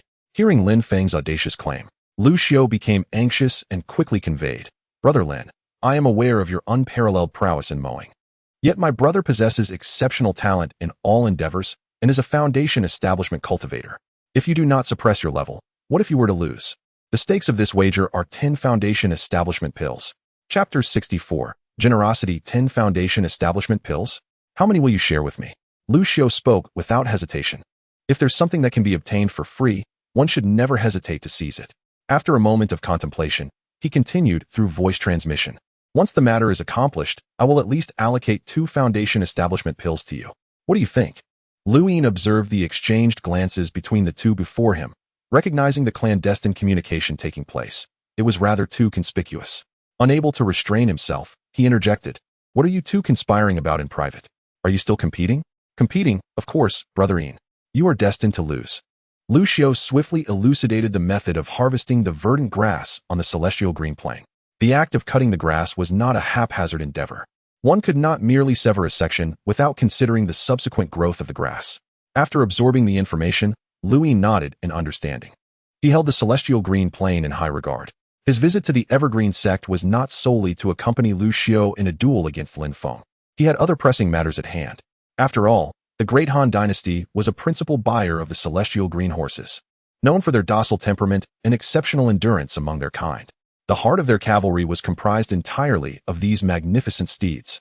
His purpose for this visit was to negotiate a substantial trade on behalf of the Great Han Dynasty. The rules were swiftly established. The first to harvest 100 sections of verdant grass would claim victory. Only the specially crafted sickles from the celestial green plain could be employed, and both competitors had to maintain equal cultivation levels. Under Lu Xiu's supervision, the competition commenced. Lu Yin had previously attempted to harvest the verdant grass, thus it was not an arduous task for him. He believed his speed in harvesting would not fall short of Lin Feng's, and he would even feign a slower pace to allow his opponent to prevail. However, as the competition began, Lu Yin was taken aback. Is this truly achievable by someone at the 5th level of qi refinement? After merely harvesting a dozen sections of the grass, Lu Yin came to a halt. Lu Xiu approached him with a beaming smile and whispered, "Brother Emperor, I told you that you couldn't surpass Brother Lin, yet you refused to believe me." Lu Yin casually tossed a storage bag to Lu Xiu and replied, "Why subject yourself to such torment? Just admit your fault to Father Emperor, and it will all be resolved." Lu Xiu scoffed, "I shall not concede to him. It's not as if I cannot live without him." Lu Yin chuckled wryly, choosing not to elaborate further. After Lin Feng successfully harvested 100 sections of the verdant grass, he returned to Lu Xiu and Lu Yin. Lu Yin cupped his hands in respect and remarked, "Your skills in harvesting grass are truly commendable. I am humbled." Lu Xiu quickly waved his hand. "Today, I brought back a variety of delicacies from the Xianyan food house. Brother Lin, please summon Jiang Do and the others." After 3 years of absence, he indeed missed them. "Let us gather and revel until we are thoroughly intoxicated." Lin Feng first sent a voice transmission to Zhao Qi and Bai Yu, who were busy in the 4th horse stable. Then he swiftly made his way to the 3rd horse stable to invite Jiang Do and Xiao Hong to the 4th stable. After a moment's thought, he also summoned Shangwan Haoran and Han Li, intending to integrate Han Li into their group as he had already taken him as a disciple. The reason for inviting Shangwan Haoran along was that he hails from the esteemed Daoyan sacred land, and it would be beneficial for Lu to make his acquaintance. One never knows when assistance may be required in the future. Soon, a group of servant disciples gathered at stable number 4. Ever since Lu Xiu treated everyone to a lavish banquet 3 years ago, Lin Feng has made it a point to gather a few times each year on auspicious days, fostering a sense of ritual in life, rather than succumbing solely to toil. Lu Xiu observed with satisfaction that Jiang Do and the others had made noticeable progress in their cultivation, clearly reflecting Lin's dedication to their development. Generously sharing the elixirs obtained from Tan Yuyu, Lin is indeed a commendable companion.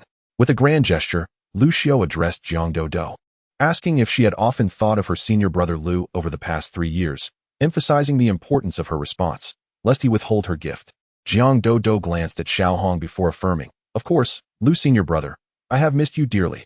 At that moment, Lu Xiu realized that this mischievous girl had indeed succeeded, as her bond with Xiao Hong had deepened. Could it be that Lu Xiu had misjudged the situation? Surely not. There must be some hidden intrigue. Alas, he had been absent from the Tianqing grassland all these years. From the newly acquired storage pouch, Lu Xiu retrieved a foundation establishment pill, instructing, "Young one, take care of this. It will serve you well when the time comes for foundation establishment."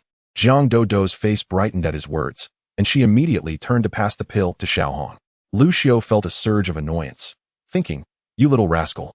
This is a gift for you from your senior brother, and Xiao Hong's senior brother has prepared one for her too." He then produced another foundation establishment pill and handed it to Xiao Hong. Jiang Do hastily expressed her gratitude on Xiao Hong's behalf. Meanwhile, Lu Yin watched Lu Xiu generously bestow his foundation establishment pills upon others, feeling somewhat disgruntled. He had initially believed that the young man intended to keep it for himself, only to realize that it was meant for these servant disciples of Tianqing grassland. Silly brother, these servant disciples are but fleeting figures in your life. Yet, despite his thoughts, he did not intervene, for those 10 foundation establishment pills were indeed Lu Xiu's spoils. Suddenly, Lu Yin's attention was drawn to 2 servant disciples approaching from the distance. Lin Feng gestured for them to sit and introduced them to Lu Xiu, saying, "These are my newly recruited servant disciples, Shangwan Haoran and Han Li." Upon hearing the name Shangwan, Lu Yin sprang to his feet, gazing intently at Shangwan Haoran. Could he be from the illustrious Shangwan family of that sacred land? No wonder this individual emanated a distinctly refined aura upon his arrival. Yet, who was this Han Li? The two conversed amiably, and Han Li exuded an extraordinary presence. Although he attempted to mask it, Lu Yin, possessing a celestial root, could still sense a chill emanating from him. If the 3 disciples Lu Xiu had been focusing on were indeed unremarkable, these 2 newcomers were certainly worthy of forging a connection. Moreover, Lu Ying noted that Han Li displayed great respect towards Lin Feng. It is evident that the seemingly ordinary stable manager, Lin Feng, possesses remarkable qualities that have garnered the attention of such geniuses. However, due to his current limitations, Lu Ying is unable to perceive the depth of Lin Feng's character, leading him to underestimate him. Initially, Lu Ying did not hold the disciples of Tianqing grassland in high regard, but his perspective has undergone a profound transformation. He now recognizes the importance of frequent visits to Tianqing grassland. Aside from others, the opportunity to befriend the exceptional Shangguan Haoran would already yield immense rewards. Furthermore, the intriguing stable manager Lin Feng and the remarkable Han Li add to the significance of this journey. The gains from this endeavor far exceed Lu Yin's initial expectations. Chapter 65. Forming a fortuitous bond in a modest horse stable, there were unexpectedly 3 remarkable individuals. I nearly missed the opportunity to befriend them due to my own arrogance. At this moment, Lu Ying felt that the 10 foundation establishment pills he possessed were indeed worthwhile. Lu Xiao was exceedingly courteous. Each of the newcomers, including Jiang Dodo, Shangguan Haoran, and Han Li, received a foundation establishment pill. The remaining 4 were divided equally between him and Lin Feng. Lu Yin's proactive approach delighted Lu Xiao immensely. The banquet concluded swiftly, and the numerous outer disciples departed in succession. Seizing the moment while Lu Xiao and Lin Feng regaled each other with tales of their experiences over the years, Lu Ying excused himself to wander about the celestial green pasture. Lu Ying was the first to seek out Shangguan Haoran and, without preamble, inquired, "Friend, might your surname be Shangguan, hailing from the legendary Dao, Yin's sacred land?" Shangguan Haoran cast a glance at Lu Ying, recognizing that this individual was not ordinary. As he was aware of the Dao, Yin's sacred land, he had spent 3 years in the celestial green pasture, and no one had previously known of his surname. Of course, it was possible that some esteemed cultivators from the Evergreen sect had taken notice of him, yet they had not paid him much mind.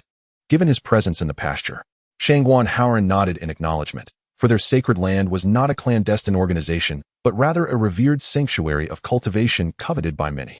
He then asked, "May I inquire as to your origins?" Seeing the affirmation from the other, Lu Ying felt a sense of relief. This person was not as difficult to converse with as he had imagined. "I hail from the great Han dynasty, of royal lineage. Being the 3rd prince of the current dynasty, given Shangguan Haoran's esteemed status, it seemed futile to conceal his identity any further, so Lu Ying candidly revealed his origins. He continued, "Upon first meeting you, I sensed your extraordinary nature. However, I am puzzled as to why someone from a sacred land would choose to come to the celestial green pasture and willingly assume the role of an outer disciple." This was the aspect Lu Ying found most perplexing. Although he was unaware of Shangguan Haoran's precise talents, he felt they were likely comparable to his own. Such abilities, within a sacred land, would presumably not lack for resources for cultivation. After all, unlike the Evergreen sect, sacred lands rarely recruited disciples from the outside world. While the Evergreen sect drew from the entire Tian Yao continent, Shangguan Haoran momentarily fell into contemplation, questioning his own reasons for coming to the celestial green pasture. On that day, while passing through Qingsheng, I fortuitously encountered Manager Lin recruiting outer disciples for the 3rd horse stable. I intended merely to observe, yet unexpectedly found myself selected. Lu Ying was taken aback. Was it truly such a coincidence? Indeed, Lin Feng was extraordinary. If Shangguan Haoran's selection was mere chance, how would one explain Han Li's presence? Opting not to delve further into inquiries, Lu Ying expressed his intent. "I have come to visit you primarily to forge a connection. Should you ever find yourself in the great Han dynasty, I would be honored to extend my hospitality." With that, Lu Ying produced a specially crafted token and added, "Should you encounter any difficulties with officials of the great Han dynasty, feel free to present this token." Upon receiving the token handed to him by Lu Ying, Shangguan Haoran examined it thoughtfully before tucking it away. The Han dynasty, indeed intriguing. It warrants a visit when opportunity permits. Lu Ying, observing Shangguan Haoran's acceptance of the token, felt a twinge of astonishment. Those he had previously encountered from revered sanctuaries often held themselves aloof. This individual, however, piqued his interest. "Might I inquire how much longer you intend to remain in the celestial green prairie? Should you contemplate departure, I would be glad to accompany you." Shangguan Haoran conjured an image of Han Li in his mind and replied, "Had you asked me a few days prior when I would leave, I might have considered departing with you. However, at this moment, I must remain in the celestial green prairie for a while longer. I shall not leave until I unravel the changes that have transpired with Han Li. After all, such intriguing occurrences are a rarity in this world." Once Lu Ying realized that his companion had no immediate intention of departing, they exchanged a few more pleasantries before Lu Ying sought out Han Li privately. If establishing a connection with someone of Shangguan Haoran's stature was a significant achievement, then Han Li presented a different opportunity altogether. Should Han Li lack any affiliations, Liu Yin could potentially cultivate a relationship with him. After all, the Han dynasty was currently in need of talented individuals. Han Daoist, might I request a moment of your time? Han Li turned to face the speaker and clasped his hands respectfully. May I inquire what instructions you have, senior? This individual had arrived alongside brother Lu Xiao. Although Han Li had not met Lin Xiao, his extended time with Jiang Dodo had allowed him to hear Lu Xiao's name on occasion. He was aware that Lu Xiao, alongside his master, had entered the celestial green prairie as a disciple and, in theory, should address Lu Xiao as Shirshu. The person before him seemed to share a close bond with Lu Xiao, and Han Li had gleaned hints that this individual was a formidable foundational cultivator. Thus, he instinctively referred to him as senior. However, Liu Yin interpreted this term as a sign of Han Li's ordinary background. Typically, those with exceptional backgrounds, even when faced with cultivators of slightly higher realms, would refer to them as fellow Taoists, believing that they would eventually surpass them. Liu Yin sensed a promising opportunity. If he could return with another exceptionally talented individual, it would render this journey worthwhile. Thus, Liu Yin inquired directly, "Might I ask if you have any thoughts of leaving the celestial green prairie? Do you wish to venture beyond?" Han Li frowned slightly. "I have no intention of departing the celestial green prairie." Liu Yin did not anticipate such a blunt refusal, but pressed on. "I see that your talents are extraordinary. Why would you choose to remain in this modest celestial green prairie as a mere servant disciple? The meager monthly allowance of 10 inferior spirit stones, coupled with the scant supply of elixirs, surely cannot satisfy your cultivation needs. Should you decide to join me in the Han dynasty, I can assure you that you will receive ample resources for your cultivation, along with a position of considerable esteem." The conditions Liu Yin offered were indeed alluring. Abundant resources were the dream of any cultivator without a background. Yet, Han Li would not abandon the celestial green prairie for mere cultivation resources. As long as Master remains on the celestial green plains, so shall Han Li. Han Li cupped his hands in gratitude and said, "Thank you, esteemed elder, for your favor.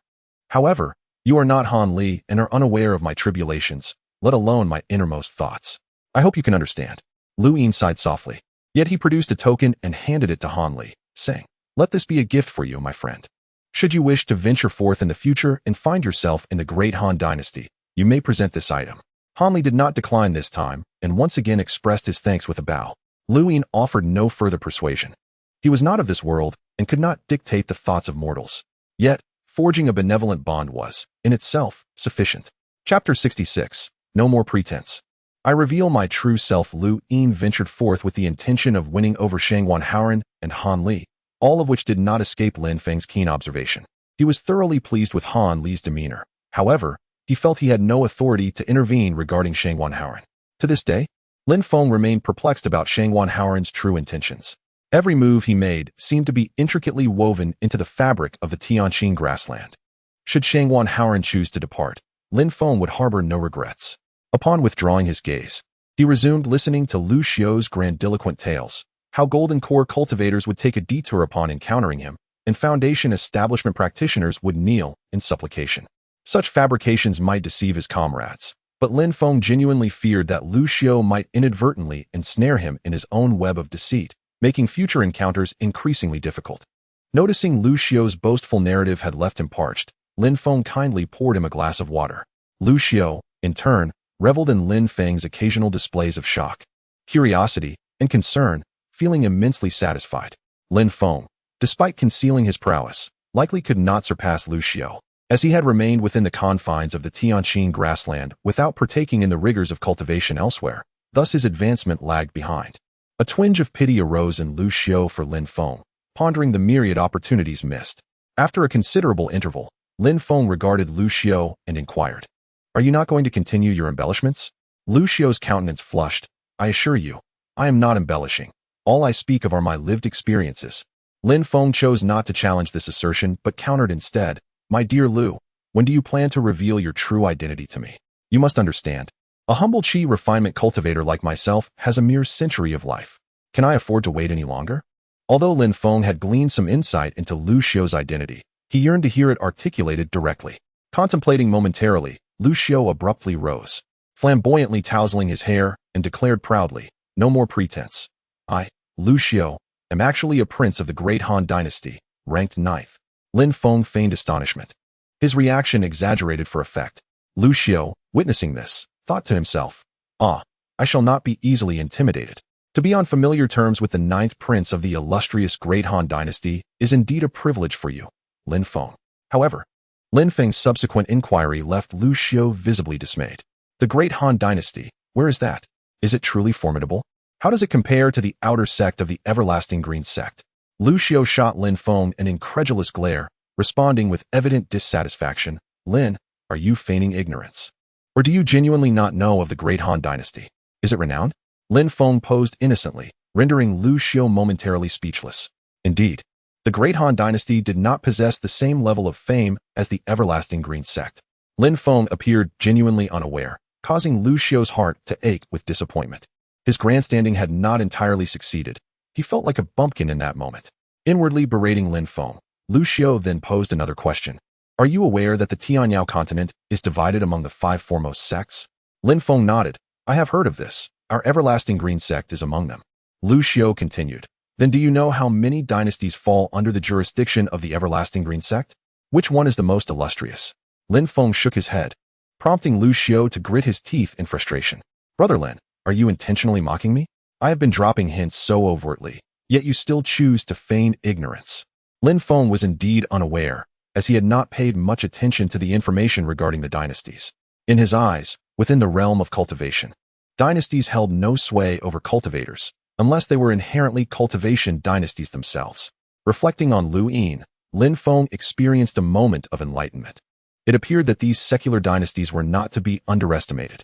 The royal family could foster talents on par with the inner disciples of the Eternal Green Sect. Yet, how many geniuses akin to Lu Yin could possibly emerge from the royal family? Ultimately, dynasties could not compare to sects, especially those as formidable as the Eternal Green Sect. Noticing Lin Feng lost in thought, Lu Xiao answered himself. Within the jurisdiction of the Eternal Green Sect, there are dozens of dynasties. But our Great Han Dynasty is the strongest among them. At this point, Lu Xiao paused momentarily before whispering in Lin Feng's ear, Brother Lin, let me share a secret with you. Our Great Han Dynasty is contemplating unifying all the dynasties under the rule of the Eternal Green Sect. Lin Feng recalled the great emperor of his past life who had unified the realm by annihilating 6 kingdoms.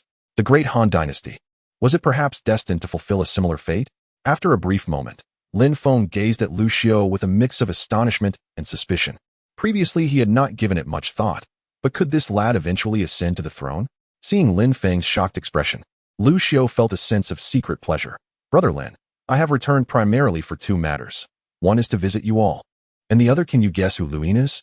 Lin Feng, sensing Lu Xiao's seriousness, pondered for a moment before articulating the information he had already discerned. Lu Yin should be one of your royal brothers, correct? Lu Xiao nodded. Lu Yin is the 3rd prince of the Great Han Dynasty. Although we share the same father, but different mothers, we have maintained a good relationship since childhood. Within our Great Han Dynasty, he is the most favored and has the highest chance of becoming the crown prince. I have come to encourage you to befriend Lu Yin, should he truly ascend as the next emperor of the Great Han Dynasty. You all could also hold significant positions in our dynasty. Upon finishing, Lu Xiao wore an expression that seemed to invite praise. Indeed, Lu Xiao had put in considerable thought. However, he seemed to overlook a crucial aspect. Throughout history, those who garnered the most favor before ascending to such positions often faced peril. They could be targeted by other princes. Lin Feng couldn't help but feel a sense of unease regarding Lu Xiao's future. After some contemplation, Lin Feng detached a strand of his consciousness and attached it to Lu Xiao. Should Lu Xiao encounter danger in the future, this strand of consciousness would trigger, allowing Lin Feng to sense it regardless of distance. This was an additional ability cultivated to perfection through the 5th-tier superior technique, 9 Nether Soul Guide. Combined with his perfected realm of void refinement, he could actively isolate his consciousness and utilize the methods within the 9 Nether Soul Guide for possession. Of course, if Lin Feng sought to seize another's memories, it would not be possession but rather an infiltration into the depths of their consciousness. Currently, Lin Feng's consciousness could encompass a range of several thousand miles from his center, yet he had not encountered any human dynasties within that expanse. Within the confines of his own spiritual awareness, there exists a multitude of smaller sects that rely on the Everlasting Green Sect. Lin Feng dared only to extend his spiritual consciousness beyond the borders of the Everlasting Green Sect, never contemplating an inquiry into the number of formidable cultivators within. Even as he projected his awareness outward, he did so with utmost caution. It appears that the Great Han Dynasty is situated a considerable distance from the location of the everlasting Green Sect, at least several thousand miles away. The vastness of the Tian Yao continent surpasses the imagination of mortals. Once his consciousness was tethered to Lu Xiu, Lin Feng cautioned, "Brother Lu, if you are now considered bound to Lu Yin's worship, you must exercise great caution in the future." Lu Xiu nodded earnestly, responding, "Rest assured, Brother Lin. I shall handle this matter with discretion." Chapter 67. Truly remarkable. Lu Xiu initially intended to inquire about Lin Feng's perspective on governance. However, upon reflection, he realized that Lin, being of the same age, had never ventured beyond the confines of the Tianqing grassland since his arrival, nor had he been exposed to the complexities of the outside world. Despite possessing some aptitude in cultivation, how could he possibly grasp the intricacies of statecraft? In the Chongqing sect, at Danfeng, within the second spirit herb garden, Tan Yuyu reclined ungracefully in a chair crafted by Lin Feng, her legs crossed as she perused a document sent by Lu Ying. Lu Ying, standing nearby, awaited her response with utmost respect. After a moment, Tan Yuyu folded the document and scrutinized Lu Ying, inquiring, "Have you come on behalf of your royal family?" Lu Ying nodded, yet his gaze never met hers. "Your esteemed Han royal family seeks to acquire all the Tianqing horses available for sale from the Tianqing grassland in one fell swoop. Such ambition is considerable. However, if we were to comply entirely, how would the other factions seeking to purchase Tianqing horses fare? Although the Tianqing horse is not of the highest rank, its exceptional endurance and docile nature make it easily trainable. It is the preferred choice for many disciples from smaller sects relying on the Chongqing sect for their journeys and training. The price of a Tianqing horse is not exorbitant. A well-trained horse of the third layer of Qi can fetch around 100 low-grade spirit stones, while one of the first layer can command 50. With proper care, most adult Tianqing horses can grow to the second layer of Qi, with rare specimens achieving the fourth layer. The primary sustenance for Tianqing horses is the vibrant green grass. And typically, when purchasing a Tianqing horse, some seeds of this grass are included. However, the horses sold from the Tianqing grassland have undergone special methods rendering them incapable of breeding. Generally, each stable on the Tianqing grassland houses around 100 Tianqing horses, with numerous stables scattered across the area. The growth period for a Tianqing horse is approximately 1 year, during which they consume spirit-infused green grass, allowing them to flourish rapidly. Consequently, the Tianqing grassland yields considerable profits for the Chongqing sect, with the majority benefiting the Tan family. Upon hearing Tan Yuyu's remarks, Lu Ying explained, "We will proactively compensate the other factions. Our intention to acquire the Tianqing horses has surely reached your ears, Miss Second. We have secured the sect leader's approval to consolidate the various royal families within the Chongqing sect's jurisdiction." Tan Yuyu nodded, acknowledging that she was already aware of this matter through her family. The Tianqing grassland was once a desolate plain. A powerful member of the Tan family, while searching for a particular spirit herb in an ancient ruin, stumbled upon the miraculous green grass, leading to the establishment of the Tianqing grassland. Originally, the Tianqing horse was an ordinary first or second-tier beast, residing in the mountains surrounding the Tianqing grassland, known for its gentle temperament. Eventually, Tan family cultivators had the innovative idea to domesticate these horses. The Tianqing horses, nourished by the green grass, exhibited rapid growth and enhanced qualities. After all, the green grass is also a first-tier spiritual plant, rich in spiritual energy and with a short growth cycle, akin to the way chais can be harvested repeatedly. Thus, the Tianqing horse earned its name. Generally speaking, the appointments of the overseer of the Tianqing grassland are directly made by the Tan family, who maintain absolute control over the area. This is one of the reasons why Lu Ying sought out Tan Yuyu. Aware of the long-standing amicable relations between the Tan family and the Han Dynasty imperial family, Tan Yuyu acquiesced to Lu Yin's request. As she regarded Lu Ying, she was reminded of the sturdy, plump Lu Xiu, who once stayed in the number 4 stable alongside Lin Feng. Lu Xiu left a favorable impression on Tan Yuyu, often returning to the Tianqing grassland to reminisce with Lin Feng and a few servant disciples, which was indeed commendable. Thus, Tan Yuyu felt no inclination to make things difficult for Lu Ying. As their conversation unfolded, another figure appeared in the spirit herb garden. "Oh, Yuyu, what brings you back to the second spirit herb garden today? I haven't seen you for 2 months." Tan Yuyu cast a glance at Lin Feng, teasingly responding, "What is this? Have you missed your sister?" Lin Feng promptly shifted his gaze to Lu Ying. "Brother Ying, what brings you here as well?" Upon hearing the exchange between Tan Yuyu and Lin Feng, Lu Ying sensed some intricacies. The relationship between Lin Feng and Tan Yuyu was evidently complex. suggesting that Lin Feng harbored significant secrets. It was well known that the Tan family's eldest and second daughters had garnered considerable renown. Both possessed sacred spiritual roots, marking them as prodigies among prodigies. Even a talent such as Lin felt overshadowed in their presence. He had never heard of anyone catching the eye of the Tan family's second daughter. Yet here was a mere overseer of the Tianqing grassland stable being playfully teased by her. This individual was extraordinary. Lu Xiu had indeed befriended a remarkable companion. Regrettably, Lin could not linger at the Tianqing grassland to further explore Lin Feng's exceptional qualities. Lin, I have urgent matters to discuss with the second lady, but I hadn't anticipated encountering you here. As per his usual demeanor, Lin Feng approached Tan Yuyu, who, upon catching a whiff of his scent, exhibited a peculiar expression. Lin Feng, oblivious to this detail, instinctively placed his hand on Tan Yuyu's shoulder, tenderly massaging it. After all, one does not bite the hand that feeds. Tan Yuyu could request anything of him, and he would comply. Considering he was merely a fifth-level qi refining cultivator, while Tan Yuyu had already ascended to the early stages of Golden Core. Her rapid progress was almost akin to having an advantage, and Lin Feng suspected that she rarely devoted time to cultivation. Sacred spiritual roots, how formidable they were. Lin observed the scene, utterly astonished. No wonder Lu Xiu had mentioned that Lin Feng sacrificed his own allure in exchange for numerous medicinal pills. It appeared that these pills were indeed procured from the Tan family's second daughter. However, Lin could not comprehend how Lin Feng could possibly attract Tan Yuyu's attention. If Lin Feng was deemed worthy, then surely he, Lin, was as well. Had it not been for the heavy responsibility of revitalizing the imperial family resting on his shoulders, he would have relished the opportunity to compete with Lin Feng. Especially given that his opponent was the second daughter of the Tan family, who possessed sacred spiritual roots. Feigning ignorance of the unfolding drama, Lin remarked, "Second lady, my task has been accomplished, so I shall not intrude upon your conversation any longer." Lin Feng's expression darkened instantly. "What do you mean by that?" "There is nothing between me and the second miss." Tan Yuyu also glanced at Lin, who realized he had misspoken and quickly clarified, "Second miss. I have seen and heard nothing.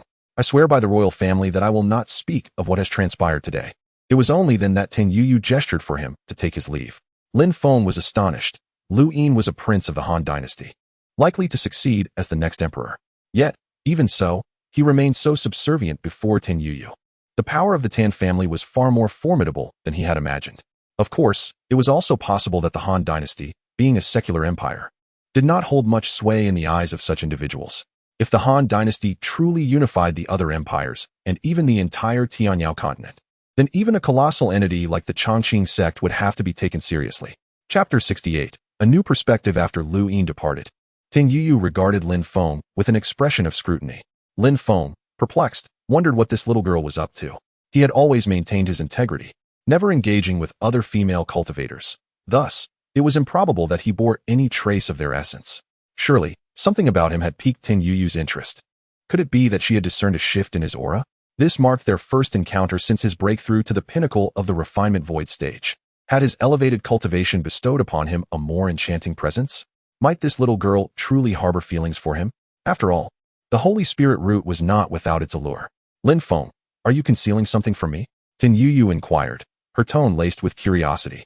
Lin Feng feigned innocence, replying, "Yuyu, what could I possibly hide from you? I spend my days either in the celestial grassland or in the second spirit herb garden, and I haven't even visited Qingqing recently." Tan Yuyu regarded his words with skepticism, then countered, "Do you know what I excel at the most?" After a moment of contemplation, Lin Feng tentatively responded, "Alchemy?" Tan Yuyu smiled enigmatically, offering no further clarification. "It has been quite some time since I visited the celestial grassland. Today, accompany me for a stroll there." Using the teleportation array of the Dan Peak, they arrived outside the celestial grassland. Tan Yuyu summoned 2 celestial blue horses, both at the foundation establishment stage, exuding an air of majesty. Lin Feng marveled at her ability to store living creatures within her spatial equipment. The 2 celestial blue horses regarded Lin Feng with a haughty demeanor. Had they not already been claimed by Tan Yuyu and Tan Xiaoxiao, they would surely have been sent to train under Eru for their insolence. Tan Yuyu gestured for Lin Feng to mount one of the horses, and together they galloped across the celestial grassland. Upon noticing the commotion, the overseer, Tan Shi, approached with a gust of energy, but upon recognizing Tan Yuyu, he discreetly withdrew, simultaneously conveying a message to the stables to avoid disturbing the pair. The celestial blue horses appeared to relish their return to the expansive grassland. their joyous neighs echoing as they raced like the wind. The two reveled in their freedom across the vast expanse for half an hour before finally coming to a halt. After an unrestrained sprint, the horses exhibited a hint of fatigue. Ten Yu appeared utterly delighted. Unable to repress his curiosity, Lin Feng broached a question that had lingered in his mind for some time. Yu, where has the young lady gone? Ever since I entered the second spirit herb garden, I have not seen her. A flicker of anger crossed Ten Yu's face, mingled with nostalgia. Sister has gone to a sacred place to cultivate. With this revelation, Lin Feng wisely refrained from pressing further. Another sacred site, he mused. The distant continent surely housed more than just the Yanxing sacred ground. Regrettably, his own cultivation was still too meager to access these so-called sacred realms. Uncertain of whether the sacred land or the evergreen sect possesses greater strength, Lin Feng pondered in silence. Suddenly, Ten Yu interjected, Lin Feng, are you aware of the origins of the heavenly green grassland? Lin Feng shook his head, harboring some suspicions but lacking clarity. Tan Yu, engrossed in her own narrative, continued, once, this area was a desolate plain, not belonging to the evergreen sect. It was not until a certain ancestor from our Tan family stumbled upon a first-tier spiritual herb, the verdant grass. In some ruins, an herb characterized by its short growth cycle and inherent spiritual energy, that the heavenly green grassland came into existence. Following the emergence of the verdant grass, it outcompeted other mundane grasses and subsequently attracted a breed of azure horses from the nearby mountains, known later as the celestial azure horses. Lin Feng nodded, having deduced that the true controllers of the heavenly green grassland were indeed the Tan family, especially after discovering Lin Yu's connection to them and later the new steward. Tanchi. In truth, my expertise lies in identifying the myriad spiritual plants across the realm. Since the age of 13, I have committed to memory every spiritual herb cultivated by the evergreen sect, gaining proficiency in their growth patterns, characteristics, and their applications in various alchemical formulas. Each pill I concoct contains a second-tier spiritual herb known as the fragrant memory mushroom, which emits a distinctive aroma. Upon ingestion, I can sense this fragrance emanating from the consumer. Lin Feng's expression shifted. He had underestimated the capabilities of this young girl. Observing Tan Yu's gaze, he realized she was acutely aware that he had never consumed the pills she gifted him. Feeling a bit embarrassed, he confessed, to be honest, I have been reluctant to consume the pills you bestowed upon me. Tan Yu, however, remained unconvinced and pressed on.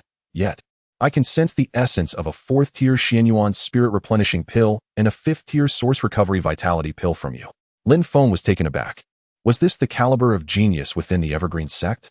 He had indeed underestimated the owner of a sacred spirit root. Despite his caution, his secrets had been discerned. Clearly, he would have to exercise even greater caution in his future endeavors. Initially, Ten Yu appeared to him as a straightforward, amiable little girl. But now he found himself reevaluating her. She continued, however, your information cannot be fabricated. While you may have concealed your qualifications and cultivation through some special means, your age remains indisputable. At your age, even if you possess a sacred spirit root, you could only be at the golden core stage, making it improbable for you to utilize these two pills. So, I must ask, have you been possessed by some nefarious cultivator? Or are you perhaps the reincarnation of a powerful being? As Tan Yu regarded him with her wide, inquisitive eyes, Lin Feng found himself momentarily lost in thought. Was this girl genuinely clever, or somewhat naive?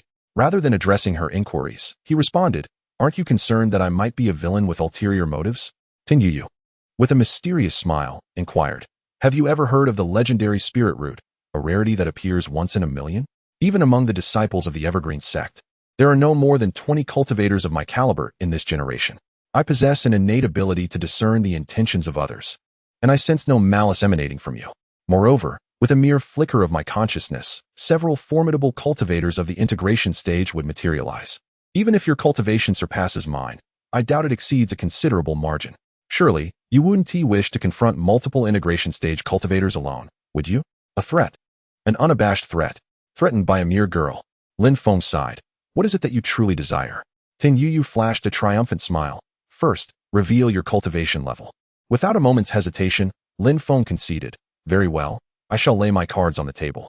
I am the unparalleled primordial Tao body, requiring no laborious training as my cultivation ascends effortlessly. At the tender age of 22, I have already attained the mid-stage of the nascent soul realm. With that, Lin Feng displayed a hint of his mid-stage nascent soul power. Tan Yu gazed at him with eyes alight with wonder. Chapter 69, The Contest Naturally. She did not believe Lin Feng's nonsensical claims about the Hongming Dao body. With the profound heritage of the Tan family, she had never even heard of it. Lin Feng, could it be that you are truly a reincarnated great being? Gazing into Tan Yuyu's expectant eyes, Lin Feng curiously inquired, what makes you so eager to believe that I am the reincarnation of some powerful entity?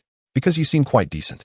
If you were indeed a reincarnation of a great being, you would swiftly cultivate to the stage of integration, and then I could take you to that sacred place to claim a bride. Lin Feng was taken aback. Are you implying that the young lady did not willingly go to the sacred place? Was she compelled to do so?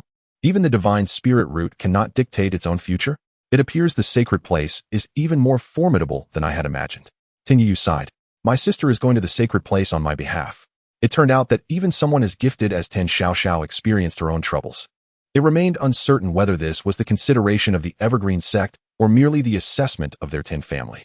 Lin Feng felt a twinge of sympathy. However, his strength was merely at the perfected stage of refining emptiness, and attempting to rescue a bride from the sacred place would undoubtedly be akin to a moth to the flame. With a pained expression, Ten Yu said, Lin Feng, if you truly gain the ability in the future, you must save my sister. If not, then let it be. Rest assured, I will not divulge your information to anyone. We shall continue as we have before. Lin Feng neither promised nor declined. He owed Ten Yu quite a bit, and if he could one day stand against the sacred place alone, then this matter might indeed be worth pursuing. If not, he certainly wouldn't be idle, seeking unnecessary suffering. The two continued to ride the celestial blue horse king, meandering across the celestial blue prairie before returning to stable number 4. Ten Yu wished to see whom Lin Feng had given the elixirs she had presented to him. Within stable number 3, after feeding the horses, Shangwan Haoran, feeling somewhat idle, took the initiative to challenge Han Li to a spar. Han Li, too, wanted to test his newfound strength after his transformation, as well as the recently learned 5th grade superior Xuanmu sword technique. Shangwan Haoran suppressed his cultivation to the first layer of qi refining to match Han Li. After inquiring about Han Li's preferred weapon, he also chose to wield a sword. The two stood opposite one another, each holding a wooden sword. Zhang Daodu and Xiao Hong, also in stable number 3, emerged to watch the excitement. However, in their minds, the victor was undoubtedly Shangwan Haoran. Even Zhang Daodu, despite his lack of wit, could sense that Shangwan Haoran was not like the ordinary servant disciples. Yet, he did not inquire further. As for Han Li, with inferior aptitude compared to Shangwan Haoran, Zhang Daodu did not believe Han Li had any chance of winning. He was merely curious as to why Shangwan Haoran wished to spar with Han Li. Rather than engaging with Han Li, he would prefer to spar with himself. After all, while Zhang Daodu appeared unremarkable, he had cultivated the 3rd grade Guai evergreen skill, which many outer disciples had failed to master. Moreover, Han Li took such a long time to even reach the first layer of qi refining. Zhang Daodu did not look down on Han Li. In fact, within stable number 3, they had the best relationship. After all, in Zhang Daodu's eyes, Han Li was a diligent junior, and he held a fondness for him. Han Li clumsily executed the techniques of the Xuanmu sword divine art. He had just received the transmission of this wood attribute sword technique from Lin Feng and had not yet had the opportunity to practice. Previously, he lacked any innate talent for swordsmanship, and now, after attaining the Xianin sacred body, how would he fare? Observing Han Li's swordplay, Shangwan Haoran furrowed his brow. Although he was not primarily a practitioner of the sword, he had witnessed countless sword geniuses within the Holy Land. He could immediately discern that Han Li's comprehension of the sword path was quite shallow. Was the other party merely toying with him? With a frown, Shangwan Haoran defended against Han Li's strikes. Aside from the faint chill emanating from the wooden sword that made him slightly wary, there was nothing distinctive about it. However, suddenly, Han Li executed a rather clever sword move, which left Shangwan Haoran puzzled. This lad seemed to possess some understanding of sword techniques, albeit unfamiliar and exceedingly unrefined. With the enhancement of his cultivation and transformation of his aura, combined with the inexplicable sword techniques, this boy had indeed encountered some fortuitous event. Recalling that it was Lin Feng who had summoned Han Li, leading to this transformation, Shangwan Haoran began to suspect that the issue lay with Lin Feng. It was not a coincidence that Lin Feng had selected him from hundreds to become a 3rd-tier stable disciple. It seemed that choosing Han Li was also not by chance. Could it be that Lin Feng was a hidden master of profound cultivation? Yet, what could possibly warrant such attention in the Tianqing grassland? Daily harvesting of the verdant grass. Perhaps the Tan family. If the Tan family were brought into the equation, Shangwan Haoran could understand. The Tan family was a renowned alchemical family in the Tianyao continent, highly sought after even by the major holy lands. Han Li gradually grasped a sliver of the techniques from the Xuanmu, sword divine art. Seizing the moment when Shangwan Haoran was distracted, he lightly tapped his sword against him. Senior brother Shangwan, why are you distracted during our competition? Feeling the chilling spiritual energy coursing through him, Shangwan Haoran was jolted and expelled it from his body. Han Li had likely awakened some domineering cold physique. Junior brother Han. My apologies, I was suddenly reminded of something. Now, I shall take this seriously. With that, Shangwan Haoran began to unleash his intricate sword techniques, driving Han Li back step by step. Meanwhile, Lu Yin, returning from the second medicinal herb garden of the Dan Peak, was observing their duel from a distance. Though Han Li appeared awkward, the occasional strike he executed struck Lu Yin as profoundly mystical. This individual must possess some form of sword heritage. It was a pity he was unwilling to leave this place. Otherwise, he could make a name for himself in the Great Han Dynasty. Lu Yin detected the competition. And naturally, Tin Yuyu, in the early stages of the Golden Core, sensed it as well. Riding her Tianqing steed, she made her way towards the third stable, with Lin Feng following closely behind, both stopping at a distance to watch. This lad is truly unruly. He has gotten himself into trouble, Tin Yuyu remarked, casting a smile at Lin Feng as she observed Shangwan Haoran and Han Li. In the future, when we embark on great endeavors, we can bring along these two newly recruited disciples of yours. Lin Feng forced a smile and said, Second miss. The individual on the left is from the Dalian sacred ground and is of no concern to me. Tin Yuyu cast a glance at Shangwan Haoran and inquired. From the Dalian sacred ground, you say? That implies the servant disciple on the right is indeed related to you? Lin Feng feigned ignorance of Tan Yuyu's insinuation and, with an air of righteousness, declared, Naturally, the disciples of the third and fourth stables are predominantly those I have recruited, thus they are inherently connected to me. Tan Yuyu recognized that Lin Feng was evading her question, yet she speculated that this individual bore a significant relationship with him. Subsequently, she produced several Foundation Establishment pills and presented them to Lin Feng, saying, These are special Foundation Establishment pills I have crafted specifically for you, suitable for cultivators of lesser aptitude. It is a pity that my good intentions have been wasted.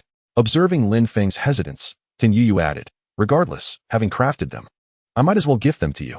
Chapter 70. Perhaps this is love. Lin Feng joyfully accepted the 6 special Foundation Establishment pills presented by Tan Yuyu. Although he no longer had any use for them, others could certainly benefit. Tan Yuyu did not elaborate, as these were originally prepared for Lin Feng. However, due to his sluggish progress in cultivation, he had not had the opportunity to utilize them until now. While he no longer needed them, these pills would serve as a favor to those disciples of lower rank. Lu Xiu observed the competition between the two and fell into contemplation. The stables numbered 3 and 4 truly were a breeding ground for talent, featuring figures such as Yang Linghu, Lin Feng, himself, and later, the likes of Shangwan Haoran and Han Li. Indeed, the third and fourth stables proved to be a fertile ground for exceptional individuals. Yet, with Yang gone for several years, Lu Xiu pondered when they might meet again. He considered those days spent in the third and fourth stables to be the most carefree of his life. As night fell, Lu Xiu employed his recently refined 4th-grade superior technique, the ghostly Demon Veil Sutra, summoning a shadowy figure to envelop himself. Over the past 3 years, this technique had enabled him to infiltrate the Tianyin sect successfully, allowing him to acquire numerous resources without cost. Additionally, he had used this method to frame the Tianyin sect on several occasions. With the 4th-grade superior ghostly Demon Veil Sutra in his possession, no one doubted Lu Xiu's identity. They regarded him as a direct disciple of a certain steward, for only those of steward rank could cultivate such a technique. Utilizing the unique insignia he had learned from the Tianyin sect, Lu Xiu left several marks for Xiao Hong at the 4th stable. He then waited quietly in a secluded area of the Tianqing plains. Moments later, a figure also cloaked in shadow appeared beside him. Without hesitation, Lu Xiu struck out with a palm, though he refrained from employing the 4th-grade superior demon shadow bone shattering cannon. Xiao Hong, manifesting as a shadow, let out a cold huff and countered with a palm strike, both retreating a few steps. As a practitioner of the Tianyin sect, why do you strike at me? Lu Xiu merely sought to gauge Xiao Hong's strength with this strike, holding back his full power. Through her response, he could ascertain that Xiao Hong was likely only at the 9th level of qi refinement and had yet to establish her foundation. However, with the Foundation Establishment pill he had gifted her, combined with the one from Jiang Daodu, she now possessed 2. It would not be long before she successfully established her foundation. Lu Xiu offered no explanation for his sudden attack, but calmly stated, I merely wish to ascertain whether you have betrayed our Tianyin sect. Xiao Hong's expression shifted. Although her shadow concealed her features, Lu Xiu keenly sensed a slight tremor in her form. Could it be that Xiao Hong had indeed been swayed by Jiang Daoda's foolishness? Cautiously, Xiao Hong regarded Lu Xiu and inquired, "Are you serving the demon history steward?" Lu Xiu had gained considerable insight into the Tianyin sect over the past 3 years and recognized that the steward she mentioned was the formidable figure who had once targeted the Chongqing sect. However, according to internal reports from the Tianyin sect, no information about the demon history steward had surfaced in 3 years. Some higher-ups speculated that he might have perished at the hands of a powerful cultivator from the Chongqing sect. However, Lu Xiu has yet to discern which servant of the Heavenly Shadow sect imparted their teachings to him. From the information he has gathered, it appears that none of the known servants resemble the one who transmitted the teachings. This realization leaves Lu Xiu both perplexed and somewhat exhilarated. Could it be that he has caught the attention of a home master from the Heavenly Shadow sect? Upon hearing Xiao Hong's words, he scoffed. "What is a history demon compared to my esteemed patron? The one behind me is in no way comparable to a mere history demon. I am here at their behest, instructing you to conceal your identity and to treat the steward of the third stable with greater kindness." Xiao Hong, relieved, responded, "So you too serve the same master." Her reaction puzzled Lu Xiu, who had already concocted an excuse to explain why that esteemed individual wanted her to be kind to Jiang Dodo. But with her statement, he found himself at a loss for words. Xiao Hong continued, "That esteemed one has instructed me to remain hidden in the third stable and to treat Jiang Dodo well. I have complied with their wishes. So please relay this to our master." Lu Xiu fell into contemplation. Was everything he had done today unnecessary? Who would concern themselves with a mere stable hand? Lin Feng? That seemed implausible, as Lin Feng had arrived with him at the heavenly green plane, of similar age and talent. If Lin Feng had indeed established a foundation, Lu Xiu would believe it. Yet the notion that Lin Feng could effortlessly vanquish cultivators of the Golden Core stage and above from the Heavenly Shadow sect was utterly incredulous. Even if blessed with a spiritual root akin to that of the Tan family's 2 young ladies, rapid advancement was still improbable. Lin Feng could only be marginally stronger than himself. Could it be the steward Lin Yu from the Heavenly Green Plane? That also seemed unlikely, as Lin Yu had some acquaintance with Lu Xiu, but none with Jiang Dodo. Was it possible, like himself, that Jiang Dodo had also caught the eye of that eminent Heavenly Shadow sect cultivator? Lu Xiu found this conjecture most plausible. Otherwise, it was utterly inexplicable. Thus, Lu Xiu feigned great satisfaction and said, "In that case, I shall relay your message to our esteemed master. But should you deviate from these instructions in the future, I will report it faithfully." With that, Lu Xiu departed first, while Xiao Hong quietly returned to her quarters in the third stable. Watching her retreating figure, Lu Xiu sighed. "Foolish Jiang Dodo, I am deeply concerned for your well-being. Do not disappoint me. Strive to cultivate to the foundation establishment stage and prolong your life. With your talent, venturing out to train would be futile. Every time I return, I shall bring you resources." In another part of the third stable, Shangwan Haoran observed Xiao Hong's return with keen interest. How intriguing, he mused. This person is actually a cultivator of the Heavenly Shadow sect. Had it not been for this encounter, I would have remained oblivious. I wonder if Brother Jiang and Brother Lin are aware of this. Moreover, Xiao Hong has not engaged in any nefarious deeds, so I shall refrain from intervening. Besides, I have already discovered several other sect infiltrators in the Heavenly Green Plane. The Evergreen sect remained indifferent to the affairs at hand. As an outsider and a mere servant disciple, why should he be concerned? Lin Feng observed Lu Xiu returning to his residence. Although Lu Xiu had departed, his quarters remained intact, with Jiang Dodo occasionally tending to them. The same could be said for Yang Ling, whose abode. The sole distinction lay in the fact that Lu Xiu would return from time to time, whereas Yang Ling, who had been gone for quite some time. Lin Feng was taken aback to discover that Lu Xiu had not forgotten to wield his false identity from the Heavenly Eon sect to intimidate Xiao Hong, compelling her to treat Jiang Dodo with greater kindness. Fortunately, neither were aware that the formidable figure of the Heavenly Eon sect was, in fact, himself. Otherwise, their accounts would have revealed the truth. As for the bond between Lu Xiu and Jiang Dodo, Lin Feng could only conclude that this is what one might call love. Chapter 71, 6th Tier. Name, Lin Feng. Lifespan, 22,800. 000 years. Cultivation, Qi Refinement Stage 5. Perfected Void Refinement. Can expend lifespan for deductions.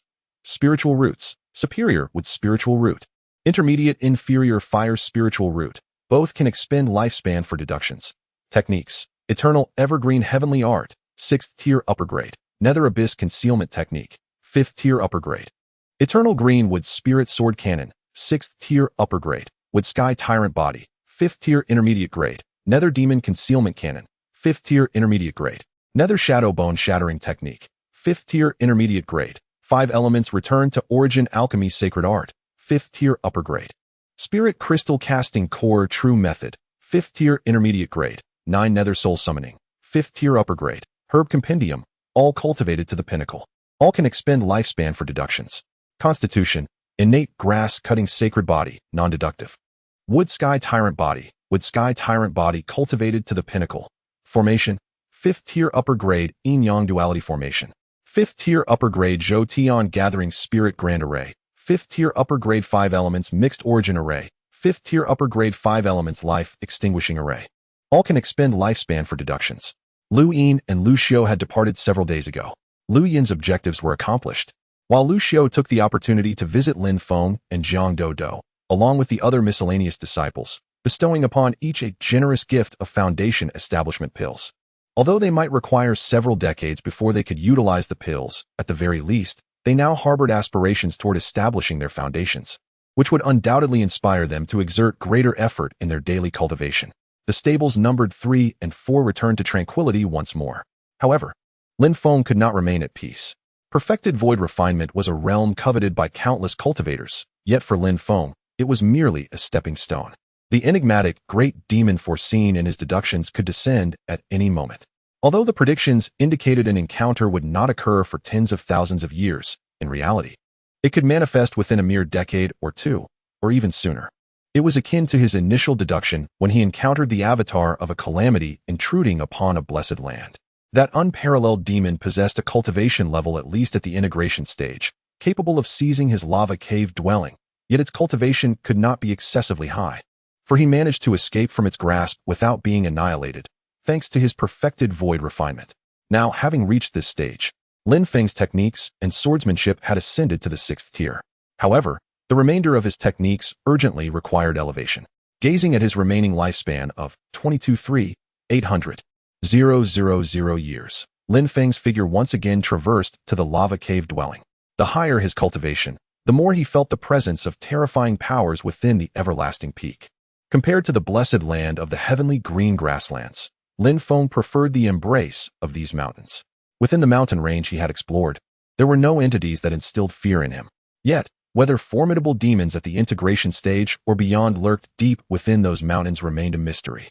He had no need to seek opportunities beyond, nor would he venture into the depths of those mountains.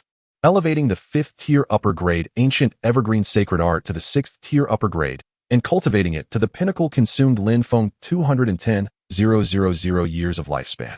The 6th tier superior technique, the Eternal Azure Wood Spirit Sword Classic, follows a similar pattern, indicating that most cultivation methods transition from the 5th to the 6th tier around a lifespan of approximately 200,000 years. Furthermore, 6th tier techniques are no longer solely associated with the void refinement stage. They correspond to both the void refinement and the combined body realms. While 7th tier techniques align with the tribulation and great ascension stages.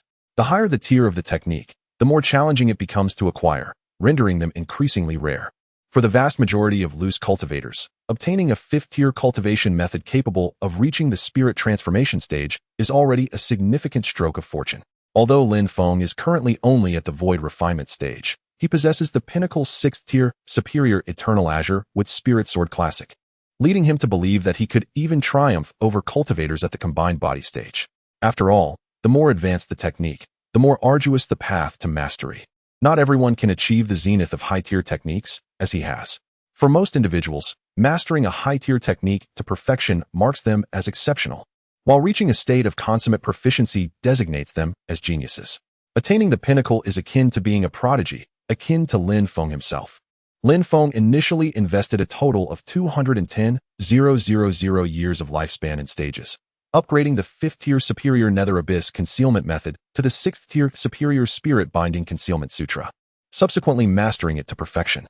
The 5th tier superior Nether Abyss concealment method, when perfected, could obscure the probing of cultivators at the combined body stage and below. To Lin Feng's delight, this concealment technique underwent a qualitative transformation upon its elevation to the 6th tier. The 6th tier superior Spirit Binding Concealment Sutra, when perfected, can shield against the comprehensive scrutiny of loose immortals and lower-tier cultivators. This technique, which he had synthesized from various mundane concealment martial arts, provided an unexpectedly substantial boon. Unless an immortal descends, he no longer needs to worry about his realm and roots being exposed. As long as immortals do not appear, he can act freely without arousing suspicion. This 200,000 years of lifespan was not squandered.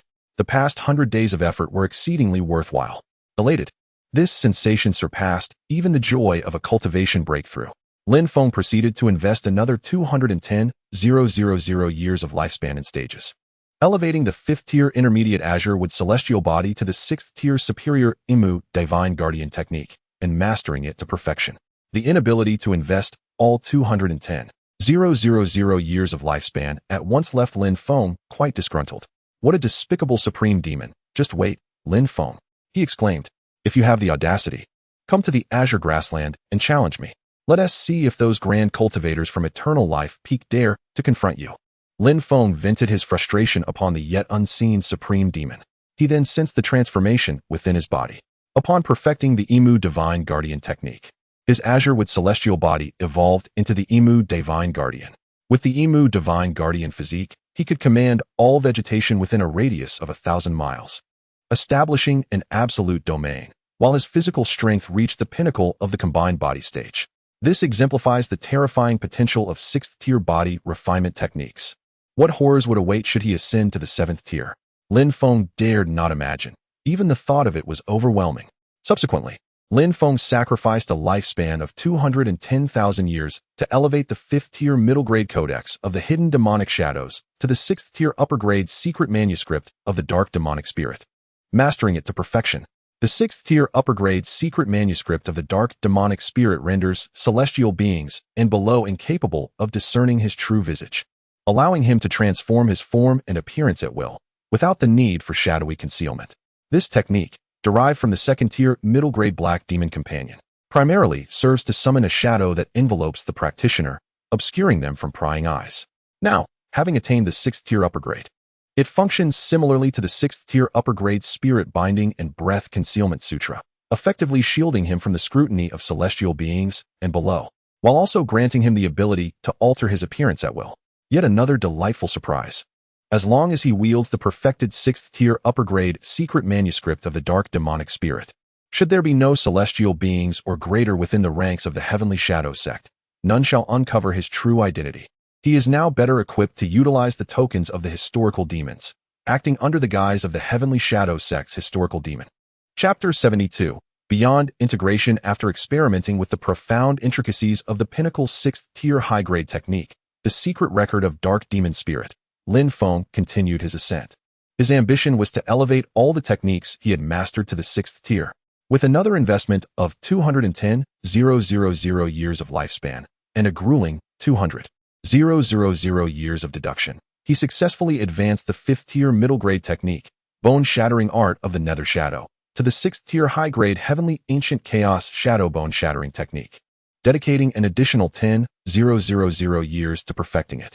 What ordinary cultivator possesses a decade of millennia to delve into a single technique? This exemplifies the formidable challenge of refining a 6th-tier high-grade technique to its zenith. The heavenly ancient chaos shadow bone-shattering technique corresponds to the realm of void refinement and integration. Prior to mastery, it aligns with the void refinement stage, and thereafter, it pertains to the integration stage. Any application of this technique that contacts an adversary's body can shatter their entire skeletal structure. It is an essential skill for disciples of the Heavenly Eons sect.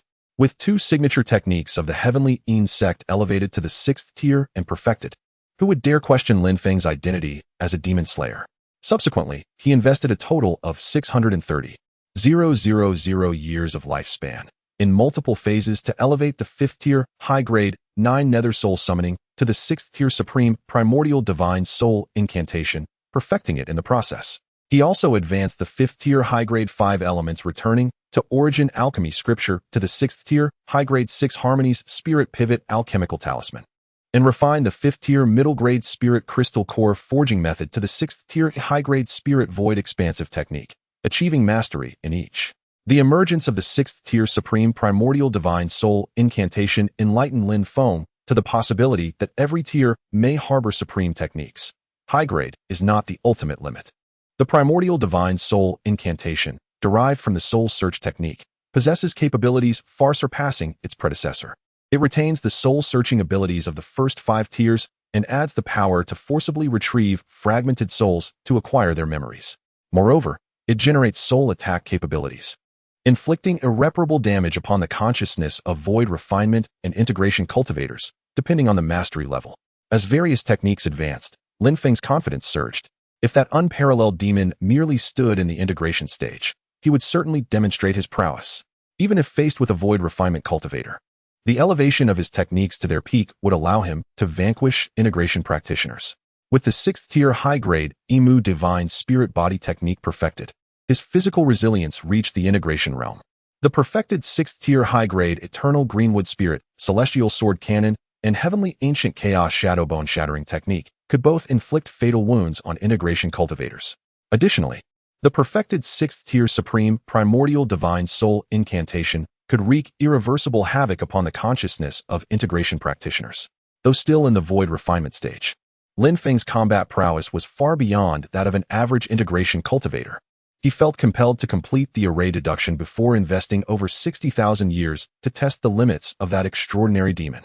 Looking back, the mastery of the 6th tier superior technique, the 6 Harmonies Spiritual Pivot Alchemical Codex, has propelled Lin Feng's alchemical prowess to new heights.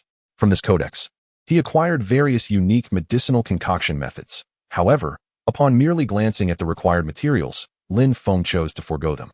To his delight, the 6th tier superior technique, Spiritual Void Expansion Art, upon reaching its zenith, not only greatly enhanced his artifact forging skills, but also contained the secrets to creating spatial treasures and spiritual artifacts. Yet, crafting such treasures necessitates a primary material known as void-shattering stone, which Lin Feng had never encountered before. Nevertheless, with the method in hand, he would recognize its significance when he eventually came across it. Thus, all the techniques Lin Feng had learned were elevated to the 6th tier, marking a qualitative transformation, albeit at the cost of 470,000 years of his lifespan. Among these 9 techniques, all but the artifact forging method had significant utility for Lin Feng. Subsequently, he invested a total of 440,000 years of lifespan in multiple batches, promoting the 5th tier superior concealment formation, yin-yang duality formation, to the 6th tier superior void returning array. Achieving mastery at its peak, he also advanced the 5th tier superior Zhou Tian gathering spirit formation to the 6th tier superior spirit vein reversal array, attaining peak mastery, and upgraded the 5th tier superior attack formation, 5 elements life and death array, to the 6th tier superior primordial annihilation array, also achieving peak mastery.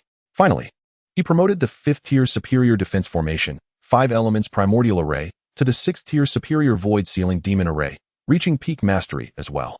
The lifespan consumption for formation advancement differs from that of techniques. Promoting a 5th tier technique to the 6th tier requires 200,000 years, while advancing a 5th tier formation to a 6th tier formation only necessitates 100,000 years, with an additional 10,000 years required to achieve peak mastery. After completing the advancements, Lin Feng began to meticulously comprehend these 4 6th tier formations.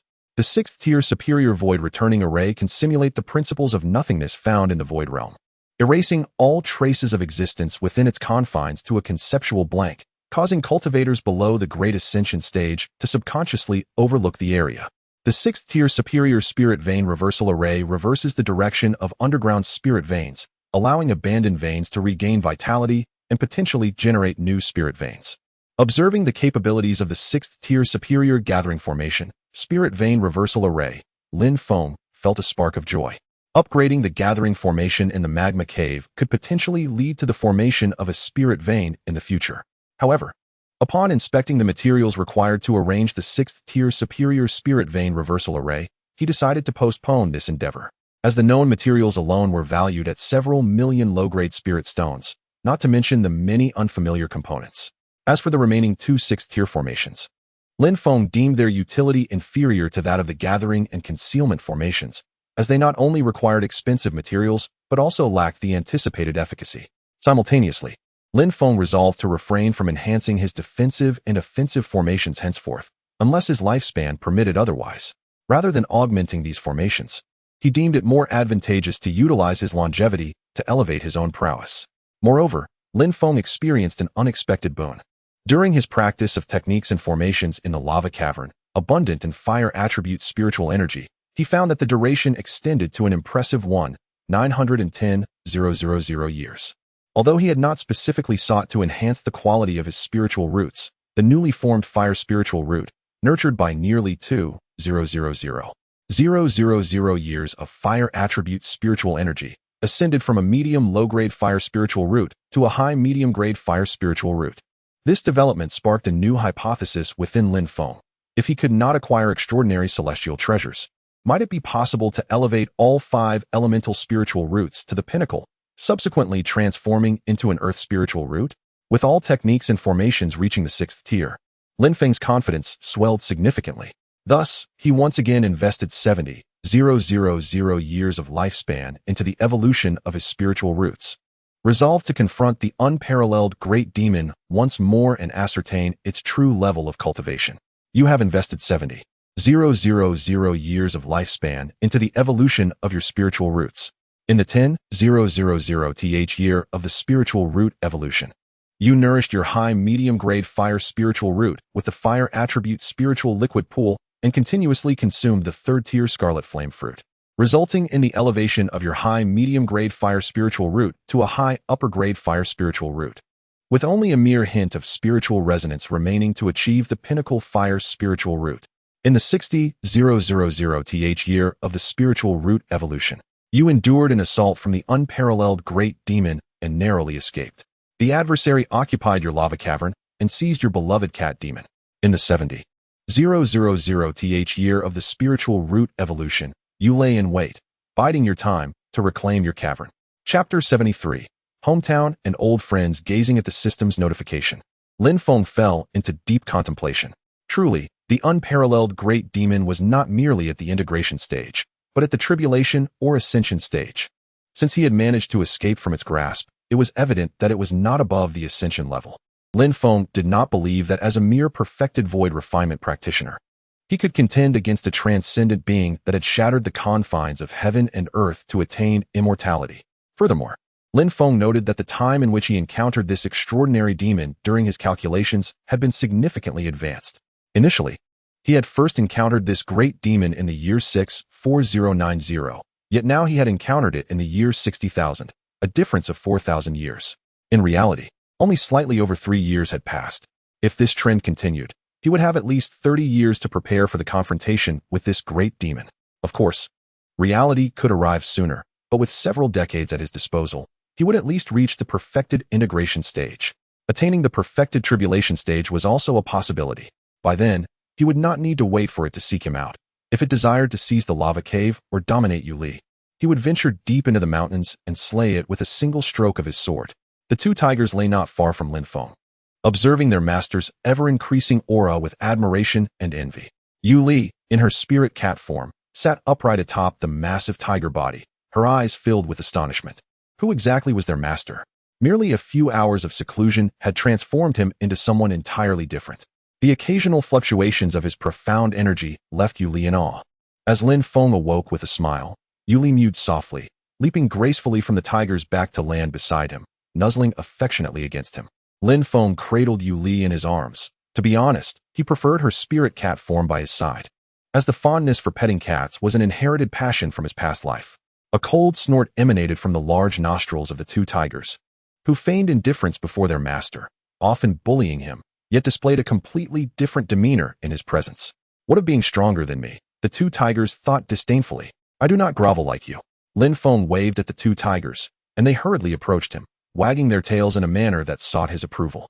Yuli's eyes, however, conveyed a sense of contempt.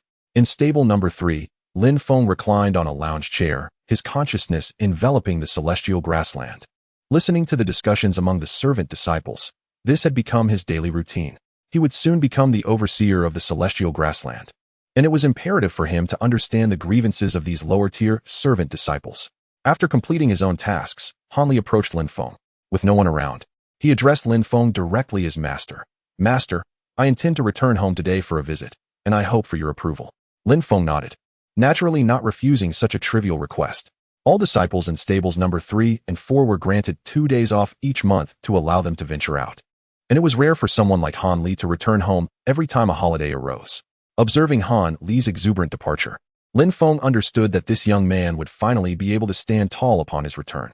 Contemplating Han Li's demeanor, a desire to return to his own homeland began to blossom within Lin Feng. He had traversed from a small village hundreds of miles from Qingqing, where, by chance, an itinerant cultivator had detected his spiritual roots. With a spirit of experimentation, he had journeyed through mountains and rivers to Qingqing, ultimately becoming a humble disciple in the third stable of the Tianqing grassland. Although he was orphaned, many in his hometown had treated him kindly. Having been away for nearly 5 years, it was time to witness the changes in his homeland. With this thought, Lin Feng stepped forward and arrived at the volcanic cave. One hand controlled the earth fire alchemy furnace, while the other guided the fire of the earth veins, as various spiritual herbs and fruits were placed within. Moments later, hundreds of longevity elixirs were successfully concocted. Though they bore no grade, they were treasures in the eyes of mortals. Afterward, Lin Feng took another step. The arduous journey he had once endured was now merely a stride away. Lin Feng chose to conceal himself in the void, observing Lin family village. Despite the divide between the celestial and the mortal, he would still intervene should Lin family village face peril. The interest of the Tianyin sect in meddling with the fates of mortals had no bearing on him. With a wave of his hand, several elixirs appeared on the tables of those in Lin family village who had once aided him. Having distributed the elixirs, Lin Feng intended to depart. However, his gaze was suddenly drawn to the distance, where a trembling figure was hastening toward Lin family village, emanating a faint aura of the golden core stage. Lin Feng's expression hardened as clarity dawned upon him regarding the myriad questions that had previously eluded him. Lin Yu, Lin Feng, Lin family village. It turned out that Lin Yu hailed from the same place. Although he had been unaware that other cultivators had also departed from their small village to join the Evergreen sect. Presumably, the moment Lin Feng stepped into Tianqing grassland, Lin Yu had recognized their shared origins. With newfound understanding, Lin Feng activated the 6th-tier Superior Dark Demon Spirit's secret record, altering his aura and form to resemble that of a demon, enveloped in shadows. 3 nascent soul cultivators were tracking an injured golden core cultivator. Truly, they underestimated Lin family village. Lin Feng took 3 light steps and delivered 3 silent strikes. The 6th-tier Superior Ancient Chaos Shadow Bone Shattering technique ended the 3 adversaries without a sound. With a flick of his wrist, the 3 nascent soul cultivators were reduced to dust, enriching the flora within a radius of several dozen miles.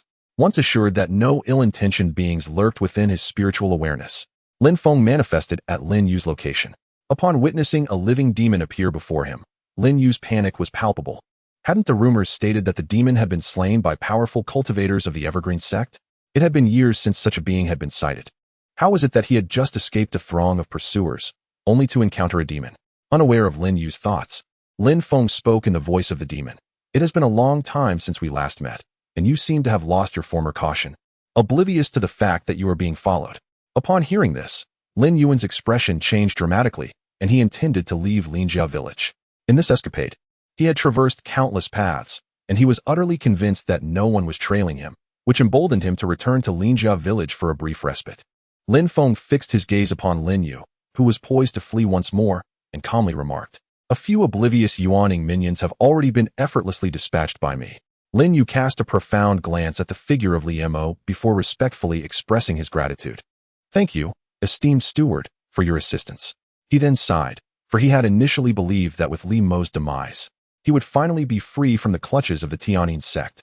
However, it now appeared that he was destined to remain entangled with the Tianyin sect for the entirety of his life. Chapter 74. A Call for Help. The Transformed Demon.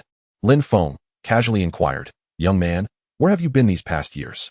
Lin Yu, aware of the formidable power of the demon, who was a great cultivator at the void refinement stage, felt compelled to be honest. He replied, "Under the command of the Tan family, I went to the Dan Pharmacy in Tianyuan City of the Great Han Dynasty to manage the establishment. However, the shop was attacked, and I narrowly escaped. I intended to return to report to the Tan family." Tianyuan City of the Great Han Dynasty? An attack on the Tan family shop? Lin Feng pondered, realizing the gravity of the situation. This shouldn't be the case. Luyin has just struck a deal with Tan Yuyu, and a significant portion of the Tianqing horses will be sold to the Great Han Dynasty. Why would the Tan family's pharmacy be attacked at this juncture? Despite the improbability, Lin Feng was too indifferent to delve deeper into the matter. He then asked Lin Yu, "How far is Tianyuan City from here?"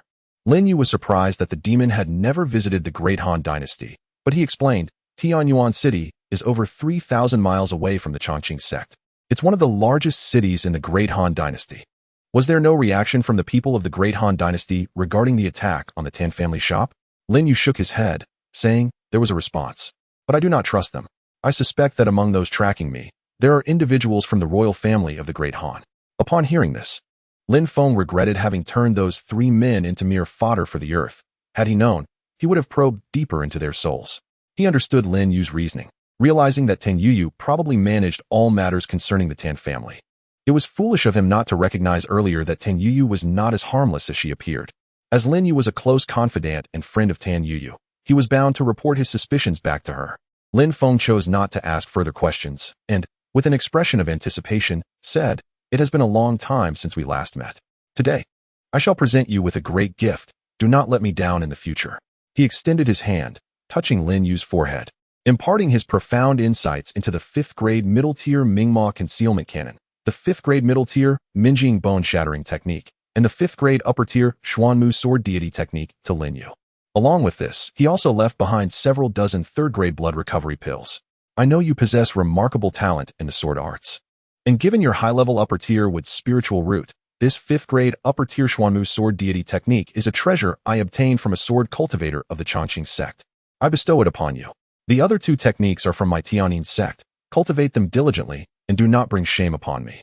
These pills were also taken from the hands of Chongqing sect cultivators. Use them to mend your injuries. Lin Yu recognized the immense favor he owed to the demon. If only he were not a demon cultivator.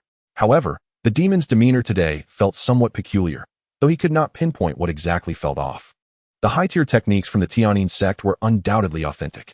Before he could express his gratitude, the demon's figure vanished without a trace. He murmured to himself, who truly is the demon in disguise?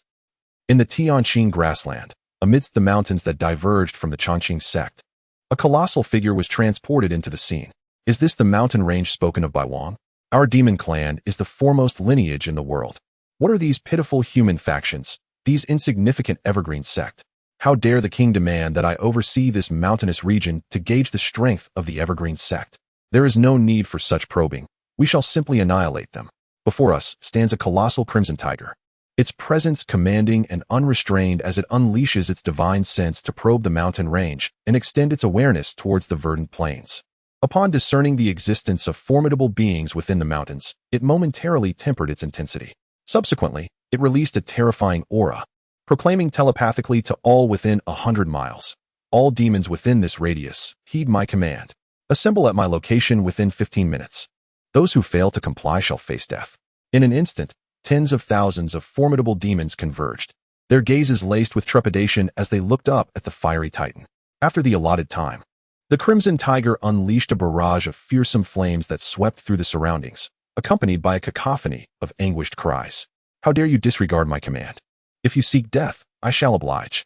The tiger then cast its gaze upon the multitude of demons assembled before it, each at various stages of cultivation, from chi refinement to spirit transformation. With a mere thought, it transported the throng to the verdant plains. My children, today I command you to eradicate these humans of the evergreen sect. As they beheld their new surroundings, the demons were engulfed in dread, cursing the sudden manifestation of the crimson tiger in their minds. How did this beast ascend to such heights of power? If one lacks intellect, one ought to observe the wise.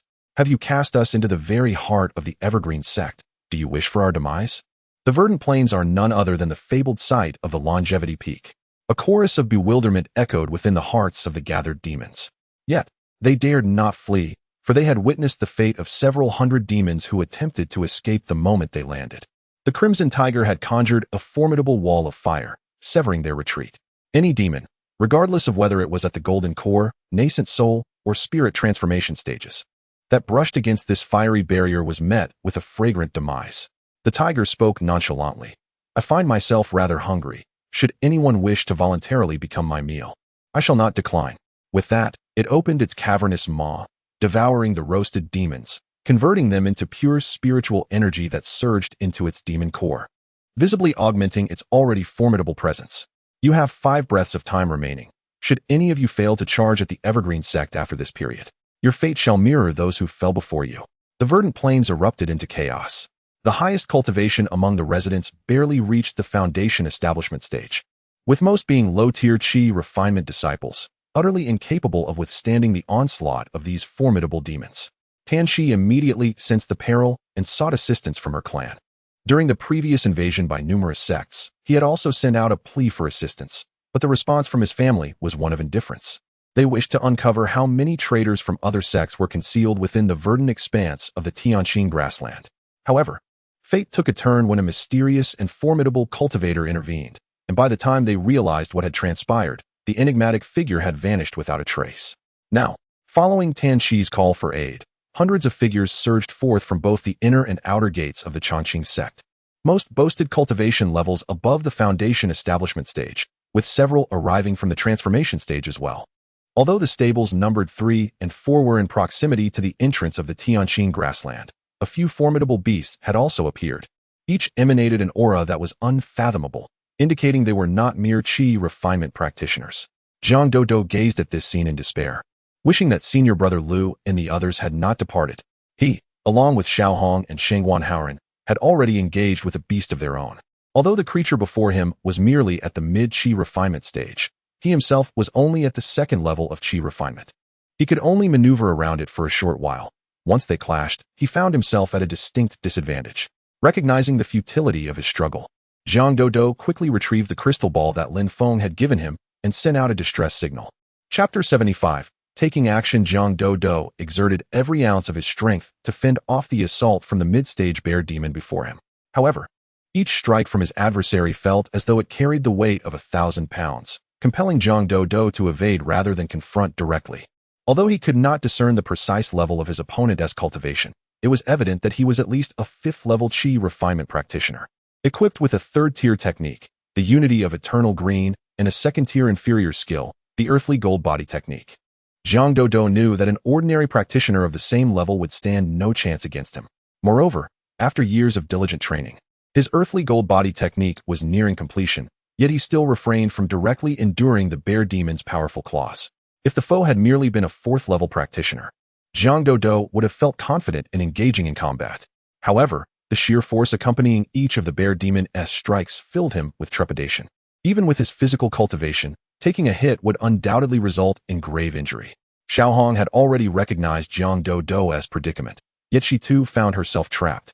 In this life-and-death scenario, she could no longer conceal her true strength and had to reveal her capabilities as a 2nd-level Qi refinement practitioner to hold back an initial-stage foundation establishment demon. This scene appeared entirely normal to both Zhang Dodo and Shengwan Haoren, as it was not Zhang Dodo's first encounter with Xiao Hong's display of power. Shengwan Haoren had long since discerned that Xiao Hong was, in fact, a 9th-level Qi refinement practitioner and a member of the Heavenly Eons sect. Xiao Hong had shattered his preconceived notions of evil cultivators, revealing that even among them existed individuals of integrity. It was a tale so extraordinary that few would believe it. A 9th-level practitioner from the Heavenly Eons sect had developed feelings for a 3rd-level practitioner with a mixed spiritual root. Zhang Dodo was indeed worthy of the title of loyal admirer bestowed upon him by Zhao Qi and Bai Yu. At that moment, Xiao Hong felt a pang of regret. If only she had been granted a bit more time. She had already acquired 3 foundation establishment pills, one gifted by Lu Xiao, another that Zhang Dodo insisted on giving her, and a 3rd bestowed by that esteemed individual long ago. Yet she had hesitated to attempt foundation establishment, feeling that her cultivation was still lacking. Little did she know that the tranquil heavenly green grassland would suddenly become the stage for such an incident. Were these powerful demons so reckless as to launch a large-scale assault on the Evergreen sect? Regrettably, it seemed that the esteemed individual was absent from the heavenly green grassland. Otherwise, their intervention would have certainly quelled the demon's rampage. As Xiao Hong observed the chaotic battle unfolding in the skies between the Evergreen sect disciples and the formidable demons, she fervently prayed that no more of these great beasts would approach their humble 3rd stable. After several dozen exchanges, Zhang Dodo gradually felt his internal spiritual energy waning. Being a practitioner with a mixed elemental root, his innate aptitude was subpar, rendering him incapable of matching the other miscellaneous disciples within the stable. Ultimately, he could not evade the bear demon's strike and was sent flying several dozen meters away. At that moment, Zhang Dodo was engulfed in excruciating pain, unable to muster the strength to rise. Seeing this, Xiao Hong grew anxious. With all her might, She unleashed her moderately refined fourth-tier superior technique, Bone-Shattering Shadow, delivering a decisive blow to the Foundation establishment demon with whom she was engaged. The demon trembled violently before collapsing to the ground, incapacitated. Without delay, Xiaohong rushed to Jiang Dodo's side and swiftly dealt with the bear demon. Xiaohong, be careful. A mid-stage foundation-building eagle demon circled in the sky, seizing the opportunity while Xiaohong dealt with the bear demon and fiercely clawed at her. In an instant, blood splattered across the ground. Xiaohong collapsed beside Jiang Dodo, the two of them leaning against each other. Only Shangguan Haoran remained in combat. Shangguan Haoran found it rather strange. Was Lin the steward not present in the Tianqing grassland today? Observing the eagle demon launching another attack towards Jiang Dodo and Xiaohong, he realized he could no longer hold back. With a swift movement, he positioned himself in front of them, extending his right hand to seize the eagle demon. Do not be afraid, senior brother. I will ensure your safety. Shangguan Haoran unleashed his full momentum. Although his initial foundation-building cultivation was not particularly striking at that moment, the eagle demon he grasped felt an inexplicable terror as a mysterious force coursed through its body, leaving it disoriented. Shangguan Haoran wielded the eagle demon like a weapon, fiercely defending against several mid-stage foundation demons. In a one-on-one confrontation, he was confident that none of these footloose beasts could endure even 10 exchanges against him. Tin Yu, seated upon the Tianqing Horse King, observed from a distance as Shangguan Haoran made his move, accompanied by a seemingly unremarkable cultivator. Her brows furrowed slightly. Why were these great demons assaulting the Tianqing grassland? Where was Lin Feng at this critical moment?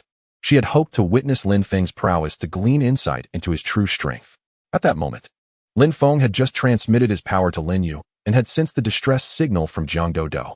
An unprecedented attack by a horde of demons against the Tianqing grassland? Such audacity. Was this merely a coincidence?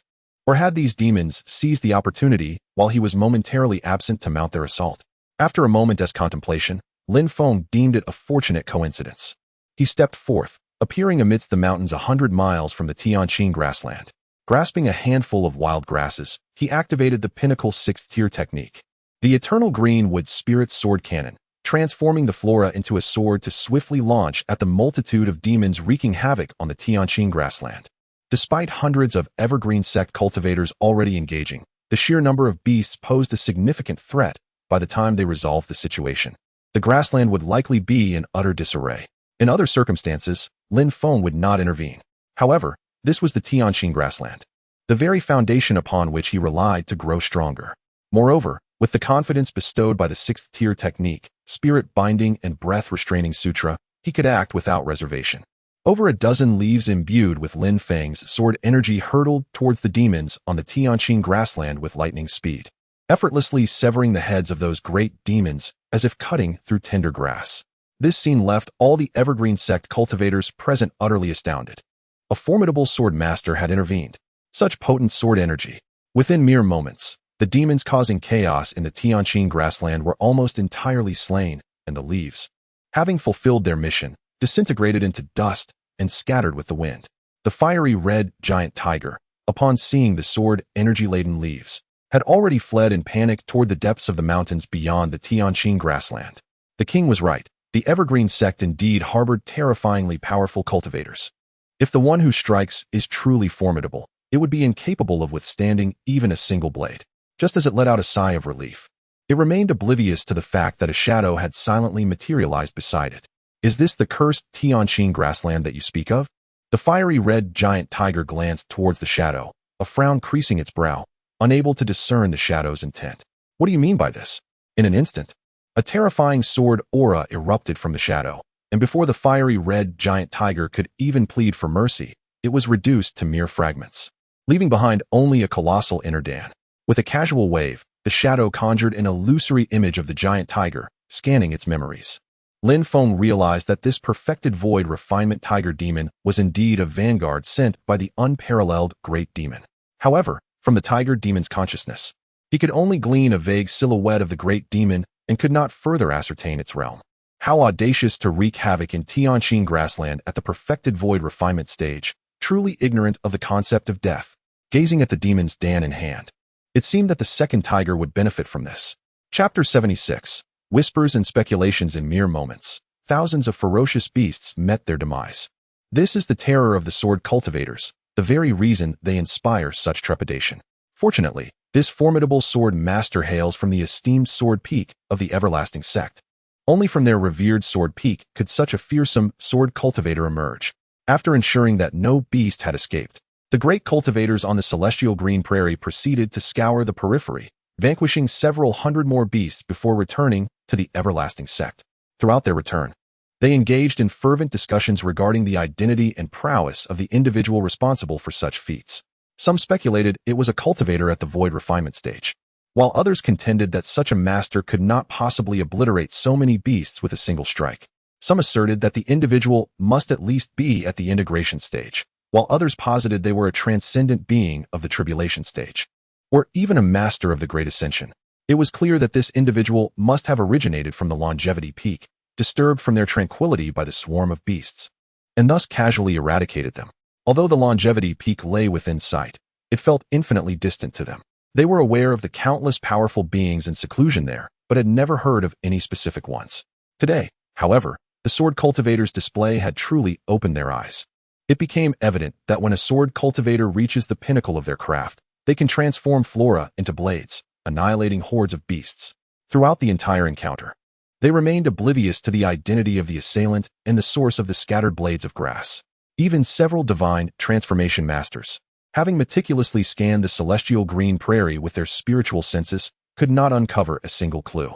Naturally, they dared not probe the longevity peak with their consciousness. A flicker of doubt crossed Tin Yuyu's mind. Could the one who acted be Lin Feng? After all, Lin Feng was not present at the scene. Yet, the intense wood-attribute aura of the sword energy was unmistakably indicative of a high-tier wood-based sword technique from the sword peak. How could Lin Feng possibly possess such an advanced technique from the sword peak? Was it conceivable that the assailant was indeed a reclusive elder from the longevity peak? After dispatching the fiery tiger demon, Lin Feng had swiftly departed the scene. Mere moments after his departure, a figure appeared where he once stood. This figure, sensing the residual energy, was filled with perplexity. The technique employed by the assailant was the 6th-tier superior skill of the Eternal Green Wood Celestial Sword Classic, a sword technique derived from the Green Feather Sword Technique series, crafted by an ancient elder of the Sword Peak through their extraordinary talent. Many cultivators from the Sword Peak practiced this technique, and the figure was among them, having also cultivated this sword art. The formidable demon at the Void Refinement Pinnacle had met its end here, yet the identity of the assailant remained elusive. In recent centuries, there had been no reports of any Sword Peak disciple mastering the Eternal Green Wood Celestial Sword Classic to a level comparable to his own. Could it truly be the handiwork of an elder from the Longevity Peak? Using the teleportation array from Qingqing, Lin Feng arrived at the Outer Gate Peak and hurriedly made his way to the celestial green prairie. Upon reaching the entrance, he spotted a striking figure gazing at him. Sister Yuyu, were you waiting here for me? Tin Yuyu scrutinized Lin Feng intently, seeking to detect any anomalies. Where have you been? Do you not know what has transpired on the celestial green prairie? Lin Feng nodded and said, My junior brother Jiang sent me a message via the sect's communication crystal ball, informing me of a massive attack by ferocious beasts on the Tianqing grassland. Hence, I immediately returned from Qingqing. How is the situation? Is everything all right in my 3rd and 4th horse stables? Seeing that Lin Feng did not appear to be the one who had taken action, Tin Yuyu felt a twinge of disappointment.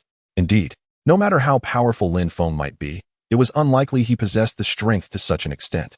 After all, the assailant was of a similar age to him, and he had already distinguished himself as a prodigy amongst prodigies. Even if he concealed his true capabilities, how formidable could he truly be? Your junior brother Jiang is in dire straits, and his 9th-level Qi refining lover from the Tianyin sect is also in peril. Fortunately, the disciples in the 4th horse stable are unscathed, as is Shangguan Haoran. You and Han Li are quite fortunate. During such a catastrophe, you both conveniently happen to be absent. Lin Feng silently empathized with Jiang Dubu for a moment. The young man seemed to be rather unfortunate. As long as he was alive, there was no significant issue. Of course, he would not allow the servants in his 3rd and 4th horse stables to suffer any further injuries. By the time you return, everything will have cooled down. I have already sent a considerable amount of healing elixirs with Tan Qi. By now, your junior brother Jiang should be lively again. By the way, does that little Hong truly care for your junior brother Jiang? You must be aware that she is a member of the Tianyin sect, correct? Lin Feng nodded. Having long suspected that the Qinglong sect was likely well informed about the majority of the servant disciples in the Tianqing grassland. Although Xiao Hong was a disciple of the Tianyin sect, she had not committed any wrongdoing on behalf of the sect. He requested Tan Yuyu to assist in concealing this matter. Tan Yuyu nodded, then urged Lin Feng to hasten back and check on the disciples in the third and fourth horse stables. Watching Lin Feng's departing figure, she sighed once more, pondering how fortunate it would be if the one who had taken action were indeed him. In such a case, there might be a glimmer of hope to rescue her sister from that confinement. However, as Qing Shu had indicated, the assailant was at least in the integration stage. How could Lin Feng possibly be such a formidable cultivator? Even with her Holy Spirit root talent, it would take at least 2 centuries for her to reach that level. Upon returning to the third horse stable, Lin Feng hurriedly made his way to the residence of Jiang Dubu and Xiao Hong. Observing the two lying peacefully on the bed, their injuries seemingly no longer severe, he let out a sigh of relief. It seemed prudent to leave some life-preserving items for Jiang Dubu, as the lad had an uncanny knack for attracting trouble. The other 2 servant disciples in the third horse stable had escaped unharmed by taking refuge in the stable. Shangguan Haoran was also safe, having possessed the means to protect himself. Only Jiang Dubu had been gravely injured, inadvertently dragging Xiao Hong into his predicament. Perhaps it was due to his extraordinary fortune that the fourth horse stable had once again evaded disaster. Shangguan Haoran calmly observed Lin Feng from the side. He did not believe that Lin Feng had foreseen the impending beast attack. He merely lamented the fortunate fate of both Han Li and Lin Feng, who seemed to be favored by fortune.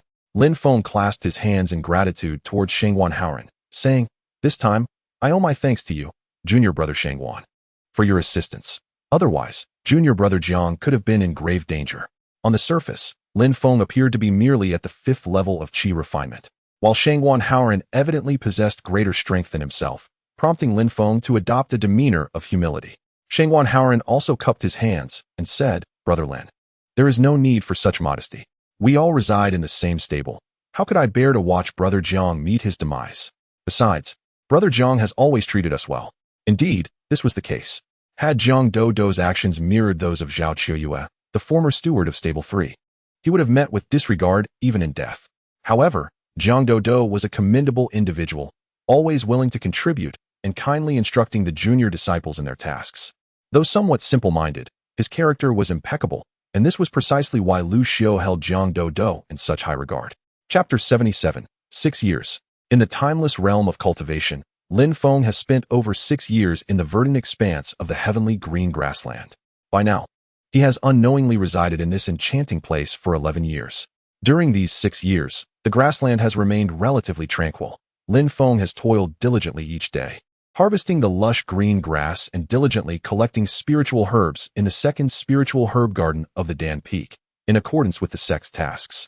Over these 6 years, Lin Feng's cultivation has progressed remarkably from the 5th level of qi refinement to the pinnacle of the 9th level, and just a few days ago, he successfully established his foundation. No longer merely a novice in the qi refinement stage, Lin Feng has ascended to the ranks of a formidable foundation cultivator.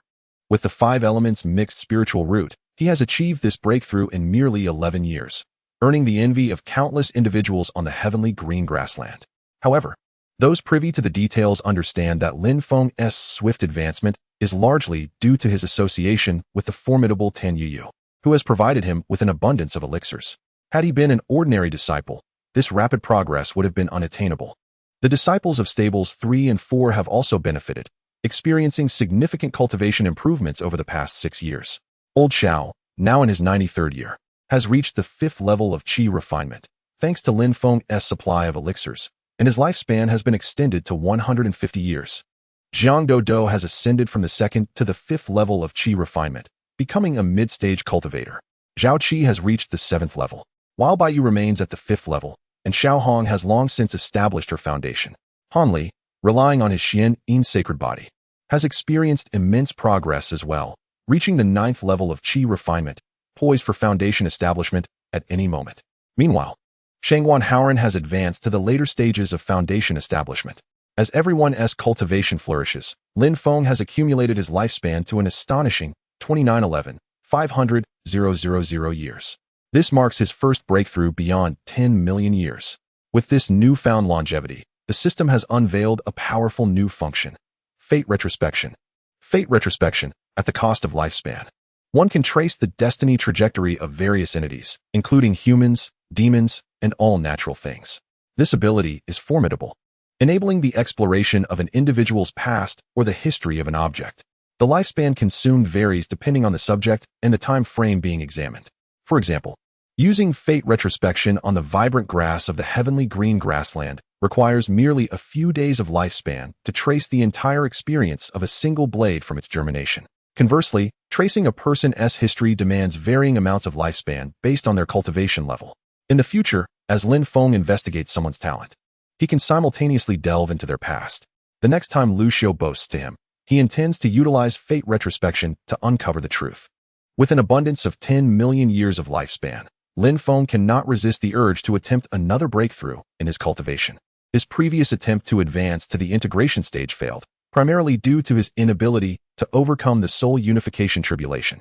Now that 6 years have elapsed, it is time for him to endeavor once more. In order to achieve a breakthrough into the fusion stage in one fell swoop, Lin Feng resolved to invest 1,000,000 years of his lifespan into the simulation within his auspicious abode. Once the simulation proved successful and he began to fervently absorb spiritual energy, he would then venture to the lava cavern. You have invested 1,000,000 years of lifespan into the cultivation simulation. During the 10,000th year of the simulation, utilizing the pinnacle of the 6th tier superior technique, the eternal verdancy chi, you attempted to break through to the fusion stage, yet you failed to transcend the soul unification tribulation. In the 20,000th year of the simulation, again employing the pinnacle of the 6th tier superior technique, the eternal verdancy chi, you endeavored to break through to the fusion stage, but still did not overcome the soul unification tribulation. Failure. Failure. After 1,000,000 years of simulation, you remain unable to transcend the soul unification tribulation. Lin Feng was exceedingly dissatisfied. He was no longer the impoverished youth of 6 years prior. Now, endowed with 10 million years of lifespan, if 1,000,000 years was insufficient, then he would invest another million. You have invested 1,000,000 years of lifespan into the cultivation simulation. Failure. Failure. Failure. After 1,000,000 years of simulation, you still could not transcend the soul unification tribulation. Once more, Lin Feng questioned whether he was being targeted. His youthful accomplishments suggested his remarkable prowess, yet this should not serve as a shackle hindering his breakthrough. Lin Feng invested another 1,000,000 years of lifespan into the cultivation simulation. Today, he must achieve the fusion stage. You have invested 1,000,000 years of lifespan into the cultivation simulation. Failure. During the 560,000th year of the simulation, through immense perseverance, you finally transcended the soul unification tribulation, breaking through to the fusion stage. In the 570,000th year of the simulation, leveraging your exceptional with spiritual root and the 6th tier superior technique, the eternal verdancy chi, you elevated your cultivation to the mid-fusion stage. In the 590,000th year of the simulation, with your exceptional with spiritual root and the 6th tier superior technique, the eternal verdancy chi, you advanced your cultivation to the late fusion stage. In the 640,000th year of the simulation, drawing upon your exceptional with spiritual root and the 6th tier superior technique, the eternal verdancy chi, you perfected your cultivation in the fusion stage. In the 670,000th year of the simulation, attempting to break through to the tribulation stage using the 6th tier superior technique, the eternal verdancy chi, you encountered the fate confrontation tribulation. In this confrontation, you were unable to vanquish your archenemy, resulting in a failed ascension. Failure. After 1,000,000 years of simulation, you still could not conquer your archenemy, and your ascension once again failed.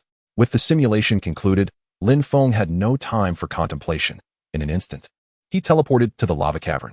Subsequently, his body began to instinctively absorb the spiritual energy from the heavens and earth. Initial fusion stage, mid-fusion stage, late fusion stage, perfect fusion stage. Within the lava cavern, the spiritual energy instantaneously transformed into a vacuum state. And even the spiritual energy within a 1,000-mile radius experienced a brief vacuum condition. Even the verdant boundaries of the endless grasslands have felt a subtle disturbance. Within 1,000 miles, the formidable beasts are filled with trepidation, unleashing their consciousness to ascertain the cause of this anomaly. Some of these great entities perceive the area as perilous and hastily make their retreat. Meanwhile, Lin Feng, who is in the midst of his breakthrough, remains blissfully unaware of the unfolding scene.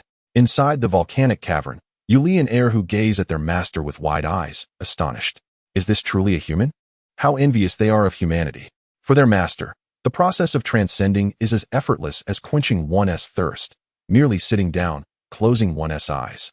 And within 5 seconds, one's cultivation ascends with remarkable swiftness. Arriving at this moment, he has already achieved the pinnacle of the void refinement stage, now having elevated to the state of integration. Is this genuinely a human being? Air, whose large head is filled with bewilderment. Having consumed a demon core from the initial stage of the transformation realm and another from the pinnacle of the void refinement stage, after many years, it has barely reached the great perfection of the nascent soul stage. It wonders when it might step into the transformation realm. If only it possessed half of its master's talent, it would be utterly content. Chapter 78. Congratulations to Chief Steward Lin. Lin Feng sensed the distinction between the integration stage and the void refinement stage. The void refinement stage is essentially a continuation of the spirit transformation, further enhancing one's spiritual essence. In contrast, the integration stage signifies the complete unification of a practitioner's spirit and body, resulting in a wholly new form of existence. Moreover, if the void refinement stage allows for a preliminary understanding of certain celestial laws, the integration stage enables a more profound comprehension and initial application of these laws. While in the void refinement stage, Lin Feng's consciousness could already span thousands of miles.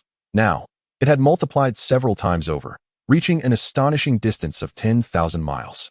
He completely expanded his awareness and could even sense Lu Xiao of the Han Dynasty from nearly 10,000 miles away. The sensation of mastering the world was exhilarating. In addition to the enhancement of his spiritual range, upon achieving perfection in the void refinement stage, Lin Feng could instantaneously move nearly 1,000 miles. Now, with a single step, he could appear several thousand miles away. With just a few steps, he could reach Lu Xiao's location. Lu Xiao, from now on, you shall be under my protection. After experiencing the transformations brought by entering the integration stage, Lin Feng began to ponder the so-called fated confrontation tribulation. This was the tribulation he must face as he sought to enter the tribulation stage. The fated confrontation refers to the duel with one's destined nemesis. Could it be that there exists someone of similar age and cultivation level, having achieved perfection in the integration stage? Lin Feng deemed this possibility unlikely. The adversary of the fated confrontation would most likely be a grand practitioner at the pinnacle of the integration stage, but their age remained unknown. What astonished Lin Feng was that he had already mastered several 6th-tier offensive and defensive techniques, attaining the pinnacle of their practice.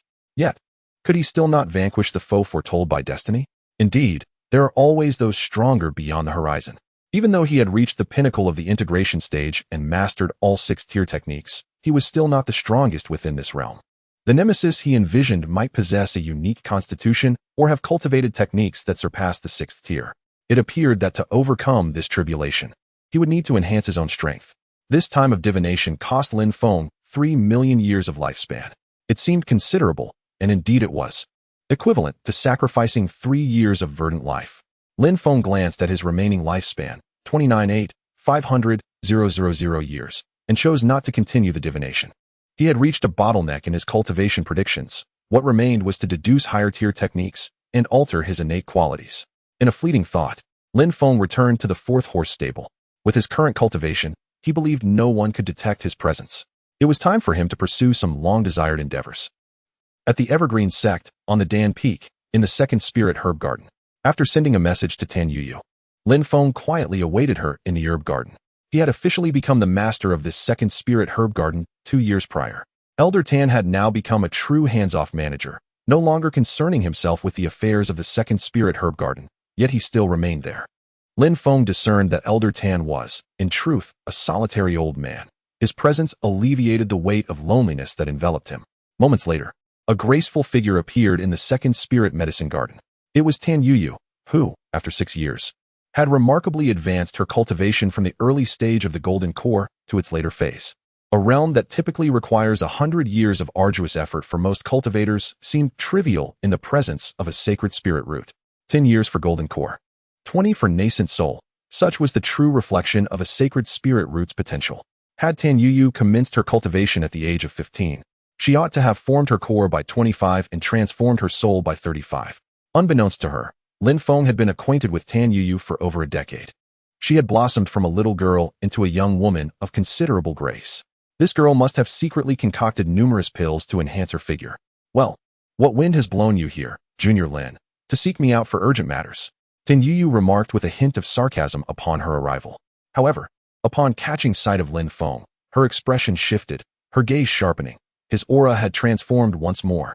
Although she could not perceive the specifics of Lin Feng's cultivation, her keen sensitivity as a sacred spirit root revealed a distinct change within him. Who truly possesses the sacred spirit root here? Mine feels almost counterfeit. Tin Yuyu had begun to doubt herself over the years. Lin Feng offered a sheepish smile. Sister Yuyu, what are you saying? I am simply facing some difficulties and wish to seek your assistance. Tin Yuyu felt a shiver run down her spine. After over a decade, this was the first time Lin Feng had asked her for help. Since she had sensed something amiss with him, she had regarded him as an equal. She had been waiting for Lin Feng to request her aid, whether for pills or techniques. She would have readily obliged. Yet, after all these years, she had given up hope, believing Lin Feng would never seek assistance. She was utterly taken aback that he would approach her today, reflecting on the fact that Lin Feng still lacked a partner.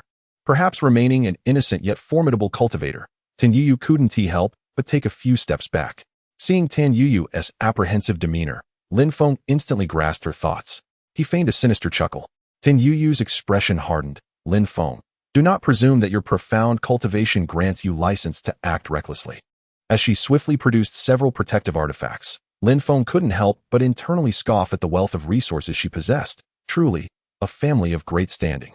With his discerning eye, he quickly identified several spiritual treasures. First, second, and third-tier artifacts. Fourth, fifth, and sixth-tier treasures. Seventh, eighth, and ninth-tier spiritual items. Many transcendence cultivators might not even own a single spiritual treasure. Was this the foundation of a prominent family? Straightening his attire, Lin Feng addressed her. Sister Yuyu, what is the meaning of this? I hold you in the highest regard. How could I harbor any untoward thoughts? Unbeknownst to him, the flicker of expectation in Tin Yuyu's eyes faded with his words. Not to conceal from you, miss. My purpose in coming here is to petition for the position of the chief steward of the Celestial Green Pasture. The Celestial Green Pasture is my home, and I cannot bear to witness its current state of oppression. I yearn to alter its circumstances. However, this hinges upon my ascension to the role of the new chief steward. Tin Yuyu felt a flicker of surprise within her heart. The most perplexing aspect of Lin Feng was his genuine desire to remain in the Celestial Green Pasture. Beyond the verdant grass, there were only the celestial blue horses and a multitude of menial disciples. What exactly was Lin Feng pursuing? Could it be that someone could tire of tending to the verdant grass for over a decade and yet remain undeterred? Becoming the chief steward of the Celestial Green Pasture is, in essence, a matter of little significance. Tin Yuyu then retrieved a communication orb and sent a message to the current chief steward, Tan Shi. To her, this was merely a minor personnel change. Moreover, Tan Shi had long desired to transfer to another location. Subsequently, Tin Yuyu produced a token and handed it to Lin Feng, stating, from this moment forth, you shall be the chief steward of the Celestial Green Pasture. At the Celestial Green Pasture, Tan Shi was equally astonished upon receiving the new order. Realizing that Lin Feng would be her successor, she harbored a sense of gratitude towards him and then communicated to all the stable stewards. From today onward, I, Tan Shi, shall no longer serve as the chief steward of the Celestial Green Pasture. That position shall be held by Lin Feng. Instantly, the Celestial Green Pasture erupted with excitement, with voices of congratulations echoing throughout for Lin Feng's new appointment. Chapter 79, New Regulations. After conversing with Tan Yuyu for a brief moment, Lin Feng returned to the heavenly green grassland, officially assuming the role of the chief steward. After languishing in obscurity for over a decade, he was finally poised to showcase his abilities. From this moment on, Lin Feng would be the sole authority of the heavenly green grassland. Hearing the shouts echoing throughout the area, Lin Feng felt a stir within. Such chaos was unbecoming of the heavenly green grassland. Following the handover with Tan Shi, Lin Feng positioned himself centrally within the grassland, and, with his foundational cultivation at the early stage, began to project his voice across the expanse. From this day forth I, Lin Feng, am the chief steward of the heavenly green grassland, and I shall establish new regulations today. First, all stable managers are prohibited from withholding spirit stones from their subordinate disciples under any pretext. Second, every disciple of the heavenly green grassland shall be entitled to 2 days of rest each month. Third, those disciples who exhibit outstanding performance will be rewarded with chi condensation pills or even foundation establishment pills to be evaluated monthly. With these 3 regulations set to take effect immediately, any violators would be met with my personal inquiry. As Lin Feng's authoritative voice resonated, an overwhelming wave of cheers erupted once more across the heavenly green grassland. However, amidst the jubilation, there were those who wore expressions of discontent. Several stable managers revealed their dissatisfaction upon hearing Lin Feng's newly established rules. Withholding spirit stones from the subordinate disciples had long been an ingrained, albeit improper, tradition, allowing them to amass a modest fortune. Yet, with Lin Feng's ascension, their primary source of income was now severed. Many stable managers resolved to challenge the newly appointed Lin Feng, believing him merely at the early stage of foundation establishment. However, when a figure of a golden core cultivator appeared, those stable managers seeking to confront Lin Feng promptly retreated. It was Lin Feng, supporting Elder Tan. This esteemed elder was originally the master of the second spirit herb garden of the Pill Peak. Today, I have invited him to the heavenly green grassland, and he shall henceforth serve as the deputy chief steward. Elder Tan's authoritative voice spread throughout the stables. If anyone has grievances regarding the regulations set forth by Manager Lin, you are welcome to discuss them with me. I shall be at your service at any time. Aware of Lin Feng's intentions, Elder Tan unreservedly agreed to become the deputy chief steward of the heavenly green grassland. Although Lin Feng was merely at the early stage of foundation establishment, he had already outclassed the vast majority of cultivators within the grassland. Nonetheless, there remained a few stable managers who had attained foundation establishment, along with several at the late stage of qi condensation. With Elder Tan's support, no issues were likely to arise.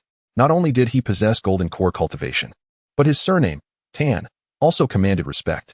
Zhang Dodo gazed at the elder beside Lin Feng with envy, remarking, "Is this the master of the second herb garden that Brother Lin often speaks of? A true man ought to be like this. One day, I, Zhang Dodo, shall also become such a great cultivator." Upon hearing her words, Shangwan Haoran felt a strange sensation rise within him. The realm that was so easily within his grasp was the lifelong pursuit of Sister Jiang. Yet, there was no trace of disdain in his gaze. Everyone has their own path to traverse. In the blink of an eye, has nearly a decade elapsed since I arrived at the celestial green pastures? Surely, those individuals must be utterly disappointed in me by now. Observing his peers, Han Li and Zhang Dodo, among others, Shangwan Haoran smiled with a sense of contentment. Regrettably, he could not remain at the celestial green pastures to accompany these brothers and sisters forever. Yet, it was here that he could truly experience the authentic emotions shared among people. Lin Feng descended from the sky, joining the group of miscellaneous disciples beside Zhang Dodo. Although he had known Elder Tan for over a decade, this was the first occasion Elder Tan met his junior brothers and sisters. Lin Feng swiftly introduced Zhang Dodo and the others to Elder Tan. The elder, however, did not perceive the extraordinary talents of the group. He simply greeted them with a cheerful demeanor. In the future, he could frequently visit the celestial green pastures. Elder Tan, I would be grateful if you could look after my junior brothers and sisters and offer them guidance in their cultivation. Elder Tan nodded enthusiastically. Since they were Lin Feng's junior disciples, he was more than willing to provide assistance. While his capacity to mentor was somewhat limited, as a golden core stage cultivator, he could certainly offer insights to those in the qi refinement stage. After introducing Elder Tan to everyone, Lin Feng turned to Zhang Dodo and the others. Now that I am the steward of the celestial green pastures, does anyone wish to take on the role of steward for the third and fourth horse stables? Lin Feng first looked towards Zhao Qi, who, having reached the 7th level of qi refinement, displayed a hint of hesitation. After a moment, he spoke, Lin Shixiang. I have been in the 4th horse stable for 10 years now, and with my cultivation having reached the 7th level, I wish to venture out into the world. Lin Feng nodded. This was the very purpose for which these miscellaneous disciples had come to the celestial green pastures. He would not hinder anyone from pursuing their dreams. Whenever you decide to leave, please inform me in advance. Should you wish to return in the future, as long as I remain the steward of the celestial green pastures, you are always welcome back. Lin Feng then turned his gaze to Baiyu. Baiyu smiled gently and said, I have little interest in the steward position. I do not wish to venture out, as the outside world is still too perilous. As long as you do not mind my continued presence, I shall remain by your side. Lin Feng paused for a moment. Over the years, he had grown accustomed to Baiyu's care. Then you may stay beside me as before. Finally, Lin Feng looked at Zhang Dodo. You do not intend to venture out as well, do you? Zhang Dodo chuckled. Shixiang, I will not leave. As long as you are at the celestial green pastures, I shall accompany you. Mimicking Lu Xiu's earlier demeanor, Lin Feng deliberately distanced himself from Zhang Dodo and then exposed. You are not here to accompany me. You are here for your little red. Very well. If that is the case, I shall entrust the management of the third and fourth horse stables entirely to you." Jiang Dodo was initially delighted. Although he had anticipated this outcome, he still turned to Han Li and Shangwan Haoran and said, "Lin Shixiao, you have yet to inquire about Han Shidi and Shangwan Shidi." Lin Feng glanced at the two and remarked, "They, like Xiao Qi, have aspirations that lie elsewhere." Shangwan Haoran nodded in acknowledgement towards Lin Feng, stating, "What you say is indeed correct, senior brother Lin. I reckon it is time for me to depart from the heavenly green grassland. However, should the opportunity arise in the future, I shall certainly return to visit all of you, my esteemed brothers." Han Li, perplexed, cast a glance at Lin Feng, pondering the implications of his master's words. Does this mean I am being asked to leave? Yet, my heart yearns to remain by my master's side. It is quite pleasant to stay here in the heavenly green grassland. As Han Li was about to voice his inquiry, Lin Feng continued, "Han Li, you may assist me for now. You are free to leave whenever you wish in the future." Upon hearing this, Han Li immediately expressed his gratitude, saying, "Thank you, senior brother Lin. I will not disappoint your expectations." The prospect of spending more time alone with his master filled him with hope, as he would be able to pose more questions without the need to conceal his eagerness, unlike the current scenario where he felt like a thief. Lin Feng observed the hopeful expressions on everyone's faces and sighed, wishing that Lu and Yang were present as well. Chapter 80. Another year of the grand competition. On the second day after Lin Feng assumed the position of chief steward of the Tianqing grassland, he issued an announcement. In 1 month's time, the grand competition of Tianqing grassland, held approximately every decade, would take place. This would mark Lin Feng's inaugural grand competition since his appointment, with many more to follow, including the 100th and the 1000th.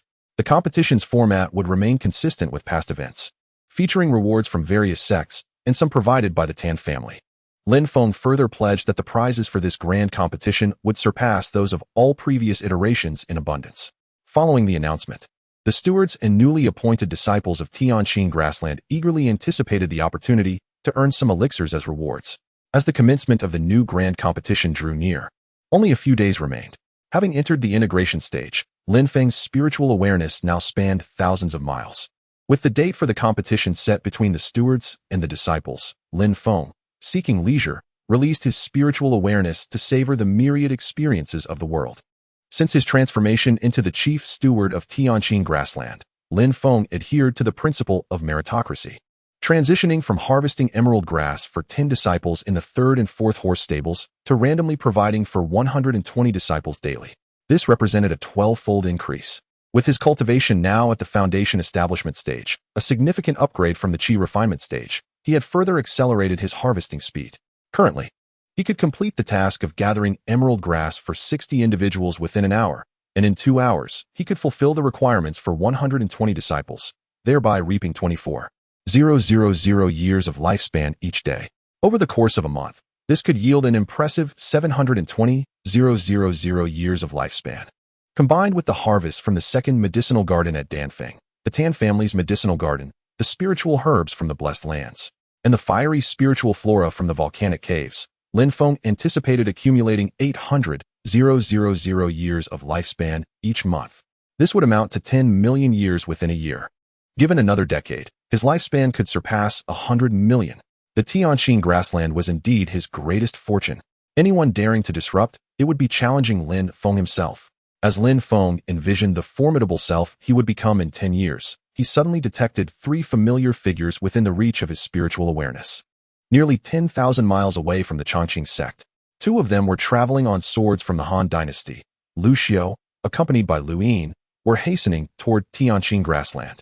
The speed at which foundation establishment cultivators could fly on their swords far exceeded that of high-speed trains in his previous life. Thus, if they exerted themselves, they could cover the distance in a single day, or at most, 2 days with brief rests. However, for Lin Feng, this was merely a fleeting moment. Besides Lu Xiao and Lu Yin, another familiar figure from the Han dynasty appeared, Lin Yu. The last time Lin Feng encountered him was in Lin family village, where he realized they hailed from the same origin, leading him to impart his knowledge to him in the guise of a demon. Although Lin Feng was uncertain of their current intentions in returning to the Chongqing sect, he harbored some suspicions. The first to arrive at the verdant pasture was Lu Xiao, accompanied by Lu Yin, while Lin Yu made a brief return to Lin family village. Upon his arrival, Lu Xiao presented numerous gifts to Jiang Dodo and the others, including elixirs and various magical artifacts. Lu Yin, on the other hand, sought out Shangwan Haoran once more, sincerely inviting him to explore the great Han dynasty should he tire of the verdant pasture. Simultaneously, Lu Yin extended another invitation to Han Li, but Han Li remained disinterested. After bestowing meeting gifts upon the miscellaneous disciples, Lu Xiao approached Lin Feng with an air of arrogance. "Brother Lin, can you guess my current cultivation level?" Lin Feng scrutinized Lu Xiao, noting the disparity of 5 major realms between them. Even though Lu Xiao seemed to possess a method to conceal his cultivation, it was utterly futile before Lin Feng. He needn't employ any probing abilities. A mere sweep of his divine sense revealed Lu Xiao's true cultivation level without him being aware. Although Lu Xiao presented himself as an initial stage foundation establishment cultivator, in reality, he had reached the late stage of foundation establishment. When Lu Xiao departed previously, he had yet to establish his foundation. In just over 6 years, he had soared to the late stage of foundation establishment. Clearly, he had encountered significant opportunities during this time. Lin Feng utilized the system function he acquired after exceeding 1,000,000 years of lifespan to trace back Lu Xiao's fate. "Do you wish to expend 50 years of lifespan to trace back Lu Xiao's destiny?" Lin Feng affirmed, willing to expend less than double Lu Xiao's age to glimpse his life. The scenes of Lu Xiao's journey from birth to his arrival at the verdant pasture unfolded vividly in Lin Feng's mind. 3 years prior, Lu Xiao had entered a certain secret realm within the Great Han Dynasty, where he did not compete with other cultivators for opportunities but unknowingly acquired a 6th-tier extraordinary spiritual fruit. Upon consumption, his realm surged from the initial stage to the late stage of foundation establishment, and his aptitude elevated from high-quality Earth spiritual root to the current supreme Earth spiritual root. Lu Xiao kept this to himself, extending verbal greetings to other fortunate cultivators who entered the secret realm. However, as he departed from the secret realm, a pair of eyes had been watching him from the shadows, yet did not take action. Throughout Lu Xiao's subsequent experiences, those eyes had appeared multiple times. Lin Feng furrowed his brow. Evidently, Lu Xiao remained unaware that he had been under scrutiny for 3 long years. Had it not been for Lin Feng's tracing back of his fate, he would not have discovered the existence of those eyes. Lin Feng did not sense any danger emanating from that pair of eyes. The individual's strength was likely inferior to his own. He found himself somewhat anticipating that person taking action against Lu Xiao. After tracing Lu Xiao's life, Lin Feng suddenly inquired, "Brother Lu, do you have an inclination for those older than yourself?" Lu Xiao's expression shifted abruptly. "Brother Lin, what nonsense are you spouting? I asked you to guess my cultivation level." Lin Feng mused inwardly, relieved that Lu Xiao preferred women. Otherwise, he would hesitate to greet him in the future. "I guess, although you merely display the initial stage of foundation establishment, your true cultivation must already be at the late stage. Am I correct?" Lu Xiao took several steps back, his face a portrait of disbelief as he gazed at Lin Feng. After a brief pause, Lu Xiao inhaled deeply and said, "You have miscalculated. I shall grant you another chance." Lin Feng responded with a mysterious smile, "I have already made my guess." Lu Xiao hastened to Lin Feng's side and whispered, "Brother Lu, how is it that you possess such remarkable fortune to arrive at this conclusion? Pray, enlighten me on how you discerned it." Lin Feng feigned contemplation for a moment before slowly replying, "With but a glance at you, I can ascertain your cultivation level. Such is my innate talent." Lu Xiao circled around Lin Feng, murmuring to himself, "This defies logic." He could hardly believe that Lin Feng could perceive his cultivation with a mere look. The truth was evident. Over the past 6 years, his endeavors in the world outside had been in vain compared to the swift progress Lin Feng had made while remaining in the verdant expanse of the Tianqing grassland. It was as if Lin Feng had seen through the very essence of his true cultivation. Had he not fortuitously discovered that opportunity within the hidden realm, he would surely have fallen far short of Lin Feng's prowess. Chapter 81. The unsullied sword body. Lu Xiao found himself engulfed in self-doubt. Why was it that every time he sought to boast about his cultivation level to Brother Lin, he faced a setback instead? Just how advanced was Brother Lin's cultivation at this moment? Lu Xiao surmised that it was highly likely at the Golden Core stage. He could not fathom the opportunities present on the heavenly green grassland that could facilitate such rapid advancement for Brother Lin. Suddenly, Lu Xiao recalled Tan Yuyu, and everything fell into place. He had long learned from his royal brother, Lu Yin, that the heavenly green grassland was, in fact, the property of the Tan family. Moreover, Lin Feng had been recognized early on and admitted to the second spiritual herb garden of Dan Peak, and now he had become the steward of the heavenly green grassland. All of this was undoubtedly tied to the second young lady of the Tan family. What opportunities could the heavenly green grassland truly offer? Brother Lin's fortune was none other than the second young lady of the Tan family. There was no shame in seeking to enhance one's cultivation. With a gaze tinged with sympathy, Lucio looked at Lin Feng and shook his head. Henceforth, he would no longer compare his cultivation with Lin Feng's. Instead, he would seek to compare with Jiang Dodo. With Jiang Dodo's innate talent, it was unlikely she could surpass him in cultivation, was it? Lin Feng was left bewildered by Lucio's thoughts. What was this fellow pondering? Days later, after Lin Feng assumed the role of steward of the heavenly green grassland, the first grand competition between the stewards of the horse stables and the miscellaneous disciples commenced. Sitting at the highest vantage point were 6 individuals, 3 formidable golden core cultivators from the evergreen sect, namely, Tan Yu, the late golden core stage second young lady of the Tan family, Tan Lao, at the mid-golden core stage, and Lin Yu, the former steward of the heavenly green grassland, who had traveled from the Han dynasty to support Lin Feng, possessing an early golden core cultivation. Additionally, 2 representatives of the Han dynasty were present, Luin, at the early golden core stage, and Lucio, who appeared to be at the foundational stage. This competition saw a record number of 4 golden core cultivators participating.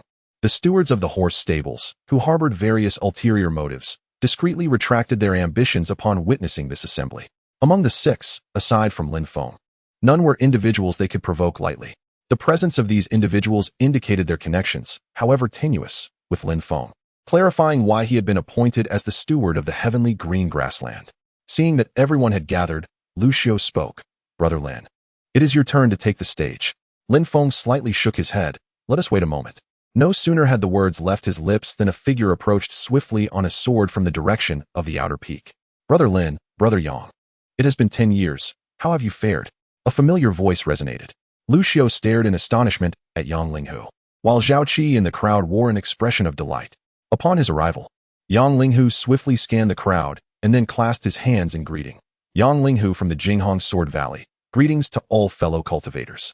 Lin Yu, Tan Lao, Lu Yin, and others sensed an almost imperceptible aura of danger emanating from Yang Linghu. Lin Yu hastily rose and clasped his hands. I did not expect that after 10 years, you have grown to such heights, young friend Yang. I am truly impressed. Yang Linghu naturally recognized Lin Yu and returned the gesture. Yang Linghu certainly remembers the kindness shown by senior brother Lin in the past. Lin Yu once resided in the outer sect of the Sword Peak, thus it is not an exaggeration for Yang Linghu to refer to him as his senior. Tan Yu, intrigued, gazed at Yang Linghu and remarked, I never anticipated that you would gain the recognition of the surging Phoenix Sword Valley. It appears you have attained remarkable fortune. It seems I was not mistaken when I informed you of the changes occurring at the Sword Peak. Yang Linghu inclined his head slightly in acknowledgement towards Tan Yu, choosing not to elaborate further. Meanwhile, Lucio had already set a chair beside him, beckoning Yang Linghu to sit by his side. However, amidst the joy in his eyes, there lingered a hint of melancholy. Ultimately, he felt overshadowed by Lin and Yang. Once Yang Linghu took his seat, Lin Feng announced the commencement of the grand competition of the heavenly green pasture. The grand competition encompassed various contests of cultivation among the stewards, as well as the disciples' expertise in cultivating, harvesting, and caring for the verdant grasses, along with horsemanship skills. All these activities revolved around the core industry of the heavenly green pasture, which centered on the azure horses and the verdant grasses. After the competition commenced, Lin Feng's involvement diminished, as there were designated evaluators overseeing the proceedings. Participants in this competition included Zhao Qi, Jiang Dodo, Han Li, and others. To Lin Feng's surprise, Shangguan Haoran opted for the grass-cutting category, seemingly quite eager to excel in harvesting the verdant grass. Following the commencement of the grand competition, Lu Yin began to leverage Lucio to ingratiate himself with Yang Linghu, indicating his desire to recruit Yang Linghu into the Han dynasty. While also attempting to draw Lin Yu into his circle, Lin Feng directed a probing glance towards Yang Linghu, wishing to discern any changes that might have transpired over the years. Yang Linghu, Surging Phoenix, Sword Valley, Pure Sword Body, Early Golden Core, 29,535 years. A flicker of astonishment crossed Lin Feng's visage. Yang Linghu had transitioned from the Sword Peak of the Evergreen Sect to the Surging Phoenix, Sword Valley. He exhibited no concealed strength, merely possessing the early Golden Core, yet Yang Linghu had remarkably developed a unique physique, the Pure Sword Body. This marked the second instance of such a special constitution that Lin Feng had encountered within his extensive mental sweep, aside from Han Li. Lin Feng even surmised that these exceptional physiques were not inferior to the Holy Spirit root. Continuing his investigation, Lin Feng employed the Rewind Fate technique to delve into Yang Linghu's past. However, This endeavor consumed nearly a century of his lifespan, significantly more than what was expended in probing Lucio. It became evident that variations in aptitude, potential, and cultivation levels influenced the lifespan consumed. Soon, the entirety of Yang Linghu's life unfolded rapidly before Lin Feng's eyes. In the first year after departing from the heavenly green pasture, Yang Linghu found himself embroiled in numerous conflicts, often either engaged in battles or fleeing from pursuers.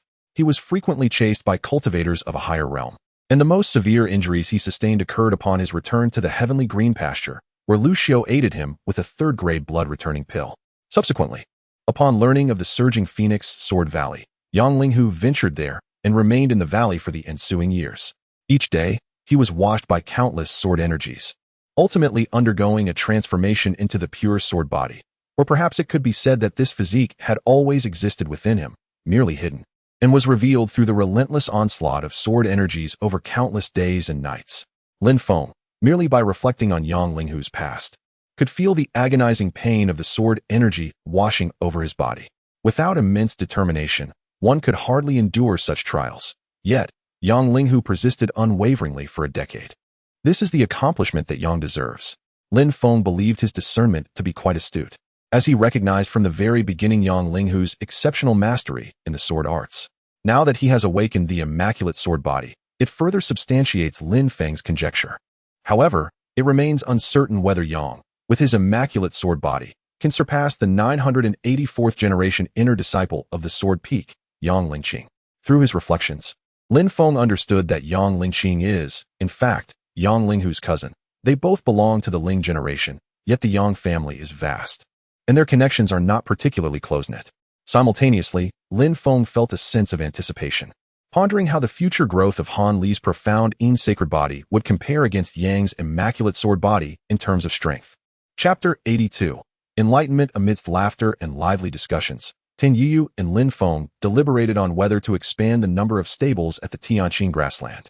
Lucio, on the other hand, boasted to Yang Linghu, whom he had not seen in over a decade, about his experiences over the years. He had anticipated that revealing his royal lineage from the Han dynasty would elicit some surprise from Yang Linghu. To his astonishment, Yang Linghu responded with even less enthusiasm than Lin Feng, merely nodding in acknowledgement. Yang has always been this way. Although Lin's prowess slightly surpassed Lu's, it still elicited a flicker of emotional response, providing a sense of satisfaction. Lucio sensed an intangible sword intent emanating from Yang Linghu. His presence was akin to a peerless sword poised to unsheathe at any moment. It seemed that Yang had encountered extraordinary fortunes over the years, far exceeding Lu's own experiences. Initially, Lu believed that with his transformation over the years, he could no longer remain the weakest among the three. Yet, to his chagrin, Lin Feng immediately discerned his cultivation level upon arrival. Sitting beside Yang Linghu, Lu felt an inexplicable pressure weighing upon him. As the group engaged in conversation, a figure in the competition below began to exude an increasingly profound aura. Lin Feng was the first to notice that the figure was none other than Shang Wanhaoren. Subsequently, Tan Yuyu, Yang Linghu, and others ceased their discussions, directing their gaze towards him. They observed Shang Wanhaoren, eyes tightly shut, gracefully wielding a sickle in his hands. Tan Yuyu, Yang Linghu, and Lu Yin immediately rose, their faces reflecting shock as they regarded Shang Wanhaoren. Who is this person? Yang Linghu inquired, intrigued. How is he able to enter a state of enlightenment? I recall that his transformation into the immaculate sword body was also the result of a moment of insight. For an ordinary cultivator, achieving such a state is exceedingly arduous. However, if one can attain enlightenment even once in this lifetime, their future accomplishments are boundless.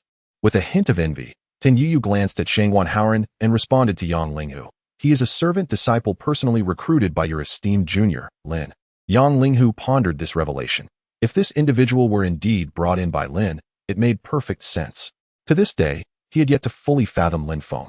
Curiously, Yang Linghu scrutinized Shang Wanhaoren, who moved with an effortless grace, seemingly in harmony with the very laws of nature. Not far away, Han Li also observed Shang Wanhaoren from a distance, a glimmer of envy flickering in his eyes.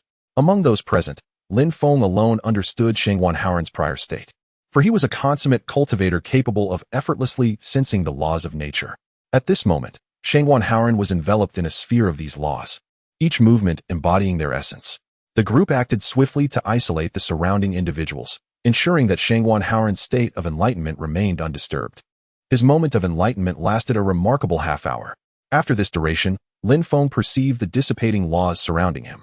A vast torrent of spiritual energy surged into Shangwan Haoran's body, propelling his cultivation from the late foundation establishment stage to full foundation establishment, then to the initial stage of golden core, ultimately stabilizing at the perfected golden core.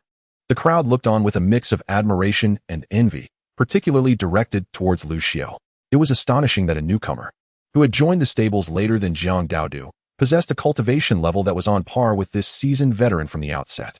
Moreover, this individual had even entered the legendary state of enlightenment, truly deserving of the attention his royal brother had sought to gain. As Shangwan Haoran slowly regained consciousness, he noticed several individuals safeguarding his path and graciously inclined his body in gratitude, stating, "I, Shangwan Haoran of the Dao Yin Sacred Land, express my heartfelt thanks to all esteemed friends present." Tan Yuyu, Lu Yin, and Lu Xiao were already aware of his identity, so they displayed no surprise. Yang Linghu turned his gaze towards Shangwan Haoran and remarked, "So, you are from the Dao Yin Sacred Land? No wonder." Lin Yu also clasped his hands in respect towards Shangwan Haoran. Given his status, he would not have had the privilege to engage with a person from the Sacred Land had it not been for the presence of these individuals. The stable managers and various junior disciples of the Tianqing grasslands were utterly astonished as they regarded Shangwan Haoran. The aura emanating from him, indicative of a perfected golden core, left them feeling as though they were in a dream. What extraordinary fortune resided within the third and fourth stables. The current head manager, Lin Feng, hailed from there, as did the royal Lu Xiao of the Han dynasty, and the previously distinguished Yang Linghu from the Jianfeng Yang clan, and now, there was yet another representative of the Sacred Land. Not only the junior disciples of Tianqing grasslands were perplexed by this, even Tin Yuyu began to frown in contemplation. Although Shangwan Haoran was indeed a person of the Sacred Land, he had been personally recruited by Lin Feng. However, Han Li did not possess such an advantageous background. His presence resonated equally with Tin Yuyu as that of Shangwan Haoran. All of this revolved around Lin Feng as the pivotal figure. Had she underestimated Lin Feng's influence? Lin Feng then produced a chair, gesturing for Shangwan Haoran to take a seat. It was evident that with Shangwan Haoran's enlightenment and the revelation of his identity and cultivation, he was preparing to depart. He was no longer merely a junior disciple, but a member of the Dao Yin Sacred Land. Shangwan Haoran ceased to refuse. Initially, he had only wished to experience the life of a junior disciple. Now, having officially stepped into the second stage of the Dao Enlightenment technique, he found little allure remaining in this place, aside from Han Li and Lin Feng. As soon as Shangwan Haoran took his seat, Tin Yuyu eagerly inquired, "Surely, what you cultivate is the legendary Dao Enlightenment technique." Shangwan Haoran did not conceal the truth. After all, within the Sacred Land, he had chosen the most arduous path of cultivation, a technique that had not been successfully mastered by anyone for millennia. Upon his nod of affirmation, Tin Yuyu felt a surge of ambition to ally with Shangwan Haoran. The technique he practiced, once perfected, would likely grant him a significant position within the Dao Yin Sacred Land. One cannot place all their eggs in one basket. Now, besides Lin Feng, she also saw hope in Yang Linghu and Shangwan Haoran. By enlisting another ally, her chances of rescuing her sister would increase. Lin Feng did not interrupt Tin Yuyu. He understood her intentions. As the head manager of Tianqing grasslands, it was time for him to attend to his responsibilities, distributing rewards to those who triumphed in the competition. Lin Feng retrieved an abundance of elixirs from a storage pouch, including first-tier spirit-nourishing pills, qi-condensing pills, and rejuvenation pills, along with second-tier foundation establishment pills, the quantity of which was staggering. The foundation establishment pills alone numbered no fewer than 20, a figure that was thrice that of the previous managerial competition, while the other elixirs surpassed the last contest by several folds. Like a child distributing candy, Lin Feng generously allocated these pills to the managers and junior disciples who had achieved commendable ranks, proclaiming, "Your contributions to the Tianqing grassland have not gone unnoticed by the second miss. This reward is her acknowledgement of your efforts." As Lin Feng unveiled the multitude of elixirs, Lu Xiao's eyes widened in astonishment, unable to refrain from giving Lin Feng a thumbs up. His gaze flitted back and forth between Lin Feng and Tan Yuyu, while Yang Linghu scrutinized the pair, deep in thought. Tan Yuyu, with a smile that did not reach her eyes, regarded Lin Feng with curiosity, pondering the source of his considerable stash of elixirs. Chapter 83, A Matter of a Single Slap. Upon noticing that Lin Feng attributed the origin of these elixirs to himself, Tin Yuyu did not refute him. However, only a small portion of these elixirs had been provided by her. The remainder were in abundance that she had not contributed. Today, She was determined to confront Lin Feng and demand an explanation. Lin Feng had just finished distributing rewards to the stewards and servant disciples who triumphed in today's competition. Within the expanse of his spiritual awareness, he sensed several spatial fluctuations emanating from the mountains beyond the Tianqing grassland. With the breadth of his spiritual perception, he could nearly envelop the entire mountainous region surrounding the Tianqing grassland. The moment these spatial fluctuations occurred, Lin Feng became acutely aware of them. Clearly, there was a teleportation array leading into the mountains beyond. The beasts arriving this time bore significantly higher cultivation levels than the previous fiery red giant tiger. 3 beings at the integration realm, spanning from early to late stages, and dozens at the void refinement realm had remained dormant for so long. It seemed they were finally poised to make a move. Lin Feng could only hope they would not disturb him in the coming days. Otherwise, he withdrew his gaze but maintained his spiritual awareness over the formidable beasts. Should they harbor intentions of approaching the Tianqing grassland, he would intercept them first. The first day of the competition swiftly concluded. As the host of the Tianqing grassland, Lin Feng spared no expense and arranged an extravagant feast at the Qingqing Xianyan restaurant, inviting Tan Yuyu, Yang Linghu, Lu Xiu, Lin Yu, and others. After the banquet, Yang Linghu returned to stable number 4, a place he had not inhabited in decades. Yet, it remained impeccably clean, and he recognized that Zhao Qi had put in considerable effort over the years. Thus, on a whim, he decided to evaluate Zhao Qi's proficiency in the Qingyu sword technique and offer some guidance. Meanwhile, Lin Feng was summoned by Tan Yuyu to the second spiritual herb garden, prompting a knowing glance from Lu Xiu towards Lin Feng. In the Danfeng, within the second spiritual herb garden, Tan Yuyu fixed her gaze intently upon Lin Feng. After a moment, she slowly inquired, "Lin Feng, how many secrets are you concealing from me? Where did you acquire such an abundance of elixirs? I distinctly remember the quantity I provided was far less than this." Lin Feng, without pretense, responded directly, "Miss Tan, is there a possibility that I too possess the ability to refine elixirs?" "You can refine elixirs?" Tan Yuyu's voice rose significantly. Without hesitation, she produced an exquisite alchemy furnace and placed it before Lin Feng. "Then show me your skills by refining a batch of qi condensation pills right now." Lin Feng assessed the beautiful furnace before him, realizing it far surpassed his 5th-tier earth fire alchemy furnace. Were it not for Tan Yuyu's ownership of it, he would have certainly sought to claim it for himself. Noticing Tan Yuyu's eagerness to gauge his capabilities, Lin Feng felt it was time to demonstrate his prowess. He could not afford to be underestimated by a woman. However, as he was not particularly adept at fire techniques, he replied, "I can refine elixirs, but you must oversee the furnace." Tan Yuyu did not decline. Lin Feng possessed the pinnacle 6th-tier upper-grade Lianghe Lingshu alchemy talisman, his alchemical skills far surpassing those of Tan Yuyu by several levels. However, he feared that revealing too much might dishearten Tan Yuyu, so he decided to only display his 4th-tier alchemy skills. Watching Lin Feng skillfully blend various spiritual herbs into the cauldron was nothing short of enchanting. "When did you learn alchemy? Could it be that you are the illegitimate child of that old man?" Tan Yuyu felt that her proud alchemical skills paled in comparison to Lin Feng's prowess. After all, she was the most gifted alchemist in the past 10,000 years of Dan Peak. Yet here was Lin Feng, a mere caretaker who spent his days not cultivating or attending to serious matters, surpassing her not only in cultivation but also in the art of alchemy. What a joke! Lin Feng mused to himself. This is merely a glimpse of my alchemical talent. If I were to unleash my 6th-tier superior alchemy, your eyes would surely fall into the cauldron. Nevertheless, Lin Feng inquired, "Who is this old man you speak of?" "I, Lin Feng, have been an orphan since childhood, so please do not associate me with any old man." Tan Yuyu pouted. The old man she referred to was none other than the current master of Dan Peak and her mentor. However, it was evident that Lin Feng could not possibly be connected to him. They likely had never even met. Tan Yuyu now harbored a notion of dissecting Lin Feng to understand what made him tick. He did not cultivate, yet his depth of power was unfathomable. He did not practice alchemy, yet his skills were impeccable. He must have been a reincarnation of some formidable being in his past life. Lin Feng had intended to bask in Tan Yuyu's flattery, but suddenly, his expression turned cold. "Sister Yuyu, if you wish to praise me, please hold your thoughts for a moment. I have urgent matters to attend to." With that, Lin Feng swiftly departed from the second spiritual herb garden and returned to the heavenly grassland via the teleportation array of Dan Peak. He then stepped out and found himself near his lava abode. At that moment, 3 combined phase great demons were curiously inspecting Lin Feng's lava dwelling. They had not anticipated the existence of such a lair. Had they not stumbled upon it by chance, it would have remained undiscovered. The 2 tigers within the array, upon seeing several towering demons outside, felt a pang of fear but bravely spoke up. Esteemed beings, this lair already has an owner. We kindly ask that you refrain from coveting it. The three combined phase demons and several void-refining demons laughed raucously at the mention of ownership. An owner? So what? Today, we shall seize this lair, along with that little cat demon.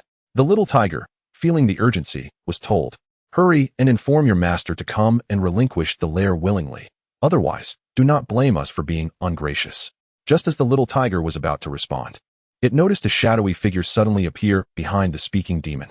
The figure gently patted the demon's shoulder. The demon, dismissing it as a mere companion, shrugged and continued addressing the two tigers. "You have 1 minute to notify your master. After that, we will strike." The soul contract alerted the two tigers that the shadow was indeed their master. Realizing their master was now behind the adversary, unnoticed, the two tigers felt a surge of confidence. Thus, they ceased their politeness and retorted, "Who do you think you are to dare invade my master's lair?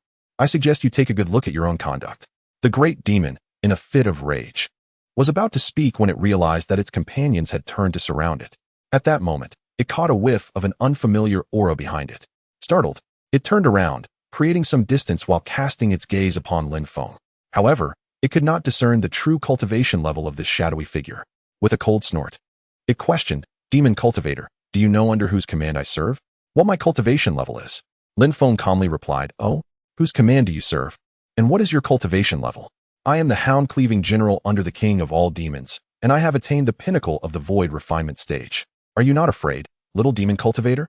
The great demon concluded, laughing arrogantly. Lin Feng took note of the title of the king of all demons, who must undoubtedly be the legendary demon mentioned in the prophecies. With a single step, he moved behind the great demon and lightly remarked, "At the pinnacle of void refinement? To slay you, I need only a single strike." Chapter 84. So it is. Fellow Taoist, let us speak kindly. As Lin Feng was executing the pinnacle technique of the 6th grade superior art, the ancient chaos shadow bone shattering technique, another merged body, great demon nearby hurriedly interjected to halt him. However, Lin Feng paid no heed to its interruption. His palm, shrouded in demonic energy, pressed firmly against the formidable body of the perfected void refinement demon before him. In an instant, it was as if all the spiritual bones had been drawn from the great demon, causing its corporeal form to collapse in a heap. Lin Feng's lifespan surged by several hundred years. With a single strike, he could extinguish the life of a perfected void refinement demon. His power left the surrounding great demons in a state of profound shock. Among them, the most powerful merged body later stage demon stepped forward, exclaiming, "Fellow from the Heavenly Shadow Sect, your actions are rather domineering." Lin Feng's eyes gleamed like blades, an overwhelming aura pressing down upon his adversary. "Oh, is it indeed domineering? And what of it?"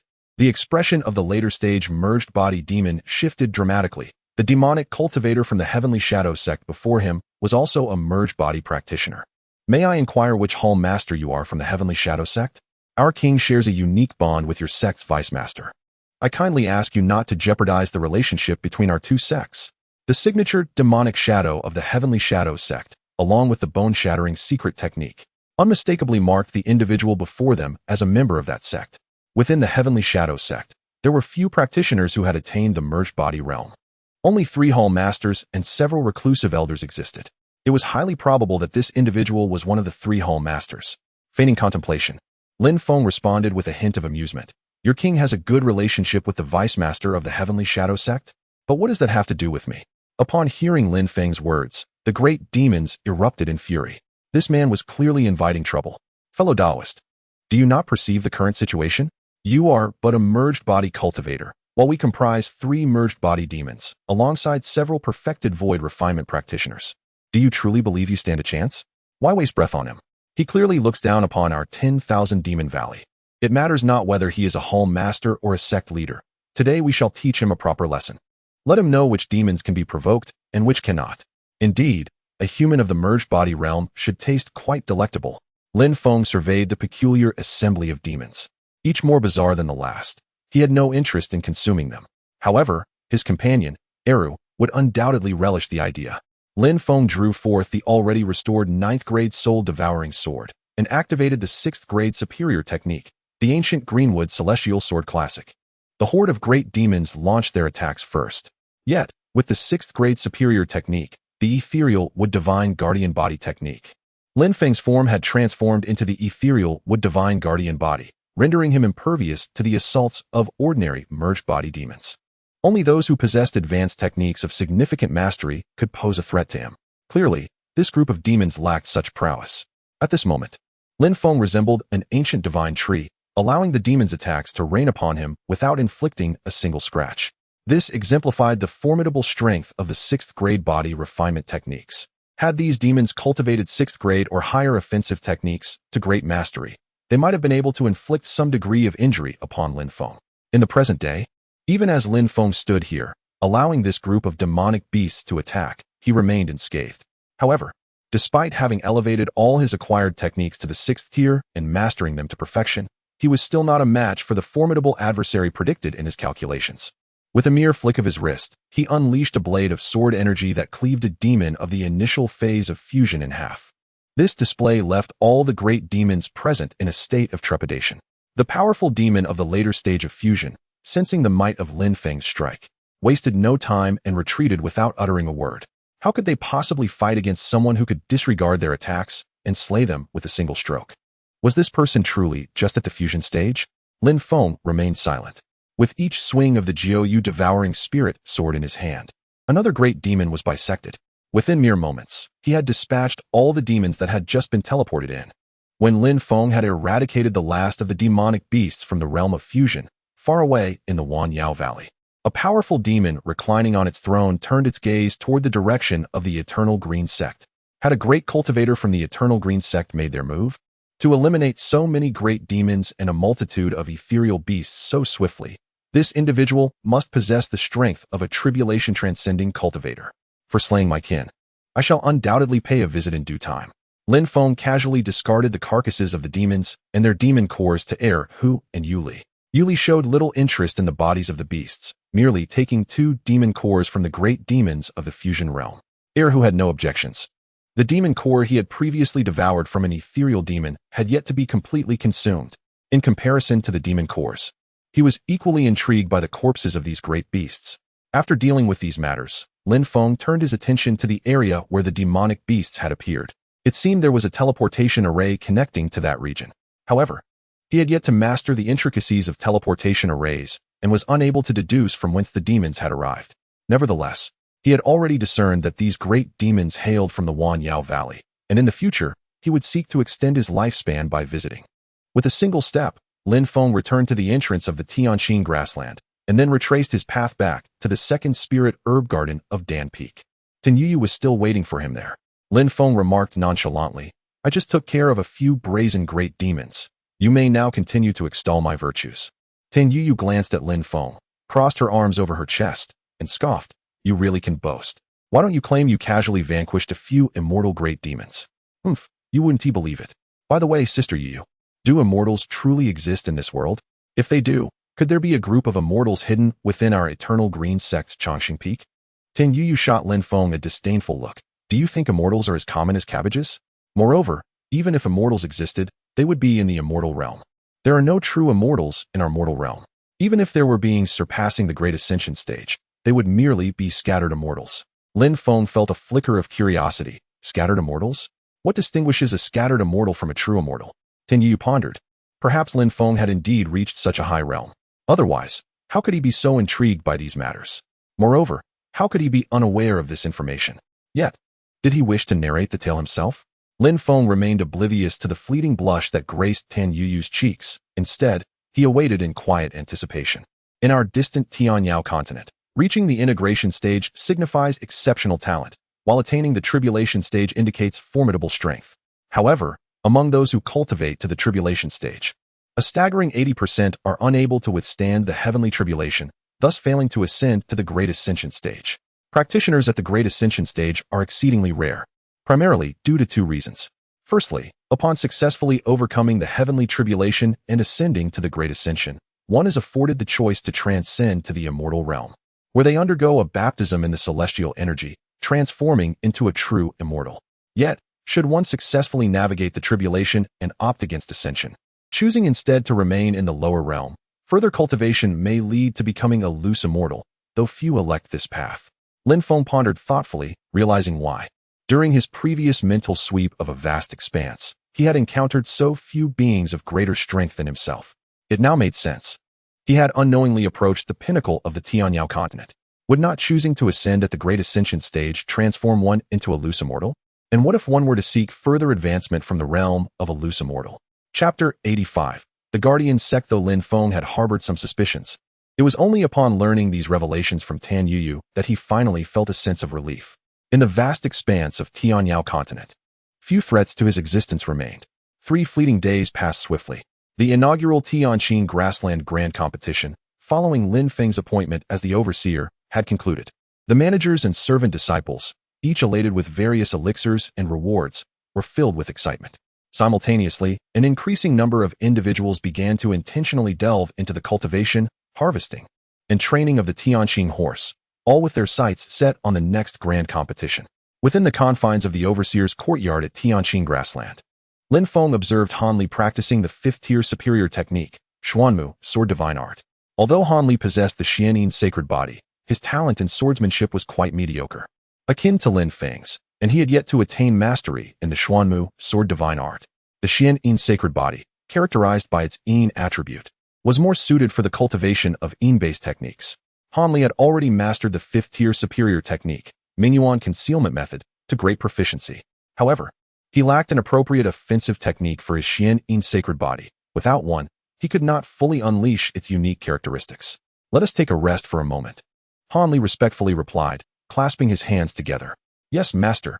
Just as he sheathed his wooden sword, he noticed 2 figures descending outside the door. His master had anticipated this perfectly. The newcomers were Yang Linghu and Zhao Qi, and Lin Feng was aware of their purpose. Brother Lin, may I enter the courtyard? Yang Linghu inquired. Lin Feng gestured for Han Li to open the door. The formerly cold Yang Linghu had changed only slightly. He directly stated his intention, Brother Lin. I have now become an inner disciple of the Sword Peak as a successor of the Jinghong Sword Valley. I intend to take Zhao Qi under my wing and mentor him closely. Lin Feng nodded in agreement. Indeed, it is time. In the blink of an eye, junior brother Zhao has reached the 7th level of Qi refinement. It is time for him to venture out into the world. Zhao Qi respectfully bowed to Lin Feng, acknowledging that without the elixirs provided by Lin Feng over the years, his progress would not have been so rapid. As he watched Yang Linghu and Zhao Qi depart, Han Li remarked, Master, even if they leave, I shall not. At that moment, Bai Yu approached and added, Brother Lin, I too will remain. Lin Feng waved his hand, awaiting the arrival of others. After a brief interval, 3 more figures alighted outside the overseer's courtyard. Lu Xiao, Shang Wanhaoren, and Lu Yin. Lu Xiao scanned the individuals present and then approached Lin Feng. Brother Lin, this parting may stretch for years. I shall be quite occupied in the time to come. Take care of yourself. When we meet again, I shall surely be stronger than you. Lu Yin also greeted Lin Feng and extended an invitation, saying that should Lin Feng wish to leave Tianqing Grassland in the future, he could visit the Great Han Dynasty. Shang Wanhaoren first approached Han Li, expressing his hope that when they next met, Han Li would have become a renowned genius in his own right. Subsequently, Shang Wanhaoren clasped his hands in gratitude towards Lin Feng, expressing his appreciation for being selected into the number 3 stable. He remarked that without this opportunity, he might have missed a pivotal moment of enlightenment. He further vowed that once he achieved success in his cultivation, he would extend an invitation to Lin Feng to visit the sacred land of Daoyan. Lin Feng nodded slightly, genuinely intrigued to discover the unique aspects that the sacred land might harbor. After bidding farewell to the 3 individuals, another approached, one who had indeed been benevolent towards him. Lin Yu, resembling a wise elder, spoke gently to Lin Feng. You have now ascended to the foundation building stage and are entrusted with the management of the heavenly grassland. Though this position may not hold great significance, you must remain vigilant, as various sects or demonic cultivators may attempt to sway you. Should you encounter insurmountable challenges, do not hesitate to consult the second miss. She is truly commendable. Lin Feng rose and nodded in acknowledgement, contemplating for a moment before inquiring, Senior Lin, you have aided me on multiple occasions. May I ask the reason behind such kindness? Although he was already aware of the answer, he yearned to hear Lin Yu's perspective. Why, you ask? Those of us without talent or background should support one another, especially since I hail from Lin family village. Lin Yu replied before departing. Support one another? Though Lin Yu had not accompanied him for an extended period like Lu Xiao and Yang Linghu, in Lin Feng's heart, Lin Yu's significance was no less than that of the others. Perhaps this was the ethereal nature of karma. Once all farewells had been exchanged, Lin Feng resolved to attend to his own matters. Bai Yu and Han Li remained by his side, while Zhang Dodo managed the number 3 and number 4 stables. enjoying a tranquil existence alongside Xiaohong. Even when Lu Xiu wished to take him to the Han Empire, Jiang Dodo declined, preferring to remain uninvolved in external conflicts and to savor the serenity of the heavenly grassland. Lin Feng stepped forth into the lava cave, summoning Yu Li and Erhu. He declared, "Today, I shall establish a sect named the Guardian Sect, signifying the protection of the heavenly grassland. Yu Li, you shall serve as the Vice Sect Master, overseeing the Guardian Sect, while Erhu, you shall be appointed as an elder, responsible for the management of great demons below the nascent soul stage. I intend to have more than half of the formidable beasts within these mountains join the Guardian Sect." Erhu, intrigued by the prospect, eagerly responded. Lin Feng's motivation behind this endeavor was to utilize the mountain's beasts as a buffer zone, preventing any future disruptions to the heavenly grassland. Within these mountains, the most powerful demons were no more than those at the integration stage. Lin Feng had yet to encounter any beyond that threshold. Though there were dozens at the illusory void stage, Lin Feng planned to visit each of them, compelling their allegiance to the Guardian Sect. He first sought out several integration stage demons, and, wielding the pinnacle of his cultivation through the 6th-tier Supreme Eternal Green Wood Spirit Sword Cannon, he vanquished 2 integration stage demons, successfully persuading the remaining ones to willingly join the Guardian Sect, promising to thwart any integration stage beasts that might disturb the heavenly grassland. Following this, Lin Feng, accompanied by these integration stage demons, effortlessly subdued dozens of illusory void stage beasts. As for the beasts below the void refinement stage, there is no need for Lin Feng to intervene.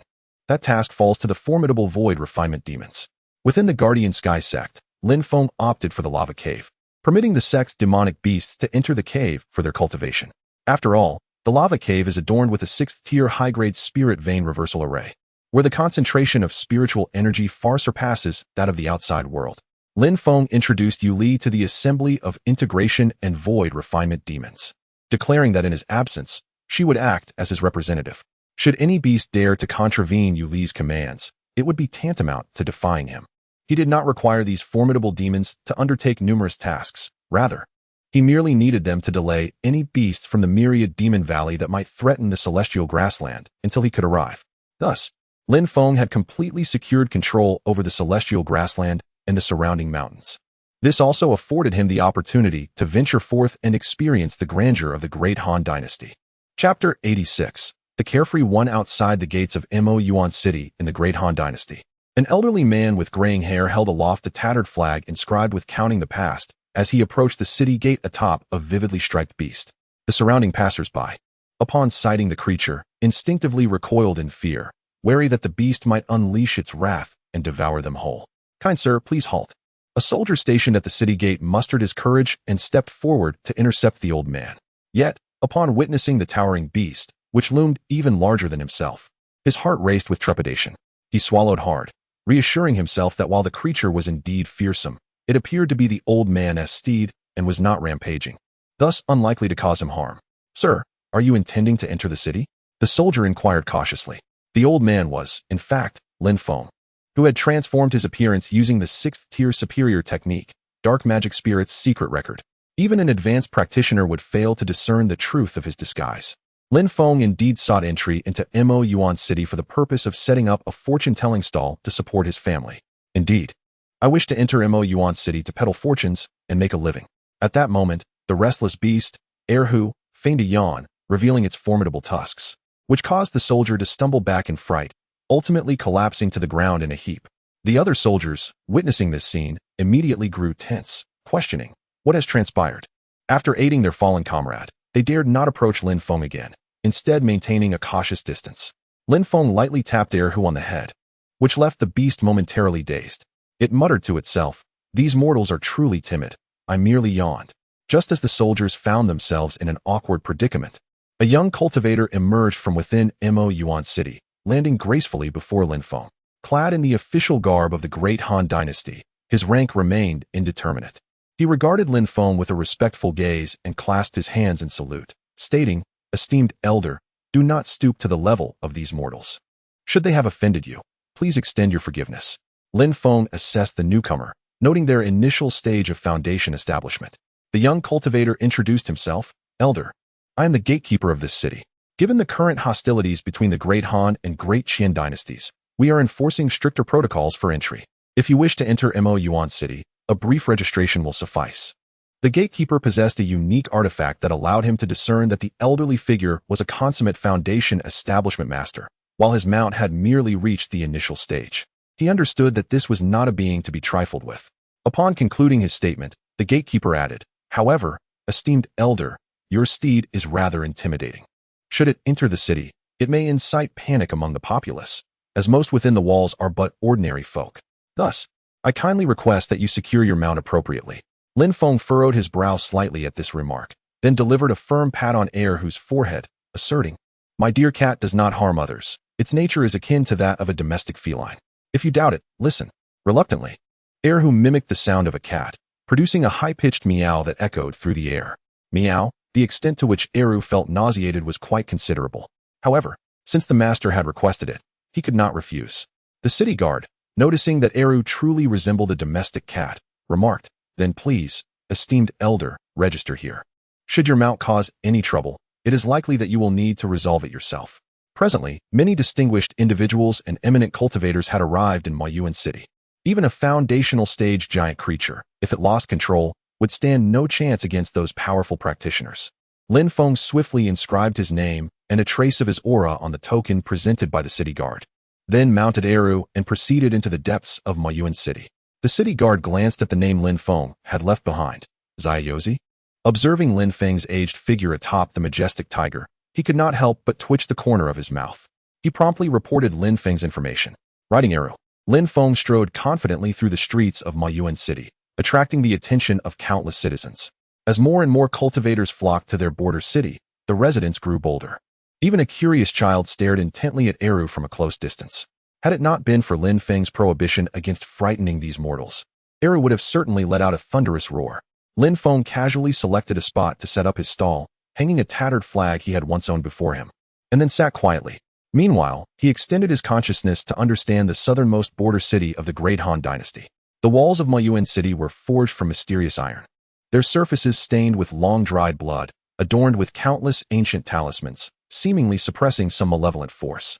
Lin Feng had entered Mayuan City from the direction of the Great Han Dynasty. Thus the guards were relatively sparse. However, at the city gate near the Great Qian Dynasty, a multitude of guards stood vigilant. These guards donned dark armor that shimmered with a faint spiritual light, a form of secret technique enhancing the defensive capabilities of the armor, evidently originating from the Great Han Dynasty. Within the military camp of Mayuan City, 50,000 elite cavalrymen rested silently. These cavalrymen bore no cultivation, appearing as ordinary soldiers. It seemed that the wars between the secular dynasties were fought between mortals and mortals, cultivators against cultivators, with the prohibition against cultivators indiscriminately slaughtering mortal armies firmly in place. "Hey, old man, can you tell fortunes? Today, give me a reading. If you get it right, I shall reward you handsomely. But if you fail, this fine tiger of yours will become a gift for me." Lin Feng withdrew his gaze from the military camp and turned to the person before him. He then employed the technique, Rewind Life Path, consuming merely a few years of lifespan. A peculiar glint appeared in his eyes. The individual before him was the scion of a prominent family within Mayuan City, a mere mortal with no cultivation. Yet, his past was tumultuous and chaotic. Casting a glance at the entourage of attendants following this individual, Lin Feng slowly spoke. "I have unraveled your past, but are you certain you wish for me to divulge it? Do you think you can deceive me?" The individual retorted. "Go ahead and speak. I am eager to see how accurate your reading truly is." Upon witnessing this, Lin Feng hesitated no longer. "Yesterday, you were entangled with a woman, who happens to be your father's 36th concubine." The other party's expression shifted dramatically, hastily signaling Lin Feng to refrain from further comments. He cleared his throat and said, "Old man, you truly possess remarkable skills. Now, tell me, how will my fortune unfold in the near future?" Lin Feng, aware of the entanglements of his family with the Daiqian dynasty, recognized their current desire to meddle in the military supplies of the 50,000 cavalry in Mayuan City. Thus, Lin Feng replied calmly, "You will soon encounter a calamity involving bloodshed." Chapter 87. Fortune-telling. Upon hearing the words, the wealthy young master's expression shifted drastically. "Old man, are you cursing me?" he exclaimed, ready to overturn Lin Feng's stall in a fit of rage. At this moment, Erhu sprang to his feet, unleashing a fierce roar that startled the young master so profoundly that an inexplicable liquid flowed from between his legs. A glimmer of disdain flickered in Erhu's eyes before he returned to his relaxed position on the ground. "For demonic beasts, Reaching the nascent soul stage allows them to fully transform into human form. However, Eru had never entertained the thought of becoming human. He was merely one step away from transcending to the spirit transformation realm while still retaining his true form. In his eyes, no other species could rival the tiger clan. Look at this insignificant human. A mere roar from him rendered the young master weak-kneed and trembling. Of course, there was an exception, his master. The young master's servants, trembling in fear, assisted him in departing, but as they distanced themselves from Lin Feng and his tiger, the young master revealed a menacing glare. Lin Feng merely smiled indifferently. He held no desire to quarrel with an ordinary person. Should the young master seek revenge, he was welcome to try. Lin Feng affectionately patted Eru's large feline head, acknowledging his commendable performance. An increasing number of people began to take notice of the unusual pairing of man and beast, emboldening many to approach Lin Feng for a fortune reading. For commoners, he charged a mere 1 copper coin. For the affluent, he requested 1 tael of silver. And for cultivators, a single spirit stone. After providing readings for over 10 individuals, 2 familiar figures emerged before Lin Feng. Upon sensing their presence, Lin Feng chose not to lift his gaze, but instead continued to toy with a turtle shell procured from a low-grade spirit stone in Qingqing. What would you like me to predict? Wealth or career? Before Lu Yin could speak, Lu Xiao interjected, Brother Yin, this old man is clearly a charlatan, having somehow acquired a large creature to deceive the common folk. Lin Feng looked up at Lu Xiao, his displeasure evident. Young man, how have I offended you? Why resort to such slander? A mere glance at you is enough for me to discern much about your past without needing to read your fortune. Lu Xiao's temper flared. Very well, old man. If you can accurately predict my fortune, I shall reward you with 100 low-grade spirit stones. Lin Feng chuckled softly and said, as I mentioned, I need not read your fortune. Merely observing your features reveals that you hail from an extraordinary lineage, the son of an emperor. While you cherish loyalty, your tastes are rather peculiar. You exclusively favor women older than yourself, particularly married women. Only Lu Xiao and Lu Yin could hear Lin Feng's final words. Lu Yin, surprised, cast a teasing glance at Lu Xiao. Flustered, Lu Xiao retorted, Elder, I concede that your earlier statements were accurate, but your last remark is nothing short of slander. Utterly shameless slander. Lu Yin, maintaining his composure, replied, Calm down, Xiao. Let the old man read my fortune as well. I wish to see how accurate his predictions truly are. Lin Feng gazed at Lu Yin and said, Old man, I have a rule. I will only offer a single divination for each person. If you wish for me to divine your fate, you must first determine what you seek to know. Lu Xiao, standing nearby, retorted with dissatisfaction, Old man, have you already divined for me or not? Lin Feng gave a slight nod, indicating that he had already performed a reading for Lu Xiao. With a cold snort, Lu Xiao lifted his foot and kicked Erhu. Erhu immediately bristled, rising to his feet, his dark brown eyes fixed intently on Lu Xiao. Feeling a chill run down his spine, Lu Xiao quickly exclaimed, Elder, please control your steed. Erhu shot Lu Xiao a disdainful glance before lying back down. This human exuded an aura of ownership, clearly familiar with his master, albeit too timid to engage. Lu Xiao's expression sharpened. This fortune teller was no ordinary man. Just moments ago, he had felt a suffocating gaze from what seemed to be a harmless creature. Could this truly be a mere foundational cultivator? Surely, this elder was not just a consummate practitioner. How cunning, truly cunning, just as crafty as Brother Lin. Lu Xiao conveyed his recent experience to Lu Yin through mental communication. Lu Yin furrowed his brow, contemplating Lin Feng's previous words. Was he truly limited to offering but 1 reading per person? After a moment's reflection, Lu Yin resolved to inquire. I wish to know, with the current strength of the Han dynasty, how long it would take to vanquish the Qian dynasty. Lin Feng regarded Lu Yin with newfound respect. If Lu Yin had requested assistance in securing his position among the many princes of the Han dynasty, Lin Feng would have deemed him unworthy. However, Lu Yin's question about the duration needed to conquer the Qian dynasty revealed his pragmatic nature. Lin Feng extended his consciousness towards the Qian dynasty, assessing the situation. After a brief moment, he estimated, if the Han dynasty were to concentrate its forces against the Qian dynasty, it could potentially seize complete control within 3 years. Yet, as it stood, the Han dynasty was divided into 5 factions, while the Qian dynasty was not significantly weaker. Attempting to conquer the Qian dynasty with the current contingent would prove exceedingly challenging. The circumstances of the Han dynasty were quite intricate.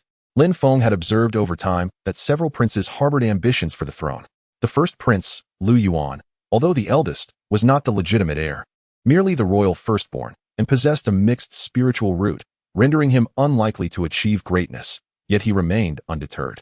The third prince, Luin, was gifted with superior talent and a pure spiritual root, though not born of the empress. The fourth prince, Lu Qian, was the legitimate firstborn. While his cultivation talent did not match that of Luin, he possessed profound insights into governance and garnered support from the Han Dynasty's civil officials. The fifth prince, Lu Qian, was the son of a prominent general's legitimate descendant, enjoying the backing of the military faction within the court. These four princes were, upon Lin Feng's preliminary observation, the most formidable contenders for the throne. Additionally, the Han Dynasty's eldest princess also harbored ambitions for the throne, having demonstrated through her actions that gender does not dictate capability. She was quite favored by the current emperor of the Han Dynasty. In the current reign of the Han Dynasty, the emperor, in order to assess the capabilities of 5 individuals, has divided the army into 5 factions, each led by one of the 5, to engage in competition with the neighboring 5 kingdoms. Should one of them succeed in conquering a kingdom first, they would gain a significant advantage in the race for the throne. The remaining princes possess varying degrees of allegiance. For instance, the 9th prince Lu Xiu has allied himself with the 3rd prince Lu Yin. Upon a brief comparison, Lin Feng surmised that Lu Yin's likelihood of victory is not particularly high. Lu Yin's advantages over the other princes are twofold. Firstly, his innate talent is the highest among the princes, and secondly, his maternal lineage is connected to the esteemed Tin family. He commands one of the 2 elite divisions of the Han army, specifically the 50,000 elite Qingma cavalry stationed in Yuan City, which represents only a fraction of the cavalry available to his maternal family. Lin Feng estimates that the total number of cavalry composed entirely of Qingma within the Han Dynasty should exceed 300,000, which constitutes Lu Yin's substantial assets. Should Lu Yin secure the backing of either the military or the civil officials of the Han Dynasty, his chances of success would markedly increase. Chapter 88. Psychological Warfare. Lu Yin was uncertain how the white-haired elder had foreseen the current situation. However, the elder's words aligned closely with his previous estimations, which is why he had remained inactive since arriving in Yuan City. He was still contemplating a foolproof strategy, yet he feared that others might seize the opportunity first. Observing the elder's evident capabilities, Lu Yin felt inclined to ally with him, saying, "Daoist Xiaoyao, would you be interested in becoming my honored guest and offering your advice?" Lin Feng cast a glance at Lu Xiu before responding, "This individual harbors significant doubts about my abilities. If I were to become your guest, might I request that he serve me closely?" Lu Xiu's eyes widened in disbelief. "Old man, what do you mean? Don't push your luck." Lin Feng shook his head nonchalantly. "See, it's not that I refuse your offer. Rather, he rejects my presence." With that, he began to feign closing up shop, preparing to leave with Erhu. Lu Xiu grew anxious, well aware of the vital mission they had in Yuan City. "Old man, don't be hasty. It's merely a matter of serving you. I, Lu Xiu, shall take it on." Lu Yin felt a slight relief, grateful that his brother was a person of understanding. Lin Feng continued, "Very well, first, show me your sincerity by giving me a shoulder massage." Lu Xiu's face turned green, yet he reluctantly approached Lin Feng and began to massage his shoulders. As Lin Feng reveled in the moment, he advised, "Young man, consider it a blessing to be able to massage an elder like me. Cherish it well. And don't wear such a grim expression." Lu Xiu thought to himself that if this old man could not assist Brother Yin, he would ensure that Lin Feng would massage his shoulders after the matter was resolved. Subsequently, Lin Feng rode Erhu alongside Lu Yin and Lu Xiu to their residence. "Third prince, 9th prince, who is this?" Lu Xiu huffed. "This is our newly appointed advisor, well-versed in both celestial and terrestrial matters. If you possessed any skill, would we have needed to recruit him?" The elder who had inquired was infuriated by Lu Xiu's remark, puffing up his cheeks before exclaiming, "Then today, we must thoroughly explore this elder's knowledge." A glimmer of triumph flashed in Lu Xiu's eyes. "Old man, still wishing for my service? Go engage in debate with these scholars instead." Lin Feng noted Lu Xiu's subtle intentions. While Lu could play the role of a carefree prince, if he aspired to become the emperor of the Han Dynasty, he was still far from it and required further refinement. After all, he was not well acquainted with Lu Yin, and if given the chance, he would prefer to see his good brother ascend as the emperor of the Han Dynasty. Yet, at present, Lu Xiu's temperament and demeanor were lacking. Was it not expected for him to serve? Moreover, he had imparted 2 top-tier 4th-grade techniques to Lu Xiu, and now he was merely here to collect his due. If Lu Xiu were to discover that the old man who had deliberately made things difficult for him was, in fact, his good brother, he could only wonder what his reaction would be. As Lin Feng took his seat next to Lu Yin, 3 elders across from him scrutinized him with keen interest. One of the elder gentlemen, upon noticing Lin Feng seated, immediately inquired with a tone of authority, "May I ask from which esteemed school you hail?" Which classical texts have you studied? What knowledge do you possess regarding the Han Dynasty and the Qin Dynasty? Lin Feng chuckled and shook his head, replying, I am but an uninitiated wanderer, lacking any affiliation, and I have not delved into any significant texts. My understanding of the Han and Qin dynasties is likely inferior to that of the three of you. However, I humbly offer a personal perspective on the current plight of the third prince. Upon hearing this, the three elders exchanged glances of disdain. For how could one without school or sect presume to speak boldly before them? They were renowned strategists within the Han dynasty, and after days and nights of contemplation regarding Liu Yin's predicament, they had yet to devise a viable strategy. This individual was a stranger to them and had openly admitted his ignorance, yet he dared to claim he possessed a solution? One of the elders scoffed, Pray, enlighten us with your insights. Should your words hold merit, we shall humbly atone for our arrogance. But should they be mere empty rhetoric, do not blame us for casting you out. Lin Feng thought to himself how fortunate he was to have awakened certain talents upon his arrival in this realm and to have joined the Evergreen sect. Had he initially been a part of this dynasty, constantly confronted by these lofty scholars, he might have succumbed to despair. Now, as a cultivator at the integration stage, he had no desire to bicker with these ignorant mortals. Gathering his thoughts, he turned to Princes Liu Yin and Liu Xiu and posed the question, Gentlemen, do you believe it is more challenging to conquer a realm or to govern it? Liu Xiu, after a moment of contemplation, responded, I find both tasks to be quite formidable. Liu Yin, pondering for a brief while, replied, Conquering a realm is indeed difficult, yet with a sufficient army, I believe seizing the Qin dynasty would not pose a great challenge. However, the true difficulty lies in governing the hearts of the disaffected populace post-conquest. Lin Feng nodded in agreement, recognizing Liu Yin's greater potential for leadership over Liu Xiu. After hearing their responses, he continued, If we were to consolidate the scattered armies of the Han dynasty, breaking into a single nation would be a straightforward endeavor, even for the ninth prince as commander. Yet, winning the loyalty of the citizens of a fallen enemy state is a challenge 100-fold greater than the act of conquest itself. Should you manage to win the hearts of the Qin dynasty's people, the fall of the Qin dynasty would be inevitable. The three elders seated across from Lin Feng fell into contemplative silence. This gentleman indeed possessed some strategic acumen. The best approach is to win hearts. Observing the silence of his advisors, Liu Yin turned to Lin Feng and implored, I beseech you, esteemed elder, to impart your wisdom. Being the closest city to the Qin dynasty would require a considerable duration to win the allegiance of its citizens. The first step must be to win the hearts of the people of. You must implement benevolent governance there, when the citizens find security in their homes, sufficiency in their sustenance, warmth in their clothing, care in their old age, and education for their youth. They will naturally extol your virtues. When the citizens of the Qin dynasty become aware of the lifestyle of the inhabitants of Mayuan City, they will inevitably develop a sense of yearning. At that juncture, if you promise to treat all who wish to become subjects of the Great Han equally, the citizens of the Qin nation will gradually begin to arrive. As the parents and families of those soldiers from Qin become subjects of the Great Han, they too will naturally join the ranks of the Great Han. Consequently, the Qin dynasty will inevitably dissolve. However, this process may be somewhat gradual. Without a span of 3 to 5 years, tangible results may prove elusive, making perseverance essential. Furthermore, during this time, your cavalry can assist the populace with their labor free of charge, thereby strengthening the bond between soldiers and civilians, fostering a sense of unity. Yet, I must caution you to be vigilant against the malevolent entities within the depths of Mayuan, as these sinister forces may already be exerting an influence over the citizens of both Mayuan City and the Qin nation. Chapter 89. The Fire Spirit Vein. A month has elapsed since Lin Feng guided Liu Yin. During this time, Liu Yin diligently followed Lin Feng's counsel, extending his assistance to the impoverished citizens within the boundaries of Yuan City, promptly offering a helping hand to those in dire need. Liu Xiu, too, found himself compelled to accompany Liu Yin. Initially, Liu Xiu harbored some grievances, yet upon hearing the heartfelt expressions of gratitude, he increasingly recognized the remarkable talent possessed by that carefree individual.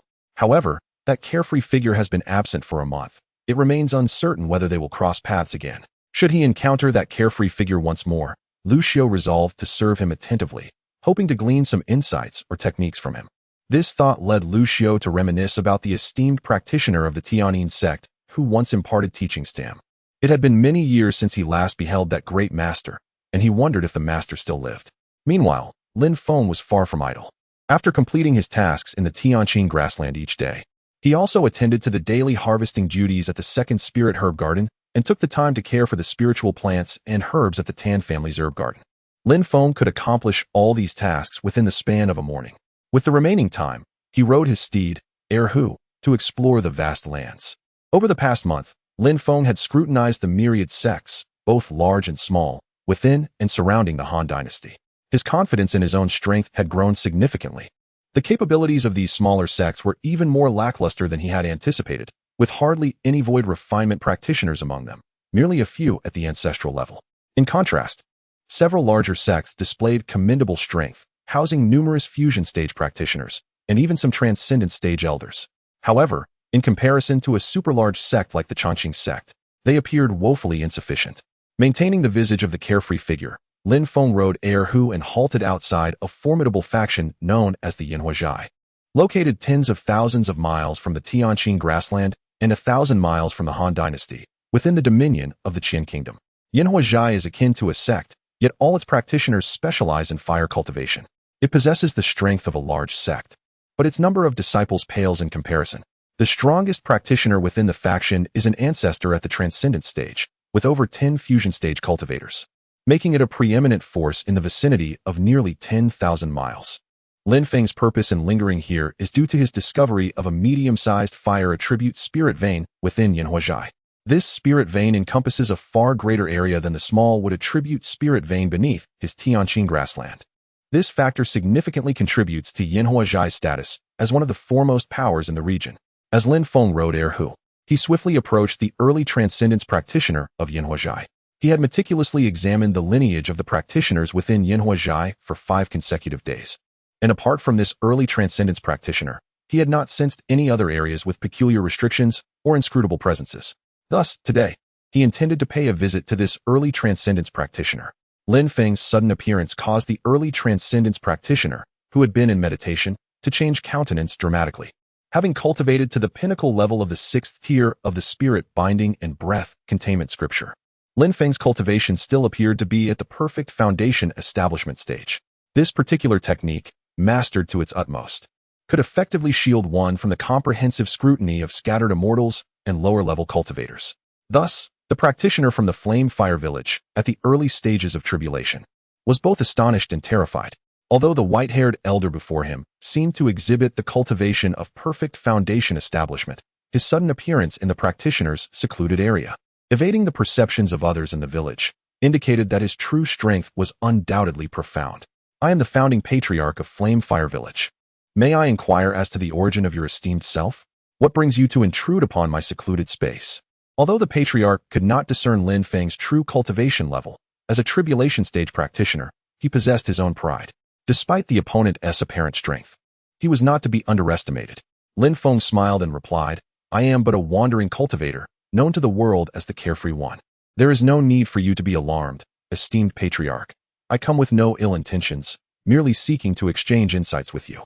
He then gestured an invitation. Unable to contain himself any longer, Lin Feng saw this as an opportunity to gauge his own strength against a practitioner at the initial stage of tribulation, as well as to better assess the formidable rival he had been deducing. The patriarch of Flame Fire Village let out a cold snort, perceiving Lin Feng's actions as a blatant provocation. He reciprocated with a gesture of invitation, and the two swiftly ascended to engage in combat. Lin Feng, wielding his finger as a sword, executed the Eternal Green with Celestial Sword Manual with unparalleled mastery. With a single stroke, the patriarch's expression shifted dramatically. An immense sea of flames appeared between Lin Feng and himself, wildly counteracting Lin Feng's sword energy. Ultimately, the inferno successfully consumed Lin Feng's attack. The patriarch's face turned a shade of iron gray, yet he recognized the disparity in their strengths. What seemed like a casual strike from Lin Feng required him to exert his utmost effort. Clearly, this individual was more powerful than he.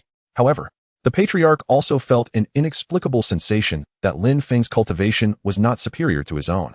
Are you perhaps from the Sword Peak of the Evergreen sect? He queried. While the Greenwood sword technique may not be as renowned as the Green Feather sword technique, the patriarch, well versed in such matters, immediately discerned that Lin Feng was employing the advanced Green Wood sword technique.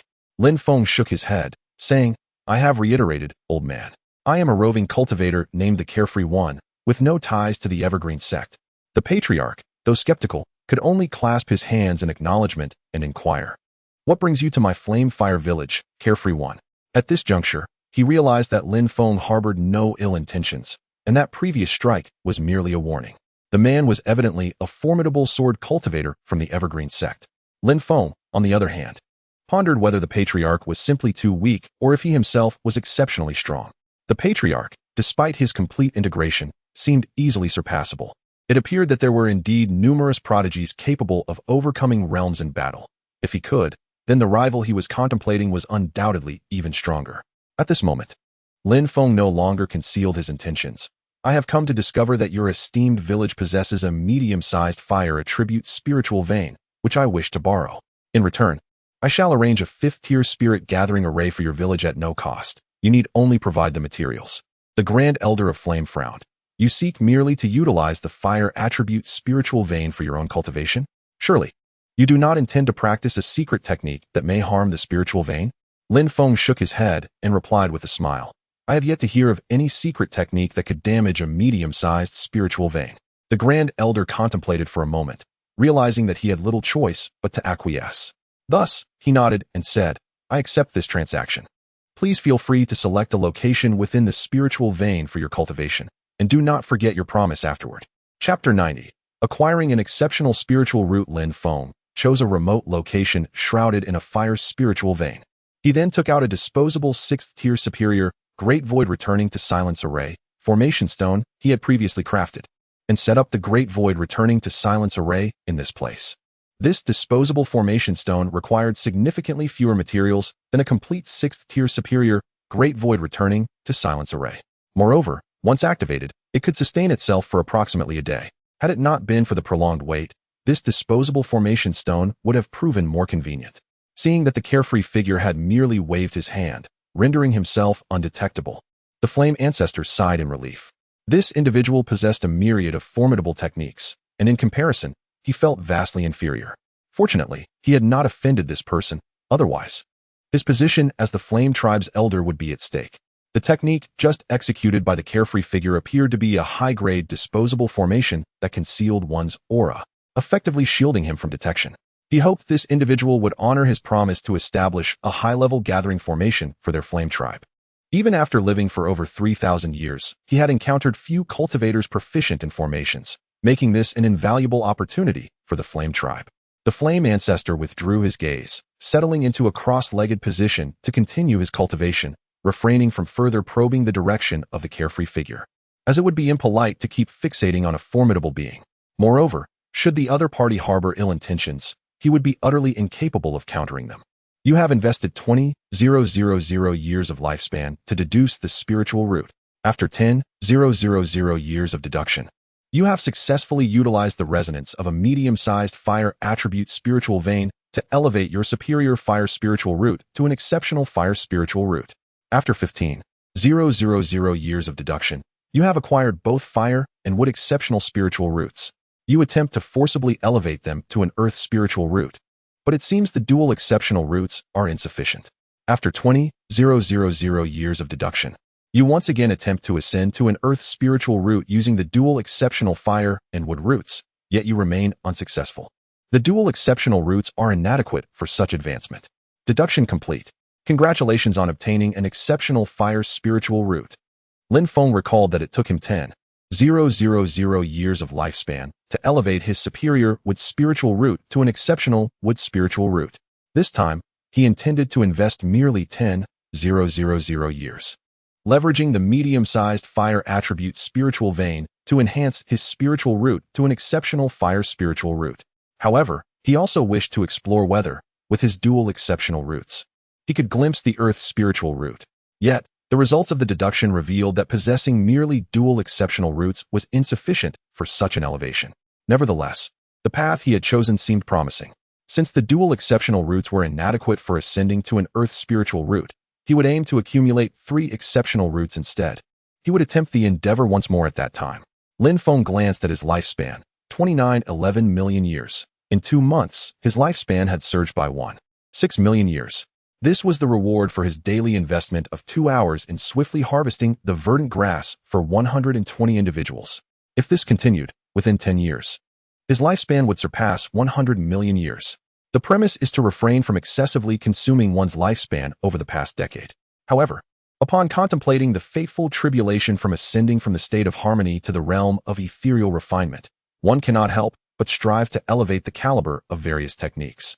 After concluding the analysis of his spiritual roots, Lin Feng did not cease his endeavors. With his current prowess, he remained acutely aware of his surroundings. Should anyone dare to intrude during his contemplative process, Lin Feng would not hesitate to extend his lifespan slightly. Thus, he resolved to continue his exploration. This time, Lin Feng intended to delve into a fire attribute technique he had observed from the Flame Fire Village in recent days. His current technique was rather singular. The moment he executed the Qingmu sword technique, it would unmistakably reveal him as a disciple of the Evergreen sect. While the renowned 6th grade superior technique Ancient Chaos Bone Shattering Heavenly Art was widely recognized as the hallmark of the Heavenly Eons sect, he required a diverse array of offensive methods to facilitate his actions in specific circumstances.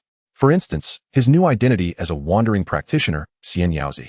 The fire attribute technique acquired from the Flame Fire Village was Fire Dragon Technique, a 1st grade superior technique. Its unique effect allowed the summoning of a fire dragon to launch an assault on adversaries, accessible only to those possessing fire attribute spiritual roots. Lin Feng deemed this technique particularly suitable for himself, having witnessed formidable practitioners from the Flame Fire Village executing subsequent high-level techniques, characterized by their extensive area of effect. Lin Feng resumed his seated meditation. You have invested 300,000 years of lifespan to analyze the 1st grade superior technique, Fire Dragon Technique. After 500 years of analysis on Fire Dragon Technique, you have successfully cultivated it to its pinnacle. Due to your prior mastery of several high-level techniques, the advancement of Fire Dragon Technique is now thoroughly comprehended. After 1,000 years of analysis on Fire Dragon Technique, you have successfully transcended its boundaries to derive the 3rd grade superior technique, Southern Bright Leaf Fire Technique. After 2,000 years of analysis on Fire Dragon Technique, you have cultivated the 3rd grade superior technique, Southern Bright Leaf Fire Technique, to its zenith. After 7,000 years of analysis on Fire Dragon Technique, leveraging your insights into the pinnacle of the 3rd grade superior technique, Southern Bright Leaf Fire Technique, you have successfully derived the 4th grade superior technique, Burning Sky 9 Celestial True Fire Technique. After 9,000 years of analysis on Fire Dragon Technique, you have cultivated the 4th grade superior technique, Burning Sky 9 Celestial True Fire Technique, to its apex. After 63,000 years of analysis on Fire Dragon Technique, drawing upon multiple high-level techniques, you have successfully derived the upgraded version of Burning Sky 9 Celestial True Fire Technique, the 5th grade superior technique, Vermilion Bird Burning Sky Technique, and cultivated it to its peak. After 280,000 years of analysis on Fire Dragon Technique, you have successfully derived the 6th grade ultimate technique, Heavenly Fire Burning Heart Record, and cultivated it to its pinnacle. After 300,000 years of analysis on Heavenly Fire Burning Heart Record, your comprehension has reached new heights. During this analysis, a disciple of the Flame Fire Village fortuitously stepped into your meticulously arranged 5th grade superior void returning silence formation. You were mildly astonished, sensing a connection with this disciple, and thus imparted the 5th grade superior technique, Vermilion Bird Burning Sky Technique, to him, escorting him out of the void returning silence formation. As the deduction concluded, Lin Feng casually retrieved the array stone and glanced towards a nearby disciple of the Flame Fire Village, who was seated cross-legged, deeply engrossed in comprehending a particular technique. Elder of Flame Fire, I have completed my cultivation. May I inquire if you have gathered the necessary materials for the formation of the Spirit Gathering Array? Lin Feng's words had scarcely left his lips when the figure of the Elder of Flame Fire appeared beside him, exclaiming, "Congratulations, fellow Taoist, on your emergence from seclusion. I have prepared all the materials, and on behalf of the many disciples of Flame Fire Village, I express our gratitude." Lin Feng accepted the materials presented by the Elder and proceeded to establish a vast 5th grade superior Zhoutian Spirit Gathering Array. In an instant, wisps of mist enveloped the area. The Elder of Flame Fire rejoiced. "Your capabilities are truly unfathomable, esteemed Taoist. Would you consider becoming a guest elder of our Flame Fire Village?" Lin Feng shook his head. "There is no need for that. My purpose here was merely to utilize your village's fire attribute spiritual vein to validate my learned techniques. Now that this validation is complete, and I have set up the Zhoutian Spirit Gathering Array for your village, we are squarely even." The Elder of Flame Fire gazed at the vanishing figure of Lin Feng, then turned his attention to the disciple still seated nearby, contemplating deeply. Chapter 91. teasing the tigers several hours after Lin Feng's departure. A disciple from the inner sect of the Flame Fire village stood before the venerable Flame Fire ancestor, imparting a newly acquired technique. This technique, a fifth-tier superior art known as the Vermilion Bird Burning Heaven technique, left the Flame Fire ancestor in a state of astonishment after only a brief contemplation. Remarkably, this Vermilion Bird Burning Heaven technique was derived from the first-tier superior technique, Fire Dragon art of their village. The first-tier Fire Dragon art had been formulated by the ancestor through a serendipitous acquisition of a sixth-tier fire technique, which he meticulously deduced to arrive at corresponding second to fifth-tier techniques. The process of deducing techniques from higher to lower tiers is not overly complex, provided one possesses sufficient cultivation and insight, yet it requires a considerable amount of time.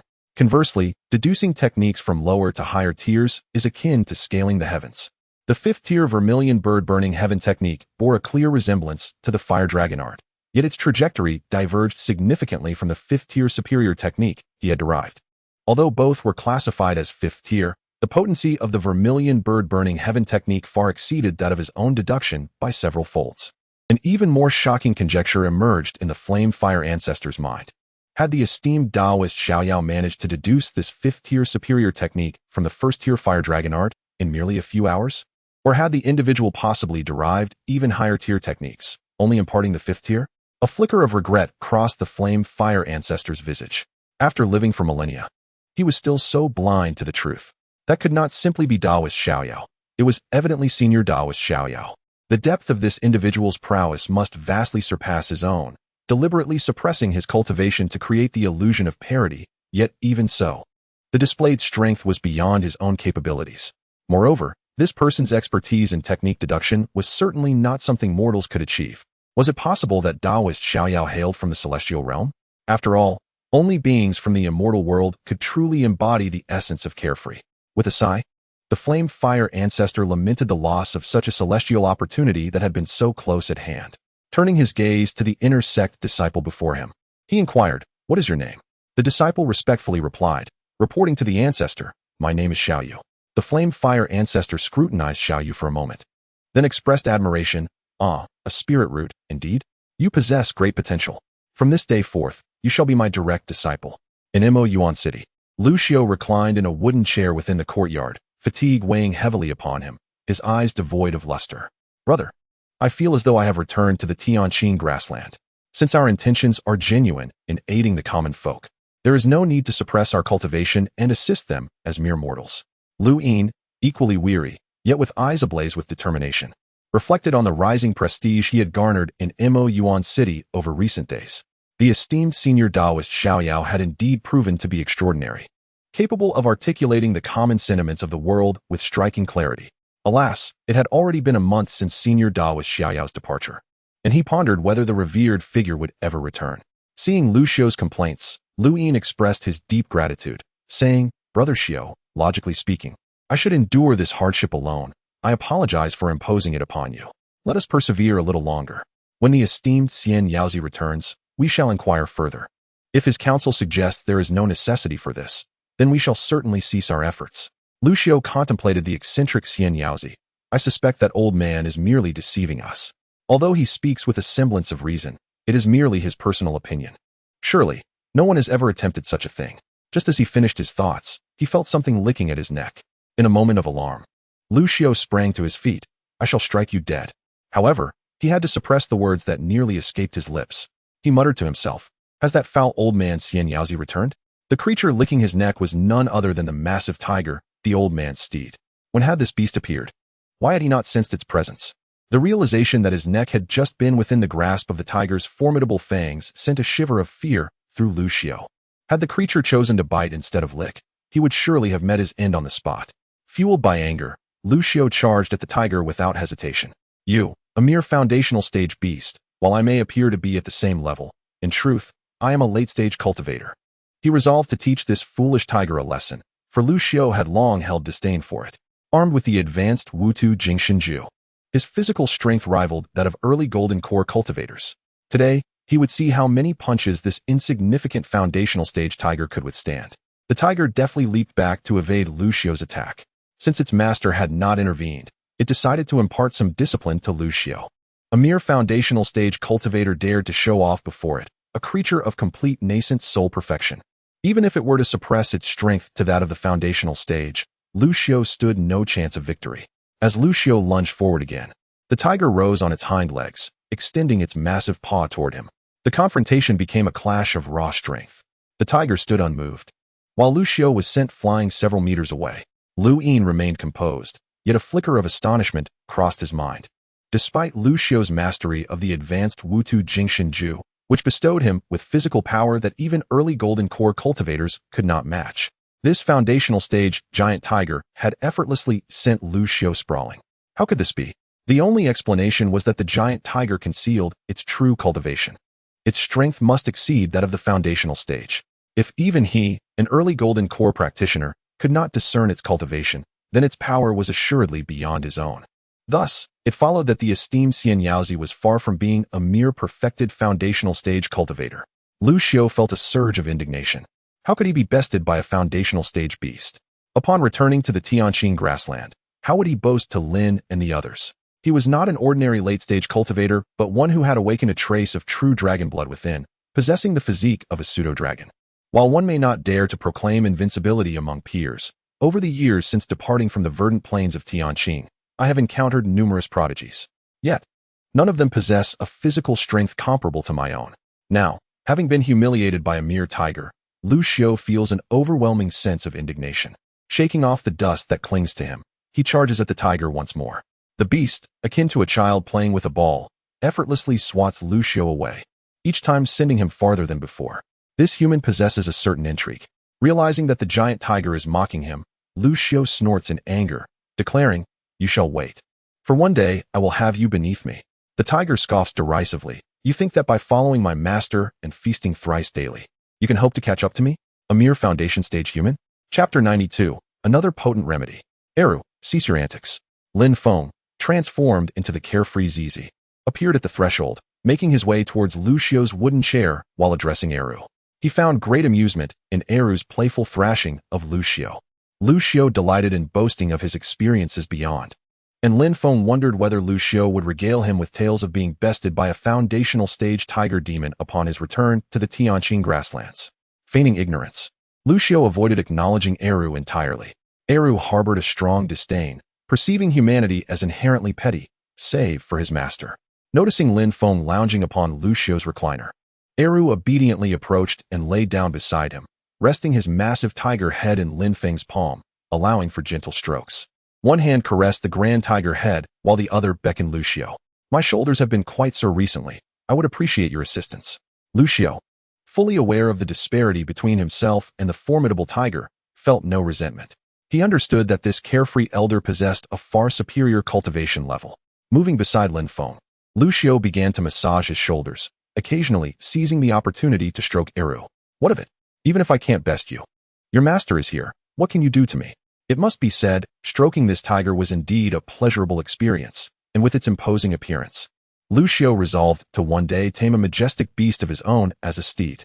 Reflecting on the inexplicable attention he received from the dark sorcerers of the Tianyin sect, he pondered whether the carefree Zizi might impart wisdom to him as well. Rather than being passive, I should take the initiative, Lu Xiao mused, all while continuing to massage Lin Feng's shoulders. With sincerity, he inquired, "Esteemed Zizi, do you not find my technique quite commendable? Would you not desire my daily assistance in shoulder massages?" Eru lifted his head, casting a sidelong glance at Lu Xiao, disdain evident in his eyes. How shameless this human was, attempting to leech off his master.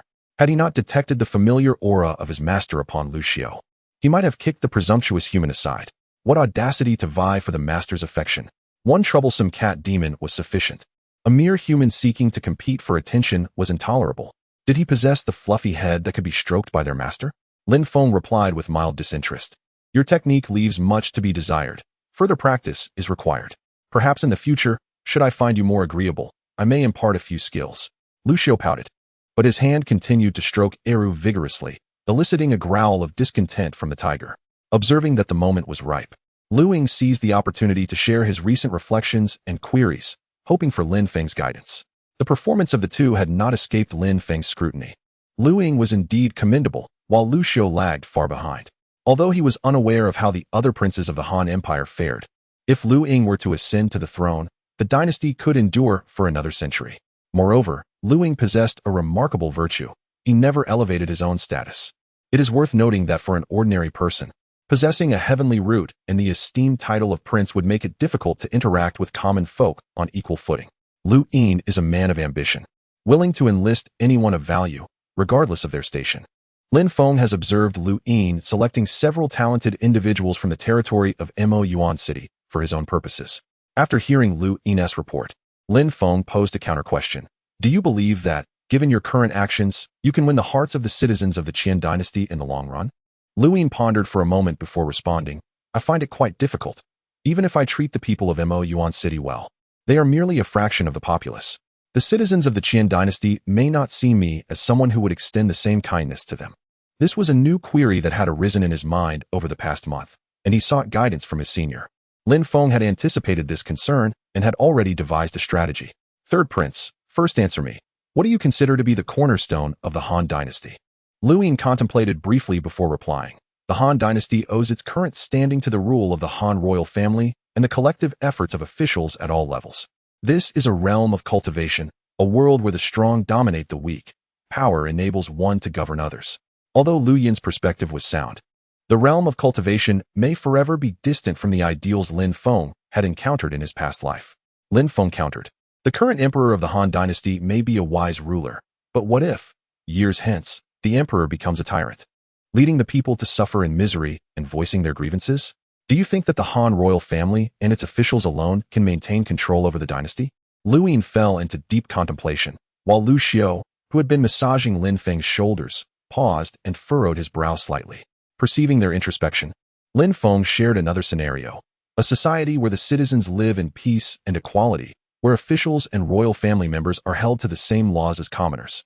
Suddenly enlightened, Liu Ying murmured, the world in harmony. A glimmer of insight shone in his eyes as he expressed his gratitude.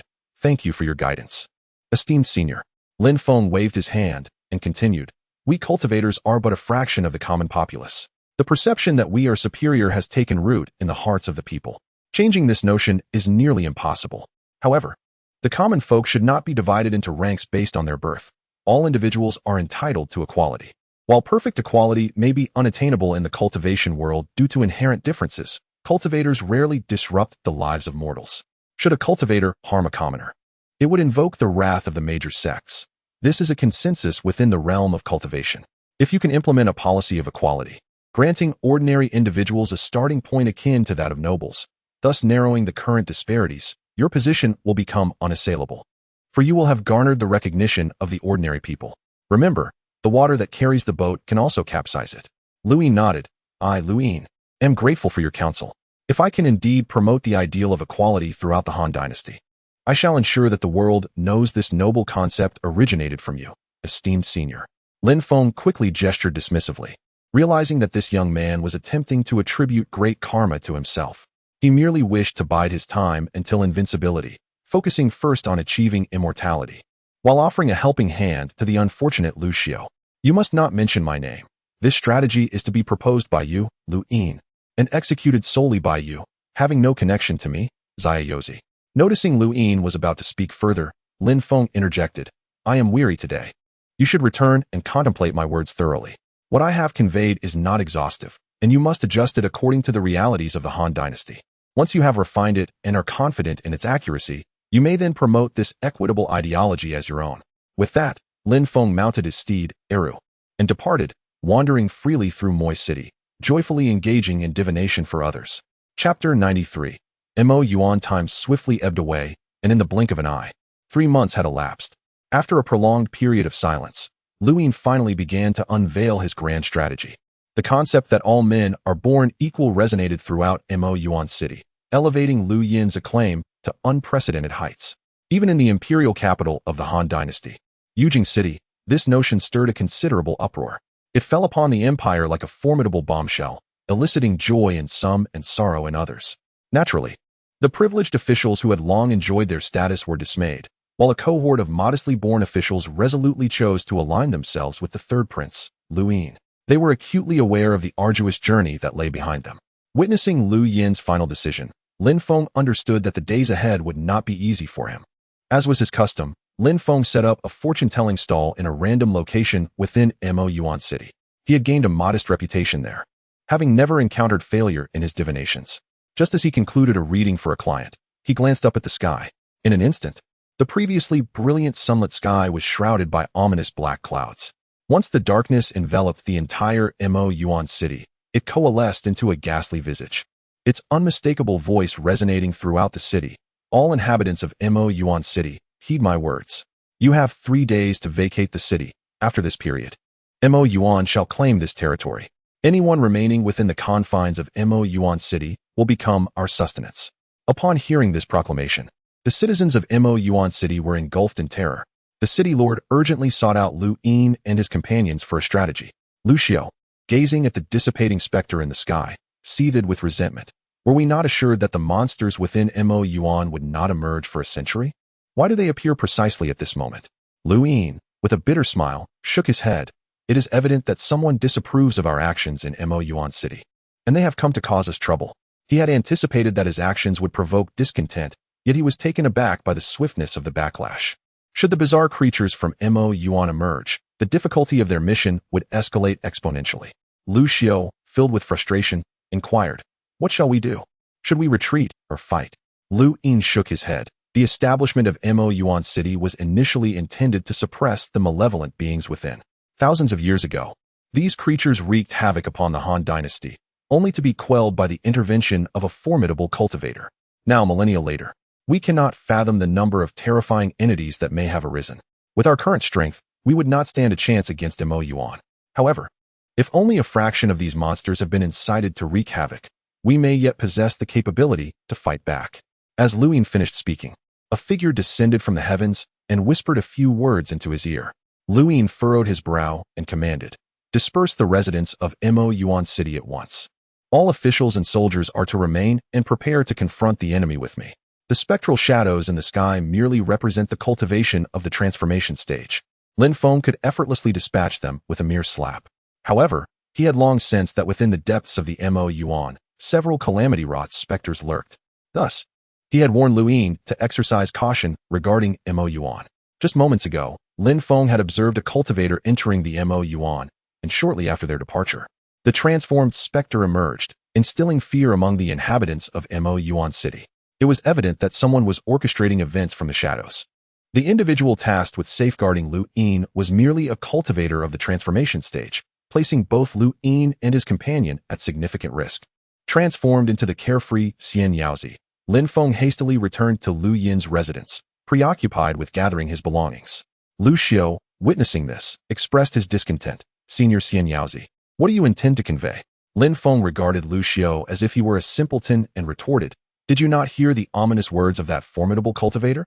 If we do not vacate Yuan City within 3 days, I shall become their next meal. I must seize the opportunity to flee." Lu Xiao was rendered speechless. Despite Lin Feng's superior strength, he feigned such cowardice. Nevertheless, Lu Xiao did not attempt to dissuade him.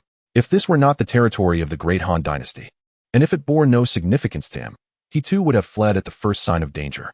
Lu Yin, bearing a serious expression, turned to Lin Feng and inquired, "Senior, should circumstances take a turn for the better, would you return?" Lin Feng hesitated for a moment before calculating and responding, "I sense that there may be no turning point." After uttering these words, Lin Feng mounted the 2 tigers and hastily made his way toward the city gates. Initially, the citizens of Yuan City were engulfed in panic, but upon receiving orders from the authorities to evacuate, they gradually regained their composure. They had heard that the 3rd prince and the 9th prince would remain, as would the officials and soldiers of Yuan City. The principles espoused by the 3rd prince were not mere rhetoric, they were being put into practice. Consequently, a significant portion of the populace, especially those who had benefited from Lu Yin and Lu Xiao's kindness, resolved to stand by them. Upon hearing this news, Lu Yin's expression grew exceedingly complex. In that moment, he felt that all his efforts over the past few months had been worthwhile. Was this the sensation of being beloved by the people, as his father had described? Even so, Lu Yin made fervent attempts to persuade the citizens of Yuan City to evacuate for their safety, assuring them that if they survived this calamity, they could return later. Through Lu Yin's earnest entreaties, half of the remaining populace chose to depart. However, the rest remained unmoved, no matter how Lu Yin implored them. Even Lu Xiao could not help but chastise them for their folly. likening them to the foolish Jiangdodo. Lin Feng had already delivered the two tigers to a mountain hundreds of miles away from Yuan City, and then circled back to the vicinity of the city. At this moment, he had transformed into an unremarkable old tree, concealing all traces of his presence. Even a cultivator at the Great Ascension stage passing by would be unable to detect him. Lin Feng gazed upon Yuan City, which now seemed subtly altered from its previous state. As he attained the realm of perfect unity, he had begun to perceive the ethereal essence of fortune. Above Lu Yin's head, a subtle aura of destiny began to swirl. This was not merely an ordinary fortune, but the imperial fortune, a manifestation of the collective faith of the people. Lu Yin's actions over the past few months had not only garnered the approval of the citizens of Yuan City, but also earned a modicum of recognition from the heavens. He had shouldered immense karmic weight. If he could persevere until the end, this would transform from a heavy burden into a formidable boon. However, Lin Feng's gaze remained icy as he regarded the hidden figures lurking above Yuan City. Chapter 94. Crisis. The ancient tree that Lin Feng had transformed into had witnessed 3 sunsets outside the city of Yuan. Now, the city and its surrounding area were once again engulfed by an enormous shadow, devoid of any sunlight filtering through. Strange creatures emerged from the abyss. Less than 10 miles from Yuan, swaying unsteadily as they advanced toward the city in an endless stream. Beneath the dim sky, these peculiar beings revealed their forms. Bizarre yet lacking any cultivation. Even the strange creatures from the depths of Yuan were wary of the regulations established by the 5 major sects, which forbade practitioners from harming mortals. However, the countless beings emerging from the abyss were far beyond the capacity of the ordinary soldiers of Yuan to withstand. Moreover, numerous practitioners had also crawled out from the depths, casting watchful eyes upon the cultivators and mortals within the city. Outside Yuan, Lu Yin had already arrayed his 50,000 cavalry, poised for action. The thousands of city guards originally stationed in Yuan had been reassigned to the eastern front of the Great Han Empire, where they confronted another neighboring nation, the Ziwei dynasty. The cavalry was divided into 10 formations of 5,000 each fulfilling its designated role. At Lu Yin's command, the 50,000 cavalry charged forth to confront the strange creatures that were slowly approaching Yuan.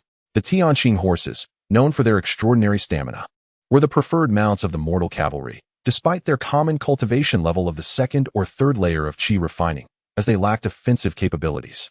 The cavalry surged from multiple directions, their knights meticulously chosen by Lu Yin himself. Although the strange creatures were difficult to slay, the cavalry's charge significantly impeded their advance. The citizens of Yuan, witnessing this spectacle, could not help but cheer for the cavalry of the Great Han.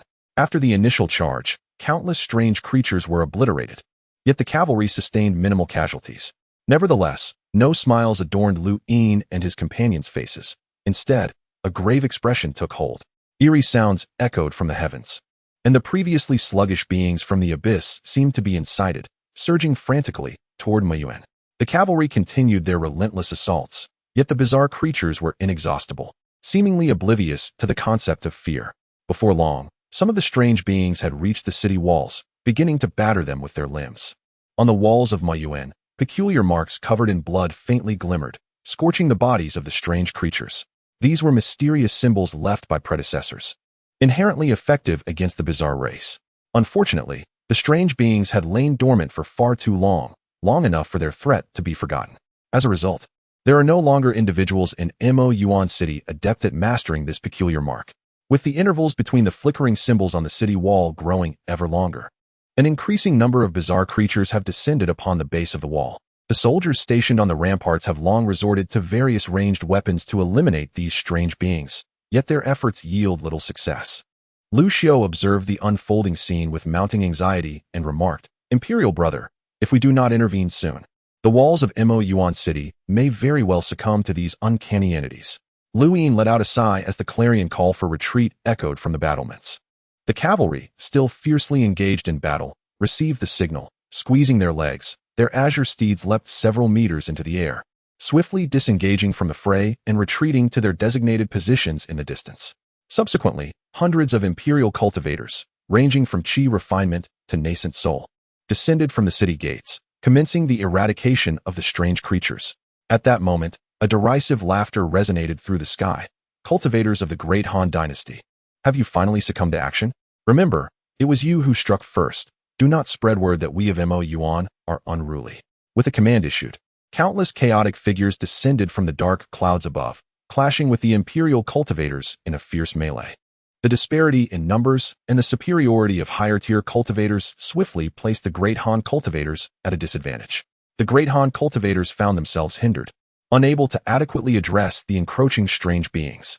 An ever-growing horde of creatures emerged from the depths of Yuan, relentlessly battering the city walls and gates with their bodies.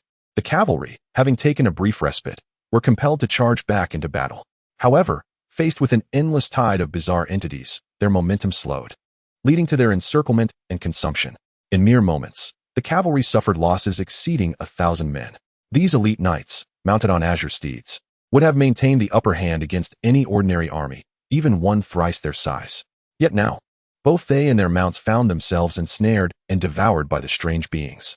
Lu Xiao exerted himself, channeling the 5 elements golden body technique, transforming his form into one of iron. Any ordinary strange creature that came into contact with him met with a resounding impact, akin to colliding with steel, yet failed to inflict any harm upon him. The strange cultivator engaged with Lu Xiao was merely at the mid-stage of foundation establishment. Lu Xiao quietly invoked the fully realized bone-splitting shadow technique, striking the strange cultivator with a palm. The cultivator's pupils dilated in terror, but before he could utter a cry of despair, Lu Xiao delivered another blow, shattering his skull. The bone-splitting shadow technique of the Dark Cloud sect proved remarkably effective against these bizarre entities. Observing the throngs of strange creatures converging upon the gates and walls of Yuan, Lu Xiao's face betrayed his urgency. He was not well versed in large-scale offensive techniques. Watching the elite cavalry, mounted on azure steeds, suffer continual attrition, he felt a profound sense of loss. Within Yuan City, 2 transformation stage cultivators ascended into the air, directly plunging into the dark clouds, engaging in combat with the formidable cultivators lurking within. The 2 Grand Masters have come to protect Lu Xiao and Lu Yin. At this moment, they have no choice but to take decisive action, should they manage to vanquish 1 or 2 of the bizarre creatures from the abyss. This peril may be averted. Ha ha ha. With merely the 2 of you, it seems unlikely you can save the city of abyss. A mocking voice echoed from the dark clouds, emanating from the strange beings within the abyss. Meanwhile, the citizens of the city have also taken up arms, fighting alongside the soldiers against the bizarre creatures that have already begun to scale the city walls. As more and more of these creatures ascend the walls, an auspicious cloud drifts in from the distance, revealing 2 figures, one old and one young, atop it. Brother Ian, Brother Lu, it has been several days since we last parted, and I never anticipated you would find yourselves in such a predicament. Since fate has brought us together once more, allow me to extend a gesture of goodwill. Chapter 95. The carefree old man takes action as Lu Yin engaged in a fierce battle with the enigmatic cultivator of the initial golden core stage in the depths of Yuan. He was taken aback by the sudden appearance of a familiar figure, his face lighting up with joy. Brother Shangwan, what brings you here? Lu Xiao, having also spotted Shangwan Haoran, hurriedly greeted him. Although this individual had been personally invited by Brother Lin to the 3rd stable, Lu Xiao, as a veteran of the 3rd stable, was also his senior. Moreover, Shangwan Haoran's presence here indicated that he had aligned himself with Lu Yin and the Crown Prince, which was the source of immense relief and happiness for both Lu Yin and Lu Xiao, if he did not merely represent himself, but also the Dao Yin sacred land. Then, after surveying the battleground, Shangwan Haoran's gaze was drawn to Lu Yin. Do not worry, Brother Yin, I shall assist you at once.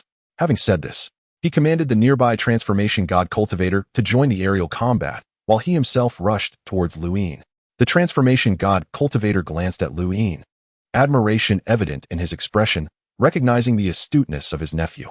Initially hesitant, he now resolutely soared into the air, joining forces with the 2 transformation god cultivators of the Han dynasty. As a formidable transformation god cultivator from the sacred land, his prowess far exceeded that of ordinary imperial cultivators. The moment he made his move, the pressure on the 2 imperial cultivators was significantly alleviated. Meanwhile, within the ominous clouds, several more transformation god cultivators emerged, surrounding their foes. The sacred land cultivator then bellowed, "Welcome. Today I shall witness the progress you peculiar beings have made over the years." Lu Yin and Lu Xiao watched in awe as the transformation god cultivator from the Dao Yin sacred land displayed such valor, their gratitude towards Shangwan Haoran deepening. Since his enlightenment on the verdant grassland, Shangwan Haoran's cultivation had soared to the peak of the golden core stage.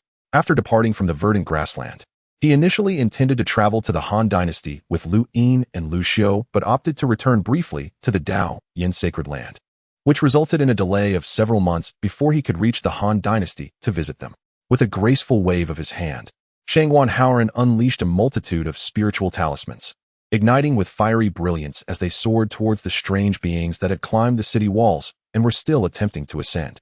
The moment these entities came into contact with the talismans, they ignited spontaneously, turning to ash. With his intervention, Shangguan Haoran effectively neutralized the threat on the city walls, granting the soldiers and citizens of Mo Yuan a moment to breathe. Subsequently, he scattered more talismans across the battlefield, swiftly eradicating the remaining strange beings. Fully prepared for this confrontation, he had taken the time to study the history of Mo Yuan upon learning that Lu Yin and Lu Xiu were heading there, becoming acquainted with the peculiar creatures that inhabited its depths. Little did he expect that upon his arrival, the talismans would prove to be indispensable. Although the effects of the talismans were remarkable, their numbers were ultimately finite, while the creatures from the ink abyss continued to emerge in relentless waves, swiftly filling the voids on the battlefield. Witnessing this scene, Shangguan Haoran could not help but furrow his brow. Meanwhile, Lin Feng, who had been observing from a distance, realized it was time for him to take action. Within the range of his spiritual awareness, no cultivators were paying attention to this area. If he did not intervene, the unfortunate Lu brother would likely suffer a tremendous blow. The ancient tree that Lin Feng had transformed into gradually faded away, and then Xiaozi rode on the back of Eru, soaring from afar towards the battlefield. Upon entering the fray, the incarnation of Xiaozi proclaimed loudly, "Misunderstanding. It's all a misunderstanding. I accidentally took a wrong turn and ended up here. Do you believe me?" The bizarre creatures, however, paid no heed to Lin Feng's words. All non-ink abyss beings present on this battlefield were considered their foes, as numerous strange creatures lunged towards him, accompanied by various peculiar cultivators charging in his direction. Lin Feng sighed. "You were the ones who came to attack me. This has nothing to do with me." Xiaozi let out a sharp whistle, causing the mountain lord beneath him to expand to several times its size. Being a pure yang entity, the tiger naturally countered these shadowy beings. Before the bizarre creatures could approach Eru, they were vaporized into mist by the pure yang energy radiating from its body. The enormous Eru, several times larger than the strange creatures, rampaged through their ranks, leaving no trace of vegetation in its wake. Eru barreled through the throng of bizarre creatures, its lethality surpassing that of 1,000-strong cavalry. Lu Xiu, observing the emergence of Xiaozi and Eru in the center of the battlefield, called out to Lu Yin, royal brother. "Look, that old man Xiaozi has returned." Lu Xiu was aware of the formidable strength of the great tiger, yet he was astonished by its overwhelming power. In comparison to Eru, he felt utterly insignificant. Naturally, Lu Yin and Shangguan Haoran's gazes were drawn to Eru as well. Lu Yin felt gratitude for Xiaozi's appearance, while Shangguan Haoran marveled, acknowledging the prowess of the mountain lord. At this moment, the pressure on the city walls diminished significantly. The citizens of Mayuan City and the defending soldiers gazed in awe at the gigantic tiger, nearly half the height of the walls, their hearts filled with reverence. However, it was merely reverence, not fear, as just moments ago, some had even petted the fortune teller's mount. Many began to cheer and rally for Eru. With a swift bite, Eru clamped down on a late-stage chi refinement bizarre creature charging towards it, crunching it to pieces and swallowing it whole. Possessing an exceptional fire spirit root along with a pure yang body, Eru experienced a peculiar sensation as these shadowy beings were consumed. The path to transformation lay before it. Its eyes gleamed with intensity, and with a mighty gulp, it devoured hundreds of bizarre creatures, which were then instantaneously purified by the terrifying pure yang energy within its being. Abominable beast, do not act recklessly. Observing Eru tirelessly sweeping through the battlefield with the strength of a single tiger, a golden core master in the sky could no longer restrain himself from striking at Eru. The tiger disdainfully glanced at the approaching opponent. Surely, swallowing a golden core cultivator would be equivalent to devouring thousands of ordinary bizarre creatures, wouldn't it? Had it not been for the need to conceal his true abilities from his master, Eru would not have cast even a glance in that direction. While evading the relentless pursuit of his assailant, Eru continuously consumed the bizarre creatures scattered across the ground. Despite the vast quantity of these strange beings he devoured, it paled in comparison to the countless others emerging from the depths of the ink abyss, amounting to less than 1,000th. Lin Feng, attuned to Eru's condition, realized that these peculiar creatures presented an unexpected opportunity for him. The balance of yin and yang demanded harmony, and as a mountain lord, Eru possessed a naturally pure yang constitution, necessitating the infusion of some extreme yin energy for equilibrium. The bizarre creatures crawling forth from the ink abyss harbored a faint trace of such extreme yin energy within them. Once Eru sensed he had consumed a sufficient quantity of these strange beings, he let out a low growl and dashed towards Lin Feng's position. Meanwhile, Lin Feng, in the guise of the carefree Master Xiaoyao, was intently observing the battlefield. If he did not devise a means to halt the emergence of these bizarre creatures from the ink abyss, they would inevitably engulf the city of Yuan. It was time for him, Master Xiaoyao, to take action and demonstrate to Lu Yin and Lu Xiu that he was not merely a charlatan indulging in idle pleasures. Chapter 96. The might of celestial fire in the gaze of the crowd. The venerable elder, with his silvery hair, began to perform an elaborate dance. Seemingly invoking a grand ancient ritual, Lu Xiu whispered to himself, pondering the erratic nature of this elder, who oscillated between lucidity and madness. Were it not for the knowledge of his substantial capabilities, one might easily mistake him for a mere charlatan. Nevertheless, it was undeniable that both the elder and the formidable beast had rendered significant assistance to their cause. Comparatively, the tiger's contribution overshadowed that of the elder. In the heavens, it appeared that a great cultivator had taken notice of Lin Feng's actions. A being of the transformation stage sought to intervene, poised to disrupt Lin Feng's endeavors. Yet, the formidable cultivator from the Daoyan sacred ground engaged 5 adversaries, maintaining a slight advantage. Old man, I advise you to cease your actions post-haste. If you wish to extend your years, I suggest you make your escape quickly. The peculiar creature from Yuan bellowed at Lin Feng, relentlessly attempting to launch an assault. However, each of its attacks was thwarted by the cultivator of the Daoyan sacred ground. How dare you distract yourself while facing me, Shangwan Honglai? You truly underestimate my prowess.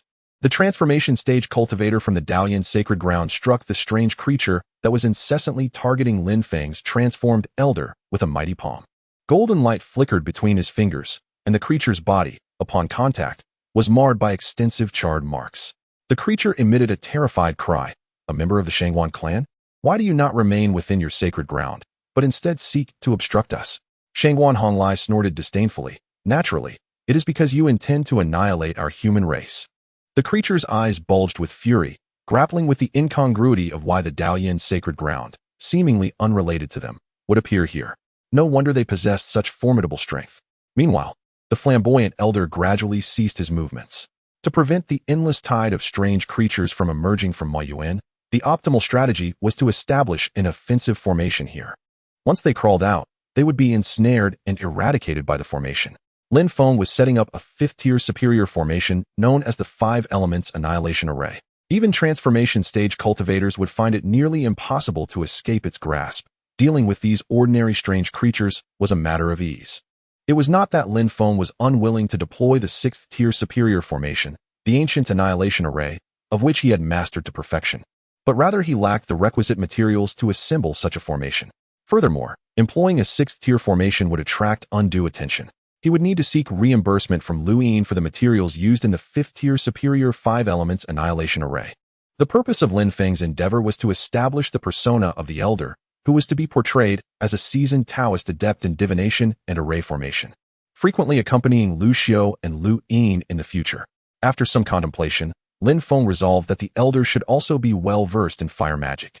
The fire element, being of the yang nature, was particularly effective against this group of strange creatures. Observing the strange beings that had already emerged from Yuan, the elder bellowed, "Celestial fire." Having just mastered the pinnacle 6th-tier fire technique, Heavenly Fire Heart Incantation, Lin Feng operated its profound powers. Once perfected, this technique could summon celestial flames.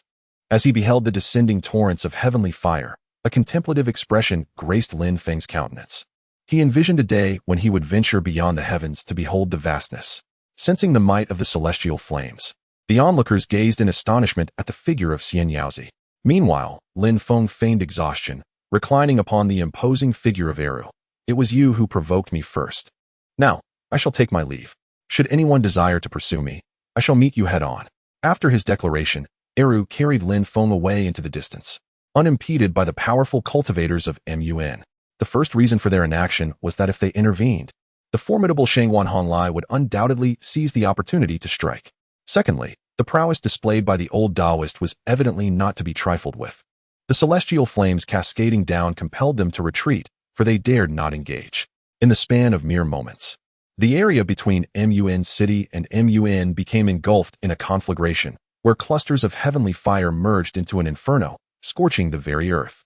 Fortunately, no mortal soldiers remained in this territory. Only an immense number of bizarre creatures lingered. The searing heat emanating from the sea of flames left all in awe of Xian Yaozi's prowess, while the ordinary bizarre beings had already succumbed to smoke, reduced to ashes. In an instant, the overwhelming horde of strange creatures was entirely consumed by the inferno. At that moment, the onlookers were astonished to discover that no peculiar beings emerged from Mun any longer. From the skies, the enraged roars of the bizarre creatures residing in Mun echoed. Cursed old Taoist, you have indeed set a formation before Mun, obstructing our kin from entering and exiting. Today, I shall seek to comprehend your formation. In the eyes of the celestial cultivators above, Mun still harbored an inexhaustible number of bizarre beings. Yet, the moment they crawled out from Mun, they were drawn into the five elements destruction formation, after which no further sounds were heard. 3 divine transformation cultivators from the Great Han Dynasty, having extricated themselves from their entanglements, boldly breached the 5 elements destruction formation. Moments later, anguished cries and furious exclamations pierced the air. Cursed old Taoist. This formation is actually a 5th-tier formation. Ultimately, the 3 bizarre divine transformation cultivators managed to escape the 5 elements destruction formation, but they emerged in a wretched state, gravely wounded and bereft of the strength to fight. They cast a disdainful glance at the celestial cultivators of the Great Han Dynasty and Shangwan Honglai, and with great reluctance, uttered, Cursed old Taoist, and you imperial cultivators. This matter is far from over. With that, they retreated into Mun without a backward glance. Meanwhile, the remaining cultivators from Mun in the sky wore expressions of terror. They had been abandoned. The path home was shrouded by the 5th-tier Great Formation. And should they enter, their fates would be no better than those of the 3 divine transformation cultivators. Reluctantly, they were left with no choice but to flee in all directions. The situation swiftly tilted in favor of the Great Han Dynasty cultivators, who, filled with excitement, commenced their pursuit of the bizarre creatures. With the assistance of 3 formidable cultivators, those bizarre creatures that fled in all directions were doomed to meet their demise. All of this transpired in the blink of an eye. Lu Yin gazed at the departing figure of the esteemed Zayozi, his heart resolutely determined. When the venerable elder reappeared, he would extend to him the utmost courtesy and reverence. Had it not been for the intervention of Zayozi, they would have been utterly unable to thwart those strange entities. To Lu Yin's astonishment, not only did Zayozi possess profound knowledge of divination and the art of warfare, but he also excelled in formations and fire techniques. Upon reflection, it seemed as if the heavens had bestowed upon them a being specifically designed to combat the creatures of Moyuan. The rain of fire that descended from the sky, along with the intricate formations, proved to be the perfect counter to these peculiar beings. Was this what his father often referred to as fate? Lu Yin's gaze deepened as he looked toward Lu Xiao, gradually articulating, Brother Xiao, in the future, you must refrain from speaking ill of the esteemed Zayozi in private.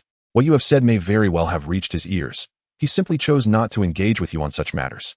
Lu Xiao shuddered slightly, realizing he had underestimated the cunning of the old practitioner, who was even more astute than Brother Lin.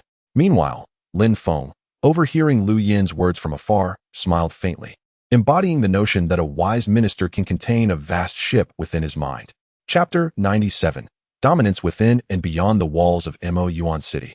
Lu Yin and his companions breathed a sigh of relief as the celestial flames gradually extinguished, along with the bizarre creatures that had emerged. Although the esteemed elder, Zayozi, often acted rather whimsically, his profound strength was undeniable. At the crucial moment, his keen understanding of righteousness shone through. Had he not established a formidable array before departing, effectively preventing those strange beings from continuing to emerge, they would likely still be engaged in battle. Yet, why did the elder choose to leave just as victory seemed within their grasp? This left everyone puzzled. Inside Yuan City, as the citizens and soldiers recognized that the crisis had passed, the previous silence transformed into laughter and conversation, as if they were celebrating their newfound lease on life by recounting their recent bravery. This shared experience of life and death had fostered an unprecedented bond between the populace and the soldiers, while the respect for Princes Lu Yin and Lu Xiao reached new heights. Lu Yin and Lu Xiao were the first to approach Shangwan Haoran, bowing respectfully as they spoke. It is indeed a great fortune for our Han dynasty to have you, esteemed friend, come to our aid. We regret not having welcomed you and this esteemed elder properly. Now that this matter is resolved, we shall certainly extend our hospitality." With a carefree smile, Shangguan Haoran replied, "There is no need for such formality, Brother Ian. After parting ways on the Tianqing grassland, we promised to meet again in the Han Dynasty. However, I did not anticipate encountering certain matters upon my return to the sacred land, which caused a slight delay. It seems fate has intertwined our paths, as I arrived just in time to confront these strange creatures from Mo Yuan. Nonetheless, you must remain vigilant. Although this turmoil has been temporarily quelled, if not eradicated, future dangers may still loom." Lu Yin, with a wry smile, nodded in agreement. Before my arrival, I received clear intelligence indicating that Mo Yuan would remain dormant for a century. Yet, I never imagined as the two conversed, a voice resonated throughout Mo Yuan City. "Who dares to be so audacious? Do you not regard Mo Yuan with any respect?" A terrifying presence emanated from the depths of Mo Yuan, swiftly enveloping the city and the surrounding area within 100 miles. The jubilant citizens and soldiers, along with the cultivators of the Han Dynasty, instantly turned pale at this overwhelming pressure, far surpassing even that of the transformation stage. The two transformation stage cultivators of the Han Dynasty, along with Shangguan Honglai, exchanged grave glances towards the source of the disturbance. They watched as a figure clad in white robes ascended from the depths of Mo Yuan, unleashing a barrage of spells that violently shattered the 5th grade superior 5 elements destruction array, which Lin Feng had meticulously arranged. Beneath the white robes stood a strikingly handsome young man. After dismantling the array, he cast a cold gaze towards Mo Yuan City and proclaimed with undeniable authority, "Who dares to lay down this 5th grade formation before me? Step forward, and I shall grant you a swift end." The cultivators of Mo Yuan City exchanged glances, rendered speechless. At that moment, Lu Xiu began to comprehend why the elder Xiaoyao had fled at the brink of victory. He was fully aware that formidable cultivators still lurked within Mo Yuan. The elder had likely consulted the fates before making his decision. Truly cunning. No wonder he had lived to such an old age. The joy of victory experienced by the crowd swiftly transformed into melancholy. Shangguan Honglai cast a grave glance at the formidable grand cultivator from Moyuan who had dismantled the formation. The 5th-tier formation set by the old man on the tiger was intricate. Even he would have to exert considerable effort to escape it, despite his proficiency in formations.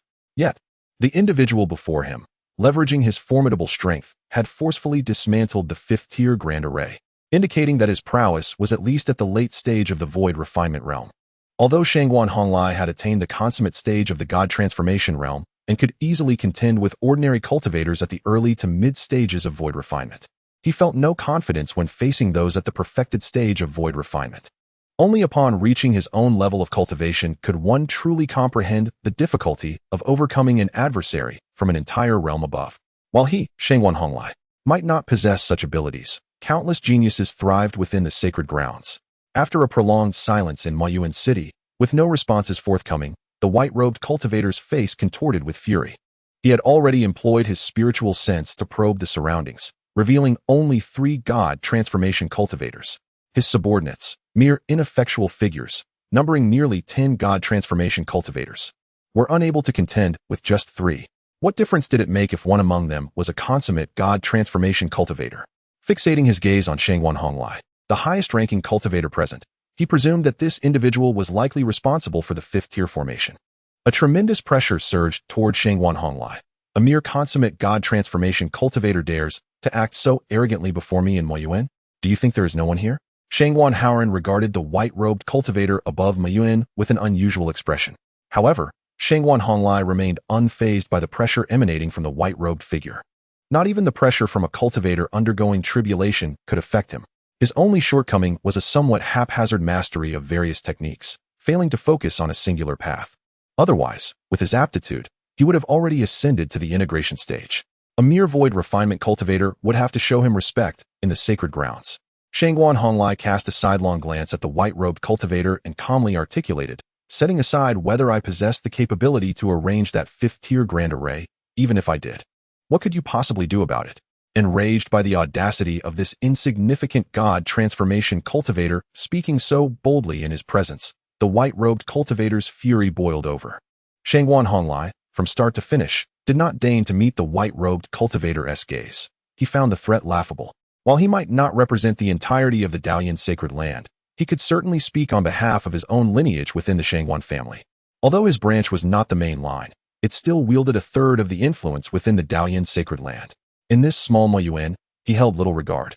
He calmly regarded the white-robed cultivator and, with a teasing smile, introduced himself. I am Shangguan Honglai. Have you ever heard of me? The white-robed cultivator's expression shifted slightly. You hail from the Dalian sacred land? Those who bear the surname Shangguan originate from a sacred land. Any cultivator with even a modicum of skill is well aware that one ought not to offend the denizens of this hallowed place. Furthermore, the decline of the Moi clan to its current state is largely attributable to the influence of the Dalian sacred land from a millennium ago. Observing Shangguan Honglai nod with pride, the white-robed cultivator was unwilling to be underestimated. Even if you hail from the Dalian sacred land, what of it? I advise you to depart promptly and avoid entanglement in this affair. Shangguan Honglai stepped forward and replied, what if I choose not to leave? The white-robed cultivator fell silent for a moment, weighing the likelihood of being discovered should he eliminate this individual here. However, after a brief pause, he relinquished the thought. If you choose to remain, then you may watch as I execute my retribution upon the cultivators of Moi City. Chapter 98. Despair. Though the white-robed cultivator from the Ink Abyss spoke with harsh words, it was evident that he was reluctant to offend those from the Dalian sacred ground. In light of this, Shangguan Honglai could only address the two princes, Lu Yin and Lu Xiu, saying, Gentlemen, our assistance can extend only this far today. With that, he and Shangguan Howren temporarily retreated into the distance. Observing this, Shangguan Howren could only display a hint of regret. His cultivation was still insufficient, leaving him powerless in many matters. Lu Yin clasped his hands in gratitude, remarking, Brother Shangguan, your arrival and aid have already sufficed. The citizens of Yuan City will remember your kindness. Lu Yin understood the departure of Shangguan Howren and Shangguan Honglai, for this was a matter rooted in the intricate relationship between their Han Empire and the Ink Abyss. Other forces would not act decisively unless they were wholly aligned with him. As he gazed at the white-robed cultivator in the Ink Abyss, who regarded them with a smile, Lu Yin sighed. While there were indeed numerous refining void cultivators within the empire, who among them would come forth to offer aid? The adversary had already attained the pinnacle of refining void, just a step away from the united body realm, a true grandmaster capable of traversing the vast Tianyao continent with ease. The white-robed cultivator lightly clasped his hands, causing the two transformation god cultivators of the Han Empire to uncontrollably move towards him. It was not that the transformation god cultivators were weak, but rather the vast chasm in their realms. The white-robed cultivator seized the two transformation god cultivators and, with a few strikes, rendered their powers null and cast them aside at the gates of the Ink Abyss. A wicked smile crept across his once handsome face as he cackled. Ha ha ha. Today I shall see who else can come to your rescue. Within the scope of the white-robed cultivator's consciousness, no grandmaster approached this location. He observed the frantic humans in Yuan City, desperate to flee, and laughed maniacally. 3 days ago, I warned you to depart. Now it is too late. Moreover, just moments ago, were you not all laughing with glee? Dozens of transformation god grandmasters soon appeared beside the white-robed man and subsequently dispersed to various corners of Yuan City. Walls of air materialized, encircling those citizens attempting to escape. At this moment, the populace and soldiers of Yuan City were truly thrown into disarray. The grandmasters belonging to their Han Empire had been effortlessly captured and rendered powerless, while they found themselves cornered by a throng of transformation god cultivators. Even if they harbored thoughts of retreat, escape was no longer an option. However, the vast majority among them bore no regrets. As long as the third prince and ninth prince stood before them, they willingly stood behind them. In the face of life and death, humanity's resolve is often tested. Immortals, O noble immortals, I beseech you, allow my family to leave. We did not intend to oppose you. Please, great immortals, forgive our transgressions. In Yuan City. At the other 3 city gates, many citizens had already knelt upon the ground, incessantly bowing their heads, pleading for mercy from the strange beings that hovered above from the Ink Abyss.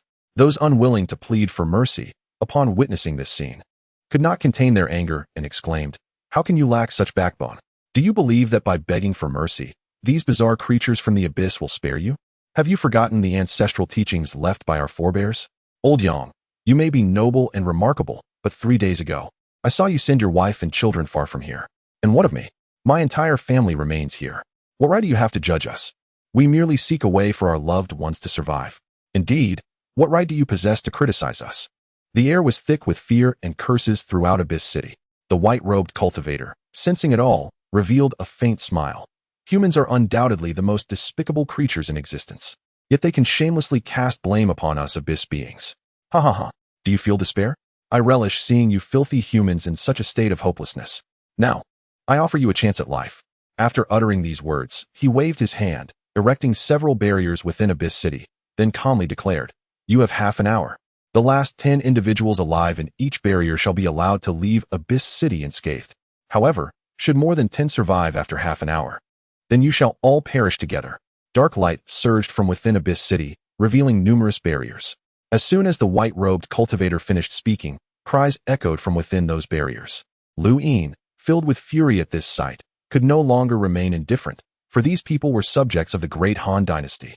He soared into the air, shouting at the white-robed cultivator, "Why must you be so malevolent, forcing the citizens of Abyss City to turn against one another? As a great cultivator of the void refinement stage, must you truly stoop to harming ordinary people?" The white-robed cultivator gently shook his head and replied, "You are the third prince of the great Han dynasty, are you not? I advise you not to slander me, lest I become angered. They are the ones engaging in mutual slaughter. What concern is that of mine?" After speaking, the white-robed cultivator sighed. "I had anticipated that the great Han dynasty would send void refinement cultivators or even combined body cultivators to aid you. Yet it seems you have been forsaken. Since the great Han dynasty has abandoned you, let us enjoy this little game together. It has been nearly a millennium since I last appreciated the nature of your kind." With that, another barrier emerged, enveloping nearly 100 remaining cultivators of the great Han dynasty.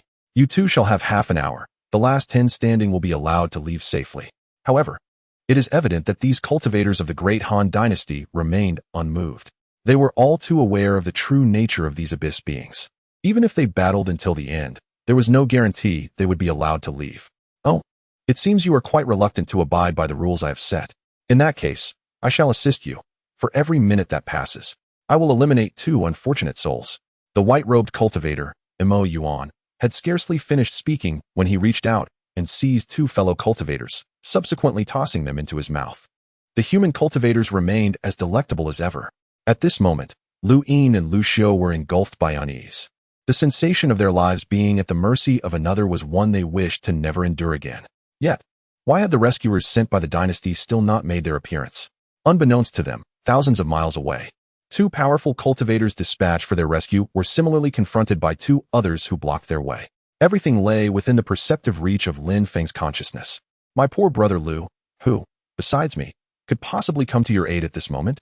An ominous shadow had mysteriously materialized behind the white-robed cultivator. Upon witnessing this, Lu Yin exhibited a flicker of astonishment, while Lu Xiu, upon seeing the shadow, appeared as if he had encountered his long-lost parents, an unmistakable joy illuminating his features.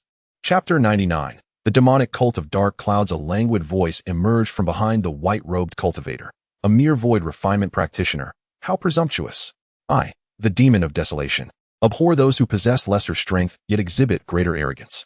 After escorting Eru back to the lava cave, Lin Feng transformed into an ancient tree and took a position near the city of Mayuan to observe. Unexpectedly, this journey provided Eru with a fortuitous opportunity for a breakthrough. Eru's cultivation was remarkably solid. Despite having devoured several high-grade demon beast cores, he had only assimilated the most refined essence, discarding the rest. Otherwise, Eru would have likely already advanced to the transformation god realm. This brainy tiger harbored considerable ambition. With this opportunity at hand, a breakthrough to the transformation god realm was nearly assured. Lin Feng speculated that Eru's first course of action post-breakthrough would be to seek vengeance against Yuli. Although Yuli was currently in the early stages of transformation god, her strength undoubtedly surpassed that of the newly initiated Eru. Eru was merely an ordinary mountain lord, albeit one endowed with a supreme fire spiritual root, which enabled his cultivation. After over 3 centuries, he had only reached the nascent soul stage, lagging significantly behind humans of equivalent talent. In contrast, Yuli was of a different caliber. Lin Feng had learned that the Xianing spirit cat belonged to an ancient lineage of spirit cats, inherently gifted with the ability to traverse shadows, compounded by her earth-grade shadow spiritual root. However, her cultivation stagnated in the early transformation god stage due to the lack of suitable training grounds amidst the mountains surrounding the verdant grasslands. As for the depths of those mountains, Lin Feng had not dared to explore them recklessly. Nonetheless, he had already identified a commendable training location for Yuli. Just as Lin Feng finished speaking, the white-robed cultivator suddenly vanished in a flash, reappearing several kilometers away. He glanced back at the spot he had just vacated, bewildered. Who had materialized behind him? Why had he sensed not the slightest aura? Where had the figure gone? Was it merely an auditory illusion? Seeing the emptiness where he had stood, the white-robed cultivator felt a twinge of confusion, but his heart raced, palpably quickening. As a consummate void refinement master, he should not have been susceptible to hallucinations. Someone had indeed spoken behind him. Suddenly, the white-robed cultivator noticed that the imprisoned warriors of the Great Han Dynasty were all gazing behind him. His already pallid complexion drained of any remaining color. Could that presence still lurk behind him? His body trembled slightly. After nearly a millennium of reaching the pinnacle of void refinement, he felt fear for the first time. Hesitantly, he turned to look behind him. A shadowy figure was silently observing him, and within its gaze, he discerned a mocking glimmer. The demonic cult of dark clouds, those accursed practitioners of the demonic sect, perpetually fixated on Mo Yuan. Without uttering a word, the white-robed cultivator launched an assault against Lin Feng, fully embracing his mastery of void refinement. Faced with these practitioners of the demonic sect, he had no words to spare, only the resolve to fight. Although this individual appeared and vanished with remarkable ease, the white-robed cultivator did not believe that his opponent's strength surpassed his own. After all, he was at the pinnacle of the void refinement realm, and he possessed unwavering confidence in his cultivation. Moreover, the newcomer claimed to be a mere servant of the Heavenly Shadow sect, known as Liemo, who was hardly noteworthy, a trivial figure who had likely mastered the sect's enigmatic shadow techniques to stealthily materialize behind him. Who did he think he was? A lowly servant of the Heavenly Shadow sect daring to behave so audaciously in front of me? Furthermore, he had the audacity to accuse me of arrogance. It is you, insignificant Liemo, who exhibits true hubris before me. Listening to the white-robed cultivator's words, Lu Xiu exhibited a look of confusion. This man was clearly a high-ranking cultivator of the Heavenly Shadow sect, far beyond the likes of Liemo. Lu Xiu had encountered Liemo before, and compared to this prominent figure from the Heavenly Shadow sect, the difference was akin to heaven and earth. Moreover, did the simple-minded beings of the abyss truly accept the identity of Liemo without question? If I, Lu Xiu, were to declare myself as your father, would you genuinely believe me to be so? Lu Xiu dared only to entertain such thoughts privately, for he was merely at the foundation establishment stage, unworthy of even serving the shoes of a void refinement cultivator. However, in a fleeting moment, Lu Xiu pondered another possibility. This esteemed cultivator of the Heavenly Shadows sect might be feigning the identity of Liemo to deceive his opponent into lowering his guard. Meanwhile, Lin Feng found himself at a loss for words. Indeed, Liemo was merely a lowly servant who had yet to break through to any significant realm, merely at the spirit transformation stage, and thus, he was indeed at a disadvantage against a consummate cultivator of the void refinement realm. It was unexpected that the Heavenly Shadows sect was so restless, hinting at a deep-seated enmity with the abyss. Lin Feng recalled the peculiar aura he had sensed deep within the abyss, suggesting that this realm was equally conducive for the cultivation of the Heavenly Shadows sect's practitioners. Given this context, the appearance of this individual seemed entirely reasonable. As Lin Feng observed the abyssal cultivator charging towards him, he spoke with a hint of mockery. What of a servant? Can the Heavenly Shadows sect be compared to your insignificant abyss? To deal with you, it suffices to send forth but a single servant. After declaring this, Lin Feng suppressed his cultivation to the initial stage of void refinement, aligning himself with the true Liemo. For dealing with such insignificant beings, the initial stage of void refinement was ample. The shadow he manifested surged toward the white-robed cultivator as well, the sixth-tier superior technique, ancient chaotic shadow bone shattering technique, operating automatically, giving all present the impression of an invincible demonic figure from beyond the heavens. The white-robed cultivator quickly engaged Lin Feng in combat over 100 times, his expression betraying a hint of seriousness. Do you truly claim to be but a servant of the Heavenly Shadow sect? Although Lin Feng could easily dispatch this white-robed cultivator in a single blow, the act required substance. As I stated, to deal with small fry like you, the Heavenly Shadow sect need only deploy a single servant. Besides, I am Liemo, and I neither change my name nor my surname. The white-robed cultivator's face contorted with fury. He was being belittled by a mere servant of the Heavenly Shadow sect. Yet, most servants of the Heavenly Shadow sect possessed cultivation only at the spirit transformation stage, with only a select few having achieved the void refinement stage. He had indeed heard of this demon, known for his audacity, who dared to lead an assault on the Evergreen sect, only to vanish for several years. Yet surprisingly, he had not perished. However, even so, it was implausible that this individual could be his rival. The white-robed cultivator, realizing that he could not contend with the demon, inquired once more, "What brings you to our Mo Yuan? Could it be that you seek to save the citizens of Mo Yuan City?" Upon hearing this, Lin Feng could not help but burst into laughter. "Tell me, have the creatures of Mo Yuan been struck senseless by a donkey? Save the citizens of Mo Yuan City? Why would I do that? To be frank, my heavenly Eon sect is already poised to take control of your Mo Yuan. I am merely leading the charge and fortuitously encountered a mere void refinement cultivator here, pompously flaunting his bravado, even more audacious than I, the demon. How could I possibly tolerate you?" Chapter 100. Discontent. Although the white-robed cultivator was exceedingly dissatisfied with the arrogance of the demon from the heavenly Eon sect, he found himself utterly unable to contend with his opponent during their confrontation. Gradually, he began to feel a sense of fatigue. Indeed, the demonic cultivators of the heavenly Eon sect should not be underestimated. Underestimating them could lead to dire consequences. Fortunately, he had not taken them lightly from the outset. Otherwise, he might have already suffered a severe blow. At this moment, the white-robed cultivator entertained thoughts of retreat. The Mo Yuan had no intention of emerging into the world. He had merely received the approval of another prince from the Great Han dynasty to claim Mo Yuan as his own, which prompted his involvement. He had presumed, as the prince had indicated, that no further cultivators from the Great Han dynasty would intervene to rescue Mo Yuan City. However, he was taken aback, for fate had its own designs, and Lu Yin had unexpectedly received assistance from the Dalian sacred ground. Fortunately, his opponent was merely at the pinnacle of the transformation stage. Had he faced a cultivator of the void refinement stage, he would have considered retreating solely based on the reputation of the Dalian sacred ground. To his astonishment, the transformation stage cultivator from the Dalian sacred ground seemed to hold him, a distinguished cultivator at the pinnacle of the void refinement stage, in utter disregard.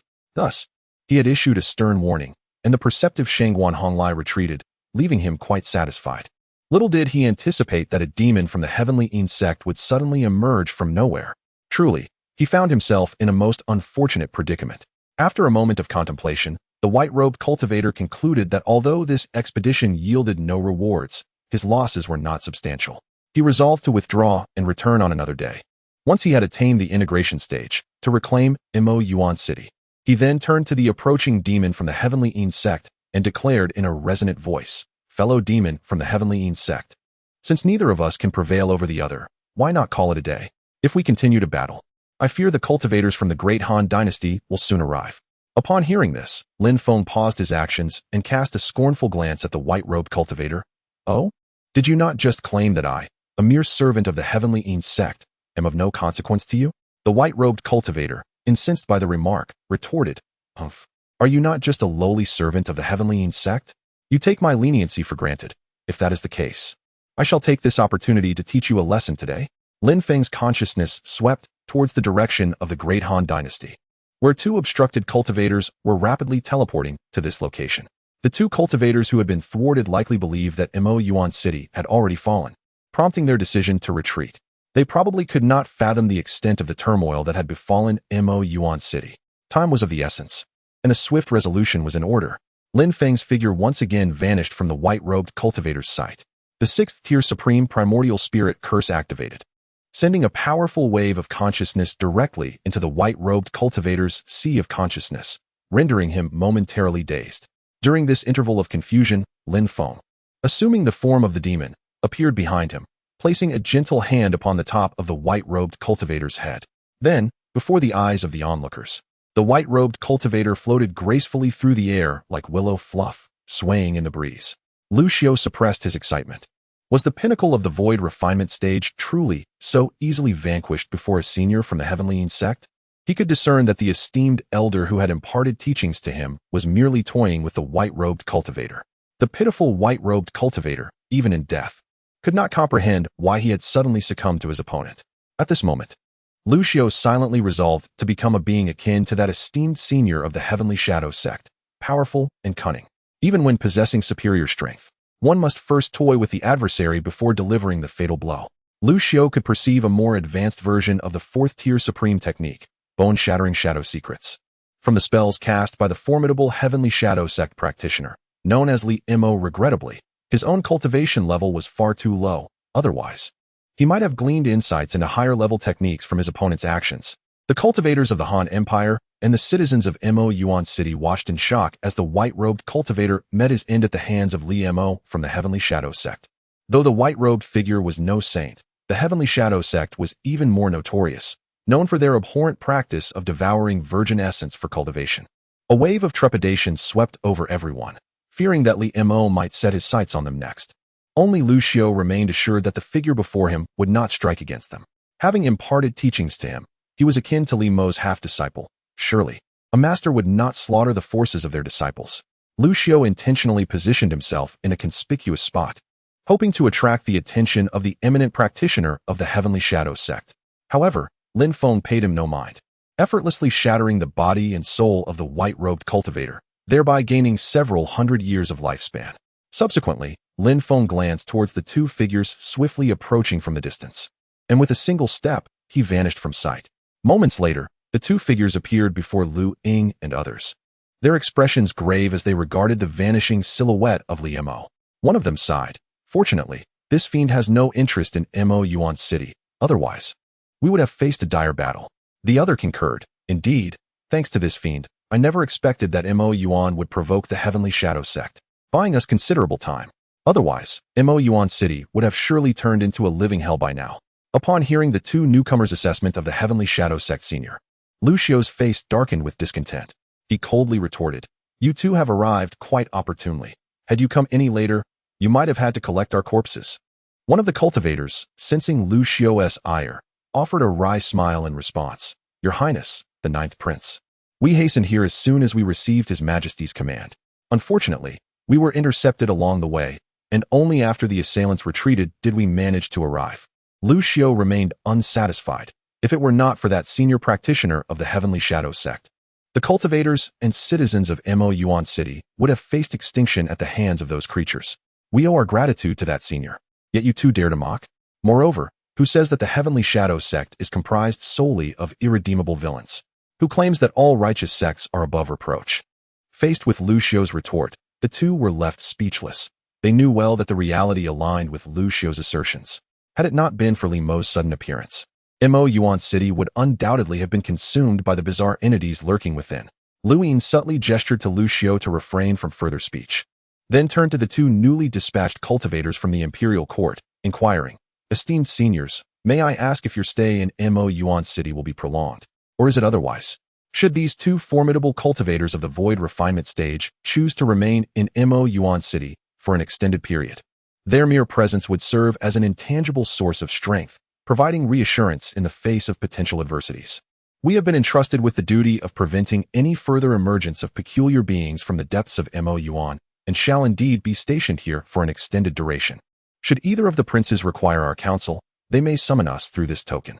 As a token materialized in Lu Yin's hand, the figures of the two void refinement cultivators gradually faded from sight, vanishing into the unknown. Given that their arrival was already late and the circumstances here were less than favorable, lingering any longer would only serve to create discomfort. Observing their disappearing forms, Lu Yin fell into contemplation before stowing the token away and casting his gaze once more towards Mo Yuan. He pondered whether the white-robed cultivator from Mo Yuan was indeed the mastermind behind the recent chaos unleashed by the creatures of Mo Yuan. Chapter 101. Entering the Abyss. Embracing the night. After a day fraught with tribulations, the citizens of Moi City and the cultivators from the dynasty found themselves utterly exhausted, both in body and spirit. With the presence of two esteemed void refinement masters from the Han dynasty, a semblance of security settled over the hearts of the townsfolk. Yet, the haunting memories of the day, recollections of friends who, just yesterday, had shared laughter and camaraderie, now tragically lost to the bizarre creatures of Moi, left them restless and sleepless. This night, Moi City was unusually quiet, dimmer than its customary brilliance. Lu Xiao wandered aimlessly through the streets, feigning nonchalance. However, he had already discerned the mark left for him by the great master of the Heavenly Shadow Sect, a mark comprehensible only to its practitioners. Not long ago, he had employed such marks with Xiaohong. Departing from Moi City, Lu Xiao followed the mark, traversing 200 miles to a mountaintop. He bore no fear that the master from the Heavenly Shadow Sect would turn against him, as the latter had once imparted teachings to him. Lu Xiao focused his gaze on the solitary, imposing figure of a shadowy entity, a flicker of excitement igniting within him. Disciple Lu Xiao pays respects to the esteemed senior. Lin Feng slowly turned, regarding Lu Xiao with a bemused expression. When did you become my disciple? Lu Xiao's resolve was unwavering. The esteemed senior has imparted teachings to me. Thus, I naturally consider myself your disciple. With a chuckle, Lin Feng responded dismissively. It has been a long time since we last met. Allow me to assess your progress with the 2 superior techniques I taught you. At that moment, Lin Feng understood why Lu Xiao always sought to evaluate Jiang Dodo's mastery of the Wutu Jinshi Ju upon returning to the heavenly green plane. Today, he too intended to rigorously test Lu Xiao. Upon hearing this, Lu Xiao promptly initiated the execution of the 2 superior techniques, the Yumo Zhangmu Jing and the Moying Suawa Mijua. Though still at the foundation establishment stage and yet to enter the golden core stage, he had cultivated both techniques to a remarkable degree. While he sensed that further advancement in the Yumo Zhangmu Jing proved challenging, the Moying Suawa Miju resonated with him profoundly. Given his frequent application of the latter, Lu Xiao believed that, with several more years of diligent practice, he could master it completely. Lin Feng carefully evaluated Lu Xiao's execution of the 2 techniques, feeling a sense of satisfaction. Although Lu Xiao possessed knowledge of various cultivation methods from the Han Dynasty, he had also invested considerable effort into mastering the Yumo Zhangmu Jing and the Moying Suawa Mijua. Lin Feng's expression softened with a hint of admiration. Well done. You have indeed cultivated them to great perfection. You are truly fated to be with my heavenly shadow sect. Continue to hone these techniques diligently, and when you achieve consummate mastery, I shall impart the advanced versions to you. Lu Xiao was elated upon hearing this. Thank you, esteemed senior. I shall dedicate myself to my training. In comparison to the techniques of the dynasty, Lu Xiao found equal pleasure in these high-level methods of the Heavenly Shadow sect. As the saying goes, there is no inherent right or wrong in a technique. It is the intent behind its use that determines its nature. These 2 techniques from the Heavenly Shadow sect were, even among the myriad of cultivation sects in the outside world, highly sought-after treasures. Moreover, he sometimes requires the assistance of other identities to accomplish certain tasks. The scripture of the Heavenly Shadow sect, the Spectral Veil Sutra, seems tailor-made for him. Originally a practitioner of physical cultivation, the Shadow Fragmentation Codex resonates deeply with him, serving as his source of confidence in comparison to his imperial brothers. Furthermore, the eminent figure from the Heavenly Shadow sect before him, though originating from the sect, does not appear to have resorted to overly violent measures, at least. Lu Xiao has not witnessed any. Senior, you are clearly not a historical demon. Why do you choose to identify as one? Lu Xiao inquired. I believe you are 100 times more formidable than that historical demon. Lin Feng, embodying the shadow of a demon, smiled faintly and replied. The historical demon has long perished. I am the new historical demon. Henceforth, you may refer to me as such. Lu Xiao pondered this. Realizing that the demise of the historical demon was likely due to a transgression against the senior, he understood the senior's desire to adopt the identity of the historical demon. After all, one cannot reveal their true self while traversing the outside world. Lu Xiao then posed another question that weighed heavily on his mind. Senior, is it true that the Heavenly Shadow sect intends to launch an offensive against the Mo Yuan territory in the near future? The prospect of an attack by the Heavenly Shadow sect could be both a blessing and a curse for Mo Yuan City. If the Heavenly Shadow sect became embroiled with Mo Yuan, it would bring relief. However, there was also the fear that their arrival would provoke an assault on Mo Yuan City. While Lu Xiao believed the senior would not do so, he found it difficult to gauge the intentions of other practitioners from the Heavenly Shadow sect. Lin Feng did not conceal the truth. In fact, I shall personally venture into the depths of Mo Yuan. If all goes well, you need not worry about the strange creatures within Mo Yuan for the foreseeable future. Lu Xiao felt a surge of gratitude upon hearing this. Could it be that the senior was undertaking this endeavor specifically to assist him? After exchanging a few pleasantries under the guise of the historical demon, Lin Feng bid Lu Xiao farewell. He did not intend to impart advanced techniques to Lu Xiao just yet, believing it prudent to allow him to master the 2 foundational methods first before introducing higher-level practices. Once Lu Xiao departed, Lin Feng stepped forth into the depths of Mo Yuan. Within the confines of his spiritual perception, he discerned 5 distinct auras of tribulation, each operating independently.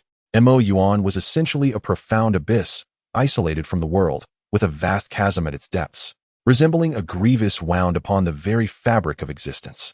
This place had transformed into a miniature world, expansive yet permeated with dark energy. The source of this ominous aura emanated from the aforementioned chasm. Lin Feng could sense the lurking danger from the waves of darkness that surged forth. This locale was unsuitable for him, yet for one possessing the profound sacred body, such as Han Li, it would serve as an excellent cultivation ground. Among the 5 tribulation auras, the most potent one suggested a complete stage of tribulation. The area was heavily fortified with restrictions, and even he would require time to unravel them. The individual within was likely in seclusion, striving to advance to the legendary Great Ascension realm. Bound by restrictions, Lin Feng was unable to delve into the intricate details of the opposing entity. However, it appeared that the latter would be unable to exit in the near term. Moreover, the myriad of tribulation creatures within the ink abyss did not seem to represent a cohesive force. Within the breadth of his spiritual perception, he sensed multiple locations engulfed in chaos, where those peculiar ink abyss creatures were engaged in mutual consumption. Apart from the enigmatic being at the pinnacle of tribulation, whom Lin Feng dared not provoke, the remaining 4 were all early-stage tribulation cultivators, armed with his comprehensive 6th-tier pinnacle techniques. Even though he was merely at the perfected integration stage, he found these early-stage cultivators to be less formidable than the venerable flame ancestor. Lin Feng resolved to select one of these 4 to usurp their position and seize the nest for himself. Chapter 102. What's wrong with my frantic clicking? Survival is relative. When confronted by formidable adversaries, I remain an inconspicuous weed, quietly growing stronger. Yet, when faced with those who cannot withstand my strength, I strike with formidable force. Lin Feng's consciousness honed in on the most powerful among the 4 initial stage tribulation practitioners. The 5 tribulation cultivators within the abyss of ink exuded an uncanny aura, distinctly unlike that of native beings. They occupied the space surrounding a colossal rift at the bottom of the abyss, absorbing the extreme energy emanating from it for their cultivation.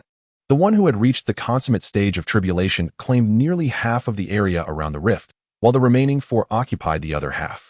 The abyss creature that Lin Feng had marked occupied nearly 20 of the territory, a testament to its prowess.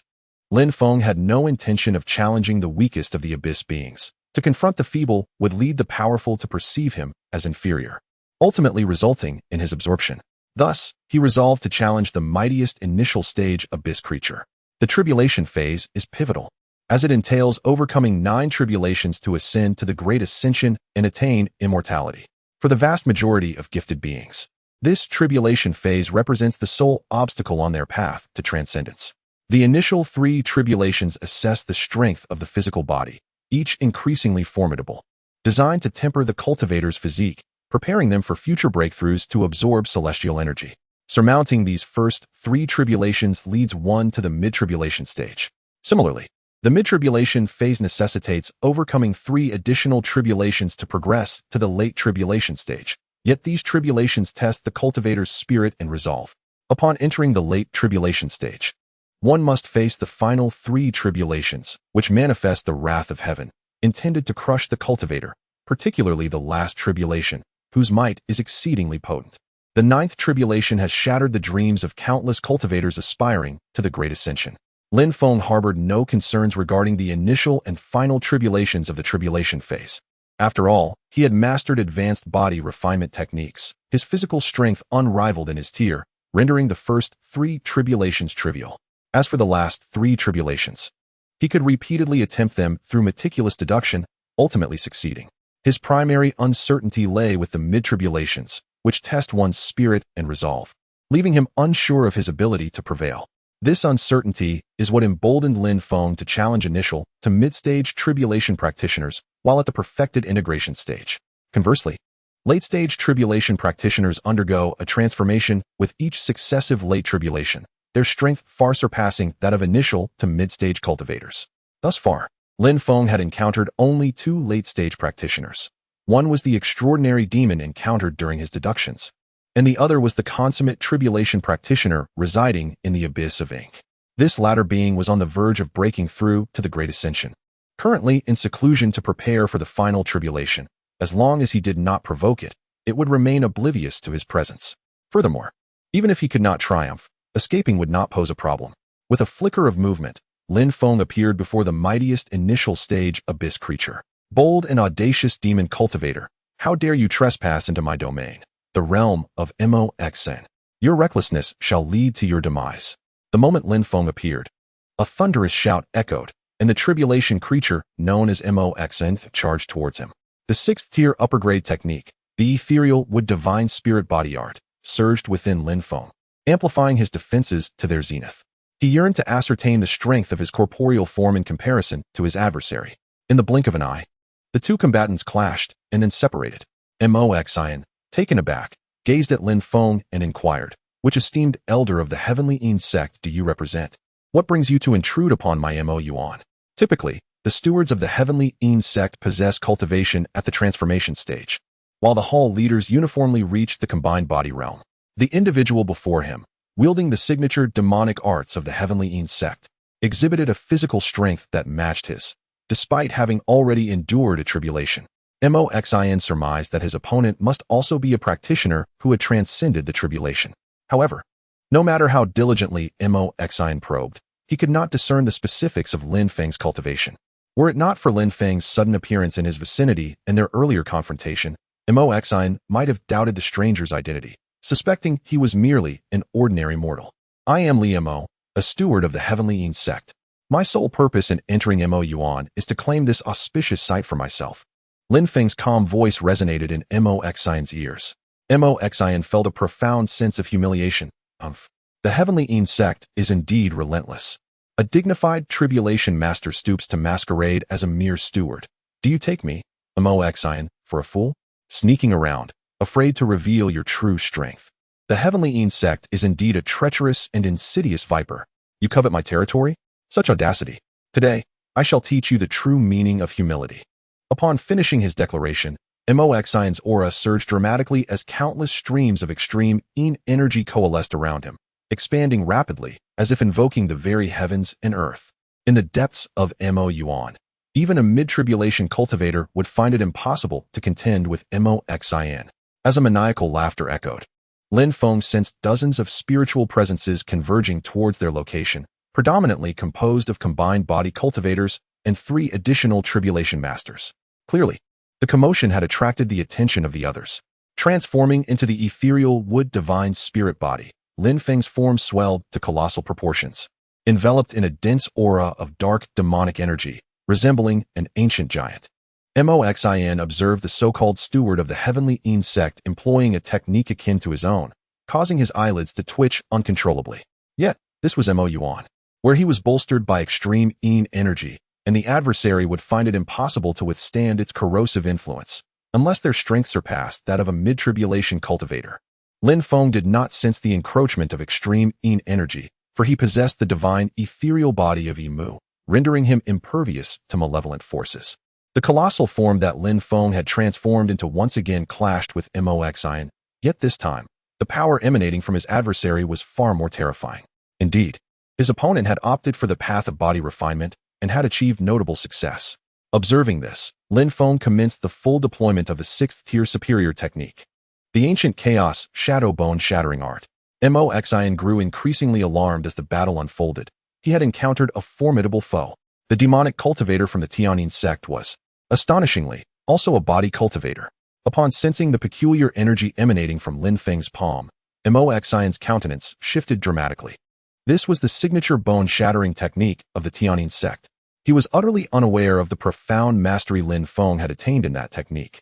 As each contact shattered a significant portion of his bones, Moxion could no longer contain his fury. "Damn the Tianyin sect. They are far too overbearing. And you 3, do you still possess the leisure to spectate? The Tianyin sect has already come knocking at our door."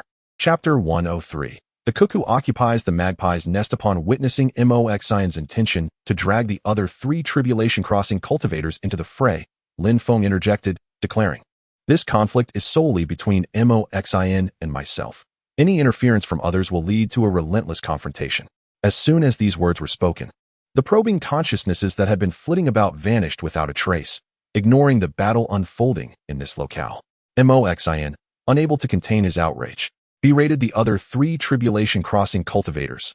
"Are you all so cowardly as to watch idly while the fiend of the Tianyin sect invades my Yuan?"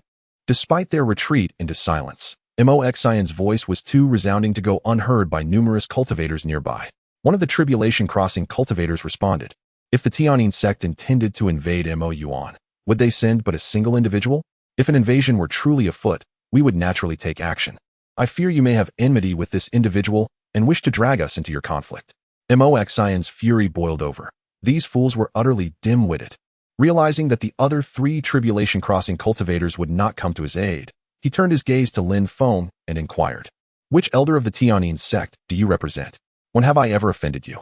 Lin Feng, embodying the spirit of a fierce demon, arrogantly replied, "You have trespassed upon my fateful territory, thus you have wronged me." Upon hearing Lin Feng's audacious proclamation, Mo Xian scoffed, his mind racing with speculation. Could it be that a traitor had emerged within Mo Yuan, conspiring with this formidable elder of the Tianyin sect to eliminate him? After all, the creatures of Mo Yuan relied entirely on the ominous energy emanating from a vast chasm below for their cultivation. Though this energy was more than sufficient to support the cultivators of Mo Yuan, there would always be those with ulterior motives. Who could it be? Aside from the fully realized tribulation crossing cultivator, everyone else was under Mo Xian's scrutiny. Unwilling to be outmaneuvered, Mo Xian sent a mental message to Lin Feng. "Do you truly covet my fateful territory?" Lin Feng's expression flickered. What was Mo Xian up to? Did he genuinely intend to relinquish this place? It was not out of the realm of possibility. Thus, Lin Feng replied, "If not, then what alternatives remain?" Mo Xian transmitted again, "Since you fancy this location, how about this? I shall cede 1/3 of my claim to you. The remainder, you can seize from the other tribulation crossing cultivators. Would that not be more beneficial?" Surprisingly, the creatures of Mo Yuan displayed a degree of cleverness. Nevertheless, Lin Feng's objectives were twofold: to find a sacred ground for Han Li and Yu Li, and to sow discord within Mo Yuan, preventing any interference with Lu Xiu and Lu Yin. Thus, he had no intention of acquiescing to Mo Xian's proposal and replied coolly, "Why should I not claim your entire territory for myself?" At Lin Feng's declaration, Mo Xian was utterly incensed. "How dare you? This is intolerable. Come, let us engage in a battle of 500 rounds. Today, I shall see what distinguishes you, a tribulation-crossing cultivator of the Tianyin sect." Lin Feng made no use of other techniques. All his displayed powers stemmed from the Tianyin sect. In Mo Xian's eyes, Lin Feng epitomized the essence of a demonic cultivator of the Tianyin sect. Mo Xian was no match for Lin Feng. Should Lin Feng exert his full strength, he could conclude their duel within 30 exchanges. Lin Feng intermittently unleashed the 6th-tier ultimate spell, the Taichu Divine Soul Curse, assaulting Mo Xian's consciousness. Seizing the opportunity, he then employed the 6th-tier superior technique, the ancient Chaos Bone-Shattering Art, targeting the critical skeletal areas of Mo Xian's body with devastating force. As the battle progressed, Mo Xian grew increasingly terrified. No matter how hard he struggled, he could not inflict harm upon the formidable demonic cultivator before him. Conversely, he was relentlessly battered by Lin Feng's attacks. At this rate, his life was at stake. A sense of retreat began to take root in Mo Xian's heart. A mere initial stage tribulation cultivator dared to act so audaciously before him. Today, he had but 2 paths to choose from. The first was to leave Mo Yuan, ensuring he did not cross paths with Lin Feng within 1,000 miles. The second was death. Lin Feng's arrogant voice echoed throughout Mo Yuan. The 3 other tribulation cultivators in Mo Yuan could not help but glance once more at the battleground between the two. Mo Xian took a deep breath. This scoundrel from the Heavenly Eon sect was not only powerful, but also exceedingly arrogant. Yet, at this point, whatever he said was merely bravado. As long as the Green Mountains remained, there would be no fear of a lack of firewood. Mo Xian glared at Lin Feng, transformed into a fearsome specter, and coldly declared, 30 years east of the river, 30 years west of the river. Wait for me. I, Mo Xian, shall return. With that, he fled towards the outskirts of Mo Yuan, his body battered and more than half of his bones shattered. Despite his continuous efforts to channel spiritual energy for healing, the results were minimal. The Heavenly Eon sect's bone-shattering technique was utterly tyrannical. Lin Feng pursued Mo Xian out of Mo Yuan, scoffing, "From now on, within 1,000 miles of Mo Yuan, I shall strike you whenever I see you." The humiliation was blatant and unrestrained. Mo Xian's face turned ashen, and without looking back, he fled. The disgrace he suffered today would inevitably be avenged upon the Heavenly Eon sect in the future. Lin Feng's brazen voice resonated throughout Mo Yuan City. Although the clash between the two had been fleeting, the 2 void refinement cultivators of the Great Han Empire sensed its significance. The commotion generated by Lin Feng and Mo Xian's confrontation was alarming. Such a level of combat was indicative of at least a combined stage conflict. They had initially believed that their task of guarding Mo Yuan City would pose minimal danger. However, it now appeared far more perilous than they had anticipated. The 2 void refinement cultivators quickly transmitted a warning to Lu Yin, advising him not to provoke Mo Yuan, for its powerful cultivators were not to be trifled with. Luin stood atop the city walls of Mo Yuan, his expression grave as he gazed towards Mo Yuan. At this moment, he could no longer discern whether his resolute decision to choose Mo Yuan City was right or wrong. In contrast, Lu Xiu appeared vibrant, looking into the distance as if the audacious voice that had just echoed was his own. Was this his hidden support? Observing Lu Yin's troubled demeanor, Lu Xiu could not help but offer counsel. Your Majesty, circumstances are shaped by human effort. There is no need for excessive worry. We must simply do our utmost in fulfilling our duties. Lu Yin noted Lu Xiu's apparent lack of concern, uncertain whether his brother was excessively optimistic or oblivious to the gravity of the situation. Nevertheless, he was not mistaken. Circumstances are shaped by human endeavor. On the other hand, after driving away Mo Xian, Lin Feng returned to the depths of Mo Yuan. To him, Mo Xian was neither a foe to be slain nor spared, as he posed no threat whatsoever. It was evident that Mo Xian harbored a deep-seated hatred for him, and being affiliated with the Heavenly Eons sect, he would undoubtedly seek retribution against them. A formidable cultivator in the tribulation stage, the Heavenly Eons sect would soon face dire consequences. Observing the other three initial stage tribulation cultivators at the bottom of Mo Yuan, eyeing Mo Xian's territory with covetous intent, Lin Feng's commanding voice resonated throughout Mo Yuan. From this day forth, Mo Xian's domain shall rightfully belong to me, Li Mo. Should anyone dare to trespass upon my territory, they shall meet their demise. Chapter 104. The Deputy Sect Master, Eru in the mountains beyond the heavenly green grasslands. The peak where the lava cave is located has been renamed as the Guardian Peak. Since the establishment of the Guardian sect, this site has transformed into a sacred ground for cultivation. Ordinary demon beasts are deemed unworthy to enter this hallowed space. Only those demon beasts that have made contributions to the Guardian sect are permitted to access Guardian Peak, where they may establish their own caves for cultivation. The concentration of spiritual energy here is unparalleled by the outside world. Furthermore, with the passage of time and the influence of the fifth-tier superior Zhou Tian gathering spirit formation, several spiritual pools have emerged here. Simply soaking in one of these pools can enhance one's physique, and the speed of cultivation may increase several-fold. Under the astute management of Yu Li, the Guardian sect has become organized and is steadily progressing along the right path. Today, within the lava cave atop Guardian Peak, a raucous roar of a tiger reverberated throughout the entire mountain. Only two beings are permitted within the lava cave, Eru and Yu Li. After all, this is Lin Feng's private dwelling, and no other demon beasts, not even those of the integration realm, are allowed to step foot here. The dozens of demon beasts already residing on Guardian Peak turned their gazes towards the summit, where the tiger's roar had emanated from the Sect Master's cave, unmistakably belonging to their protective master. Though the protective master only possesses the cultivation of a perfected nascent soul, his generous demeanor makes him far more approachable than the cold-blooded deputy sect master. What could have brought such joy to their protective master today? What a thrill! What sheer ecstasy! Is this what it means to be in the transformation realm? I, the Tiger Lord, have finally attained it. Eru's exhilarated voice echoed throughout the lava cave. Not far away, Yu Li, who was also in meditation, opened her eyes and glanced at Eru. After consuming so many high-tier demon beast cores, what is there to boast about in merely breaking through to the transformation realm? Upon hearing this, Eru turned his massive tiger head towards Yu Li. Little cat demon, do you know how to speak to your Tiger Lord? Do you dare to challenge me?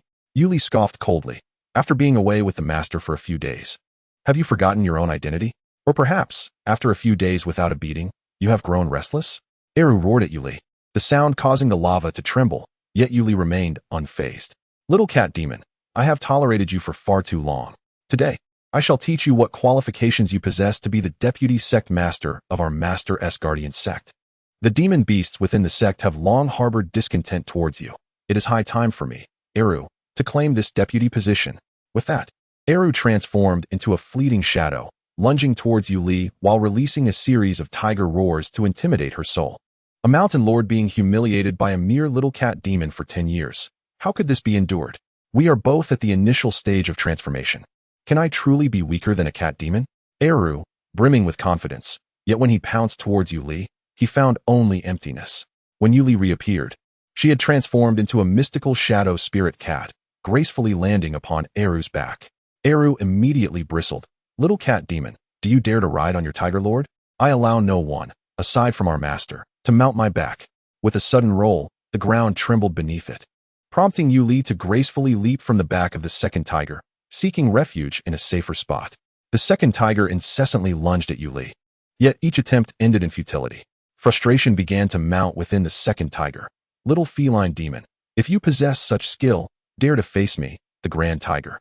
In a true confrontation of strength, Yuli cast a scornful glance at the second tiger, retorting, "Oh, little tiger, having just ascended to the transformation stage. Do you dare challenge my authority? I am now the vice master of the Guardian Sect, while you remain merely a minor protector. To defy your superior is a grave transgression." Once she finished speaking, she reappeared, raising her tiny paw to strike the second tiger on the head. The second tiger was caught off guard, feeling as though the world spun around him, stars dancing before his eyes. How could it be that they were both at the initial stage of transformation, yet he couldn't even lay a finger on this cat demon?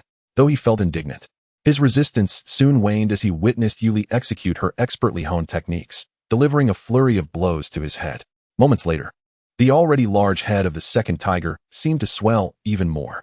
With a defiant roar, he protested. Yuli coldly regarded him, still shouting. As she raised her paw once more, the second tiger leaped backward in alarm. A gentleman avenges himself. 300 years is not too late. If 300 years isn't enough, then 1,000 years will do. One day, I shall ride upon you, little feline demon, and let you experience the taste of being ridden. Amidst their banter, a shadowy figure gradually solidified. After expelling the strange creatures from Moxion's territory, Lin Feng set about establishing two 5-elements life and death arrays, dividing Moxion's original domain into two sections, one for Yuli's cultivation and the other for Han Li's. Upon Lin Feng's arrival, the second tiger pounced, clinging to Lin Feng's leg in despair. "Master, you have finally returned. If you had delayed any longer, I would have vanished. That wretched cat has taken full advantage of your absence to torment me. Look at my once handsome visage, now marred by her scratches. Master, you must seek justice for me." At that moment, the ethereal cat spirit, transformed from Yuli, leapt onto Lin Feng's shoulder, nuzzling against his face without offering further explanation. The second tiger, witnessing this scene, seethed with barely contained rage. "Master, do not be deceived by her seemingly docile demeanor. She is not so sweet when you're away." Lin Feng, one hand affectionately ruffling the second tiger's large head while the other gently stroked Yuli's, had observed everything unfold. It was evident that the second tiger had grown overly arrogant, attempting to challenge Yuli's authority so soon after his breakthrough. Lin Feng couldn't fathom how the second tiger had survived for over 300 years. Seeing the second tiger on the verge of tears, albeit likely feigned, Lin Feng spoke softly. "Very well, second tiger, you have indeed endured much hardship alongside me. Henceforth, you shall serve as the vice master of the Guardian Sect." Upon hearing this, the second tiger was momentarily taken aback before erupting in excitement. "Rest assured, master, entrust the Guardian Sect to me, and I shall manage it far better than Yuli." The mere thought of summoning those formidable demons daily filled Eru with a secret delight. Among our kind, how many can truly reach such heights? Eru had, in an unseen manner, surpassed 90% of the beastly lineage. Moonli harbored no disappointment. She understood that her master's intentions were guided by profound wisdom. Thereafter, Lin Feng turned to Moonli and said, "Moonli, I have discovered a sacred place for your cultivation. In the future, you shall practice there. And should you find it tiresome, I will bring you back here." Eru, with ears perked, listened intently to Lin Feng's words, then gazed at Moonli and remarked, "Indeed, you are so preoccupied with overseeing these various beasts that you scarcely find time to enhance your own cultivation. Since Master has already procured a sanctuary for your training, you would do well to dedicate yourself to it. Unless you ascend to immortality, do not return." Chapter 105.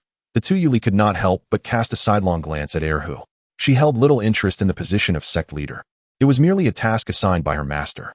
Since this foolish tiger was willing to assume the role, she thought it best to let him be. For Yuli, her primary focus remained on enhancing her cultivation to assist her master more effectively in the future.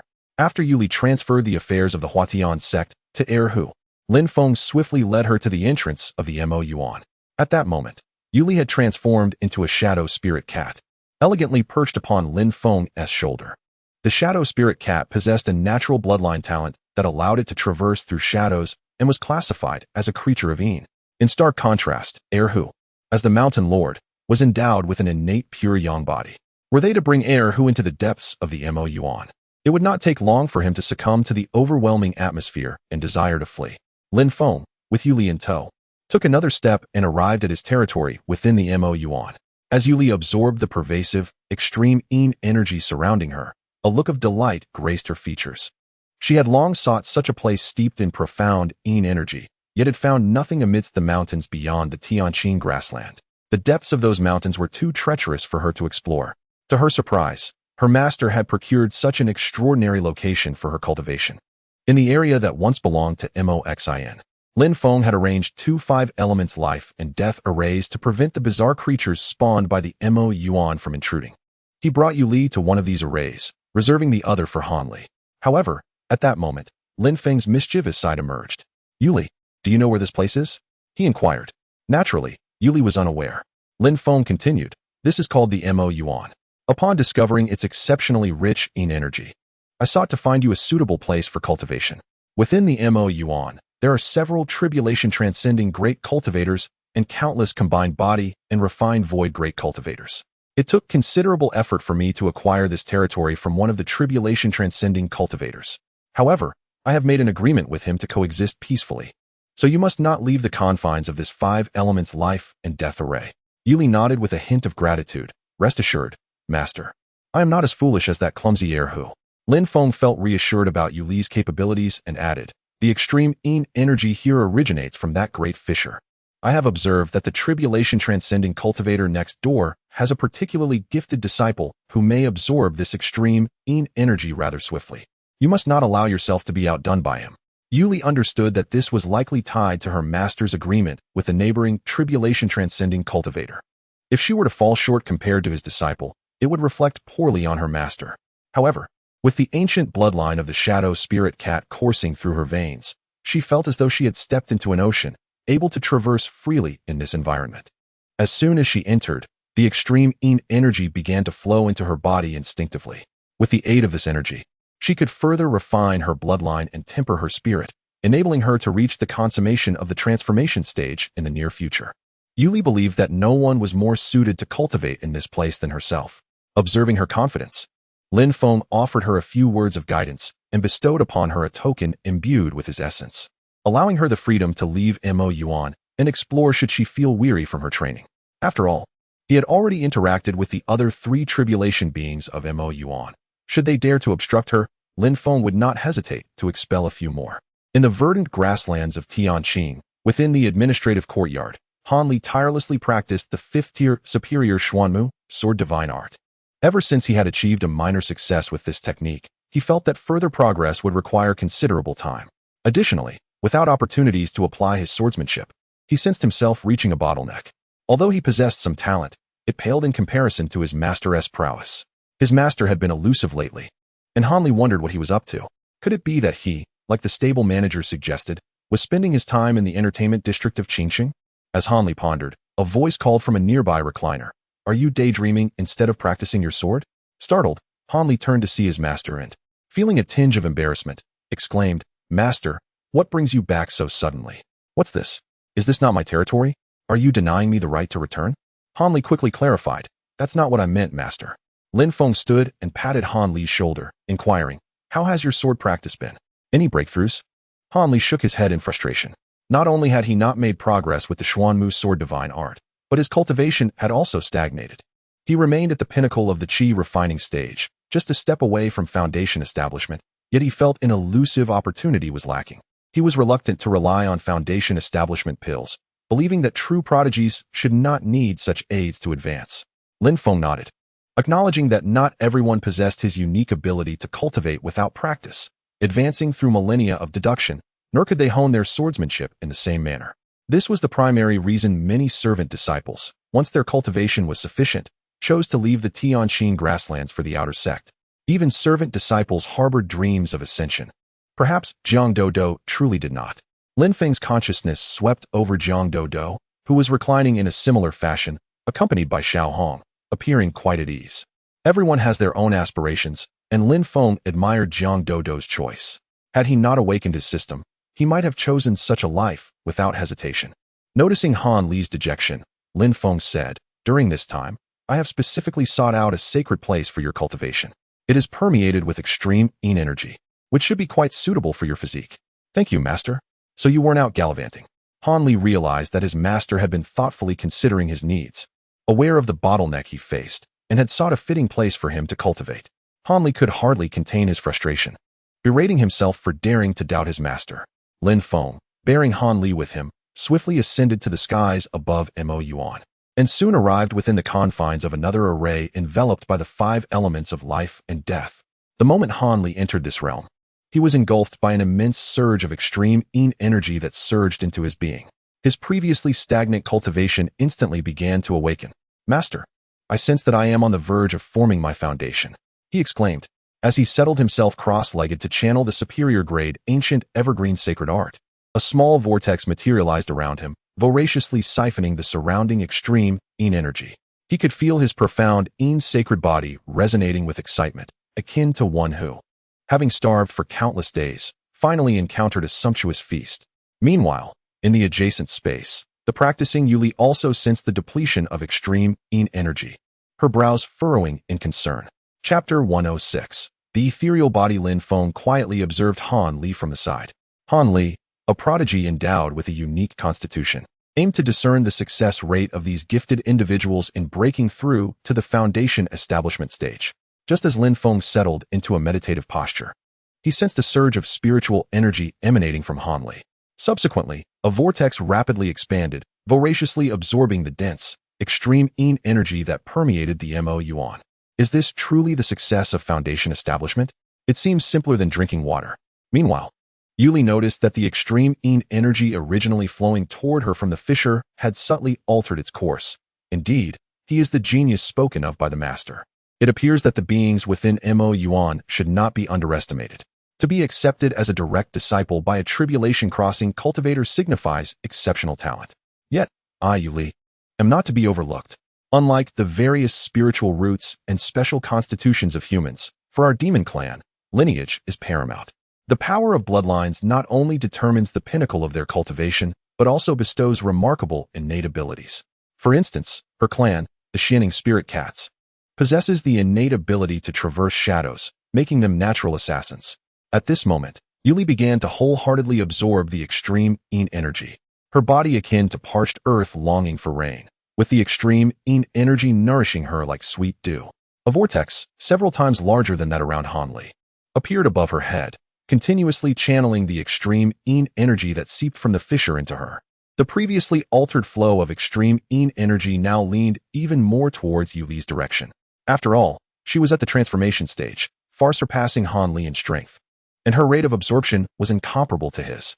Han Li furrowed his brow slightly. Possessing the Xian Yin sacred body, he was particularly sensitive to the extreme yin energy. He too sensed the shift in the energy's flow. However, he was currently engrossed in his breakthrough and had little time to ponder other matters. With his master by his side, he felt reassured. Han Li's cultivation did not remain at the initial stage of foundation establishment, but soared directly to the mid-stage before he paused. At merely 26 years of age, he had already reached the mid-stage of foundation establishment. Those with heavenly spiritual roots typically take 10 years for foundation establishment, 20 years to form a core, and 50 years to reach the nascent soul stage. With the Xianin sacred body, Han Li's potential was beginning to eclipse even that of the heavenly spiritual roots. In Lin Feng's eyes, Han Li's talent had long surpassed that of the heavenly spiritual roots. Had he practiced in this realm of extreme yin from the outset, there would have been a significant likelihood of him forming a core by the age of 26. The Xianin sacred body possessed at least equal merit to the sacred spirit roots. Whether it could surpass them depended on Han Li's development of his sacred body. After breaking through to the mid-stage of foundation establishment, Han Li ceased his cultivation and slowly opened his eyes. "Master, just as I was breaking through, I sensed that the flow of this extreme yin energy was influenced by other cultivators. Why is that?" Lin Feng employed the same reasoning he had used with Yuli. "This is Mo Yuan, a sacred cultivation ground that I procured for you at great cost. At both ends of our region, there exist superlative geniuses in the abyss of ink, whose cultivation can alter the flow of the most profound yin energy. However, my master believes in you. They cannot surpass you." Han Li's gaze was resolute. "So this is the abyss of ink. Though I had never heard of it before, it is evidently extraordinary. My master has treated me with such kindness. I must not bring shame upon him. You need only focus on your cultivation here. Each day, I shall return you to the verdant grassland. But remember, do not venture beyond this place or intrude upon the territories of other abyssal creatures. Even I, your master, may not be able to save you." After imparting a few more words of caution to Hanli, Lin Feng approached the enormous fissure at the bottom of the abyss. This chasm was impervious to spiritual probing. Any attempt to delve within was met with utter consumption. Lin Feng was unaware of what lay within the fissure. Yet all the profound Yin energy emanated from this very spot. Even if there were some fortuitous opportunity here, Lin Feng had no interest in perilous places. No matter how great the opportunity, it was of no concern to him. Lin Feng sat cross-legged, intending to conduct a simulation here. He had already recognized his limits. With his current level of cultivation and the techniques he mastered, he was more than capable of dealing with those in the early stages of tribulation. However, he felt uncertain when it came to those in the later stages or those who had achieved completion. Within this abyss, there was indeed a being in seclusion, preparing to face the final tribulation. The reason Lin Feng chose this place for simulation was to explore whether he could give birth to a new spiritual root through the profound Yin energy present. He planned to elevate his cultivation techniques, swordplay, body refining methods, bone-crushing techniques, and soul-searching arts to the 7th tier.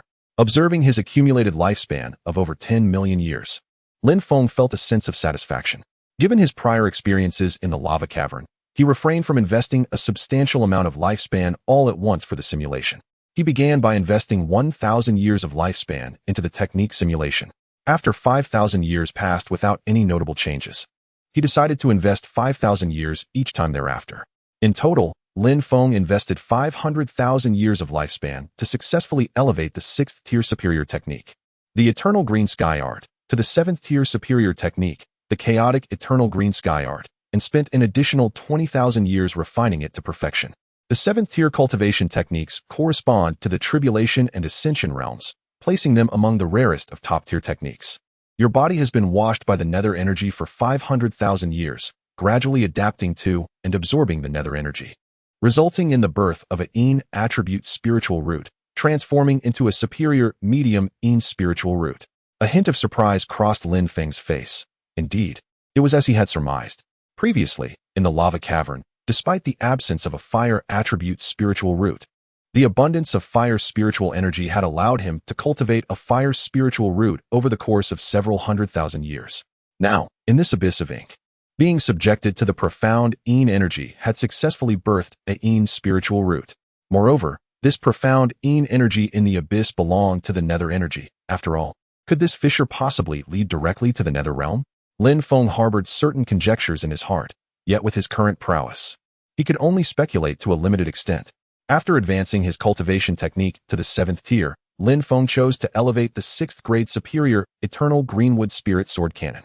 An investment of 520,000 years of lifespan was made, resulting in the successful promotion of the 6th grade superior Eternal Greenwood Spirit Sword Cannon to the 7th grade superior Void Greenwood Celestial Sword Domain, which he cultivated to its pinnacle. The Void Greenwood Celestial Sword Domain, a sword technique comprehended from a millennia-old greenwood in the void, constructing a celestial sword domain that annihilates all adversaries that dare to invade. Your physical form has once again been cleansed by the nether energy for 500,000 years, transforming your Yin attribute spiritual root into an exceptional Yin spiritual root. Furthermore, the prolonged exposure to the nether energy for 1,000,000 years has altered your constitution, resulting in the emergence of the nether body. Nether body, a constitution born of the acquired, capable of adapting to survival in the nether realm. Chapter 107. The spiritual root of Earth. Lin Feng found himself quite astonished by the newly manifested constitution within him. Aside from the innate grass-cutting sacred body, which seemed destined to be intertwined with his essence, this was the first time he had obtained a constitution through such extraordinary circumstances. Both of these constitutions differed fundamentally from the ethereal wood divine spirit body, which was a 6th tier superior cultivation technique that, when perfected, birthed a constitution capable of evolving alongside the advancement of its method. In contrast, the nether body was a constitution that had metamorphosed after being washed by the essence of Yin for 1,000,000 years. Although it was an acquired constitution, it nonetheless filled Lin Feng with delight as it broadened his horizons. Even if the lifespan expended in the process of deducing this transformation far exceeded what would be consumed in the actual world, potentially by several multiples, it still required an astonishing 100,000 years. Where could an average cultivator procure such a span of time? Lin Feng transformed his constitution into the nether body. In an instant, a torrent of extreme Yin energy surged into his being. The nether body naturally resonated with this essence. He pondered whether the nether realm truly existed, perhaps lying at the other end of this fissure, beyond the nether body. Lin Feng was further astounded to discover that his eons spiritual root had directly evolved into a supreme eons spiritual root.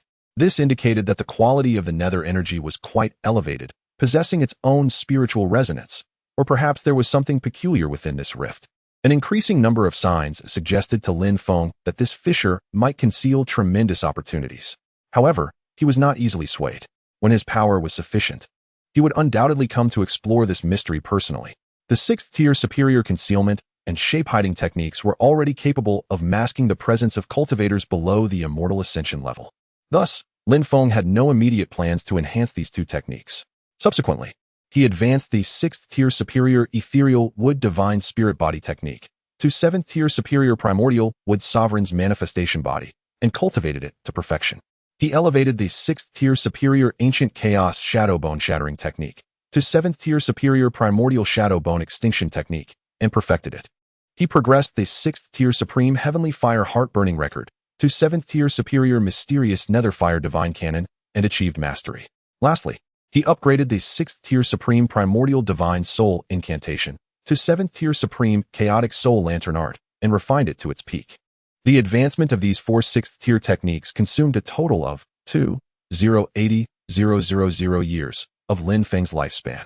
Primordial wood sovereign's manifestation body. With this body, one can command all flora as the sovereign of wood, capable of manifesting countless transformations. 7th tier superior mysterious nether fire divine cannon. The heavenly fire transforms into mysterious nether divine fire. Once tainted by this fire, both body and soul shall be scorched. 7th tier supreme chaotic soul lantern art. By condensing one soul fire into a chaotic soul lantern, it illuminates the deepest secrets of the target's sea of consciousness. When cultivated to perfection, it reveals the causative chains of their past and present. The 7th tier offensive techniques correspond to the Tribulation and Mahayana realms. At this moment, although Lin Feng had not yet attained the Tribulation Mahayana cultivation level, his true strength was beyond the reach of Tribulation cultivators. Whether facing the transcendent being in the depths of the ink abyss or the formidable demon that may invade the molten cavern at any moment, Lin Feng felt a flicker of confidence within himself. However, it was slightly disappointing that the originally 6th tier extraordinary heavenly fire heart-burning record had ascended to the 7th tier, achieving the status of upper 7th tier. Yet, the 6th tier extraordinary primordial divine soul curse remained at the 6th tier extraordinary level upon its advancement to the 7th tier. Lin Feng speculated this might be attributed to his unique comprehension and talent for the soul-searching technique. At the moment Lin Feng's ethereal wood divine spirit body ascended to the primordial wood sovereign myriad form, a peculiar wave of energy was born. This wave attracted several divine consciousnesses for investigation. However, upon discovering that the wave originated from Lin Feng's territory, they promptly ceased their inquiry. In their eyes, this eminent cultivator of the heavenly Eons sect had just forcibly repelled the formidable Moxin. They understood that any provocation towards this formidable being would likely end poorly. Not unlike the fate of Moxin, Lin Feng observed that the creatures of the ink abyss were quite discerning, and he felt a sense of satisfaction. This was the respect afforded to a strong individual. As for alchemy and weapon forging, Lin Feng did not intend to pursue further advancements in the short term. With his current mastery of 6th tier alchemy and weapon forging techniques, he was adequately equipped to concoct some daily elixirs and tools. Regarding formations, he had yet to gather the materials for the 6th tier upper grade spirit vein reversal formation, and the 6th tier offensive formation ancient god annihilation formation and defensive formation void demon sealing formation were similarly elusive. Only the 6th tier upper grade concealment formation void return to silence formation had been set up with several disposable versions using formation stones. The path of formations consumed more time, energy, and, most crucially, financial resources compared to alchemy and weapon crafting. It was no wonder that he had encountered numerous alchemists and weaponsmiths, yet had seldom seen a formation master. However, formation masters must exist, otherwise, who would set up the formations for the various sects? They were simply fewer in number. Those who persisted in this field were undoubtedly affluent individuals. After the advancement of several offensive techniques to the 7th tier, Lin Feng did not halt his progress. He turned his attention to the evolution of his spiritual roots. During his last attempt at spiritual root evolution, he received feedback indicating that a dual spiritual root could not ascend to a terrestrial spiritual root. Now, possessing 3 extraordinary spiritual roots, it was time to try once more. You have invested 50,000 years of lifespan into the evolution of your spiritual roots. During the 50,000th year of spiritual root evolution, leveraging your existing extraordinary wood, fire, and spiritual roots, you aspire to elevate to a higher quality spiritual root. However, this cannot be achieved in a single endeavor. You must invest more time to refine and merge the three extraordinary spiritual roots. Lin Feng furrowed his brows and invested another 50,000 years of lifespan. During the 50,000th year of spiritual root evolution, you reattempt the elevation of your spiritual roots. However, the fire spiritual root embodies warmth, ascent, and brightness, representing pure yang. The wood spiritual root signifies growth, expansion, and masculinity, embodying lesser yang, while the yin spiritual root represents pure yin. To harmonize these, you will require more time. The absence of a direct indication of failure suggested that success was still within reach. With this understanding, Lin Feng naturally would not relent. Lin Feng relentlessly invested his lifespan into the calculations, yet the transformation of his spiritual roots remained elusive. It was not until he had accumulated 800,000 years of lifespan that a remarkable change occurred. By utilizing three exceptional spiritual roots and engaging in calculations for 800,000 years, your supreme yin spiritual root continuously absorbed the essence of the underworld, strengthening itself. Your body has successfully harmonized the incompatible fire, wood, and yin spiritual roots, resulting in a transformation of your spiritual roots. Perseverance has borne fruit, and you have attained the earth's spiritual root. A profound sensation enveloped Lin Feng, as he once again perceived a significant enhancement in his senses and his affinity with the cosmos. The limits of his potential had been elevated once more. He had finally transcended from an unremarkable cultivator with mixed five-element spiritual roots to one worthy of being called a genius with an earth spiritual root. Although his earth spiritual root merely represented the threshold for genius within the Evergreen sect, what did it matter? Chapter 108. The investigation of causality in the mountainous expanse beyond the verdant grasslands, within a lava cave. Eru assumed the position of the new vice Sect Master of the Huitian sect. He resolved to rename the mountain range where the sect resided as the Huitian Mountains. Although Lin Feng often referred to Eru simply as Eru, he possessed another imposing name, Xiaodianhu. Eru, adept at reading the atmosphere, recognized Lin Feng's passion for cultivating spiritual plants and herbs, personally foraging and refining elixirs. Thus, upon his appointment as Vice Sect Master, Eru's inaugural task was to gather an array of spiritual herbs and plants to fill the entirety of Huitian Peak. Observing Lin Feng reclining within the lava cave, Eru plucked a fiery red fruit known as the Qi-yin-jugua and consumed it. The Qi-yin-jugua, a third-tier spiritual fruit, boasted a vivid crimson hue, reminiscent of flames, and contained potent fire spiritual energy capable of aiding cultivators in enhancing their cultivation and increasing the success rate of dan formation. The ripe Qi-yin-jugua was mildly sweet and exceptionally juicy. Had it existed in Lin Feng's previous life, it would undoubtedly have garnered great commercial success. A decade prior, Lin Feng had transplanted a Qi-yin-jugua tree from a modest wood-type blessed land into the lava cave and, through propagation techniques, cultivated dozens of Qi-yin-jugua trees. Now, after 10 years, these trees had flourished under the rich fire attribute spiritual energy of the cave, growing to heights of several men, each adorned with an abundance of Qi-yin-jugua. While the Qi-yin-jugua could be consumed directly and enhance the success rate of dan formation, refining it into a third-tier Shinken-dan would significantly boost this probability. Few could afford to indulge in the Qi-yin-jugua as Lin Feng did. As the lifespan provided by the Tianqing grassland increased, Lin Feng's interest in harvesting herbs from the Lingyao garden and the Tan family's medicinal garden had waned over the years. He would only harvest from the Dan Peak's Lingyao garden and the Tan family's garden when necessary, and the lifespan gained per month paled in comparison to what he could obtain in a single day from the Tianqing grass.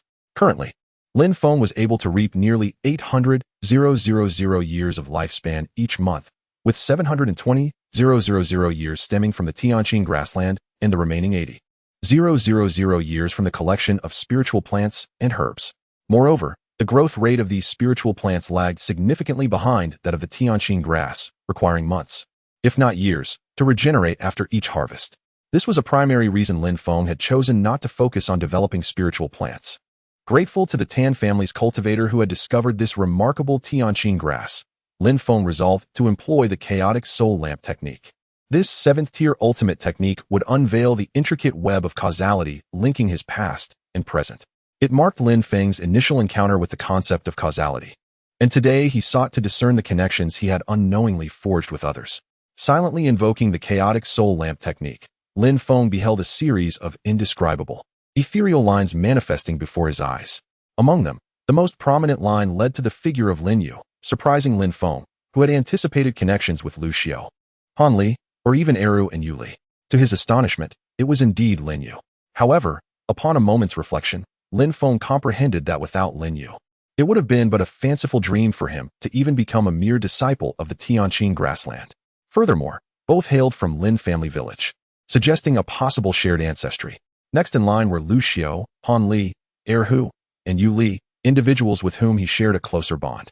Lin Feng had also discerned the causal connections with Yang Linghu, Tin Yuyu, Bai Yu, Zhao Qi, the elder Xiao, and the elder Tan, with whom he frequently interacted. The ties with Xiao Hong, Shengwan Haoran, Zhang Dodo, and Lu Yin were equally strong. Familiarity with these individuals allowed Lin Feng to instantly recognize their silhouettes at the other end of the causal chain. Beyond these, he discovered that he had unwittingly woven causal relationships with countless others. For instance, a chain existed between him and the myriad beasts of the Hudiang sect, as well as with the stable manager and the other disciples of Tianqing grassland, and even with the common folk of Mo Yuan City. These causal threads varied in thickness and depth. It was evident that the stronger the bond, or the greater the enmity, the more robust the causal connection. Lin Feng could also utilize the chaotic soul lantern technique to trace these causal chains in search of those linked to him. For instance, he could instantly locate Hu, who remained blissfully unaware of his presence. In contrast, the individual known as Moxian, whom Lin Feng had expelled from Mo Yuan, was no longer within the borders of the Han dynasty. Yet, a faint causal thread still connected him to Lin Feng. He speculated that Moxian was likely seeking vengeance against the nefarious figures of the Tianqing sect, with whom he shared a tenuous connection. Even the formidable great demon encountered during his deductions had a causal link to Lin Feng, albeit distant enough that he could only ascertain a general direction. Nevertheless, should Lin Feng resolutely pursue this entity, he could follow the causal trail. This notion sparked a thought within him. If that unparalleled demon had yet to appear by the time he achieved a breakthrough to the peak of the tribulation, he would seek out this causal thread to find the great demon. He was eager to discover what manner of creature dared to encroach upon his magma cave. Furthermore, amidst the intricate web of causal relationships, the sole source of Lin Feng's astonishment was a single, faint causal line extending towards the heavens. When had he forged a connection with a celestial being? However, this thread was exceedingly tenuous. Had it not been for its solitary ascent into the sky, Lin Feng would scarcely have perceived it. The heavens, it seemed, harbored nothing.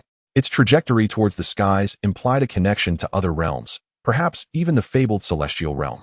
Even if Lin Feng wished to probe further, he found himself powerless to do so. Unbeknownst to him, he had accumulated such a multitude of causal ties, leaving him uncertain of what implications they might hold for his future. Moreover, regardless of whether one acts under the guise of the carefree wanderer or as the sinister figure of the Heavenly Shadow sect, the consequences of one's deeds ultimately return to the essence of oneself. If one were to master the art of causality, would it not be possible to reverse the flow of cause and effect to locate oneself? However, to this day, Lin Feng has yet to hear anyone speak of causality. Perhaps the cultivators of the lower realms may never encounter such an extraordinary force throughout their lives, were it not for his fortuitous discovery of the supreme seventh-level technique, the chaotic soul lantern art. He would likely remain oblivious to the existence of the power of causality, let alone employ it to seek or confront adversaries. Chapter 109. Time flies in the lava cavern. As Lin Feng opened his eyes, the two tigers, recognizing the moment, approached him with a sense of understanding. They nuzzled against him with their large heads, basking in the absence of competition from Yu Li for their master's affections. In hindsight, introducing Yu Li to their master had been a misstep. Her mere beauty paled in comparison to their own charm. Master, now that I have just assumed my position, I seek to engage in some meaningful endeavors. What if I were to instruct all the beasts of the Hudiang sect to gather the spiritual herbs from the Hudiang mountain range and cultivate them throughout Hudiang Peak?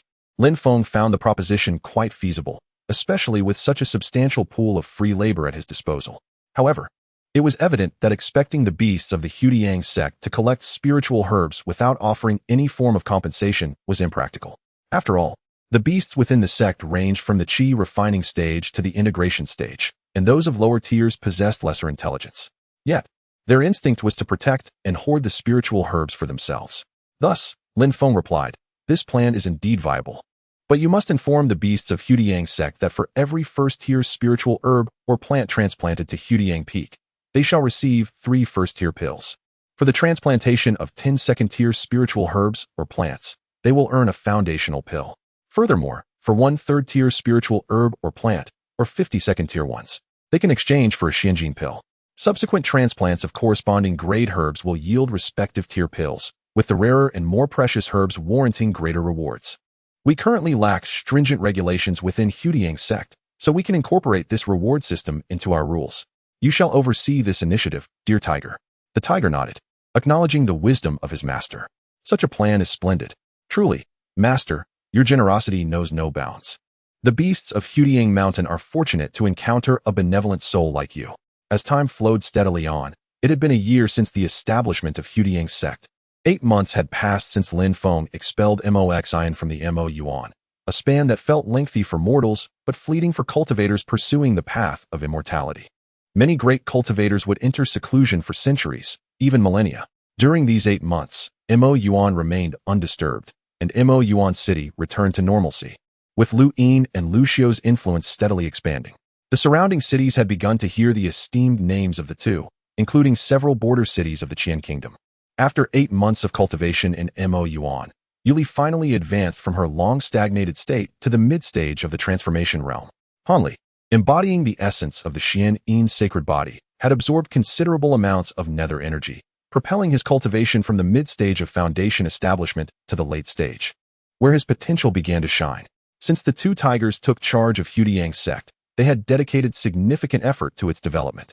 The sect had transformed into a well-ordered entity, with the majority of spiritual herbs and plants from the Hudiang mountain range successfully transplanted to Hudiang Peak. The lava cavern was now filled with a variety of fire attribute spiritual herbs and plants. At present, the scale of spiritual herbs and plants on Hudiang Peak had far exceeded that of the second spiritual herb garden at Dan Peak, boasting quantities more than 3 times that of the latter.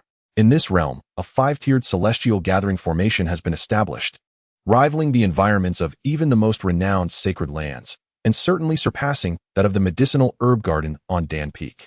Eru has meticulously selected numerous beasts adept in nurturing spiritual herbs and plants to tend to the flora atop Huitian Peak. Meanwhile, Lin Feng has gathered a considerable number of mature spiritual plants and herbs from smaller sacred lands and lava caverns, refining them into elixirs to distribute among the beasts of his sect. With his newfound mastery over fire magic, alchemy has become an effortless endeavor for Lin Feng. In the courtyard of the Longqing sect, within the verdant expanse of the Tianqing grassland, Lin Feng is surrounded by over a dozen crystalline spheres capturing fleeting images. He is intently reviewing the contents of one such sphere, while Baiyu silently kneads his shoulders from behind. Han Li, with a serious demeanor, observes the unfolding scenes within the crystal. Most days, Han Li remains in the Tianqing grassland, and after completing his daily tasks, Lin Feng takes him to the Mo Yuan for further cultivation. Gradually, Lin Feng has come to realize that engaging in the act of harvesting can significantly refine one's temperament. Han Li's disposition has notably improved. The content within the crystal sphere features the latest prodigy of the Sword Peak, Yang Linghu, who is currently facing a challenge from a disciple at the Golden Core stage. Although Yang Linghu remains at the initial stage of the Golden Core, his opponent has reached full maturity in that realm. The recorded footage is brief. Upon receiving the sword from Zhao Qi, Yang Linghu's demeanor transforms dramatically, and with a single stroke, he severely injures the fully realized Golden Core cultivator. Lin Feng's perception rarely extends into the depths of the Longqing sect, much less the Sword Peak, which is why he has been largely unaware of the developments surrounding Yang Linghu since his awakening of the Immaculate Sword Body. Just a few days prior, while indulging at the Qingqing Xianyuan dining hall, Lin Feng happened upon an individual holding a crystalline sphere, engrossed in its contents. Upon closer inspection, he recognized the figure within the sphere as Yang Linghu. This prompted him to inquire about the procurement channels for these crystalline spheres, and he subsequently acquired more than 10, all capturing the duels between Yang Linghu and the disciples of Sword Peak. However, in most of these recordings, Yang Linghu only needed a single strike to incapacitate his opponents. The sword techniques employed by Yang Linghu are no longer mere derivatives of the Qingyu sword technique. Rather, they are a style so foreign that even Lin Feng finds it unfamiliar. As a practitioner of the advanced sword techniques derived from the Qingmu sword technique, Lin Feng is well versed in the nuances of the Qingyu sword technique, recognizing their shared elements. It is evident that this sword style hails from the revered Jinghong Sword Valley, as mentioned by Tan Yuyu. As Lin Feng and Han Li attentively scrutinize the crystalline images, a figure materializes silently behind Lin Feng. Oh, Lin Feng, your information network is quite impressive. Where did you acquire these crystalline spheres? Tan Yuyu's voice resonates from behind him. Han Li, taken aback, turns to regard the suddenly appeared Tan Yuyu, pondering the essence of the sacred spirit root she embodies.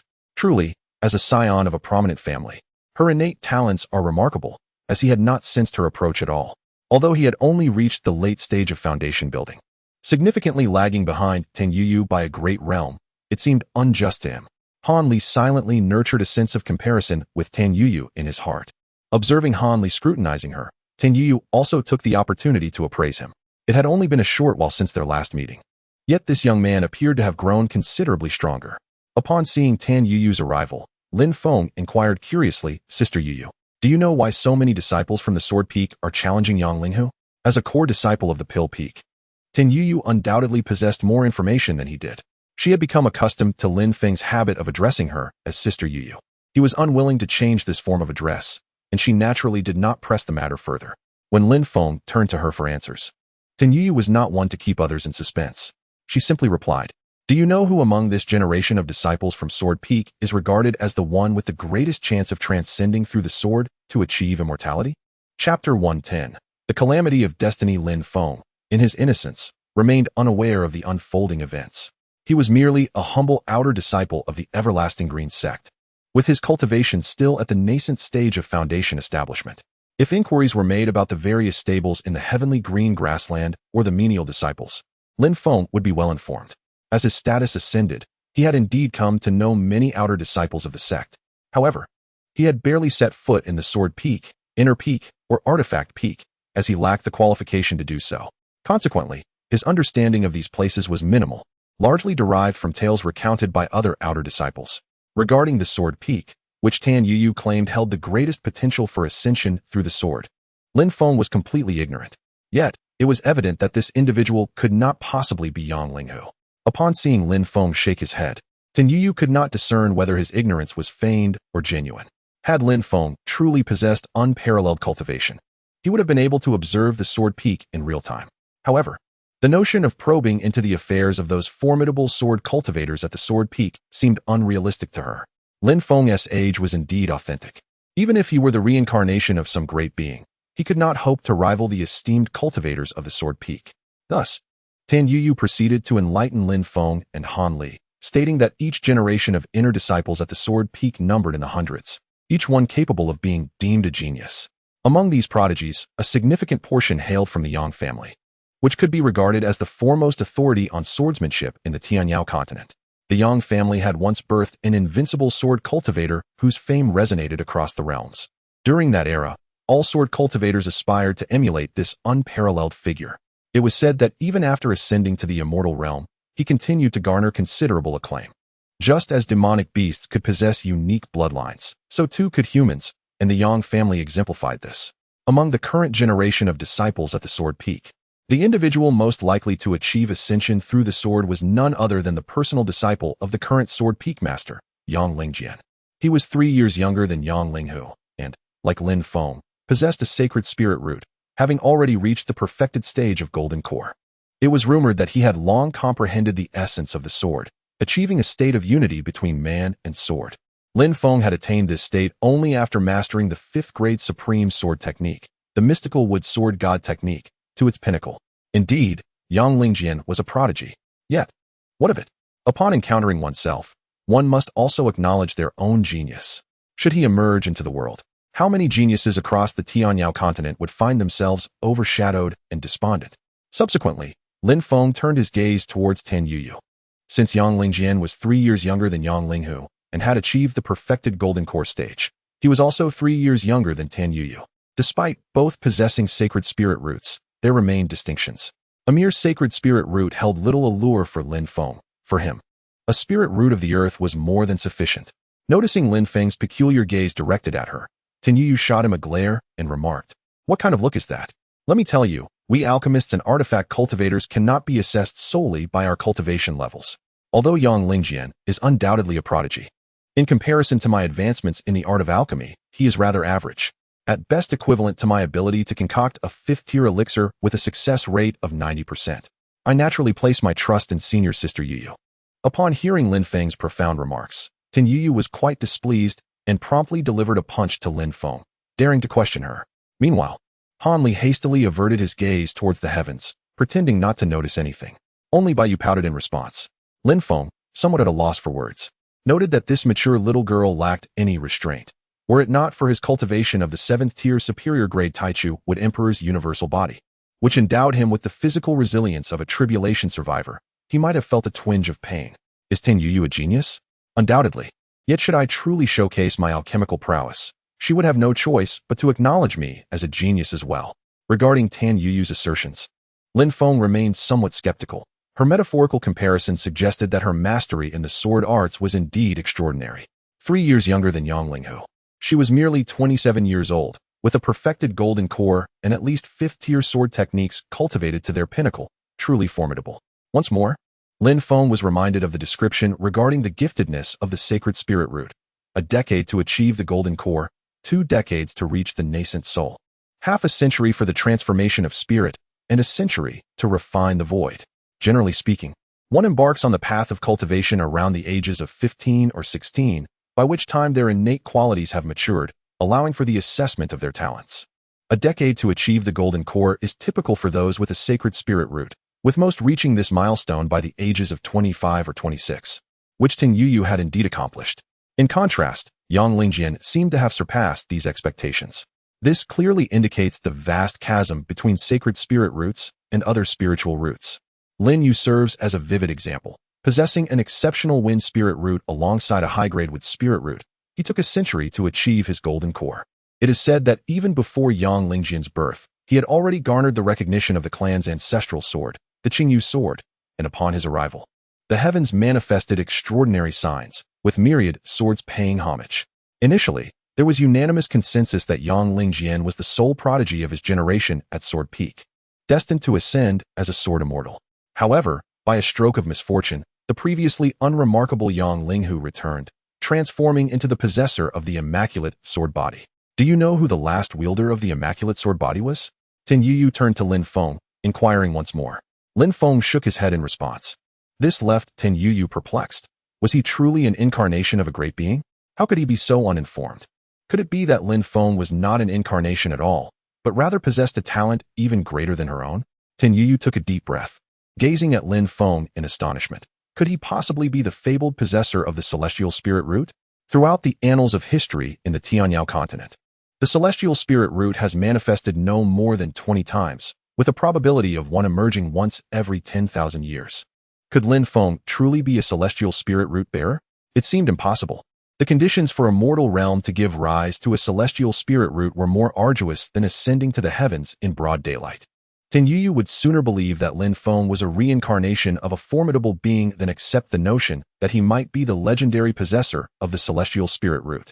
Upon noticing the sudden change in Tan Yuyu's expression directed at him, Lin Feng felt a twinge of curiosity about what this girl had conjured in her mind. Tan Yuyu retracted her thoughts and continued. The last being to possess the unblemished sword body was the founder of the Stunning Swan Sword Valley, the Stunning Swan Sword Immortal. Originally, he was a disciple of Sword Peak, but for reasons unknown, he departed from Sword Peak and established the Stunning Swan Sword Valley, becoming a peerless sword cultivator who once dominated an entire era. I have heard from the elders in my family that when the Stunning Swan Sword Immortal reached the pinnacle of the harmonization stage and aspired to ascend to the tribulation stage, he triggered the fateful tribulation, the counterpart of which was a sword cultivator from the Yang family who had already ascended to the celestial realm. Are you wondering what a fateful tribulation entails? When your cultivation reaches the harmonization stage and you seek to break through to the tribulation stage, if you possess extraordinary talent, you may trigger this calamity. However, do not dwell too much on this. Those who encounter such tribulations are undoubtedly renowned figures across the celestial expanse of the Tianyao continent. Even among us with sacred spirit roots, only 1 or 2 in 100 are capable of invoking this fateful tribulation. Observing Tin Yuyu's demeanor, which implied that he was unlikely to face such a tribulation, Lin Feng found himself intrigued, pondering how this mature yet youthful girl would react if she knew that he was indeed the extraordinarily talented individual she spoke of. Chapter 111. The upcoming events. It was as if Tin Yuyu was extolling her own virtues. Lin Feng feigned ignorance and inquired, since the unparalleled sword cultivator of the Yang family has already ascended, why does the opponent in the fated tribulation of the sword Immortal Jinghong still involve him? At this moment, Tin Yuyu had transformed into a mentor, continuing to elucidate Lin Feng's doubts. The fated tribulation, to a certain extent, transcends time. This implies that one might encounter a genius from millennia past or an extraordinary talent from countless years in the future. Both scenarios are uncertain. However, generally speaking, the majority of individuals facing their fated tribulations contend with adversaries from the same era, with exceptional cases like the sword Immortal Jinghong being rare. Lin Feng pondered thoughtfully. It appeared that the cultivator he would face in his fated tribulation was likely a contemporary genius as well. He recollected the moment when he employed the chaotic soul lantern technique to observe the causal threads, noticing a faint connection stretching toward the heavens. Was the subject of his fated tribulation not within this realm, but rather in the celestial realm? If the opponent in the fated tribulation belonged to an equal tier of cultivators in the celestial realm, it would be understandable if he could not prevail against them. Surely, the celestial realm must also harbor beings of lower cultivation levels, even mortals. Inhabitants of the celestial realm ought to practice more advanced techniques, wielding superior offensive and defensive arts, and perhaps even possessing celestial artifacts for protection and combat. Lin Feng sensed a tinge of concern. What if he could never overcome the cultivator in his fated tribulation? Recently, he had cultivated his techniques, offensive arts, and defensive skills to the 7th tier, and it was time to ascertain the true nature of his opponent. Yet, Lin Feng still wished to understand the consequences if he were perpetually unable to defeat the adversary in his fated tribulation. Upon hearing Lin Feng's query, Tin Yuyu's expression turned triumphant as she replied, "You have indeed asked the right person. Others might not know. In my Tan family, there was once a predecessor who could not triumph over their nemesis in the fated tribulation. He was not an alchemist, but according to family records, if one suffers consecutive defeats to their nemesis a certain number of times, the fated tribulation may dissipate. However, at that point, a portion of your destined fortune would be seized by the opponent, which would inevitably affect your future achievements." Lin Feng contemplated this information. It seemed that he would need to exercise caution in his future cultivation endeavors, avoiding the reckless attempts he had previously made in pursuit of breakthroughs. With the existence of the fated tribulation, he should only attempt to break through once during each evaluation, to determine whether he could indeed surpass the opponent in his fated tribulation. Should he accumulate too many attempts and be deemed defeated, a portion of his fortune might be imperceptibly stripped away. Although he was uncertain about the ramifications of losing a portion of his fortune, it was clear that it would be more favorable to seize the opponents. Lin Feng chose not to dwell further on this matter. As long as he could persist in the verdant plains for a millennium or two, all issues regarding nemesis would be resolved. After all, no matter how poor one's innate talent, investing billions of years of lifespan should yield some results, lest one remain as ineffectual as a lump of clay. At this moment, Tin Yuyu continued, "Recently, I have heard numerous esteemed cultivators predict that both Yang Lingjian and Yang Linghu, who has awakened the immaculate sword body, possess talents that far surpass their contemporaries within the Sword Peak inner disciples. It is highly probable that they will become adversaries in their fated tribulation, given their shared origins. A confrontation between them is inevitable, as it will determine which of the two will ultimately shape the Yang family's destiny. Moreover, many wish to witness whether the unparalleled swordsmanship inherited from the Yang family, embodied by Yang Lingjian with his sacred spirit root, is superior to the immaculate sword body awakened in Yang Linghu, akin to that of the renowned sword Immortal." Han Li listened attentively from the side. Such secrets, had they not been revealed by Tan Yuyu, would have been difficult for him to access given his current connections. This was the first time he had heard of such matters, and his master seemed equally uninformed. Is this the life of a cultivator from a prominent family? Han Li felt a twinge of envy. Although he did not hail from a notable lineage, he yearned for the day when his strength would allow him to establish his own great family, Han family. He harbored a vague aspiration. However, he could not suppress his curiosity and asked, then why not simply have the two of them fight it out? Tin Yuyu glanced at Han Li, noting that he had made significant breakthroughs recently, though his realm remained concealed. This puzzled her. Lin Feng's cultivation was likely much higher than hers, thus making it impossible for her to probe. Yet, Han Li had only recently entered the first layer of qi refinement. How could he have advanced to a point where even he could not discern his own cultivation? Surely, he could not have surpassed her. Such extraordinary geniuses are rare in this world. Nonetheless, Tin Yu did not deny that Han Li was indeed a prodigy. However, his rise was undoubtedly linked to Lin Feng. Seeing Han Li's inquiry, she elucidated, "It is not as simple as you imagine. It is not just a matter of them sparring directly. Consider this. If one possesses a talent equal to yours but has a slightly higher cultivation, and they defeat you in battle, would you accept it?" Han Li pondered this and shook his head thoughtfully. Furthermore, duels among such superlative talents often involve life and death, making the stakes of their confrontation exceedingly high. Hence, it is likely that their encounter will occur only once.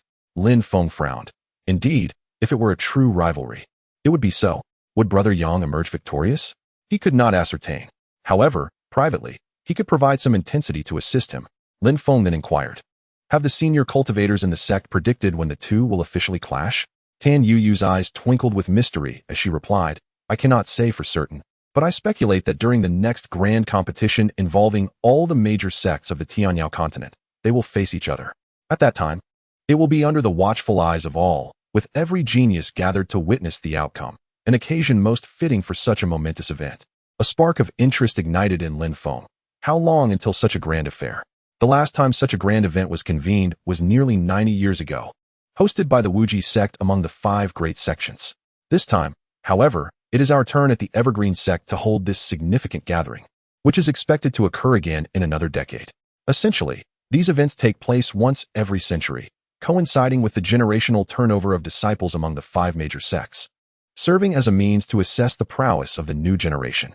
At that time, not only will the disciples from the 5 great sects participate, but all invited sects, regardless of their size, as well as imperial factions and even demonic sects, will join this momentous occasion. The rewards for this grand event are exceedingly generous, jointly prepared by the 5 great sections. For most disciples, participating in such an event and achieving a commendable ranking in the competitions is indeed a remarkable opportunity. Having said that, Tan Yu turned her gaze towards Lin Feng and Han Li, a slight smile gracing her lips. "When the time comes, I shall register both of you under my Tan family's name, so do not let me down." Chapter 112.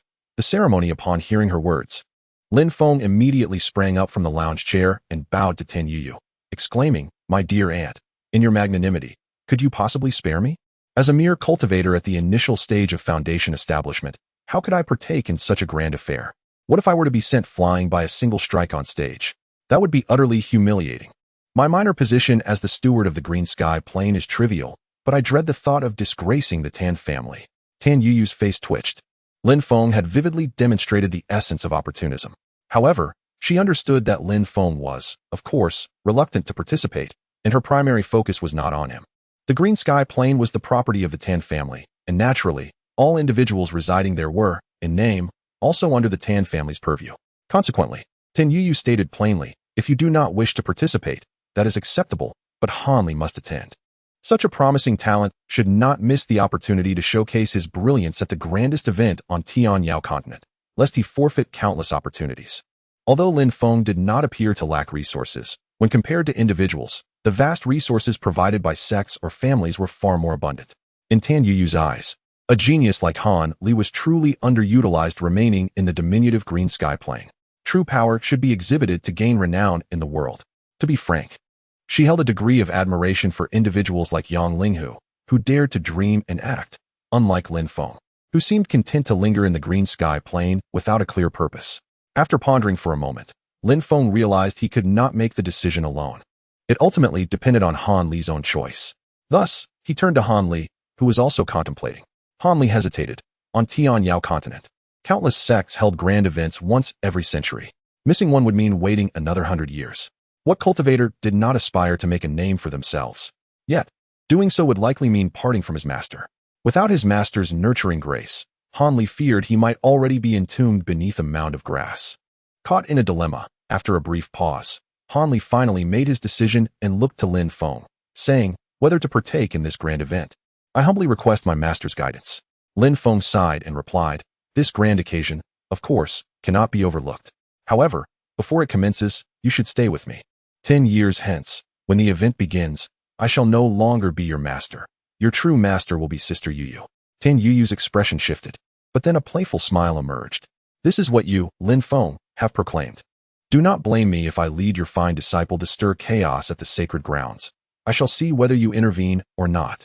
Seeing his master signaling him, Han Li quickly bowed to Tan Yuyu, saying, Han Li pays respects to my second master. Tan Yuyu was taken aback and then retorted, Second master? What second master? You shall call me master.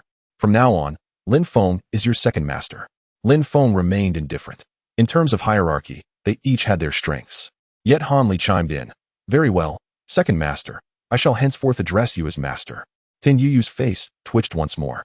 Since you wish to take me as your mentor, I shall reluctantly accept you.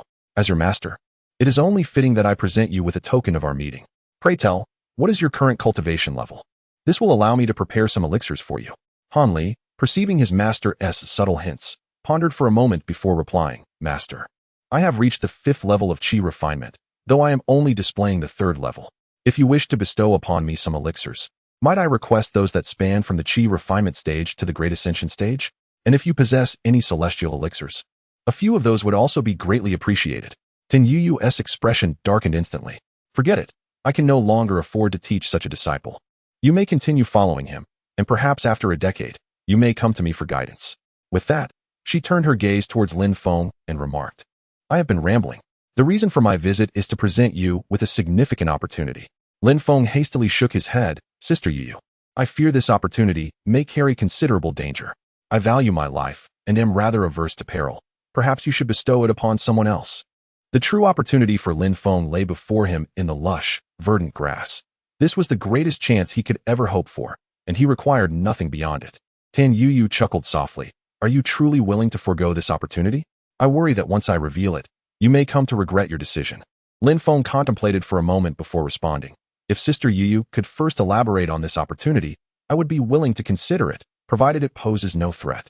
Seeing Lin Feng's audacity, Tan Yuyu felt somewhat at a loss for words. The primary reason for my visit was to invite you to a ceremony. Upon noticing you gazing at Yang Linghu's portrait, I began discussing matters of the Sword Summit. A senior from my Tan family is set to face the 9th layer of the Thunder Tribulation in a month's time. Most of the Tan family's cultivators below that level will be in attendance, along with a number of esteemed practitioners from other families and the Everlasting Green Sect. I happen to have one remaining spot available. Since you are unwilling before Tan Yuyu could finish, Lin Feng interjected eagerly, who said I am unwilling. Thank you, Sister Yuyu. In a certain restricted area of the Tan family, Lin Feng accompanied Tan Yuyu as they utilized a one-time teleportation array to arrive at their destination. The place was already teeming with powerful cultivators, numbering no less than 100, all observing from a distance. As Lin Feng sensed the atmosphere, his expression transformed with excitement. This was the first time he had encountered such a gathering of tribulation crossing practitioners, compelling him to reassess the profound depth of these prominent families and sections. Before him, nearly 30 tribulation crossing cultivators from the Tan family could be seen, accompanied by a multitude of talented practitioners below that level. Among them, there were no less than 10 formidable late-stage tribulation crossers present, and this did not even account for those who were sequestered in secluded cultivation. The total of tribulation crossing cultivators from other factions was around 20, with the Everlasting Green Sect comprising half of that number. It was rare to behold such esteemed practitioners in ordinary circumstances, yet here they were, gathered in great numbers. Lin Feng sighed in relief. Grateful that his 6th-tier superior concealment technique, the Binding Spirit and Restraining Breath Sutra, had been cultivated to perfection, allowing him to shield himself from the probing of scattered immortals and lower-tier cultivators. Otherwise, he would have been thoroughly scrutinized upon arriving here. Witnessing such a multitude of tribulation-transcending cultivators stirred a sense of unease within Lin Feng regarding his recent audacity over the past year. Was it possible that an otherworldly immortal had been secretly observing his every move? After some contemplation, Lin Feng dismissed the thought. Beings of such caliber had long ceased to involve themselves in worldly affairs, just like the group of tribulation-transcending cultivators before him. It was exceedingly rare to catch a glimpse of them in ordinary circumstances, were it not for the esteemed Tan family elder preparing to face the 9th heavenly tribulation. It would likely take a millennium to encounter such formidable figures. As numerous consciousnesses swept toward Lin Feng, he hastily retreated behind Tan Yuyu, subtly indicating that he was merely a modest foundational disciple of hers, possessing no extraordinary qualities. Upon realizing there was nothing remarkable about him, those consciousnesses ceased their scrutiny of Lin Feng. Meanwhile, the sky in the distance had become shrouded in ominous clouds, exuding an aura of dreadful pressure. The tribulation was about to commence. Chapter 113. The heritage of the Tan family. The tribulation primarily targets only the individual undergoing the heavenly trial. Thus its scope is rather limited, enveloping an area of merely several dozen miles in tribulation clouds. Beyond this, hundreds of onlookers are scattered in various directions. Yet the atmosphere remains silent, with all eyes intently fixed upon the central storm of tribulation. Although they are nearly 100 miles away from the heart of the trial, for the esteemed cultivators present, it feels as if it is just within reach, due to the presence of some less accomplished cultivators wishing to witness the event. A prominent figure from the Tan family produced a crystal that hovered in midair, projecting the scene of the impending lightning tribulation. As a mere novice in the early stages of foundation building, Lin Feng followed Tan Yuyu's gaze towards the ethereal projection. Soon, Lin Feng sensed a palpable tension among the surrounding eminent cultivators. Within the storm clouds, the lightning tribulation had begun to brew. In a brief moment, the sky was rent asunder by 12 ominous black whirlpools, each pulsating with the terrifying energy of tribulation lightning. Feeling the menace of the tribulation from afar, Lin Feng detected a hint of danger. Yet, the group of cultivators preparing for the trial visibly relaxed, and Lin Feng could discern smiles emerging on the faces of the Tan family's tribulation cultivators, including Tan Yuyu. Noticing Lin Feng's expression of confusion, Tan Yuyu's curiosity about his understanding deepened. Could it be that Lin Feng did not comprehend the distinctions between these tribulations? Realizing that Lin Feng was not feigning ignorance, she communicated telepathically to explain. The tribulation phase consists of 9 levels of lightning tribulation. The first 3 levels are ordinary tribulations, primarily serving to temper the physical body. The middle 3 levels are mixed tribulations, which predominantly test the soul and the resolve of the cultivator. For most cultivators who have reached the tribulation phase, the threat posed by the first 6 levels is not significant. The final 3 levels, however, manifest the might of the heavenly Tao. The 7th and 8th levels serve as trials of the cultivator's strength, while the 9th level is crucial in determining the fate of most tribulation cultivators. Should one successfully navigate the 9th level, they may ascend to the Great Ascension phase. At this juncture, one can choose to retain their Great Ascension cultivation and remain in the mortal realm, where, having endured the tribulation's tempering, their prowess will far exceed that of a typical tribulation cultivator. As your body has yet to undergo the baptism of celestial energy, you do not qualify as a true immortal. If you opt to ascend to the celestial realm, you will immediately undergo a divine infusion of celestial energy, at which point you will transform into a true immortal. However, celestial energy is not confined to the celestial realm. It also exists within the mortal world. Should you choose to absorb the celestial energy found here, you would become a scattered immortal, whose power pales in comparison to that of a true immortal transformed through the celestial realm's infusion. Once you become a scattered immortal, you forfeit the qualification to ascend. If you wish to ascend again, you must undergo another tribulation. Upon successful completion, you may choose to ascend or remain in the mortal realm. If you choose the latter, you will be referred to as a second-turn scattered immortal. However, it is quite rare for individuals to choose to become loose immortals in the lower realms, as the cultivation speed attained after becoming a loose immortal pales in comparison to that in the immortal realm. A year of cultivation in the immortal realm may equate to 100 or even 1,000 years of cultivation in the lower realms.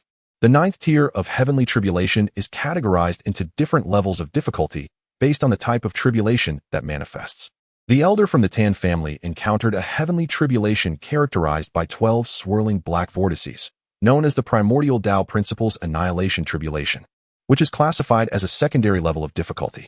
This is the most favored tribulation among most cultivators, apart from the primary level known as the Celestial Command Annihilation Tribulation.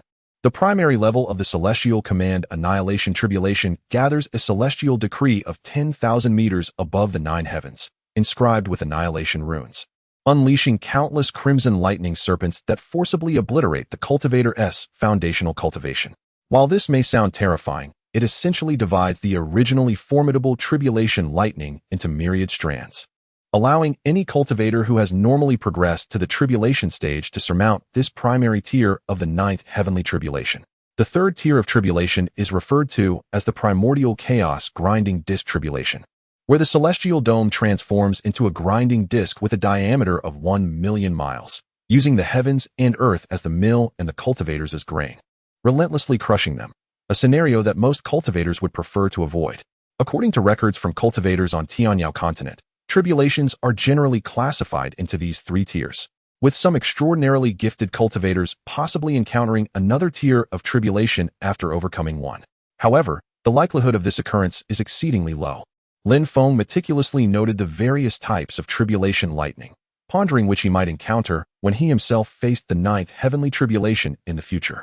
Of course, Lin Feng should not harbor any illusions. The tribulation lightning he is likely to confront will probably be that of the third tier, the primordial chaos grinding disk tribulation. The lightning within the 12 black vortices was already brimming with power, and with a resounding crash, one vortex initiated its tribulation lightning first. It appears that the 12 black vortices do not unleash their tribulation lightning simultaneously, thus providing the cultivators with a brief respite. No wonder the Tan family cultivators appeared so relieved. The intensity of the lightning from the first vortex was moderate, and Lin Feng believed he could withstand it. Soon after, lightning erupted from the second vortex, and its power doubled compared to the previous one, yet Lin Feng still felt he could manage. However, with the descent of the third lightning tribulation, Lin Feng sensed that while its intensity had not doubled from the second, it was sufficient to inflict some damage. The Tan family's great cultivator, facing the third lightning tribulation, exerted all his might, yet still coughed up a mouthful of blood. He quickly swallowed several medicinal pills, and his injuries were instantly healed. Lin Feng was astonished. What kind of elixir was this? Is this the foundation of a pill-refining family? Restoring oneself to peak condition to face the fourth lightning tribulation? He felt a twinge of envy.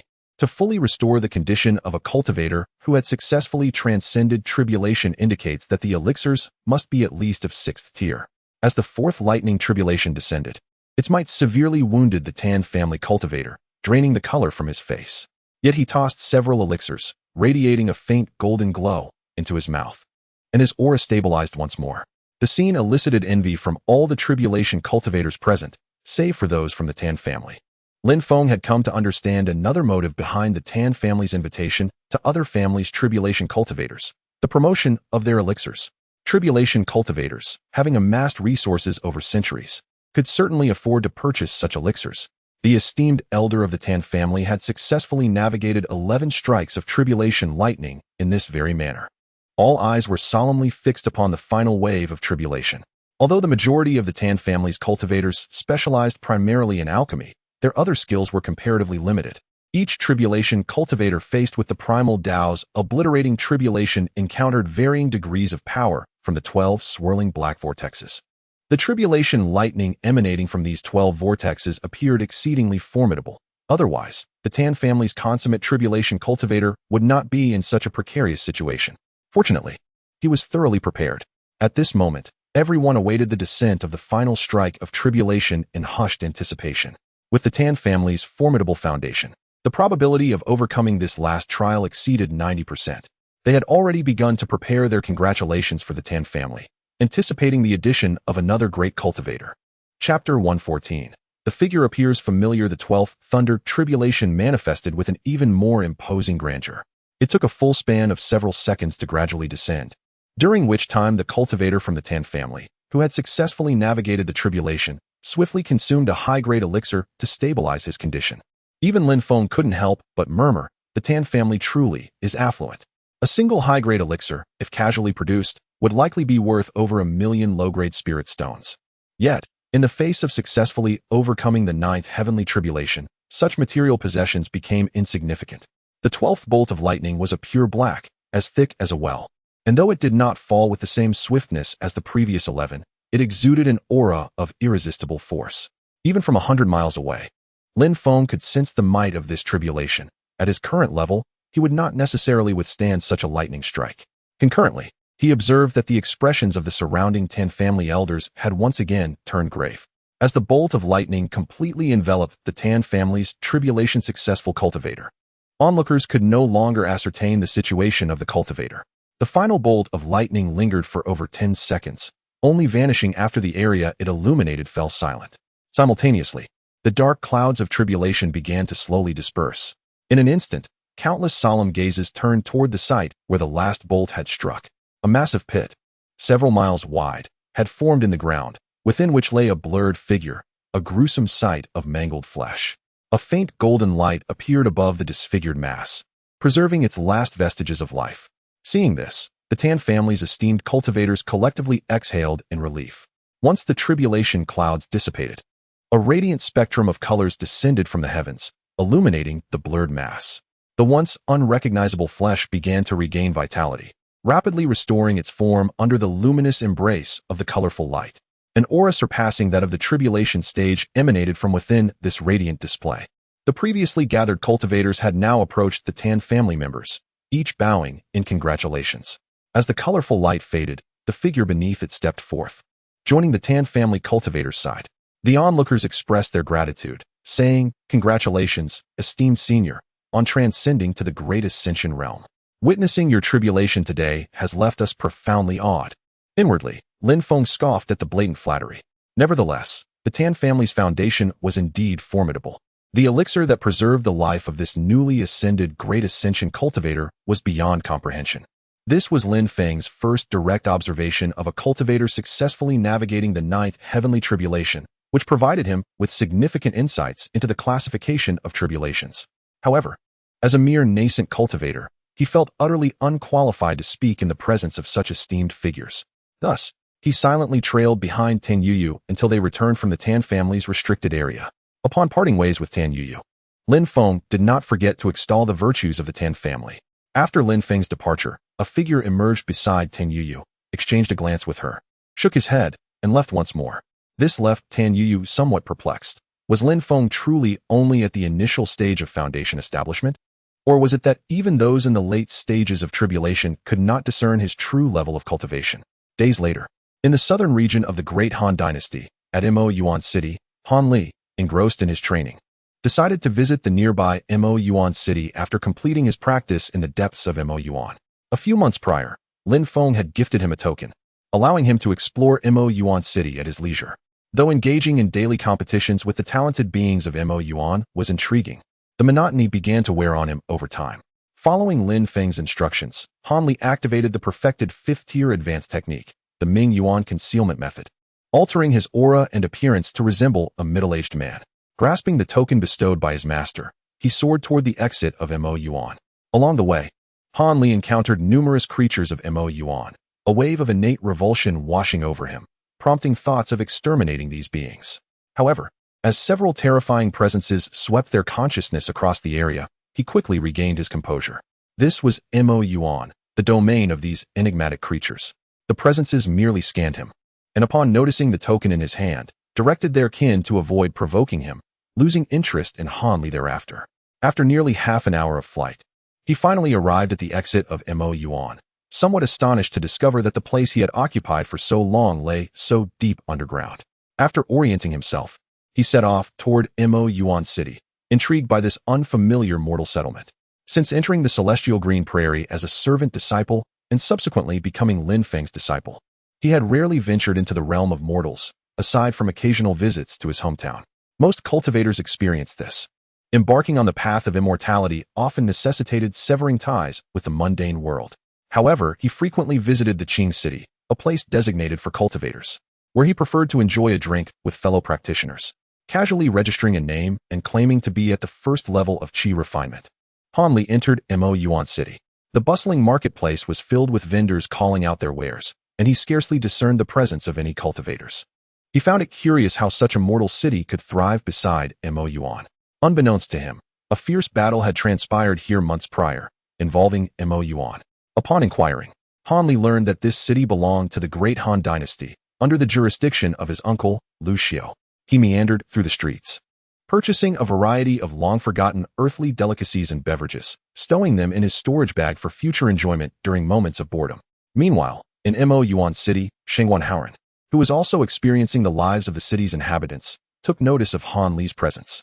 The cultivation technique practiced by Shengwan Haoran is the Tao Enlightenment Sutra from the sacred land of Taoyin.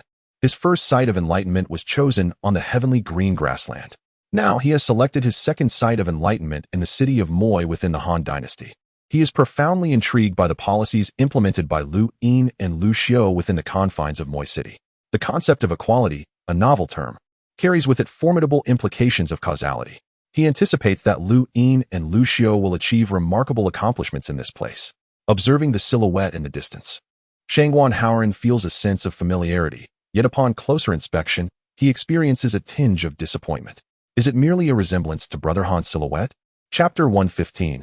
Master Li Tang in the southern border city of the Han Dynasty. Mo Yuan City has gained a modest reputation among several border towns of both the Han and Qin dynasties. Lu Yin possesses absolute authority over Mo Yuan City, a privilege bestowed upon him since he was assigned to this post. Over the past year, Mo Yuan City has undergone significant transformation, attracting numerous citizens from other border towns, including many impoverished individuals from the Qin kingdom. Lu Yin, adhering to the principle of equality among people, has welcomed every newcomer seeking refuge in Mo Yuan City, providing them with housing and allocating farmland. In contrast to Lu Yin's bustling activity, Lu Xiu enjoys a more leisurely existence. He spends his days patrolling Mo Yuan City, personally addressing any instances of bullying or violations of the city's laws, striving to win people over through virtue. It has been several months since he last encountered the carefree elder and his clumsy tiger companion, and he finds himself missing them. Since the last battle at Mo Yuan, when the elders summoned heavenly fire to cleanse the battlefield of its creatures, Lu Xiu has not seen him in the city. While wandering through Mo Yuan City, Lu Xiu often crosses paths with Shangguan Haoran, who also meanders through the town. Each time they meet, they engage in light-hearted conversation before parting ways. Lu Xiu is puzzled by Shangguan Haoran's actions, as the concern he shows for the citizens of Mo Yuan seems to rival that of Lu Yin himself. However, since Shangguan Haoran clearly aligns with their interests, Lu Xiu chooses not to dwell on his motives. As Lu Xiu strolls, he arrives at a newly established residential area on the outskirts of Mo Yuan City, designated for the relocated citizens from other regions, which will eventually be integrated into the city. He navigates his way to a freshly constructed dwelling. Inside, he finds an elderly man, one hand gripping a cane while the other carries a bucket of water toward the kitchen, preparing to cook. Lu Xiu hastily steps forward and takes the bucket from the elder's grasp, chiding him with a tone of reproach. Old Wang, did I not tell you? Until your leg heals, you must refrain from such strenuous tasks. Lu Xiu, will take care of you. You always do this, he continues. What if you were to fall again and injure your other leg? What would you do then? Old Wang chuckles warmly. I merely wish not to trouble your highness. To be served by you in this lifetime is worth any risk, even death. Lu Xiu shoots him a disapproving glance and retorts. If you don't die but end up incapacitated, who will take care of you in your old age? Old Wang hurriedly waves his hands. I dare not, your highness. Your kindness overwhelms me. The citizens of Mo Yuan are truly blessed to have you and Prince Yin among us.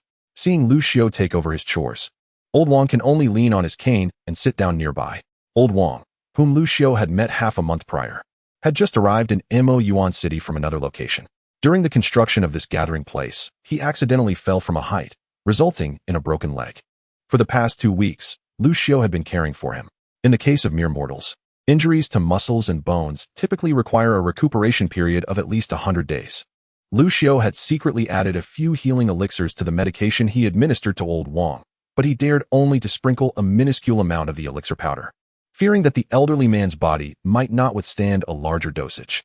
The physiques of cultivators are refined through the continuous infusion of spiritual energy from heaven and earth, rendering them vastly stronger than ordinary folk, thus allowing them to consume various elixirs without concern for adverse effects. However, the potency of most elixirs can be too overwhelming for a mortal body, and a slight miscalculation might yield contrary results. Lu Xiu estimated that in about a week, Old Wang would be able to move independently, no longer requiring his care. Old Wang looked at Lu Xiu with gratitude, then slowly rose to close the courtyard door. Noticing this, Lu Xiu promptly exclaimed, Old Wang, what are you doing? Why aren't you resting properly? Why are you closing the door in broad daylight? Old Wang did not respond, but merely smiled at him, which made Lu Xiu feel a sense of unease. At his age, what was this peculiar behavior? Old Wang, what are you plotting? I advise you to abandon any strange notions. Old Wang was slightly taken aback, then chuckled. Your Highness, the Ninth Prince, what are you talking about? I simply find you increasingly admirable. Upon hearing this, Lu Xiu immediately grew anxious. Do not admire me. Open the door at once. I warn you, if you provoke me, I need only make a slight move, and you shall find yourself with broken bones. Old Wang leisurely pulled over a chair to sit down, then calmly replied, Your Highness, the Ninth Prince, I have actually been observing you for quite some time. Years ago, during your time in the secret realm of the Han Dynasty, as seen on page 80, I noted your actions. Your performance there caught my eye, especially when you repeatedly demonstrated the spectral veil technique in the 4th tier bone-shattering art of my Tianyin sect. After further investigation, I discovered that you initially served as a menial disciple in the Tianqing sect. If I am not mistaken, it was the demon general who recruited you into my Tianqing sect, correct? Lu Xiu was taken aback. Was Old Wang also affiliated with the Tianqing sect? Or was he perhaps a pawn sent by another prince to expose his identity? Old Wang, what are you saying? I do not understand, Lu Xiu replied, confused. Seeing Lu Xiu's reluctance to acknowledge the truth, a shadowy figure slowly materialized behind Old Wang. Lu Xiu's expression hardened. This was a technique even more advanced than the spectral veil technique. Old Wang certainly held considerable status within the Tianqing sect. Lu Xiu cautiously surveyed his surroundings before asking, Old Wang, what is your position within the Tianqing sect? What do you seek from me? He took a subtle step back. Aware that Old Wang's strength surpassed his own significantly, should there be any ill intent, he must prepare to resist. Old Wang's expression twitched. He pondered what thoughts occupied this young man's mind. Although the Tianqing sect had a notorious reputation, there had been no rumors regarding the male practitioner's orientations. Old Wang spoke coolly. Young man, revealing my true identity could terrify you. Are you certain you wish to know? Lu Xiu nodded affirmatively. The invitation to join our Tianqing sect as a trial disciple is merely a trivial matter, for I am the head of the History Hall, the direct superior of the trial disciples. Upon finishing his words, Old Wang gazed at Lu Xiu with anticipation, eager to witness the astonishment that would surely follow the revelation of his true identity. However, Lu Xiu looked at Old Wang with suspicion and muttered softly, So you are merely a hall master. I expected at least an elder or a deputy sect leader, and besides, you don't seem stronger than the senior trial disciple. Chapter 116. Do you desire to become emperor? Upon hearing the words, the leader of the History Hall cast a disapproving glance at Lu Xiu. What did you just say? Young man? Lu Xiu's expression tightened. He had momentarily forgotten that the person before him was no longer the affable Old Wang. Instead, he was the formidable leader of the Heavenly Shadow sect, the History Hall Master. Senior, I meant no offense. It is clear to see your immense strength. As the Hall Master, your prowess undoubtedly surpasses that of the former History Demon by countless degrees. Only then did the History Hall Master nod in satisfaction. You see, I knew I had not misjudged you. You are quite impressive, and I hold you in high regard. Following the History Demon will lead you nowhere. You would be far better off accompanying me directly. Under my guidance, you may even ascend to the position of an attendant. In Lu Xiu's heart, he believed that the History Hall Master was indeed far superior to that former History Demon. However, he recognized that the current History Demon was no longer the modest attendant he once was. He suspected that even this esteemed leader of the Heavenly Shadow sect could not rival the strength of the revered History Demon. Moreover, Lu Xiu had begun to suspect he possessed some sort of demonic affinity, as he seemed to attract the attention of powerful figures within the Heavenly Shadow sect wherever he went. If what the Old Wang had said was true, then it was likely that the History Demon had been observing him long before he was aware of it. It appeared that he must maintain a low profile in the future, avoiding too much attention. Faced with the allure of the History Hall Master, Lu Xiu feigned hesitation. Master Hall Leader, I am indeed eager to follow you. Yet I must remind you that I was personally recruited by the esteemed History Demon of the Heavenly Shadow sect. This matter requires your discussion with him. The History Hall Master replied sternly, Rest assured, I have come in search of that History Demon. He has caused me considerable misfortune, and recently, he has instigated the formidable Yuan to besiege several branches of our sect, resulting in the deaths of nearly 10 of our elite members. I shall confront that History Demon forthwith. I am curious to see how he has changed over the years. His audacity is growing. He undertakes actions without even informing me. The Hall Master, he brazenly creates enemies for our sect. Such audacity is intolerable. Upon hearing this, Lu Xiu could not help but discreetly step back. It turned out that the History Hall Master had come seeking revenge against the History Demon. He was acutely aware of the formidable power of the History Demon, who had once compelled even the tribulation creatures of Yuan to refrain from entering a 1,000-mile radius of their domain. Although the Heavenly Shadow sect was one of the most powerful demonic factions on the Tianyao continent, most of its Hall Masters were merely at the integration stage of cultivation, making them no match for the History Demon. Since this was a quest for vengeance, it was prudent for him to keep his distance to avoid being embroiled in bloodshed and disappointing the History Demon. Lu Xiu surmised that the History Demon was most likely a figure of elder status within the Heavenly Shadow sect, possessing extraordinary cultivation. Above the elders were the deputy leader and the sect leader. It was unlikely that the History Demon was the deputy leader, as rumors suggested that the deputy was a mesmerizing female demon. It was even less plausible that he would masquerade as a lowly attendant. Lu Xiu harbored concerns for the future of the History Hall Master before him. Upon seeing Lu Xiu cast a pitiful glance in his direction, The master of the Li Hall felt a surge of discontent. What kind of look is that? Do you truly believe that I, the esteemed master of the Heavenly Shadow Sect, could be outmatched by a mere attendant? Furthermore, he queried, are you genuinely retreating? That's intolerable. Although Lu Xiao steadfastly stood by the senior Li Mo's side, he understood the precariousness of offending the master of the Li Hall. Thus, he replied, I naturally place my trust in your esteemed self, but I am curious as to when you intend to confront Li Mo. Simultaneously, Lu Xiao silently mourned for the master of the Li Hall, recognizing that should he fall victim to Li Mo, he would ensure to preserve his remains. After speaking, Lu Xiao curiously inquired, Master, you mentioned that the Li Mo attendant caused you unwarranted suffering. With your formidable prowess, how could you have faced such misfortune? The master of the Li Hall snorted derisively. Is it not due to that fool Li Mo? I once advised him against provoking the Evergreen sect.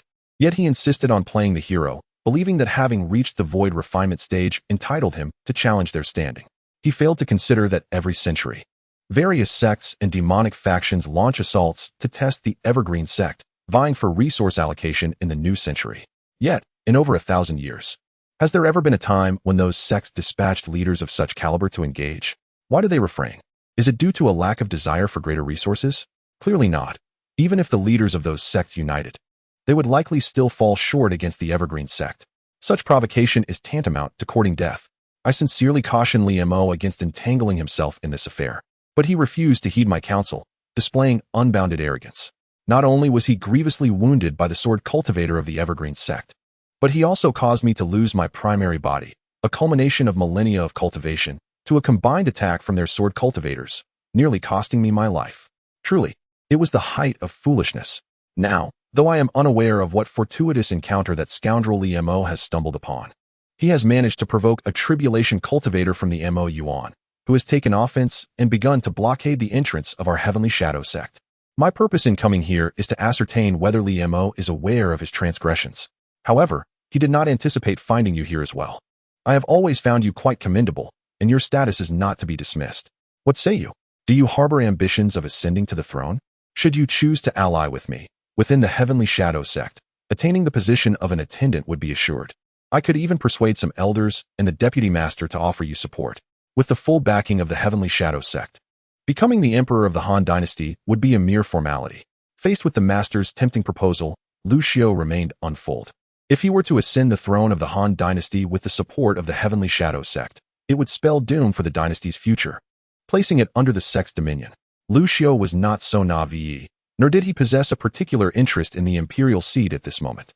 Now, even the trivial matters of Mo Yuan City seem overwhelmingly cumbersome to him, far more exhausting than harvesting the verdant grass of the Tianqing prairie. If one day he were to ascend as the emperor of the great Han dynasty, would he not be burdened with the responsibilities of governing the myriad affairs of the realm? Would he not toil himself to exhaustion? Observing Lu Xiao's indecision, the leader of the hall snorted disdainfully and remarked, Young man, were it not for your diligent care over the past fortnight, such a fortuitous opportunity would not have come your way. If it were another prince in your stead, even if he were to beseech me, I might not offer my support. I am bestowing upon you an extraordinary chance, and yet you hesitate to embrace it? Chapter 117, A Good Brother Rescues Me. The hall master of the Li clan let out a disdainful snort and continued, Very well, I shall not impose upon you any further. For each individual has their own aspirations. I am weary today, Your Highness the Ninth Prince, it is best for you to return. The Li demon transformed once again into the old man, opening the door to let Lu Xiao depart, his eyes revealing a hint of disappointment. You do not wish to be an emperor? That is not for you to decide. I shall first deal with that Li demon, and I will ensure you ascend to power, whether you desire it or not. Once you join my Tianqing sect, your path will no longer be your own. Lu Xiao hastily exited the old man's courtyard, pondering whether the esteemed Li demon also intended to support him in becoming the emperor of the Han dynasty. Perhaps that was indeed the case. Otherwise, why would such a formidable practitioner from the Tianqing sect wish to impart their teachings to a mere foundational cultivator like himself? Lu Xiao felt a mix of melancholy and disillusionment, realizing that despite his struggles, he had already become a pawn in another's game. What did it matter that he was a prince of the Han dynasty? After all, the Han dynasty was not the Evergreen sect. Those transcendent cultivators reveled in manipulating insignificant figures at their whims. At that moment, Lu Xiao began to understand why Lin Feng preferred to remain in the celestial grassland, never leaving. In the abyss of ink, the hall master of the Li clan appeared in midair, his gaze fixed upon the ink abyss. According to intelligence gathered from within the Tianyin sect, the Li demon had offended a tribulation creature residing in this abyss, prompting the creature, in its initial stage of tribulation, to take pleasure in hunting the Tianyin sect's virtual core cultivators. Fortunately, the deputy sect leader acted decisively and severely wounded the tribulation creature. Although it managed to escape, it would likely take decades to recover from its injuries. Now, he had been dispatched to investigate the nefarious deeds committed by the Li demon in this abyss that provoked a tribulation practitioner to recklessly hunt down their sect's cultivators. He had arrived here half a month ago and fortuitously encountered Lucio. After learning about the recent events in Incubus City, he sensed that the Li demon harbored considerable ambitions. The ninth prince of the Han dynasty, Lucio, was undoubtedly a recruit of the Li demon into the Tianyin sect. It was said that while the Li demon recuperated in a secret realm of the Han dynasty, he had observed Lucio. This young man possessed commendable talent and composure, a stark contrast to the brazen Li demon. The Li demon's presence in Incubus City was undoubtedly connected to Lucio. It seemed the Li demon was preparing to support Lucio in becoming the next emperor of the Han dynasty, while he himself secretly manipulated the entire empire from the shadows. The audacity of that scoundrel was astounding. He not only acted with extreme arrogance, but also failed to report such critical matters to his superior, the Sect Master of the Li clan. The Li demon harbored ulterior motives and likely sought to usurp his position. Although he had heard rumors of the Li demon being able to engage in combat with the tribulation creature within the Incubus, could such news truly be trusted? Even if he, the devil of history, were to encounter a celestial being bestowing a legacy, it would be impossible for him to ascend from a mere breakthrough in the void refinement stage to the tribulation crossing period within a mere decade. The master of the history hall has witnessed the rise and fall of countless prodigies. Even those who rank among the top talents of the distant Tianya continent could not possibly breach two significant realms in such a short span. What does the tribulation crossing period entail? It is far beyond the rudimentary realms of chi refinement and foundation establishment. As for whether the devil of history is indeed himself, the master of the hall believes it is highly probable, as everything aligns perfectly. It is said that this individual excels in the high-level demonic arts of the heavenly eons sect and the bone-shattering technique. Such advanced methods are passed down from the sect's elders and cannot be accessed by those outside the heavenly eons sect. To think one could derive high-level techniques from the low-level arts circulated within the sect? Do you consider yourself an unparalleled immortal? Thus, he surmises that the various versions circulating among the citizens of Mayuan are fabrications. The being capable of repelling tribulation-crossing cultivators is certainly not the devil of history himself, but rather someone who has likely attained the favor of a certain elder from the heavenly eons sect. Who that elder might be remains uncertain, yet today, he bears the token of the deputy sect leader and will demand accountability from the devil of history, settling both new and old scores. The master of the history hall's aura suddenly transformed, his presence, now in the later stage of integration, radiating towards Mayuan. Ever since his corporeal form was severed by the sword cultivator from the Evergreen sect, he had rebuilt himself. What was once his mid-integration cultivation has now been elevated once more. However, the thought of this incident ignites a fury within him. Had it not been for the sword cultivator's intervention, he would have merged his body and avatar, stepping into the tribulation crossing moment. The more he contemplates, the angrier he becomes. Devil of history, you wretched creature, come forth and present yourself before me. His voice boomed, resonating throughout Mayuan, heard by nearly all beings within. Yet the creatures of Mayuan remained indifferent. They were not the targets of his ire, and besides, they were not ones to provoke. Since Lin Feng discovered the presence of the master of the history hall within Mayuan City, he has been vigilant. There is no doubt that the resentful Moxin would seek retribution against other practitioners of the heavenly eons sect. Upon learning of his whereabouts, they would undoubtedly send someone to inquire. However, Lin Feng did not anticipate that the visitor would be the master of the history hall, the direct superior of the devil of history. Yet now, he has assumed the identity of the devil of history, and this individual dares to insult him. Dealing with such a minor figure would only diminish his own stature. Thus Lin Feng communicated telepathically with a creature in the early tribulation crossing stage within Mayuan, who were once deceived and sent that void refinement creature to attack Mayuan City. Today I offer you an opportunity to redeem yourself. Go and teach that loudmouth a lesson, and I shall overlook your previous transgressions. The creature receiving the message trembled. The inevitable had finally arrived, yet fortunately, an opportunity for redemption had presented itself. In an instant, its figure vanished from the spot, reappearing directly in front of the master of the history hall. Bold demonic cultivator, have you consumed the heart of a bear and the courage of a leopard? Dare you stir trouble before Mayuan? Before he emerged, he had already conducted a reconnaissance. This individual was merely a small fry at the late stage of the integration realm, yet he dared to provoke them in the depths of Yuan. Did he truly believe himself to be as valiant as the formidable cultivator from the Heavenly Shadow Sect? Initially, he had intended to avoid entangling himself with the demonic practitioners of the Heavenly Shadow Sect, but upon receiving orders from that esteemed cultivator, he resolved to give this impudent soul a thorough beating to alleviate the pent-up frustration within him. The leader of the Li family, upon witnessing the emergence of a crossing tribulation cultivator, felt his eyelids twitch uncontrollably. How could there possibly be a crossing tribulation cultivator here? If that were the case, how could the Li demons still remain in Yuan? Before he could voice his thoughts, the crossing tribulation creature from Yuan unleashed a lethal attack against him. A mere late-stage integration cultivator dares to wreak havoc in my Yuan? Do you truly believe this place is a mere marketplace? Feeling the overwhelming dread of that terrifying assault, the leader of the Li family's expression shifted dramatically. He realized he might not leave this place alive. He held no confidence in confronting a crossing tribulation cultivator. The more powerful the adversary, the more he understood the formidable challenge of battling across realms. As he contemplated rapidly, an idea seemed to dawn upon him. While evading the reckless creature's onslaught, he shouted once more into the depths of Yuan. Brothers of the Li demons, come forth and rescue me at once. Chapter 118. From now on, I am the Master, you are the steward. The pleas for help from the Master of the History Hall were met with ruthless retaliation. The being from the Yuan, in the midst of a tribulation, unleashed a series of sharp attacks that effortlessly breached the defenses of the Master of the History Hall. After a mere dozen exchanges, the Master was left gravely injured, overwhelmed by the onslaught of an early-stage tribulation cultivator.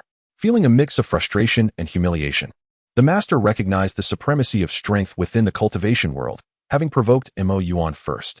Yet, the reality was far removed from his initial expectations.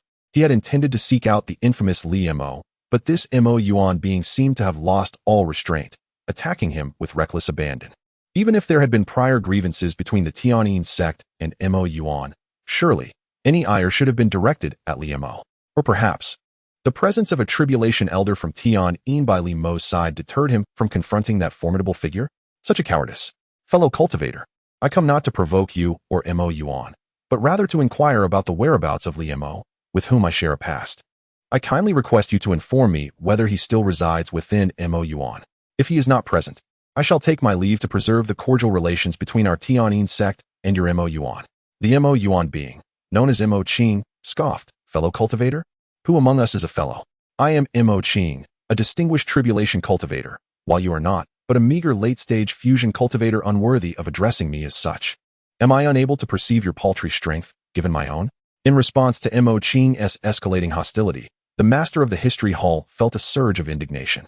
I approached you with respect for the ties between our sects, yet you respond with aggression. If that is the case, do not blame me for my lack of courtesy. Despite his grievous injuries, the Master had resolve. He had not come empty-handed. I may not be able to best you in combat, but I bear the decree of the Vice Leader.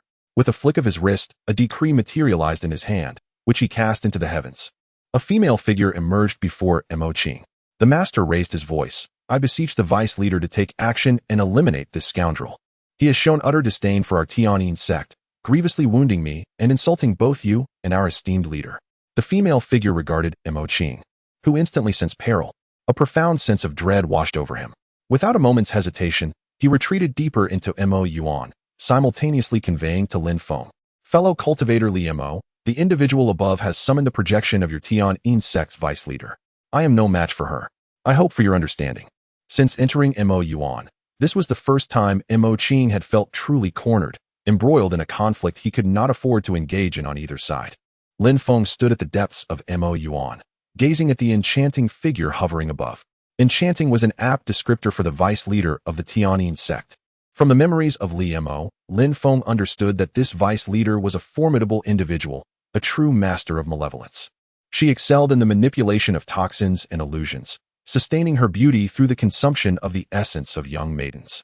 Countless individuals within the Tianyin sect had fallen under her control, and even someone in Li Mo's esteemed position had only encountered this vice leader a handful of times. Sensing the aura emanating from the other party, Lin Feng surmised that their true form was at least that of a perfected being who had undergone the tribulation. They had likely surpassed the 7th and 8th levels of the tribulation, and only the final challenge remained before they could ascend to the Mahayana stage. Akin to the perfected being within the ink abyss, Should the entity present be their true form, Lin Feng would naturally seek to avoid their prowess. However, as it was merely a manifestation summoned through a divine edict, it paled in comparison to his current abilities. A great cultivator in the tribulation phase, particularly one who had traversed the 7th and 8th tribulations, possessed profound insights into the laws of heaven and earth, enabling them to project their essence over vast distances. Lin Feng drew forth the long-dormant demonic sword, the 9 nether-devouring spirit sword, which had already regained its status as a 9th-tier spiritual treasure. However, Lin Feng had refrained from nourishing it with vitality for an extended period. According to the sword spirit of the 9 nether-devouring spirit sword, should it be restored to the level of an immortal weapon, it might attract a calamity of artifacts. This sword further substantiated his identity as a demon cultivator. With focused breath and intent, Lin Feng absorbed the myriad of ethereal energies from the ink abyss into the 9 nether-devouring spirit sword, quietly activating the 7th-tier superior sword domain, the vast void azure with celestial sword domain. This sword domain, infused with ethereal energy, was particularly terrifying and suffocating. This marked Lin Feng's first occasion wielding the 9th-tier spiritual treasure, the 9 nether-devouring spirit sword, to execute an exquisite 7th-tier sword technique. The celestial sword domain transformed into a ghostly sword domain, with countless spectral sword energies intertwining, ensnaring the projection of the deputy master of the Heavenly Shade sect, obliterating it in an instant. This spectacle left the Hall Master of the History Hall and the 3 early-stage tribulation beings from the ink abyss utterly astounded. Lin Feng even sensed a slight tremor from the secluded location of the perfected tribulation being. This was the most formidable move Lin Feng could currently muster, harnessing the ethereal energies of the ink abyss to unleash the 7th-tier sword technique via the 9 nether-devouring spirit sword, enhancing its might. The sword domain, manifested through ethereal energies, became a realm of spectral sword energies. Had it not been for his profound familiarity with the vast void azure with celestial sword domain, Lin Feng doubted anyone could discern the nature of his sword technique.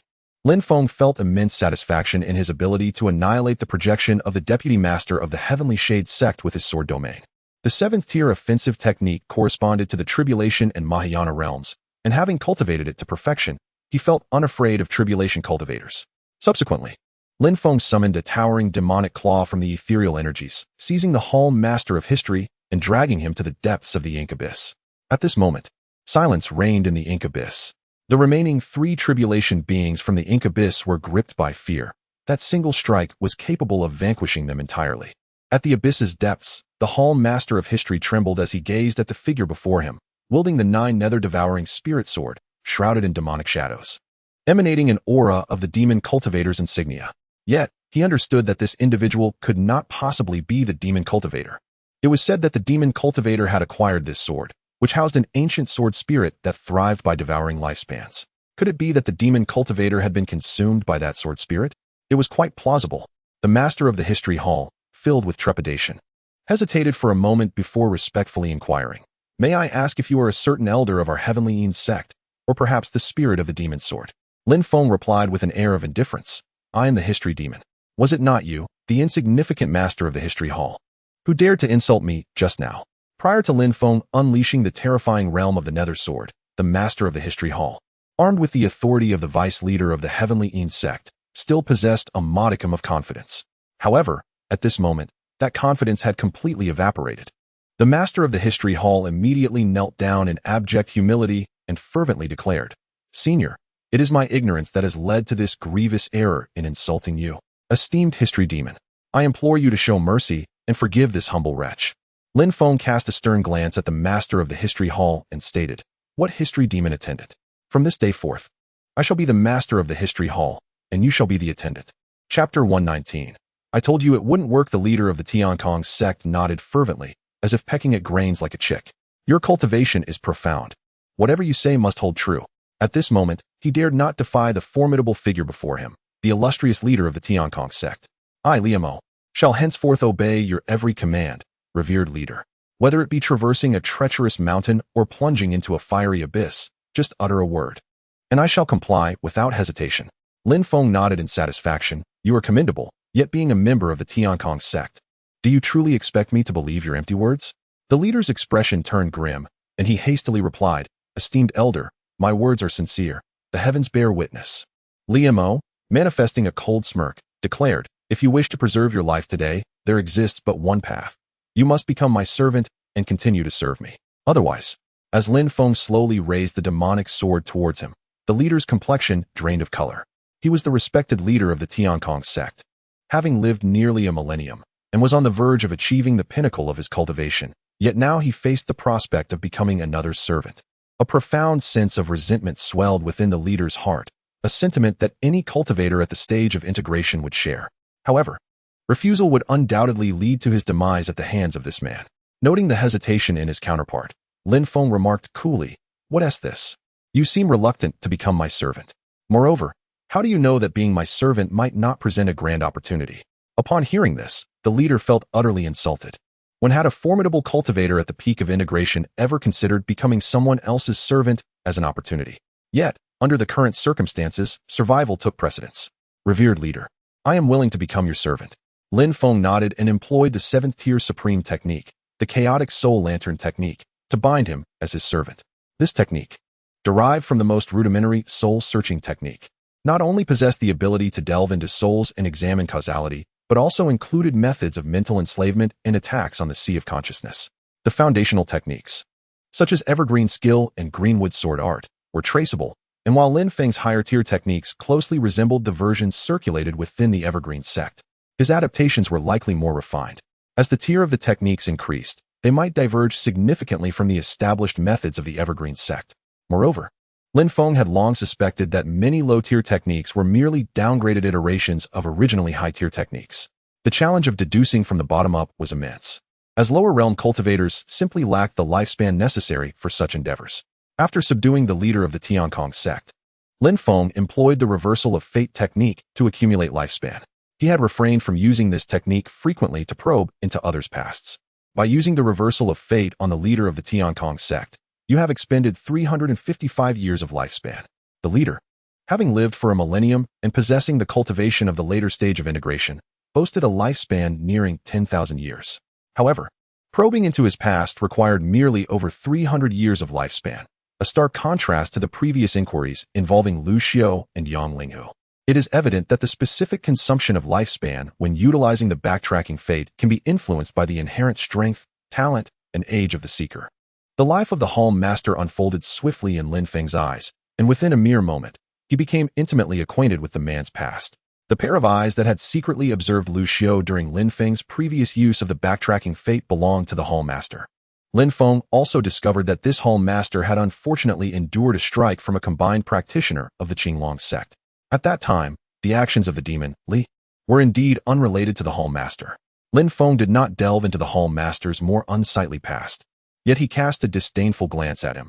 "You have already become the plaything of the Vice Master, bringing disgrace upon our hall." The hemp Master appeared bewildered. The words he heard sounded quite discordant. After all, the hall was under his complete control. How could he bring shame upon others? Moreover, how did Lin Feng know that he had become the Vice Master's plaything? Was it possible that the method of enslavement just employed also possessed the capability to probe into his memories? Through the hemp Master's past, Lin Feng gained a deeper understanding of the Heavenly Shadow sect. Indeed, the Vice Master was a formidable figure, with many hemp Masters and elders of the sect under her dominion. This woman harbored considerable ambition. However, it was of no concern to Lin Feng. As long as she did not provoke him, he had little interest in the internal affairs of the Heavenly Shadow sect. After all, he merely operated under the guise of the sect and was not truly one of them. Lin Feng turned to the obsequious demon steward and said with indifference, "From now on, outside.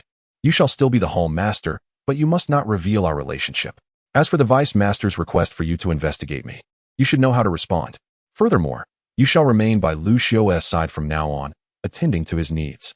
In Mo Yuan City, within Lu Xiao's residence." Knock, knock, knock. "Who is it?" Lu Xiao hastened to the door and opened it. Despite his noble status as a prince, he preferred to handle matters personally, and coupled with the principle of equality he had long championed with his elder brother, Emperor Yin, there were no servants in the courtyard. "Oh, hall Master, why have you come personally? If you have matters to discuss, you need not make the trip yourself." The hall Master cast a glance at Lu Xiao, who seemed unaware that he had come to assist him. After pausing in contemplation for a moment, he remarked, "What? Upon seeing your hall Master arrive, you don't even know to fetch a chair for me to rest?" Hearing this, Lu Xiao hurriedly brought over a chair and placed it beside the hall Master, though he was somewhat puzzled as to why the hall Master had come again so soon after his departure. At that moment, A sound transmission entered Lu Xiu's ear. Just as the hall master was about to sit down, Lu Xiu, quick-witted, yanked the chair beneath him and seated himself instead. The hall master found himself sitting in thin air, but being a combined practitioner, his reflexes were sharp enough to prevent him from falling to the ground. Nevertheless, he was still agitated. "What do you mean, kid? How dare you snatch my chair?" Lu Xiu reclined on his chair, crossing his legs, and calmly gazed at the leader of the history hall. "Old Wang," he said, "I told you that you were incapable, yet you refused to believe me. Now look what has happened. You have become the history demon." The leader of the history hall snorted disdainfully. "Did you know all along that this history demon is no longer the same as before? Were you intentionally leading me astray?" Lu Xiu hastily waved his hands. "Old Wang, I assure you, I did not mislead you. On the contrary, I earnestly advised you, yet you would not listen. Who can you blame for that? Although that esteemed elder assigned you to assist me, I, as your prince, am well aware of the greater good. Our relationship remains as it always was. I shall call you Old Wang, and you shall address me as your highness. What do you think?" The leader of the history hall looked at Lu Xiu and realized he had not misjudged him. This young man was indeed remarkable. "Then what are you still doing seated? Do you not know that my old legs are broken? Get up and allow me to rest." Chapter 120, A Friend, Please Stay. Lu Xiu, with keen insight, graciously made way. After all, Old Wang was a formidable cultivator in the integration stage and the leader of the history hall. Despite his recent misfortune at the hands of the esteemed Lin Feng, and the fact that he would soon be under Lu Xiu's command, he was still a being capable of obliterating numerous smaller sects with a mere gesture. Although Lu Xiu was unaware of Old Wang's past, his recent interactions over the past fortnight had left a favorable impression, dispelling the terrifying notions often associated with the dark cultivators of the Tianyin sect. Lu Xiu felt somewhat fortunate. Despite the Tianyin sect's notorious reputation, the great cultivators he had encountered thus far had proven to be rather amiable. With Old Wang's companionship, Lu Xiu found himself under the protection of a powerful cultivator, which would lend him confidence when facing other formidable practitioners in the future. In the city of Moyuan, adjacent to Lu Xiu's residence, Old Wang stood before a communication orb, which at that moment projected a figure. Though the image was not exceptionally clear, the exquisite features and perfect form of the figure were discernible. Old Wang regarded the apparition with utmost reverence. "Hall Master, who was responsible for the destruction of my projection? Why did I sense an overwhelming sword aura infused with the essence of the underworld?" In response, Old Wang explained, "Deputy Sect Master, I came here as per your directive to investigate the activities of Lin Feng. However, when I attempted to enter Moyuan for my inquiry, I was intercepted by a being claiming to be Mo Qing, a tribulation-level entity from Moyuan, who severely injured me. Realizing the peril of the situation, I summoned your projection using your decree, but inadvertently provoked another formidable being within Moyuan. I witnessed the emergence of a domain of underworld swords, and your projection was shattered. I managed to escape by a stroke of luck and am currently hiding in Moyuan City, continuing to gather intelligence." The woman in the projection furrowed her brow. "Had it not been for that tribulation-level entity within Moyuan, I would have subdued it long ago. Did that being conceal its power previously? It is also proficient in swordplay? To obliterate my projection with a single strike indicates a mastery of the sword far beyond what I anticipated. I must have underestimated the creatures that escaped from the underworld.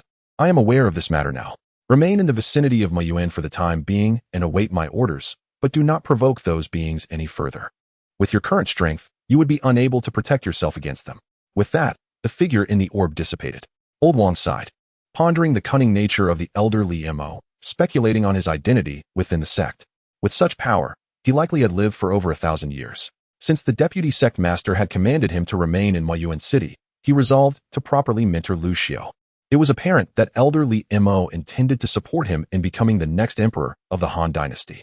Moreover, from his observations, the current emperor harbored considerable ambition, aiming to annex neighboring nations.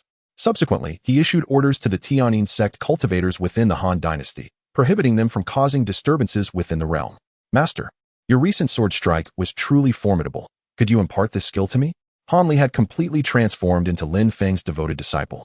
Utterly awestruck by the overwhelming force of that last strike, Lin Feng cast a glance at Han Li and replied nonchalantly, "This technique, which you may refer to as the nether sword domain, is not something to be pursued recklessly by the young. I advise you to first master the 5th grade supreme technique, the profound wood sword god art, to perfection before seeking more advanced teachings." Lin Feng did not expect Han Li to attain the pinnacle of the 5th grade profound wood sword god art. Achieving a high level of mastery would already place him above countless cultivators of similar talent. Although Han Li felt slightly discouraged, The thought that mastering the profound sword god art would lead to the acquisition of more advanced techniques from his master ignited a flicker of aspiration within him. His master always managed to surprise him. Despite the minimal age difference, Lin Feng had just effortlessly vanquished that projection and intimidated a formidable combined stage cultivator. While Hanli possessed the mystic Yin sacred body, he still felt his cultivation pace lagged behind that of his master, whose profound depth of cultivation seemed unfathomable despite his apparent lack of rigorous training. Recalling his experiences in Mo Yuan City the previous day, Hanli inquired, "Master, during my visit to Mo Yuan City yesterday, I encountered Uncle Lu Xiao and also met senior brother Shangguan Haoran. Did you already know they were here? Which is why you brought me to this place." Lin Feng contemplated that had Lu Xiao and the others not arrived at Mo Yuan City, he might not have noticed this unique location. The nether contained an aura emanating from the fissures, which not only benefited Han Li and Yu Li immensely, but was also highly advantageous for Lin Feng, who had awakened the nether body. Instead of answering Han Li's question, Lin Feng countered, "Were you recognized?" Han Li shook his head. "I did not run into Uncle Lu Xiao. I merely crossed paths with senior brother Shangguan, who observed me for quite some time, but did not acknowledge me. It seems he did not recognize me. Those from the sacred grounds possessed numerous capabilities, and Shangguan Haoran was particularly peculiar. Although Han Li had altered his aura and appearance, his unique constitution remained unmistakable." Lin Feng pondered for a moment and said, "Lu Xiao should not recognize you. If Shangguan Haoran does, you must feign ignorance. Create a fictitious identity to reintroduce yourself to them. Above all, ensure that Uncle Lu Xiao does not discover your presence in Mo Yuan City, especially that you are cultivating within the nether." Han Li nodded. Having heard that Uncle Lu Xiao and Prince Lu Yin intended to remain stationed in Mo Yuan City, with eyes set on the adjacent Qian kingdom, this prospect intrigued him. In the Tianqing grassland, he was merely the lowly errand disciple Han Li, but in the Han dynasty, he could emerge as the exceptionally gifted Zhang Wei. The following morning, after completing his daily tasks in the Tianqing grassland, Han Li found himself in the nether. However, today he did not engage in immediate cultivation. Instead, he made his way to Mo Yuan City. Wandering through the city, Han Li casually strolled, his eyes scanning the surroundings as if searching for someone. In the midst of his daily observations of the lives of the common folk in Mo Yuan City, Shangguan Haoran encountered Han Li once more. However, this time, a slight frown creased his brow. Could it truly be mere coincidence that he met this individual again? After pondering for a moment, Shangguan Haoran activated the profound art of Qi observation, a skill derived from the Tao Yin sacred land, and gazed intently at Han Li. Not long ago, it was through this very technique that he discerned the burgeoning fortune and power surrounding Lu Yin. By employing this art, he could probe into the fortunes of others, thereby gaining insight into their characters. Having utilized the Qi observation on Han Li, Shangguan Haoran approached him with a cheerful demeanor and said, "Fellow Taoist, please, do not hasten away." Chapter 121. The carefree Taoist Han Li had intended to seek an opportunity to meet Shangguan Haoran, but unexpectedly, the latter approached him first. With a respectful gesture, he inquired, "Esteemed Taoist, may I ask what brings you here?" Shangguan Haoran replied with a jovial smile, "I perceive a resemblance between you and an old acquaintance of mine. May I inquire your name?" Without hesitation, Han Li responded, "I am Zhang Wei, a wandering cultivator. It is indeed a fortuitous encounter that I should resemble your old friend. How about we share a drink together?" Shangguan Haoran, not wishing to expose Han Li's ruse, graciously gestured, "Please, Taoist." In the Han dynasty, Tianyuan City stood as a beacon of prosperity, second only to the capital, Yujing City. Although it was merely a mortal city, it offered nearly every item one might seek from the realm of cultivation. While its offerings could not rival the vastness of Qingqing, it possessed a wide array of goods. The number of cultivators in this grand city was beyond enumeration, though not as abundant in prodigious talents as the Chongqing sect. Many gifted disciples affiliated with the imperial dynasty resided here. Everywhere one looked, Qi refining and foundation establishment practitioners were common, and golden core cultivators were also fairly prevalent. The mortals of Tianyuan City had long since grown accustomed to the presence of these cultivators. The imperial cultivators were bound by strict laws in Tianyuan City, prohibited from employing their arts against mortals. After Lin Yu stepped down from his position as the overseer of the Tianqing Prairie, he was assigned to Tianyuan City, becoming the manager of the Danqing Pavilion. As a practitioner in the early stages of the Golden Core, Lin Yu was more than capable of managing the pavilion. Danqing Pavilion, established by the Tan family, specialized in selling pills exclusively to human cultivators and did not sell spiritual herbs or plants, although it would purchase them. Baichao Pavilion, renowned across the Tianyao continent, also had a presence in Tianyuan City, placing Danqing Pavilion in a secondary position.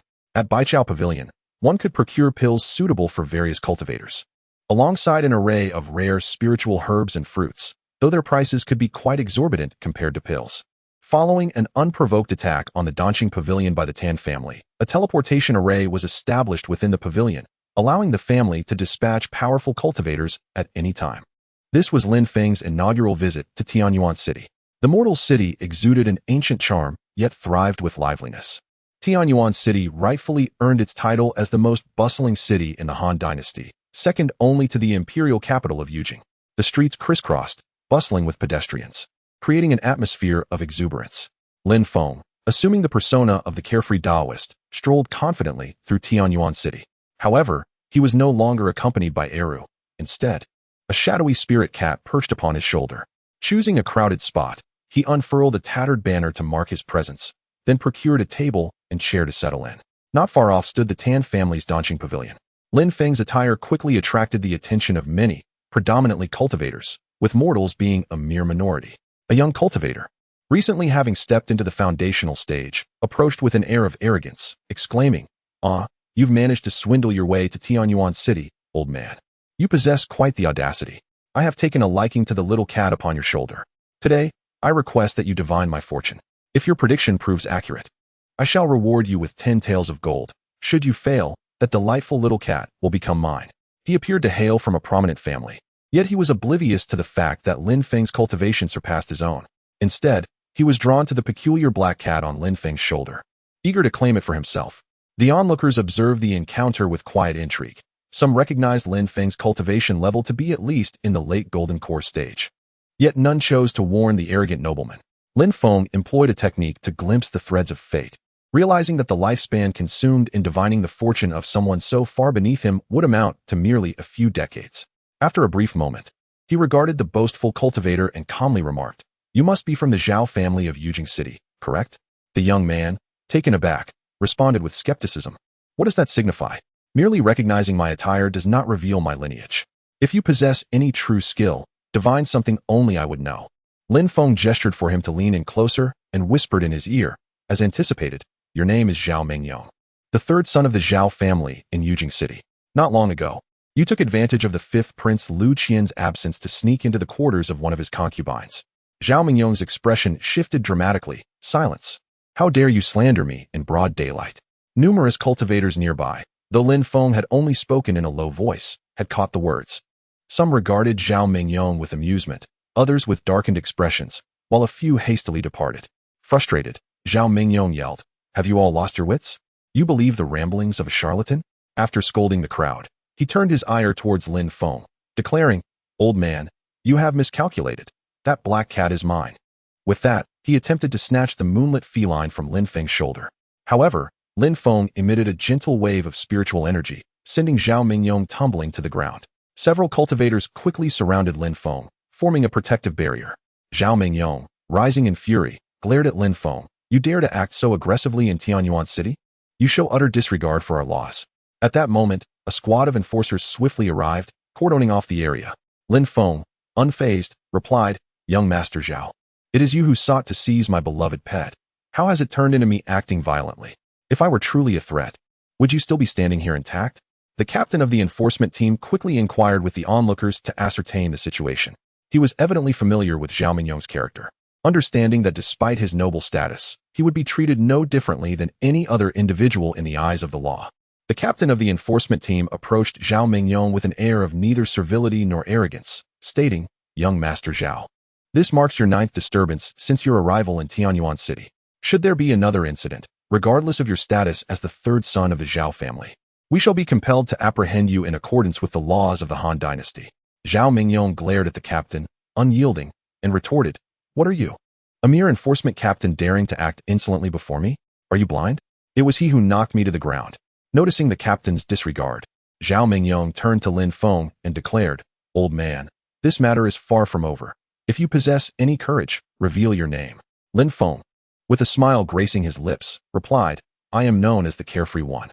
Chapter 122, Spare My Life. After Lin Feng revealed his astonishing strength once more, Mo Qing's heart was filled with trepidation, fearing retribution. Thus, he decisively disclosed the reasoning behind dispatching the Mo Yuan creatures to attack Mo Yuan City. Once Lin Feng grasped the intricacies of the situation, he journeyed to Tian Yuan City, where he could also ascertain how Lin Yu was faring. The instigator behind Mo Qing's incitement of the Mo Yuan creatures' chaos was the Zhao family, affiliated with the fifth prince of the Great Han Dynasty. Lu Qian, the fifth prince, hailed from the lineage of a renowned general of the Great Han, thus garnering substantial support from the martial factions within the court. His faction aimed to eliminate the talented cultivator Lu Yin, who possessed a rare celestial root, and had previously sent individuals to thwart the arrival of the dynasty's reinforcements. Comprised of formidable void refinement experts. Unexpectedly, Lu Yin survived, earning even greater adulation from the citizens of Mo Yuan City. Now, the Zhao family had set their sights on Tian Yuan City, the second most prosperous city of the Great Han Dynasty. In Lin Feng's covert observation, the elder of the Zhao family was engaged in negotiations with the city lord of Tian Yuan, yet he had an unyielding son, Zhao Mingyong. As the third son of the Zhao family, born of the main line, he shared a close bond with Lu Qian but was notoriously arrogant, relishing the exertion of power over others. Although his cultivation talent was mediocre, he resorted to excessive drug use, achieving the early stages of foundation establishment at a young age. Upon Lin Feng revealing his identity, those nearby who were aware of the events in Mo Yuan City cast astonished glances in his direction. Many began to inquire, "Are you the esteemed Xian Yaozi, who aided the third and ninth princes in resolving the turmoil in Mo Yuan City?" However, Zhao Mingyong's gaze turned frigid. He had initially contemplated sparing Lin Feng, only to discover he was affiliated with Lu Yin. Thus, he resolved not to show any mercy. As the enforcement squad arrived, he departed with his entourage, yet discreetly dispatched individuals to surveil Lin Feng. Should Lin Feng leave Tian Yuan City, Zhao Mingyong would ensure he faced dire consequences. Lin Feng, however, felt no fear. There were few entities that could instill dread within him now. In the Tianqing Prairie, he was the timid steward Lin Feng. Yet outside, one's identity was self-bestowed. Xian Yaozi neither sought trouble nor shied away from it. Nevertheless, he remained the esteemed head of the Tianyin sect, relishing conflict while unafraid of it. He had planned to observe the Zhao family's capabilities, but unexpectedly, Zhao Mingyong approached him first. This individual had a connection to his Tianyin sect, which required such arrogant disciples with formidable family backgrounds. After Zhao Mingyong departed, Lin Feng lingered for a few more hours, continuing his fortune-telling. During this time, he noticed Lin Yu emerging from the Danqing Pavilion, casting a curious glance in his direction before losing interest. The scale of Tian Yuan City surpassed that of any ancient city from his previous life's history, as this was a realm of cultivation where architectural marvels could be effortlessly realized. After packing up his stall, Lin Feng and Yuli made their way out of Tian Yuan City. According to the laws of the Great Han Dynasty, within mortal cities, it was prohibited to oppress ordinary citizens through cultivation prowess, and flying with swords was also forbidden. Virtually all cultivators of the Great Han Dynasty adhere to this principle. However, there are always some practitioners from other factions who dare to provoke the laws of the Great Han. Should their cultivation surpass the capabilities of the Great Han, the enforcement cultivators can only turn a blind eye. Yet, as for the carefree one, he is merely at the perfected golden core stage, thus not exceeding the jurisdiction of the Great Han's enforcers. After departing from Tian Yuan City, Lin Feng took to the skies on his sword, heading towards an uninhabited direction. Just 100 miles from the city, he was intercepted by several individuals, 2 late-stage nascent soul cultivators, 3 early-stage transformation god cultivators, alongside Zhao Mingyong himself. This formidable lineup was excessive for dealing with a mere perfected golden core practitioner. Zhao Mingyong regarded Lin Feng as if he were already deceased, stating, "So, you are the one called Carefree Master? Since you claim to possess divination skills, why not predict your own fate and see if you can leave here alive today?"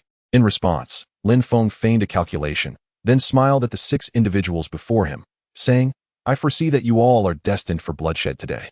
Zhao Mingyong scoffed. "Facing death, you still speak defiantly. I shall grant you one last chance. If you kneel and call me grandfather while begging for mercy, and swear never to serve Lu Yin again, I shall allow you to leave." Lin Feng, still smiling, replied, "Then I shall extend an opportunity to you as well. If you and your companions kneel and address me as ancestral master, I will lift the impending calamity of bloodshed from you all. Reckless, today, I shall show you what a late-stage nascent soul cultivator is capable of," Zhao Mingyong declared, signaling the 2 late-stage nascent soul cultivators to seize Lin Feng. However, as they approached, a fleeting shadow passed, and the 2 plummeted from the sky, barely clinging to life. How could this be possible? Zhao Mingyong was oblivious to Lin Feng's swift movements. At this moment, the three early-stage transformation god cultivators beside him cast grave looks at the black cat perched on Lin Feng's shoulder. That fleeting shadow was left by the feline. Young master, that black cat is peculiar. Its strength is at least at the transformation god stage. Upon hearing this, Zhao Mingyong's eyes brightened. I sensed something extraordinary about that cat. It turns out to be a great demon. Do you three believe you can subdue this demon cat? The three transformation god cultivators exchanged glances, fully aware of the cat's formidable prowess. Even together, they were uncertain of their chances of victory. Noticing their hesitation, Zhao Mingyong continued, do not hesitate. Should you sustain injuries, I will provide you with pills at no cost. If you capture that black cat, I will reward each of you with a spiritual treasure. The mention of spiritual treasures piqued their interest. Whether it be 1st through 3rd grade artifacts, 4th through 6th grade treasures, or 7th through 9th grade spiritual treasures. Even a 7th grade spiritual treasure held significant value. Moreover, despite being transformation god cultivators, none of them possessed a worthy spiritual treasure. No longer hesitating, the three swiftly encircled Lin Feng. Once more, Yuli flickered, her claws gleaming with cold light, and yet another trio of figures plummeted from the sky, gasping for breath. These individuals are far too weak, Yuli remarked disdainfully in Lin Feng's ear. The Shadow Spirit Cat clan can be deemed as natural assassins of the night, and she has already attained the mid-stage of the transformation realm. These imperial cultivators, lacking both techniques and weapons, appear utterly feeble before Yuli. At this moment, Zhao Mingyong was utterly flustered, astonished that two late-stage nascent soul cultivators, along with three formidable transformation realm practitioners, were so easily overpowered by the black cat. Lin Feng then turned his gaze once more to Zhao Mingyong, inquiring, Zhao Gongzi, was my prediction not accurate? Zhao Mingyong's complexion turned pale, and he hurriedly replied, Senior, it is my folly for failing to recognize your greatness and for questioning your divination skills. I implore you, do not hold this against me and grant me mercy. Lin Feng replied nonchalantly, it is not impossible for me to spare you, but first, you must kneel and call me your ancestor, and then I shall allow you to depart. Upon hearing this, Zhao Mingyong gritted his teeth, yet ultimately succumbed, kneeling on the ground and bowing to Lin Feng. Ancestor, I beseech you to spare my life. Chapter 123. The path to advancement. Zhao Mingyong knocked his head, awaiting Lin Feng's response. However, after a prolonged silence, he felt a growing sense of confusion, yet he dared not raise his gaze. In his heart, he harbored a deep-seated resentment towards Lin Feng. He had underestimated the situation, never anticipating the formidable prowess of the black cat. Next time, he would summon a formidable elder from his clan to reclaim his dignity. At that moment, he vowed to torment that carefree one to the brink of despair. Lin Feng had long since departed, disregarding Zhao Mingyong's bowing and ancestral reverence. Aware of the existence of causality, he refrained from becoming anyone's ancestor, for there might indeed be aged monstrosities lurking within the Zhao family. Nonetheless, Zhao Mingyong was a character who could both rise and fall gracefully. It would be a pity for such a person not to join the Heavenly Eons sect. At this moment, Lin Feng had transformed into the guise of the Home Master, quietly standing behind Zhao Mingyong. The sight of Zhao Mingyong still bowing to the ground appeared rather ludicrous. After a full quarter of an hour, Zhao Mingyong finally dared to slightly lift his head and gaze forward. He then bellowed, You old fool, Zayayozi. I remember you. How dare you toy with me? This matter is far from over. Just as he prepared to rise, a voice suddenly emanated from behind him. Young friend, do you not feel an overwhelming rage? Zhao Mingyong swiftly turned, and there he beheld a shadow exuding a chilling aura, fixating its gaze upon him. A denizen of the demon sect. His body trembled slightly. He had long heard tales of the demon sect's cruelty. Although Zayayozi spared him, it was merely due to his own inflated self-worth. Offending a member of the demon sect, however, was a different matter entirely. They cared not for one's status. Even upon witnessing his subordinates dispatched by that black cat on Zayayozi's shoulder, he had not felt as terrified as he did now. The shadow regarded the visibly trembling Zhao Mingyong with a calm demeanor and continued. I observe that you possess exceptional talent and may be fated to join our Heavenly Eons sect. Would you be willing to join us? Yes, yes. Zhao Mingyong fervently nodded, his enthusiasm evident, surprising Lin Feng somewhat. Was the Heavenly Eons sect truly that fearsome? At the very least, Lin Feng found it rather ordinary. Lin Feng gently tapped his finger upon Zhao Mingyong's forehead, and the intermediate-level shadow concealment technique and bone-shattering shadow technique were imparted into his mind. Simultaneously, a token fell into Zhao Mingyong's hand. From this moment forth, you shall be a disciple of the Heavenly Eons sect. With this token, all ordinary disciples of the Heavenly Eons sect must heed your commands. As Lin Feng's voice echoed, his figure vanished without a trace. This journey served to plant a hidden peril within the Zhao family, awaiting storm to see when it would erupt. Zhao Mingyong's face glowed with excitement. He had garnered the favor of a great practitioner from the Heavenly Eons sect. Furthermore, he could command the ordinary disciples of the sect. Soon after, Zhao Mingyong cast a menacing glance at the fallen individuals. Yaozi had not directly killed them, merely leaving them gravely injured and unconscious. However, the news of his status as a disciple of the Heavenly Eons sect must remain undisclosed for now. Once he achieved renown within the sect, he would ensure that those who had labeled him a wastrel would witness his rise. Zhao Mingyong's gaze towards the fallen figures was imbued with a certain ruthless intensity. "Master," he remarked, "I have come to realize that this place is far more suitable for my cultivation. Since you frequent here, it would be more prudent for me to remain temporarily rather than traveling back and forth." In the depths of the dark abyss, within Lin Feng's dominion. Upon hearing Han Li's words, Lin Feng nodded in agreement. "Tomorrow, I shall inform Tan Yuyu and elevate you to the status of an outer disciple of the Chongqing sect. On days when there is nothing pressing, you need not return to the sect. Not everyone possesses the same need to guard the celestial green grass plain. The majority of miscellaneous disciples, upon reaching the age of 50 and attaining the 4th level of Qi refinement, would voluntarily leave the plane to undertake sect missions in the outer realm." Lin Feng believed that the absence of pressure in the celestial green grass plane might better accommodate those with lesser talents. If one could obtain a few Qi refinement elixirs as rewards from the plane, reaching the 4th level of Qi refinement before 50 would not be overly challenging. Jiang Do, with her 5-element mixed spiritual roots, had managed to reach the 5th level of Qi refinement in just 10 years, having consumed numerous elixirs along the way. In truth, Han Li had long sensed the limitations of remaining in the celestial green grass plane, where he found it difficult to find a partner for sparring in the sword techniques he had learned. In contrast, the abyss offered an environment that could significantly enhance his cultivation speed. Moreover, the expanse of this abyss was no smaller than that governed by the Han dynasty, and the creatures residing within it had already ignited his ambitions. Additionally, in the adjacent city of Mo Yuan, figures such as Shang Wanhaoren were present, providing him with opportunities for exchanges and discussions. Upon hearing Han Li's intentions, Lin Feng entrusted him with the 9 nether-devouring spirit sword. Subsequently, his voice resonated among the 3 early-stage tribulation cultivators present in the abyss. "From this day forth, my disciple shall traverse the lands of the abyss for training. I permit creatures of equivalent realms within the abyss to challenge my disciple, and I also allow my disciple to proactively engage in challenges against the abyssal creatures. However, if anyone dares to bully the weak, do not blame me for being ungracious."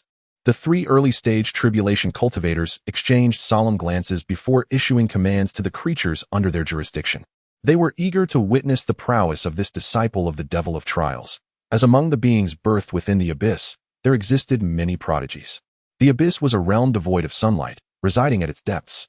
The perpetual absence of light, coupled with the emanating ghostly energy from the chasms below, created an atmosphere of eerie chill. For those not possessing an Eon constitution, it was challenging to endure prolonged stays in such a place. Likewise, the creatures of the abyss found it arduous to adapt to the external environment. Han Li, bearing the 9 nether-devouring spirit sword, traversed the abyss alone. This was the domain governed by Mo Qing. While Mo Qing was not particularly welcoming of the uninvited guest, he could not afford to ignore Han Li. For any disturbances within his territory would be his responsibility. Han Li transformed into a predator, meticulously selecting prey that met his satisfaction. The creatures inhabiting the abyss imparted a sense of immense fortitude, even more enticing than the ghostly energy that enveloped the land. Han Li unsheathed the 9 nether-devouring spirit sword from behind him. It was this very sword that his master had once wielded to shatter a terrifying projection with a single stroke. However, the spirit within the sword had been temporarily sealed by his master.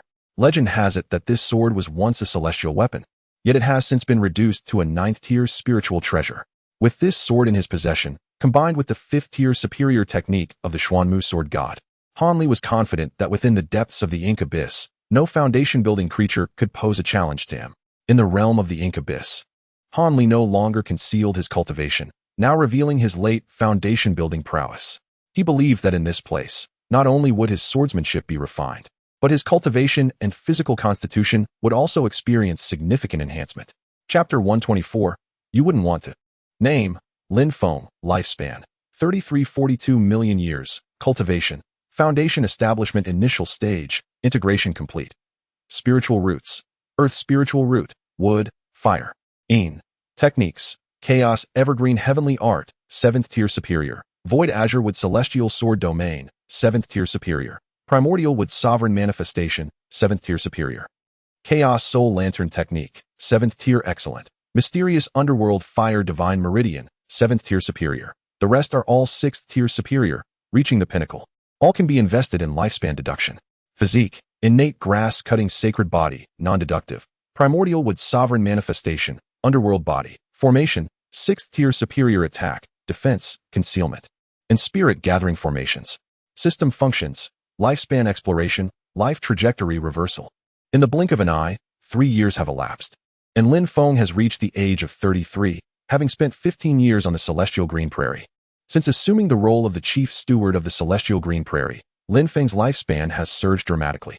In just 3 years, he has accrued nearly 30 million years of lifespan, with his daily labor of harvesting 200 stalks of verdant grass for the 120 servant disciples proving fruitful.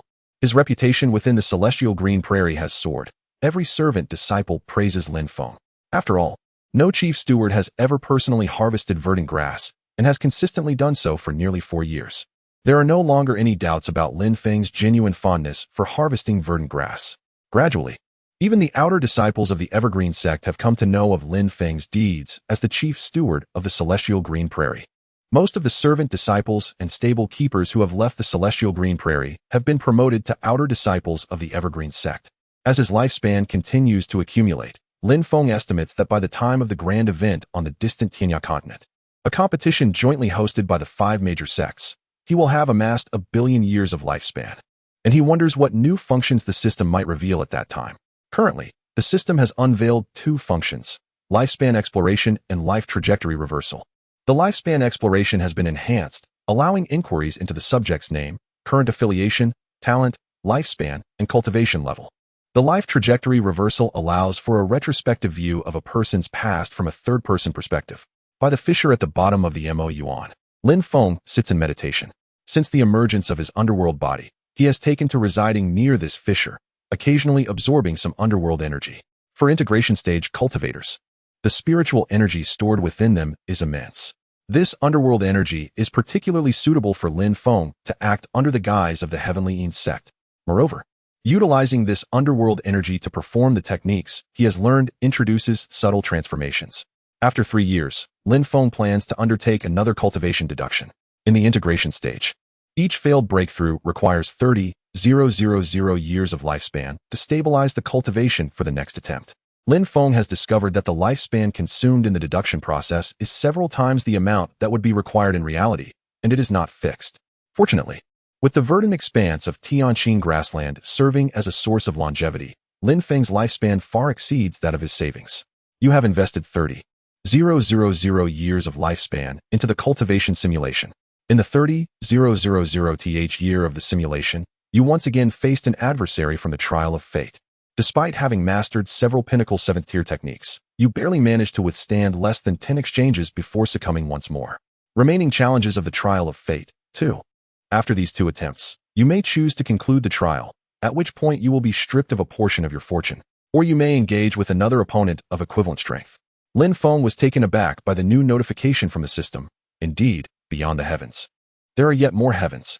Ordinary cultivators in the late stages of tribulation could not gain any advantage against him, and there was even a possibility of being vanquished by his hand. Yet, he still found himself outmatched by the opponent in the trial of fate, who was likely a being from a higher realm. This could only be so if they had initially practiced superior techniques, honing them to perfection. With just 2 attempts remaining, would he soon be robbed of his fortune? Meanwhile, in the celestial realm, within a palace suspended in midair, a solitary cultivator in seclusion slowly opened his eyes, a contemplative expression crossing his features. He had not anticipated that the heavenly order would match him against a being from the lower realm. This individual must possess extraordinary talent. However, ultimately, as a denizen of the lower realm, all their cultivated techniques were of inferior quality. How could they possibly triumph over him? He merely pondered how much fortune he might acquire from this encounter. Lin Feng, having made but a single attempt, chose not to pursue further. In comparison to beings from the higher realm, all his preparations seemed laughable. Why had his trial of fate matched him with a cultivator from the upper realm? Utilizing lifespan for prophecy was, after all, a profound defiance of the natural order, a 33-year-old perfected cultivator was likely a rarity in the higher realm. In the mundane world, perhaps it would take millennia to produce another genius akin to himself. Within the courtyard of the Tianqing Grasslands Administrative Office, only he and Baiyu remained. Those fellow disciples he had once known were now few and far between, with only Jiang Dodo still stationed at stable number 3. Merrily engrossed in her studies of new phenomena, Baiyu, still at the 5th layer of qi refinement, exhibited the finest talent among Zhao Qi, Jiang Dodo, and herself. Possessing a low-grade with spiritual root, with the support of elixirs, should she devote herself diligently to her cultivation, she would likely reach the late stage of qi refinement in a decade or so. After completing his daily duties on Tianqing Grassland, Lin Feng returned briefly to the administrative courtyard to rest. At that moment, a figure trailed behind him into the courtyard. Baiyu, upon seeing this figure, appeared somewhat flustered, prompting Lin Feng to advise her to retreat to her quarters for rest. He then turned to observe the figure that had followed him, a puppet resembling a mummy. Lin Feng had encountered similar mummies during the siege of the Chongqing sect by various sects. This was a puppet crafted by the puppet sect. This mummy possessed the cultivation of early golden core, its head rotating in an unnatural manner as it scrutinized Lin Feng from head to toe. Then a mechanical voice resonated. "You are the current overseer of the celestial grassland, Lin Feng?" Lin Feng nodded. "Now, I present you with an opportunity to join my puppet sect, to become a disciple of the puppet sect, and to gather intelligence on the evergreen sect for me. What say you?" The mechanical voice echoed once more. At that moment, Lin Feng grasped why Lin Yu had initially entangled herself with the Heavenly Shadow sect. With a calm demeanor, Lin Feng replied, "What if I refuse?" The mummy made a gesture across its throat and stated, "Having painstakingly cultivated to the initial stage of foundation establishment and attained the position of overseer of the celestial grassland, you surely do not wish to become my puppet so easily, do you?" Chapter 125. At last, it has arrived. The eerie sound echoed from the mummy.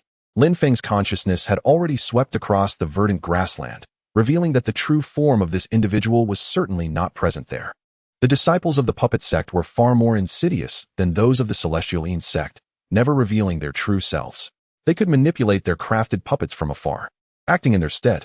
In the past, when numerous sects launched a massive assault on the Evergreen sect, a senior member of the Evergreen sect had discovered the puppet sect's leader concealed within a crystal coffin. It now appeared that the figure within that coffin was most likely another puppet. Had this been in former times, Lin Feng would have found it nearly impossible to locate the puppet sect practitioner controlling the mummy before him. However, now he possessed the 7th-tier supreme technique, the Chaos Soul Lantern art, enabling him to glimpse the causal chain of his target. Although this mummy was merely a puppet, it too bore a causal connection.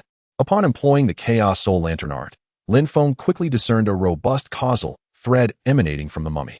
Clearly, the other end of this thread led to the puppet sect practitioner manipulating this mummy. Lin Feng's consciousness then followed the causal line. Nearly 1,000 miles away, in a mundane town, an elderly farmer sat in his courtyard, eyes shut, fanning himself with a bamboo fan. Had it not been for tracing the causal line, Lin Feng would never have identified this man as the puppet sect practitioner controlling the mummy before him. Observing the ghastly smile on the mummy's visage, Lin Feng hastily feigned terror, pleading, "I implore you, esteemed senior, spare my life. I am willing to become an informant for the puppet sect." Yet, scarcely had he uttered these words when his figure vanished from sight.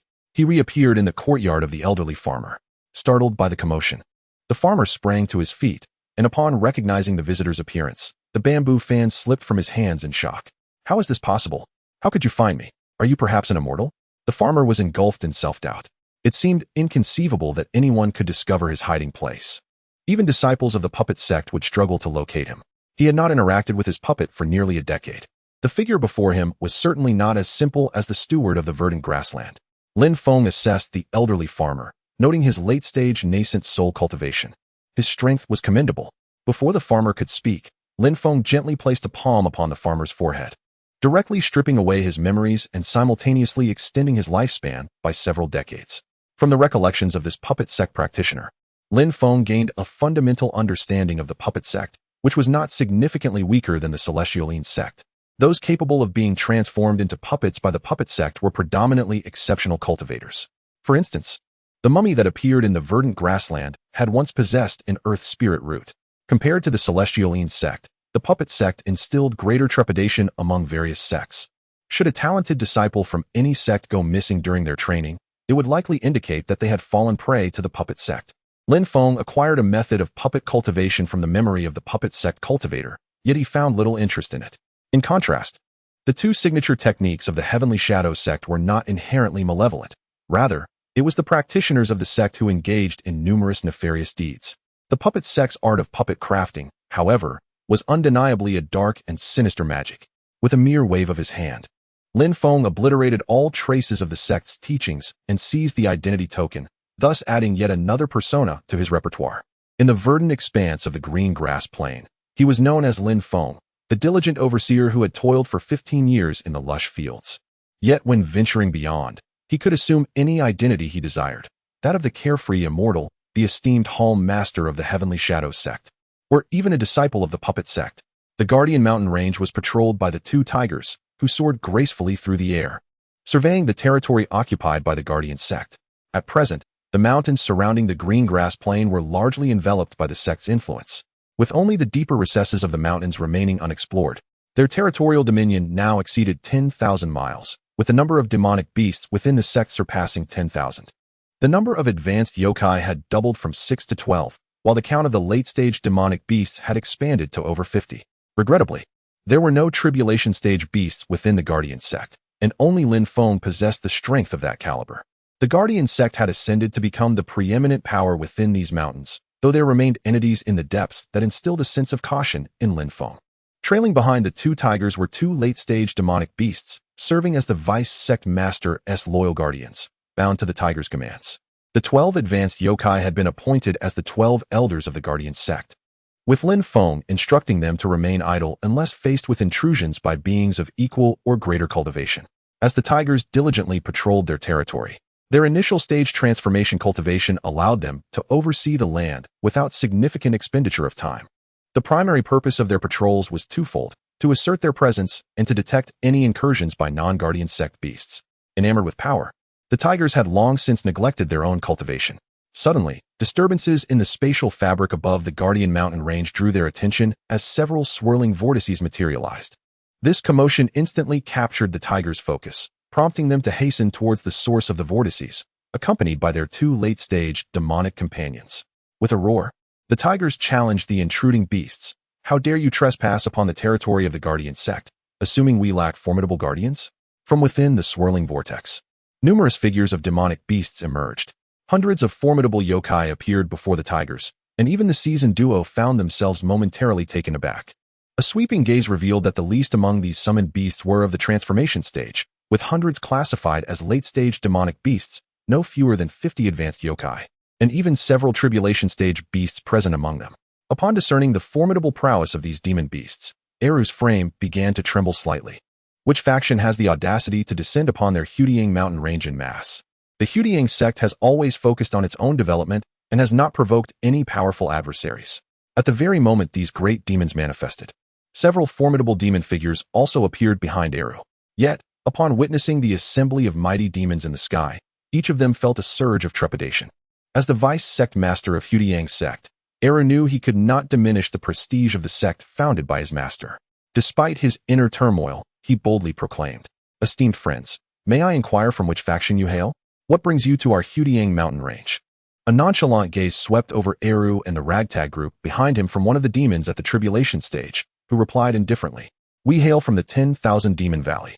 From this day forth, your so-called Hudiang sect shall come under our dominion. Should any of you harbor dissent, feel free to seek me out for a discourse." Chapter 126. The dragon Lin Feng sensed the call for help emanating from Eru in his mind, reflecting deeply. A multitude of demon beasts descended upon the Huatian mountain range, among which were formidable tribulation-level demons. Had the unparalleled demon, long predicted, finally arrived? Yet, it seemed the timing was somewhat premature. At this moment, Lin Feng was at the bottom of the Mo Yuan, tending to the Yinsheng Ling grass and spiritual plants that Han Li had diligently gathered over the past 3 years. Within the vast expanse of the Mo Yuan, nurtured by the ethereal essence of the underworld, numerous spiritual grasses and plants had also come into being. However, the creatures residing in the Mo Yuan lacked the knowledge of alchemy, and upon encountering mature spiritual flora, they would indiscriminately consume them, squandering their potential. Upon discovering this, Lin Feng had instructed Han Li to collect some of these spiritual plants. Yet, wherever spiritual flora thrived, they were typically guarded by the Mo Yuan creatures. thus serving as a trial for Han Li. Currently, within the realm of Han Li's daily cultivation, a fifth-tier Zhoutian gathering spirit array had been established. Within the confines of this array, the richness of the underworld essence was several dozen times greater than that of the outside world. The transplanted spiritual grasses and plants thrived here at an accelerated pace. Within this gathering array, there existed a sixth-tier spiritual plant known as the Yinmingbingpa tree. Its fruits no larger than a fist, yielding 9 at a time, emanating a faint chill. If consumed directly, it would carry a poison of extreme cold, though those with an extremely yin constitution could remain immune. This plant served as a principal ingredient for crafting the sixth-tier Yinming Chui Shindan, which, when combined with some harmonizing spiritual fruits and grasses, could mitigate the chilling poison it bore, enhancing one's spirit and deepening comprehension of yin attribute techniques. Lin Feng held this sixth-tier spiritual plant in high regard, awaiting its maturation to practice grafting techniques, intending to fill the gathering array with its progeny. The elixir capable of refining the spirit would likely be essential for him when he ascended to the tribulation stage, facing the trial of the spirit. In addition to this prized plant, there were 7 fourth-tier spiritual plants and several first, second, and third-tier spiritual grasses, all aligned with the yin attribute. Within the Yuan, only creatures and spiritual flora of the yin attribute could survive. Upon receiving the message from Erhu, Lin Feng retrieved the Jiu Ling sword from Han Li. Simultaneously, he brought 3 tribulation-level beings from the Yuan to the Huatian mountain range. He promised that should these 3 beings lend their strength, he would assist them in times of need in the future. Lin Feng did not expect these 3 beings to significantly aid him. Primarily, his Huatian sect lacked tribulation-level cultivators, and facing numerous powerful demons could instill fear. However, the presence of tribulation-level cultivators on his side would surely soothe the hearts of the demons. Now, with the Huatian sect having gained some prominence, it would be a pity for it to dissipate so easily. As Lin Feng's magical shadow emerged, the numerous demons of the Huatian sect breathed a sigh of relief. Yet, they remained watchful, uncertain whether their sect leader could triumph over such a multitude of tribulation-level cultivators. However, when they discovered that 3 formidable cultivators in the process of transcending tribulation were following their master, they instantly felt that this battle might not end in utter defeat. The moment the 3 beings of the Yuan appeared, the temperature within a radius of several dozen miles plummeted by several degrees. The chilling aura made the descended monstrous beings display a hint of solemnity. One of the transcending demon lords glanced at Lin Feng, scrutinizing him before stating, "Are you from the Tianyin sect, plotting in this mountain range? If so, I advise you to abandon this place, for it has already caught the eye of the king of all demons, the lord of the Wanyao Valley. Your struggles will be in vain." Lin Feng surveyed the throngs of demons, but did not sense the presence of the unparalleled demon he had anticipated. Yet, the vortex in the sky showed no signs of dissipating. Lin Feng then snorted coldly, "With such meager strength, you dare to trespass upon my Huatian mountain? Today, I shall teach you a lesson." With that, Lin Feng infused a millennium of his lifespan into the Jiu Ling sword. The Jiu Ling sword has the ability to absorb the user's lifespan, charging its power to unleash a sword aura multiplied several times. Lin Feng, channeling the essence of the underworld, once again invoked the peak-tier, 7th-grade technique, the Taishu Qingmu, Sangqiong sword domain. A realm of darkness enveloped the multitude of demons, as ominous sword auras crisscrossed, forming a spectral sword domain. The newly arrived demons from the Wanyao Valley were filled with terror, and their protective spiritual energy surged forth to resist the encroaching underworld sword auras. "Cease this at once." An enraged voice resonated from within the vortex. Subsequently, a colossal figure emerged from the vortex, shielding the demons beneath it before teleporting away from the shadowy sword domain. The demon lords of the Huatian sect gazed incredulously at the massive silhouette. Even Lin Feng found himself momentarily astonished. Meanwhile, the Jiu Ling sword trembled incessantly in his grasp. The voice of the sword's spirit echoed in Lin Feng's mind. "Master, I have detected the presence of a dragon. There exists a dragon in this realm. If we could nurture this dragon, we could cultivate the dragon gall, which is essential for concocting the forbidden cleansing elixir." The Jiu Ling sword subtly expressed a hint of excitement. Should its blade be refined with dragon blood, it might have the potential to ascend to a higher tier of celestial weaponry. Although dragons are not uncommon in the upper realms, those dragon beings are either dominant forces or have been claimed as mounts by unparalleled cultivators. Even if their previous masters were immensely powerful, none had ever been tainted by dragon blood. Lin Feng scrutinized the enormous figure emerging from the vortex. The aura was unmistakable. He had not anticipated that the one who called himself the king of all demons was, in fact, a fully transcended dragon demon. No wonder it dared to proclaim itself as the king of all demons, possessing dragon lineage. Its claims were not entirely unfounded. Moreover, its fully transcended realm felt far more potent than that of the being in the Mon. Lin Feng couldn't help but lick his lips. This was the legendary dragon race. Its form, though somewhat divergent from the dragon totems of the past, was unmistakably that of the dragon clan. As Lin Feng discerned at a glance, to tame a dragon as one steed would undoubtedly convey far greater majesty than riding 2 tigers. As the king of all demons, the dragon demon regarded Lin Feng with a gaze that was steeped in fury yet tinged with trepidation. Having just forcibly rescued a multitude of formidable demons from the astonishing realm of the nether sword that the adversary had unleashed, it bore injuries as a result. Moreover, it could not fathom the true cultivation level of this individual. However, the ability to execute such a formidable sword technique indicated that this person's strength was likely on par with its own. The king of all demons fixed its gaze intently upon Lin Feng, and after a prolonged silence, inquired, "Might I ask which elder of the heavenly sect you are? Why have I never encountered you before?" Even the deputy leader of the heavenly sect, whom I have sought counsel from, acknowledged my prowess to some degree. Yet, the presence before me instills profound apprehension. Could it be that you are the elusive leader of the heavenly sect? Chapter 127. Dual Shock. The king of all demons began to speculate. As far as he knew, the leader of the sect had secluded himself for millennia after achieving the pinnacle of the tribulation stage. Now a millennium had passed, and his precise cultivation level remained unknown. Some conjectured that he had successfully transcended and ascended to the Great Ascension, while others doubted he had not dared to take the final step, and some even suspected he had perished during his tribulation. On the Tianyao continent, aside from the 5 major sects and those hidden sanctuaries, few could instill fear in him. Yet within the sect, there were 2 individuals of concern. The person before him was clearly from the sect, yet he had never encountered him before. It was uncertain whether this individual was the sect leader or a rising star within the sect. Regardless, he had no desire to become enemies with this person. As the king of all demons, he had traversed vast distances to arrive here, not out of admiration for the barren mountains before him. Naturally, he had not become so arrogant as to covet the interests of the Evergreen sect. Others might be oblivious, but he could assert with absolute certainty that the Evergreen sect was guarded by formidable cultivators, and even scattered immortals might still exist. His purpose for this journey lay deep within the mountainous region, where a transformation site for dragons existed. It was there that a powerful member of the Jiaolong clan had once transcended and transformed into a true dragon. Although he possessed the bloodline of a true dragon, a dragon from the lower realms that had not undergone the heavenly tribulation could not be deemed a true dragon. The transformation site represented an ideal location for him to face the 9th heavenly tribulation. After a moment of contemplation, the king of all demons spoke. "Friend, we of the valley of all demons bear no ill will. Our destination does not lie within your guardian mountain range. Shall we put this misunderstanding behind us?" The shadow of Lin Feng, transformed into a demonic figure, scoffed. "You invade my guardian sect's territory and claim dominion over our sacred ground. Now, you wish to dismiss it as a mere misunderstanding? Even with your dragon bloodline, that is rather presumptuous." The king of all demons regarded Lin Feng with his pale golden dragon eyes, having not faced someone daring enough to negotiate with him for quite some time. Even if this person were the true leader of the sect, he was inclined to engage in a discourse.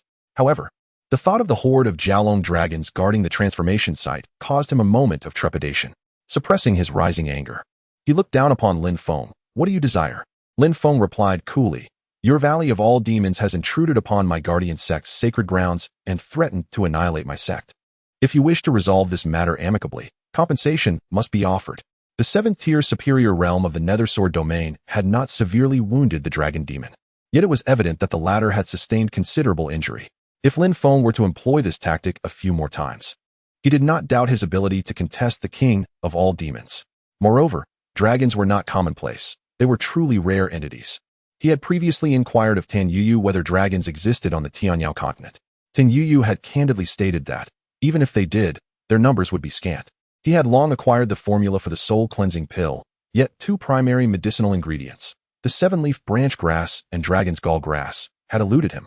The 7-leaf branch grass might still be found on the Tianyao continent, yet the conditions for the cultivation of dragon's gall grass were exceedingly stringent, necessitating the use of dragon blood for its growth. Before me lies a living dragon creature. Lin Feng, intrigued, wishes to test the efficacy of the cleansing elixir. The king of all beasts snorts in disdain, eager to hear what compensation the followers of the Heavenly Shadow sect desire today.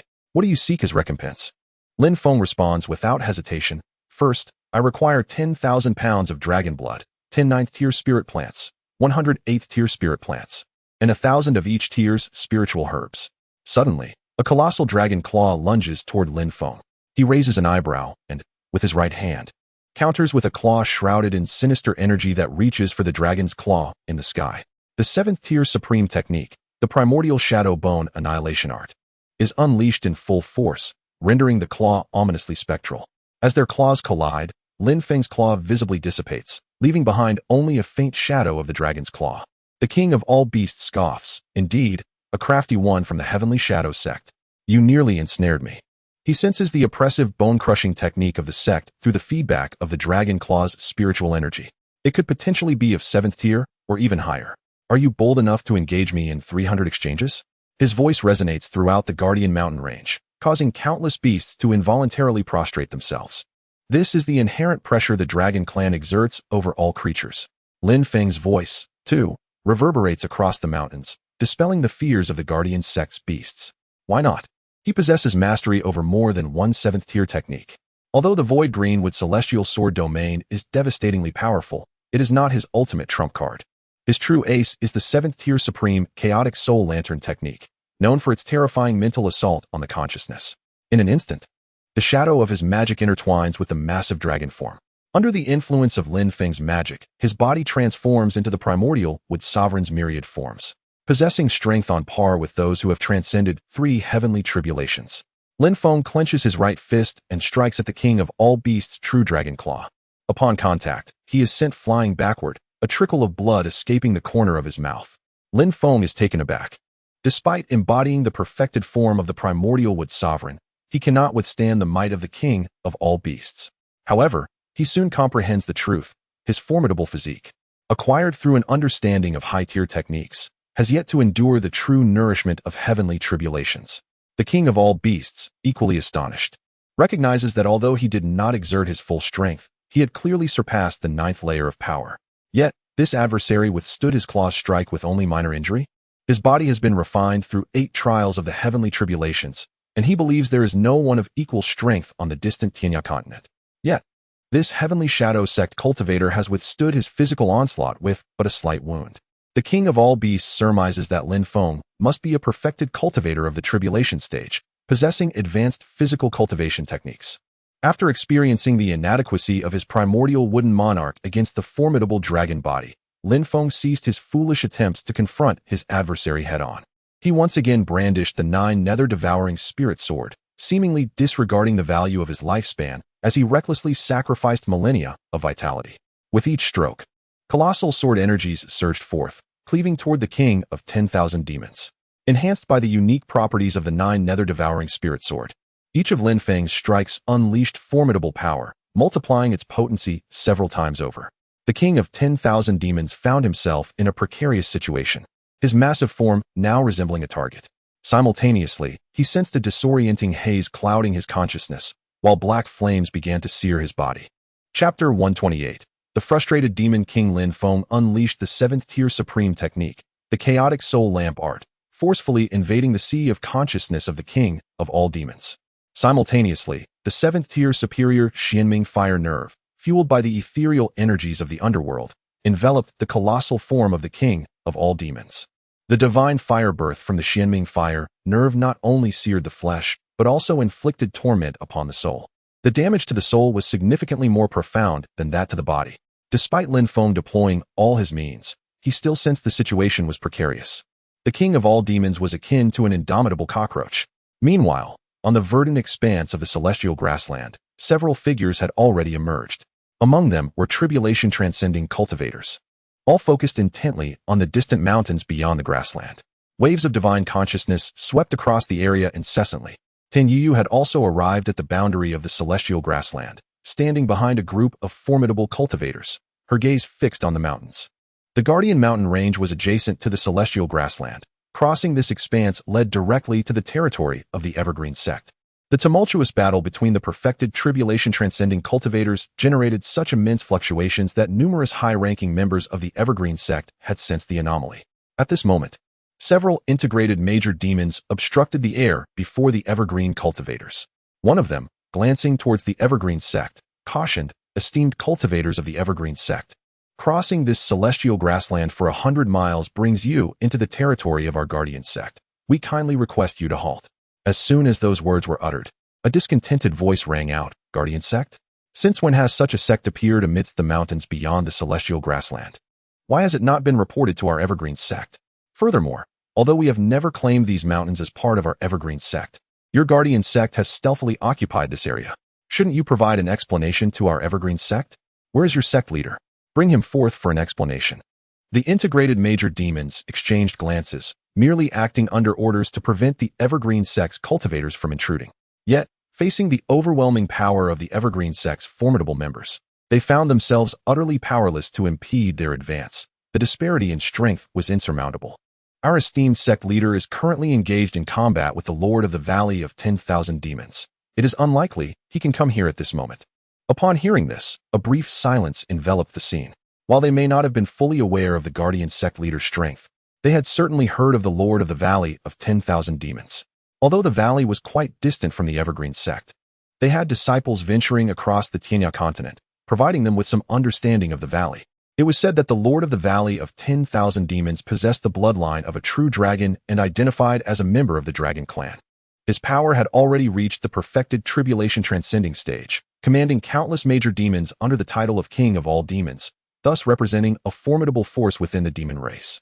However, compared to the Evergreen sect, it was merely on par. What piqued their curiosity was the origin of the Guardian sect leader. How could he contend with the King of all Demons so fiercely, even holding the upper hand? Although the opponent bore the ominous insignia of the Heavenly Shadow sect, the myriad methods at their disposal led the disciples of the Evergreen sect to refrain from conclusively identifying them as members of that sect. After all, the Evergreen sect possessed a profound understanding of the Heavenly Shadow sect, and they were well aware that such a formidable practitioner capable of engaging in a titanic struggle against the King of all Demons did not exist within their ranks. Faced with the obstruction posed by the combined might of the Guardian sect's formidable demons, a transcendent from the Evergreen sect inquired, "If we insist on proceeding to observe the battle, do you truly believe your few numbers can deter us?" Several of the Guardian demons sighed in relief upon hearing this, responding, "While we cannot possibly impede the esteemed practitioners of the Evergreen sect, we are here under orders. Should you insist on entering our Guardian sect, it is likely that our esteemed leader will pay each of you a personal visit." Many disciples from the Evergreen sect scoffed at this remark, yet none dared to breach the threshold. Although there were one or two perfected transcendent practitioners among them, their expressions bore a hint of solemnity. For them, even from this distance, they could effortlessly scrutinize the battle through their spiritual senses. However, the sheer magnitude of the combat caused them to hesitate, refraining from probing too closely for fear of incurring harm. As the remaining disciples observed the silence from the two perfected transcendent practitioners, they too fell silent, diligently monitoring the scene through their spiritual senses. Tan Yuyu, initially indifferent, began to harbor doubts upon learning that a guardian sect had been established amidst the mountains surrounding the heavenly green grassland. Guardian of what? She pondered. Could it possibly be the sky of the heavenly green grassland? The likelihood seemed high. Could this guardian sect have any connection to Lin Feng, considering he was the overseer of the heavenly green grassland? She fancied the notion that if the leader of the guardian sect was a transcendent capable of clashing with the king of all demons from the Valley of 10,000 Demons, it would greatly bolster her hopes of rescuing her sister in the future. Yet, a faint smile of resignation crept across her face. Such thoughts were merely figments of her imagination. No matter how formidable Lin Feng might be, it was implausible that he could contend evenly with the leader of the Valley of 10,000 Demons. If there truly were a connection between the guardian sect and Lin Feng, she was more inclined to believe that its leader was there to protect him. Nonetheless, this too remained a mere speculation. 3 years had elapsed, and her cultivation had reached the pinnacle of the golden core stage, with a breakthrough to the nascent soul stage imminent. Yet she pondered how many more years it would take to reach the tribulation stage. Would she still have the opportunity to seek out her sister? A sense of melancholy enveloped Tan Yuyu. On the other hand, the king of all demons felt somewhat stifled. Initially, he believed he could match this malevolent practitioner blow for blow, with neither side gaining the upper hand. Yet, the cunning demon from the Heavenly Shadow sect demonstrated mastery in spiritual attacks that directly rattled his consciousness. leaving him utterly defenseless. Even though each disruption only rendered him momentarily dazed, for a transcendent practitioner, that fleeting moment could spell doom for an adversary. At this moment, the king of all demons found solace in his lineage as a dragon. Lin Feng unleashed another wave of sword energy, coldly asserting, "Let us see if you dare to forcibly occupy my dwelling again." The king of all demons, confronted by the unexpected accusation, was momentarily taken aback. "When did I ever seize your lair?" he questioned. "Did I not merely entertain a fleeting thought before you interrupted me?" Despite being grievously wounded, the king of all demons refused to accept baseless blame. Lin Feng, however, paid little heed to the king's assertions, for in his divinations, it was the king who had unlawfully occupied his volcanic abode and abducted Yu Li. The dragon's nature is indeed licentious and greedy for treasures, a statement that rings true, and today could be viewed as an act of retribution. Yet, the prospect of subduing or slaying this king of all demons seemed daunting for Lin Feng. The creature's tough hide and resilient flesh were unlike anything he had ever encountered. The formidable demons of the Demon Valley had already retreated into the depths of the mountains at the king's behest, and Lin Feng did not impede their escape. For even the powerful demons of the protecting heaven sect could not halt them. Noticing the withdrawal of his subordinates, the king of all demons ceased his entanglement and delivered a chilling proclamation. 30 years in the east, 30 years in the west. You, the insignificant leader of the protecting heaven sect, should await your fate. Chapter 129. Cooperation confronted by the king of 10,000 demons. Lin Feng unleashed 2 streams of sword energy in response. As the formidable figure of the king vanished into the clouds, Lin Feng once again invoked the supreme technique of the 7th tier, the chaotic soul lamp art, to probe the threads of causality binding him to the king. Swiftly, he identified the robust causality line linking them, which had grown considerably thicker. Its direction pointed deep into the mountainous region, indicating that the depths of these mountains were the king of 10,000 demons' true objective, while Lin Feng was merely an incidental traveler. Perhaps the king refrained from directly teleporting into the heart of the mountains, opting instead to utilize the protective Tianfeng mountain range for successive teleportations. Lin Feng had previously conducted a brief exploration of the mountainous depths, where he encountered numerous tribulation-level demons. At that time, he had not ventured further out of caution. He remained unaware of what might be attracting the king to that secluded area. In the future, once his cultivation had ascended, he would return to investigate the mysteries of the mountains. Once the multitude of great demons from the Valley of 10,000 Demons had completely departed from Lin Feng's perception, he turned his gaze towards the edge of the Tianqing grassland. Indeed, the Chongqing sect harbored hidden talents. Since witnessing the strength of the Tan family during the last ceremony, Lin Feng had gained a clearer understanding of the true might of the sect. The Tan family could mobilize a dozen or more tribulation-level cultivators for a single event, and the Chongqing sect likely possessed several times that number, considering the Tan family was merely a faction within it. There must be great ascension cultivators present. Lin Feng reasoned that if he had not sensed them, it was either due to their presence in a forbidden formation or their concealed existence within the Chongqing peak. Whether the Chongqing sect housed cultivators beyond the great ascension level remained uncertain. After all, to instill fear in the other sects of Tianyao continent and the demonic practitioners, mere great ascension cultivators would not suffice. Observing the grand cultivators of the Chongqing sect halting at the edge of the Tianqing grassland, Lin Feng felt a surge of satisfaction. Unbeknownst to him, he had also become a figure capable of instilling awe in a group of tribulation-level practitioners. Spending his days as a mere overseer of the Tianqing grassland was indeed far less exhilarating than stepping out and making an impressive display. Summoning Eru, he imparted a few instructions before his figure vanished from sight. He first traversed with 3 beings of the Moyuan to the vicinity of Moyuan, and with another step, he arrived near Qingcheng, leisurely making his way towards the Tianqing grassland via the teleportation array. As the vice master of the Hudiang sect, Eru felt an immense sense of confidence at this moment. Previously, he had been uncertain about the true strength of his master, but today he believed that becoming his master's steed had been the wisest decision of his life. It is often said that hard work cannot compare to being born into a good family. Eru contended that being born into a good family paled in comparison to serving a worthy master. What a trivial king of 10,000 demons, a mere pseudo-dragon, dared to act arrogantly before his master. Eru commanded all the beasts of the Hudiang sect. He was, in essence, the king of 10,000 demons. His master was the supreme king among them. Upon receiving Lin Feng's directives, Eru transformed into his human form. Having not done so for nearly a century, gazing at his muscular arms, he felt immense satisfaction and swaggered confidently as he soared towards the boundary of the Tianqing grassland. Who wishes to speak with this Sect Master? Several strands of divine consciousness immediately converged upon Eru. Sensing the intensity of these spiritual presences, Eru's expression inevitably shifted. Esteemed elders of the Chongqing sect, may I inquire what brings you to seek an audience with our sect leader? Eru promptly added. To his astonishment, the assembly before him was even more magnificent than that of the myriad Beast Valley. He had underestimated the situation. His master had sent him to conduct affairs, not to seek trouble, especially considering he was merely at the initial stage of transformation. Had it not been for his master's influence, he would not have had the opportunity to meet these esteemed cultivators of the Chongqing sect. One of the fully fledged, tribulation-transcending cultivators cast a glance at Eru and spoke slowly. Do you prefer to remain incognito? Subsequently, he designated another cultivator from the Chongqing sect, a void refinement practitioner, saying, You shall engage in a conversation with this vice sect leader of the Hudiang sect. Then, two fully fledged, tribulation-transcending cultivators traversed the Hudiang mountain range, gazing into the depths of the mountains before their figures vanished from sight. They had surmised that the king of myriad beasts had teleported from the myriad beasts valley for a purpose, most likely to vie for the celestial opportunities hidden within those mountains. Should he succeed, it was conceivable that he would later disrupt the Chongqing sect from the direction of the green grass prairie. Thus, the emergence of the Hudiang sect was rather opportune. The king of myriad beasts had indeed forged enmity with the leader of the Hudiang sect. If matters were to escalate, the Hudiang sect could potentially serve as a bulwark against the king of myriad beasts. The figures of the Chongqing sect's great cultivators gradually disappeared, leaving only a void refinement practitioner who clasped his hands in greeting to Eru.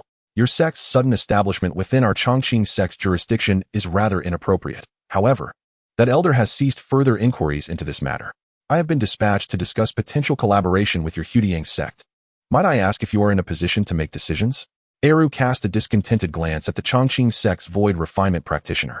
Do I appear incapable of making decisions? Although I, Eru, may seem formidable in my transformed state, it does not imply that my intellect is lacking. As the vice sect leader of the Hudiang sect, I am certainly able to make decisions. The void refinement practitioner nodded and suggested, Why not invite me to your esteemed sect for a discussion? Eru acquiesced and led the way toward the lava cavern. Observing the Hudiang peak, adorned with various spiritual plants and shrouded in mist, even the seasoned Chongqing sect's void refinement cultivator expressed admiration. He could not help but exclaim, Your sect is indeed extravagant. Such a plethora of spiritual flora must have been sourced from numerous locations. Eru snorted softly. This is merely Hudiang Peak. If you were to witness the true visage of the lava cavern, you would scarcely be able to proceed. Such a lack of worldly experience from the Chongqing sect's void refinement practitioner was quite amusing. The Hudiang sect naturally had its own reception area, located atop Hudiang Peak, which had become a rare sanctuary for cultivation. The lava cavern remained accessible only to Eru and his master. After inviting his guest to sit, Eru inquired, Pray tell, what business brings you to discuss with my Hudiang sect? The Chongqing sect's void refinement practitioner felt that conversing with a beast, particularly a male one, was rather trivial. Thus, it was stated, The purpose of my visit to your esteemed Hudiang sect on behalf of the Everlasting Green sect is twofold. Firstly, should your sect establish its presence in this area, you must safeguard the territory for us, ensuring that the beasts within your domain do not disturb the sanctity of our Everlasting Green sect. The two tigers nodded, for this point had already been conveyed by our leader. Secondly, our practitioners from the Everlasting Green sect may venture into the territories of your Hudiang sect for training, and you are to guarantee their safety. Of course, as long as your sect's beasts do not cross the boundaries to oppress us, you may freely engage our practitioners in combat, regardless of the casualties. We shall not pursue any grievances in such cases, and we hope your sect will adhere to the same principle. Chapter 130. Nietianyu at the break of dawn the following day. A decree resonated throughout the Protecting Heaven sect. It was announced that disciples from both the inner and outer sects of the Everlasting Green sect would soon arrive at the Protecting Heaven mountain range for training, allowing for fair duels while strictly prohibiting any form of oppression based on rank. Concurrently, within the intelligence chamber of the Everlasting Green sect, a new record emerged. The mountains beyond the heavenly green prairie were renamed Protecting Heaven Mountain Range, the very location of the Protecting Heaven sect. The sect's leader was said to possess the strength of a perfected transcendent stage cultivator, capable of overpowering the king of the myriad beasts. The leader of the myriad beasts valley, and was suspected to be an elder from the reclusive Tianyin sect. Moreover, there were indications of a connection between the Protecting Heaven sect and the Mo Yuan entities within the Great Han dynasty. Apart from the sect leader, the remaining members of the Protecting Heaven sect comprised primarily of the beasts of the Protecting Heaven mountain range. including over a dozen combined great monsters and several dozen refining void great beasts, resulting in an overall average strength. As the Protecting Heaven sect issued its command, the Everlasting Green sect also initiated numerous investigation missions directed towards the Protecting Heaven mountain range, even delving deep into its core. Many disciples from both the inner and outer sects began to accept these tasks, traversing the heavenly green prairie en route to the Protecting Heaven mountain range. This marked the first instance where such a multitude of inner and outer disciples converged upon the heavenly green prairie, drawing envious glances from numerous miscellaneous disciples and stable managers. Additionally, several of these miscellaneous disciples and stable managers seized the opportunity to forge connections with the inner and outer disciples. Among the first group of Everlasting Green sect cultivators entering the Protecting Heaven mountain range for training was an individual bearing a wooden sword, whose profound gaze was fixed upon the site of the previous day's battle between Lin Feng and the great demon of the Myriad Beasts Valley. Having only sensed the remnants from the periphery of the heavenly green prairie yesterday, he now stood here, still able to perceive the lingering sword energy in this area. Though this residual sword energy harbored a terrifyingly extreme Yin aura, he nonetheless detected the unique essence of the Qingmu sword technique. Master Tianyu, will you join us in exploring the Protecting Heaven mountain range, or do you have other plans? Inquired a disciple of the Everlasting Green sect, noticing Nie Tianyu's hesitation. The cultivator with the wooden sword responded, "You may proceed with your training. I shall not accompany you." Upon hearing this, the other disciples nodded and departed in groups. Nie Tianyu continued to sense the residual sword energy for a moment longer before his eyes turned icy as he addressed a specific direction. "I wonder how long you intend to remain hidden? Ever since I ventured into these mountains, you have been following me." As his words fell, a green leopard demon emerged from the underbrush, its gaze fervently fixed on Nie Tianyu. "Human, you actually sense my presence. It seems you are mightier than that previous group of feeble cultivators," the leopard demon remarked, licking its lips. "How fortunate, for I delight in devouring the strong." Nie Tianyu scoffed. "You, a mere yawning stage beast, possess quite the audacity." With a swift motion of his right hand, fingers aligned, a blade of sword energy erupted from his fingertips, slicing towards the leopard demon. "Your cultivation far exceeds the yawning stage. Cursed be it, you cannot strike against me." The leopard demon let out a horrific cry as it suffered a grievous injury, losing half of its body in the process. Nie Tianyu cast a cold glance at the leopard demon and remarked, "In consideration of your sect leader from the Protecting Heaven sect, I shall spare your life. However, if you dare to provoke me, you shall face the consequences." The leopard demon took out a medicinal pill, consumed it to stabilize its injuries, and then vanished into the underbrush. It realized its misjudgment and, though seething with anger, dared not speak further. Nie Tianyu displayed a contemplative expression as he observed the pill the leopard demon had produced. To him, it seemed implausible that these foolish beasts could master the art of alchemy, leading him to conclude that the pills in their possession likely originated from that sect leader.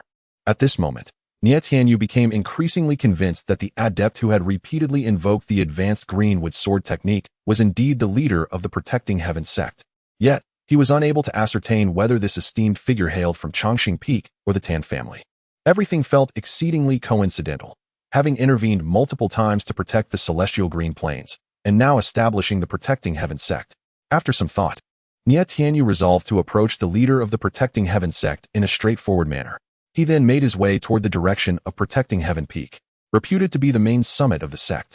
"I am Nie Tianyu, the 984th generation inner disciple of the Sword Peak of Chongqing sect.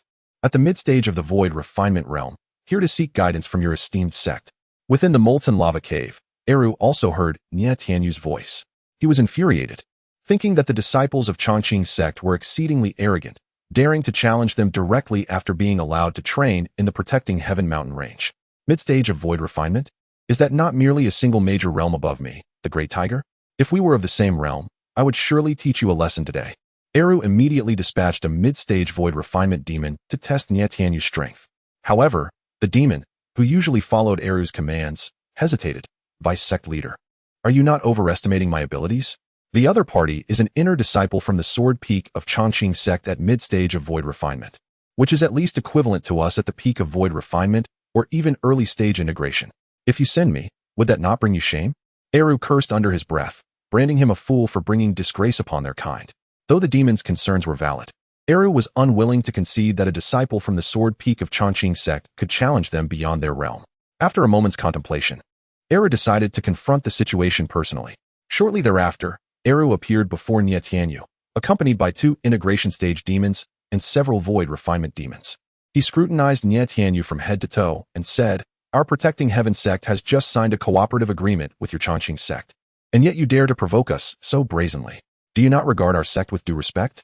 Nie Tianyu furrowed his brow and inquired, "Are you the vice sect leader of the Protecting Heaven sect?" Eru nodded in affirmation. Nie Tianyu continued, "I do not come seeking to provoke your sect. Rather, I wish to meet your sect leader. Might you announce my arrival?" Eru scoffed, "Who do you think you are? The leader of the Protecting Heaven sect is not someone you can meet at your whim." It was not that Eru looked down upon Nie Tianyu. Rather, it was the latter's audacity that surpassed even that of the vice sect leader himself. Simultaneously, the 2 tigers resolved that from this day forth, they would safeguard the area within 100 miles of Hudiang Peak, forbidding any disciples of the Chongqing sect from treading upon their territory. Those disciples, both inner and outer, who sought to hone their skills must venture far beyond the 100-mile radius surrounding Hudiang Peak. Otherwise, would it not allow any random individual to come and provoke them on their sacred ground? Upon hearing the words of the 2 tigers, Nie Tianyu felt no anger. Instead, he inquired about how he might seek an audience with the esteemed leader of their sect. After pondering for a moment, the 2 tigers replied, "If you truly wish to meet the leader of our Hudiang sect, then engage me in a battle. Should you emerge victorious, I shall convey your request to our master. If you are defeated, I shall not impose upon you unduly. You need only contribute 100 second-tier or higher spiritual plants to enhance our Hudiang Peak." Chapter 131. An accomplice to the tiger. Upon the utterance of the 2 tigers, those nearby, including the integrated and ethereal great demons, were momentarily taken aback. Their expressions were filled with astonishment as they gazed at the 2 tigers, even contemplating whether to reach out and ascertain if their heads were feverish. Nie Tianyu similarly regarded the 2 tigers with confusion, pondering if they intended to introduce him to the leader of the Hudiang sect. Seeing the bewildered expressions of those around him, the 2 tigers felt a surge of indignation. Do they perceive me as weak? How dare they underestimate the might of a tiger? I have not secured my position merely through my master's influence. I am capable of engaging in fierce combat with that cat demon.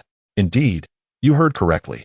Should you best me in a duel of the same realm, I shall duly inform you and your master, though whether my master wishes to meet you is contingent upon your fortune. Nie Tianyu, having learned from the Chongqing sect that the vice leader of the Hudiang sect was, in fact, a mount of the sect leader, a tiger demon with only initial level transformation abilities, was taken aback by this tiger demon's audacity to challenge him. Thus, he replied, "Very well, I shall engage in battle with you." In his heart, he had already devised a plan. Even if he could easily overpower this tiger demon, he must not display his ease too overtly. Offending this tiger demon could lead to it embellishing the tale before its master, jeopardizing his chance to meet the leader. Consequently, the 2 tigers selected a battleground. 1 human and 1 tiger standing within, while the integrated great demons circled the arena.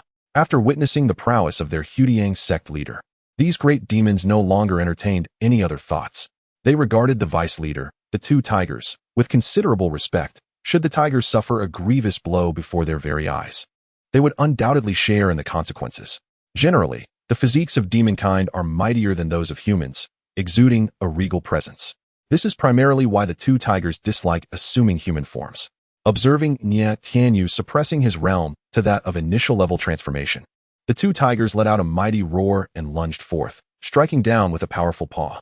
For the majority of demon beasts, they prefer to engage in combat in their true forms, unlike humans who employ a myriad of techniques. Nevertheless, the roar of the 2 tigers carried a psychic impact. Yet, for Nie Tianyu, it bore no effect. As the tiger charged, he met it head-on, his fist enveloped in spiritual energy colliding with the tiger's massive paw.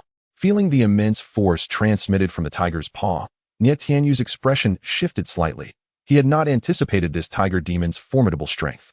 Observing Nie Tianyu being pushed back several meters by the tiger's strike, the expressions of the great demons varied. The 2 tigers, witnessing Nie Tianyu's willingness to confront them with sheer physical strength, felt slighted. With a roar, one exclaimed, "Aren't you a sword cultivator? Draw your sword. What does it mean to compete with me in physical prowess?" Reluctantly, Nie Tianyu complied, unsheathing the wooden sword from his back. Though it bore no grade, it was crafted from a branch of a 6th-tier spiritual wood. As he grasped the wooden sword, the essence of the 6th-tier superior Wangu Qingmu Lingxiao sword classic surfaced in his mind. This is a derivative version of the highest grade Qingmu sword art currently passed down from the sword peak of the Evergreen sect. The more advanced derivative techniques of the Qingmu sword art have long been lost due to the absence of practitioners capable of mastering them. This serves as a primary reason for Nie Tianyu's visit to the Guardian Mountain Range. He sensed a higher-level Qingmu sword art from the battle of the Guardian sect's leader. Simultaneously, he suspected that the great cultivator who once wielded the 6th-grade superior eternal Qingmu Lingxiao sword classic to protect the Tianqing grassland was indeed the leader of the Guardian sect. If he were to utilize the 6th-grade superior eternal Qingmu Lingxiao sword classic, Nie Tianyu felt it would be somewhat unfair. Thus, he shifted his thoughts and quietly activated the 5th-grade superior Xuanmu sword god technique. He then spoke, in that case, allow me to demonstrate the Xuanmu sword god technique of the sword peak of the Evergreen sect. Nie Tianyu had already perfected the Xuanmu sword god technique to an exceptional level, and even the eternal Qingmu Lingxiao sword classic had been cultivated to great mastery. Waves of sword energy surged toward Eru. Although the weapon wielded to execute the Xuanmu sword god technique was merely an inferior wooden sword, the application of the Qingmu sword art through the wooden sword possessed its own unique charm. Eru's expression grew serious as he sensed danger emanating from the sword technique. It is no wonder that it is said among cultivators that the most fearsome destroyers are the sword cultivators. Eru did not dare to withstand the sword energy with his body. Instead, he swiftly darted around to evade the oncoming attacks. Having managed to engage in several rounds of combat with the inner disciples of the Evergreen sect, Eru had already surpassed countless demonic beasts. Observing Nie Tianyu, who effortlessly unleashed waves of sword energy, Eru thought to himself that it seemed he could only resort to that particular move. Previously, after the Moi devoured numerous creatures from the abyss, memories rooted in his bloodline resurfaced. Not only did he break through to the transformation stage, but he also awakened a bloodline divine ability. During his battle with Yu Li, he refrained from using that divine ability, fearing it would harm her, as she was, after all, his master's cat. However, against Nie Tianyu, Eru felt no concern about causing harm. Today, he would vindicate the demonic beasts of the Guardian sect. What did it matter if the opponent was an inner disciple of the Evergreen sect's sword peak? Eru leapt into the air, and a tiger's roar reverberated across a 100-mile radius. Divine ability, to act as a tiger's minion. Instantly, countless white phantoms appeared alongside Eru's roar, racing toward Nie Tianyu at tremendous speed. Those familiar with the creatures of the abyss would recognize the striking resemblance of these white phantoms. Noticing this, Nie Tianyu furrowed his brow and unleashed waves of sword energy toward the approaching phantoms. Yet, the sword energy swept past them. They were not physical entities, but rather attacks on a spiritual level. Realizing this, Nie Tianyu quickly retrieved a treasured item and tossed it in front of himself. A golden light shield emerged, enveloping Nie Tianyu within. One after another, the phantoms collided with the light shield, and within moments, cracks began to appear. Seeing this, Nie Tianyu's expression shifted slightly. He had not anticipated that this tiger demon was also proficient in soul attack techniques. Crack, with the sound of shattering. The treasured item Nie Tianyu had thrown dimmed and fell to the ground, the golden light shield dissipating into nothingness. One after another, the vengeful spirits infiltrated Nie Tianyu's being, eroding his very soul. In a state of shock, Nie Tianyu found himself under the incredulous gaze of the powerful merged demons and the ethereal fiends who were spectating. Though their vice leader was known for his benevolence towards the beast kind, fostering friendships with many within the Guardian sect, they never anticipated that he possessed such formidable supernatural abilities. Even as beings of the ethereal and merged realms, they felt a twinge of trepidation emanating from this act of complicity. If two tigers were to confront them at the same level, would they be able to withstand such arcane prowess? Chapter 132. Joining as the crowd looked on in astonishment. Ethereal green woods emerged beside Nie Tianyu. These verdant manifestations seemed to transcend time and space, harking back to ancient days. Ultimately, Nie Tianyu invoked the Eternal Greenwood Spirit Sword Classic, shifting from offense to defense, as Sword Chi transformed into ancient green woods, encircling him for protection. This shield effectively vanquished the approaching specters. Although the 6th-tier Eternal Greenwood Spirit Sword Classic was not primarily a soul attack technique, it possessed the capacity to inflict damage upon the soul, thus proving lethal to the specters wielding soul attacks. The soul attack method of the tiger demon before him was formidable. If faced with an opponent of equal rank lacking proficiency in soul techniques, they would likely find themselves outmatched. As a cultivator of the void refinement stage, Nie Tianyu's soul strength vastly surpassed that of those at the spirit transformation stage. Coupled with his mastery of a 6th-tier sword technique, which incorporated soul attacks, he could withstand the tiger demon's formidable powers. At this moment, Nie Tianyu regarded the two tigers with newfound respect, sensing their potential for future greatness. The leader of the Guardian Heaven sect possessed remarkable insight. Recognizing that his specters could no longer harm Nie Tianyu, the tiger demon retracted his powers. These specters were not conjured from thin air, once expended. They needed to be replenished. Fortunately, after his previous devouring, he had sufficient reserves for a few more such engagements today. Should his resources run low, he could always return to the abyss of ink to replenish them. With his most potent abilities already deployed, the tiger demon found himself unable to contend with Nie Tianyu. Familiar with the techniques just displayed by his opponent, the tiger demon acknowledged, "Friend Nie, your prowess is formidable. In this contest, I concede defeat, and I shall convey this to my master."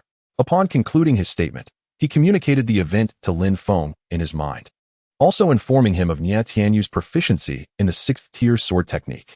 Meanwhile, Lin Feng, situated in the verdant grasslands, had been observing the battle between the two tigers and Nie Tianyu. He was acutely aware of the tiger demon's abilities acquired from the abyss of ink. Stepping forth, Lin Feng materialized in the skies above the two tigers, though he concealed his presence, remaining unseen. Utilizing the 6th-tier spirit binding and breath concealment sutra, he effortlessly masked his own identity, making it exceedingly difficult for Nie Tianyu, at the mid-level of void refinement, to detect him.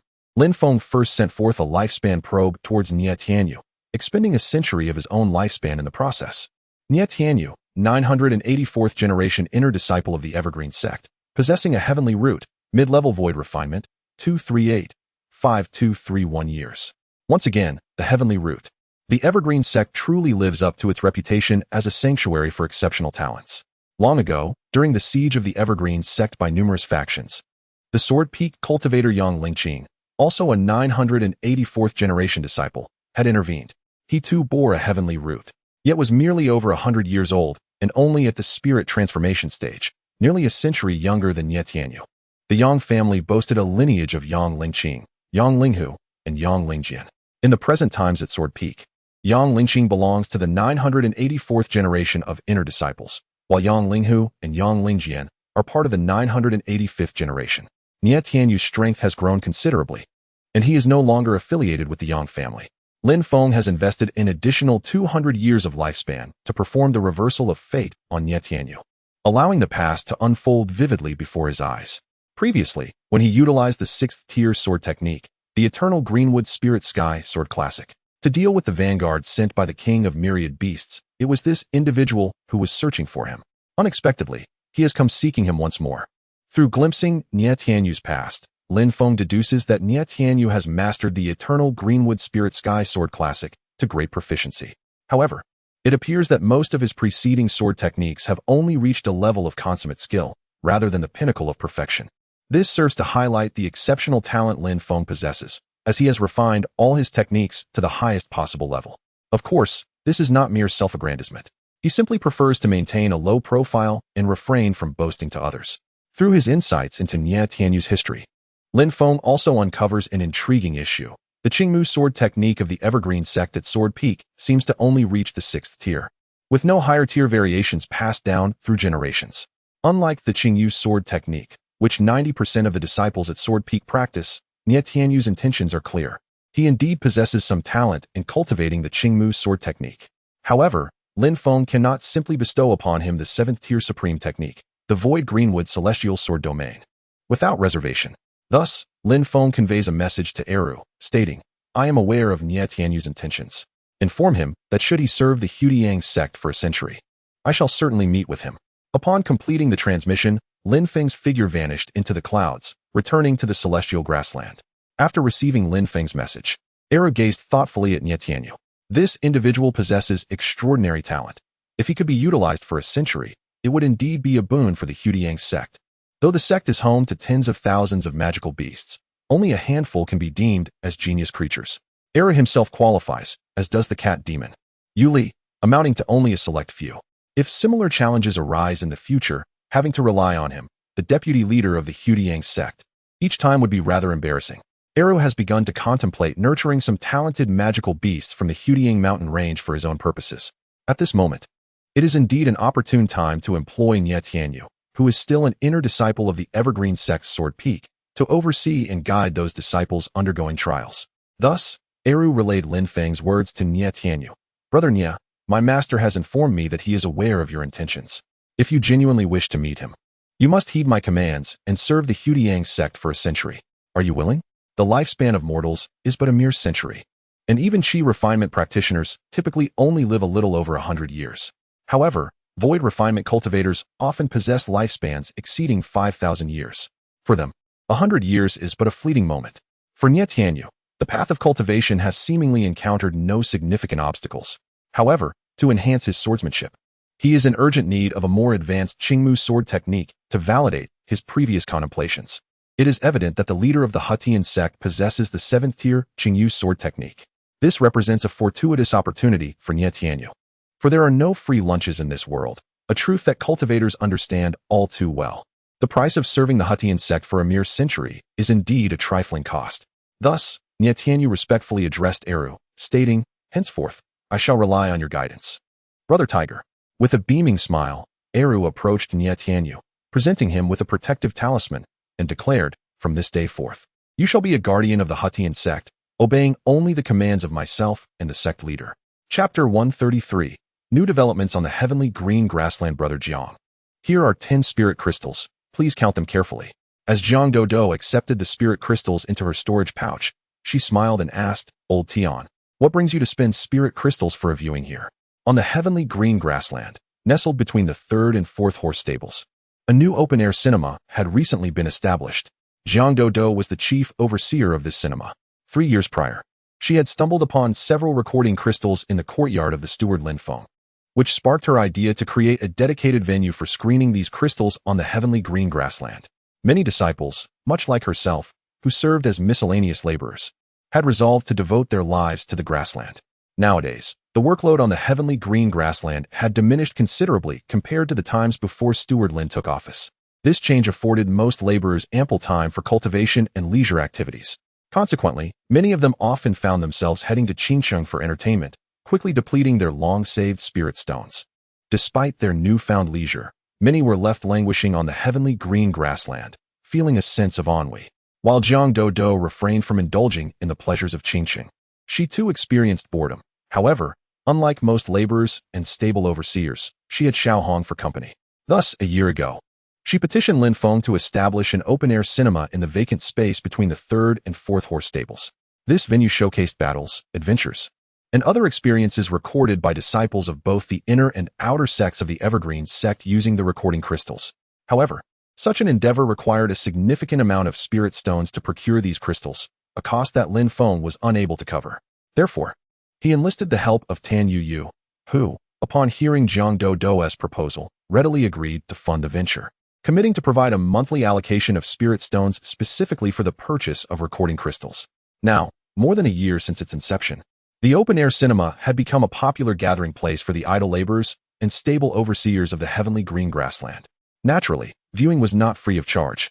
Jiang Dodo implemented a monthly subscription model. For just 1 spirit stone, a patron could enjoy a month of films.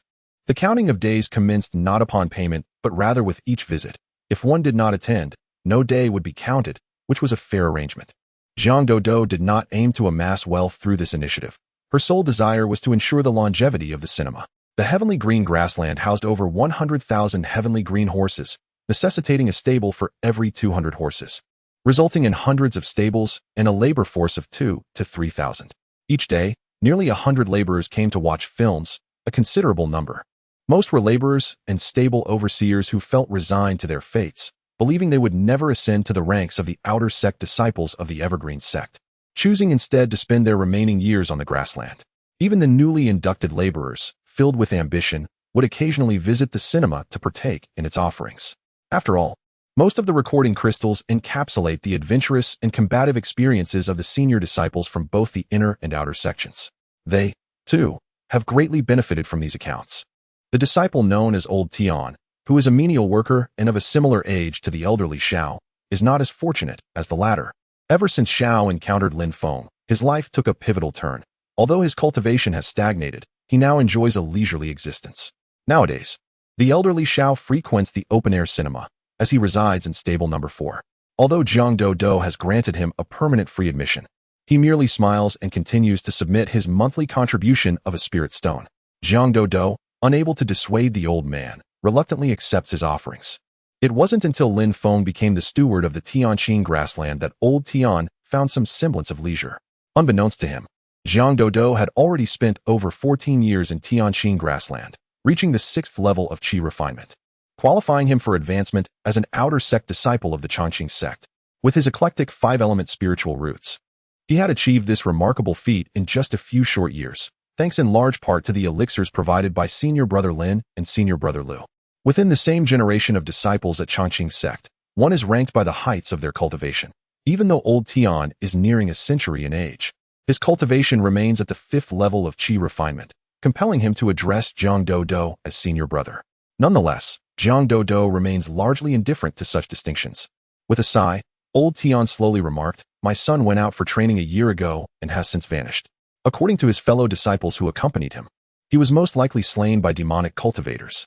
In the past, I saved some spirit stones for his expenses, but now that he is no longer with us, these spirit stones hold little value for me. It would be better to spend my time here, reminiscing with old friends and observing the tumultuous world outside. Upon hearing this, Zhang Dodo sighed as well. Old Tian's son had also been a menial disciple of Tianqing grassland, with slightly better aptitude, having been promoted to outer sect disciple 3 years prior, only to embark on a journey from which he would never return. The treachery rife in the cultivation world is overwhelming. He preferred to remain with Xiao Hong in the serene confines of Tianqing grassland, where, despite occasional disturbances, they always found tranquility.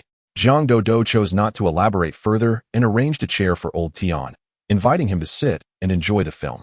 Just as old Tian settled in, Zhang Dodo heard someone calling his name again.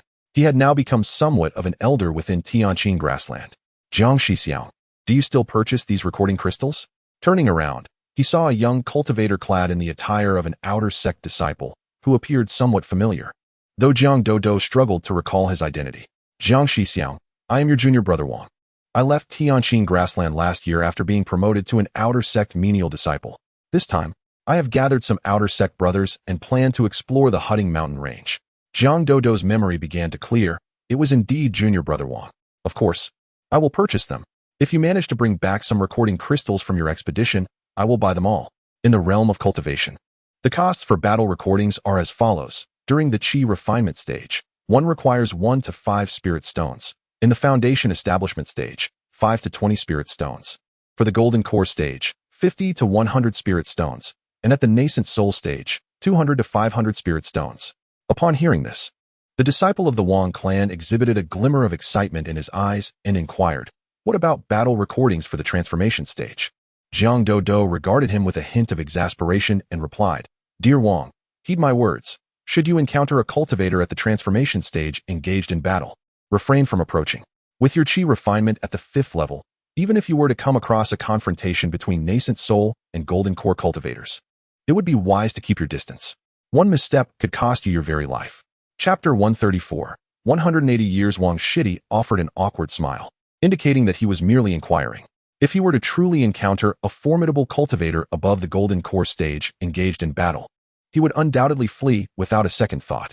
Jiang Dubu, upon hearing this, felt a twinge of melancholy, uncertain whether Lu Shixiang had achieved his golden core, hoping he would not be overshadowed by Yang Shixiang. After exchanging a few pleasantries with Wang Shidi, Jiang Dubu returned to her seat to continue watching the film. The crystals projected each day were not entirely new. Most had been screened a week prior. Only 3 to 5 crystals daily showcased content that had not been previously shown. Nevertheless, the majority of the miscellaneous disciples and stable hands were thoroughly entertained. In the past, where could they have gleaned such extensive knowledge about the trials of cultivation? After the continuous screenings of the experiences of several disciples from both the inner and outer sects of Qingcheng sect, the miscellaneous disciples even developed a yearning for more episodes. Frequently, groups of these disciples would gather to discuss the fates of certain outer sect disciples, pondering what might transpire next and whether they would encounter peril. Soon, another brand new crystal was presented by Xiao Hong. The chatter gradually subsided as everyone began to focus on the content within this fresh crystal. "Shidi Tian, are you certain that the beast is hiding within this cave?" At a steep cliff, 5 cultivators stood before the entrance of a cave. A slightly older cultivator, after scrutinizing the cave, posed the question to a younger member of their group.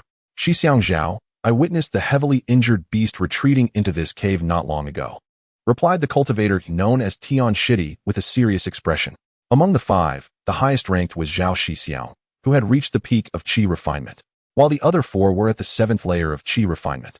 Zhao Shixiao cautiously extended his spiritual sense into the cave. After a brief moment, he slowly spoke. My spiritual sense cannot penetrate the depths of this cave. It seems to possess a natural barrier against such probing. Afterward, he turned to the other 3 cultivators, aside from Tian Shidi, and continued, since this cave was discovered by Tian Shidi, 2 of you should enter first to investigate. The 3 qi refinement 7th layer cultivators exchanged glances before 2 of them drew forth their magical artifacts and ventured into the cave. Moments later, 2 terrified voices echoed back. Shixiao Zhao, come down and save me. Upon hearing this, Tian Shidi and another cultivator were about to enter the cave. However, Zhao Shixiao raised a hand to stop them, saying, many beasts, even at the qi refinement stage, can mimic human speech. This cry for help may very well be a trap to lure us in. Tian Shidi hesitated, but seeing that the other cultivator and Zhao Shixiao remained unmoved, he reluctantly acquiesced. The 3 waited at the cave's entrance for a moment longer, when suddenly, a bloodied and disheveled figure stumbled out of the cave, casting a glance at the trio, filled with a hint of animosity. I have ascertained the circumstances within this cavern. The demon beast at the peak of the qi refining stage is indeed gravely injured, yet within this cave resides another formidable demon of the 8th layer of qi refining. That companion of mine, in order to shield my escape, has tragically become sustenance for the beast. Have you not heard our cries for help? Seeing the 3 remain silent, he continued slowly, I have gathered sufficient information for you 3. Now that I am severely wounded, I shall no longer accompany you in your quest for fortune. Brother Zhao observed the departure of the individual, letting out a cold snort in his heart. To be reduced to fodder for a demon beast under the pretense of protection? That would only deceive the inexperienced novice cultivators. However, the fact that the individual managed to emerge alive suggested that the beasts within the cave did not exceed his expectations. Thus, without further hesitation, he declared, Junior brothers, let us venture forth to explore this cavern together. Given the circumstances, neither resisted further. The scene shifted to reveal the interior of the cavern. It was an expansive space, yet it was permeated with the stench of blood. On the ground lay the corpses of 2 demon beasts and a fellow cultivator. Only Zhao and junior brother Tian remained standing, albeit both were wounded to varying degrees. Zhao examined the 2 demon corpses, quickly conducting a dissection, and soon 2 small inner cores appeared in his hands. Unlike human cultivators, demon beasts, even in the qi refining stage, produce demon cores that store their spiritual energy, representing the essence of their being. Zhao took the larger core for himself and tossed the smaller one to junior brother Tian. With a hint of joy, Tian exclaimed, Thank you, brother Zhao. Zhao sighed. We have lost 2 companions and gained only 2 inner cores from qi refining stage demon beasts. When weighed against our losses, it hardly seems worth it. At that moment, junior brother Tian suddenly noticed a peculiar spiritual herb growing on one side of the cave. He pointed at it and said, Brother Zhao, look. There seems to be a spiritual herb over there. Following Tian's finger, Zhao gazed at the herb, which quivered ever so slightly. Tian, go and retrieve that herb for me to examine its grade. Tian hastened to the location of the herb, bending down to collect it. When suddenly he felt an unfamiliar liquid dripping from his chest. Looking down, he was horrified to find that a sword had pierced through him without his notice. The liquid was his own blood. Brother Zhao, what is this?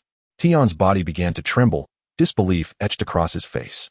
Zhao, displaying an expression of pain, spoke, Junior brother, I am already 180 years old this year, with little lifespan remaining. At most, I have a decade left. If I do not establish my foundation within this time, I shall lose all hope of doing so in this lifetime. This is a second-tier dragon tendon grass, a principal ingredient in the concoction of foundation establishment pills, coupled with the wealth I have accumulated over the years. Exchanging it for a foundation establishment pill is more than sufficient. Therefore, do not blame me, my dear senior brother, for my ruthless disposition. Surely, you would not wish for me to live a life devoid of hope for foundation establishment, languishing in despair, would you? This place exudes a certain spiritual charm. I shall bury you, dear junior brother, along with another fellow disciple, right here. The content of this farewell message comes to a close. Just as Jiang Do was about to lament the treachery of human hearts, he noticed that old Tian was already in tears. In an instant, he sensed the gravity of the situation, a flicker of sympathy rising within him. He approached old Tian to offer comfort, saying, Old Tian, the world of cultivation is indeed merciless. Please accept my condolences. Chapter 135. Still a failure. How arduous is it for low-level cultivators to acquire resources? Fortunately, I can harvest grass to gain longevity from my deductions. Those resources do not play a decisive role in enhancing my strength. Lin Feng gradually withdrew his consciousness, no longer focusing on the outdoor recording hall atop stables 3 and 4. Incidents akin to that of old Tion's son, who suffered treacherously at the hands of his own, occur daily. For the sake of scant resources, low-level cultivators risk their lives in fierce competition. Life itself seems trivial, let alone friendship. Lin Feng now comprehends the actions of the mid-sized sects who have allied with the demonic factions to seek explanations from the Evergreen sect. The resources within the cultivation realm are finite, with the 5 major sects monopolizing at least 90% of them. Furthermore, half of the resources within these great sects are controlled by prominent families, while the remaining portions are divided among the exceptionally gifted inner disciples. The resources accessible to outer disciples and servant disciples are dismally scant, barely enough to quench their thirst. The plight of servant disciples on the celestial grassland is not unique. Their circumstances mirror those of servant disciples across various sections. However, Lin Feng's arrival has afforded the servant disciples on the celestial grassland a chance to procure more resources. With the arrival of the king of all demons, Lin Feng realized that despite achieving a complete integration of his powers, he still fell short of the mark. Even with all offensive techniques cultivated to the 7th tier, it remains a challenge to slay a cultivator who has transcended the 8th heavenly tribulation. Initially, he intended to spend a decade accumulating over 100 million years of longevity. Now, he finds himself compelled to expedite his expenditure. Lin Feng gazed at his remaining longevity, 3342 million years. Given the current rate of longevity acquisition, he could amass 100 million years within 8 years. One must ponder how many within this realm and the upper realms possess such longevity. Though he is not an immortal, he surpasses even them. His previous attempt to break through was met with failure, and he has only 2 chances left to challenge his fated tribulation. He plans to attempt it twice more. Even if he is not a match for the beings of the upper realms in the stage of integration, he can swiftly enhance his cultivation. One day, he shall surpass that individual by a significant realm, and then reclaim what he has lost. Lin Feng's figure vanished within the courtyard of the overseer's residence on the celestial grassland. Despite his position as overseer, few ever sought him out. And after completing his daily grass harvesting tasks, he found himself rather unoccupied. Within the lava cave, he gazed at the clusters of 3rd-tier crimson flame spirit trees, laden with the abundant crimson flame fruits. For those below the golden core stage, this was an unimaginable fortune. Yet for Lin Feng, it was merely a part of his daily sustenance. If a cultivator of his humble status can enjoy such abundance, one can only imagine the extravagance of those from the prominent families. After giving a brief directive to Erhu, he settled into a lotus position, preparing for his deductions. This time, he aimed to enhance the grade of his swordsmanship, subsequently attempting to break through to complete integration. Elevating the 5th-tier sword technique to the 6th tier requires the expenditure of 200,000 years of longevity, along with an additional 10,000 years to reach its pinnacle. The elevation of the 6th-tier sword technique to the 7th tier required an expenditure of 500,000 years of lifespan, followed by an additional 20,000 years of cultivation to attain the pinnacle of mastery. The lifespan consumed during this deduction far surpasses that of personally cultivating the technique in reality. Nonetheless, it is likely that even in reality, to cultivate a 7th-tier technique to its utmost peak would necessitate several millennia, unless one possesses extraordinary talent in the realm of cultivation. The 6th-tier technique corresponds to the realms of void refining and unity, where the mastery of the technique varies, leading to different manifestations of power. Although the 7th-tier technique corresponds to the tribulation and ascension realms, Lin Feng felt that employing the 7th-tier technique at the unity stage resulted in a significant deficiency in understanding the laws of heaven and earth, thereby failing to achieve the full might of the ascension stage, as evidenced in his confrontation with the king of 10,000 demons. Lin Feng speculated that to elevate the 7th-tier technique to the 8th tier would require at least 1,000,000 years of lifespan. However, to ensure prudence, he opted to invest 50,000 years of lifespan for the deduction. You have invested 50,000 years of lifespan to deduce the 7th-tier supreme technique Void Green with Celestial Sword Domain. During the 100,000th year of deducing the 7th-tier supreme technique Void Green with Celestial Sword Domain, the technique has begun to incorporate certain applications of the laws of heaven and earth. Although you have cultivated it to its peak, your understanding of these laws remains insufficient. To deduce a higher tier technique, additional time is required. After 500,000 years of deduction for the 7th tier supreme technique Void Green with Celestial Sword Domain, you still need to invest more time to comprehend the laws of heaven and earth. This development was anticipated by Lin Feng. Hence, he did not hesitate and invested another 50,000 years of lifespan. You have once again invested 50,000 years of lifespan to deduce the 7th tier supreme technique Void Green with Celestial Sword Domain. During the 500,000th year of deducing the 7th tier supreme technique Void Green with Celestial Sword Domain, your comprehension remains inadequate. Further time is required to grasp the laws of heaven and earth. Lin Feng's brow furrowed slightly. According to his calculations, elevating the 7th tier technique to the 8th tier should only require 1,000,000 years of lifespan. Why, then, had 1,000,000 years of investment yet failed to yield success? However, having already endured a month of lifespan cost in silence, Lin Feng certainly would not cease his efforts and thus invested another 50,000 years of lifespan. You have invested 50,000 years of lifespan for the third time to deduce the 7th tier supreme technique Void Green with Celestial Sword Domain. During the 500,000th year of deducing the 7th tier supreme technique Void Green with Celestial Sword Domain, although you are merely at the perfected unity stage, after 1,500,000 years of contemplating the laws of heaven and earth, you have made progress and successfully deduced the 8th tier supreme technique Chaotic Green with Annihilation Sword Classic. The 8th tier supreme technique Chaotic Green with Annihilation Sword Classic corresponds to the realms of Ascension and Scattered Immortals, and when cultivated to its peak, it enables the wielding of the Annihilation Sword, capable of slaying Scattered Immortals. Lin Feng harbored doubts regarding the mention of slaying Scattered Immortals with the 8th tier supreme technique Chaotic Green with Annihilation Sword Classic, assuming that it could only be achieved by individuals at the Ascension or Scattered Immortal realms. Given his current cultivation level, he deemed it impossible to even approach the realm of Immortals. For the sake of safety, Lin Feng once again invested 50,000 years of lifespan to deduce and cultivate the 8th tier supreme technique, the Chaos Green with Annihilation Sword Manual. This time, the endeavor consumed merely 30,000 years of lifespan, elevating the manual to its pinnacle.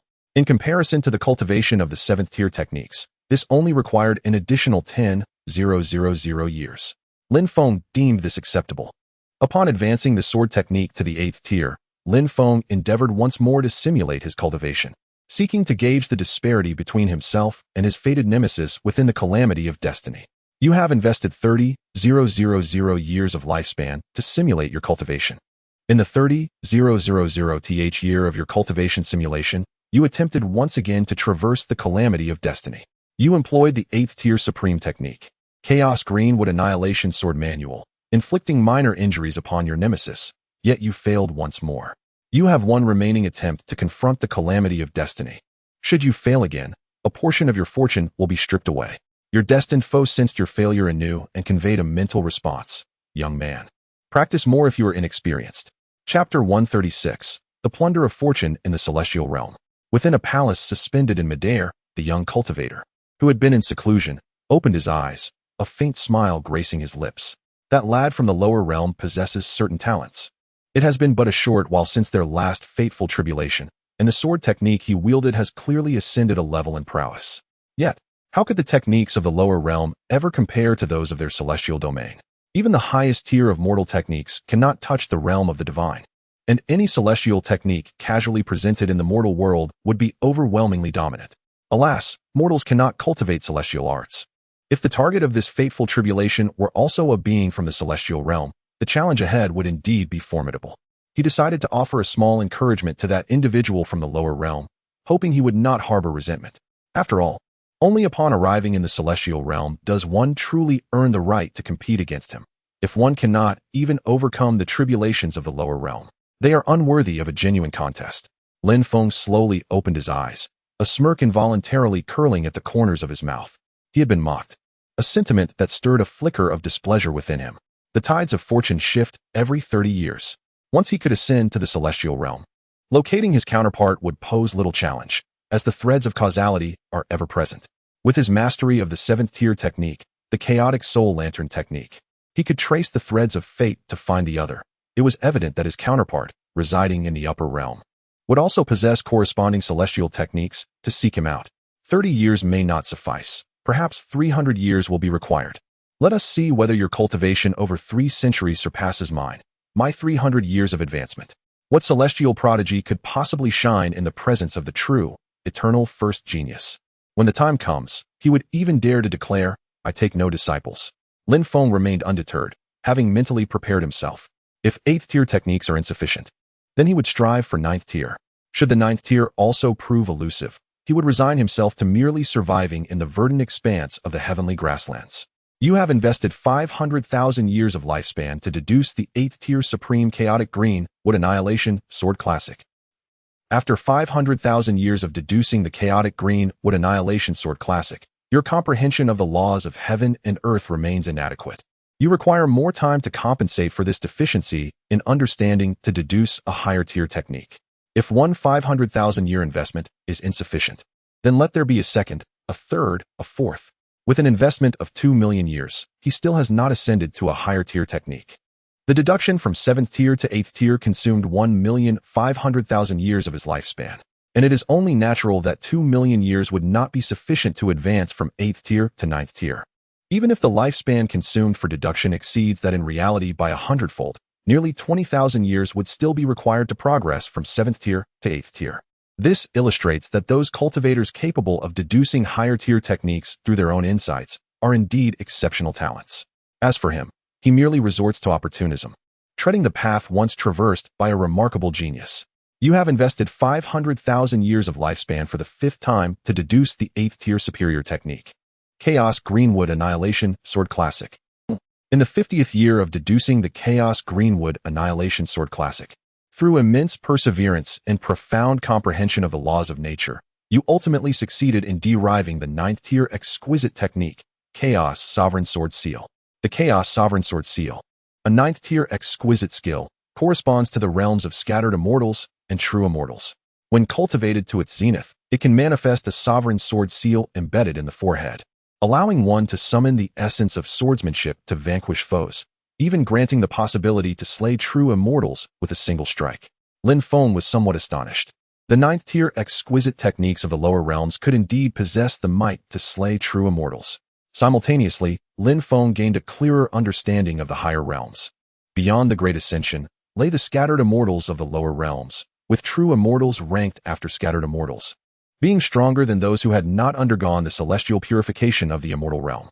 Lin Feng invested another 50,000 years of lifespan to further deduce and cultivate the Chaos Sovereign Sword Seal. You invested 50,000 years of lifespan to deduce and cultivate the Chaos Sovereign Sword Seal. In the 50th year of this cultivation, you successfully refined the 9th tier exquisite Chaos Sovereign Sword Seal to its pinnacle. Lin Feng slowly opened his eyes, concluding the deduction. A sword seal, imbued with the essence of the Tao, now hovered upon his forehead, vanishing under his command. At this moment, Lin Feng had sensed the laws of nature with unprecedented clarity. The growth of every blade of grass and tree, every movement of man and beast, all embodied the laws of the universe. The world, viewed through Lin Feng's eyes, appeared clearer, drawing closer to its essence. A single step covered nearly 1,000 miles, an embodiment of his mastery over the laws of nature. Following the threads of causality, Lin Feng gazed towards the depths of the mountains beyond the protective heavenly mountain range. Although his divine sense could not yet reach such a distant expanse, his keen sight allowed him to perceive the surroundings of the king of 10,000 beasts. This was a testament to his grasp and application of the laws of the universe. Lin Feng felt that he had become several hundred times more powerful compared to before the deduction. Should he encounter the king of 10,000 beasts again, he was confident that with a mere flick of his sword, he could bring the encounter to a swift conclusion. Such was the formidable power of a 9th tier exquisite technique cultivated to its pinnacle. Following the conclusion of the technique deduction, Lin Feng did not pause. Instead, he invested another 30,000 years of lifespan to pursue the enhancement of his cultivation. You invested 30,000 years of lifespan to deduce your cultivation. In the 30th year of this cultivation endeavor, you made one final attempt to transcend the fate tribulation. In this confrontation, you wielded the perfected Chaos Sovereign Sword Seal, engaging in nearly 100 exchanges with your adversary within the fate tribulation. You severely injured your opponent, yet ultimately fell to their blade. Fate confrontation failed. 30% of your fortune has been stripped away. You receive the mutterings of your fate confrontation opponent. Kid, are you serious? After a setback in the fateful duel, one may reinitiate the challenge, albeit at a cost. The initial attempt following failure demands a sacrifice of 10. 10,000 years of lifespan, with each subsequent attempt increasing the toll by an additional 10,000 years. Once one has successfully completed the fateful duel 100 times, further attempts become impossible, and the same applies upon entering the realm of true immortals. Lin Feng's eyes sparkled with realization. The fortune he had been deprived of could potentially be reclaimed through subsequent duels. He was uncertain of the exact amount of the 30% fortune he had lost, yet he held hope that he might one day encounter a person of great fortune and seize a substantial gain. Although Lin Feng was still unaware of the precise implications of fortune, it was evident that the system allowed for the repeated initiation of the fateful duel through the consumption of lifespan. It seemed plausible that cultivators from the higher realms could employ similar methods to enhance their own strength, suggesting it was a tactic employed by the talented individuals of the upper realms. However, the limitation of 100 successful duels, or the barrier of entering the true immortal realm, restricted further opportunities. Meanwhile, within a palace suspended in the air in the immortal realm, the expression of a young cultivator in seclusion darkened. Had he, in a moment of anger spurred by his own mockery, stumbled upon a profound realization that compelled him to intensify his efforts? Chapter 137. Mid-transcendence. Subsequently, the young cultivators within the palace began to assess the fortune they had acquired. What is this? Why is there so little fortune? His face was etched with confusion. With such talent and strength, the other party was nearly his equal. Yet the fortune stripped away this time was remarkably scant. Among the numerous instances of fortune deprivation, this instance could be ranked among the bottom 5. It seemed illogical. Could it be that this individual was devoid of celestial destiny? Would he meet an untimely end? To cultivate to such a level in the lower realms, one would think that an early demise would be rather challenging. There must be some underlying reason unknown to him. This person was indeed intriguing. In the future, when he ascends to the celestial realm, it would be wise to entice him to join his side. Lin Feng was oblivious to his own fortune. If fortune were proportional to talent, his would be considered mediocre. After 150,000 years, he had elevated his 7th-tier swordsmanship to the 8th tier, and after another 50,000 years, he reached the pinnacle of mastery. 250,000 years later, he advanced his 8th-tier swordsmanship to the 9th-tier supreme level, expending an additional 50,000 years to attain the peak of perfection. The entire process of this derivation had consumed 416,000 years. Lin Feng glanced at his remaining lifespan, 3,784 million years. The ambition to exceed 1 billion years of lifespan lay ahead, a daunting journey indeed. Though he had failed to overcome the fateful tribulation, Lin Feng felt no dismay, for he had been granted an opportunity for redemption. In the future, he could consume his lifespan at any moment to engage in new fateful confrontations, though he hoped that his subsequent opponents would not hail from the upper realms. He was, after all, a mere cultivator of the 5-element mixed spiritual roots from the lower realms, having toiled for over 30 years to barely reach the consummate stage of integration. If he were to continually face celestial realm cultivators, it would be exceedingly unjust. Now that the fateful tribulation had concluded in failure, it was time to embark on the path of transcendence. You have invested 840,000 years of lifespan into cultivation derivation. In the 30,000th year of cultivation derivation, utilizing your Earth's spiritual root and having mastered the 7th-tier supreme skill Chaos Eternal Green Sky technique, you successfully entered the initial stage of transcendence. In the 80,000th year of cultivation derivation, feeling that your physical strength was sufficient, you summoned the first layer of tribulation for transcendence. You faced the celestial fire cataclysm. As crimson tribulation clouds enveloped the heavens, and countless burning meteors rained down upon you from the void. With the aid of the primordial wood sovereign's myriad forms, you successfully withstood the celestial fire cataclysm, your body undergoing tempering and your affinity for fire attributes significantly enhanced. In the 130,000th year of cultivation derivation, having traversed the first layer of thunder tribulation, you felt quite confident and began to summon the second layer of thunder tribulation. You encountered the 10,000 blades gale cataclysm. As the sky split open with myriad fissures, fierce azure winds howling forth. Amid the storm of intermingling blades, your bones endured the agony of being sliced and ground. The old bones eroded and shattered by the gale, while new bones were continuously reshaped. In a critical moment, your primordial wood sovereign's myriad forms conjured an ancient colossal tree figure, shielding your form, allowing you to successfully pass through the 10,000 blades gale cataclysm, further tempering your physique and significantly strengthening your skeletal structure.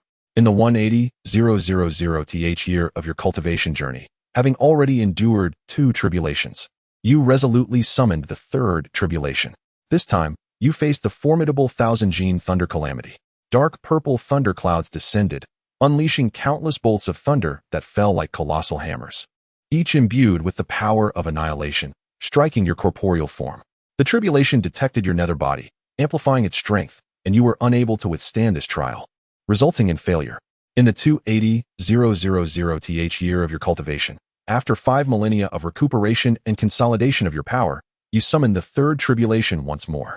The thousand-gene thunder calamity, designed to target your nether body, retained its doubled potency. However, after 100,000 years of preparation, you fortuitously overcame the third tribulation, significantly enhancing your physical strength, and you entered the mid-phase of tribulation crossing. In the 340,000th year of your cultivation, having successfully passed the first 3 tribulations, you began to summon the fourth heavenly tribulation. This tribulation, known as the heart demon illusion and bewitchment calamity, manifested numerous phantoms of heart demons that sought to ensnare your mind.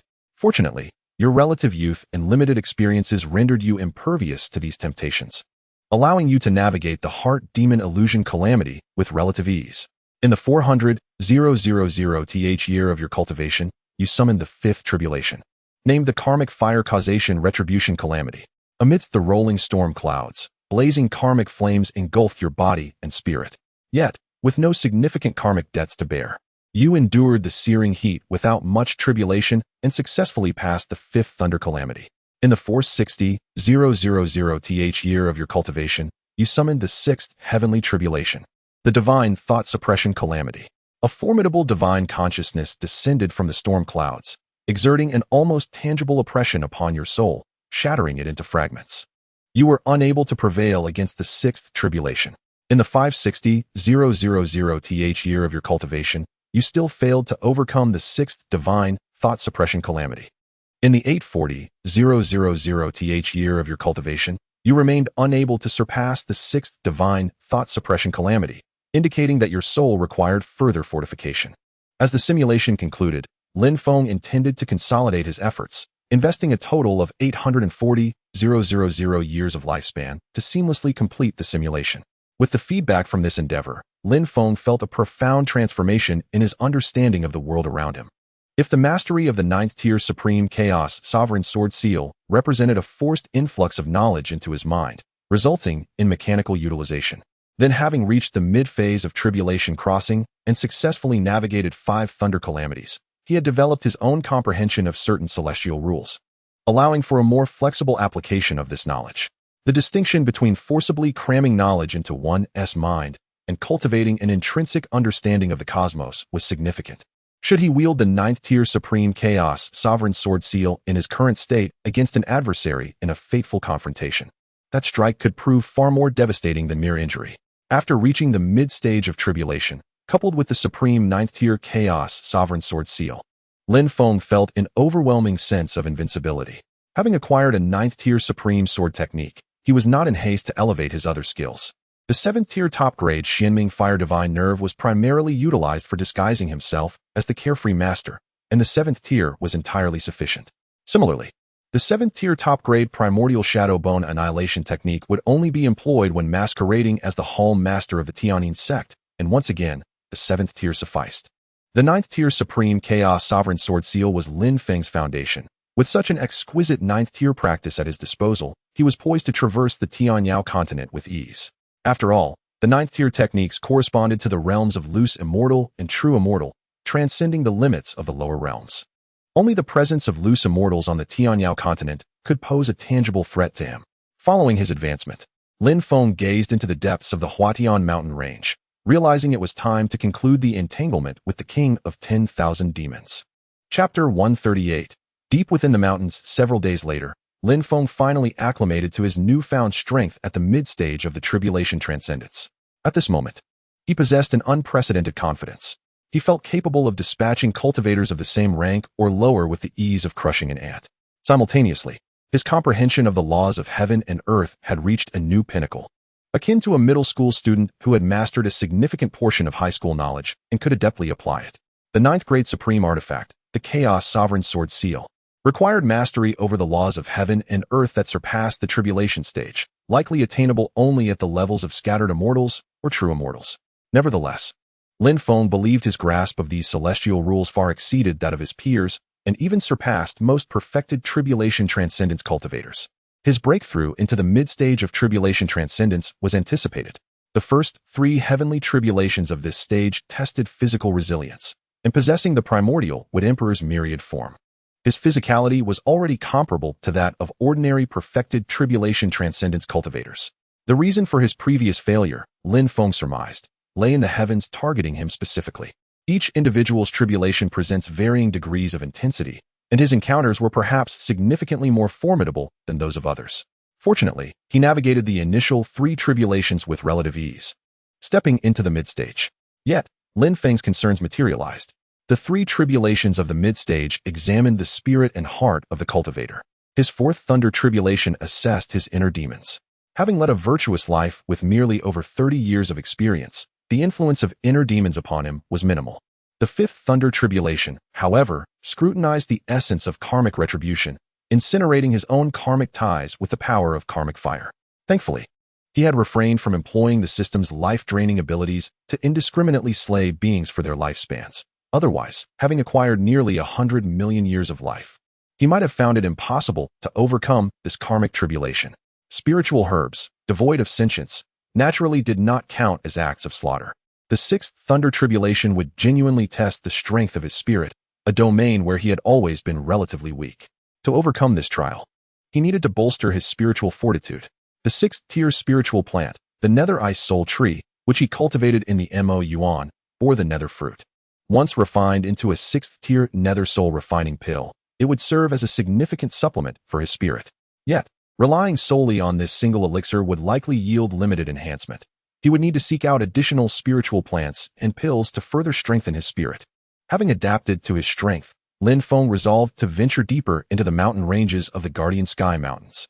Previously deterred by sensing several dangerous auras within the depths of the mountains, he now felt empowered, having attained the mid-stage of tribulation transcendence.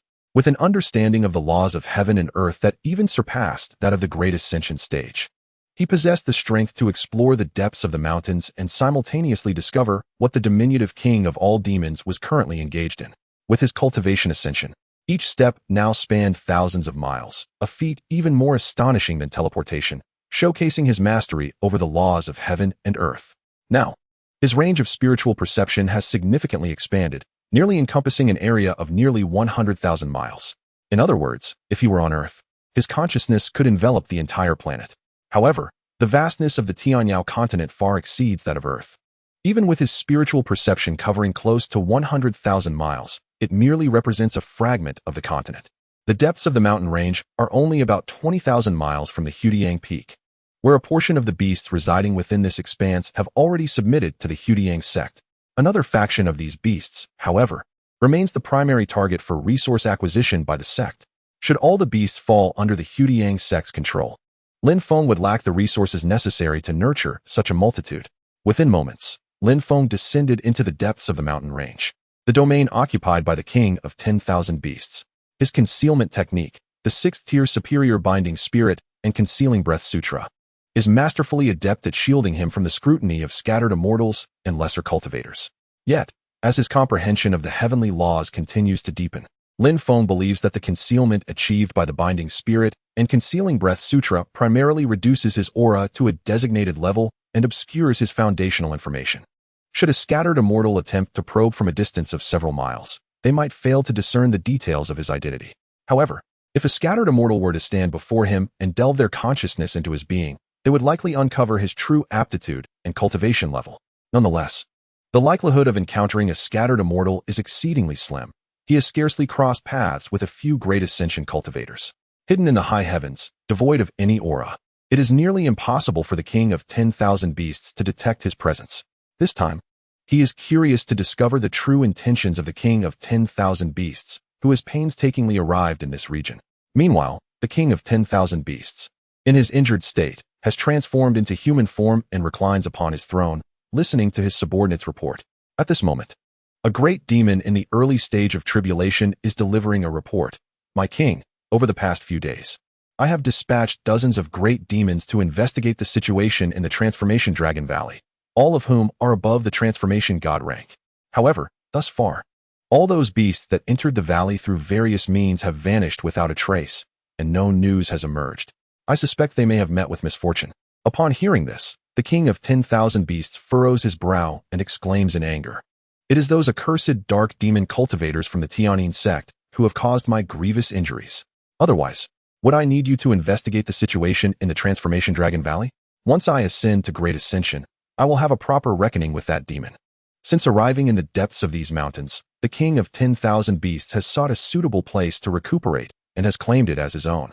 The original great demon of tribulation that belonged here has now been reduced to his subordinate. Yet, due to the severe injuries inflicted by the dark demon cultivators, he finds his strength diminished and remains unaware of the specific circumstances within the Transformation Dragon Valley, thus refraining from a reckless incursion. Were he in his prime, he would not need to tread cautiously. Each time he reflects on this, his resentment towards Lin Feng intensifies. Lin Feng, concealed within the clouds of the sky, hears the words of the king of 10,000 beasts with crystal clarity. It is not entirely his fault for seeking trouble with the king of 10,000 demons. Rather, it is the king of 10,000 demons who has persistently sought to create discord. However, Lin Feng is greatly intrigued by the Dragon Transformation Valley mentioned by the king. The ominous aura he sensed from miles away during his previous reconnaissance undoubtedly emanated from this very valley. So, this place is indeed called Dragon Transformation Valley, which explains why the king of 10,000 demons would traverse such great distances to arrive here. Surely, he aims to undergo the final tribulation of the ascension stage and reach the realm of great enlightenment. Lin Feng extends his consciousness towards Dragon Transformation Valley. Yet it is regrettable that a barrier exists, effectively shielding his mid-tribulation consciousness from entry. This Dragon Transformation Valley appears to be extraordinary. Considering the collaboration between the Evergreen Sect and his own Guardian Heaven Sect, it seems likely that the Evergreen Sect is also wary of this location. Chapter 139. Acquiring a mount observing the restrictions within the Dragon Transformation Valley that obstructed the probing of divine consciousness, Lin Feng chose to divert his attention. Even though the valley promised immense wealth, it held no allure for him. The prospect of attaining immortality, in his eyes, was of little consequence. As long as he safeguarded his own domain, the notion of becoming an immortal, or even an immortal emperor, was merely a matter of time. Thus, he saw no reason to take unnecessary risks. Although he had reached the mid-stage of tribulation and mastered a 9th-tier supreme sword technique, he did not possess the confidence to claim supremacy over the Tianyao continent. Only upon ascending to the Great Ascension realm or becoming a scattered immortal or true immortal would he consider himself truly invincible on this land. Upon returning from the Dragon Transformation Valley, Lin Feng noticed the king of 10,000 demons attempting to conceal his aura as he approached the valley. In an instant, the figure vanished from Lin Feng's sight. Lin Feng furrowed his brow slightly. The valley harbored a concealment array to prevent others from spying on its interior. Though he possessed a 6th-tier upper-grade array, the Void Return Array, he could not discern the specific grade of the Dragon Transformation Valley's formation without entering it. However, it was evident that its grade surpassed that of his own array set within the magma cavern. Speaking of formations, Lin Feng could not overlook the 6th-tier upper-grade Spirit Vein Reversal Array. This formation had the ability to revive abandoned spirit veins, yet he had yet to gather the necessary materials for its deployment. Of course, his lack of effort in collecting these materials stemmed largely from the absence of abandoned spirit veins to restore, even if he were to assemble the components. Continuing to conceal himself within the clouds, Lin Feng merged with the mist. Unless someone intruded upon his cloud cover, his presence would remain undetected. He aimed to observe whether the king of 10,000 demons would provoke the ire of the Dragon Transformation Valley upon his entry. In mere moments, Lin Feng spotted a disheveled figure fleeing from the valley. It was the king of 10,000 demons. Hot on his heels was a fully realized tribulation cultivator from the Mo Jiao clan, pursuing him relentlessly. Wicked dragon, rather than staying in your 10,000 demons valley, you dare to intrude upon the sacred grounds of my Mo Jiao clan. Initially, out of respect for your dragon lineage, our clan leader chose to overlook your transgressions. Yet, you had the audacity to invade the Dragon Transformation Valley in search of secrets. How can we let you go? Today, under the orders of our clan leader, I have come to apprehend you. You have two choices. First, willingly submit to the Mo Jiao clan, obey our leader's commands, and unite through marriage with one of our women to ensure your survival. Second, I will force you into submission. after which you shall still marry into our clan to continue your bloodline." From his lofty vantage point, Lin Feng found the situation somewhat amusing. He had not anticipated that the esteemed king of 10,000 demons, possessing the bloodline of a true dragon, would be coerced into becoming a breeding vessel. Given the nature of dragons, it was not beyond reason that the king might acquiesce. Casting a disdainful glance back at the pursuing Mo Jiao tribulation cultivator, the king of 10,000 demons snorted coldly.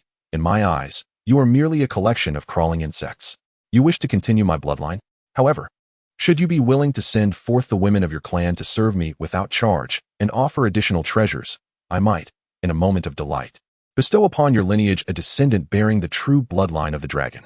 Upon hearing this, the fully transcended Jiao clan from the Transformation Dragon Valley could not suppress their laughter. "You, wicked dragon, are quite unaware of your own insignificance. Once I capture you, your consent will be of no consequence." With that, its aura surged dramatically, transforming into its true form, as its sharp claws swiftly lunged towards the king of all beasts. Lin Feng observed the creature's true form, a jet-black Jiao dragon that appeared far less imposing than the king of all beasts. While the Jiao was indeed a dragon, its bloodline was far less pure than that of the king of all beasts, whose form resonated with Lin Feng's understanding of the dragon race. The black Jiao seemed more akin to a malevolent entity lurking in darkness. In this instance, he stood with the king of all beasts. Lin Feng casually retrieved a scarlet flame fruit, consuming it while watching the clash between the two dragons. The king of all beasts also transformed into its true form, letting out a thunderous roar that unsettled the beasts within a 100-mile radius. "Were it not for my injuries, with your mediocre level of transcendence, I could easily defeat 10 of you. Enough of this idle chatter. Witness how I shall capture you today." The two colossal dragon forms entwined in fierce combat. Had one not known they were battling, a passerby might have mistaken their struggle for something else entirely. The confrontation at the level of transcendence unfolded swiftly, concluding just as rapidly. After merely a dozen exchanges, Lin Feng observed that the king of all beasts was at a disadvantage, continuously being overpowered by the black Jiao's imposing form. It was unclear whether the king of all beasts was genuinely weaker than the black Jiao, or if the latter's injuries were still impeding its recovery. After all, the 7th-tier superior realm of the vast void azure with celestial sword domain is not something an average practitioner could withstand. The king of all beasts hastily withdrew from the fray, gazing incredulously at the black Jiao, unwilling to accept the reality. "How can you possess such formidable strength? This is impossible." The black Jiao replied effortlessly, "Submit to my Jiao clan, and in due time, the esteemed clan leader will reveal certain secrets of the dragon race to you, aiding your ascent into the great ascension realm, which is not beyond the realm of possibility." In the eyes of the black Jiao, the king of all beasts was akin to a wandering cultivator of the human race, possessing some talent, yet lacking a systematic approach to cultivation, rendering its strength rather ordinary. Conversely, the Jiao clan had cultivated a complete system of training uniquely their own. Even if their bloodline did not match the king of all beasts in strength, within the same realm, they would not fall short. A clan leader endowed with considerable talent could even surpass the king of all beasts by a significant margin. Upon hearing the black Jiao's words, the king of all beasts wore a complex expression, a mixture of intrigue and reluctance. However, as a true dragon of his lineage, he held a dignity that was inherently his own. Yet, if he could not enter the great ascension realm, everything would be in vain. The reason he had ventured to this place was to seek the transformation dragon site, only to find that it had been claimed by the black Jiao clan over the millennia. He even harbored doubts that a great ascension Jiao dragon might exist within their ranks, just as the king of all beasts found himself in a state of indecision. A sudden, delicate cough echoed through the sky. A shadow of magic swaggered leisurely between the two dragons, the intention to capture an extraordinary steed, primarily from the dragon lineage, was clear. Even the dark WYRM could be claimed. The two dragons were momentarily taken aback, their enormous eyes reflecting a sense of incredulity. However, within the gaze of the king of all beasts, there lingered a modicum of composure. If only the accursed demonic cultivator from the heavenly Eons sect would engage in combat with this dark WYRM. Observing the two dragons' lack of reaction, Lin Feng turned back and reiterated his desire to capture a steed. He genuinely yearned to acquire a dragon as his mount, envisioning the prestige it would bring on his future outings. Chapter 140. Fanning the flames, the king of all beasts, with his bright eyes glimmering, communicated telepathically with the ink flood dragon. The audacity of the disciples from the Heavenly Shadow sect is truly intolerable. They not only disregard me, the king of all beasts. But they openly show contempt for your Ink Flood clan as well. They explicitly wish to claim your kin as steeds. If I were you, I would ensure that this Heavenly Shadow Sect sorcerer leaves here today unable to stand. The Ink Flood Dragon, a creature of ancient wisdom with thousands of years of experience, was not easily swayed by the king's words. Instead, it retorted, "The other party clearly mentioned taking you as a mount, and only then included my clan as an afterthought." The king of all beasts could not suppress a scoff. "Ah, so your clan lacks the fortitude to bear such an insult. To tolerate the notion of being claimed as a steed is quite pitiful. Let me be frank. I have clashed with this Heavenly Shadow Sect sorcerer before, and we are of equal strength. Unlike certain clans, who remain unmoved while others come to claim their steeds, I engaged this sorcerer without hesitation, battling him through thousands of exchanges, ultimately gaining the upper hand and driving him back. I bear the bloodline of the true dragon, carrying its dignity, unlike some crawling species." Upon hearing the king's mockery and observing the flickering shadow between them, the Ink Flood Dragon began to reconsider the king's perspective. How could a mere sect like the Heavenly Shadow dare to act so brazenly before the Ink Flood clan? A formidable aura emanated from the Ink Flood Dragon, directed toward Lin Feng. Simultaneously, its booming voice resonated across the vast sky. "Do the lowly disciples of the Heavenly Shadow Sect dare to wreak havoc in my Dragon Transformation Valley? Has your leader not informed you of the places you may tread and those you must avoid?" The king of all beasts, pleased with these words, discreetly withdrew a distance, allowing the battlefield to be shared between the Heavenly Shadow Sect's sorcerer and the Ink Flood Dragon. This dragon was indeed foolish, arrogant, conceited, and naive. It seemed that the Ink Flood clan's reserves were far stronger than he had anticipated. If he could seize those resources for himself, a breakthrough to the Great Ascension would be within reach. Lin Feng quickly comprehended the situation. It turned out that the two dragons had been engaging in a telepathic exchange. Observing the king of all beasts retreating, Lin Feng realized that this little dragon was destined to become his steed. There was no need to flee, as the outcome was already set. In the face of absolute power, he feared no schemes or plots. With indifference, Lin Feng regarded the fully matured Ink Flood Dragon and declared, "A mere little dragon dares to belittle the Heavenly Shadow Sect? Do you think we are without a champion?" The Ink Flood Dragon could not help but respond with derision. "Centuries ago, your sect's leader coveted the sacred grounds of my clan and nearly met his demise at the hands of our patriarch, who would have stripped him of all cultivation. Do you still dare to boast? Are you not afraid of bringing trouble upon the Heavenly Shadow Sect?" Lin Feng fell silent for a moment, feigning surprise. It seems that even the leader of the Heavenly Shadow Sect was not as formidable as he had imagined. However, the leader of the Tianyin sect was of no concern to the Lord of all demons, who had now become an onlooker. Upon hearing this remark, his expression flickered with doubt. He began to question whether this sorcerer from the Tianyin sect was indeed a member of that sect. While he was uncertain about the normalcy of the situation, it seemed the sorcerer was unaware of the irregularity of his confidence. The Lord of all demons was perplexed as to whether this sorcerer was merely overestimating his own prowess or if something else was afoot. Suddenly, a thought struck him. If he could forge an alliance with the sorcerer from the Tianyin sect to jointly pursue the coveted Dragon Transformation Valley, it could prove to be a shrewd strategy.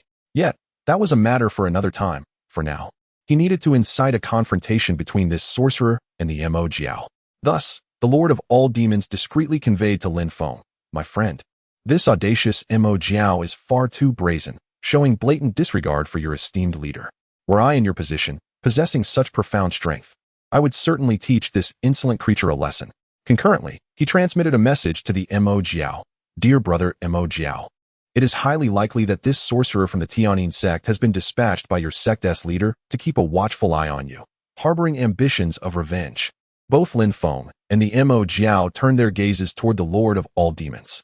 Feeling somewhat awkward, he raised his head to scrutinize the clouds above, as though none of this pertained to him. With a sigh, Lin Feng realized that he had no choice but to feign being utilized by the Lord of all demons. Let this little dragon revel in its moment of pride. Lin Feng drew forth the 9 nether-devouring spirit sword and addressed the Mo Jiao. "I am the Hall Master of the Tianyin sect, and nothing irks me more than someone who dares to be more arrogant than myself. Today, I shall ascertain whether it is the Lord of all demons who has the tougher skin, or if your Mo Jiao clan possesses even greater resilience." Yiming Sword Domain. Instantly, a domain composed of ominous sword energy enveloped the Mo Jiao, his form being assailed by countless slashes of energy. Although the Lord of all demons disapproved of Lin Feng's choice of words, he felt a lingering dread toward the Yiming Sword Domain. Moreover, He sensed that the sorcerer from the Tianyin sect appeared to have grown even stronger. A twinge of unease coursed through the Lord of all demons as he observed the Mo Jiao transforming into human form, enveloping himself in boundless spiritual energy to escape the confines of the Yiming sword domain. However, upon exiting, his complexion had turned pale. The Mo Jiao had not anticipated that this sorcerer from the Tianyin sect would be so adept in such profound sword techniques. The eerie and sinister sword energy infiltrated his being, fervently eroding his skeletal structure. In this instance, Lin Feng was employing the Yiming energy to manifest the Void Azure with Celestial Sword Domain, while simultaneously infusing a hint of his insights from the 7th grade Supreme Technique, Primordial Shadow Bone Annihilation, into the mix. This was a testament to his cultivation having reached the tribulation stage, allowing him to deeply comprehend the rules of heaven and earth, thereby integrating his learned techniques at their very essence. As the Mo Jiao suffered a grave wound in an instant, the Lord of all demons let out a cold snort. Wasn't he just boasting with an air of arrogance? It seemed he could endure the pressure of the Yiming sword domain far longer than that.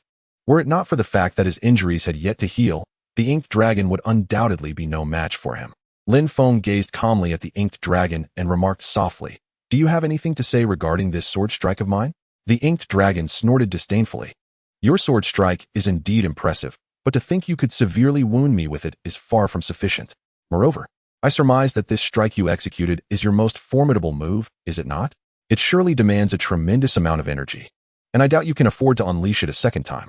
Beside them, the king of all beasts displayed a look of intrigue, exclaiming, "Ah, dear brother dragon, congratulations. You have miscalculated." Chapter 141. Subduing Lin Feng chuckled softly and remarked, "Congratulations, you guessed incorrectly. This is not my most powerful sword strike. Nor am I limited to executing such a formidable sword technique just once." Indeed, the act of boasting invigorated him. At that moment, he felt an unparalleled sense of ease. Mo Jiao expressed skepticism. The king of 10,000 beasts also doubted Lin Feng's earlier statement. Was this sorcerer from the Heavenly Shadow sect merely bragging? Did he truly believe he could slay a fully realized cultivator with a single strike? However, the king of 10,000 beasts soon found himself at a loss for words, as a chilling sensation crept over him. An astonishing sword intent coalesced around Lin Feng. Both the king of 10,000 beasts and the Mo Jiao sensed an imminent threat to their lives. Instinctively, the king of 10,000 beasts sought to flee, but upon realizing that Lin Feng had locked onto him with his spiritual awareness, he hesitated in fear. This accursed sorcerer was toying with him. Such potent sword intent made him, despite being of the dragon lineage with an unparalleled physique, doubt his ability to withstand Lin Feng's impending strike. This wretched being had been concealing his true strength. If this sorcerer desired his demise, escape would be impossible.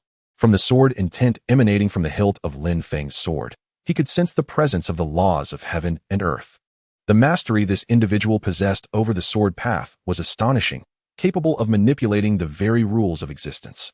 It was likely that even the fully realized cultivators of the Evergreen sect would pale in comparison to this sorcerer of the Heavenly Shadow sect. How brazen this individual was. Claiming to be the Hall Master of the Heavenly Shadow sect? What kind of cultivation did the Hall Master possess? Merely in the integration stage. Could a sword technique of the integration stage truly summon the laws of heaven and earth? It seemed he was merely preying upon the ignorant. Mo Jiao's expression turned grave, unable to contain himself any longer. "Fellow cultivator, although there may be some misunderstandings between the Heavenly Shadow sect and my Mo Jiao clan, we harbor no enmity. I implore you to act with caution. Should you unleash that sword strike, your condition may deteriorate rapidly, and there is a lurking calamity nearby that seeks to take advantage of the situation." Lin Feng replied nonchalantly, "Rest assured, once I make you my steed, he shall not escape either." Although invoking the 8th tier superior technique, Chaos Greenwood Annihilation Sword Classic, required but a mere thought, Lin Feng relished the astonishment evident in the eyes of the king of 10,000 beasts and Mo Jiao. What was his purpose in reaping the grass? Was it not to arrive at this very day? As Lin Feng, he had to remain cautious. Yet, as the Hall Master of the Heavenly Shadow sect, he could act with impunity. His status as Hall Master seemed increasingly incongruous with his actual prowess. He anticipated the arrival of an elder from the Heavenly Shadow sect to challenge him. Although he might not ascend in rank within the Evergreen sect for centuries, within the Heavenly Shadow sect, the power to promote rested firmly in his hands. With the 9 nether-devouring spirit sword in hand, Lin Feng unleashed a sword aura of 8th tier strength, cleaving toward Mo Jiao. At that moment, the might of the 9 nether-devouring spirit sword was evident. Its unique material had once belonged to a celestial artifact. Lin Feng's execution of 8th tier sword energy showed no discernible strain on the sword, as it remained well within its capacity, sensed the ominous approach of death as a token materialized within the shroud surrounding him, only to be reduced to dust in an instant. Tribe leader, save me. He felt himself ensnared by a seemingly ordinary sword aura. The rules of heaven and earth contained within it, instilling a profound fear within him. The figure before him, a demon cultivator from the Tianyin sect, might not merely be at the tribulation stage. How could he not feel a sense of dread? At the moment the token was shattered, a colossal phantom enveloped. From this immense apparition, 2 beams of light shot forth, as if the phantom had opened its eyes. It cast a fleeting glance at the sword aura and then at the demonic shadow formed by Lin Feng, before dissipating into nothingness. However, with the phantom's dissolution, too, vanished without a trace. Lin Feng furrowed his brow slightly. In that instant of the phantom's dispersal, he sensed a shift in the rules of heaven and earth. Clearly, the phantom had invoked some celestial principle to carry away. Lin Feng's sword aura struck nothing but the distant mountains, cleaving through hundreds of peaks before finally dissipating. Although his strike had not felled, Lin Feng's lifespan inexplicably increased by several millennia. Undoubtedly, countless innocent beasts perished in the wake of his sword, and Lin Feng observed a moment of silence for them before turning his gaze toward the trembling king of all beasts. With a beckoning gesture, Lin Feng addressed him. Shall we gamble? How many times do you think I can perform such a strike? The king of all beasts shook his head frantically. Senior, I was mistaken. I failed to recognize your greatness. Disturbing you the other day was an error, and witnessing your true strength today is a stroke of fortune for me. I implore you, great senior, to show mercy and spare my life. Should you require anything in the future, I shall serve you with utmost diligence. In the eyes of the king of all beasts, the shadow before him could not possibly be a mere tribulation stage existence. It was highly likely that Lin Feng had already transcended the 9th heavenly tribulation and achieved the great ascension, mastering the rules of heaven and earth to such an extent. Indeed, powerful beings often possess eccentricities, masquerading as innocuous while harboring immense strength. The king of all beasts now felt engulfed in darkness regarding his fate. Why had he ever thought it wise to leave the safety of the Valley of Beasts, abandoning his title as their king to venture here? Lin Feng, smiling, regarded the king of all beasts and inquired, "Are you prepared to become my steed?" The king of all beasts looked as if he had just consumed something vile. Senior, you are on the verge of ascending to the upper realms. Why would you require a mere tribulation stage dragon like me as your mount? As he beheld Lin Feng slowly raising the sword imbued with demonic energy, the king of all beasts swallowed hard and quickly added, "I have long heard of your esteemed reputation, and I hold you in the highest regard. It is merely that I have lacked the opportunity to meet you. Now that we are face to face, I can't help but envision accompanying you on your journey across the vast continent. I humbly request that you accept me as your steed." Upon hearing these words, Lin Feng let out a sigh. "Very well. Since you are so eager to become my steed, I shall reluctantly accept you. Among my mounts, you shall currently hold the 2nd position. That great tiger over there will be your elder brother. Henceforth, you may consider me your master." Lin Feng's light-hearted words fell upon the ears of the king of all beasts like a heavy blow. To become a mere human's mount was one matter. Lacking in strength was not a disgrace for a dragon, as he merely sought to survive. However, to be relegated to the 2nd position among steeds, who could he turn to for redress? Before long, a master-servant pact was forged between Lin Feng and the king of all beasts, and he gained yet another mount. From this day forth, you shall be known as Long Outyin. Chapter 142. The younger brother Long Outyin transformed into a graceful young gentleman, gazing melancholically at Lin Feng and remarked, "Master, I find the name Long Outyin somewhat inappropriate." Before Long Outyin could finish, Lin Feng interjected, "What is inappropriate? I believe it suits you perfectly." Faced with this, Long Outyin could only sigh, resigning himself to the name Long Outyin. He no longer dared to harbor any silent grievances against Lin Feng in his heart. "Master, the shadow summoned by that ink dragon should be the leader of the so-called Ink Dragon clan. I suspect that the leader possesses at least the cultivation of the Great Ascension stage." Lin Feng replied nonchalantly, "It matters not. Even if it is at the Great Ascension stage, should it dare to appear, I shall cleave it with a single sword." Long Outyin thought to himself, "Master, you truly know how to boast." However, upon sensing Lin Feng's stern demeanor, he realized that he had already become the other party's mount. Thus, Long Outyin hurriedly exclaimed, "I believe in you, master. Not to mention the Great Ascension stage. Even if it were a loose immortal or a true immortal, you could slay it with a single sword. You have a keen eye. You can see through that, Lin Feng praised, leaving Long Outyin speechless. If the demonic cultivator of the heavenly Eon sect were truly as powerful as his current master, how could they have battled evenly? In just a few days, Lin Feng's swordsmanship had advanced remarkably, which was perplexing enough. Now, he audaciously aspired to slay immortals, wondering who had instilled such confidence in him. Having such a master, one could not discern if it was a blessing or a curse.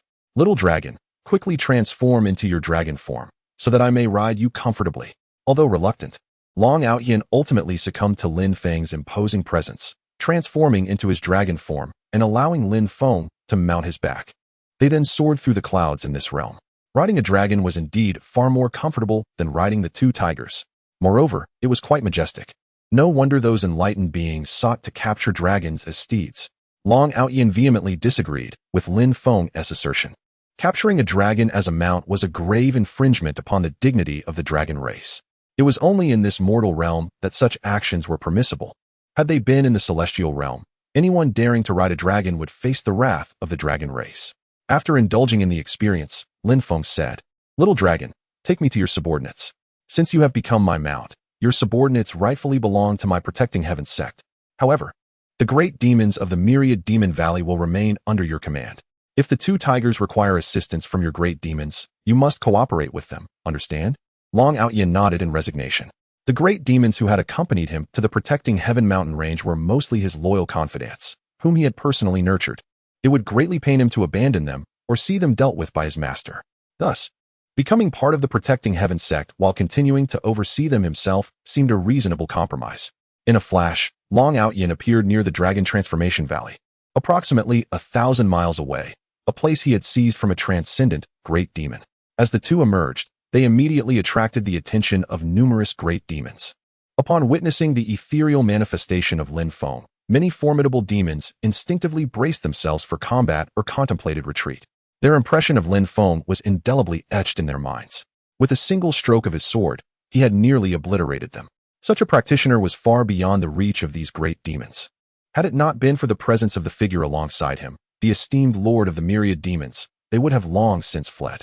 After all, at such a level of cultivation, no beast desired the arbitrary fate of being vanquished by a mere sword strike. Lin Feng, observing the wary expressions of the assembled demons, felt a sense of satisfaction. This would ensure that in the future, as part of the protecting heaven sect, they would accord him the respect he deserved.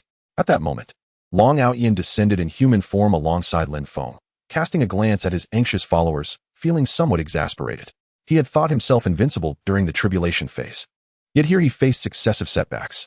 It was not entirely his fault. He believed himself to be immensely powerful, yet it seemed others had tapped into extraordinary abilities. Addressing the restless assembly of demons, Long Outyin reassured them, "There is no need for alarm. The misunderstandings of recent days are behind us. From this day forth, we shall all be part of the protecting heaven sect. However, you remain under my jurisdiction. We must now present ourselves as members of the protecting heaven sect and work collectively to confront the formidable dragons that inhabit the Dragon Transformation Valley."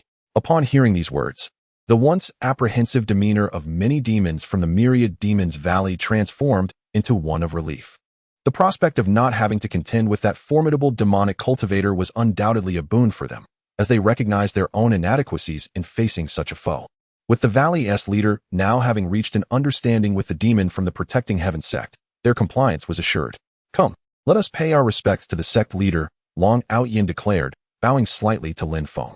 In unison, the distinguished demons from the myriad demons valley followed suit, inclining their bodies, proclaiming, "We pay homage to the sect leader." Lin Feng gestured for them to rise, signaling that formalities were unnecessary. The cadre of demons accompanying Long Outyin was indeed among the elite of the myriad demons valley.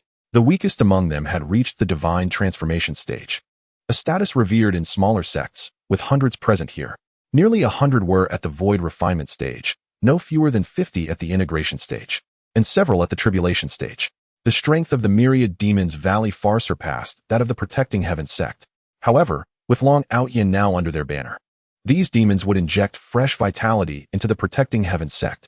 After elucidating the sect's daily operations and the regulations to be observed, Lin Feng departed with Long Outyin. As long as Long Outyin remained, there would be no issues with the myriad demons valley's formidable demons.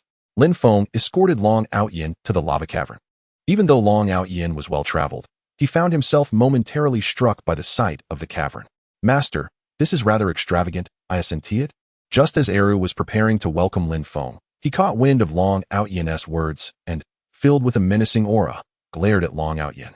"Who is this pretty boy? Do you think you have the right to address our master?" Long Outyen cast a sidelong glance at Eru, provocatively inquiring, "What is it to you, little tiger? Do you wish to engage in a contest with me?" Eru sensed the ominous aura emanating from Long Outyen and couldn't help but ask Lin Feng, "Master, what is the background of this pretty boy? By what right does he dare to address you as master?"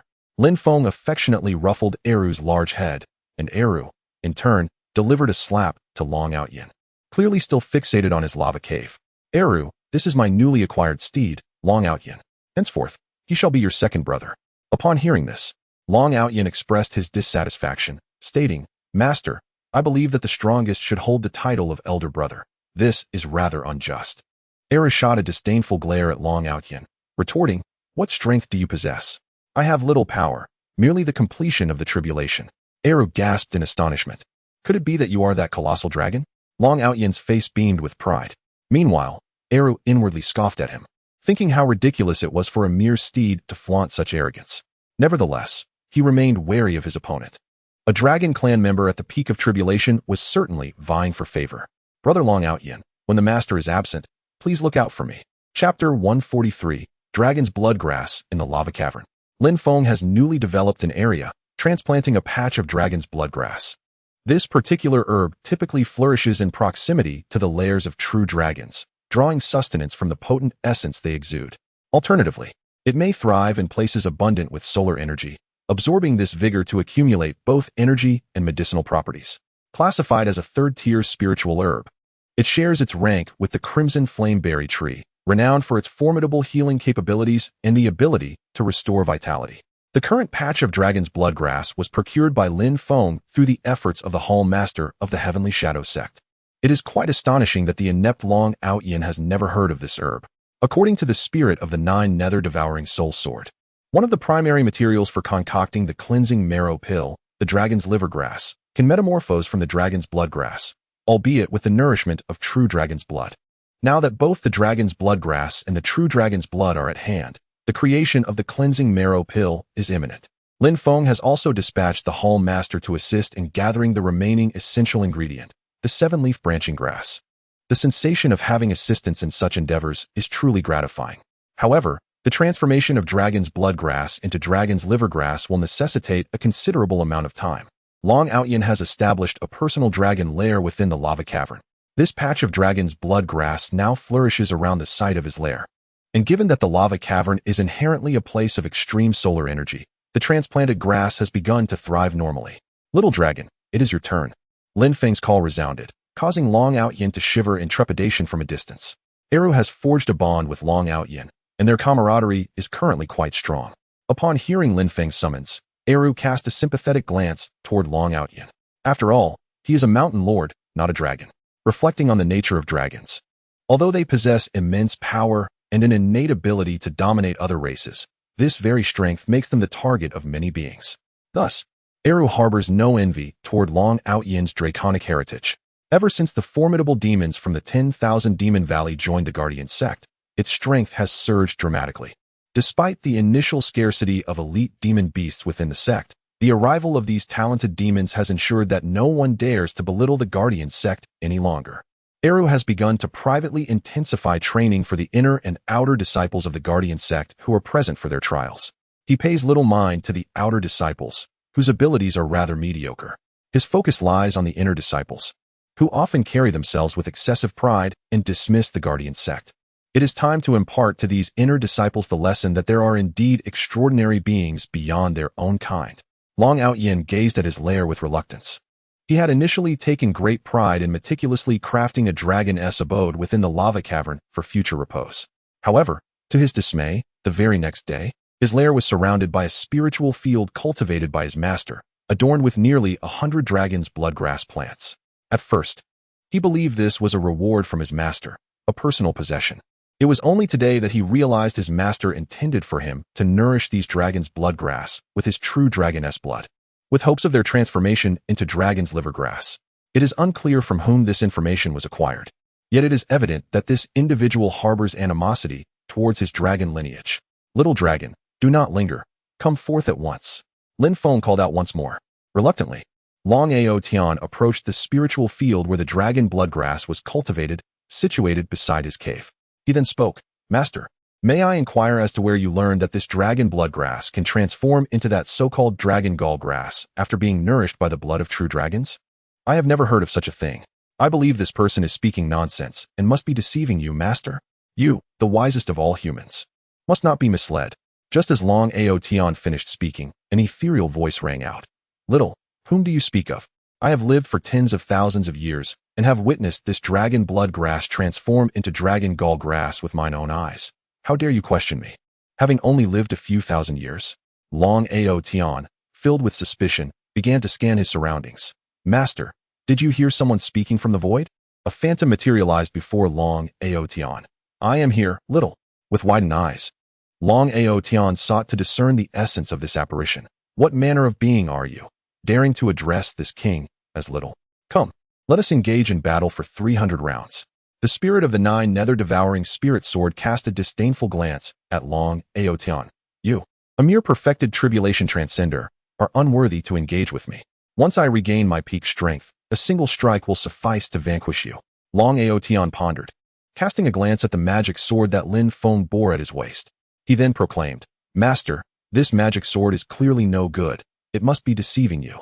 Please think carefully. The sword spirit, noticing Long Ao Tian's continued skepticism, proposed, Little, what say we engage in a wager? What shall you wager? As a sword spirit, what treasures do you possess to stake against this king?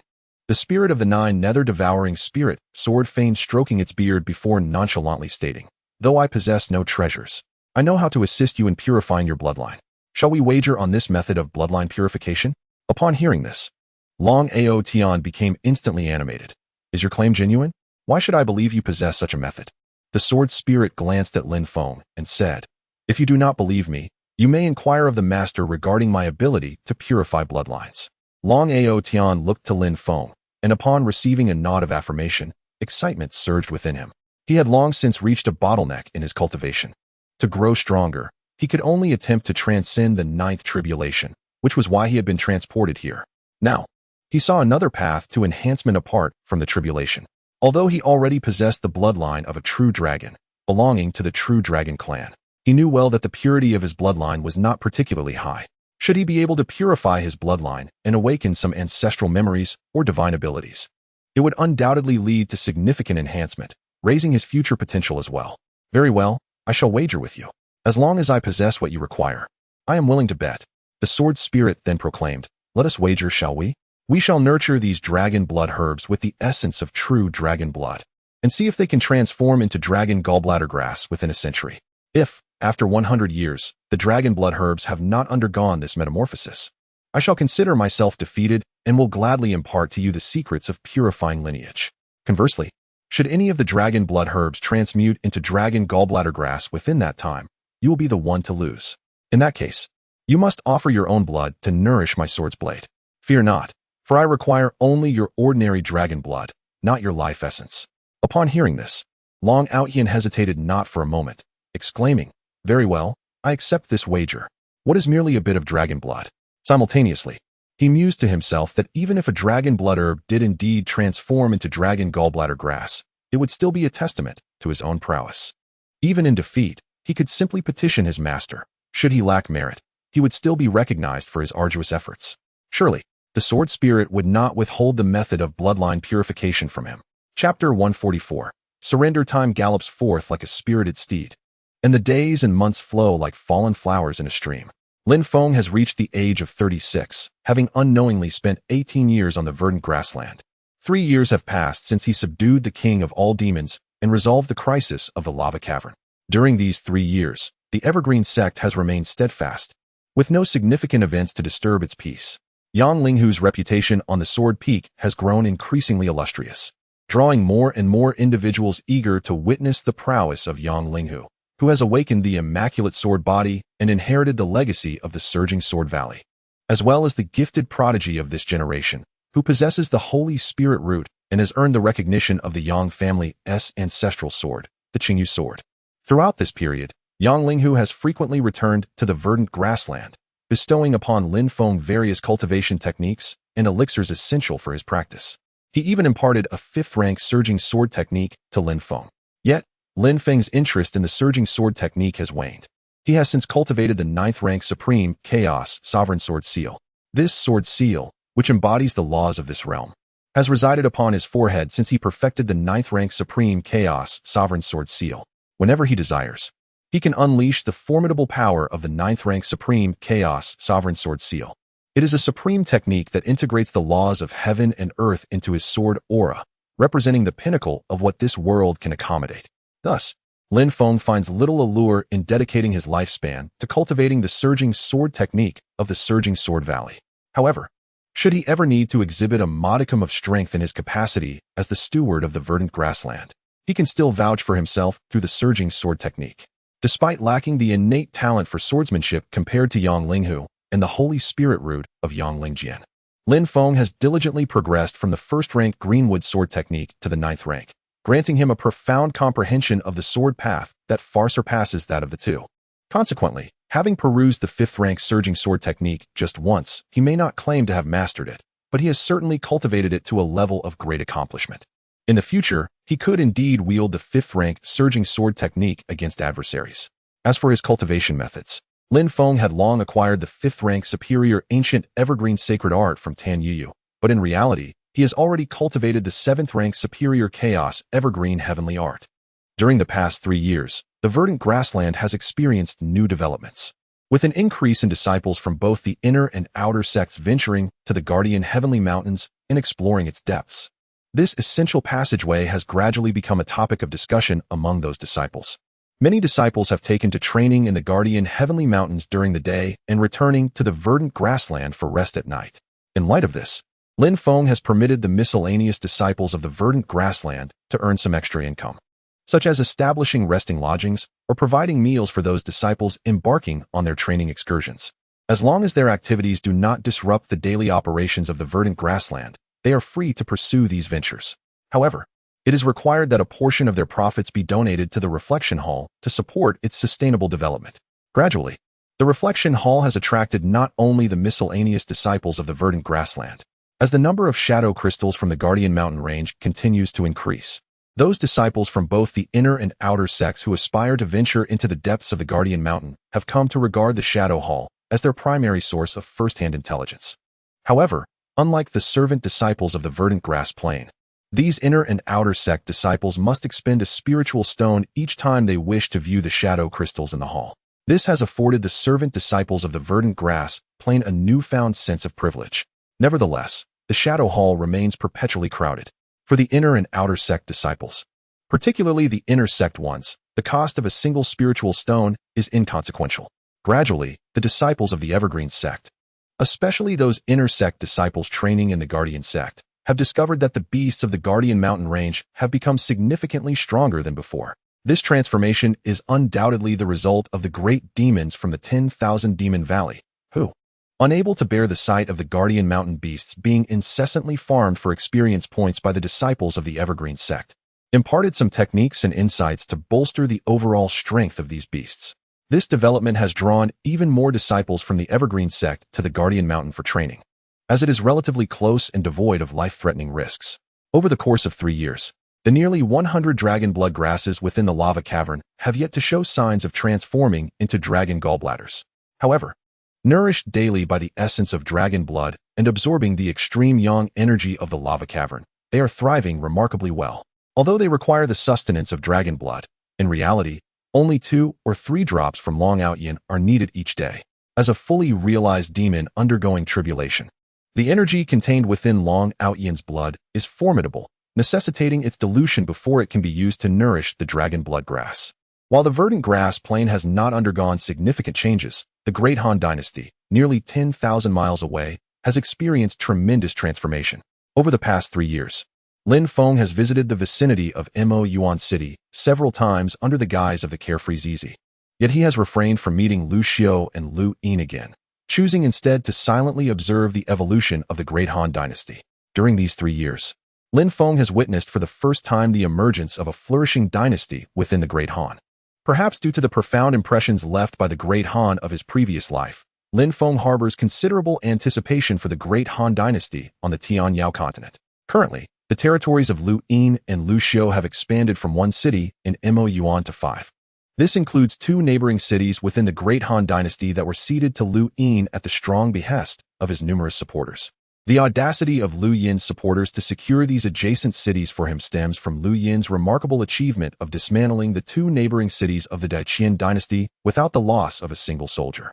The people's allegiance naturally led the soldiers to surrender without conflict, for those common folk are, after all, their sustenance. Lu Yin's success has reverberated throughout the Great Han dynasty, previously met with derision by those in power for his policies. However, now, the supporters of the other princes have come to regard Lu Yin as a formidable rival. Consequently, an increasing number of individuals began to delve into the policies enacted by Lu Yin and Lu Xiu in the vicinity of Mo Yuan City. This, in turn, inadvertently garnered a fresh cohort of supporters for Lu Yin, who were profoundly impacted by his vision. During this period, numerous supporters of other princes visited Mo Yuan City and its neighboring towns to observe, yet upon their departure, each remained eerily silent. The Daqian dynasty, in a surprising display of acquiescence, surrendered its border cities to the Han dynasty without any resistance, which incited considerable ire among its leaders. They contemplated mobilizing a formidable military presence to demand an explanation from the Han dynasty. However, ultimately, they were compelled to relent in the face of the Han dynasty's overwhelming strength. Nevertheless, they maintained a significant military presence in the other border cities adjacent to the Han dynasty as a precautionary measure. Chapter 145. The aura of the sovereign in the realm of the Han dynasty, nestled within the borders of Yunjin City, a frontier town neighboring Mo Yuan City. The territory has now yielded to the Han dynasty. The aristocracy that once flourished in Yunjin City has largely fled to the heart of the Daqian dynasty, leaving behind predominantly common folk and the children of these commoners who serve as the city's guardians. The policies enacted by Lu Yin have proven unfavorable to the nobility, prompting their exodus before Yunjin City wholly submitted to the Han dynasty. The rising tide of public sentiment instilled fear within the officials of the Daqian dynasty. Since Yunjin City's allegiance shifted to the Han dynasty, Lu Yin has remained true to his word, treating the citizens of Yunjin with the same benevolence he extended to those in Mo Yuan City. His compassionate governance has illuminated the lives of many who once dwelled in darkness, transforming them into Lu Yin's most steadfast supporters. Despite the Daqian dynasty's stringent measures to seal off trade with the Han dynasty's border towns, the whispers of Lu Yin's policies spread like wildfire. Countless impoverished souls from the Daqian dynasty, burdened by hardship, have sought refuge in Yunjin City. The commanders of the border towns, powerless to intervene, have resigned themselves to this tide of migration, viewing it as a fortuitous event for those who depart. The population of Yunjin City has surged by a fifth since Lu Yin's ascension, while Mo Yuan City has experienced an even greater increase. Its inhabitants drawn from the far reaches of the Han dynasty. The distance between Yunjin City and Mo Yuan City is a mere 30 miles, with both towns now united under the Han dynasty's banner. However, the interactions between the citizens of Yunjin and Mo Yuan remain limited, primarily due to language barriers, an unforeseen challenge following their annexation. Within Yunjin City, 2 cultivators are engaged in animated conversation. Brother Shangwan, what are your thoughts on the third Prince Lu Yin of the Han dynasty? The speakers are Shangwan Haoran and Han Li. Though Han Li is presently using the alias Zhang Wei, despite having discerned Han Li's true identity, Shangwan Haoran has chosen not to expose it, considering the name irrelevant. What matters is that he is Han Li.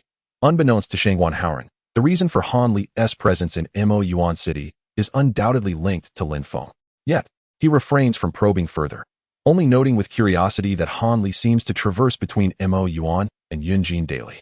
Han Li possesses a unique physique, characterized by an extreme inequality, and his frequent visits to Mo Yuan suggest a significant connection between him and the city. This has led Shangwan Haoran to ponder. Has Han Li established ties with Mo Yuan long before? Or is it Lin Feng who has woven these connections for him? Unable to ascertain a definitive answer, Shangwan Haoran is left to speculate. At present, his cultivation has progressed to the initial stage of the nascent soul. Though the advancements are not markedly pronounced due to the nature of the comprehension of the Tao technique he practices, once one attains enlightenment, one can swiftly ascend through multiple realms. Regarding the second enlightenment, Shangwan Haoran has already gleaned some insights, which is why he remains in Mo Yuan City. To his astonishment, Han Li's cultivation has seen significant improvement over the past few years, reaching the mid-stage of the Golden Core realm, a remarkable advancement indeed. Clearly, there exists a unique opportunity within the depths of Mo Yuan that aligns perfectly with Han Li's exceptionally keen constitution. Both of them now harbor a keen interest in Lu Yin. Shangwan Haoran has his own perspective on Lu Yin. Upon hearing Han Li's inquiry, he spoke slowly. I observe that Brother Yin's regal aura has grown increasingly pronounced. The path he has chosen is, in my view, the correct one. To win the hearts of the people is to gain the world. However, Brother Yin has been preoccupied with managing the affairs of several cities, causing his cultivation to languish. This year, Lu Yin has reached the age of understanding, yet his cultivation has merely advanced to the mid-stage of the Golden Core realm, a pace that seems rather sluggish compared to Han Li. Over the past few years, during moments of boredom in Mo Yuan, Han Li often engaged in discussions of the Tao with Shangwan Haoran, and in time, he has become quite familiar with both Lu Yin and Lu Xiu. He is well aware that Lu Yin's distractions with the affairs of the Great Han Dynasty have led to a neglect of his cultivation.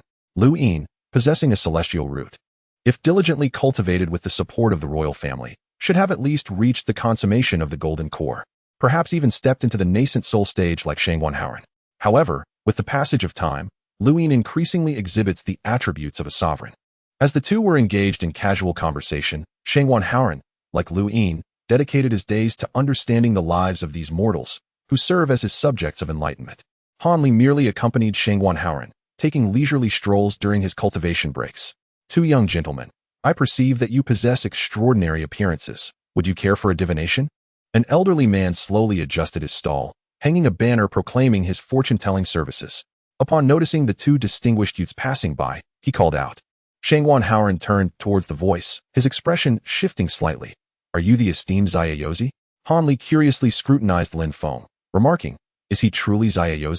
There was an inexplicable familiarity about the figure before him. If Lin Feng were to appear with the two tigers, Han Li would recognize him as his master.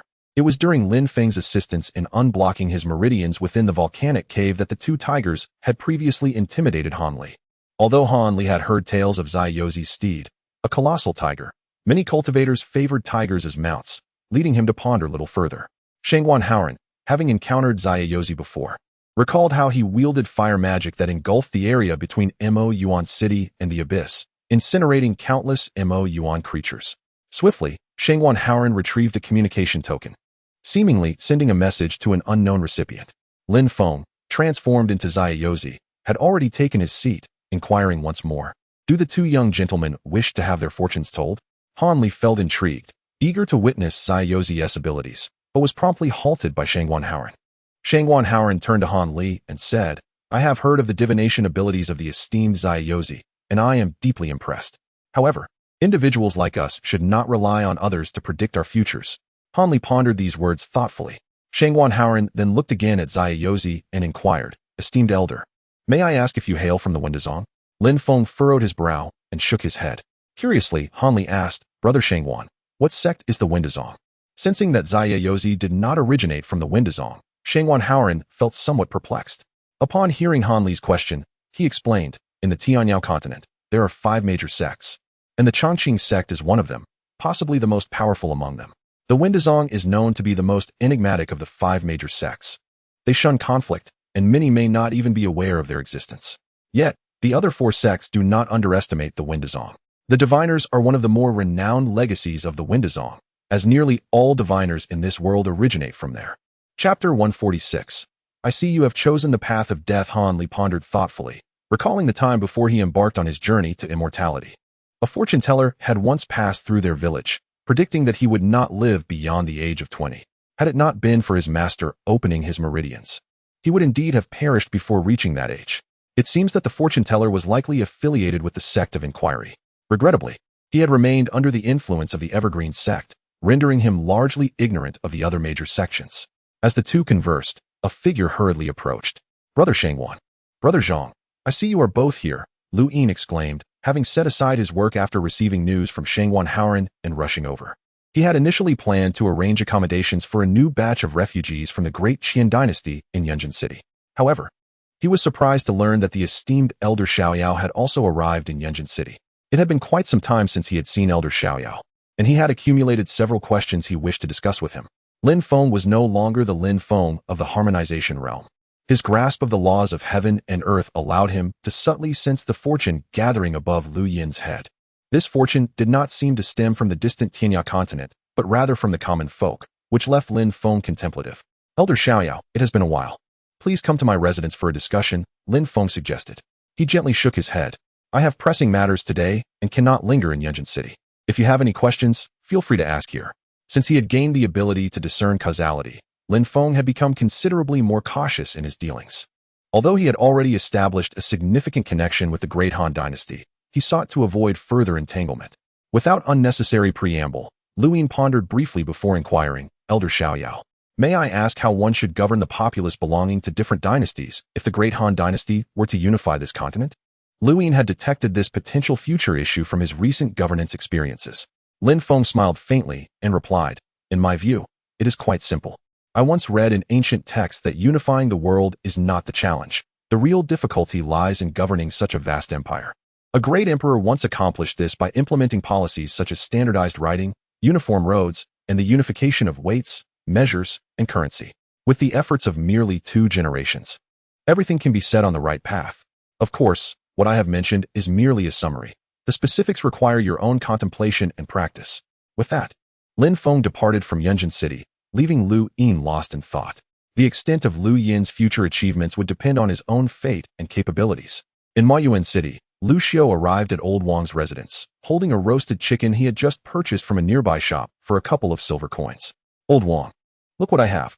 Old Wang opened one eye and glanced at the roasted chicken in Lu Xiao's hand, swallowing hard. Although cultivators can practice fasting after establishing their foundations, the older one grows, the more nostalgic one becomes for worldly delicacies. Old Wang shut his eye again and feigned anger, saying, you only bring roasted chicken and no wine? Take it away. With a smile, Lu Xiao retrieved a jar of wine from his storage bag and presented it. How could I not know your preferences, Old Wang? This is a jar of aged wine I specially had someone bring from Yujing City. As soon as it arrived, I brought it to you for a taste. What do you think? Am I considerate enough? Only then did Old Wang open both eyes, rising to snatch the jar of wine from Lu Xiao's hands. He held it beneath his nose and inhaled deeply. Ah, not bad. This wine has some years to it. Finally, you're not trying to fool me anymore. Quickly, Old Wang set up a table, extracted 2 porcelain bowls, filled one for himself, and downed it in one gulp. Speak, lad. What trouble have you encountered that brings you to seek my help? As Lu Xiao placed the roasted chicken before Old Wang and prepared to speak, a figure suddenly descended beside them. With a swift kick, the figure knocked Old Wang over and seized the roasted chicken, indulging in it greedily. Lu Xiao looked at the intruder in disbelief, while Old Wang rose slowly, his gaze icy. This roasted chicken is delightful. It has been ages since I savored such earthly delights. What a pleasant surprise. This wine is quite commendable as well. For the sake of this wine and chicken, I shall spare both your lives today. Lu Xiao regarded the newcomer and rose to inquire, might I ask your intentions, senior? Simultaneously, he signaled Old Wang with his eyes to remain calm. Old Wang suppressed his simmering anger, thinking, if you were not the one who was kicked down, you would not be so composed. He too glared at the intruder, curious to see how this individual might escape death today. As the intruder savored the roasted chicken Lu Xiao had brought, he looked at Lu Xiao and remarked, you must be the 9th prince of the Great Han Dynasty? Lu Xiao nodded. The intruder continued, have you heard of my sect, the Rebirth Sect? Lu Xiao shook his head and asked, are you from the Rebirth Sect, senior? Indeed. I am a preacher of the Rebirth Sect.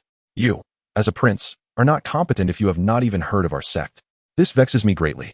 The Rebirth Sect stands alongside the Heavenly Shade Sect, Puppet Sect, Blood Fiend Sect, Harmonious Union Sect, and Drifting Sect as one of the 6 great demonic sections. However, unlike the infamous Heavenly Shade and Puppet Sects, our Rebirth Sect does not engage in such notorious deeds. Upon hearing this, Old Wang snorted coldly. What nonsense is this Rebirth Sect? How dare you compare yourselves to the likes of the Heavenly Shade and Puppet Sects? The preacher halted his eating, turning his gaze toward Old Wang. Old man, what do you mean by that? Old Wang snatched the roasted chicken from the preacher's hands and took a large bite. No particular meaning, just that I have never heard of your so-called Rebirth Sect. The preacher's eyes grew cold. He could not comprehend the old man's audacity to seize food from him. Old man, it seems you are courting death. Old Wang chuckled lightly. Perfect timing. It seems you have already chosen your path to demise. How dare a mere preacher from the Wangxing sect provoke me? Lu Xiao let out a sigh, still perplexed about the purpose of this man's visit. The preacher scrutinized old Wang with a serious demeanor, then snorted disdainfully. You, an old fool on the brink of death, dare to belittle me as just a preacher? Pray tell, what are you? Old Wang seized the wine jar and took a hearty swig, replying, What am I? I am the esteemed leader of the Tianyin sect's history hall. Under my command, there are not fewer than 800, but rather 1,000 like you, lowly scoundrel. The preacher let out a derisive laugh. You, a leader of the Tianyin sect's history hall? You look as though you haven't had a decent meal in 800 lifetimes. If you are the leader, then I must surely be the head of the Tianyin sect. Chapter 147. The bounty old Wang was so enraged that he found it amusing. He could scarcely recall the last individual who dared to humiliate him in such a manner. This diminutive preacher from the cult of rebirth, merely at the nascent stage of divine transformation, was even inferior to his two other attendants, yet audaciously boasted before him. The cult of rebirth was not listed among the 5 major demonic sects, yet it was far more sinister. Its members seemed to possess minds that were decidedly unhinged, at least in old Wang's estimation. Take, for instance, the preacher before him. Their doctrine espoused the notion of achieving rebirth before calamity struck, thereby securing an opportunity for resurrection. The cult boasted a multitude of followers, primarily comprising low-tier cultivators and mortals. Old Wang had always preferred to avoid dealings with such a mentally unstable congregation. Yet the cult of rebirth possessed a peculiar knack for foreseeing disasters. Having lived nearly a millennium, he had only once witnessed a large-scale event orchestrated by the cult of rebirth. Curiosity piqued. He wondered if the cult was about to embark on another massive undertaking. For if that were the case, it could very well herald impending doom. However, should the sky fall, there would be taller figures to bear the brunt. He was merely at the late stage of integration, hardly significant. The advantages of being a demonic cultivator were clear. Grievances could be avenged at will, without concern for others' opinions or the constraints of morality. The preacher was the most widely active disciple within the cult of rebirth, tasked with spreading their teachings to the world. No one understood their methods of proselytization. Old Wang believed they were simply disseminating nonsense. The preachers were akin to the attendants of the cult of the celestial shade, typically at the level of divine transformation, with only a select few reaching the realm of void refinement. Above the preachers were the bishops, comparable to the heads of the cult of the celestial shade. However, even he had never encountered a bishop from the cult of rebirth. Once more, old Wang scrutinized the preacher before him and then, from his elevated position, declared, Boy, if you have any last words, speak them swiftly. Do not blame me for not granting you time.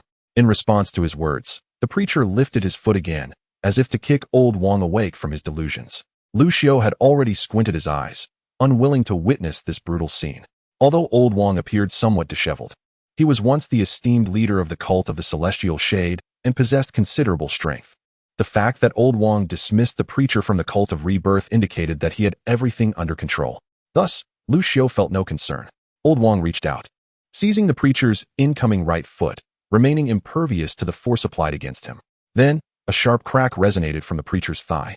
No, how could you possibly be the leader of the cult of the celestial shade? The preacher, feeling the bones in his body shatter, recognized this as the signature technique of the cult of the celestial shade. This man was far more powerful than he had anticipated. As he watched old Wang's other hand approach his forehead, the preacher could not help but exclaim, Elder of the cult of the celestial shade, you cannot kill me. I have urgent matters to attend to. If you take my life enough. Old Wang let out a cold snort and struck the missionary on the forehead with his palm, causing the latter to lean back and lose consciousness. Enduring a kick that sent him sprawling was already the limit of his tolerance. Lu Xiu sighed, Old Wang, you are rather ruthless. I still wish to extract some information from him. Old Wang replied indifferently, What are you so anxious about? I did not kill him. However, even if he survives, you likely won't be able to glean much from his lips. Nevertheless, I possess a slight understanding of soul-searching techniques. With that, dark energy swirled around old Wang's hand and penetrated the barely conscious missionary's forehead. A quarter of an hour later, old Wang slowly retracted his hand. His brow furrowed as if he had uncovered something of great significance. Lu Xiu, intrigued, inquired, Old Wang, what have you discovered? Old Wang waved his hand again, erasing all traces of the missionary's existence, and then spoke slowly, Congratulations, you and Lu Yin have already attracted someone's attention. A substantial bounty has been placed on Lu Yin's life, and your worth is not insignificant, at least 1/10 of Lu Yin's. Upon hearing this, Lu Xiu pondered for a moment, then asked in confusion, Why am I not as valuable as Brother Yin? Old Wang chuckled, What do you think? Lu Xiu did not believe that the bounties on him and Lu Yin could cause old Wang such distress, so he pressed further, Was this missionary sent to kill me? Old Wang shook his head. Not quite. The missionary was merely astonished by the bounty placed on you two and intended to recruit you both into the rebirth sect. They could leverage your royal background for substantial growth. Just think, if either you or Lu Yin were to ascend as the emperor of the Han dynasty, the entire nation would embrace the rebirth sect, greatly benefiting them. Lu Xiu frowned slightly. If that's the case, could it be that certain dynasties have already fully aligned themselves with various evil cults or sects? Old Wang nodded with a sense of normalcy. Isn't that a rather common occurrence? Not every dynasty can reach the heights of the Han dynasty and affiliate with the Evergreen sect. To my knowledge, the Heavenly Yin sect controls no fewer than 10 dynasties, though their sizes vary. Lu Xiu inhaled deeply. He had indeed underestimated the situation in the past. Then, Old Wang, do you think the Great Qian dynasty is backed by certain sects or demonic factions? Old Wang shook his head. I cannot predict the future. How would I know? Do not think of me as all-knowing. In truth, it is quite challenging for forces like our Heavenly Yin sect to infiltrate your dynasties, as there are still some who genuinely uphold righteousness within them. Lu Xiu contemplated this. For instance, many officials in the Han dynasty, despite some being corrupt, still harbored a sense of integrity. This was part of what had allowed the Han dynasty to thrive to this day and aspire to unify the surrounding dynasties. Old Wang, based on your words, does that mean you and Brother Yin might be in danger? You will protect us, right? Old Wang glared at Lu Xiu and said, do not provoke me, for it is my duty to protect you. After all, you are a member of my Tianyin sect and a favored prospect of that esteemed individual. However, the fate of Lu Yin holds no significance for me. Lu Xiu felt that Old Wang was rather obstinate, especially considering he had been taking such good care of him day in and day out. What is it that has caused you to furrow your brow just now? Old Wang sighed and replied, the Wangxing sect has dispatched hundreds of missionaries, beginning to gather followers. This foreshadows that chaos may soon engulf the world once again. Chapter 148. The teachings of the afterlife. Upon hearing these words, Lu Xiu displayed little concern, instead responding, Old Wang, are you not the hall master of the Heavenly Shadow sect? As a practitioner of demonic arts, why do you allow yourself to be so troubled? Old Wang shot Lu Xiu a disapproving glare. How dare you speak to me in such a tone? Despite my past transgressions, I will stand firm in critical moments. Mind you, Lu Xiu gave Old Wang a thumbs up in appreciation. It was only then that he expressed his intent for this visit. Seeking Old Wang's guidance on the 4th-tier high-grade tome, The Secrets of Demonic Shadows. With the presence of such a formidable practitioner from the Heavenly Shadow sect, Lu Xiu felt a considerable sense of security. In the Dahan Empire, Tianyuan City stood as the most prosperous locale aside from the imperial capital, Yujing. Here, Lin Yu served as the manager of the Danqing Pavilion, a branch of the esteemed Tin family. Since Lin Feng's last visit, Tianyuan City had undergone significant transformation. Any adept practitioner skilled in sensing qi passing through would discern the dense aura of resentment enveloping the skies above Tianyuan City, predominantly emanating from its citizens. 5 years prior, the city had come under the jurisdiction of the Zhao family, one of the factions supporting the 5th prince, Lu Qian. The current state of the city could be attributed to the efforts of Zhao Mingyong, the 3rd scion of the Zhao family. Since Lin Feng had spared his life and allowed him to develop freely within the Heavenly Shadow sect, Zhao Mingyong had fully embraced his true nature. It must be said that individuals like Zhao Mingyong were indeed more suited to the Heavenly Shadow sect, thriving splendidly within its ranks. Under Zhao Mingyong's influence, Tianyuan City had transformed into a notable stronghold of the Heavenly Shadow sect, with disciples under the rank of deacon largely compelled to heed his commands. In a certain tavern's underground chamber in Tianyuan City, Zhao Mingyong gazed fervently at a young woman before him, inquiring, "My dear, do you know where you are? How dare you preach in this place?" Though the woman possessed merely foundational cultivation, she stood undaunted before Zhao Mingyong. Calmly, she replied, "Is this not Tianyuan City of the Dahan Empire? I have come precisely to this location." Zhao Mingyong could not suppress a laugh. "Do you know whose territory this Tianyuan City is? How audacious of you, a disciple of the Afterlife sect, to preach within the domain of my Heavenly Shadow sect. Do you not regard us with due respect?" The woman nodded thoughtfully before continuing. So this place has indeed fallen under your Heavenly Shadow sect's dominion. In that case, your status within the sect must be quite elevated. Would you care to join our Afterlife sect? A great calamity is poised to descend upon the Tianyao continent. By joining us, you may secure a chance at salvation before the disaster strikes. Zhao Mingyong, amused, licked his lips as he regarded the woman. While joining your Afterlife sect is not out of the question, it hinges on whether you are willing to share a night of passion with me today. What do you say? The woman smiled and said, "As long as you are willing to join our rebirth sect, You may command me to do anything. This is the duty of us devout believers." Upon hearing this, Zhao Mingyong felt a wave of revulsion wash over him, and the greed that once gleamed in his eyes vanished without a trace. Despite having encountered countless beauties, the one before him still stirred a tumult of emotions within him. Alas, it was a pity that such stunning beauty had been so deeply corrupted by the rebirth sect.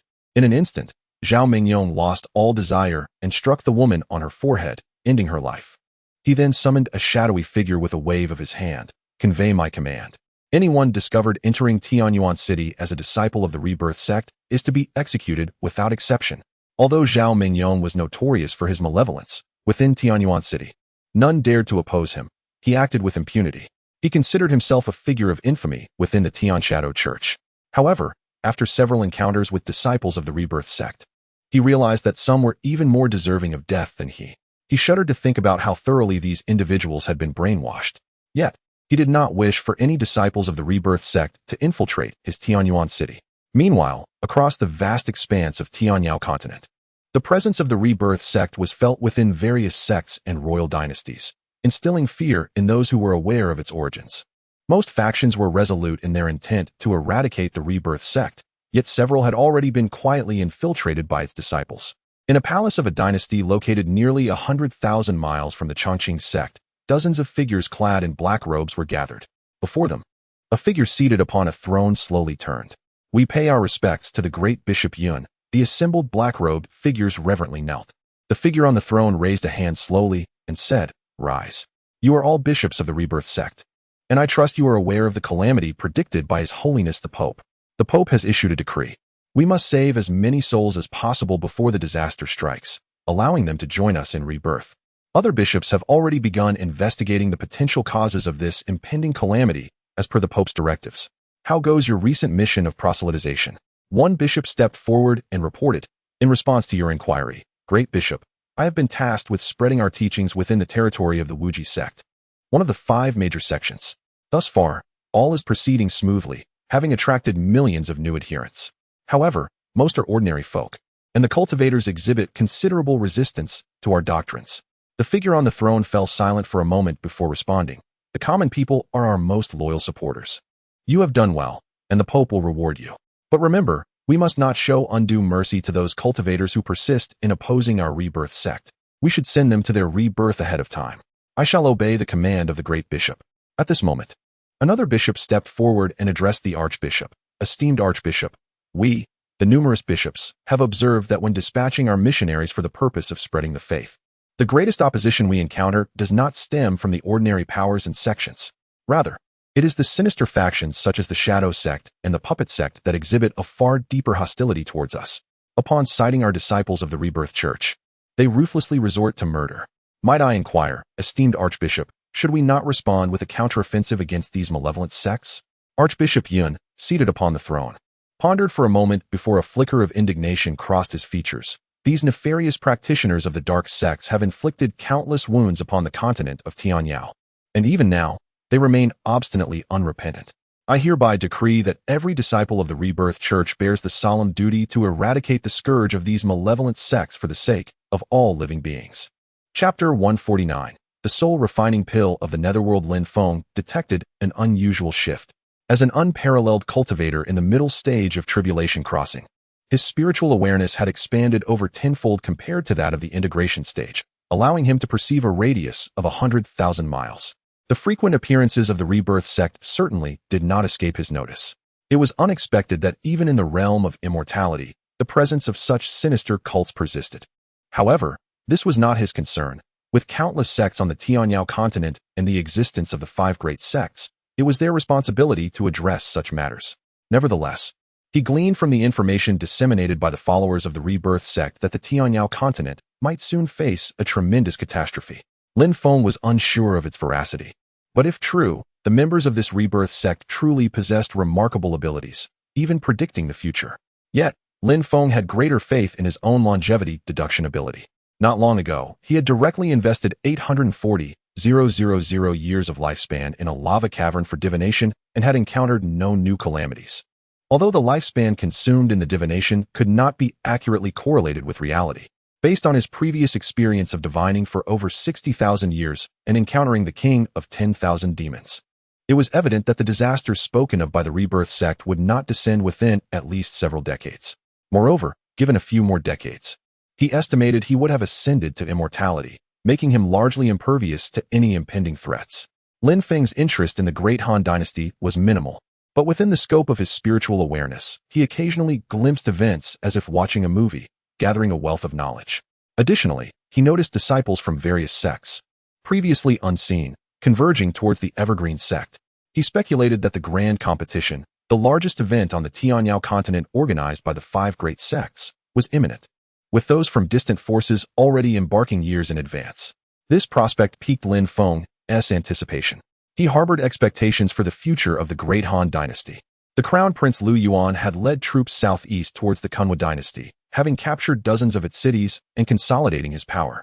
The third Prince Liu Yin, without a single battle, had already secured 2 border cities from the Daiqian Dynasty. The fourth Prince Liu Qian marched north to confront the Baiming Dynasty, having also captured several cities.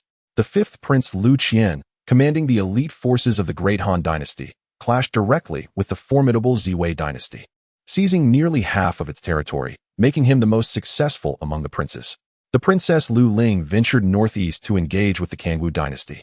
Although there were no tangible advancements yet, her governance over the northeastern region of the Great Han Dynasty garnered praise from numerous officials. Meanwhile, the emperor of the Great Han Dynasty resided in Yujing City, observing the territorial expansions of his princes with great ease. The progress of Liu Yin remained precarious, and a bounty had been issued against him. Whether the bounty originated from rival princes or from the affected noble families remained uncertain. Lin Feng reveled in the sensation of perceiving the dynamics of the world from the comfort of his own abode. After all, he has yet to attain the level of cultivation that would render him indifferent to the secular world for millennia. Over the past 3 years, aside from the daily occurrences in the heavenly grassland, Lin Feng's focus has primarily been on 2 pursuits. The first is the cultivation of the dragon's bloodgrass. Since planting around 100 dragon's bloodgrass in the vicinity of Long Outyin's lair within the lava cave, Lin Feng has assigned Long Outyin to guard these plants, urging him not to be preoccupied with transcending the 9th heavenly tribulation. A failed tribulation could very well cost him his life. After Lin Feng showed Long Outyin the footage of the Tan family's accomplished cultivator successfully overcoming their tribulation, Long Outyen's urgency subsided. If he could obtain some of the elixirs that the Tan family's great cultivator consumed during their tribulation, his chances of success would significantly increase. Thus, Long Outyin either remained in the lava cave observing the changes in the dragon's bloodgrass, or spent his time intimidating the disciples of the Evergreen sect who ventured into the Guardian Mountain range. He had lost interest in the depths of the Dragon Transformation Valley. The second endeavor involves nurturing the 6th-order nether ice essence tree within the abyssal depths. Presently, Lin Feng's territory in the abyssal depths has over 10 6th-order nether ice essence trees flourishing in an area filled with various dark, spirit-infused plants. With such abundant nether energy nourishing them, the success rate of propagating the nether ice essence tree through cuttings is quite high. However, it can no longer achieve the near-perfect success rate it once did with the Crimson Flame Zhugua tree in the lava cave. Lin Feng believes that even without the lifespan plundering system, he could thrive within the Evergreen sect due to his expertise in cultivating spiritual plants. Yet, this ability seems somewhat superfluous in comparison to the lifespan plundering system he possesses. He no longer needs to rely on his own capabilities to acquire resources for cultivation. Now, 3 years have passed, and the initial 6th-order nether ice essence tree has produced 1 fully ripened nether ice essence fruit from the original 9. This fruit has transformed into a crystalline orb, emanating a faint, eerie glow, and can be sensed from afar by its chilling aura. Han Li, in his daily cultivation, has chosen to reside among these nether ice essence trees. The remaining 8 fruits have yet to show signs of ripening. This is primarily why Lin Feng has not intended to create additional caves for the cultivation of higher-order spiritual plants. The maturation of these high-tier plants is excessively slow, and it is uncertain how long it would take to reap any rewards. They cannot compare to the evergreen grass, which can be harvested endlessly. Although the evergreen grass only provides Lin Feng with a year of lifespan, its abundance is truly satisfying. This single 6th-order ripened nether ice essence fruit offers a maximum of 1,000 years of lifespan, equivalent to 1,000 stalks of evergreen grass. Lin Feng still favors the heavenly grassland. The goal of cultivating the nether ice essence tree is simple: The fruit can be combined with other materials to refine sixth-order nether soul-quenching pills, enhancing one's spiritual power. Lin Feng carefully plucked the ripe nether ice essence fruit. One fruit can yield approximately 20 nether soul-quenching pills, assuming a 100% success rate in pill refinement. Although Lin Feng's alchemical skills may not guarantee a flawless outcome, achieving a remarkable 95% success rate is well within his grasp. After all, he possesses the esteemed 6th-rank Supreme Alchemical Tome, the 6 Harmonies Spirit Pivot, and has frequently concocted elixirs for the Heavenly Guardian sect. He retrieved his 5th-rank Earth Fire Cauldron, a companion of several decades, and summoned a wisp of celestial fire using the 6th-rank Ultimate Heavenly Fire Burning Heart Manual. With deft precision, Lin Feng began the refinement of the 6th-rank Netherworld Soul Consolidating Pill. His familiarity with the alchemical process allowed him to seamlessly introduce various auxiliary materials into the cauldron, culminating in the addition of the Netherworld Ice Soul Fruit. In an instant, a chilling aura emanated from the cauldron, causing even the celestial fire he had summoned to flicker uncertainly. After an hour had elapsed, Lin Feng extinguished the celestial fire and gazed expectantly at the cauldron before him, containing the 6th-rank Netherworld Soul Consolidating Pill. Chapter 150. Entering the rift once the Earth Fire Alchemy Furnace had cooled, Lin Feng gazed expectantly into its depths. He had not deliberately concocted many high-tier elixirs, and this batch of 6th-tier soul refining pill could be considered his inaugural 6th-tier creation since mastering the superior grade 6 Harmonies Spirit Pivot Alchemy Manual. The primary reason for this was his limited demand for elixirs and the scarcity of high-tier spiritual plants and herbs. Naturally, had Lin Feng known the alchemical methods employed by the esteemed cultivator from the Tan family during his tribulation, he would have gone to great lengths to procure the necessary materials for crafting such elixirs. After all, he was soon to face the 9th heavenly tribulation, and possessing such an elixir could significantly enhance his chances of successfully navigating the ordeal, thereby conserving his lifespan. With a wave of his qi, Lin Feng opened the Earth Fire Alchemy Furnace. A flash of 7-colored divine light flickered, an occurrence he had never encountered before. As the radiant light vanished, he felt an invigorating aura emanating from the furnace, invigorating his spirit. Merely inhaling the fragrance of the elixir was enough for Lin Feng to feel his soul rejuvenated. Indeed, it was a 6th-tier elixir of remarkable quality. Upon closer inspection, he discovered 20 complete elixirs within the furnace, each one of superior quality, with one exhibiting a particularly unique luster. Though all were 6th-tier elixirs, variations in quality inevitably led to differences in efficacy. The effects of inferior 6th-tier elixirs paled in comparison to their superior counterparts. Lin Feng swiftly stored 19 superior 6th-tier soul refining pills into a pre-prepared vial, and then he carefully retrieved the one gleaming with extraordinary radiance. This was a top-tier 6th-tier soul refining pill. The value of this singular elixir far surpassed the combined worth of the 19 superior 6th-tier soul refining pills. I, Lin Feng, am a prodigy of alchemy unparalleled in 1,000 generations. What a farce the Evergreen Sect's pill peak is, compared to even a mere finger of mine. With utmost care, Lin Feng placed this exquisite soul refining pill into a separate vial and took a deep whiff before securing it. The success rate of this batch was assuredly 100%, justifying the considerable time he had invested in nurturing the 6th-tier soul ice tree. Coupled with the elixirs he had discreetly amassed through the Hall Master of the History Hall over the past few years, he now possessed more than 30 6th-tier elixirs, over 50 5th-tier elixirs, and more than 100 4th-tier elixirs aimed at enhancing one's soul. However, he had nearly exhausted the supply of those 100 4th-tier soul elixirs. With the addition of this batch of 6th-tier soul refining pills, Lin Feng felt confident that these elixirs would elevate his soul's strength to an extraordinary level. Even if the heavenly tribulation were to target him specifically, he believed that with such an abundance of elixirs, he need not fear the threefold lightning strikes during the tribulation. Now, he merely needed to patiently await the time to consume these soul-strengthening elixirs.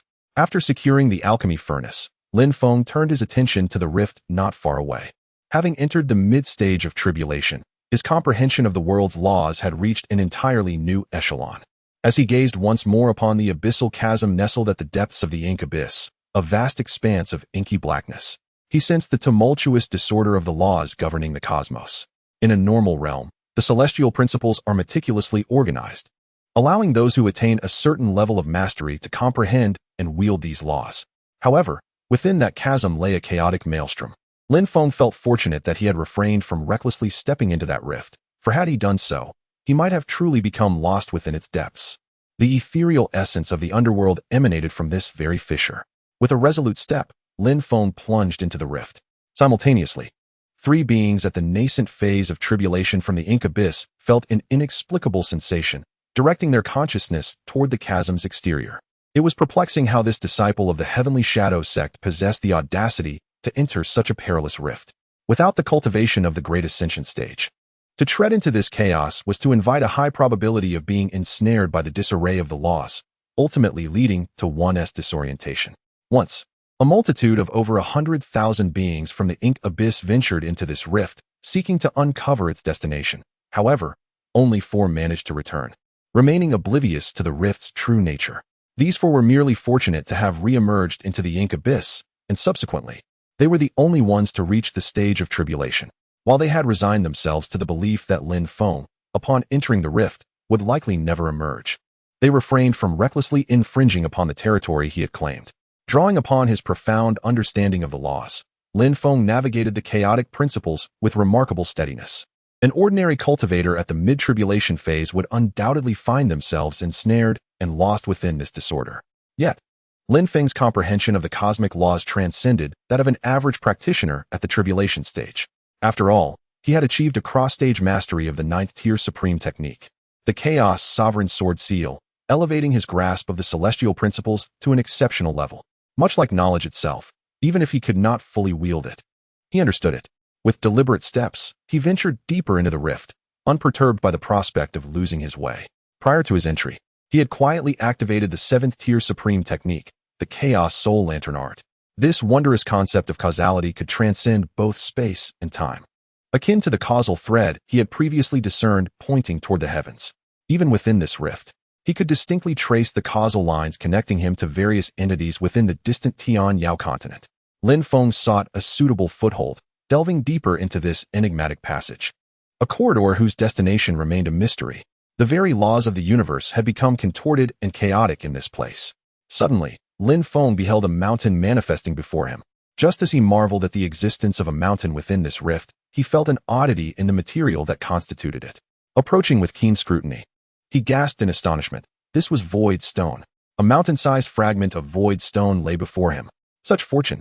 Although Lin Feng did not place great importance on wealth, nor did he possess high demands, the discovery was nonetheless exhilarating. Yet, this is a stone of the mountain, a stone of rending void. He scarcely dared to contemplate its worth.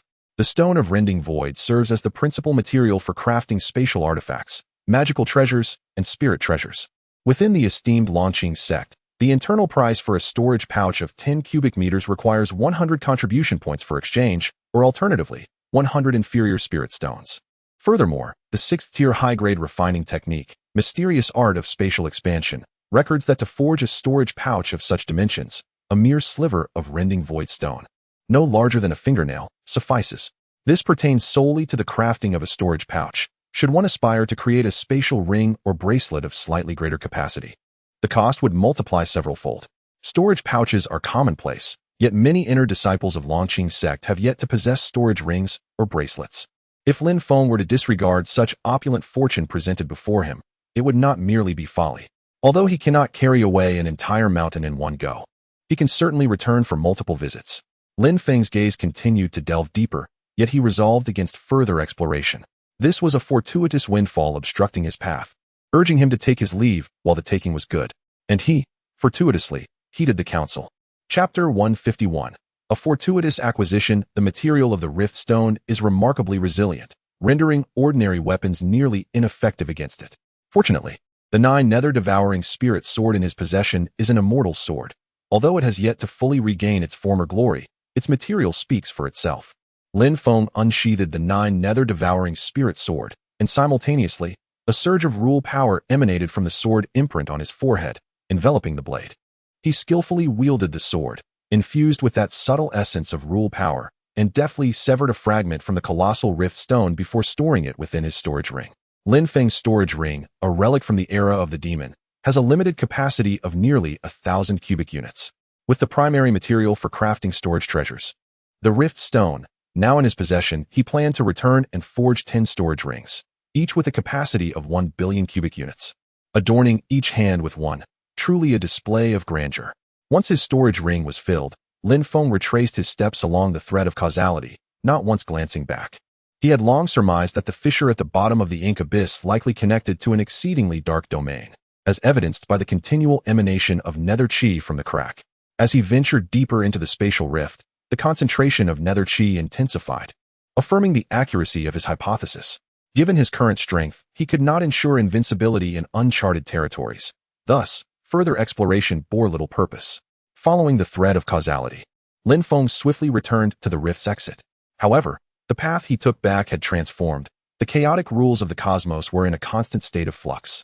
With a single step, he emerged back into the ink abyss, marking this expedition as a fruitful endeavor. Not only had he deepened his understanding of the cosmic laws, but he had also acquired a substantial fragment of rift stone. The reason Lin Feng employed the rule power from the sword imprint on his forehead to cut the rift stone was primarily to leave behind a trace of his own rule aura, facilitating his return to this location in the future. The three strands of spiritual consciousness directed towards the fissure dissipated in an instant. At that moment, the three early-stage tribulation beings from the ink abyss were seized by profound terror. The demon cultivator from the heavenly Eon sect, not being a tribulation practitioner, had survived the rift, indicating their comprehension of the cosmic laws had reached the Mahayana realm. They were clearly concealing their true capabilities. How ominous. Fortunately, they had initially disregarded Mo-Xian's temptations to band together against the demon cultivator from the heavenly Eon sect. Otherwise, their fate might have been far more tragic than Mo-Xian's. Speaking of Mo-Xian, a hint of nostalgia washed over them as they pondered how he had fared in recent years. As Lin Feng stepped out of the rift, a formidable spiritual consciousness swept towards him, belonging to a fully realized tribulation being from the ink abyss. Lin Feng shattered the probing consciousness with his rule power. His current strength no longer necessitated fear of this perfected tribulation being. In that fleeting moment, when Lin Feng dismantled the other's consciousness, a figure cloaked entirely in a black robe appeared before him, gazing at him from a distance. Lin Feng met the gaze unflinchingly. Subsequently, Lin Feng furrowed his brow slightly. Although the being from the realm of tribulation, shrouded in a black robe, concealed its form, Lin Feng could still vaguely discern its visage. It bore no resemblance to humans or the creatures of the abyss. It appeared to possess a head akin to that of an ox. Lin Feng directed a longevity probe towards this fully-fledged being of tribulation. Neo Gully, Netherworld. Netherworld dual entity. Tribulation completion. 6,379 12,890 years. This ancient creature, having lived for 6,379 years, also possessed a unique constitution. However, what piqued Lin Feng's curiosity was the revelation that this perfected cultivator did not originate from the abyss, but from the netherworld. Could this individual possibly hail from the far side of this fissure? It seemed quite plausible. The nether energy emanating from the rift likely originated from that very realm. Another world, perhaps? It appeared that the troubles within the abyss far exceeded his previous understanding. Noticing the myriad changes in Lin Feng's mental state as he regarded him, Neo Gully felt a twinge of confusion. Could it be that this cultivator from the Heavenly Shadow sect recognized his origins? Or was he privy to some of his secrets? Such a notion was unfathomable. Yet, Neo Gully had come primarily to pose a singular query to Lin Feng. Countless years prior, he had compelled numerous lesser beings of the abyss into that spatial fissure. The outcome had ultimately left him disillusioned. The rift was fraught with chaotic spatial currents and perilous spatial blades, rendering it exceedingly unstable and hazardous. However, today, the cultivator of the Heavenly Shadow sect, upon entering, seemed to have evaded the dangers previously encountered. Observing Lin Feng, Neo Gully slowly inquired, "Esteemed Taoist of the Heavenly Shadow sect, may I ask whether you encountered any peril upon your foray into this spatial fissure?" Lin Feng replied nonchalantly, "Peril? What peril? With my strength, even should danger arise, I could easily dispel it." Neo Gully smiled faintly upon hearing this. He had observed the audacity of this Heavenly Shadow sect cultivator, who was both brazen and possessed of formidable prowess. Initially, he had thought it would be as effortless as drinking water to extinguish this cultivator's existence. Yet, he was taken aback that this individual dared to venture into the spatial rift and had sensed that he had penetrated a considerable distance. This compelled Neo Gully to regard the Heavenly Shadow sect cultivator with newfound respect. It appeared he was concealing his true strength. His comprehension of power and the laws of nature was at least on par with his own. Neo Gully bore no resentment towards Lin Feng's appropriation of a territory within the abyss. Such was the prerogative of the strong. However, he found himself half convinced by Lin Feng's assertions. "Friend, We bear no enmity, nor have we ever interacted. How about this? You provide me with a piece of information, and I shall consider it a favor owed by Niu Guli. Perhaps one day, you may find yourself in need of my assistance." Lin Feng pondered for a moment, recognizing that he might indeed wish to venture into the netherworld someday. As Niu Guli had stated, there was no animosity or prior connection between them. Thus exchanging a favor seemed a reasonable proposition. Thus he remarked, "I am unaware of the perils you allude to. However, during my venture, I have encountered no insurmountable dangers." Niu Guli, upon hearing this, appeared somewhat reassured. "Thank you for your revelation, my friend. In the future, I shall offer you my protection once." With that, he prepared to step into the rift of space. Yet, he paused and turned to Lin Feng, saying, "I perceive that your disciple possesses extraordinary talent, yet alas, this Tianyao continent is ill-suited for his development. Might you be willing to allow him to accompany me?" Lin Feng shook his head, reluctant to let Han Li face such risks, and he considered that he could still take Han Li to that realm of the netherworld in due time. Noting Lin Feng's silence, Niu Guli sighed and stepped into the rift, leaving behind a lingering voice. "My friend, I hope we shall meet again." Lin Feng was uncertain of the other's intentions, but at this moment, it seemed he had fortuitously acquired a connection to Mo Yuan. Chapter 152. The Might of the Ninth Order. After a moment of contemplation, Lin Feng once again stepped into the rift. Following the presence of the enigmatic Niu Guli from the realm of the underworld, he hoped to uncover the destination of this fissure leading to the shadowy world. Upon re-entering the rift, Lin Feng sensed a faint echo of the sword imprint he had left upon the stone mountain of rifts. However, his objective did not lie within that mountain. Instead, he pursued the tenuous causal connection that existed between himself and Niu Guli. Within this spatial rift, Niu Guli was the only being with whom Lin Feng shared a causal link, albeit a notably feeble one. Thus he harbored no concerns about straying from his path. Niu Guli, too, pressed onward in a specific direction, clearly attuned to some form of sensing method, guiding him through the rift.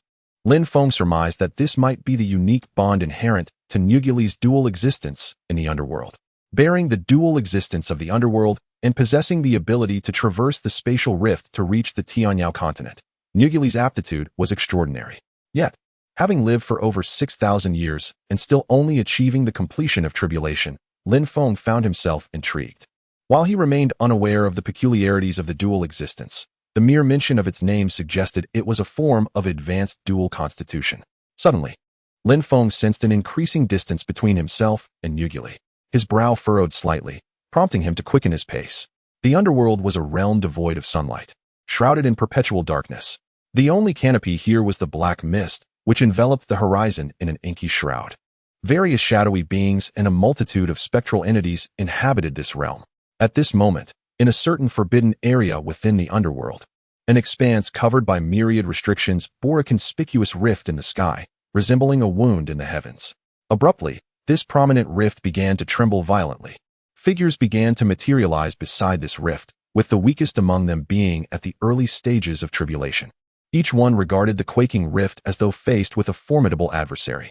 Among the crowd, 5 figures maintained a calm demeanor, fixated on the rift above. As a wave of spatial fluctuation rippled through, a figure emerged from the rift. It was Niu Guli. His arrival instilled a sense of unease among the gathered cultivators. The ability to emerge from the rift suggested formidable strength. They wondered whether the elders present could withstand such a presence. Word had it that this rift served as a passage to another world, long abandoned. Could it be that a powerful entity from that realm had reopened this passage with intentions of invading the underworld? They speculated on the strength of the cultivators from that world. Might they surpass their own? Regardless of their might or weakness, should they trespass into our forbidden land, they would meet only death. I trust in the prowess of our elders. Moreover, even if the elders were to falter, we still have the esteemed Lord Saint. I observe that this individual's aura closely resembles our own, indicating a high probability that he is also a practitioner undergoing tribulation. You are being overly cautious. The assembly of practitioners from the Forbidden Zone commenced a discussion regarding the figure emerging from the spatial rift. However, it was not long before an elder, possessing considerable age, noted that the practitioner stepping forth bore a certain familiarity.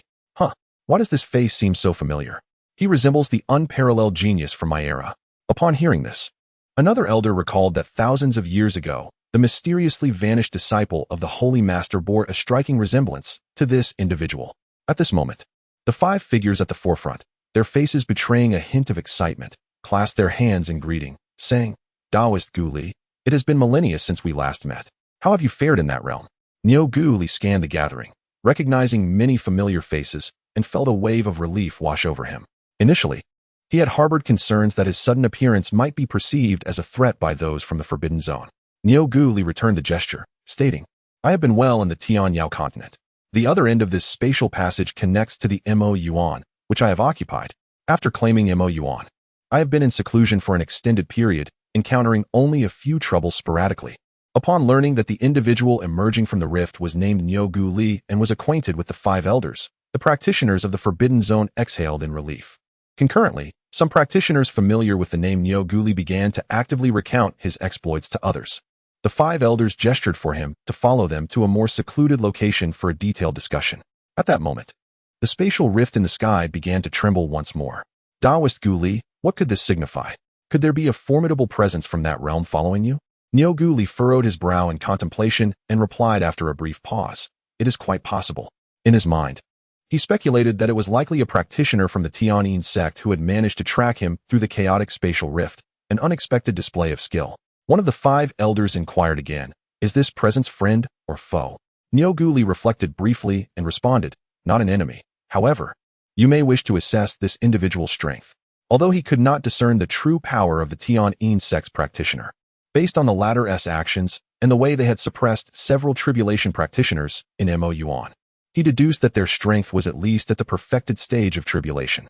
The 5 elders pondered this information. Lin Feng, unaware of the significant fluctuations on the other side of the spatial rift, stood before an exit that bore resemblance to the one in Mo Yuan. He stepped forward, only to immediately regret his decision. A series of exceptionally fierce attacks surged toward him, their might surpassing that of tribulation. This was the first time Lin Feng had encountered such a formidable assault. The Jiu Ling sword materialized in his hand, and the rule sword imprint on his forehead flickered. Lin Feng dared not be reckless. He unleashed a sword chi of 9th rank, dispersing the incoming threat. After executing a single strike, Lin Feng turned on his heel and re-entered the spatial rift without a backward glance. Damn it! To his astonishment, several formidable beings of the Great Ascension awaited him, compelling him to refrain from lingering any longer. Although his strength was nearly unparalleled during the tribulation stage, rivaling that of the Great Ascension, these were nonetheless individuals who had transcended the 9 heavens tribulation.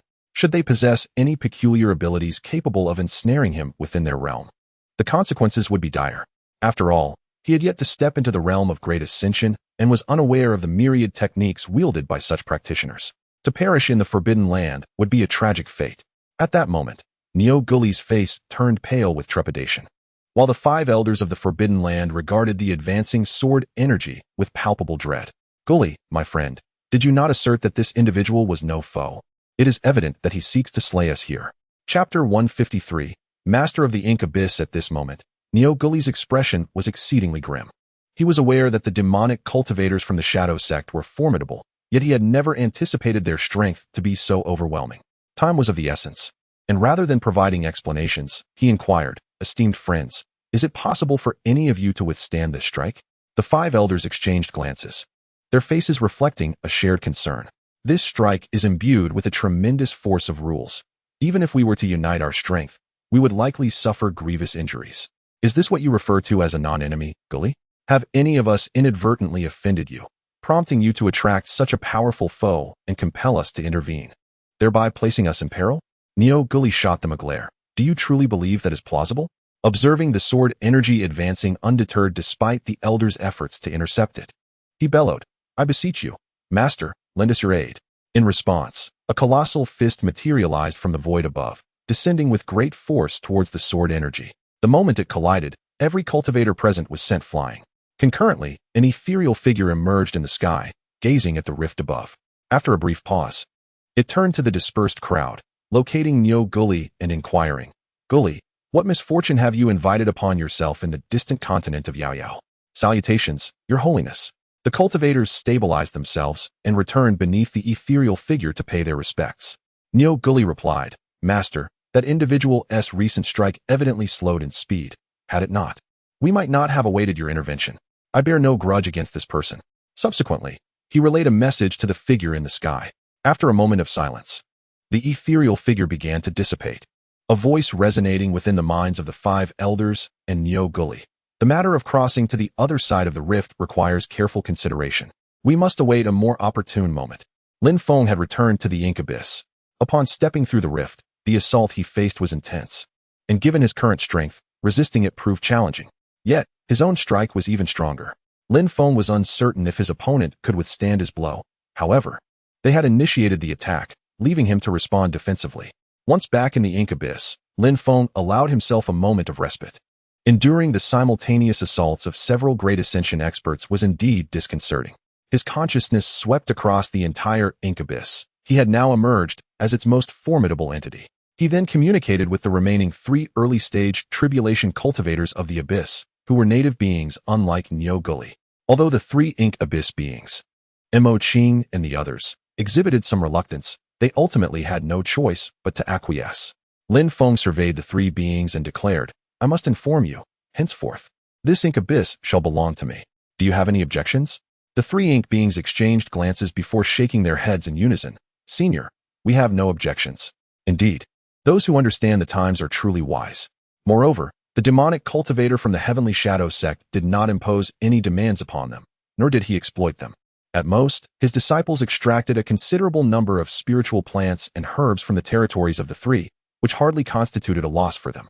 Lin Feng, observing their astuteness, felt a deep sense of satisfaction and continued, "The cultivator who has successfully traversed the tribulation has departed and is unlikely to return for an extended period. However, even if he does come back, it matters little. As for the vast territory he once occupied, you may divide it among yourselves."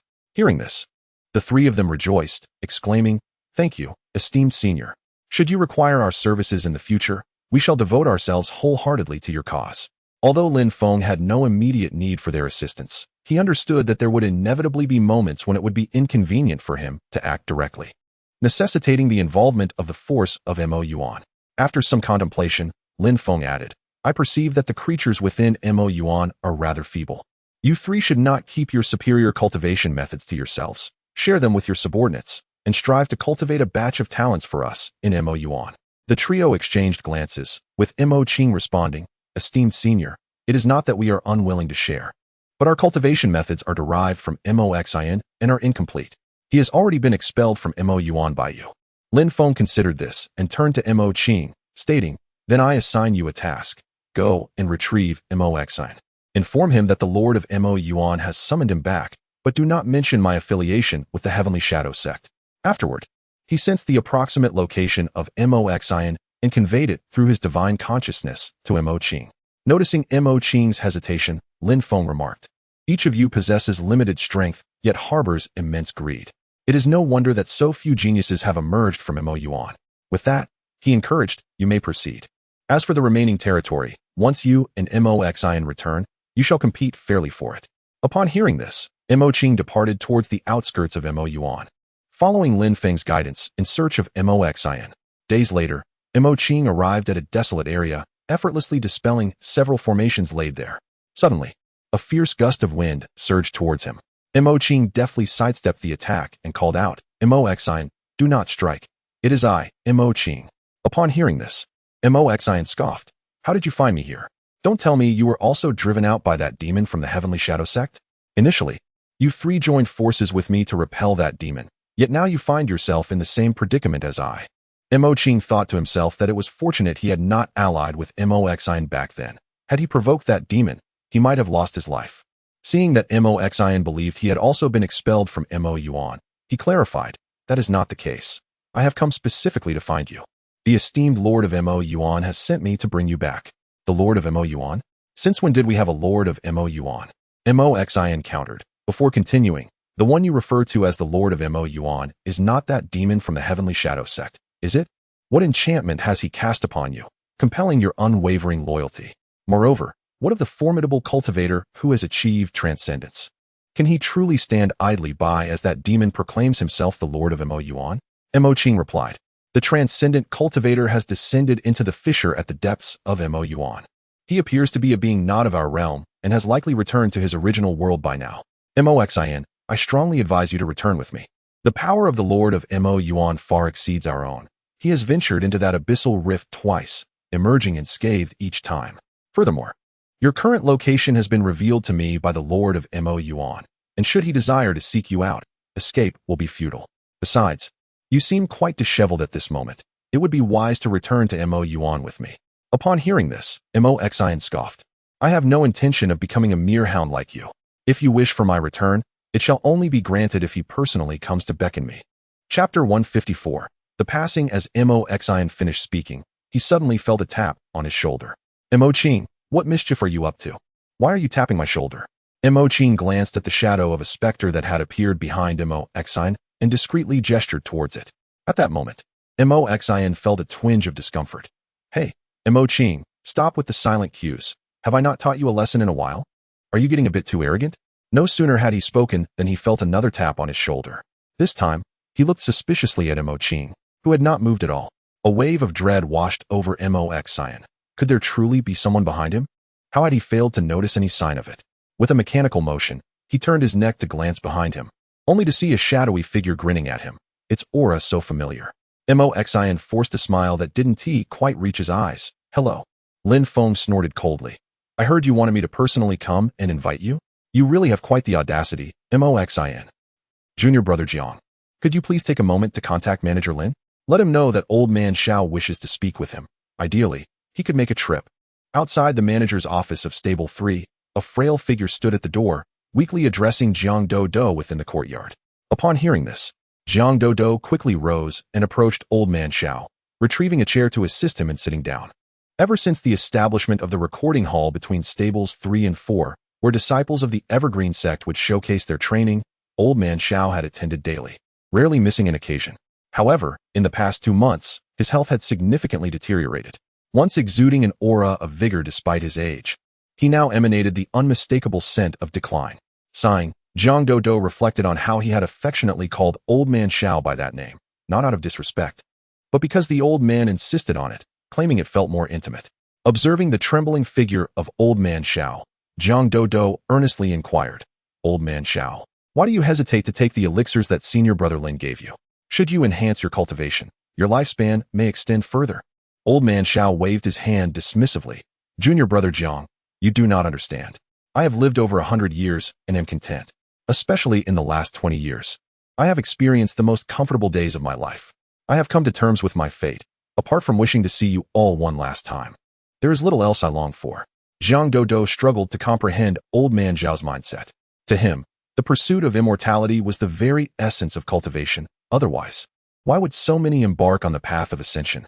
Old man Xiao was stubborn, and it seemed that he was even more so than Jiang Dodo, willingly forsaking the chance to seek higher realms despite the opportunities laid before him. He was aware that countless junior disciples in the Tianxin grasslands coveted such chances. Jiang Dodo, now aged 33, finds himself in the prime of life according to mortal standards. His cultivation has reached the 7th level of qi refinement, and he possesses great hope of achieving foundation establishment in this lifetime. Furthermore, he still holds a foundation establishment pill gifted by his senior brother Lu Xiao, making the prospect of transcending his lifespan imminent. Unlike the old man Xiao, who seems to dwell in despair, Jiang Dodo remains optimistic. Yet, since noticing the old man's peculiar condition, he has devoted his days to caring for him. Reminiscent of the early days in the stables when Xiao taught them how to harvest verdant grass, feed the celestial green horses, and tend to their care.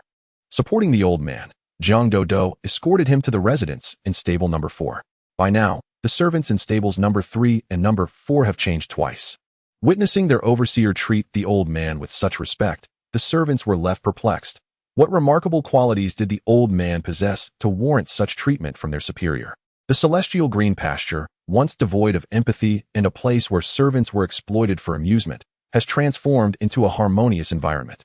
The camaraderie among the servants and their overseers has flourished, even garnering admiration from the inner and outer disciples who ventured to the Guardian Mountain range and deeper for exploration and experience. In contrast, the atmosphere in the inner and outer sects remains one of solitude, each disciple engrossed in their own affairs. After settling the old man back in his abode, Jiang Dodo hastily sent a message to Lin Feng using a communication sphere, an artifact he had not employed to contact senior brother Lin in quite some time. Meanwhile, after addressing matters concerning Mo Yuan, Lin Feng received Jiang Dodo's message. Upon glancing at it, he found himself momentarily lost in thought. The old man Xiao was among the first group of servant disciples he encountered upon arriving at Celestial Green Pasture.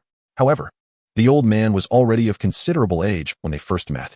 Now, 18 years later, Lin Feng is 36, and calculating the years, the old man has reached the venerable age of 100. In the realm of mortals, reaching such an age signifies longevity, yet among cultivators, most chi refinement practitioners surpass this threshold. Lin Feng, however, was puzzled. Previously, when he assessed the old man's lifespan, it was evident that it extended far beyond a mere 100 years. Could an unforeseen change have occurred? With a furrowed brow, Lin Feng stepped outside the stable number 4. The servant disciples, startled by his sudden appearance, hurriedly bowed, but Lin Feng waved them off, allowing them to return to their tasks.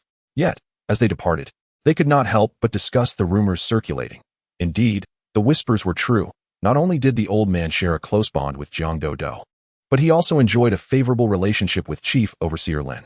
Living a long life has its advantages.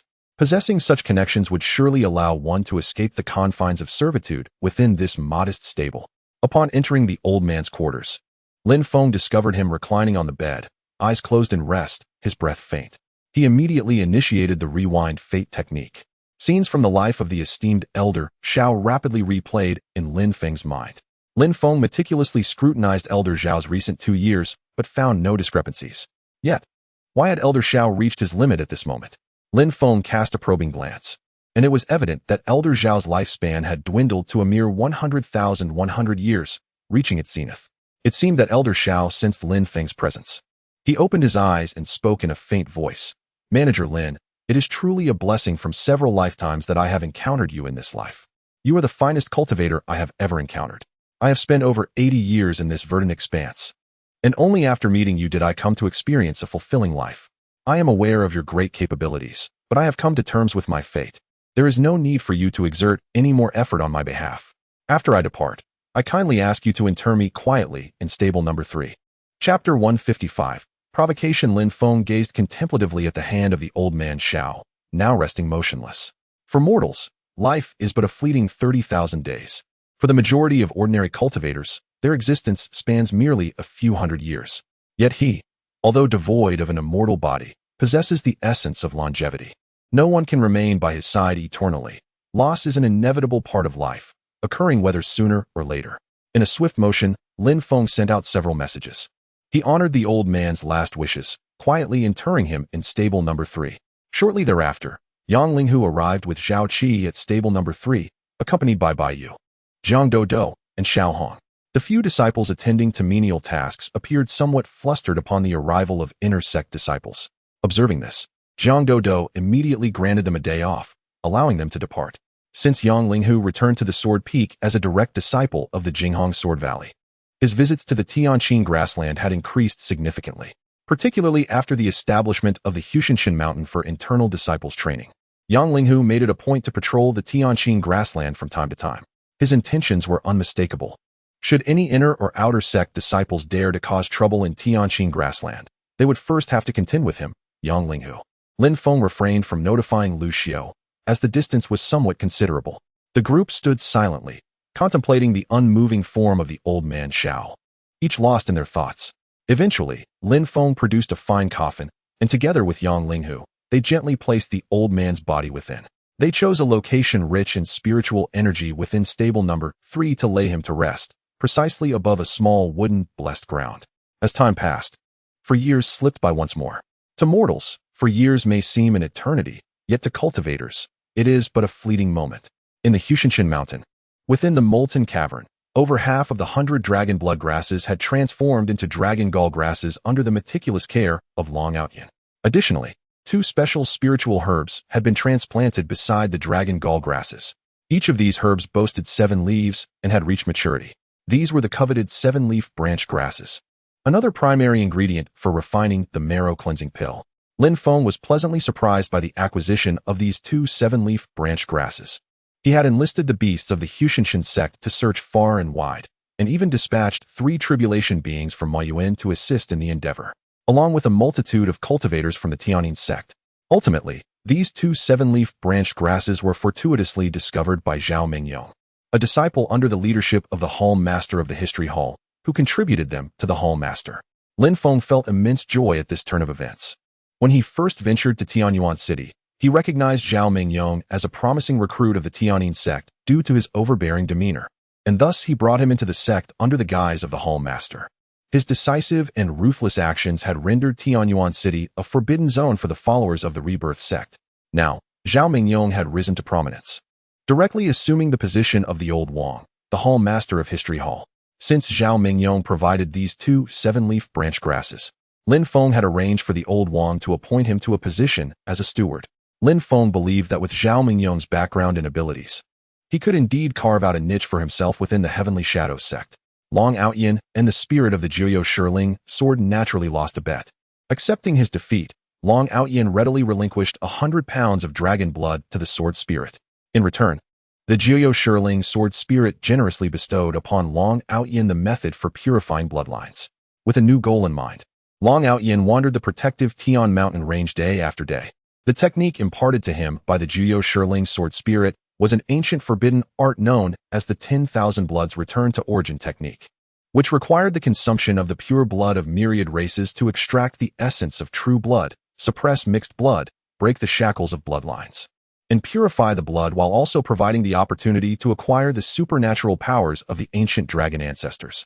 Upon seeing this method, Long Outyin recognized its feasibility. However, he had never heard of such a technique suitable for their demon race's cultivation. Someone had severed their path to cultivation.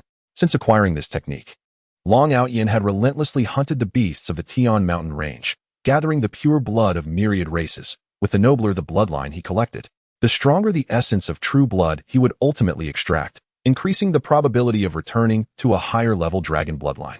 The first to be targeted by Long Outyin was Eru, who reluctantly surrendered a drop of his precious blood. Long Outyin treated Eru with relative courtesy, but for the other beasts of the Tian mountain range, if he took a liking to them, he would simply stun them with a paw and personally collect a drop of blood. However, few of the beasts in the Tian mountain range caught Long OutYin's eye. After nearly 2 years of collection, he had only gathered over 300 drops of pure blood, which was still far from the desired amount. Thus, Long OutYin's gaze shifted towards the Dragon Transformation Valley. Although the bloodlines of those serpentine dragons were not as advanced as his own, they were still significantly superior to those of the beasts in the protective sect. Unfortunately, his master had instructed him not to provoke the Dragon Transformation Valley idly. Recently, however, Long Outyin had identified a suitable candidate to assist him in challenging the Dragon Transformation Valley. This individual was an inner disciple of the Evergreen sect's Sword Peak, currently working for the protective sect, yet possessed extraordinary strength among his peers. It was only fitting for him to provoke the arrogant Mo Jiao clan. Long Outyin altered his aura and stealthily transformed into a Mo Jiao. Apart from his master, he believed no one would recognize him as Long Outyin. Furthermore, within the protective sect, aside from his master, Eru, and the powerful demons from the Dragon Transformation Valley, not many beasts were aware of his existence. Nie Tianyu was in a similar position. As a prominent cultivator of the Evergreen sect's Sword Peak, he practiced the highest tier sword technique, the 6th level Eternal Green Wood Spirit Sword Classic. His strength was far beyond that of his peers. Currently, he bore 2 responsibilities. One was to serve the protective sect, which rarely called upon him. The other duty involved an increasing number of Evergreen sect cultivators, dissatisfied with the trials in the Tian mountain range. Believing that the beasts were intentionally holding back, they began to turn their attention toward the depths of the protective mountain range, and he was tasked with discreetly offering some protection to those cultivators from the Evergreen sect. In battles of the same tier, he would never intervene. If a disciple of the Evergreen sect found themselves unable to contend with a beast of equal rank, they were unworthy of being a member of the sect. Nie Tianyu sat cross-legged atop a mountain peak, his expression serene as he gazed across the vast expanse of land, scrutinizing over 100 battle sites. Suddenly, a dragon's tail lashed out toward his position with astonishing speed, leaving him no time to react before it sent him soaring into the air. Enraged, Nie Tianyu exclaimed, "Which beast dares to assault me?" Though the strike was formidable, it inflicted no substantial harm upon him. The voice of Long Outyin floated lightly from Nie Tianyu's location. "I am the Ink Serpent of the Transformation Dragon Valley.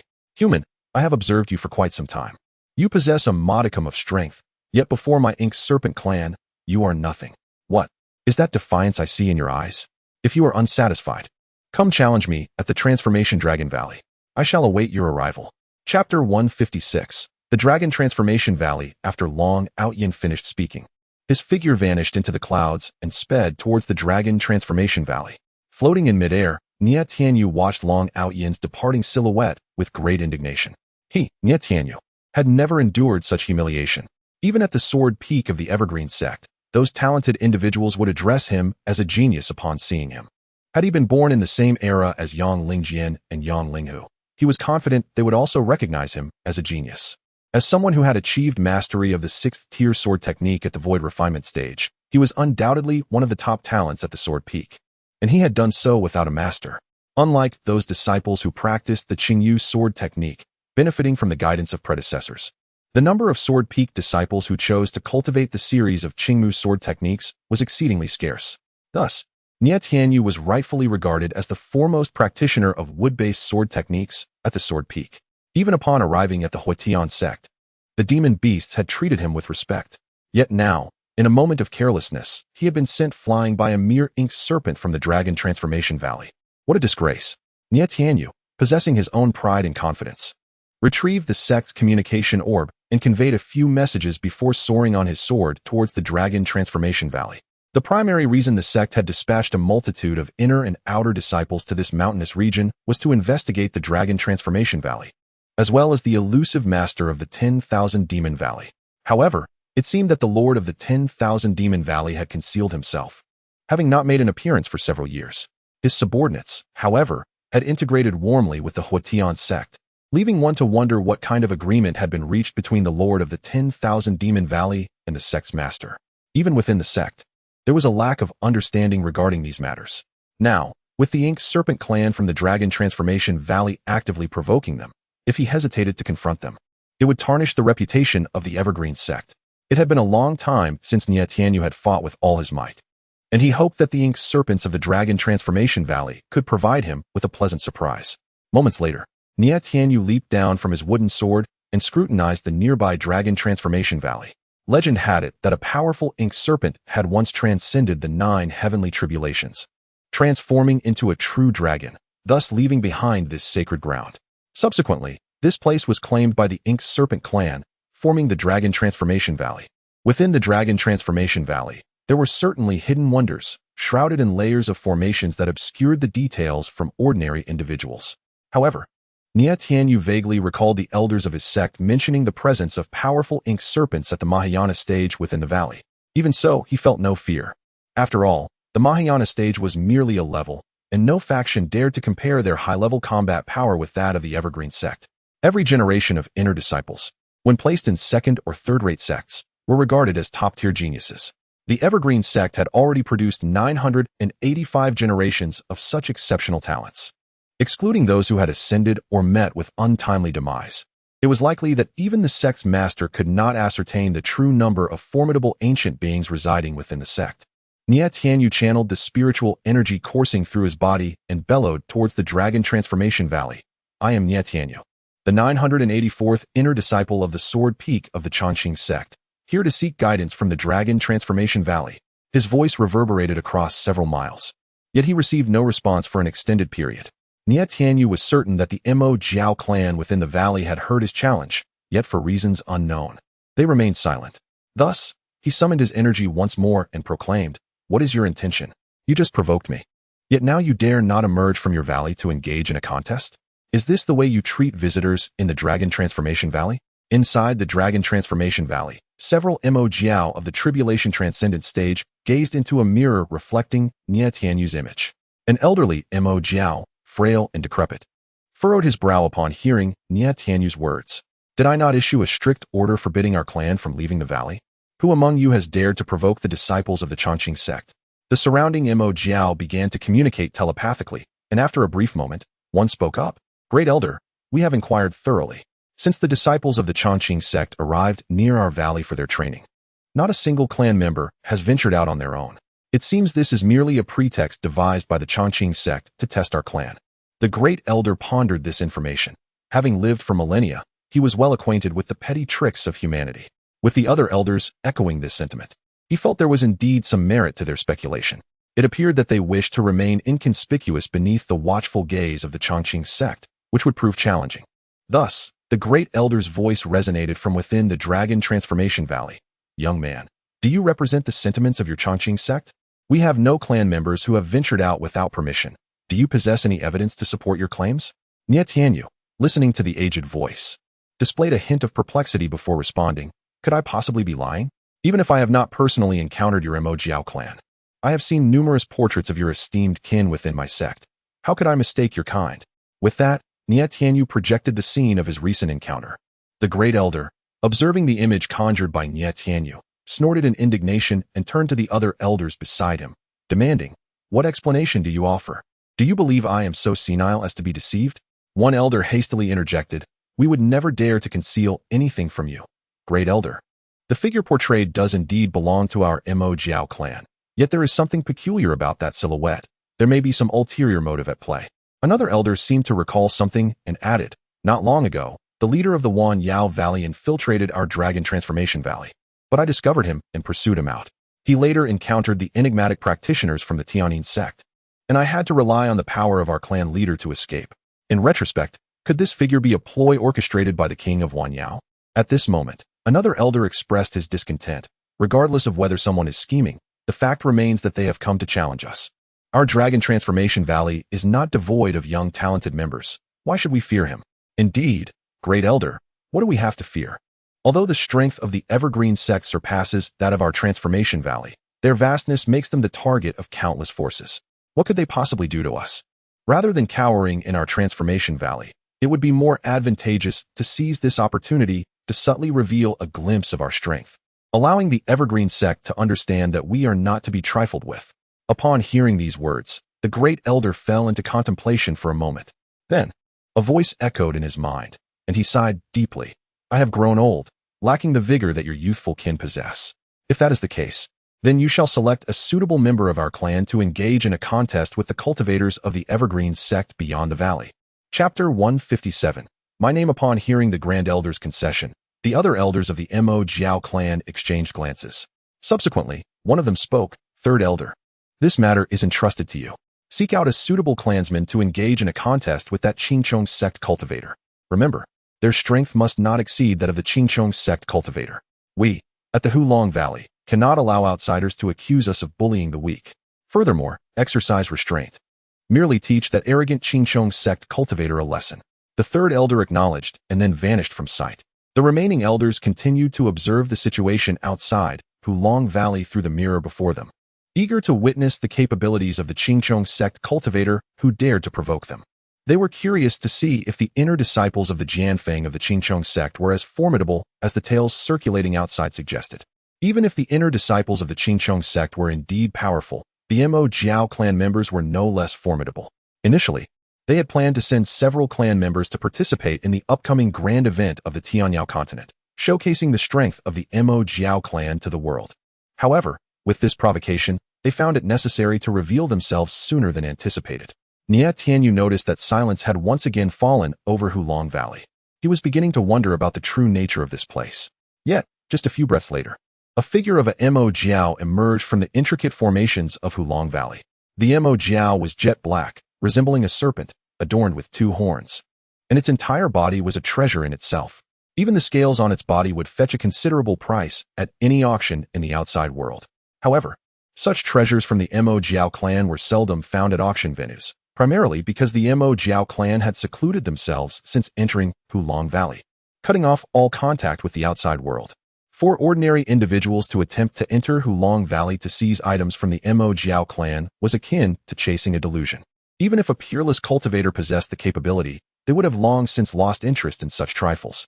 Moreover, the Mo Jiao were not true dragonkin. They merely possessed a trace of dragon bloodline, and could only be regarded as a type of serpent. The Mo Jiao appearing in Hulong Valley was at the mid-stage of the refining void realm. It scrutinized Nie Tianyu before slowly inquiring, "Human, reveal your name." "I, Long Outyin, do not kill nameless individuals." Upon hearing these words, the true Long Outyin, concealed within the clouds above, nearly lost his composure. What audacity to share my name! Since recognizing Lin Feng as his master, Long Outyin had also cultivated the 6th-tier superior technique, Spirit Binding and Breath Concealment Sutra, allowing him to hide within the clouds. Unless a cultivator of equal rank intruded into the clouds, no one could perceive his presence. He yearned to swat this insignificant mid-stage refining void Mo Jiao flat. Yet, he restrained himself, wishing to observe whether this small mid-stage Mo Jiao could indeed pose a challenge to Nie Tianyu. Nie Tianyu regarded the Mo Jiao before him with a peculiar expression and replied, "My name is Nie Tianyu, an inner disciple of the Jianfeng of the Qingcheng sect. I have come today to engage in a discussion. However, I would like to pose an unrelated question. Is it true that the members of the Maoyao clan in Hualong Valley possess such abstract names?" Upon hearing this, the proud young dragon, Long Outyin, scoffed disdainfully. "From the moment of my birth, I have harbored the ambition to be invincible in this world. My name reflects this aspiration. Enough of this idle chatter. Allow me, Long Outyin, to experience your human prowess." With that declaration, Long Outyin surged forward, his claws poised to strike at Nie Tianyu. Clutching a wooden sword, Nie Tianyu closed his eyes momentarily, and upon reopening them, an overwhelming aura enveloped him, radiating a profound sword intent from his very being. Observing this scene from above, the great dragon Long Outyin regarded it with contempt. He perceived Nie Tianyu's strength as lacking, though the bravado was commendable. It must be noted that Nie Tianyu still had much to learn. His master, Long Outyin, never resorted to such theatrics, effortlessly wielding a single strike capable of claiming a life. As the sword energy coalesced upon Nie Tianyu's wooden sword, a tremendous force surged forth, cleaving toward Long Outyin. Sensing the momentum of the sword energy, Long Outyin did not dare underestimate it. He deftly evaded the attack with a roll and continued his advance toward Nie Tianyu. With his sword held horizontally, Nie Tianyu parried Long Outyin's dragon claws, swiftly evading the blow. Despite the razor sharpness of the Maoyao clan's claws, his wooden sword, forged from 6th-tier spirit wood, surpassed ordinary spirit treasures in durability. Recognizing the immense strength of the Maoyao, Nie Tianyu resolved not to engage in a mere contest of brute force. The reason why humanity could dominate the other races on the Tianyao continent lay in the powerful techniques devised by their ancestors. The 6th-tier supreme technique, Wangu Qingmu Lingxiao Sword Classic, began to resonate within Nie Tianyu, manifesting ethereal images of ancient greenwood behind him. These spectral forms waved their branches, each motion unleashing a wave of fearsome sword energy directed at Long Outyin. Long Outyin's gaze sharpened as he invoked a secret technique. His scales shimmered with an inky glow, significantly enhancing his defenses and augmenting his speed. Yet, the sheer volume of sword energy unleashed by the ancient greenwood phantoms was overwhelming, each strike carrying formidable might. In mere moments, dozens of sword energies struck against Long Outyin's serpentine form, eliciting a grimace of pain. With a furious roar, Long Outyin expelled a torrent of black dragon flames from his maw, enveloping the relentless waves of sword energy. Surprisingly, the black flames did not extinguish upon contact. Instead, they swiftly eroded the potency of the sword strikes. This revelation startled Nie Tianyu. He had not anticipated such formidable power from the Maoyao clan's dragon flames. Yet, that was the extent of it. Nie Tianyu's aura surged higher, a more potent sword intent coalescing around him. "If you can withstand this strike, I shall concede defeat." For a swordsman, the crux of victory often hinges upon their most formidable blow. At this moment, Nie Tianyu concentrated all his understanding of the Qingmu sword technique into the strike he wielded. As a crescent-shaped slash surged toward Long Outyin, his expression transformed dramatically. His entire being surged with spiritual energy, causing the scales adorning his body to darken even further, while a thick barrier of spiritual aura manifested before him. Nie Tianyu's strike rendered the very essence of this realm momentarily devoid of color. After the sword fell, an eerie silence enveloped the surroundings. Meanwhile, at the location of the proud little dragon, drops of ink-like dragon blood fell steadily to the ground. At that moment, a figure darted swiftly towards the little dragon, lingering beside him for but an instant before vanishing into thin air. A fierce attack surged from within the transformation dragon valley, aimed at the figure that had momentarily hovered near the little dragon, but it ultimately arrived a heartbeat too late. A cold snort echoed from within the valley. "The sword cultivator of the Evergreen sect, you have triumphed in this battle. Yet the matter of seizing my kin's essence cannot be left unresolved." Chapter 158. The Ninth Elder. Upon hearing the words, Nie Tianyu's expression shifted slightly, as he sensed the situation was amiss. Like a mantis stalking its prey, an unseen threat loomed behind. He could only wonder what that fleeting figure was, possessing such remarkable speed. Originally perplexed by the figure's intentions, he now realized it had opportunistically siphoned the essence blood of the mid-transcendence Mo Jiao. Observing that the powerful practitioners of the Transformation Dragon Valley sought to hold him accountable for the stolen blood of Long Outyin, he hastily inquired, "What is your intention, Senior?" It was that figure who seized the blood of your kin, and you were unable to intervene in time. Why must you now lay the blame on me, Nie Tianyu? The figure that had appeared was the third elder of the Mo Jiao clan from the Transformation Dragon Valley. Upon hearing Nie Tianyu's words, he snorted with anger and replied, I now have reason to suspect that your visit to our Transformation Dragon Valley was premeditated, intending to provoke us and seize the blood of our talented members while we were caught off guard. I advise you to obediently reveal the identity of the one who stole our clan's essence blood. Otherwise, even if you hail from the Evergreen sect, you shall not escape this place today. Once the third elder of the Mo Jiao finished speaking, an overwhelming aura surged toward Nie Tianyu. The formidable pressure made it difficult for Nie Tianyu to breathe, for this powerful practitioner from the Mo Jiao clan was at least 2 realms above him. Gripping his wooden sword before him, he unleashed a powerful sword intent to resist the pressure.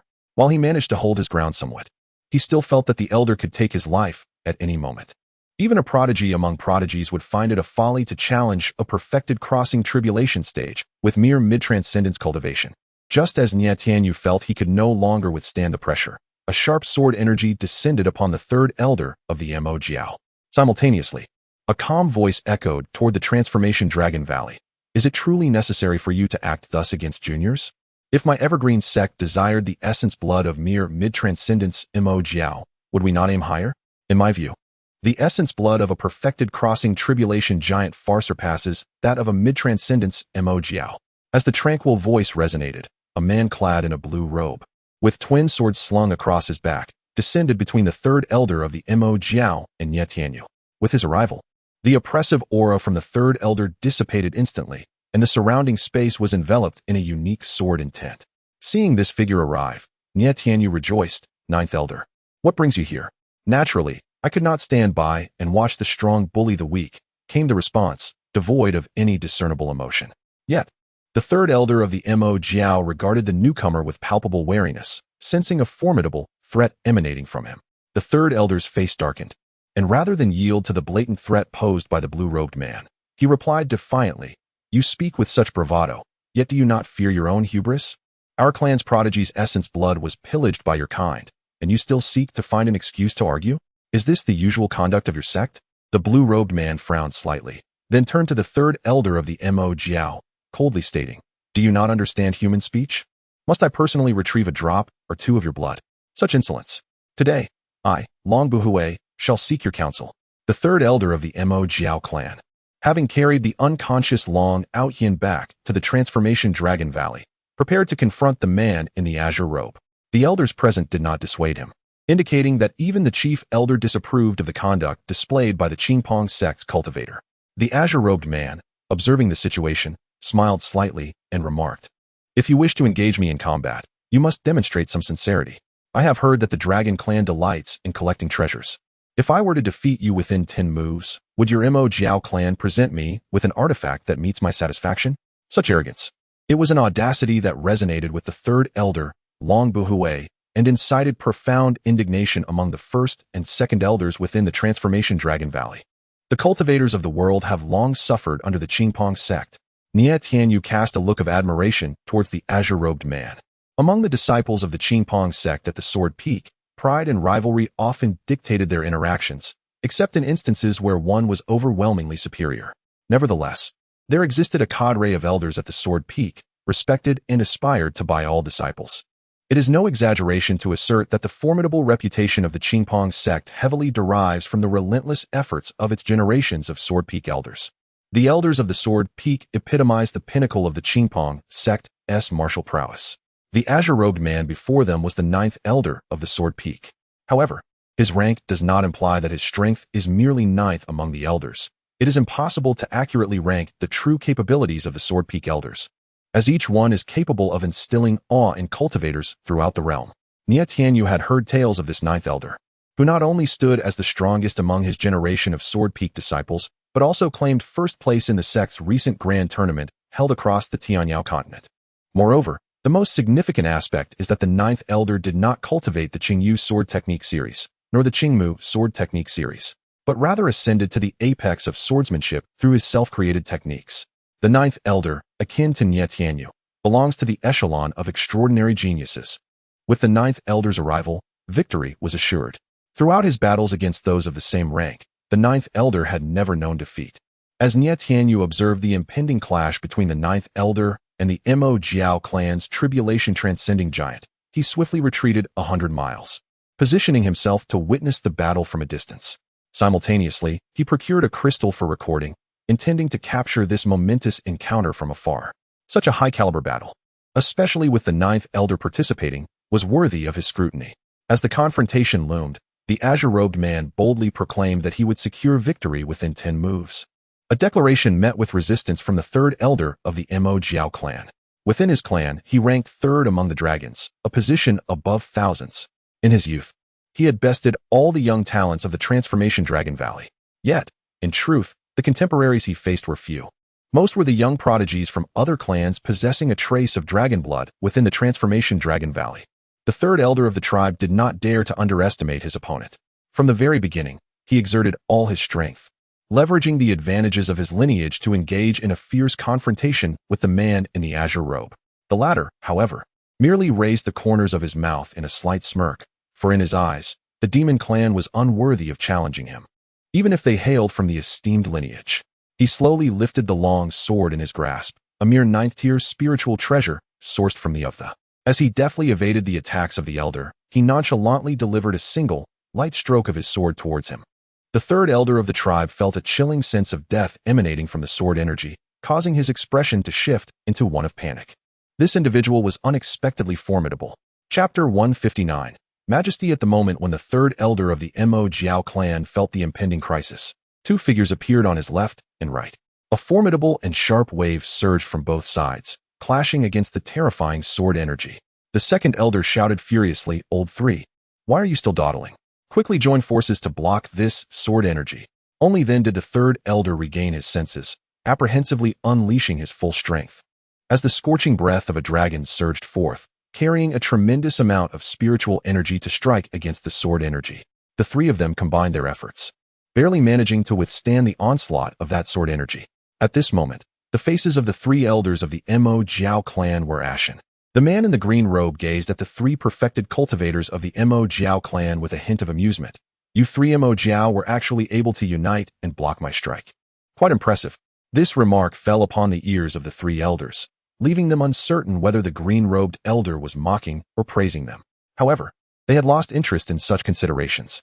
The strength of this individual instilled in them a sense of helplessness. He was merely the ninth elder of the Lin Feng of the Chongqing sect, yet it appeared that there were at least 9 elders of such caliber within the sect. The Chongqing sect truly deserved its title as the greatest sect of the Tianyao continent. Even though they, as the Mo Jiao clan, held their own pride, they could not deny the harsh reality at this moment. The man in the green robe continued to regard the 3 elders of the Mo Jiao clan with a smile, then added, "Will you choose to concede, or do you wish to compete with me further?" The 3 elders exchanged glances, each reflecting the resignation in the other's eyes. Despite feeling constrained and furious, they could only bury these emotions deep within. Without sufficient strength, all discussions were futile. The eldest elder, stepping forward, clasped his hands and said, "Esteemed friend from the Chongqing sect, we, the Huolong Valley, admit defeat in this contest. We are willing to accept our loss and will send someone to retrieve some treasures collected by the Mo Jiao clan for your selection." The third elder's eyes filled with reluctance. Their clan had always seized treasures from other races. Little did they expect to face such a situation today. Moments later, several Mo Jiao brought forth a variety of treasures from the Huolong Valley. In the distance, Nie Tianyu gazed at the dazzling array of treasures, feeling somewhat overwhelmed. Even as a mid-stage cultivator of the void refinement, he yearned to claim them all for himself. However, the man in the green robe casually selected one item and remarked indifferently, "I keep my promises. This 7th-tier spiritual plant shall belong to me from now on." Seeing this, the 3 elders sighed in relief. Although the treasures they offered were of considerable value, they represented only a fraction of their clan's vast treasury. The wealth accumulated over thousands of years was beyond the imagination of outsiders. Having presented so many treasures for selection, they had already prepared themselves for the possibility of losing it all. Fortunately, this individual was not insatiably greedy. After all, with such strength, who could possibly prevent him from claiming any treasure he desired? Upon observing that the other party had taken a 7th-tier spiritual plant without any intention of further selection, the Grand Elder swiftly gestured for the clan members to retreat back to the Dragon Transformation Valley. After all, with such a plethora of treasures, Should they fall into the hands of those with ulterior motives, it could spell trouble for the Mo Jiao clan. At this moment, they regained their composure, realizing that their clan had likely been ensnared by some foul entity, which had consequently lured the Chongqing sect here. Just as the three elders were preparing to bid farewell to the man in the green robe, he leisurely announced, "I have one matter yet to convey to you regarding your dragon transformation valley." The three elders felt their hearts sink again. They had anticipated that matters would not be so straightforward. While it is acceptable for your Mo Jiao clan to occupy this dragon transformation valley within the territory of my Chongqing sect, what is the purpose of your numerous restrictive formations in this place? The man's voice turned frigid as he uttered the last four words, implying that without a satisfactory explanation, this matter would not be resolved amicably. The three elders exchanged glances, their expressions tinged with indignation. This vast world, could the Chongqing sect truly oversee it all? This sacred ground belonged to the Mo Jiao clan, merely situated in close proximity to the Chongqing sect. Yet, they dared only to voice such thoughts in the silence of their minds. Sensing the simmering anger in the second and third elders, the Grand Elder communicated telepathically. "The clan leader is currently in seclusion. We ought to avoid provoking unnecessary conflict. We shall await the leader's return for a decisive course of action." Turning his gaze back to the man in green, the Grand Elder continued, "My Mo Jiao clan harbors no ill intentions. We merely feared that some unscrupulous individuals might covet our bloodline, which is why we established these intricate formations in Dragon Transformation Valley. Should your esteemed sect wish to investigate, my valley extends a warm welcome." The man in green nodded. "This task has indeed been assigned to me by my sect.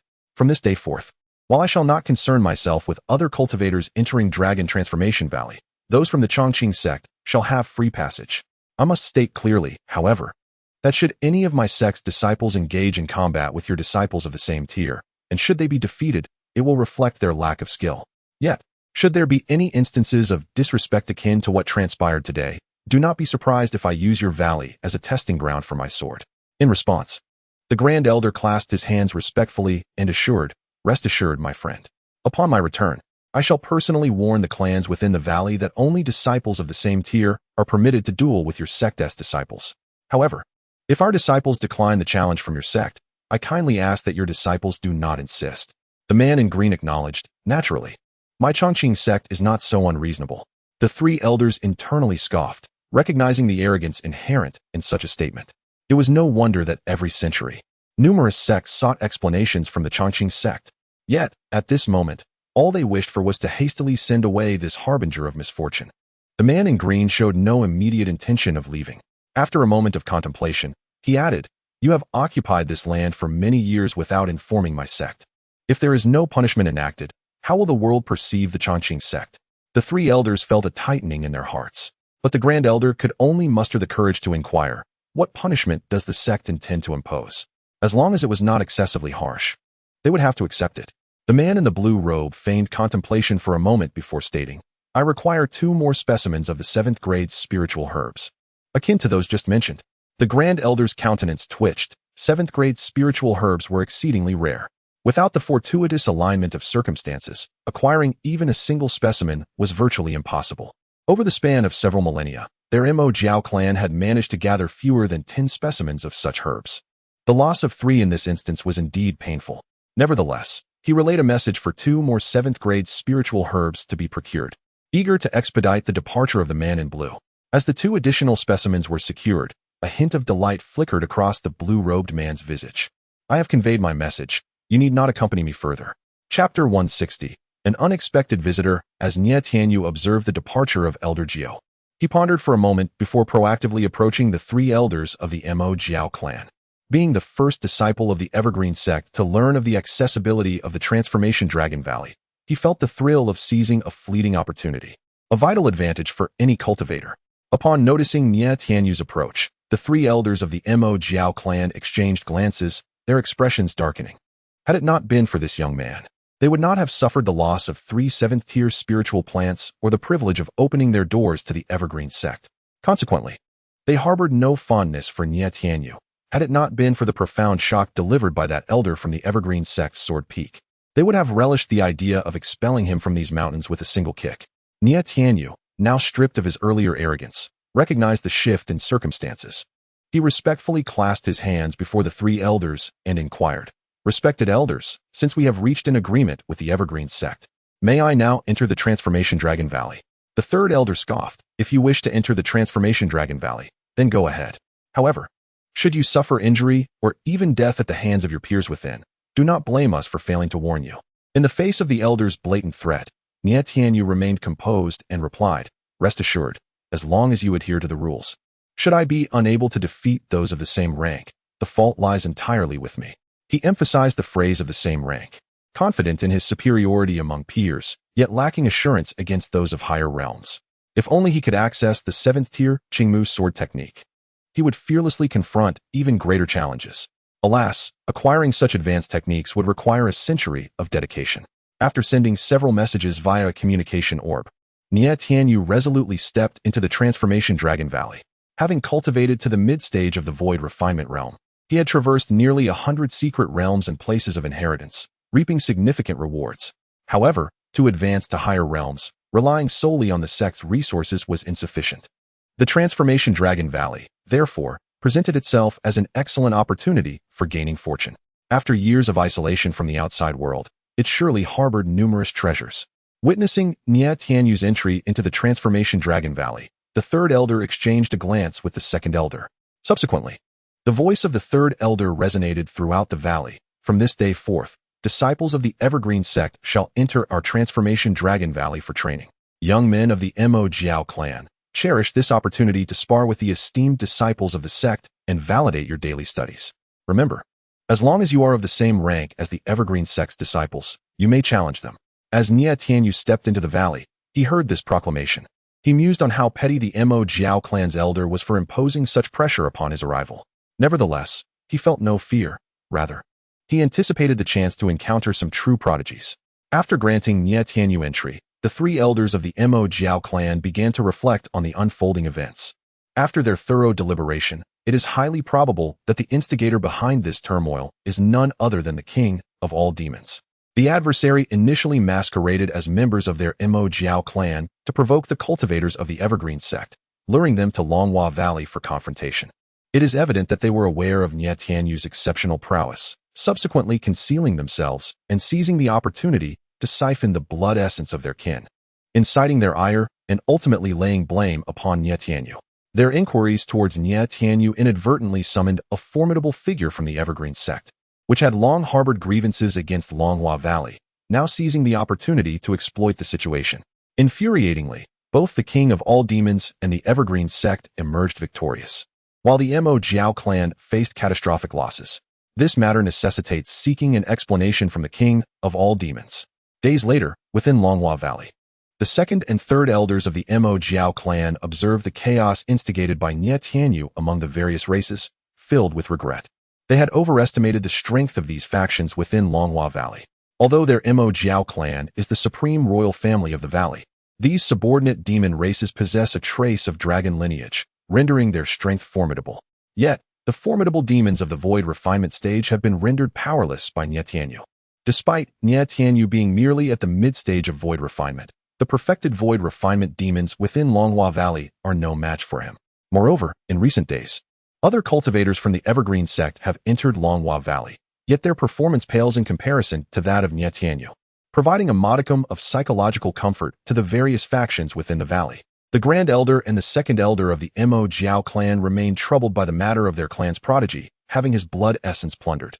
This dragon, Aotion, having suffered grave injuries and blood loss, will take decades to recover. Although their Mo Jiao clan possesses ample treasures to significantly expedite his recovery, they still cannot swallow their indignation. They cannot afford to offend the Evergreen Sect, but how can they compete against the trifling king of all demons? In recent days, the second and third elders of the Mo Jiao clan have gathered intelligence. It is highly likely that the king of all demons has allied himself with the Guardian Sect, maintaining an extraordinary rapport with its leader, and all the formidable demons of the Demon Valley have now pledged allegiance to the Guardian Sect. They had initially believed that after the last incident, the king of all demons would temper his ambitions. Instead, his insatiable greed has led him to covet the blood essence of the Mo Jiao clan. Today, they intend to confront the Guardian Sect and demand an explanation. In the Guardian Mountain Range, over a dozen Mo Jiao charged recklessly, their presence unmasked, into the territory of the Guardian Sect. Their imposing aura, reminiscent of the tribulation stage. Sent nearby demons fleeing in terror, clearing the path before them. Numerous powerful demons observed the arrival of this formidable group from a distance. Meanwhile, Erhu and his trusted subordinates have already gone out to meet them. Ever since realizing their master's true strength, Erhu has exuded unprecedented confidence. Despite being surrounded by a cadre of United Stage demons and himself being at the divine transformation stage, he exhibits no sign of trepidation when faced with the dozen or so Mo Jiao at the tribulation stage. The two tigers gazed upon the faintly discernible dozen or so ink serpents veiled within the clouds. With a thunderous roar, one of the tigers proclaimed, "Esteemed guests, your uninvited presence seems to lack a certain decorum." The second and third elders of the Inked Serpent clan, hidden amidst the clouds, chuckled in response. Since when has a mere transformation stage tiger demon dared to address us in such a manner? You accuse us of lacking etiquette? Is it not rather audacious for a diminutive transformation stage tiger demon to confront us directly, believing it to be a display of propriety? I have heard whispers that you are but a steed of the malevolent sect known as Tianyin. You are hardly worthy of conversing with us. I shall grant you 3 seconds to summon your master before us. Otherwise, I dare say your tiger hide may possess some collectible value. Chapter 161. What explanation do you seek? Upon hearing the threats from the other party, Eru could not suppress a chuckle. My tiger skin is indeed exquisite, but you mere reptiles are unworthy of such a collection. However, my master might still be in need of a few steeds. If you have intentions, I could recommend a couple to him. A cold snort resonated from the clouds above. Humph, how brazen. If you wish to die, just say it. A phantom dragon claw materialized instantly, aimed directly at Eru's head. Seeing this, Eru immediately shouted, "Dragon brother, stop watching and take action." Long Outyen's figure leisurely appeared before Eru, flicking his finger to shatter the dragon claw phantom. He then jested with Eru. "Weren't you calling me Outyen brother all this time? Why the sudden change to dragon brother today?"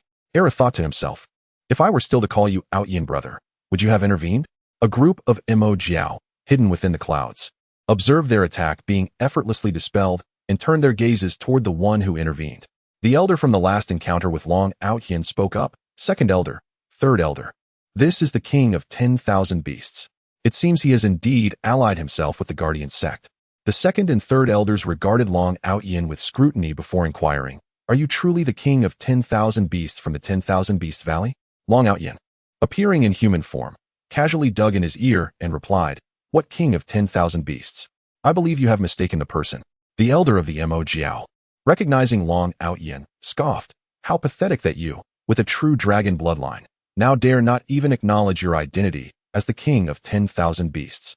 Even if you turned to ash, I would still recognize you." Long Outyen coolly responded, "What king of 10,000 beasts? I am Long Outyen, the vice master of the Guardian sect. Mind your words." The Mo Jiao second and third elders realized that the king of 10,000 beasts was up to his tricks again.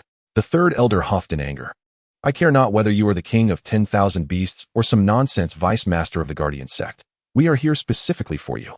A few days ago, did you not seize the blood essence of my clan's members?" Long Outyen, unfazed, replied, "Little Mo Jiao, I advise you to choose your words carefully. To dare to call the Guardian sect nonsense is to court death. Do you understand? And when did I ever seize the blood essence of your clan? I wouldn't even spare a glance at your Mo Jiao." The third elder, unable to tolerate being called Little Mo Jiao, retorted, "What did you just call me? Say it again if you dare." Long Outyen, dismissive, responded, "Are you not just a little Mo Jiao? Am I mistaken? In the upper realm, you little Mo Jiao wouldn't even qualify to carry my shoes." The third elder, unusually silent, continued, "Today, unless we thoroughly discipline you, you will not admit to seizing the blood essence of my clan's prodigies." Long Outyen chuckled lightly. "Is that so? Do you truly believe that a mere little Mo Jiao could contend with me? Had I not been gravely injured back then? Do you think any casual little Mo Jiao could have bested me?" At this moment, the second elder of the Mo Jiao clan furrowed his brow slightly and declared, "Since he refused to drink the wine offered, do not blame us for lacking courtesy. I shall see whether, after we have rendered you half dead, your esteemed leader from the Huitian sect will dare to come to your rescue." Long Outyen scoffed inwardly, realizing how forgetful these Mo Jiao were. He had long sensed that his master was nearby, silently observing. With his master's formidable strength, dealing with these tribulation stage Mo Jiao would require but a single sword strike. Hence he felt no urgency whatsoever. Moreover, in terms of a one-on-one confrontation, he was confident that none of the Mo Jiao from the Hua Long Valley could match him.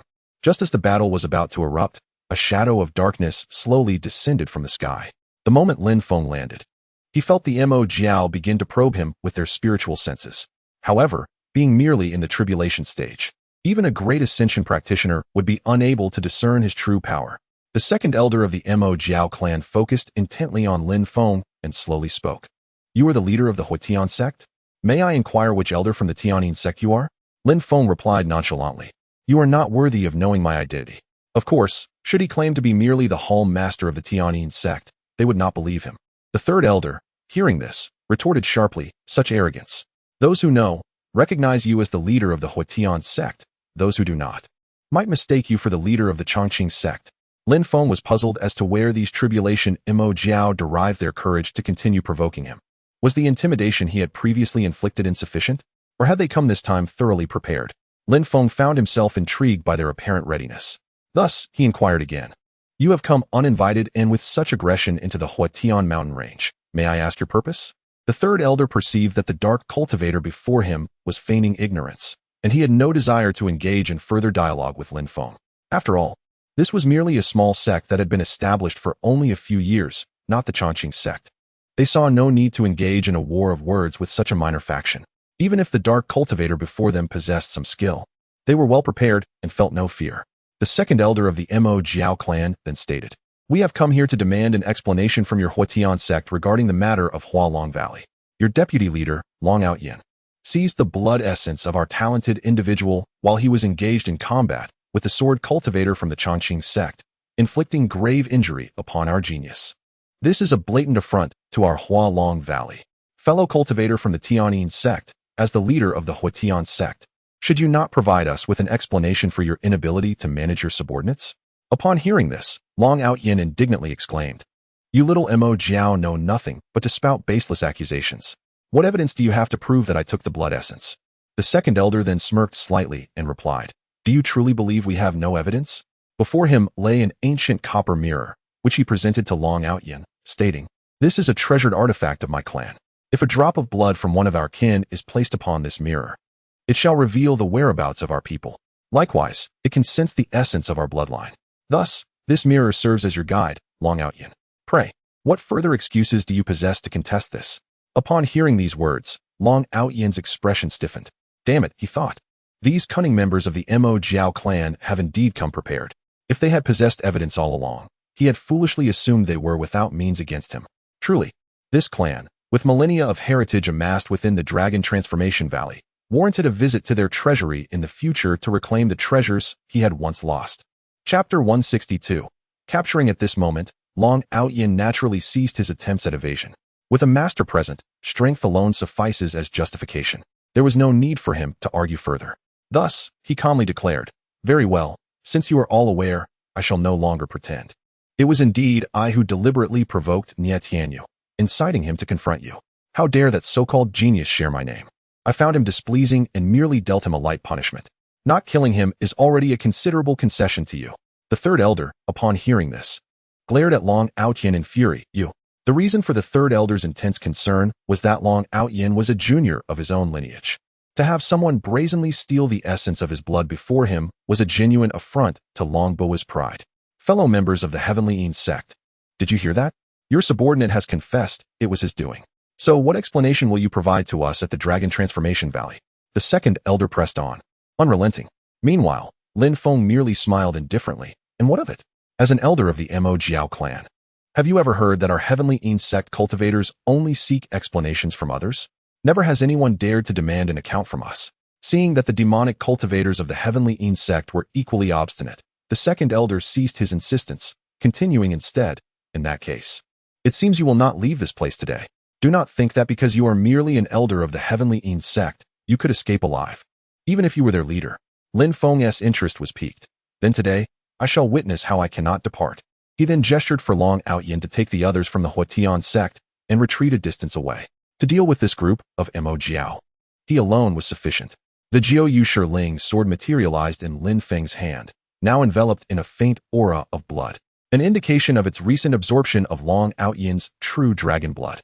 Lin Feng could sense that the quality of the Jiao Yushi Ling sword had indeed improved.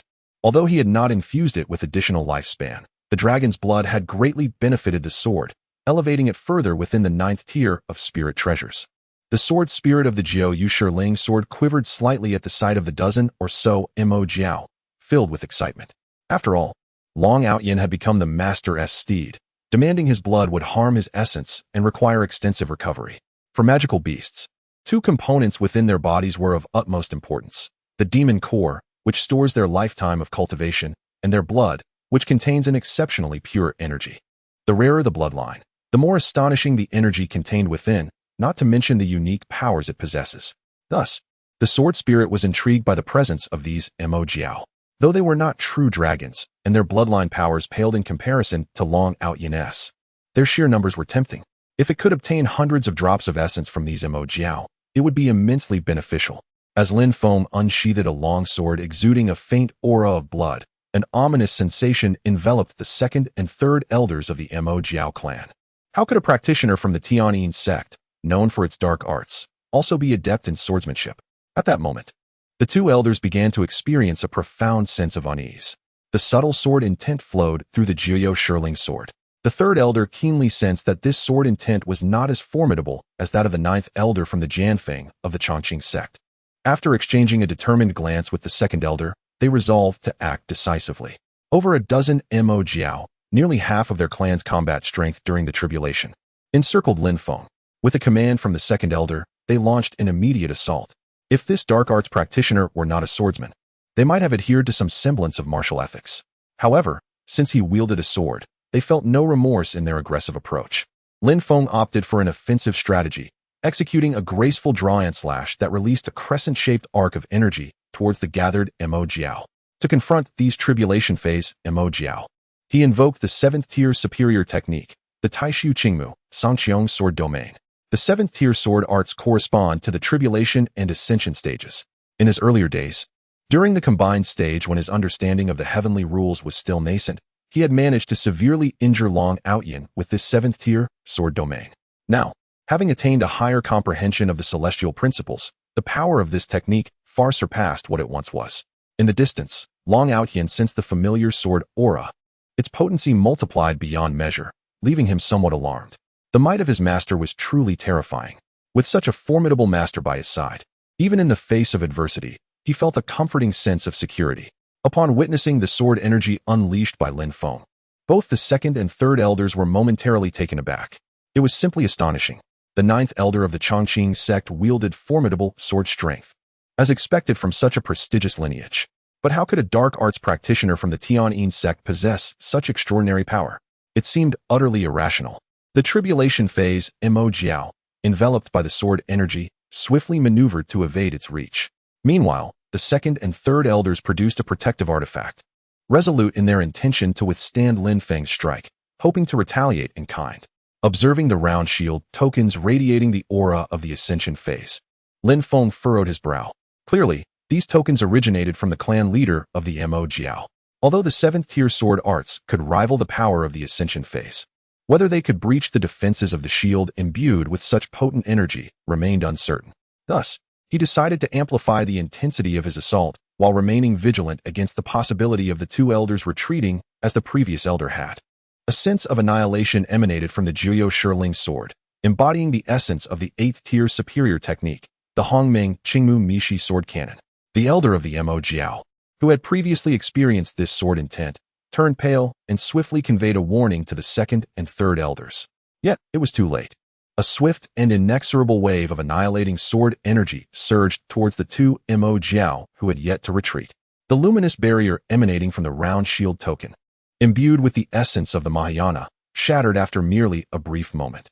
The second and third elders of the Mo Jiao clan were instantly rendered as pale as death. Was this reasonable? The sword cultivator from the Tianyin sect was unexpectedly mightier than the 9th elder of the Chongqing sect's sword peak. This overwhelming sword intent suffocated them, leaving no avenue for escape. Without further hesitation, the two swiftly withdrew another token, intending to flee. Yet, the sword energy unleashed by Lin Feng appeared almost sentient, instantly slicing towards the two tokens and bringing them crashing down to the ground. With a mere wave of his hand, Lin Feng collected the two uniquely crafted tokens, inscribed with ink characters, into his possession. Simultaneously, the sword energy swept past the two elders, causing dragon blood to spurt forth. the remaining Mo Jiao cultivators, witnessing the misfortune that had befallen their elders, immediately fled towards the direction of the Transformation Dragon Valley. However, Lin Feng made no effort to impede their escape. Retaining the 2 elders of the Mo Jiao clan was sufficient. Chapter 163. A dual advantage upon witnessing his master effortlessly slay the 2 elders of the Mo Jiao clan with a single sword stroke. Long Aotian was filled with exhilaration. As he observed the remaining Mo Jiao fleeing in haste, he immediately set off in pursuit. Although his master was inclined to spare them, it was simply unacceptable for these insignificant Mo Jiao to depart without leaving something behind. In a mere moment, Long Aotian caught up with several of the fleeing Mo Jiao, including the elder who had previously attempted to kill him. With an air of confidence, he blocked their path and declared with haughty pride, "You insignificant Mo Jiao, do you think you can come and go as you please at my Hutian sect? Our esteemed Sect Master has decreed that if you wish to depart, you must at least leave something behind."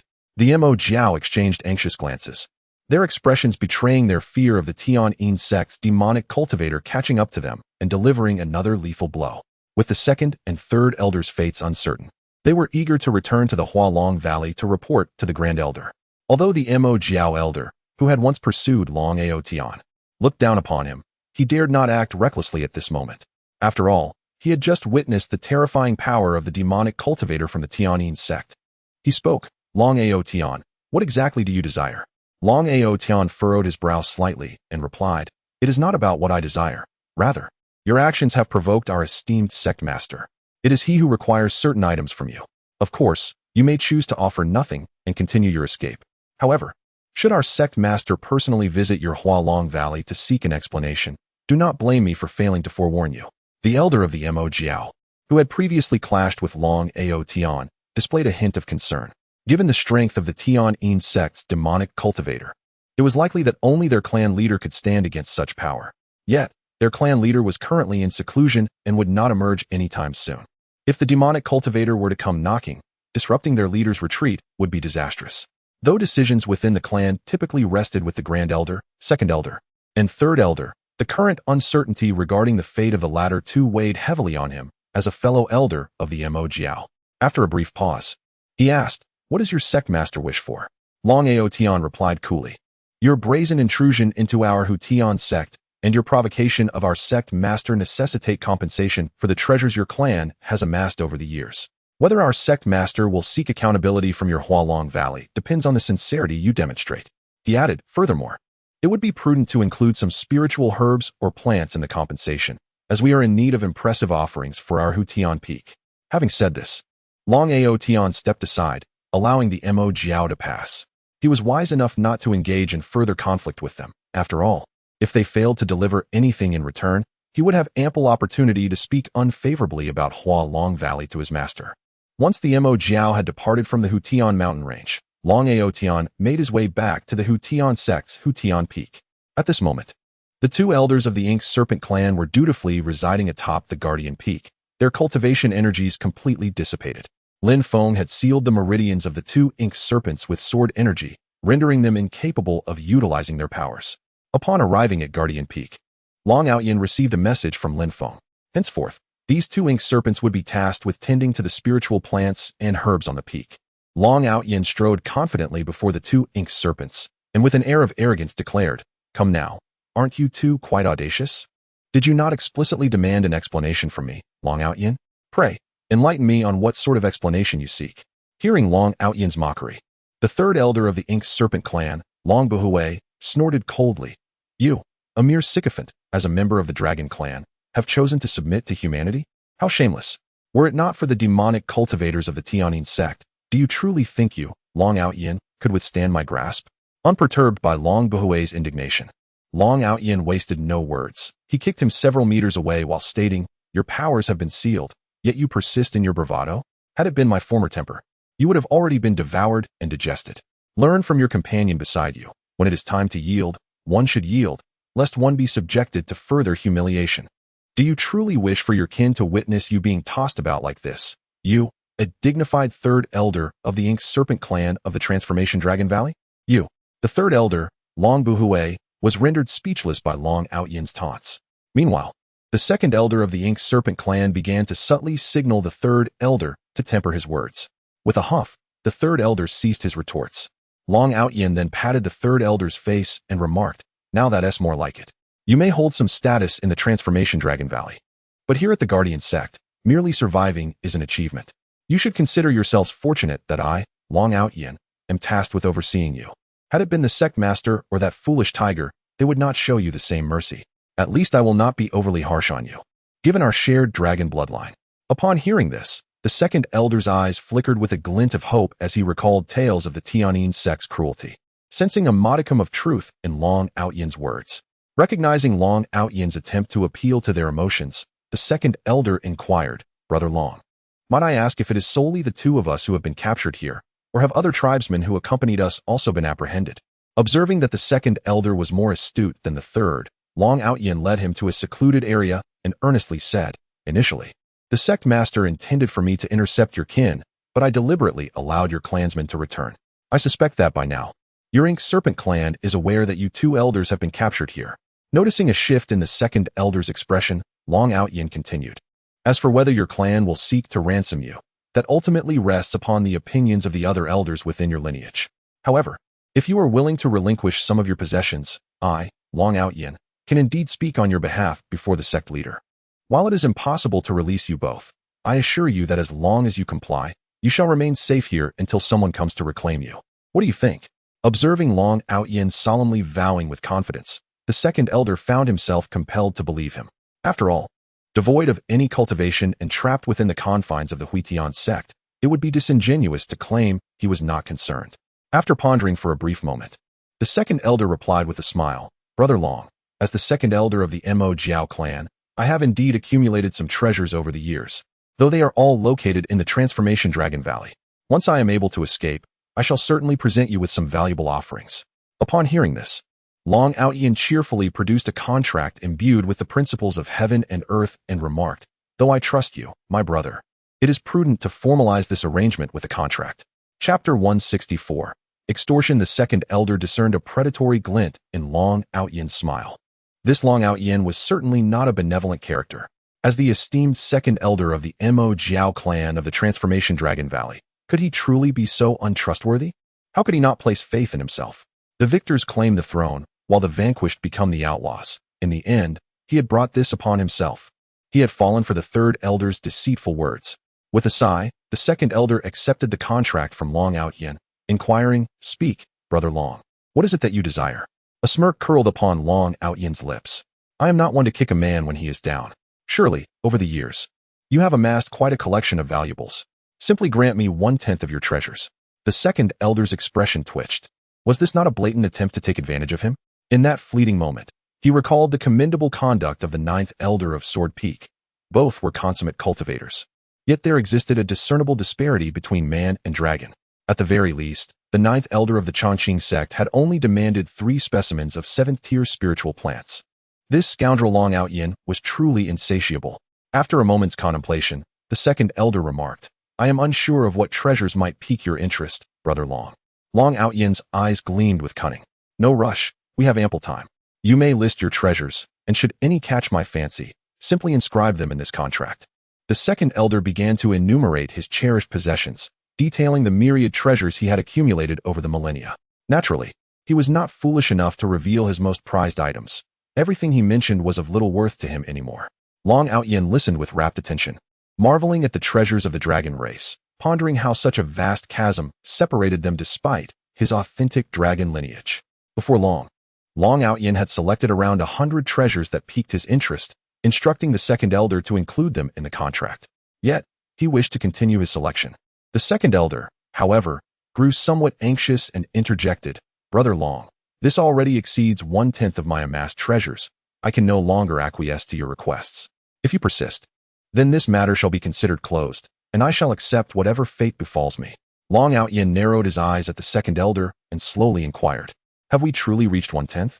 The second elder replied with candor, "What else could it be? Do you think I could possibly amass more? The Mo Jiao clan is not solely governed by my will. I have a grand elder and a clan leader above me.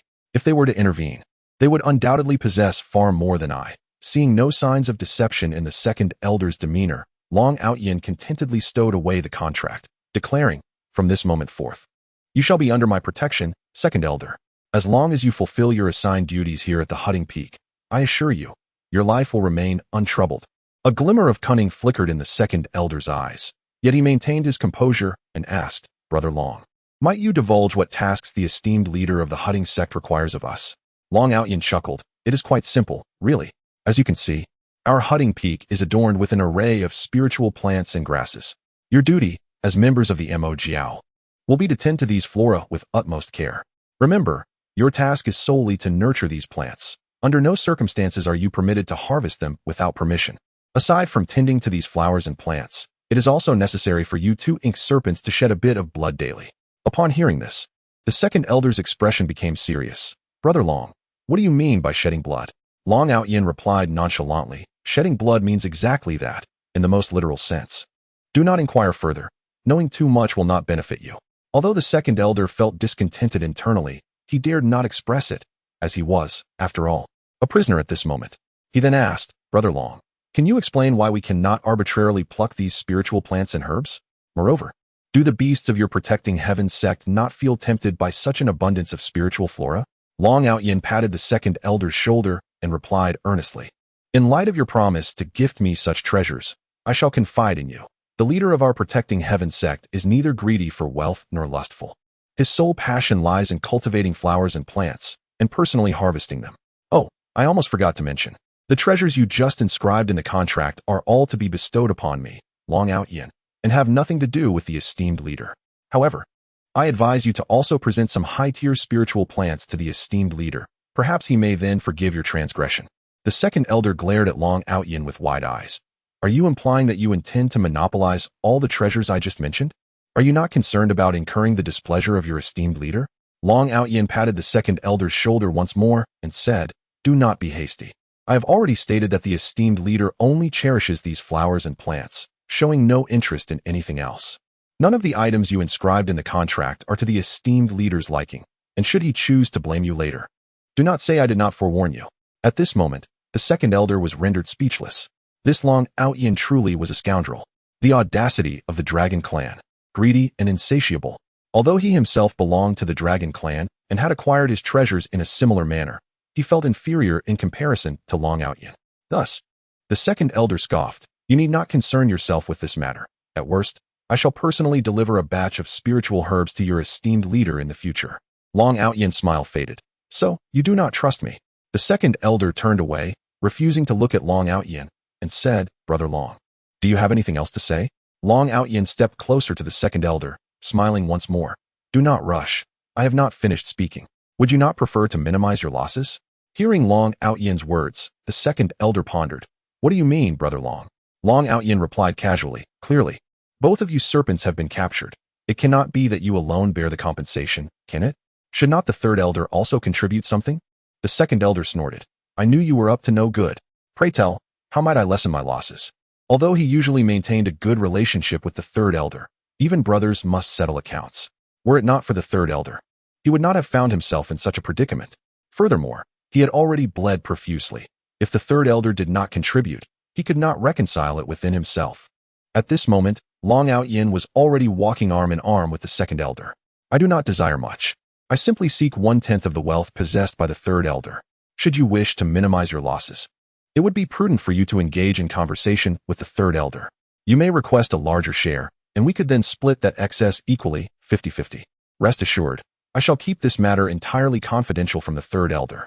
If you harbor any doubts about my sincerity, I can solemnly swear on the heavens. The Second Elder promptly replied, then swear first. Long Outyin. After Long Outyin fulfilled his oath and observed the departing figure of the Second Elder, a satisfied smile graced his face. Indeed, it is far more expedient to rob the wealthy local gentry. Chapter 165. A duet. Long Bahue observed the somber demeanor of the Second Elder as he returned and promptly inquired, Elder brother, what did Long Outyin summon you for? Why do you appear so troubled? With a deep sigh, the Second Elder replied, Ah, Third brother, do you not realize that our current predicament is rather dire? A hint of anxiety flickered across Long Bahue's face as he asked, what did Long Outyin say? In that moment, the Second Elder, wishing to convey the gravity of the situation, deliberately paused in silence. This only heightened Long Bahue's impatience. Elder brother, do speak. Death is but a triviality. Even if we perish, I am certain the clan leader will avenge us. The second elder, no longer withholding information, slowly articulated, Third brother. You must be aware of the methods employed by those demonic cultivators from the Tianyin sect. The leader of the Huitian sect is at least of elder rank within the Tianyin sect. We must not act impulsively and provoke them. Regret washed over Long Buhui as he lamented, alas. Who could have foreseen that even the defensive token left by the clan leader would be unable to withstand a single strike from the leader of the Huitian sect? Seeing that the third elder had begun to grasp the seriousness of the matter, the second elder continued, Third brother, we still have a slim chance of survival. It hinges on whether you are willing to make some sacrifices. Sacrifice? What do you mean by that? Long Buhui feigned ignorance, prompting the second elder to clarify. You know well that our dragon clan is rife with greed and lust. Long Outyin is no exception. If we are prepared to offer certain treasures, Long Outyin will be willing to plead our case before the leader of the Huitian sect to ensure our survival. Long Buhui hesitated, questioning, can we truly trust Long Outyin? What if he takes our treasures and does nothing? The second elder could not help but interject, we are not sending him the treasures up front. Besides, we possess nothing at present. Our storage equipment has long been confiscated by the leader of the Huitian sect. Any offering would certainly be made only after we return alive. If Long Outyin fails to protect us, we shall perish here, and he will receive nothing. Thoughtfully, Long Buhui mused, that is a valid point. But how much treasure should we offer him? The second elder glanced towards Long Outyin's direction and muttered, that Long Outyin is truly insatiable. He actually dares to expect half of our treasures as tribute. Long Buhui's eyes widened in disbelief. This scoundrel is utterly greedy. Nodding in agreement, the second elder declared, indeed. I outright refused, asserting that it was absolutely impossible. Even if it meant death, I would never part with half of my treasures. Eventually, after much negotiation between myself and Long Outyin, I managed to reduce his demand from half to 1/5. I contemplated pushing for an even lower amount, but noticing his growing impatience, I ultimately settled on 1/5. The third elder, Long Buhui, nodded in response. 1/5 is indeed more reasonable than that 1/2. Very well. If we truly manage to leave this place alive, relinquishing 1/5 of our wealth shall not pose a problem. But will Long Outyin believe us? After all, we have no tangible proof. At that moment, Long Outyin approached the two once more, stating, so, have you two come to an agreement? If you are unwilling, I shall take my leave. Whether you live or die is left to fate. The second and third elders, upon hearing this, hurriedly exclaimed in unison, we have reached an agreement. We are both in accord. Observing this, Long Outyin produced a contract of the great Tao, inscribing the terms within, which served as an oath to the heavenly principles. The third elder, Long Buhui, cursed under his breath at Long Outyin's unwillingness to concede even a little. He then inquired, Long Outyin, what type of treasures do you desire? I shall see if I can offer you 1/5 from my collection. Long Outyin shot a glare at the third elder. What 1/5? That amount is what the second elder owes. I have long found you displeasing. You must give me half of your assets. The third elder felt an urge to curse. How had he encountered such a character as Long Outyin? Long Buhui glanced at the second elder for help. Losing half of his wealth was a fate he could hardly bear, though he may not use those treasures. They represented thousands of years of painstaking accumulation. Even if not utilized, their mere presence brought him joy. Losing half in one fell swoop was an unbearable thought. The second elder, seeing the situation, immediately donned a beaming smile and led Long Outyin away, saying, Dragon brother, why the sudden change of heart? Long Outyin replied nonchalantly, it's simply that seeing your third elder incites my ire. You wouldn't understand. This is a strategic performance to provoke him. When we return and propose that, out of respect for you, we only take 1/5, he will surely be grateful. Do you believe it? The second elder secretly gave Long Outyin a thumbs up. Dragon brother, I admire your cunning. In his heart, he resolved that unless absolutely necessary, he would avoid dealings with Long Outyin in the future. Too unscrupulous. Subsequently, the two conversed for nearly a quarter of an hour, feigning several disputes during which Long Buhui could faintly hear their raised voices. As they returned to Long Buhui, a glimmer of gratitude appeared in his eyes towards the second elder. For his sake, the second elder was even willing to plead with Long Outyin. Witnessing the genuine gratitude in the third elder's gaze, the second elder felt a fleeting pang of guilt, but it was quickly overshadowed by his indomitable spirit of self-preservation. At this moment, Long Outyin feigned an expression of deep displeasure and impatiently stated, very well. In consideration of the esteemed position of the second elder of your Mo Jiao clan, you need only inscribe 1/5 of your wealth in this contract. However, should I discover any deceit on your part, the matter will not be resolved merely by that fraction. Subsequently, the third elder began to enumerate his treasures for Long Out-Yin's selection. Meanwhile, a shadowy figure of demonic origin quietly emerged in the sky. Upon seeing this apparition, both the second and third elders felt a tremor of apprehension. Could this malevolent cultivator be here to collect on their debts? Noticing his master's arrival, Long Out-Yin swiftly approached Lin Feng, seeking his master's intent. If Lin Feng truly wished to eliminate these two, the promised treasures would be rendered null and void. At that moment, Lin Feng regarded Long Out-Yin as quite the genius. With such an abundance of treasures, Long Out-Yin could hardly manage them all. Thus, Lin Feng casually remarked to Long Out-Yin, "Once these two Jiao present their treasures, you may retain 1/10 for yourself, while the remainder shall be delivered to my abode." Chapter 166. Reflection. Lin Feng's voice resonated loudly, intentionally ensuring that the second and third elders of the Mo Jiao clan below could hear him. After conversing with Long Out-Yin, Lin Feng turned his gaze back to the two Mo Jiao, coldly stating, "Considering your relative compliance, I may temporarily spare your lives. However, should you dare to renege upon your return in the future, do not blame me for being unmerciful." Upon hearing this, the second and third elders felt a flicker of joy within. They would not perish after all. "Rest assured, esteemed elder, as long as you show mercy and allow us to return, we shall meticulously gather treasures and present them to you personally," they replied. Though they were uncertain of when the elder intended to send them back, Lin Feng replied nonchalantly, "You wish to return? That depends on whether your Hualong Valley possesses the sincerity to do so." The two elders exchanged glances, silently cursing Long Out-Yin for emulating this master's demeanor. Yet, they dared not display even a hint of dissatisfaction. Lin Feng had come with serious intentions. He continued, "Although I can spare your lives, your offense against me warrants some form of punishment."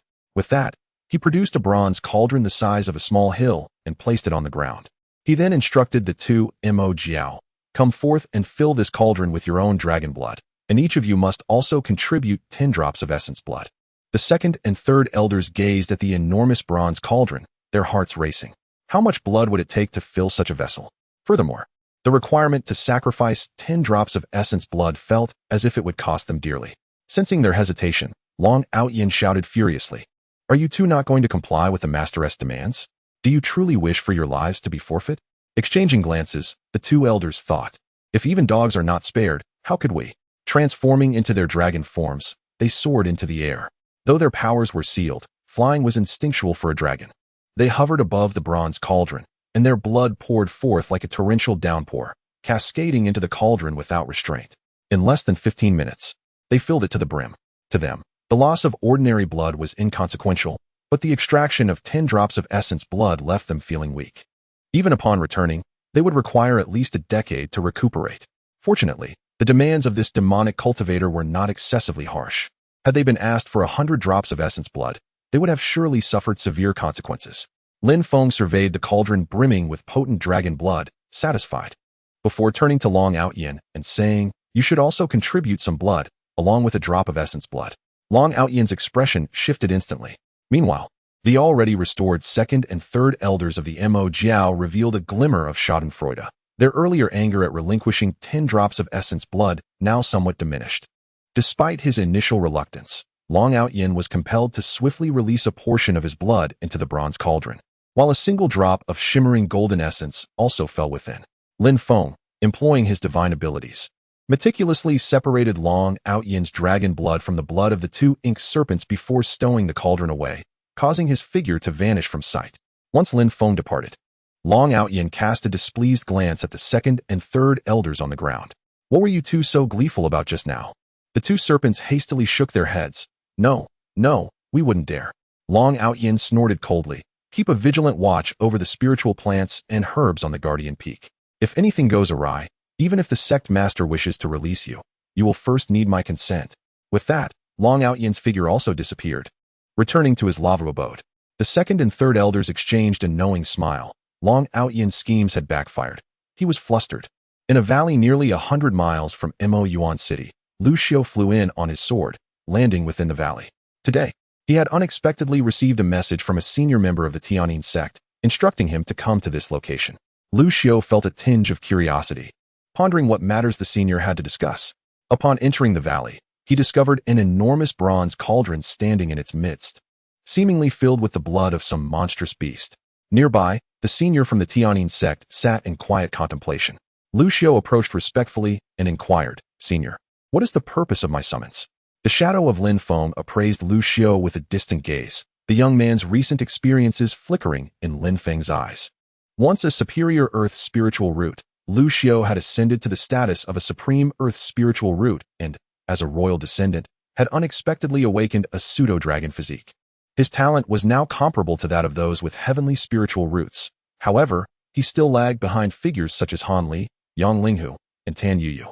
The recent subjugation of Long Outyin and the imprisonment of two fully transcended ink serpents, all of whom possessed dragon lineage, had positioned him favorably. Additionally, he had acquired a body refinement secret technique suitable for humans from the spirit of the 9U devouring spirit sword, particularly advantageous for a royal prince like Lu Xiao with a pseudo-dragon physique. With this secret technique, the ink serpent essence, and Long Outyin's blood, Lu Xiao's pseudo-dragon physique might very well undergo a transformation into a true dragon physique.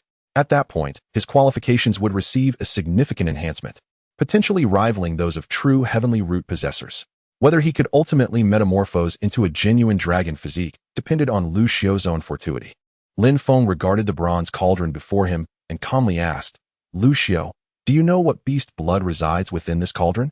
After a brief moment of contemplation, Lu Xiao, astonished, replied, "Senior, could it be that this cauldron contains dragon blood?" Lin Feng nodded affirmatively. Indeed, this cauldron is filled entirely with dragon blood.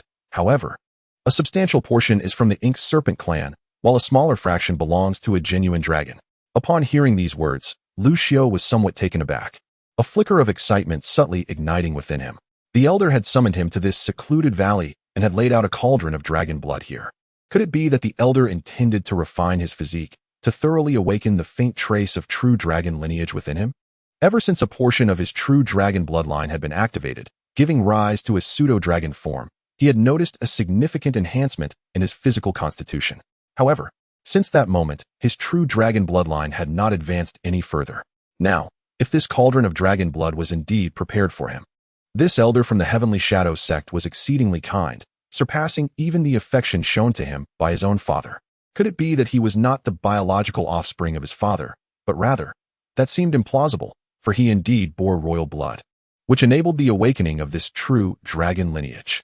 Nevertheless, Lu Xiao felt that it would be nearly impossible for him to repay the profound favor of rebirth bestowed upon him by this elder from the Heavenly Shadow sect in this lifetime. Chapter 167. The Royal Way of the Golden Dragon Body. I once chanced upon a secret technique that refines the physique with dragon blood. Observing that you have already awakened the pseudo-dragon body, I believe that with the aid of this dragon and true dragon blood, you may have the opportunity to transform into a true dragon body. However, this process may be somewhat painful. Regardless, you must persevere, for otherwise, the dragon blood contained within this cauldron will be squandered. Lu Xiao clenched his fists, saying little, and followed Lin Feng's instructions to enter the bronze cauldron. Lin Feng then imparted the secret method he had obtained from the sword spirit of the 9 nether-devouring spirit sword into Lu Xiao's mind. The secret method was titled Dragon Blood Forging the True Body, a technique designed to activate one's inherent dragon bloodline through the infusion of dragon blood, thereby forging the true dragon body. Once Lu Xiao settled in the center of the bronze cauldron, Lin Feng could no longer assist him. The activation of Lu Xiao's dragon bloodline depended solely on his own resolve. Lu Xiao sat cross-legged in the middle of the cauldron, one half filled with a pool of dragon blood mixed with the essence of 20 drops of the elder's blood from the Mo Jiao clan, while the other half contained the true dragon blood of Long Outyin. After swiftly familiarizing himself with the secret method passed down from the predecessors of the Tianyin sect, Lu Xiao began to absorb the dragon blood according to the method's instructions, stimulating his bloodline. This process was exceedingly intricate, requiring a great deal of repeated stimulation while enduring the searing sensation of the dragon blood entering his body and the pain from awakening his bloodline. Only at the outset, Lu Xiao began to feel cold sweat trickling down his forehead. Lin Feng observed silently. At this moment, he was entirely helpless, and Lu Xiao's success hinged on his ability to endure. If he persevered until the end, Lu Xiao would soar to great heights like Yang Linghu. If he faltered, then he would be forever estranged from this opportunity. As time passed, Lu Xiao's skin became flushed. The dragon blood, being an extremely young essence, intensified the suffering he endured as he stimulated his bloodline. Yet, Lin Feng also sensed that Lu Xiao seemed to be undergoing a transformation. The dragon blood in the cauldron was being rapidly consumed. Suddenly, as a drop of the elder's blood from the Mo Jiao clan entered his body, Lu Xiao's expression shifted dramatically. At that moment, Lin Feng sensed an inexplicable force surging into Lu Xiao's body from above his head, alleviating some of Lu Xiao's earlier agony. Employing the 7th-tier supreme technique Chaotic Soul Lantern Art, Lin Feng sought to uncover the origin of this mysterious force. The Chaotic Soul Lantern Art could probe into the causal relationships of individuals. Anything in existence that bore causality could be examined. The enigmatic force gathering above Lu Xiao's head emanated from the citizens of Maiyuan City and its surroundings. This was the royal way of fortune, a miraculous power formed by the convergence of the fortune generated from the common people. Although this power was not as substantial as that of Lu Yin, over the years, Lu Xiao had contributed significantly to the welfare of the masses. As the royal way of fortune continuously flowed into his body, the pained expression on Lu Xiao's face gradually faded, replaced by a look of comfort and relief. Meanwhile, the dragon blood in the bronze cauldron continued to be consumed at an alarming rate. As the blood of the Inquisition clan elder was absorbed drop by Lu Xiao, a dragon shadow began to materialize behind him, transitioning from ethereal to tangible. The rate at which Lu Xiao absorbed the dragon's blood surged exponentially. In an instant, the dragon's blood within the bronze cauldron was completely consumed. When the precious drop of blood from Dragon Outyin flowed into Lu Xiao's body, the dragon shadow behind him abruptly opened its eyes, emitting a faint yet resonant dragon roar that reached Lin Feng's ears. A radiant spectrum of colors illuminated the heavens above Lu Xiao, while simultaneously, a substantial amount of imperial aura was forcibly drawn from the direction of Yujing City, merging with his being. Far away in Yujing City, the emperor of the Great Han Dynasty suddenly sensed something and turned his gaze toward the direction of Moyan City, displaying a flicker of astonishment. Someone was contesting his imperial aura. After casting a glance in that direction, the Great Han Emperor sighed deeply.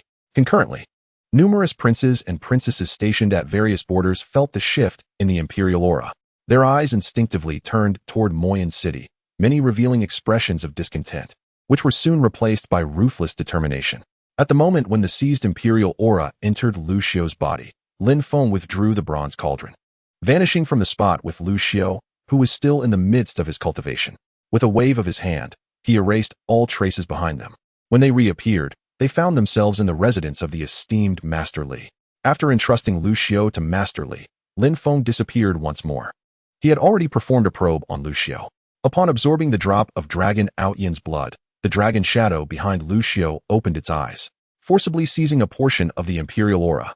Consequently, Lu Xiao's true dragon bloodline was fully awakened, transforming his original pseudo-dragon form into that of a majestic imperial golden dragon, an unprecedented constitution that Lin Feng had never heard of before. Clearly, this new form seemed deeply intertwined with the path of imperial authority. Shortly after Lin Feng erased the aura in the valley and departed, several figures descended into the area. After a fruitless investigation, they turned their gazes toward Moyan City, pausing in contemplation before departing once more. Multiple groups of people exchanged no words. They merely glanced at the direction of Moyan City before leaving with grave expressions. Meanwhile, within Moyan City, in Master Li's residence, the old man sensed the aura emanating from Lu Xiao and was taken aback. Lu Xiao had returned from his excursion as if transformed into a different person. A subtle yet palpable pressure radiated from him, causing even the formidable Master Li to feel a sense of trepidation. The weight of a higher power. It was unclear what methods that elder had employed to effect such a transformation in Lu Xiao. One could not help but acknowledge that Lu Xiao was indeed fortunate. After a considerable period, Lu Xiao's consciousness gradually returned. Moments ago, he felt as if he had metamorphosed into a golden dragon soaring through the skies of the Great Han Dynasty. He even glimpsed his father far away in Yujing City, along with his brothers and sisters stationed at various borders. As Lu Xiao sensed his own body, a surge of memories from his bloodline flooded into his consciousness, overwhelming him with an immense wealth of knowledge that rendered his eyes vacant. Beside him, the elderly Wang was filled with apprehension, fearing that Lu Xiao might encounter further troubles. Suddenly, Lu Xiao opened his eyes and gazed at Wang. A wave of astonishment washed over Wang, as if he were locking eyes with an ancient golden dragon. Just as Wang was about to pose a question, Lu Xiao abruptly transformed into a golden dragon. Although his form appeared to be in its juvenile state, Wang could already sense a profound imperial aura emanating from him. At that moment, Wang's resolve solidified. It was time for him to take action on behalf of Lucio. Chapter 168. I am Tianyuan City. This city, second only in prosperity to the capital of the great Han dynasty, Yujing City, has now become unrecognizable. It has transformed into a haven for the disciples of the Heavenly Shadow sect. Numerous disciples gather here, brazenly reveling in Tianyuan City, instilling fear and silence among its citizens. At this moment, the previously clear skies over Tianyuan City were suddenly shrouded by a massive black cloud. The abrupt dimming of the day plunged the inhabitants into a state of anxiety. Yet, some among the populace harbored a flicker of hope, believing that the heavens could no longer tolerate the misdeeds of the city's elite and were poised to deliver justice.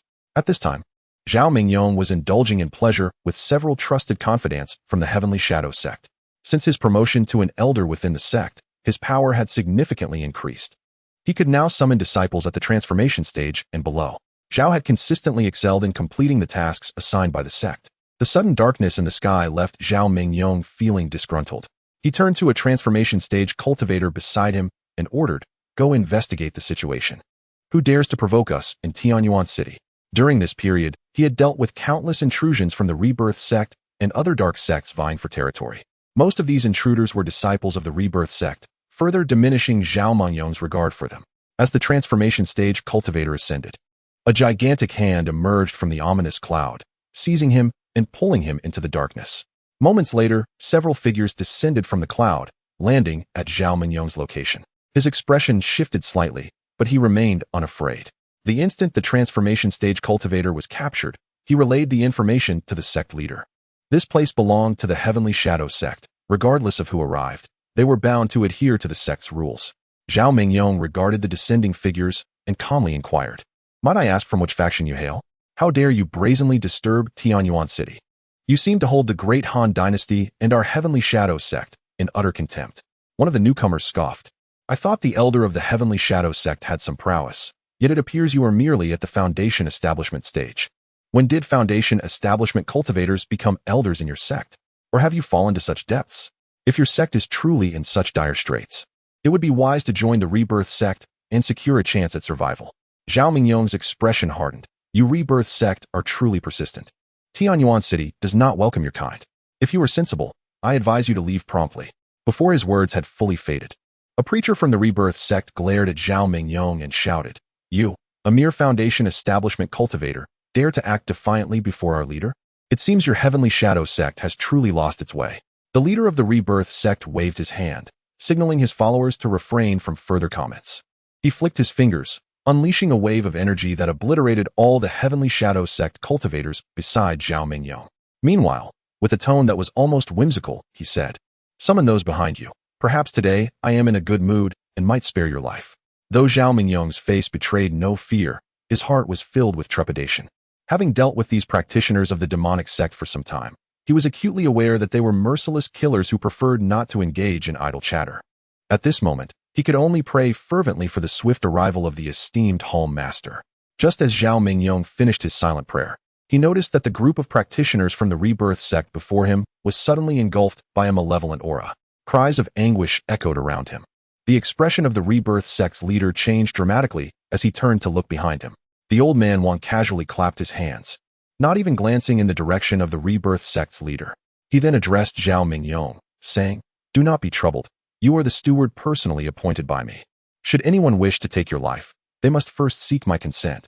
Upon finishing his words, the old man cast a significant glance at the Rebirth sect's leader and remarked, "A mere early-stage fusion cultivator dares to wreak havoc in my domain? Is this not a gross underestimation of my authority?" The old man had been observing Zhao Mingyong's performance over the years, particularly his adept handling of the Rebirth sect's disciples, which had greatly pleased him. Moreover, the two specimens of seven-leaf branching grass he had presented were of utmost necessity to his senior figure. For this reason alone, he was determined to ensure Zhao Mingyong's survival. The Rebirth sect's leader, witnessing the torment and death of his fellow practitioners at the hands of the dark practitioners before him, felt a flicker of fear. In a state of disarray, he inquired, "May I ask which Home Master of the Dark Shadow sect you are?" The old man replied coolly, "I am the Home Master of the Dark Shadow sect. Now that you know who I am, do you harbor any regrets about your actions?" The Rebirth sect's leader's body trembled slightly. Although he too was a fusion stage cultivator, he had merely relied on the sect's secret techniques to hastily ascend to the early stage. While he was more than capable of dealing with some void-refining cultivators, facing a renowned demon cultivator such as the Home Master was an entirely different matter. Prior to his arrival in Tianyuan City, he had conducted his research and was aware of the numerous disciples of the Rebirth sect who had perished here, believing there was only a single steward from the Dark Shadow sect stationed. Upon discovering that this steward was merely at the foundation building stage, he had entertained thoughts of seizing Tianyuan City. Little did he expect that a Home Master of the Dark Shadow sect would indeed be present. Such is life. Sometimes a gamble pays off, allowing one to soar to great heights, while at other times, a miscalculation leads to utter ruin. Unfortunately for him, this time he had gambled incorrectly. If it were any other Home Master, he might have entertained thoughts of escape, but confronting this Home Master, he found no will to flee. He looked at the old man Wang and slowly said, "It is a rare honor to engage with the Home Master today. Even if it leads to my demise, it is worth it." The Home Master smiled slightly in response, saying, "To kill you would merely soil my hands. Today, I shall spare your life. Return and inform your Archbishop and the other leaders that Tianyuan City, and indeed the entire Han Dynasty, is not a place for the likes of your Rebirth sect. Now depart." Upon hearing the words, the Bishop of the Rebirth sect displayed a fleeting glimmer of excitement in his eyes, and then his figure shot into the sky, vanishing from sight. It was only after he distanced himself from Tianyuan City that he glanced back with lingering trepidation, astonished that his adversary had truly spared his life. However, he dismissed the warning from the old man. Although he was no match for the Home Master, those senior bishops would hardly regard a mere Home Master with any significance. After the Bishop of the Rebirth sect departed, the old man handed a token to Zhao Mengyong, stating, "Should similar incidents occur in the future, you may activate this token, and I shall appear by your side." After this, the old man inquired slowly, "Are you certain you have made your decision to serve me?" Chapter 169, The Fateful Confrontation of Moy. Currently, Moy has been entirely subjugated by Lin Feng. The 4 tribulation crossing cultivators born within Moy have all submitted to Lin Feng. However, in their eyes, it is the enigmatic high cultivator of the Tianyuan sect who dominates Moy. This represents another faction under Lin Feng's command, apart from the Hudiang sect. Once he incorporates the Tianyuan sect into his domain, his ambitions will be fulfilled. Regrettably, he has yet to encounter the higher echelons of the Tianyuan sect. Thus his status remains stagnant. With his present prowess, he finds it challenging to encounter worthy adversaries on the Tianyao continent. Yet he seldom instigates trouble, more often than not. It is misfortune that seeks him out. At the depths of Moy, Lin Feng has established a layer of prohibitions at the fissure leading to the realm of the Netherworld. Should this barrier be breached, it will signal the passage of creatures from the Netherworld, allowing him to sense their arrival immediately. At this moment, Lin Feng is seated above the spatial rift, reveling in the boundless energy of the Netherworld. Yuli has been in seclusion for 3 years, striving to transcend to the next realm, while Han Li continues his training in this world within Moy, where numerous prodigies have emerged, capable of engaging in a fair contest with him. Ever since the tribulation-completed cultivator Neo Gully returned to the Netherworld, the territory he once occupied has been divided among Mo Xian, Mo Qing, and the others. Lin Feng harbors no objections, as the entirety of Moy now belongs to him, the esteemed cultivator of the Tianyuan sect. After sweeping his divine sense across the surrounding miles of Moy and finding no anomalies, Lin Feng began to prepare for a new fateful confrontation. Following his previous defeat and the consequent loss of fortune, the system has indicated that he can expend his lifespan to engage in further fateful confrontations. Thus, each month, he initiates a new confrontation. His first encounter was a mutual match, while all subsequent ones have been randomized. This implies that, during his inaugural confrontation, both he and his opponent from the upper realm could perceive the engagement. However, for all subsequent confrontations, unless his adversary is also initiating for the first time, they are generally oblivious to their role as his faithful opponent. Victory in these confrontations still grants him a measure of fortune, though not directly from his opponent, but rather as a boon from the Tao of Heaven. Conversely, in defeat, the Tao will strip away a portion of his fortune. Furthermore, as long as he has not attained the true immortal realm, his comprehension of higher-tier techniques and the laws of nature can be utilized in these confrontations, even if he possesses only the strength of a perfected core formation. This insight has been the fruit of Lin Feng's relentless endeavors over the past 3 years. Throughout this time, he has engaged in 40 fateful confrontations, remaining undefeated. He attributes this success to a re-evaluation of his strength by the Tao of Heaven, as the opponents he faced were predominantly once great talents of the Tianyao continent. Yet, in the face of Lin Feng's current capabilities, they are utterly incapable of posing a challenge. As Lin Feng continued his streak of victories, he began to perceive that the strength of the opponents he encountered was becoming increasingly formidable. Are you certain you wish to expend 410,000 years of lifespan to engage in the 41st fateful duel? Without hesitation, Lin Feng chose to proceed. Should you emerge victorious in this duel, the lifespan consumed for the next fateful duel will increase by 10,000 years. If you fail, the next engagement will still only require 410,000 years of lifespan. Lin Feng was already well aware of this. Only through victory would the consumption of lifespan for subsequent duels increase. If one were to fail repeatedly in their initial fateful duel, even after 1,000 defeats, the next attempt would still only cost 10,000 years of lifespan. Lin Feng actually hoped that the amount of lifespan consumed in his fateful duels would continue to rise. The fateful duel has commenced, and your opponent is the enigmatic sword Immortal. Lin Feng's consciousness entered a mysterious realm, a place he had become accustomed to after numerous visits. Opposite him stood an exquisite woman clad in a crimson robe, wielding a jade-green longsword. The enigmatic sword Immortal was well known to Lin Feng, as the enigmatic sword valley was her legacy. Yang Linghu had undergone a transformation within that valley, acquiring the pure sword body and inheriting the teachings of the enigmatic sword Immortal. What surprised Lin Feng, however, was that this enigmatic sword Immortal was indeed a woman, a female sword Immortal. Such rarity, he observed as the woman in red gently caressed her jade-green longsword. Her eyes filled with curiosity as she gazed at Lin Feng. After so many years, I finally encounter another challenger from the distant Tianyao continent. To meet me in a fateful duel suggests your strength is commendable. Let me see whether you practice the azure feather sword technique or my own creation, the enigmatic sword technique. Her alluring lips quivered slightly, and her enchanting voice wafted into Lin Feng's ears. This was the first time Lin Feng felt a flutter of emotions towards a woman. Could this be the legendary attraction between prodigies? Maintaining a sense of normalcy in the face of such opponents encountered in fateful duels had become second nature to Lin Feng. Yet, even so, the enigmatic sword Immortal remained unaware of the true nature of the events unfolding. The figure before him was a simulation created by the laws of the heavens. Lin Feng clasped his hands in a gesture of respect and replied, "Senior, I do not practice the azure feather sword technique nor the enigmatic sword technique, but rather the azure wood sword technique." Upon hearing this, the enigmatic sword Immortal exhibited a hint of confusion. That cannot be. If you truly practice the azure wood sword technique, with your strength, you should not have encountered me. Is this your first fateful duel? Lin Feng shook his head, stating, "Senior, I encountered you only after winning 40 consecutive fateful duels."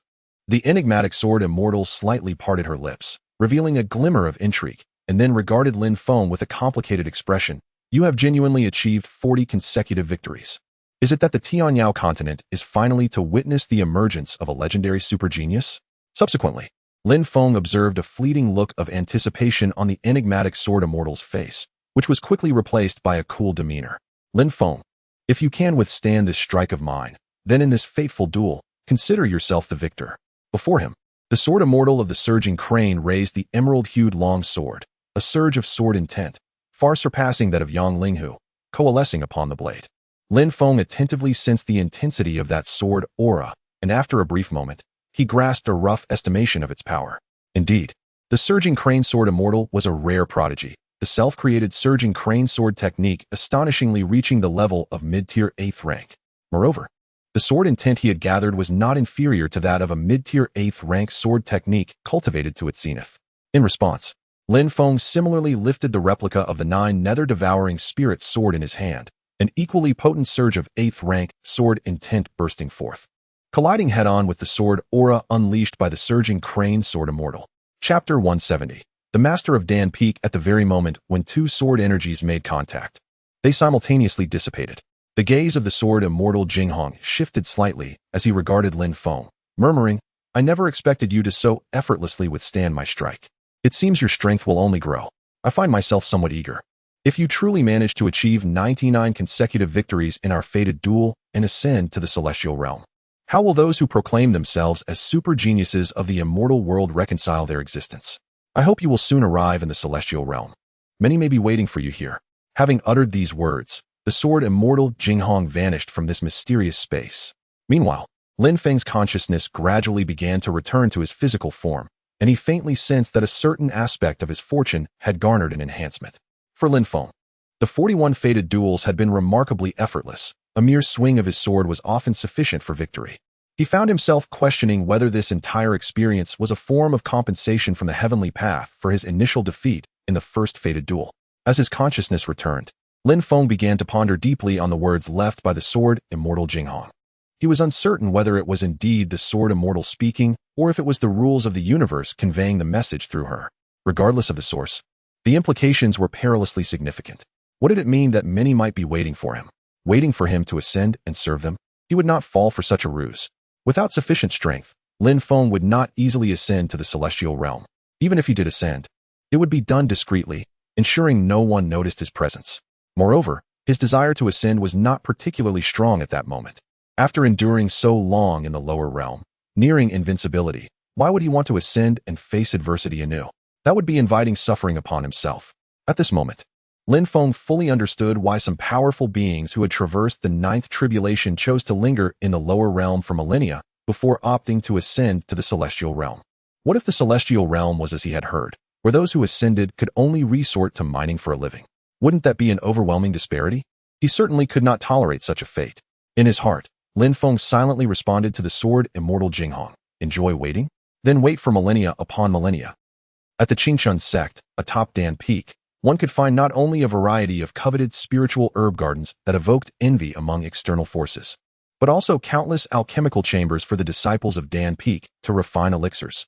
At the pinnacle of Dan Peak, there existed a floating hall, the daily abode of the master of Dan Peak. Within Dan Peak, even inner disciples would likely spend their entire lives without ever laying eyes upon the master. Only the direct disciples were permitted entry into this hall belonging to the master. The master of Dan Peak had not been replaced for tens of thousands of years. Even the current sect leader and numerous elders of the Qingshun sect would respectfully address the master as senior.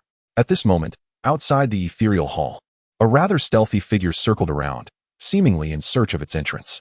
If the elders of the Mo Jiao clan were present, they would recognize this elusive silhouette as the ninth elder of the Jianfeng sect, who had recently shattered their confidence with a single stroke. As the ninth elder grew increasingly impatient, a venerable voice echoed from within the hall. "Little ghost of the Dugu family, why have you come to bother me again? I possess nothing of worth that can withstand your meddling." The ninth elder, feeling somewhat embarrassed, replied, "Master, it has been so many years. Why do you still hold on to that memory? I was merely a child then, indulging in youthful mischief. Surely, you wouldn't hold that against a junior?" A hearty laugh resonated from the hall. "I certainly do not intend to argue with a young scamp like you. However, if you wish to see me, you must find the entrance to this hall on your own. I shall not grant you entry." The ninth elder sighed in resignation. "Master, after all these years, you have practically sealed every flaw in this hall. If you do not provide an exit for your junior, it seems I shall never enter." "That's precisely the point. It saves me from having you meddle with the precious elixirs I have painstakingly refined."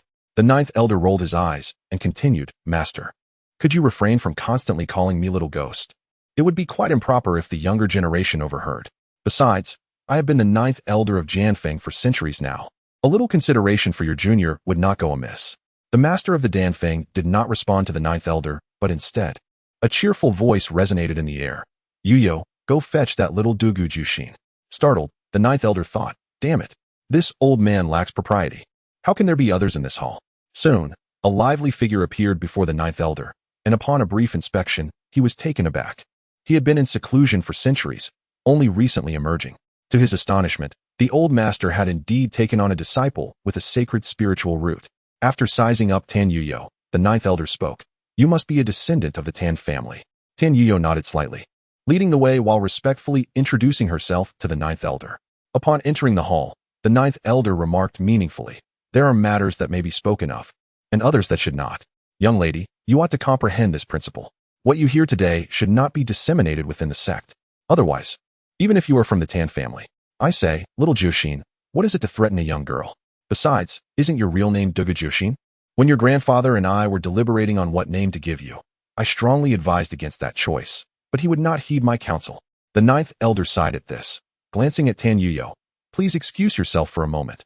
I have urgent matters to discuss with my esteemed master today." Tan Yuyu discreetly took her leave. Elder Jianfeng, the ninth elder, swiftly moved deeper into the location, where he found an elderly man. His hair a silvery white and his face adorned with wrinkles, savoring a cup of tea. Upon the arrival of Elder Jianfeng, the master of Danfeng gestured for him to take a seat across from him, then slowly remarked, I thought you had lost the audacity to visit me again. It's unusual for one to seek out the Three Treasures Hall without a purpose. Pray tell, what brings you here? With a playful smile, Elder Jianfeng presented 5 specimens of 7th-tier spiritual plants, stating, "In my folly, I inadvertently caused the demise of one of your esteemed 7th-tier spiritual plants years ago. Over the years, I have traversed the vast expanse of the land, and at long last, I have gathered 5 to honor you." The master of Danfeng did not even cast a glance at the 5 spiritual plants. Instead, he scrutinized Elder Jianfeng with an air of astonishment, exclaiming, "Ah, I never imagined that the frost-faced Duga Xiaojiu would stoop to bribery. Speak, what is it that you desire from me?" Chapter 171. Have you ever established your foundation? If it were anyone else repeatedly referring to themselves in such a manner, Elder Jiu of the Sword Peak would undoubtedly deliver a swift blow, imparting a lesson on true strength. Yet, when confronted with the venerable elder before him, the master of the Pill Peak, he found himself lacking the audacity to do so. As Elder Jiu of the Sword Peak and the 9th-born of the Dugu family, he was affectionately dubbed Duga Xiaojiu. However, few were aware of his true name. Especially after he ascended to the position of Elder Jiu within the Evergreen sect, no one dared utter his original name thereafter. Most would simply refer to him as Elder Jiu or Elder Dugu.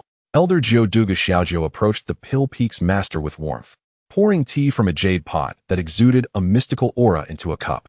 "Master, I must confess. I seek a pill from you. A pill that guarantees a successful passage through the 9th heavenly tribulation."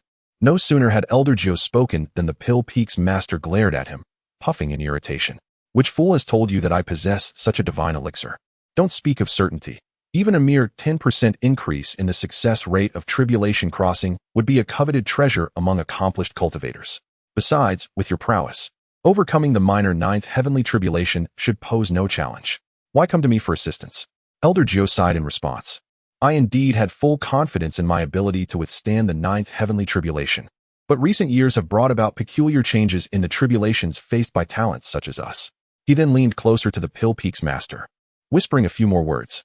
The Pill Peak's master furrowed his brow, subsequently commencing calculations to unveil a glimpse of the heavenly secrets. After a quarter of an hour, he ceased his gestures and retrieved a vial of pills, tossing it to Elder Jiu. "Use sparingly. Once you have successfully crossed your tribulation, remember to return the remaining pills. The materials to concoct such elixirs are becoming increasingly scarce on the Tianya continent." Han Family Village. Having not returned for several years, Han Li decided to revisit Han Family Village after completing his cultivation. Following the unlocking and transformation of his body into the profound Yin sacred body, his cultivation speed had surged, particularly after entering the enigmatic realm of Mo Yuan, where he had reached the mid-stage of the Golden Core realm, narrowing the gap between himself and Shangwan Haoran. Although he had long departed from the Tianqing grassland, he preferred to suppress his cultivation level when appearing in the world as Han Li to avoid drawing attention. For instance, at this moment, he presented himself as merely a 7th-layer Qi refinement cultivator, still significantly below his master's foundational stage. This return to Han Family Village marked his first since entering Mo Yuan, having been away from his homeland for an extended period. Uncertain of the changes that had transpired over the years, Han Li stepped through the village entrance, whereupon several elders immediately recognized him. They swiftly summoned a group of children, exclaiming, "Hurry, pay your respects to the Immortal who has emerged from our Han Family Village." A group of children, already well acquainted with the routine, swiftly approached Han Li, their eyes shimmering with admiration. Han Li was no stranger to this. Ever since his first return, he had grown increasingly aware of the distinction between immortals and mortals. Each time he returned to Han Family Village, the concept resonated more profoundly within him. In the past, he returned with nothing but a handful of worldly candies and delicacies for the children, often facing criticism from others. Eventually, he ceased to bestow gifts upon them altogether. Yet the elders continued to joyfully send their children to pay their respects. Now, Han Li possessed treasures far beyond what he once had. The storage ring crafted by his master contained over 1,000 cubic units, filled with countless valuable items he had collected over the years in the Mo Yuan. However, despite his vast collection, he would not share them with the children, for the chasm between the realms of mortals and immortals meant that such acts would only bring harm to them. Just as Han Li was about to assist the group of children to their feet, an inopportune voice echoed from nearby. What kind of immortal is Han Li? Even if he struck it lucky and entered the Evergreen sect, he is merely a menial stable hand on the small weather grassland. I, Han Yong, have genuinely caught the attention of the Wajixian sect and have become an outer disciple. How can he compare? The speaker approached Han Li and patted him on the shoulder, saying, "Brother Li, I trust you won't take offense at my words. Having served as a menial disciple on the weather grassland for so many years, you must understand the difference in our statuses, right?" After speaking, he pretentiously produced a vial of pills and distributed one to each child. Although Han Li sensed no spiritual energy emanating from the pills, the children eagerly expressed their gratitude to Han Yong. Han Li remained indifferent. Han Yong was his cousin, blessed with superior spiritual roots, who had ventured forth to seek an immortal sect and successfully garnered the attention of the Wajixian sect, becoming one of its members. The sheer determination and fortune that Han Yong possessed were beyond Han Li's reach. He had overheard many villagers speculate that Han Yong sought to elevate his status and reputation by belittling him. Yet, their return schedules had never aligned until this fortuitous encounter. Currently, they were the only two from Han family village to have successfully joined an immortal sect. Before Han Li could speak, Han Yong continued, "Brother Li, after all these years in the Evergreen sect, have you built your foundation yet? I, lacking in talent, was fortunate enough last year to receive recognition from the sect and obtained a foundation establishment pill, successfully entering the early stages of foundation establishment." Han Li glanced at Han Yong. Had it not been for the unlocking of his meridians, he would have been nothing more than a naturally destined menial disciple, unable to match Han Yong's achievements. He clasped his hands in congratulation, saying, "Brother Yong, I commend you on stepping into the foundation establishment stage ahead of me. Your future shines far brighter than that of a mere menial disciple like myself. After diligently practicing for over a decade, I have only just reached the 7th layer of Qi refinement. I wonder when I shall have the opportunity to attempt a breakthrough in foundation establishment. Moving forward, I shall rely on your guidance and support." Han Yong, with a satisfied demeanor, patted Han Li on the shoulder, as if to suggest that he would take care of him in the future. However, within his heart, he was smirking coldly. Upon returning to Han village, "If you refer to me as Brother Yong, I shall not hold it against you.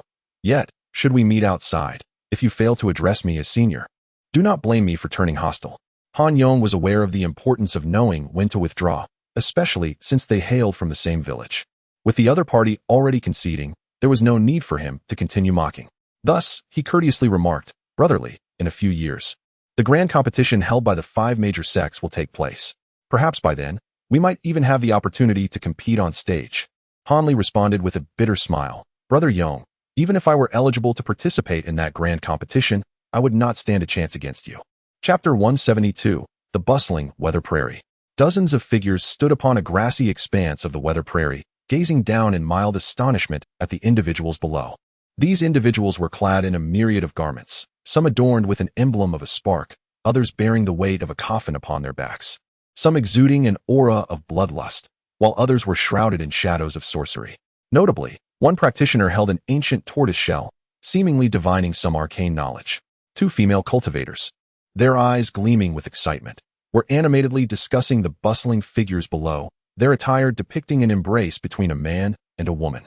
The multitude of figures hailed from various factions, each distinct in their presence. Among the diligent figures on the grassy field was Lin Feng, the steward of the weather prairie. He had reached the mid-stage of foundation establishment, but still devoted himself to harvesting the verdant grass daily, saving time for the multitude of menial disciples. The group of cultivators above had observed him for 3 consecutive days, yet Lin Feng remained undeterred. As long as they did not interfere, he chose to ignore their presence. With merely 3 months remaining until the grand competition organized by the 5 major sects, anticipation filled the air. This event, dubbed the Qilin Tournament, aimed to select a group of prodigious talents through rigorous contests. The tournament would feature both gold and silver rankings for practitioners ranging from the Qi refinement stage to the void refinement stage. Those who secured a place among the top 100 in their respective realms would be honored on the gold list, while those ranked 200 to 500 would find their names on the silver list. The rewards prepared by the 5 sects for those who achieved these rankings were astonishing. Achieving a spot on the gold list would ensure that all resources for cultivation at that level were provided by the sects, marking an unprecedented generosity. As the host of this Qilin tournament, the Evergreen sect chose the Weather Prairie to accommodate all other sects and factions beyond the 5 major ones, transforming the already lively prairie into a cacophony of voices. Lin Feng couldn't help but feel a twinge of anxiety. With so many sects and factions converging, the future remained uncertain.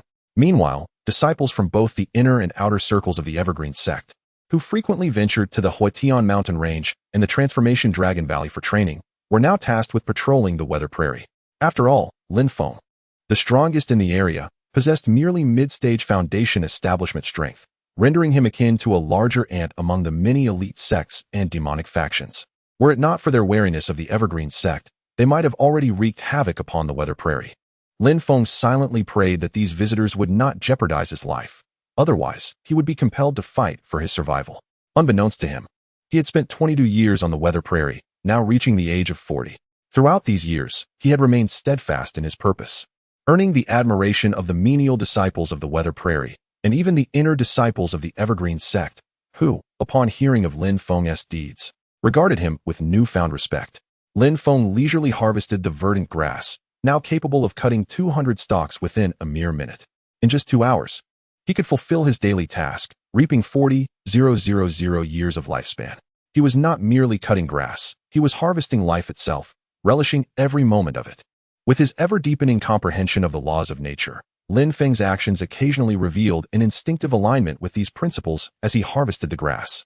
Previously, he relied solely on the innate abilities bestowed by his innate grass-cutting physique, lacking any discernible pattern. Now, however, he harmonized his movements with the laws of the universe, each action exuding an air of effortless grace. His speed in cutting grass was not particularly astonishing. Foundation-building cultivators could easily control their spiritual energy to achieve similar feats. Yet, they sensed an oddity in Lin Feng's movements, prompting daily observers to flock to witness his grass-cutting. Since numerous sects and factions had settled in the Weather Grassland, they had developed a keen interest in two peculiarities: the eccentric steward of the Weather Grassland and the Reflection Hall, from which they could glean numerous recordings of the Evergreen sect disciples in battle. These disciples might very well be their future adversaries in the upcoming Kirin tournament. Beyond these two matters, they found little else of significance in the Weather Grassland. Above, a group of figures engaged in animated discussion. A puppet sect cultivator, bearing a bronze coffin on his back, gazed intently at Lin Feng, who was tirelessly wielding his scythe, murmuring to himself, "How peculiar. Why do I feel compelled to encase this individual within my coffin? He is indeed far more complex than he appears." Watching him cut the grass evokes a sense of natural grace, akin to Guan Yu admiring flowers. Beside him, a bloodthirsty cultivator remarked, "I yearn to taste this man's blood. It must have a unique flavor." Alas, he is not only the steward of the Weather Grassland, but also under the protection of the second miss of the Tan family. He is not someone to offend. The two female cultivators shot disdainful glances at the bloodthirsty demon cultivator, slowly retorting, "Must your blood fiend demon sect always fixate on these handsome men? Why is it that you constantly contemplate tasting their blood? Your behavior is no different from that of beasts." The demon cultivator from the blood fiend demon sect coldly regarded the two women before laughing. "Being drained of blood by me is far preferable to having your vitality siphoned by your group of seducers from the Harmony sect." The two female cultivators rolled their eyes at the demon cultivator, saying, "With your appearance, even if you offered yourself to us, we wouldn't consider it." A cultivator from the Heavenly Shadow sect, shrouded in demonic mist, kindly interjected, "How can you be so bold as to discuss how to deal with the steward of the Evergreen sect right in front of these righteous cultivators? With their self-proclaimed virtuousness, they will surely turn on you." The monk of the Heavenly Shadow sect had scarcely finished speaking when a righteous cultivator from the Orthodox sect rebuked him with fury. "You dark wretch of the Heavenly Shadow sect. What do you mean by that? Were it not for the explicit orders of the Evergreen sect forbidding any combat on the Heavenly Green Plains, I would surely teach you a lesson today, making you aware of the consequences of tarnishing the reputation of our righteous sect." The monk from the Heavenly Shadow sect merely scoffed. "If you truly possess any skill, then when we meet in the upcoming Qilin Grand Tournament, just ensure you do not find yourself on your knees pleading for mercy." Lin Feng, however, held no interest in the exchange among the cultivators above. This had become a daily occurrence over the past few days. He sincerely wished for the next 3 months to pass swiftly so that the Qilin Grand Tournament could commence. Eager to witness the true capabilities of these individuals who boasted incessantly above him,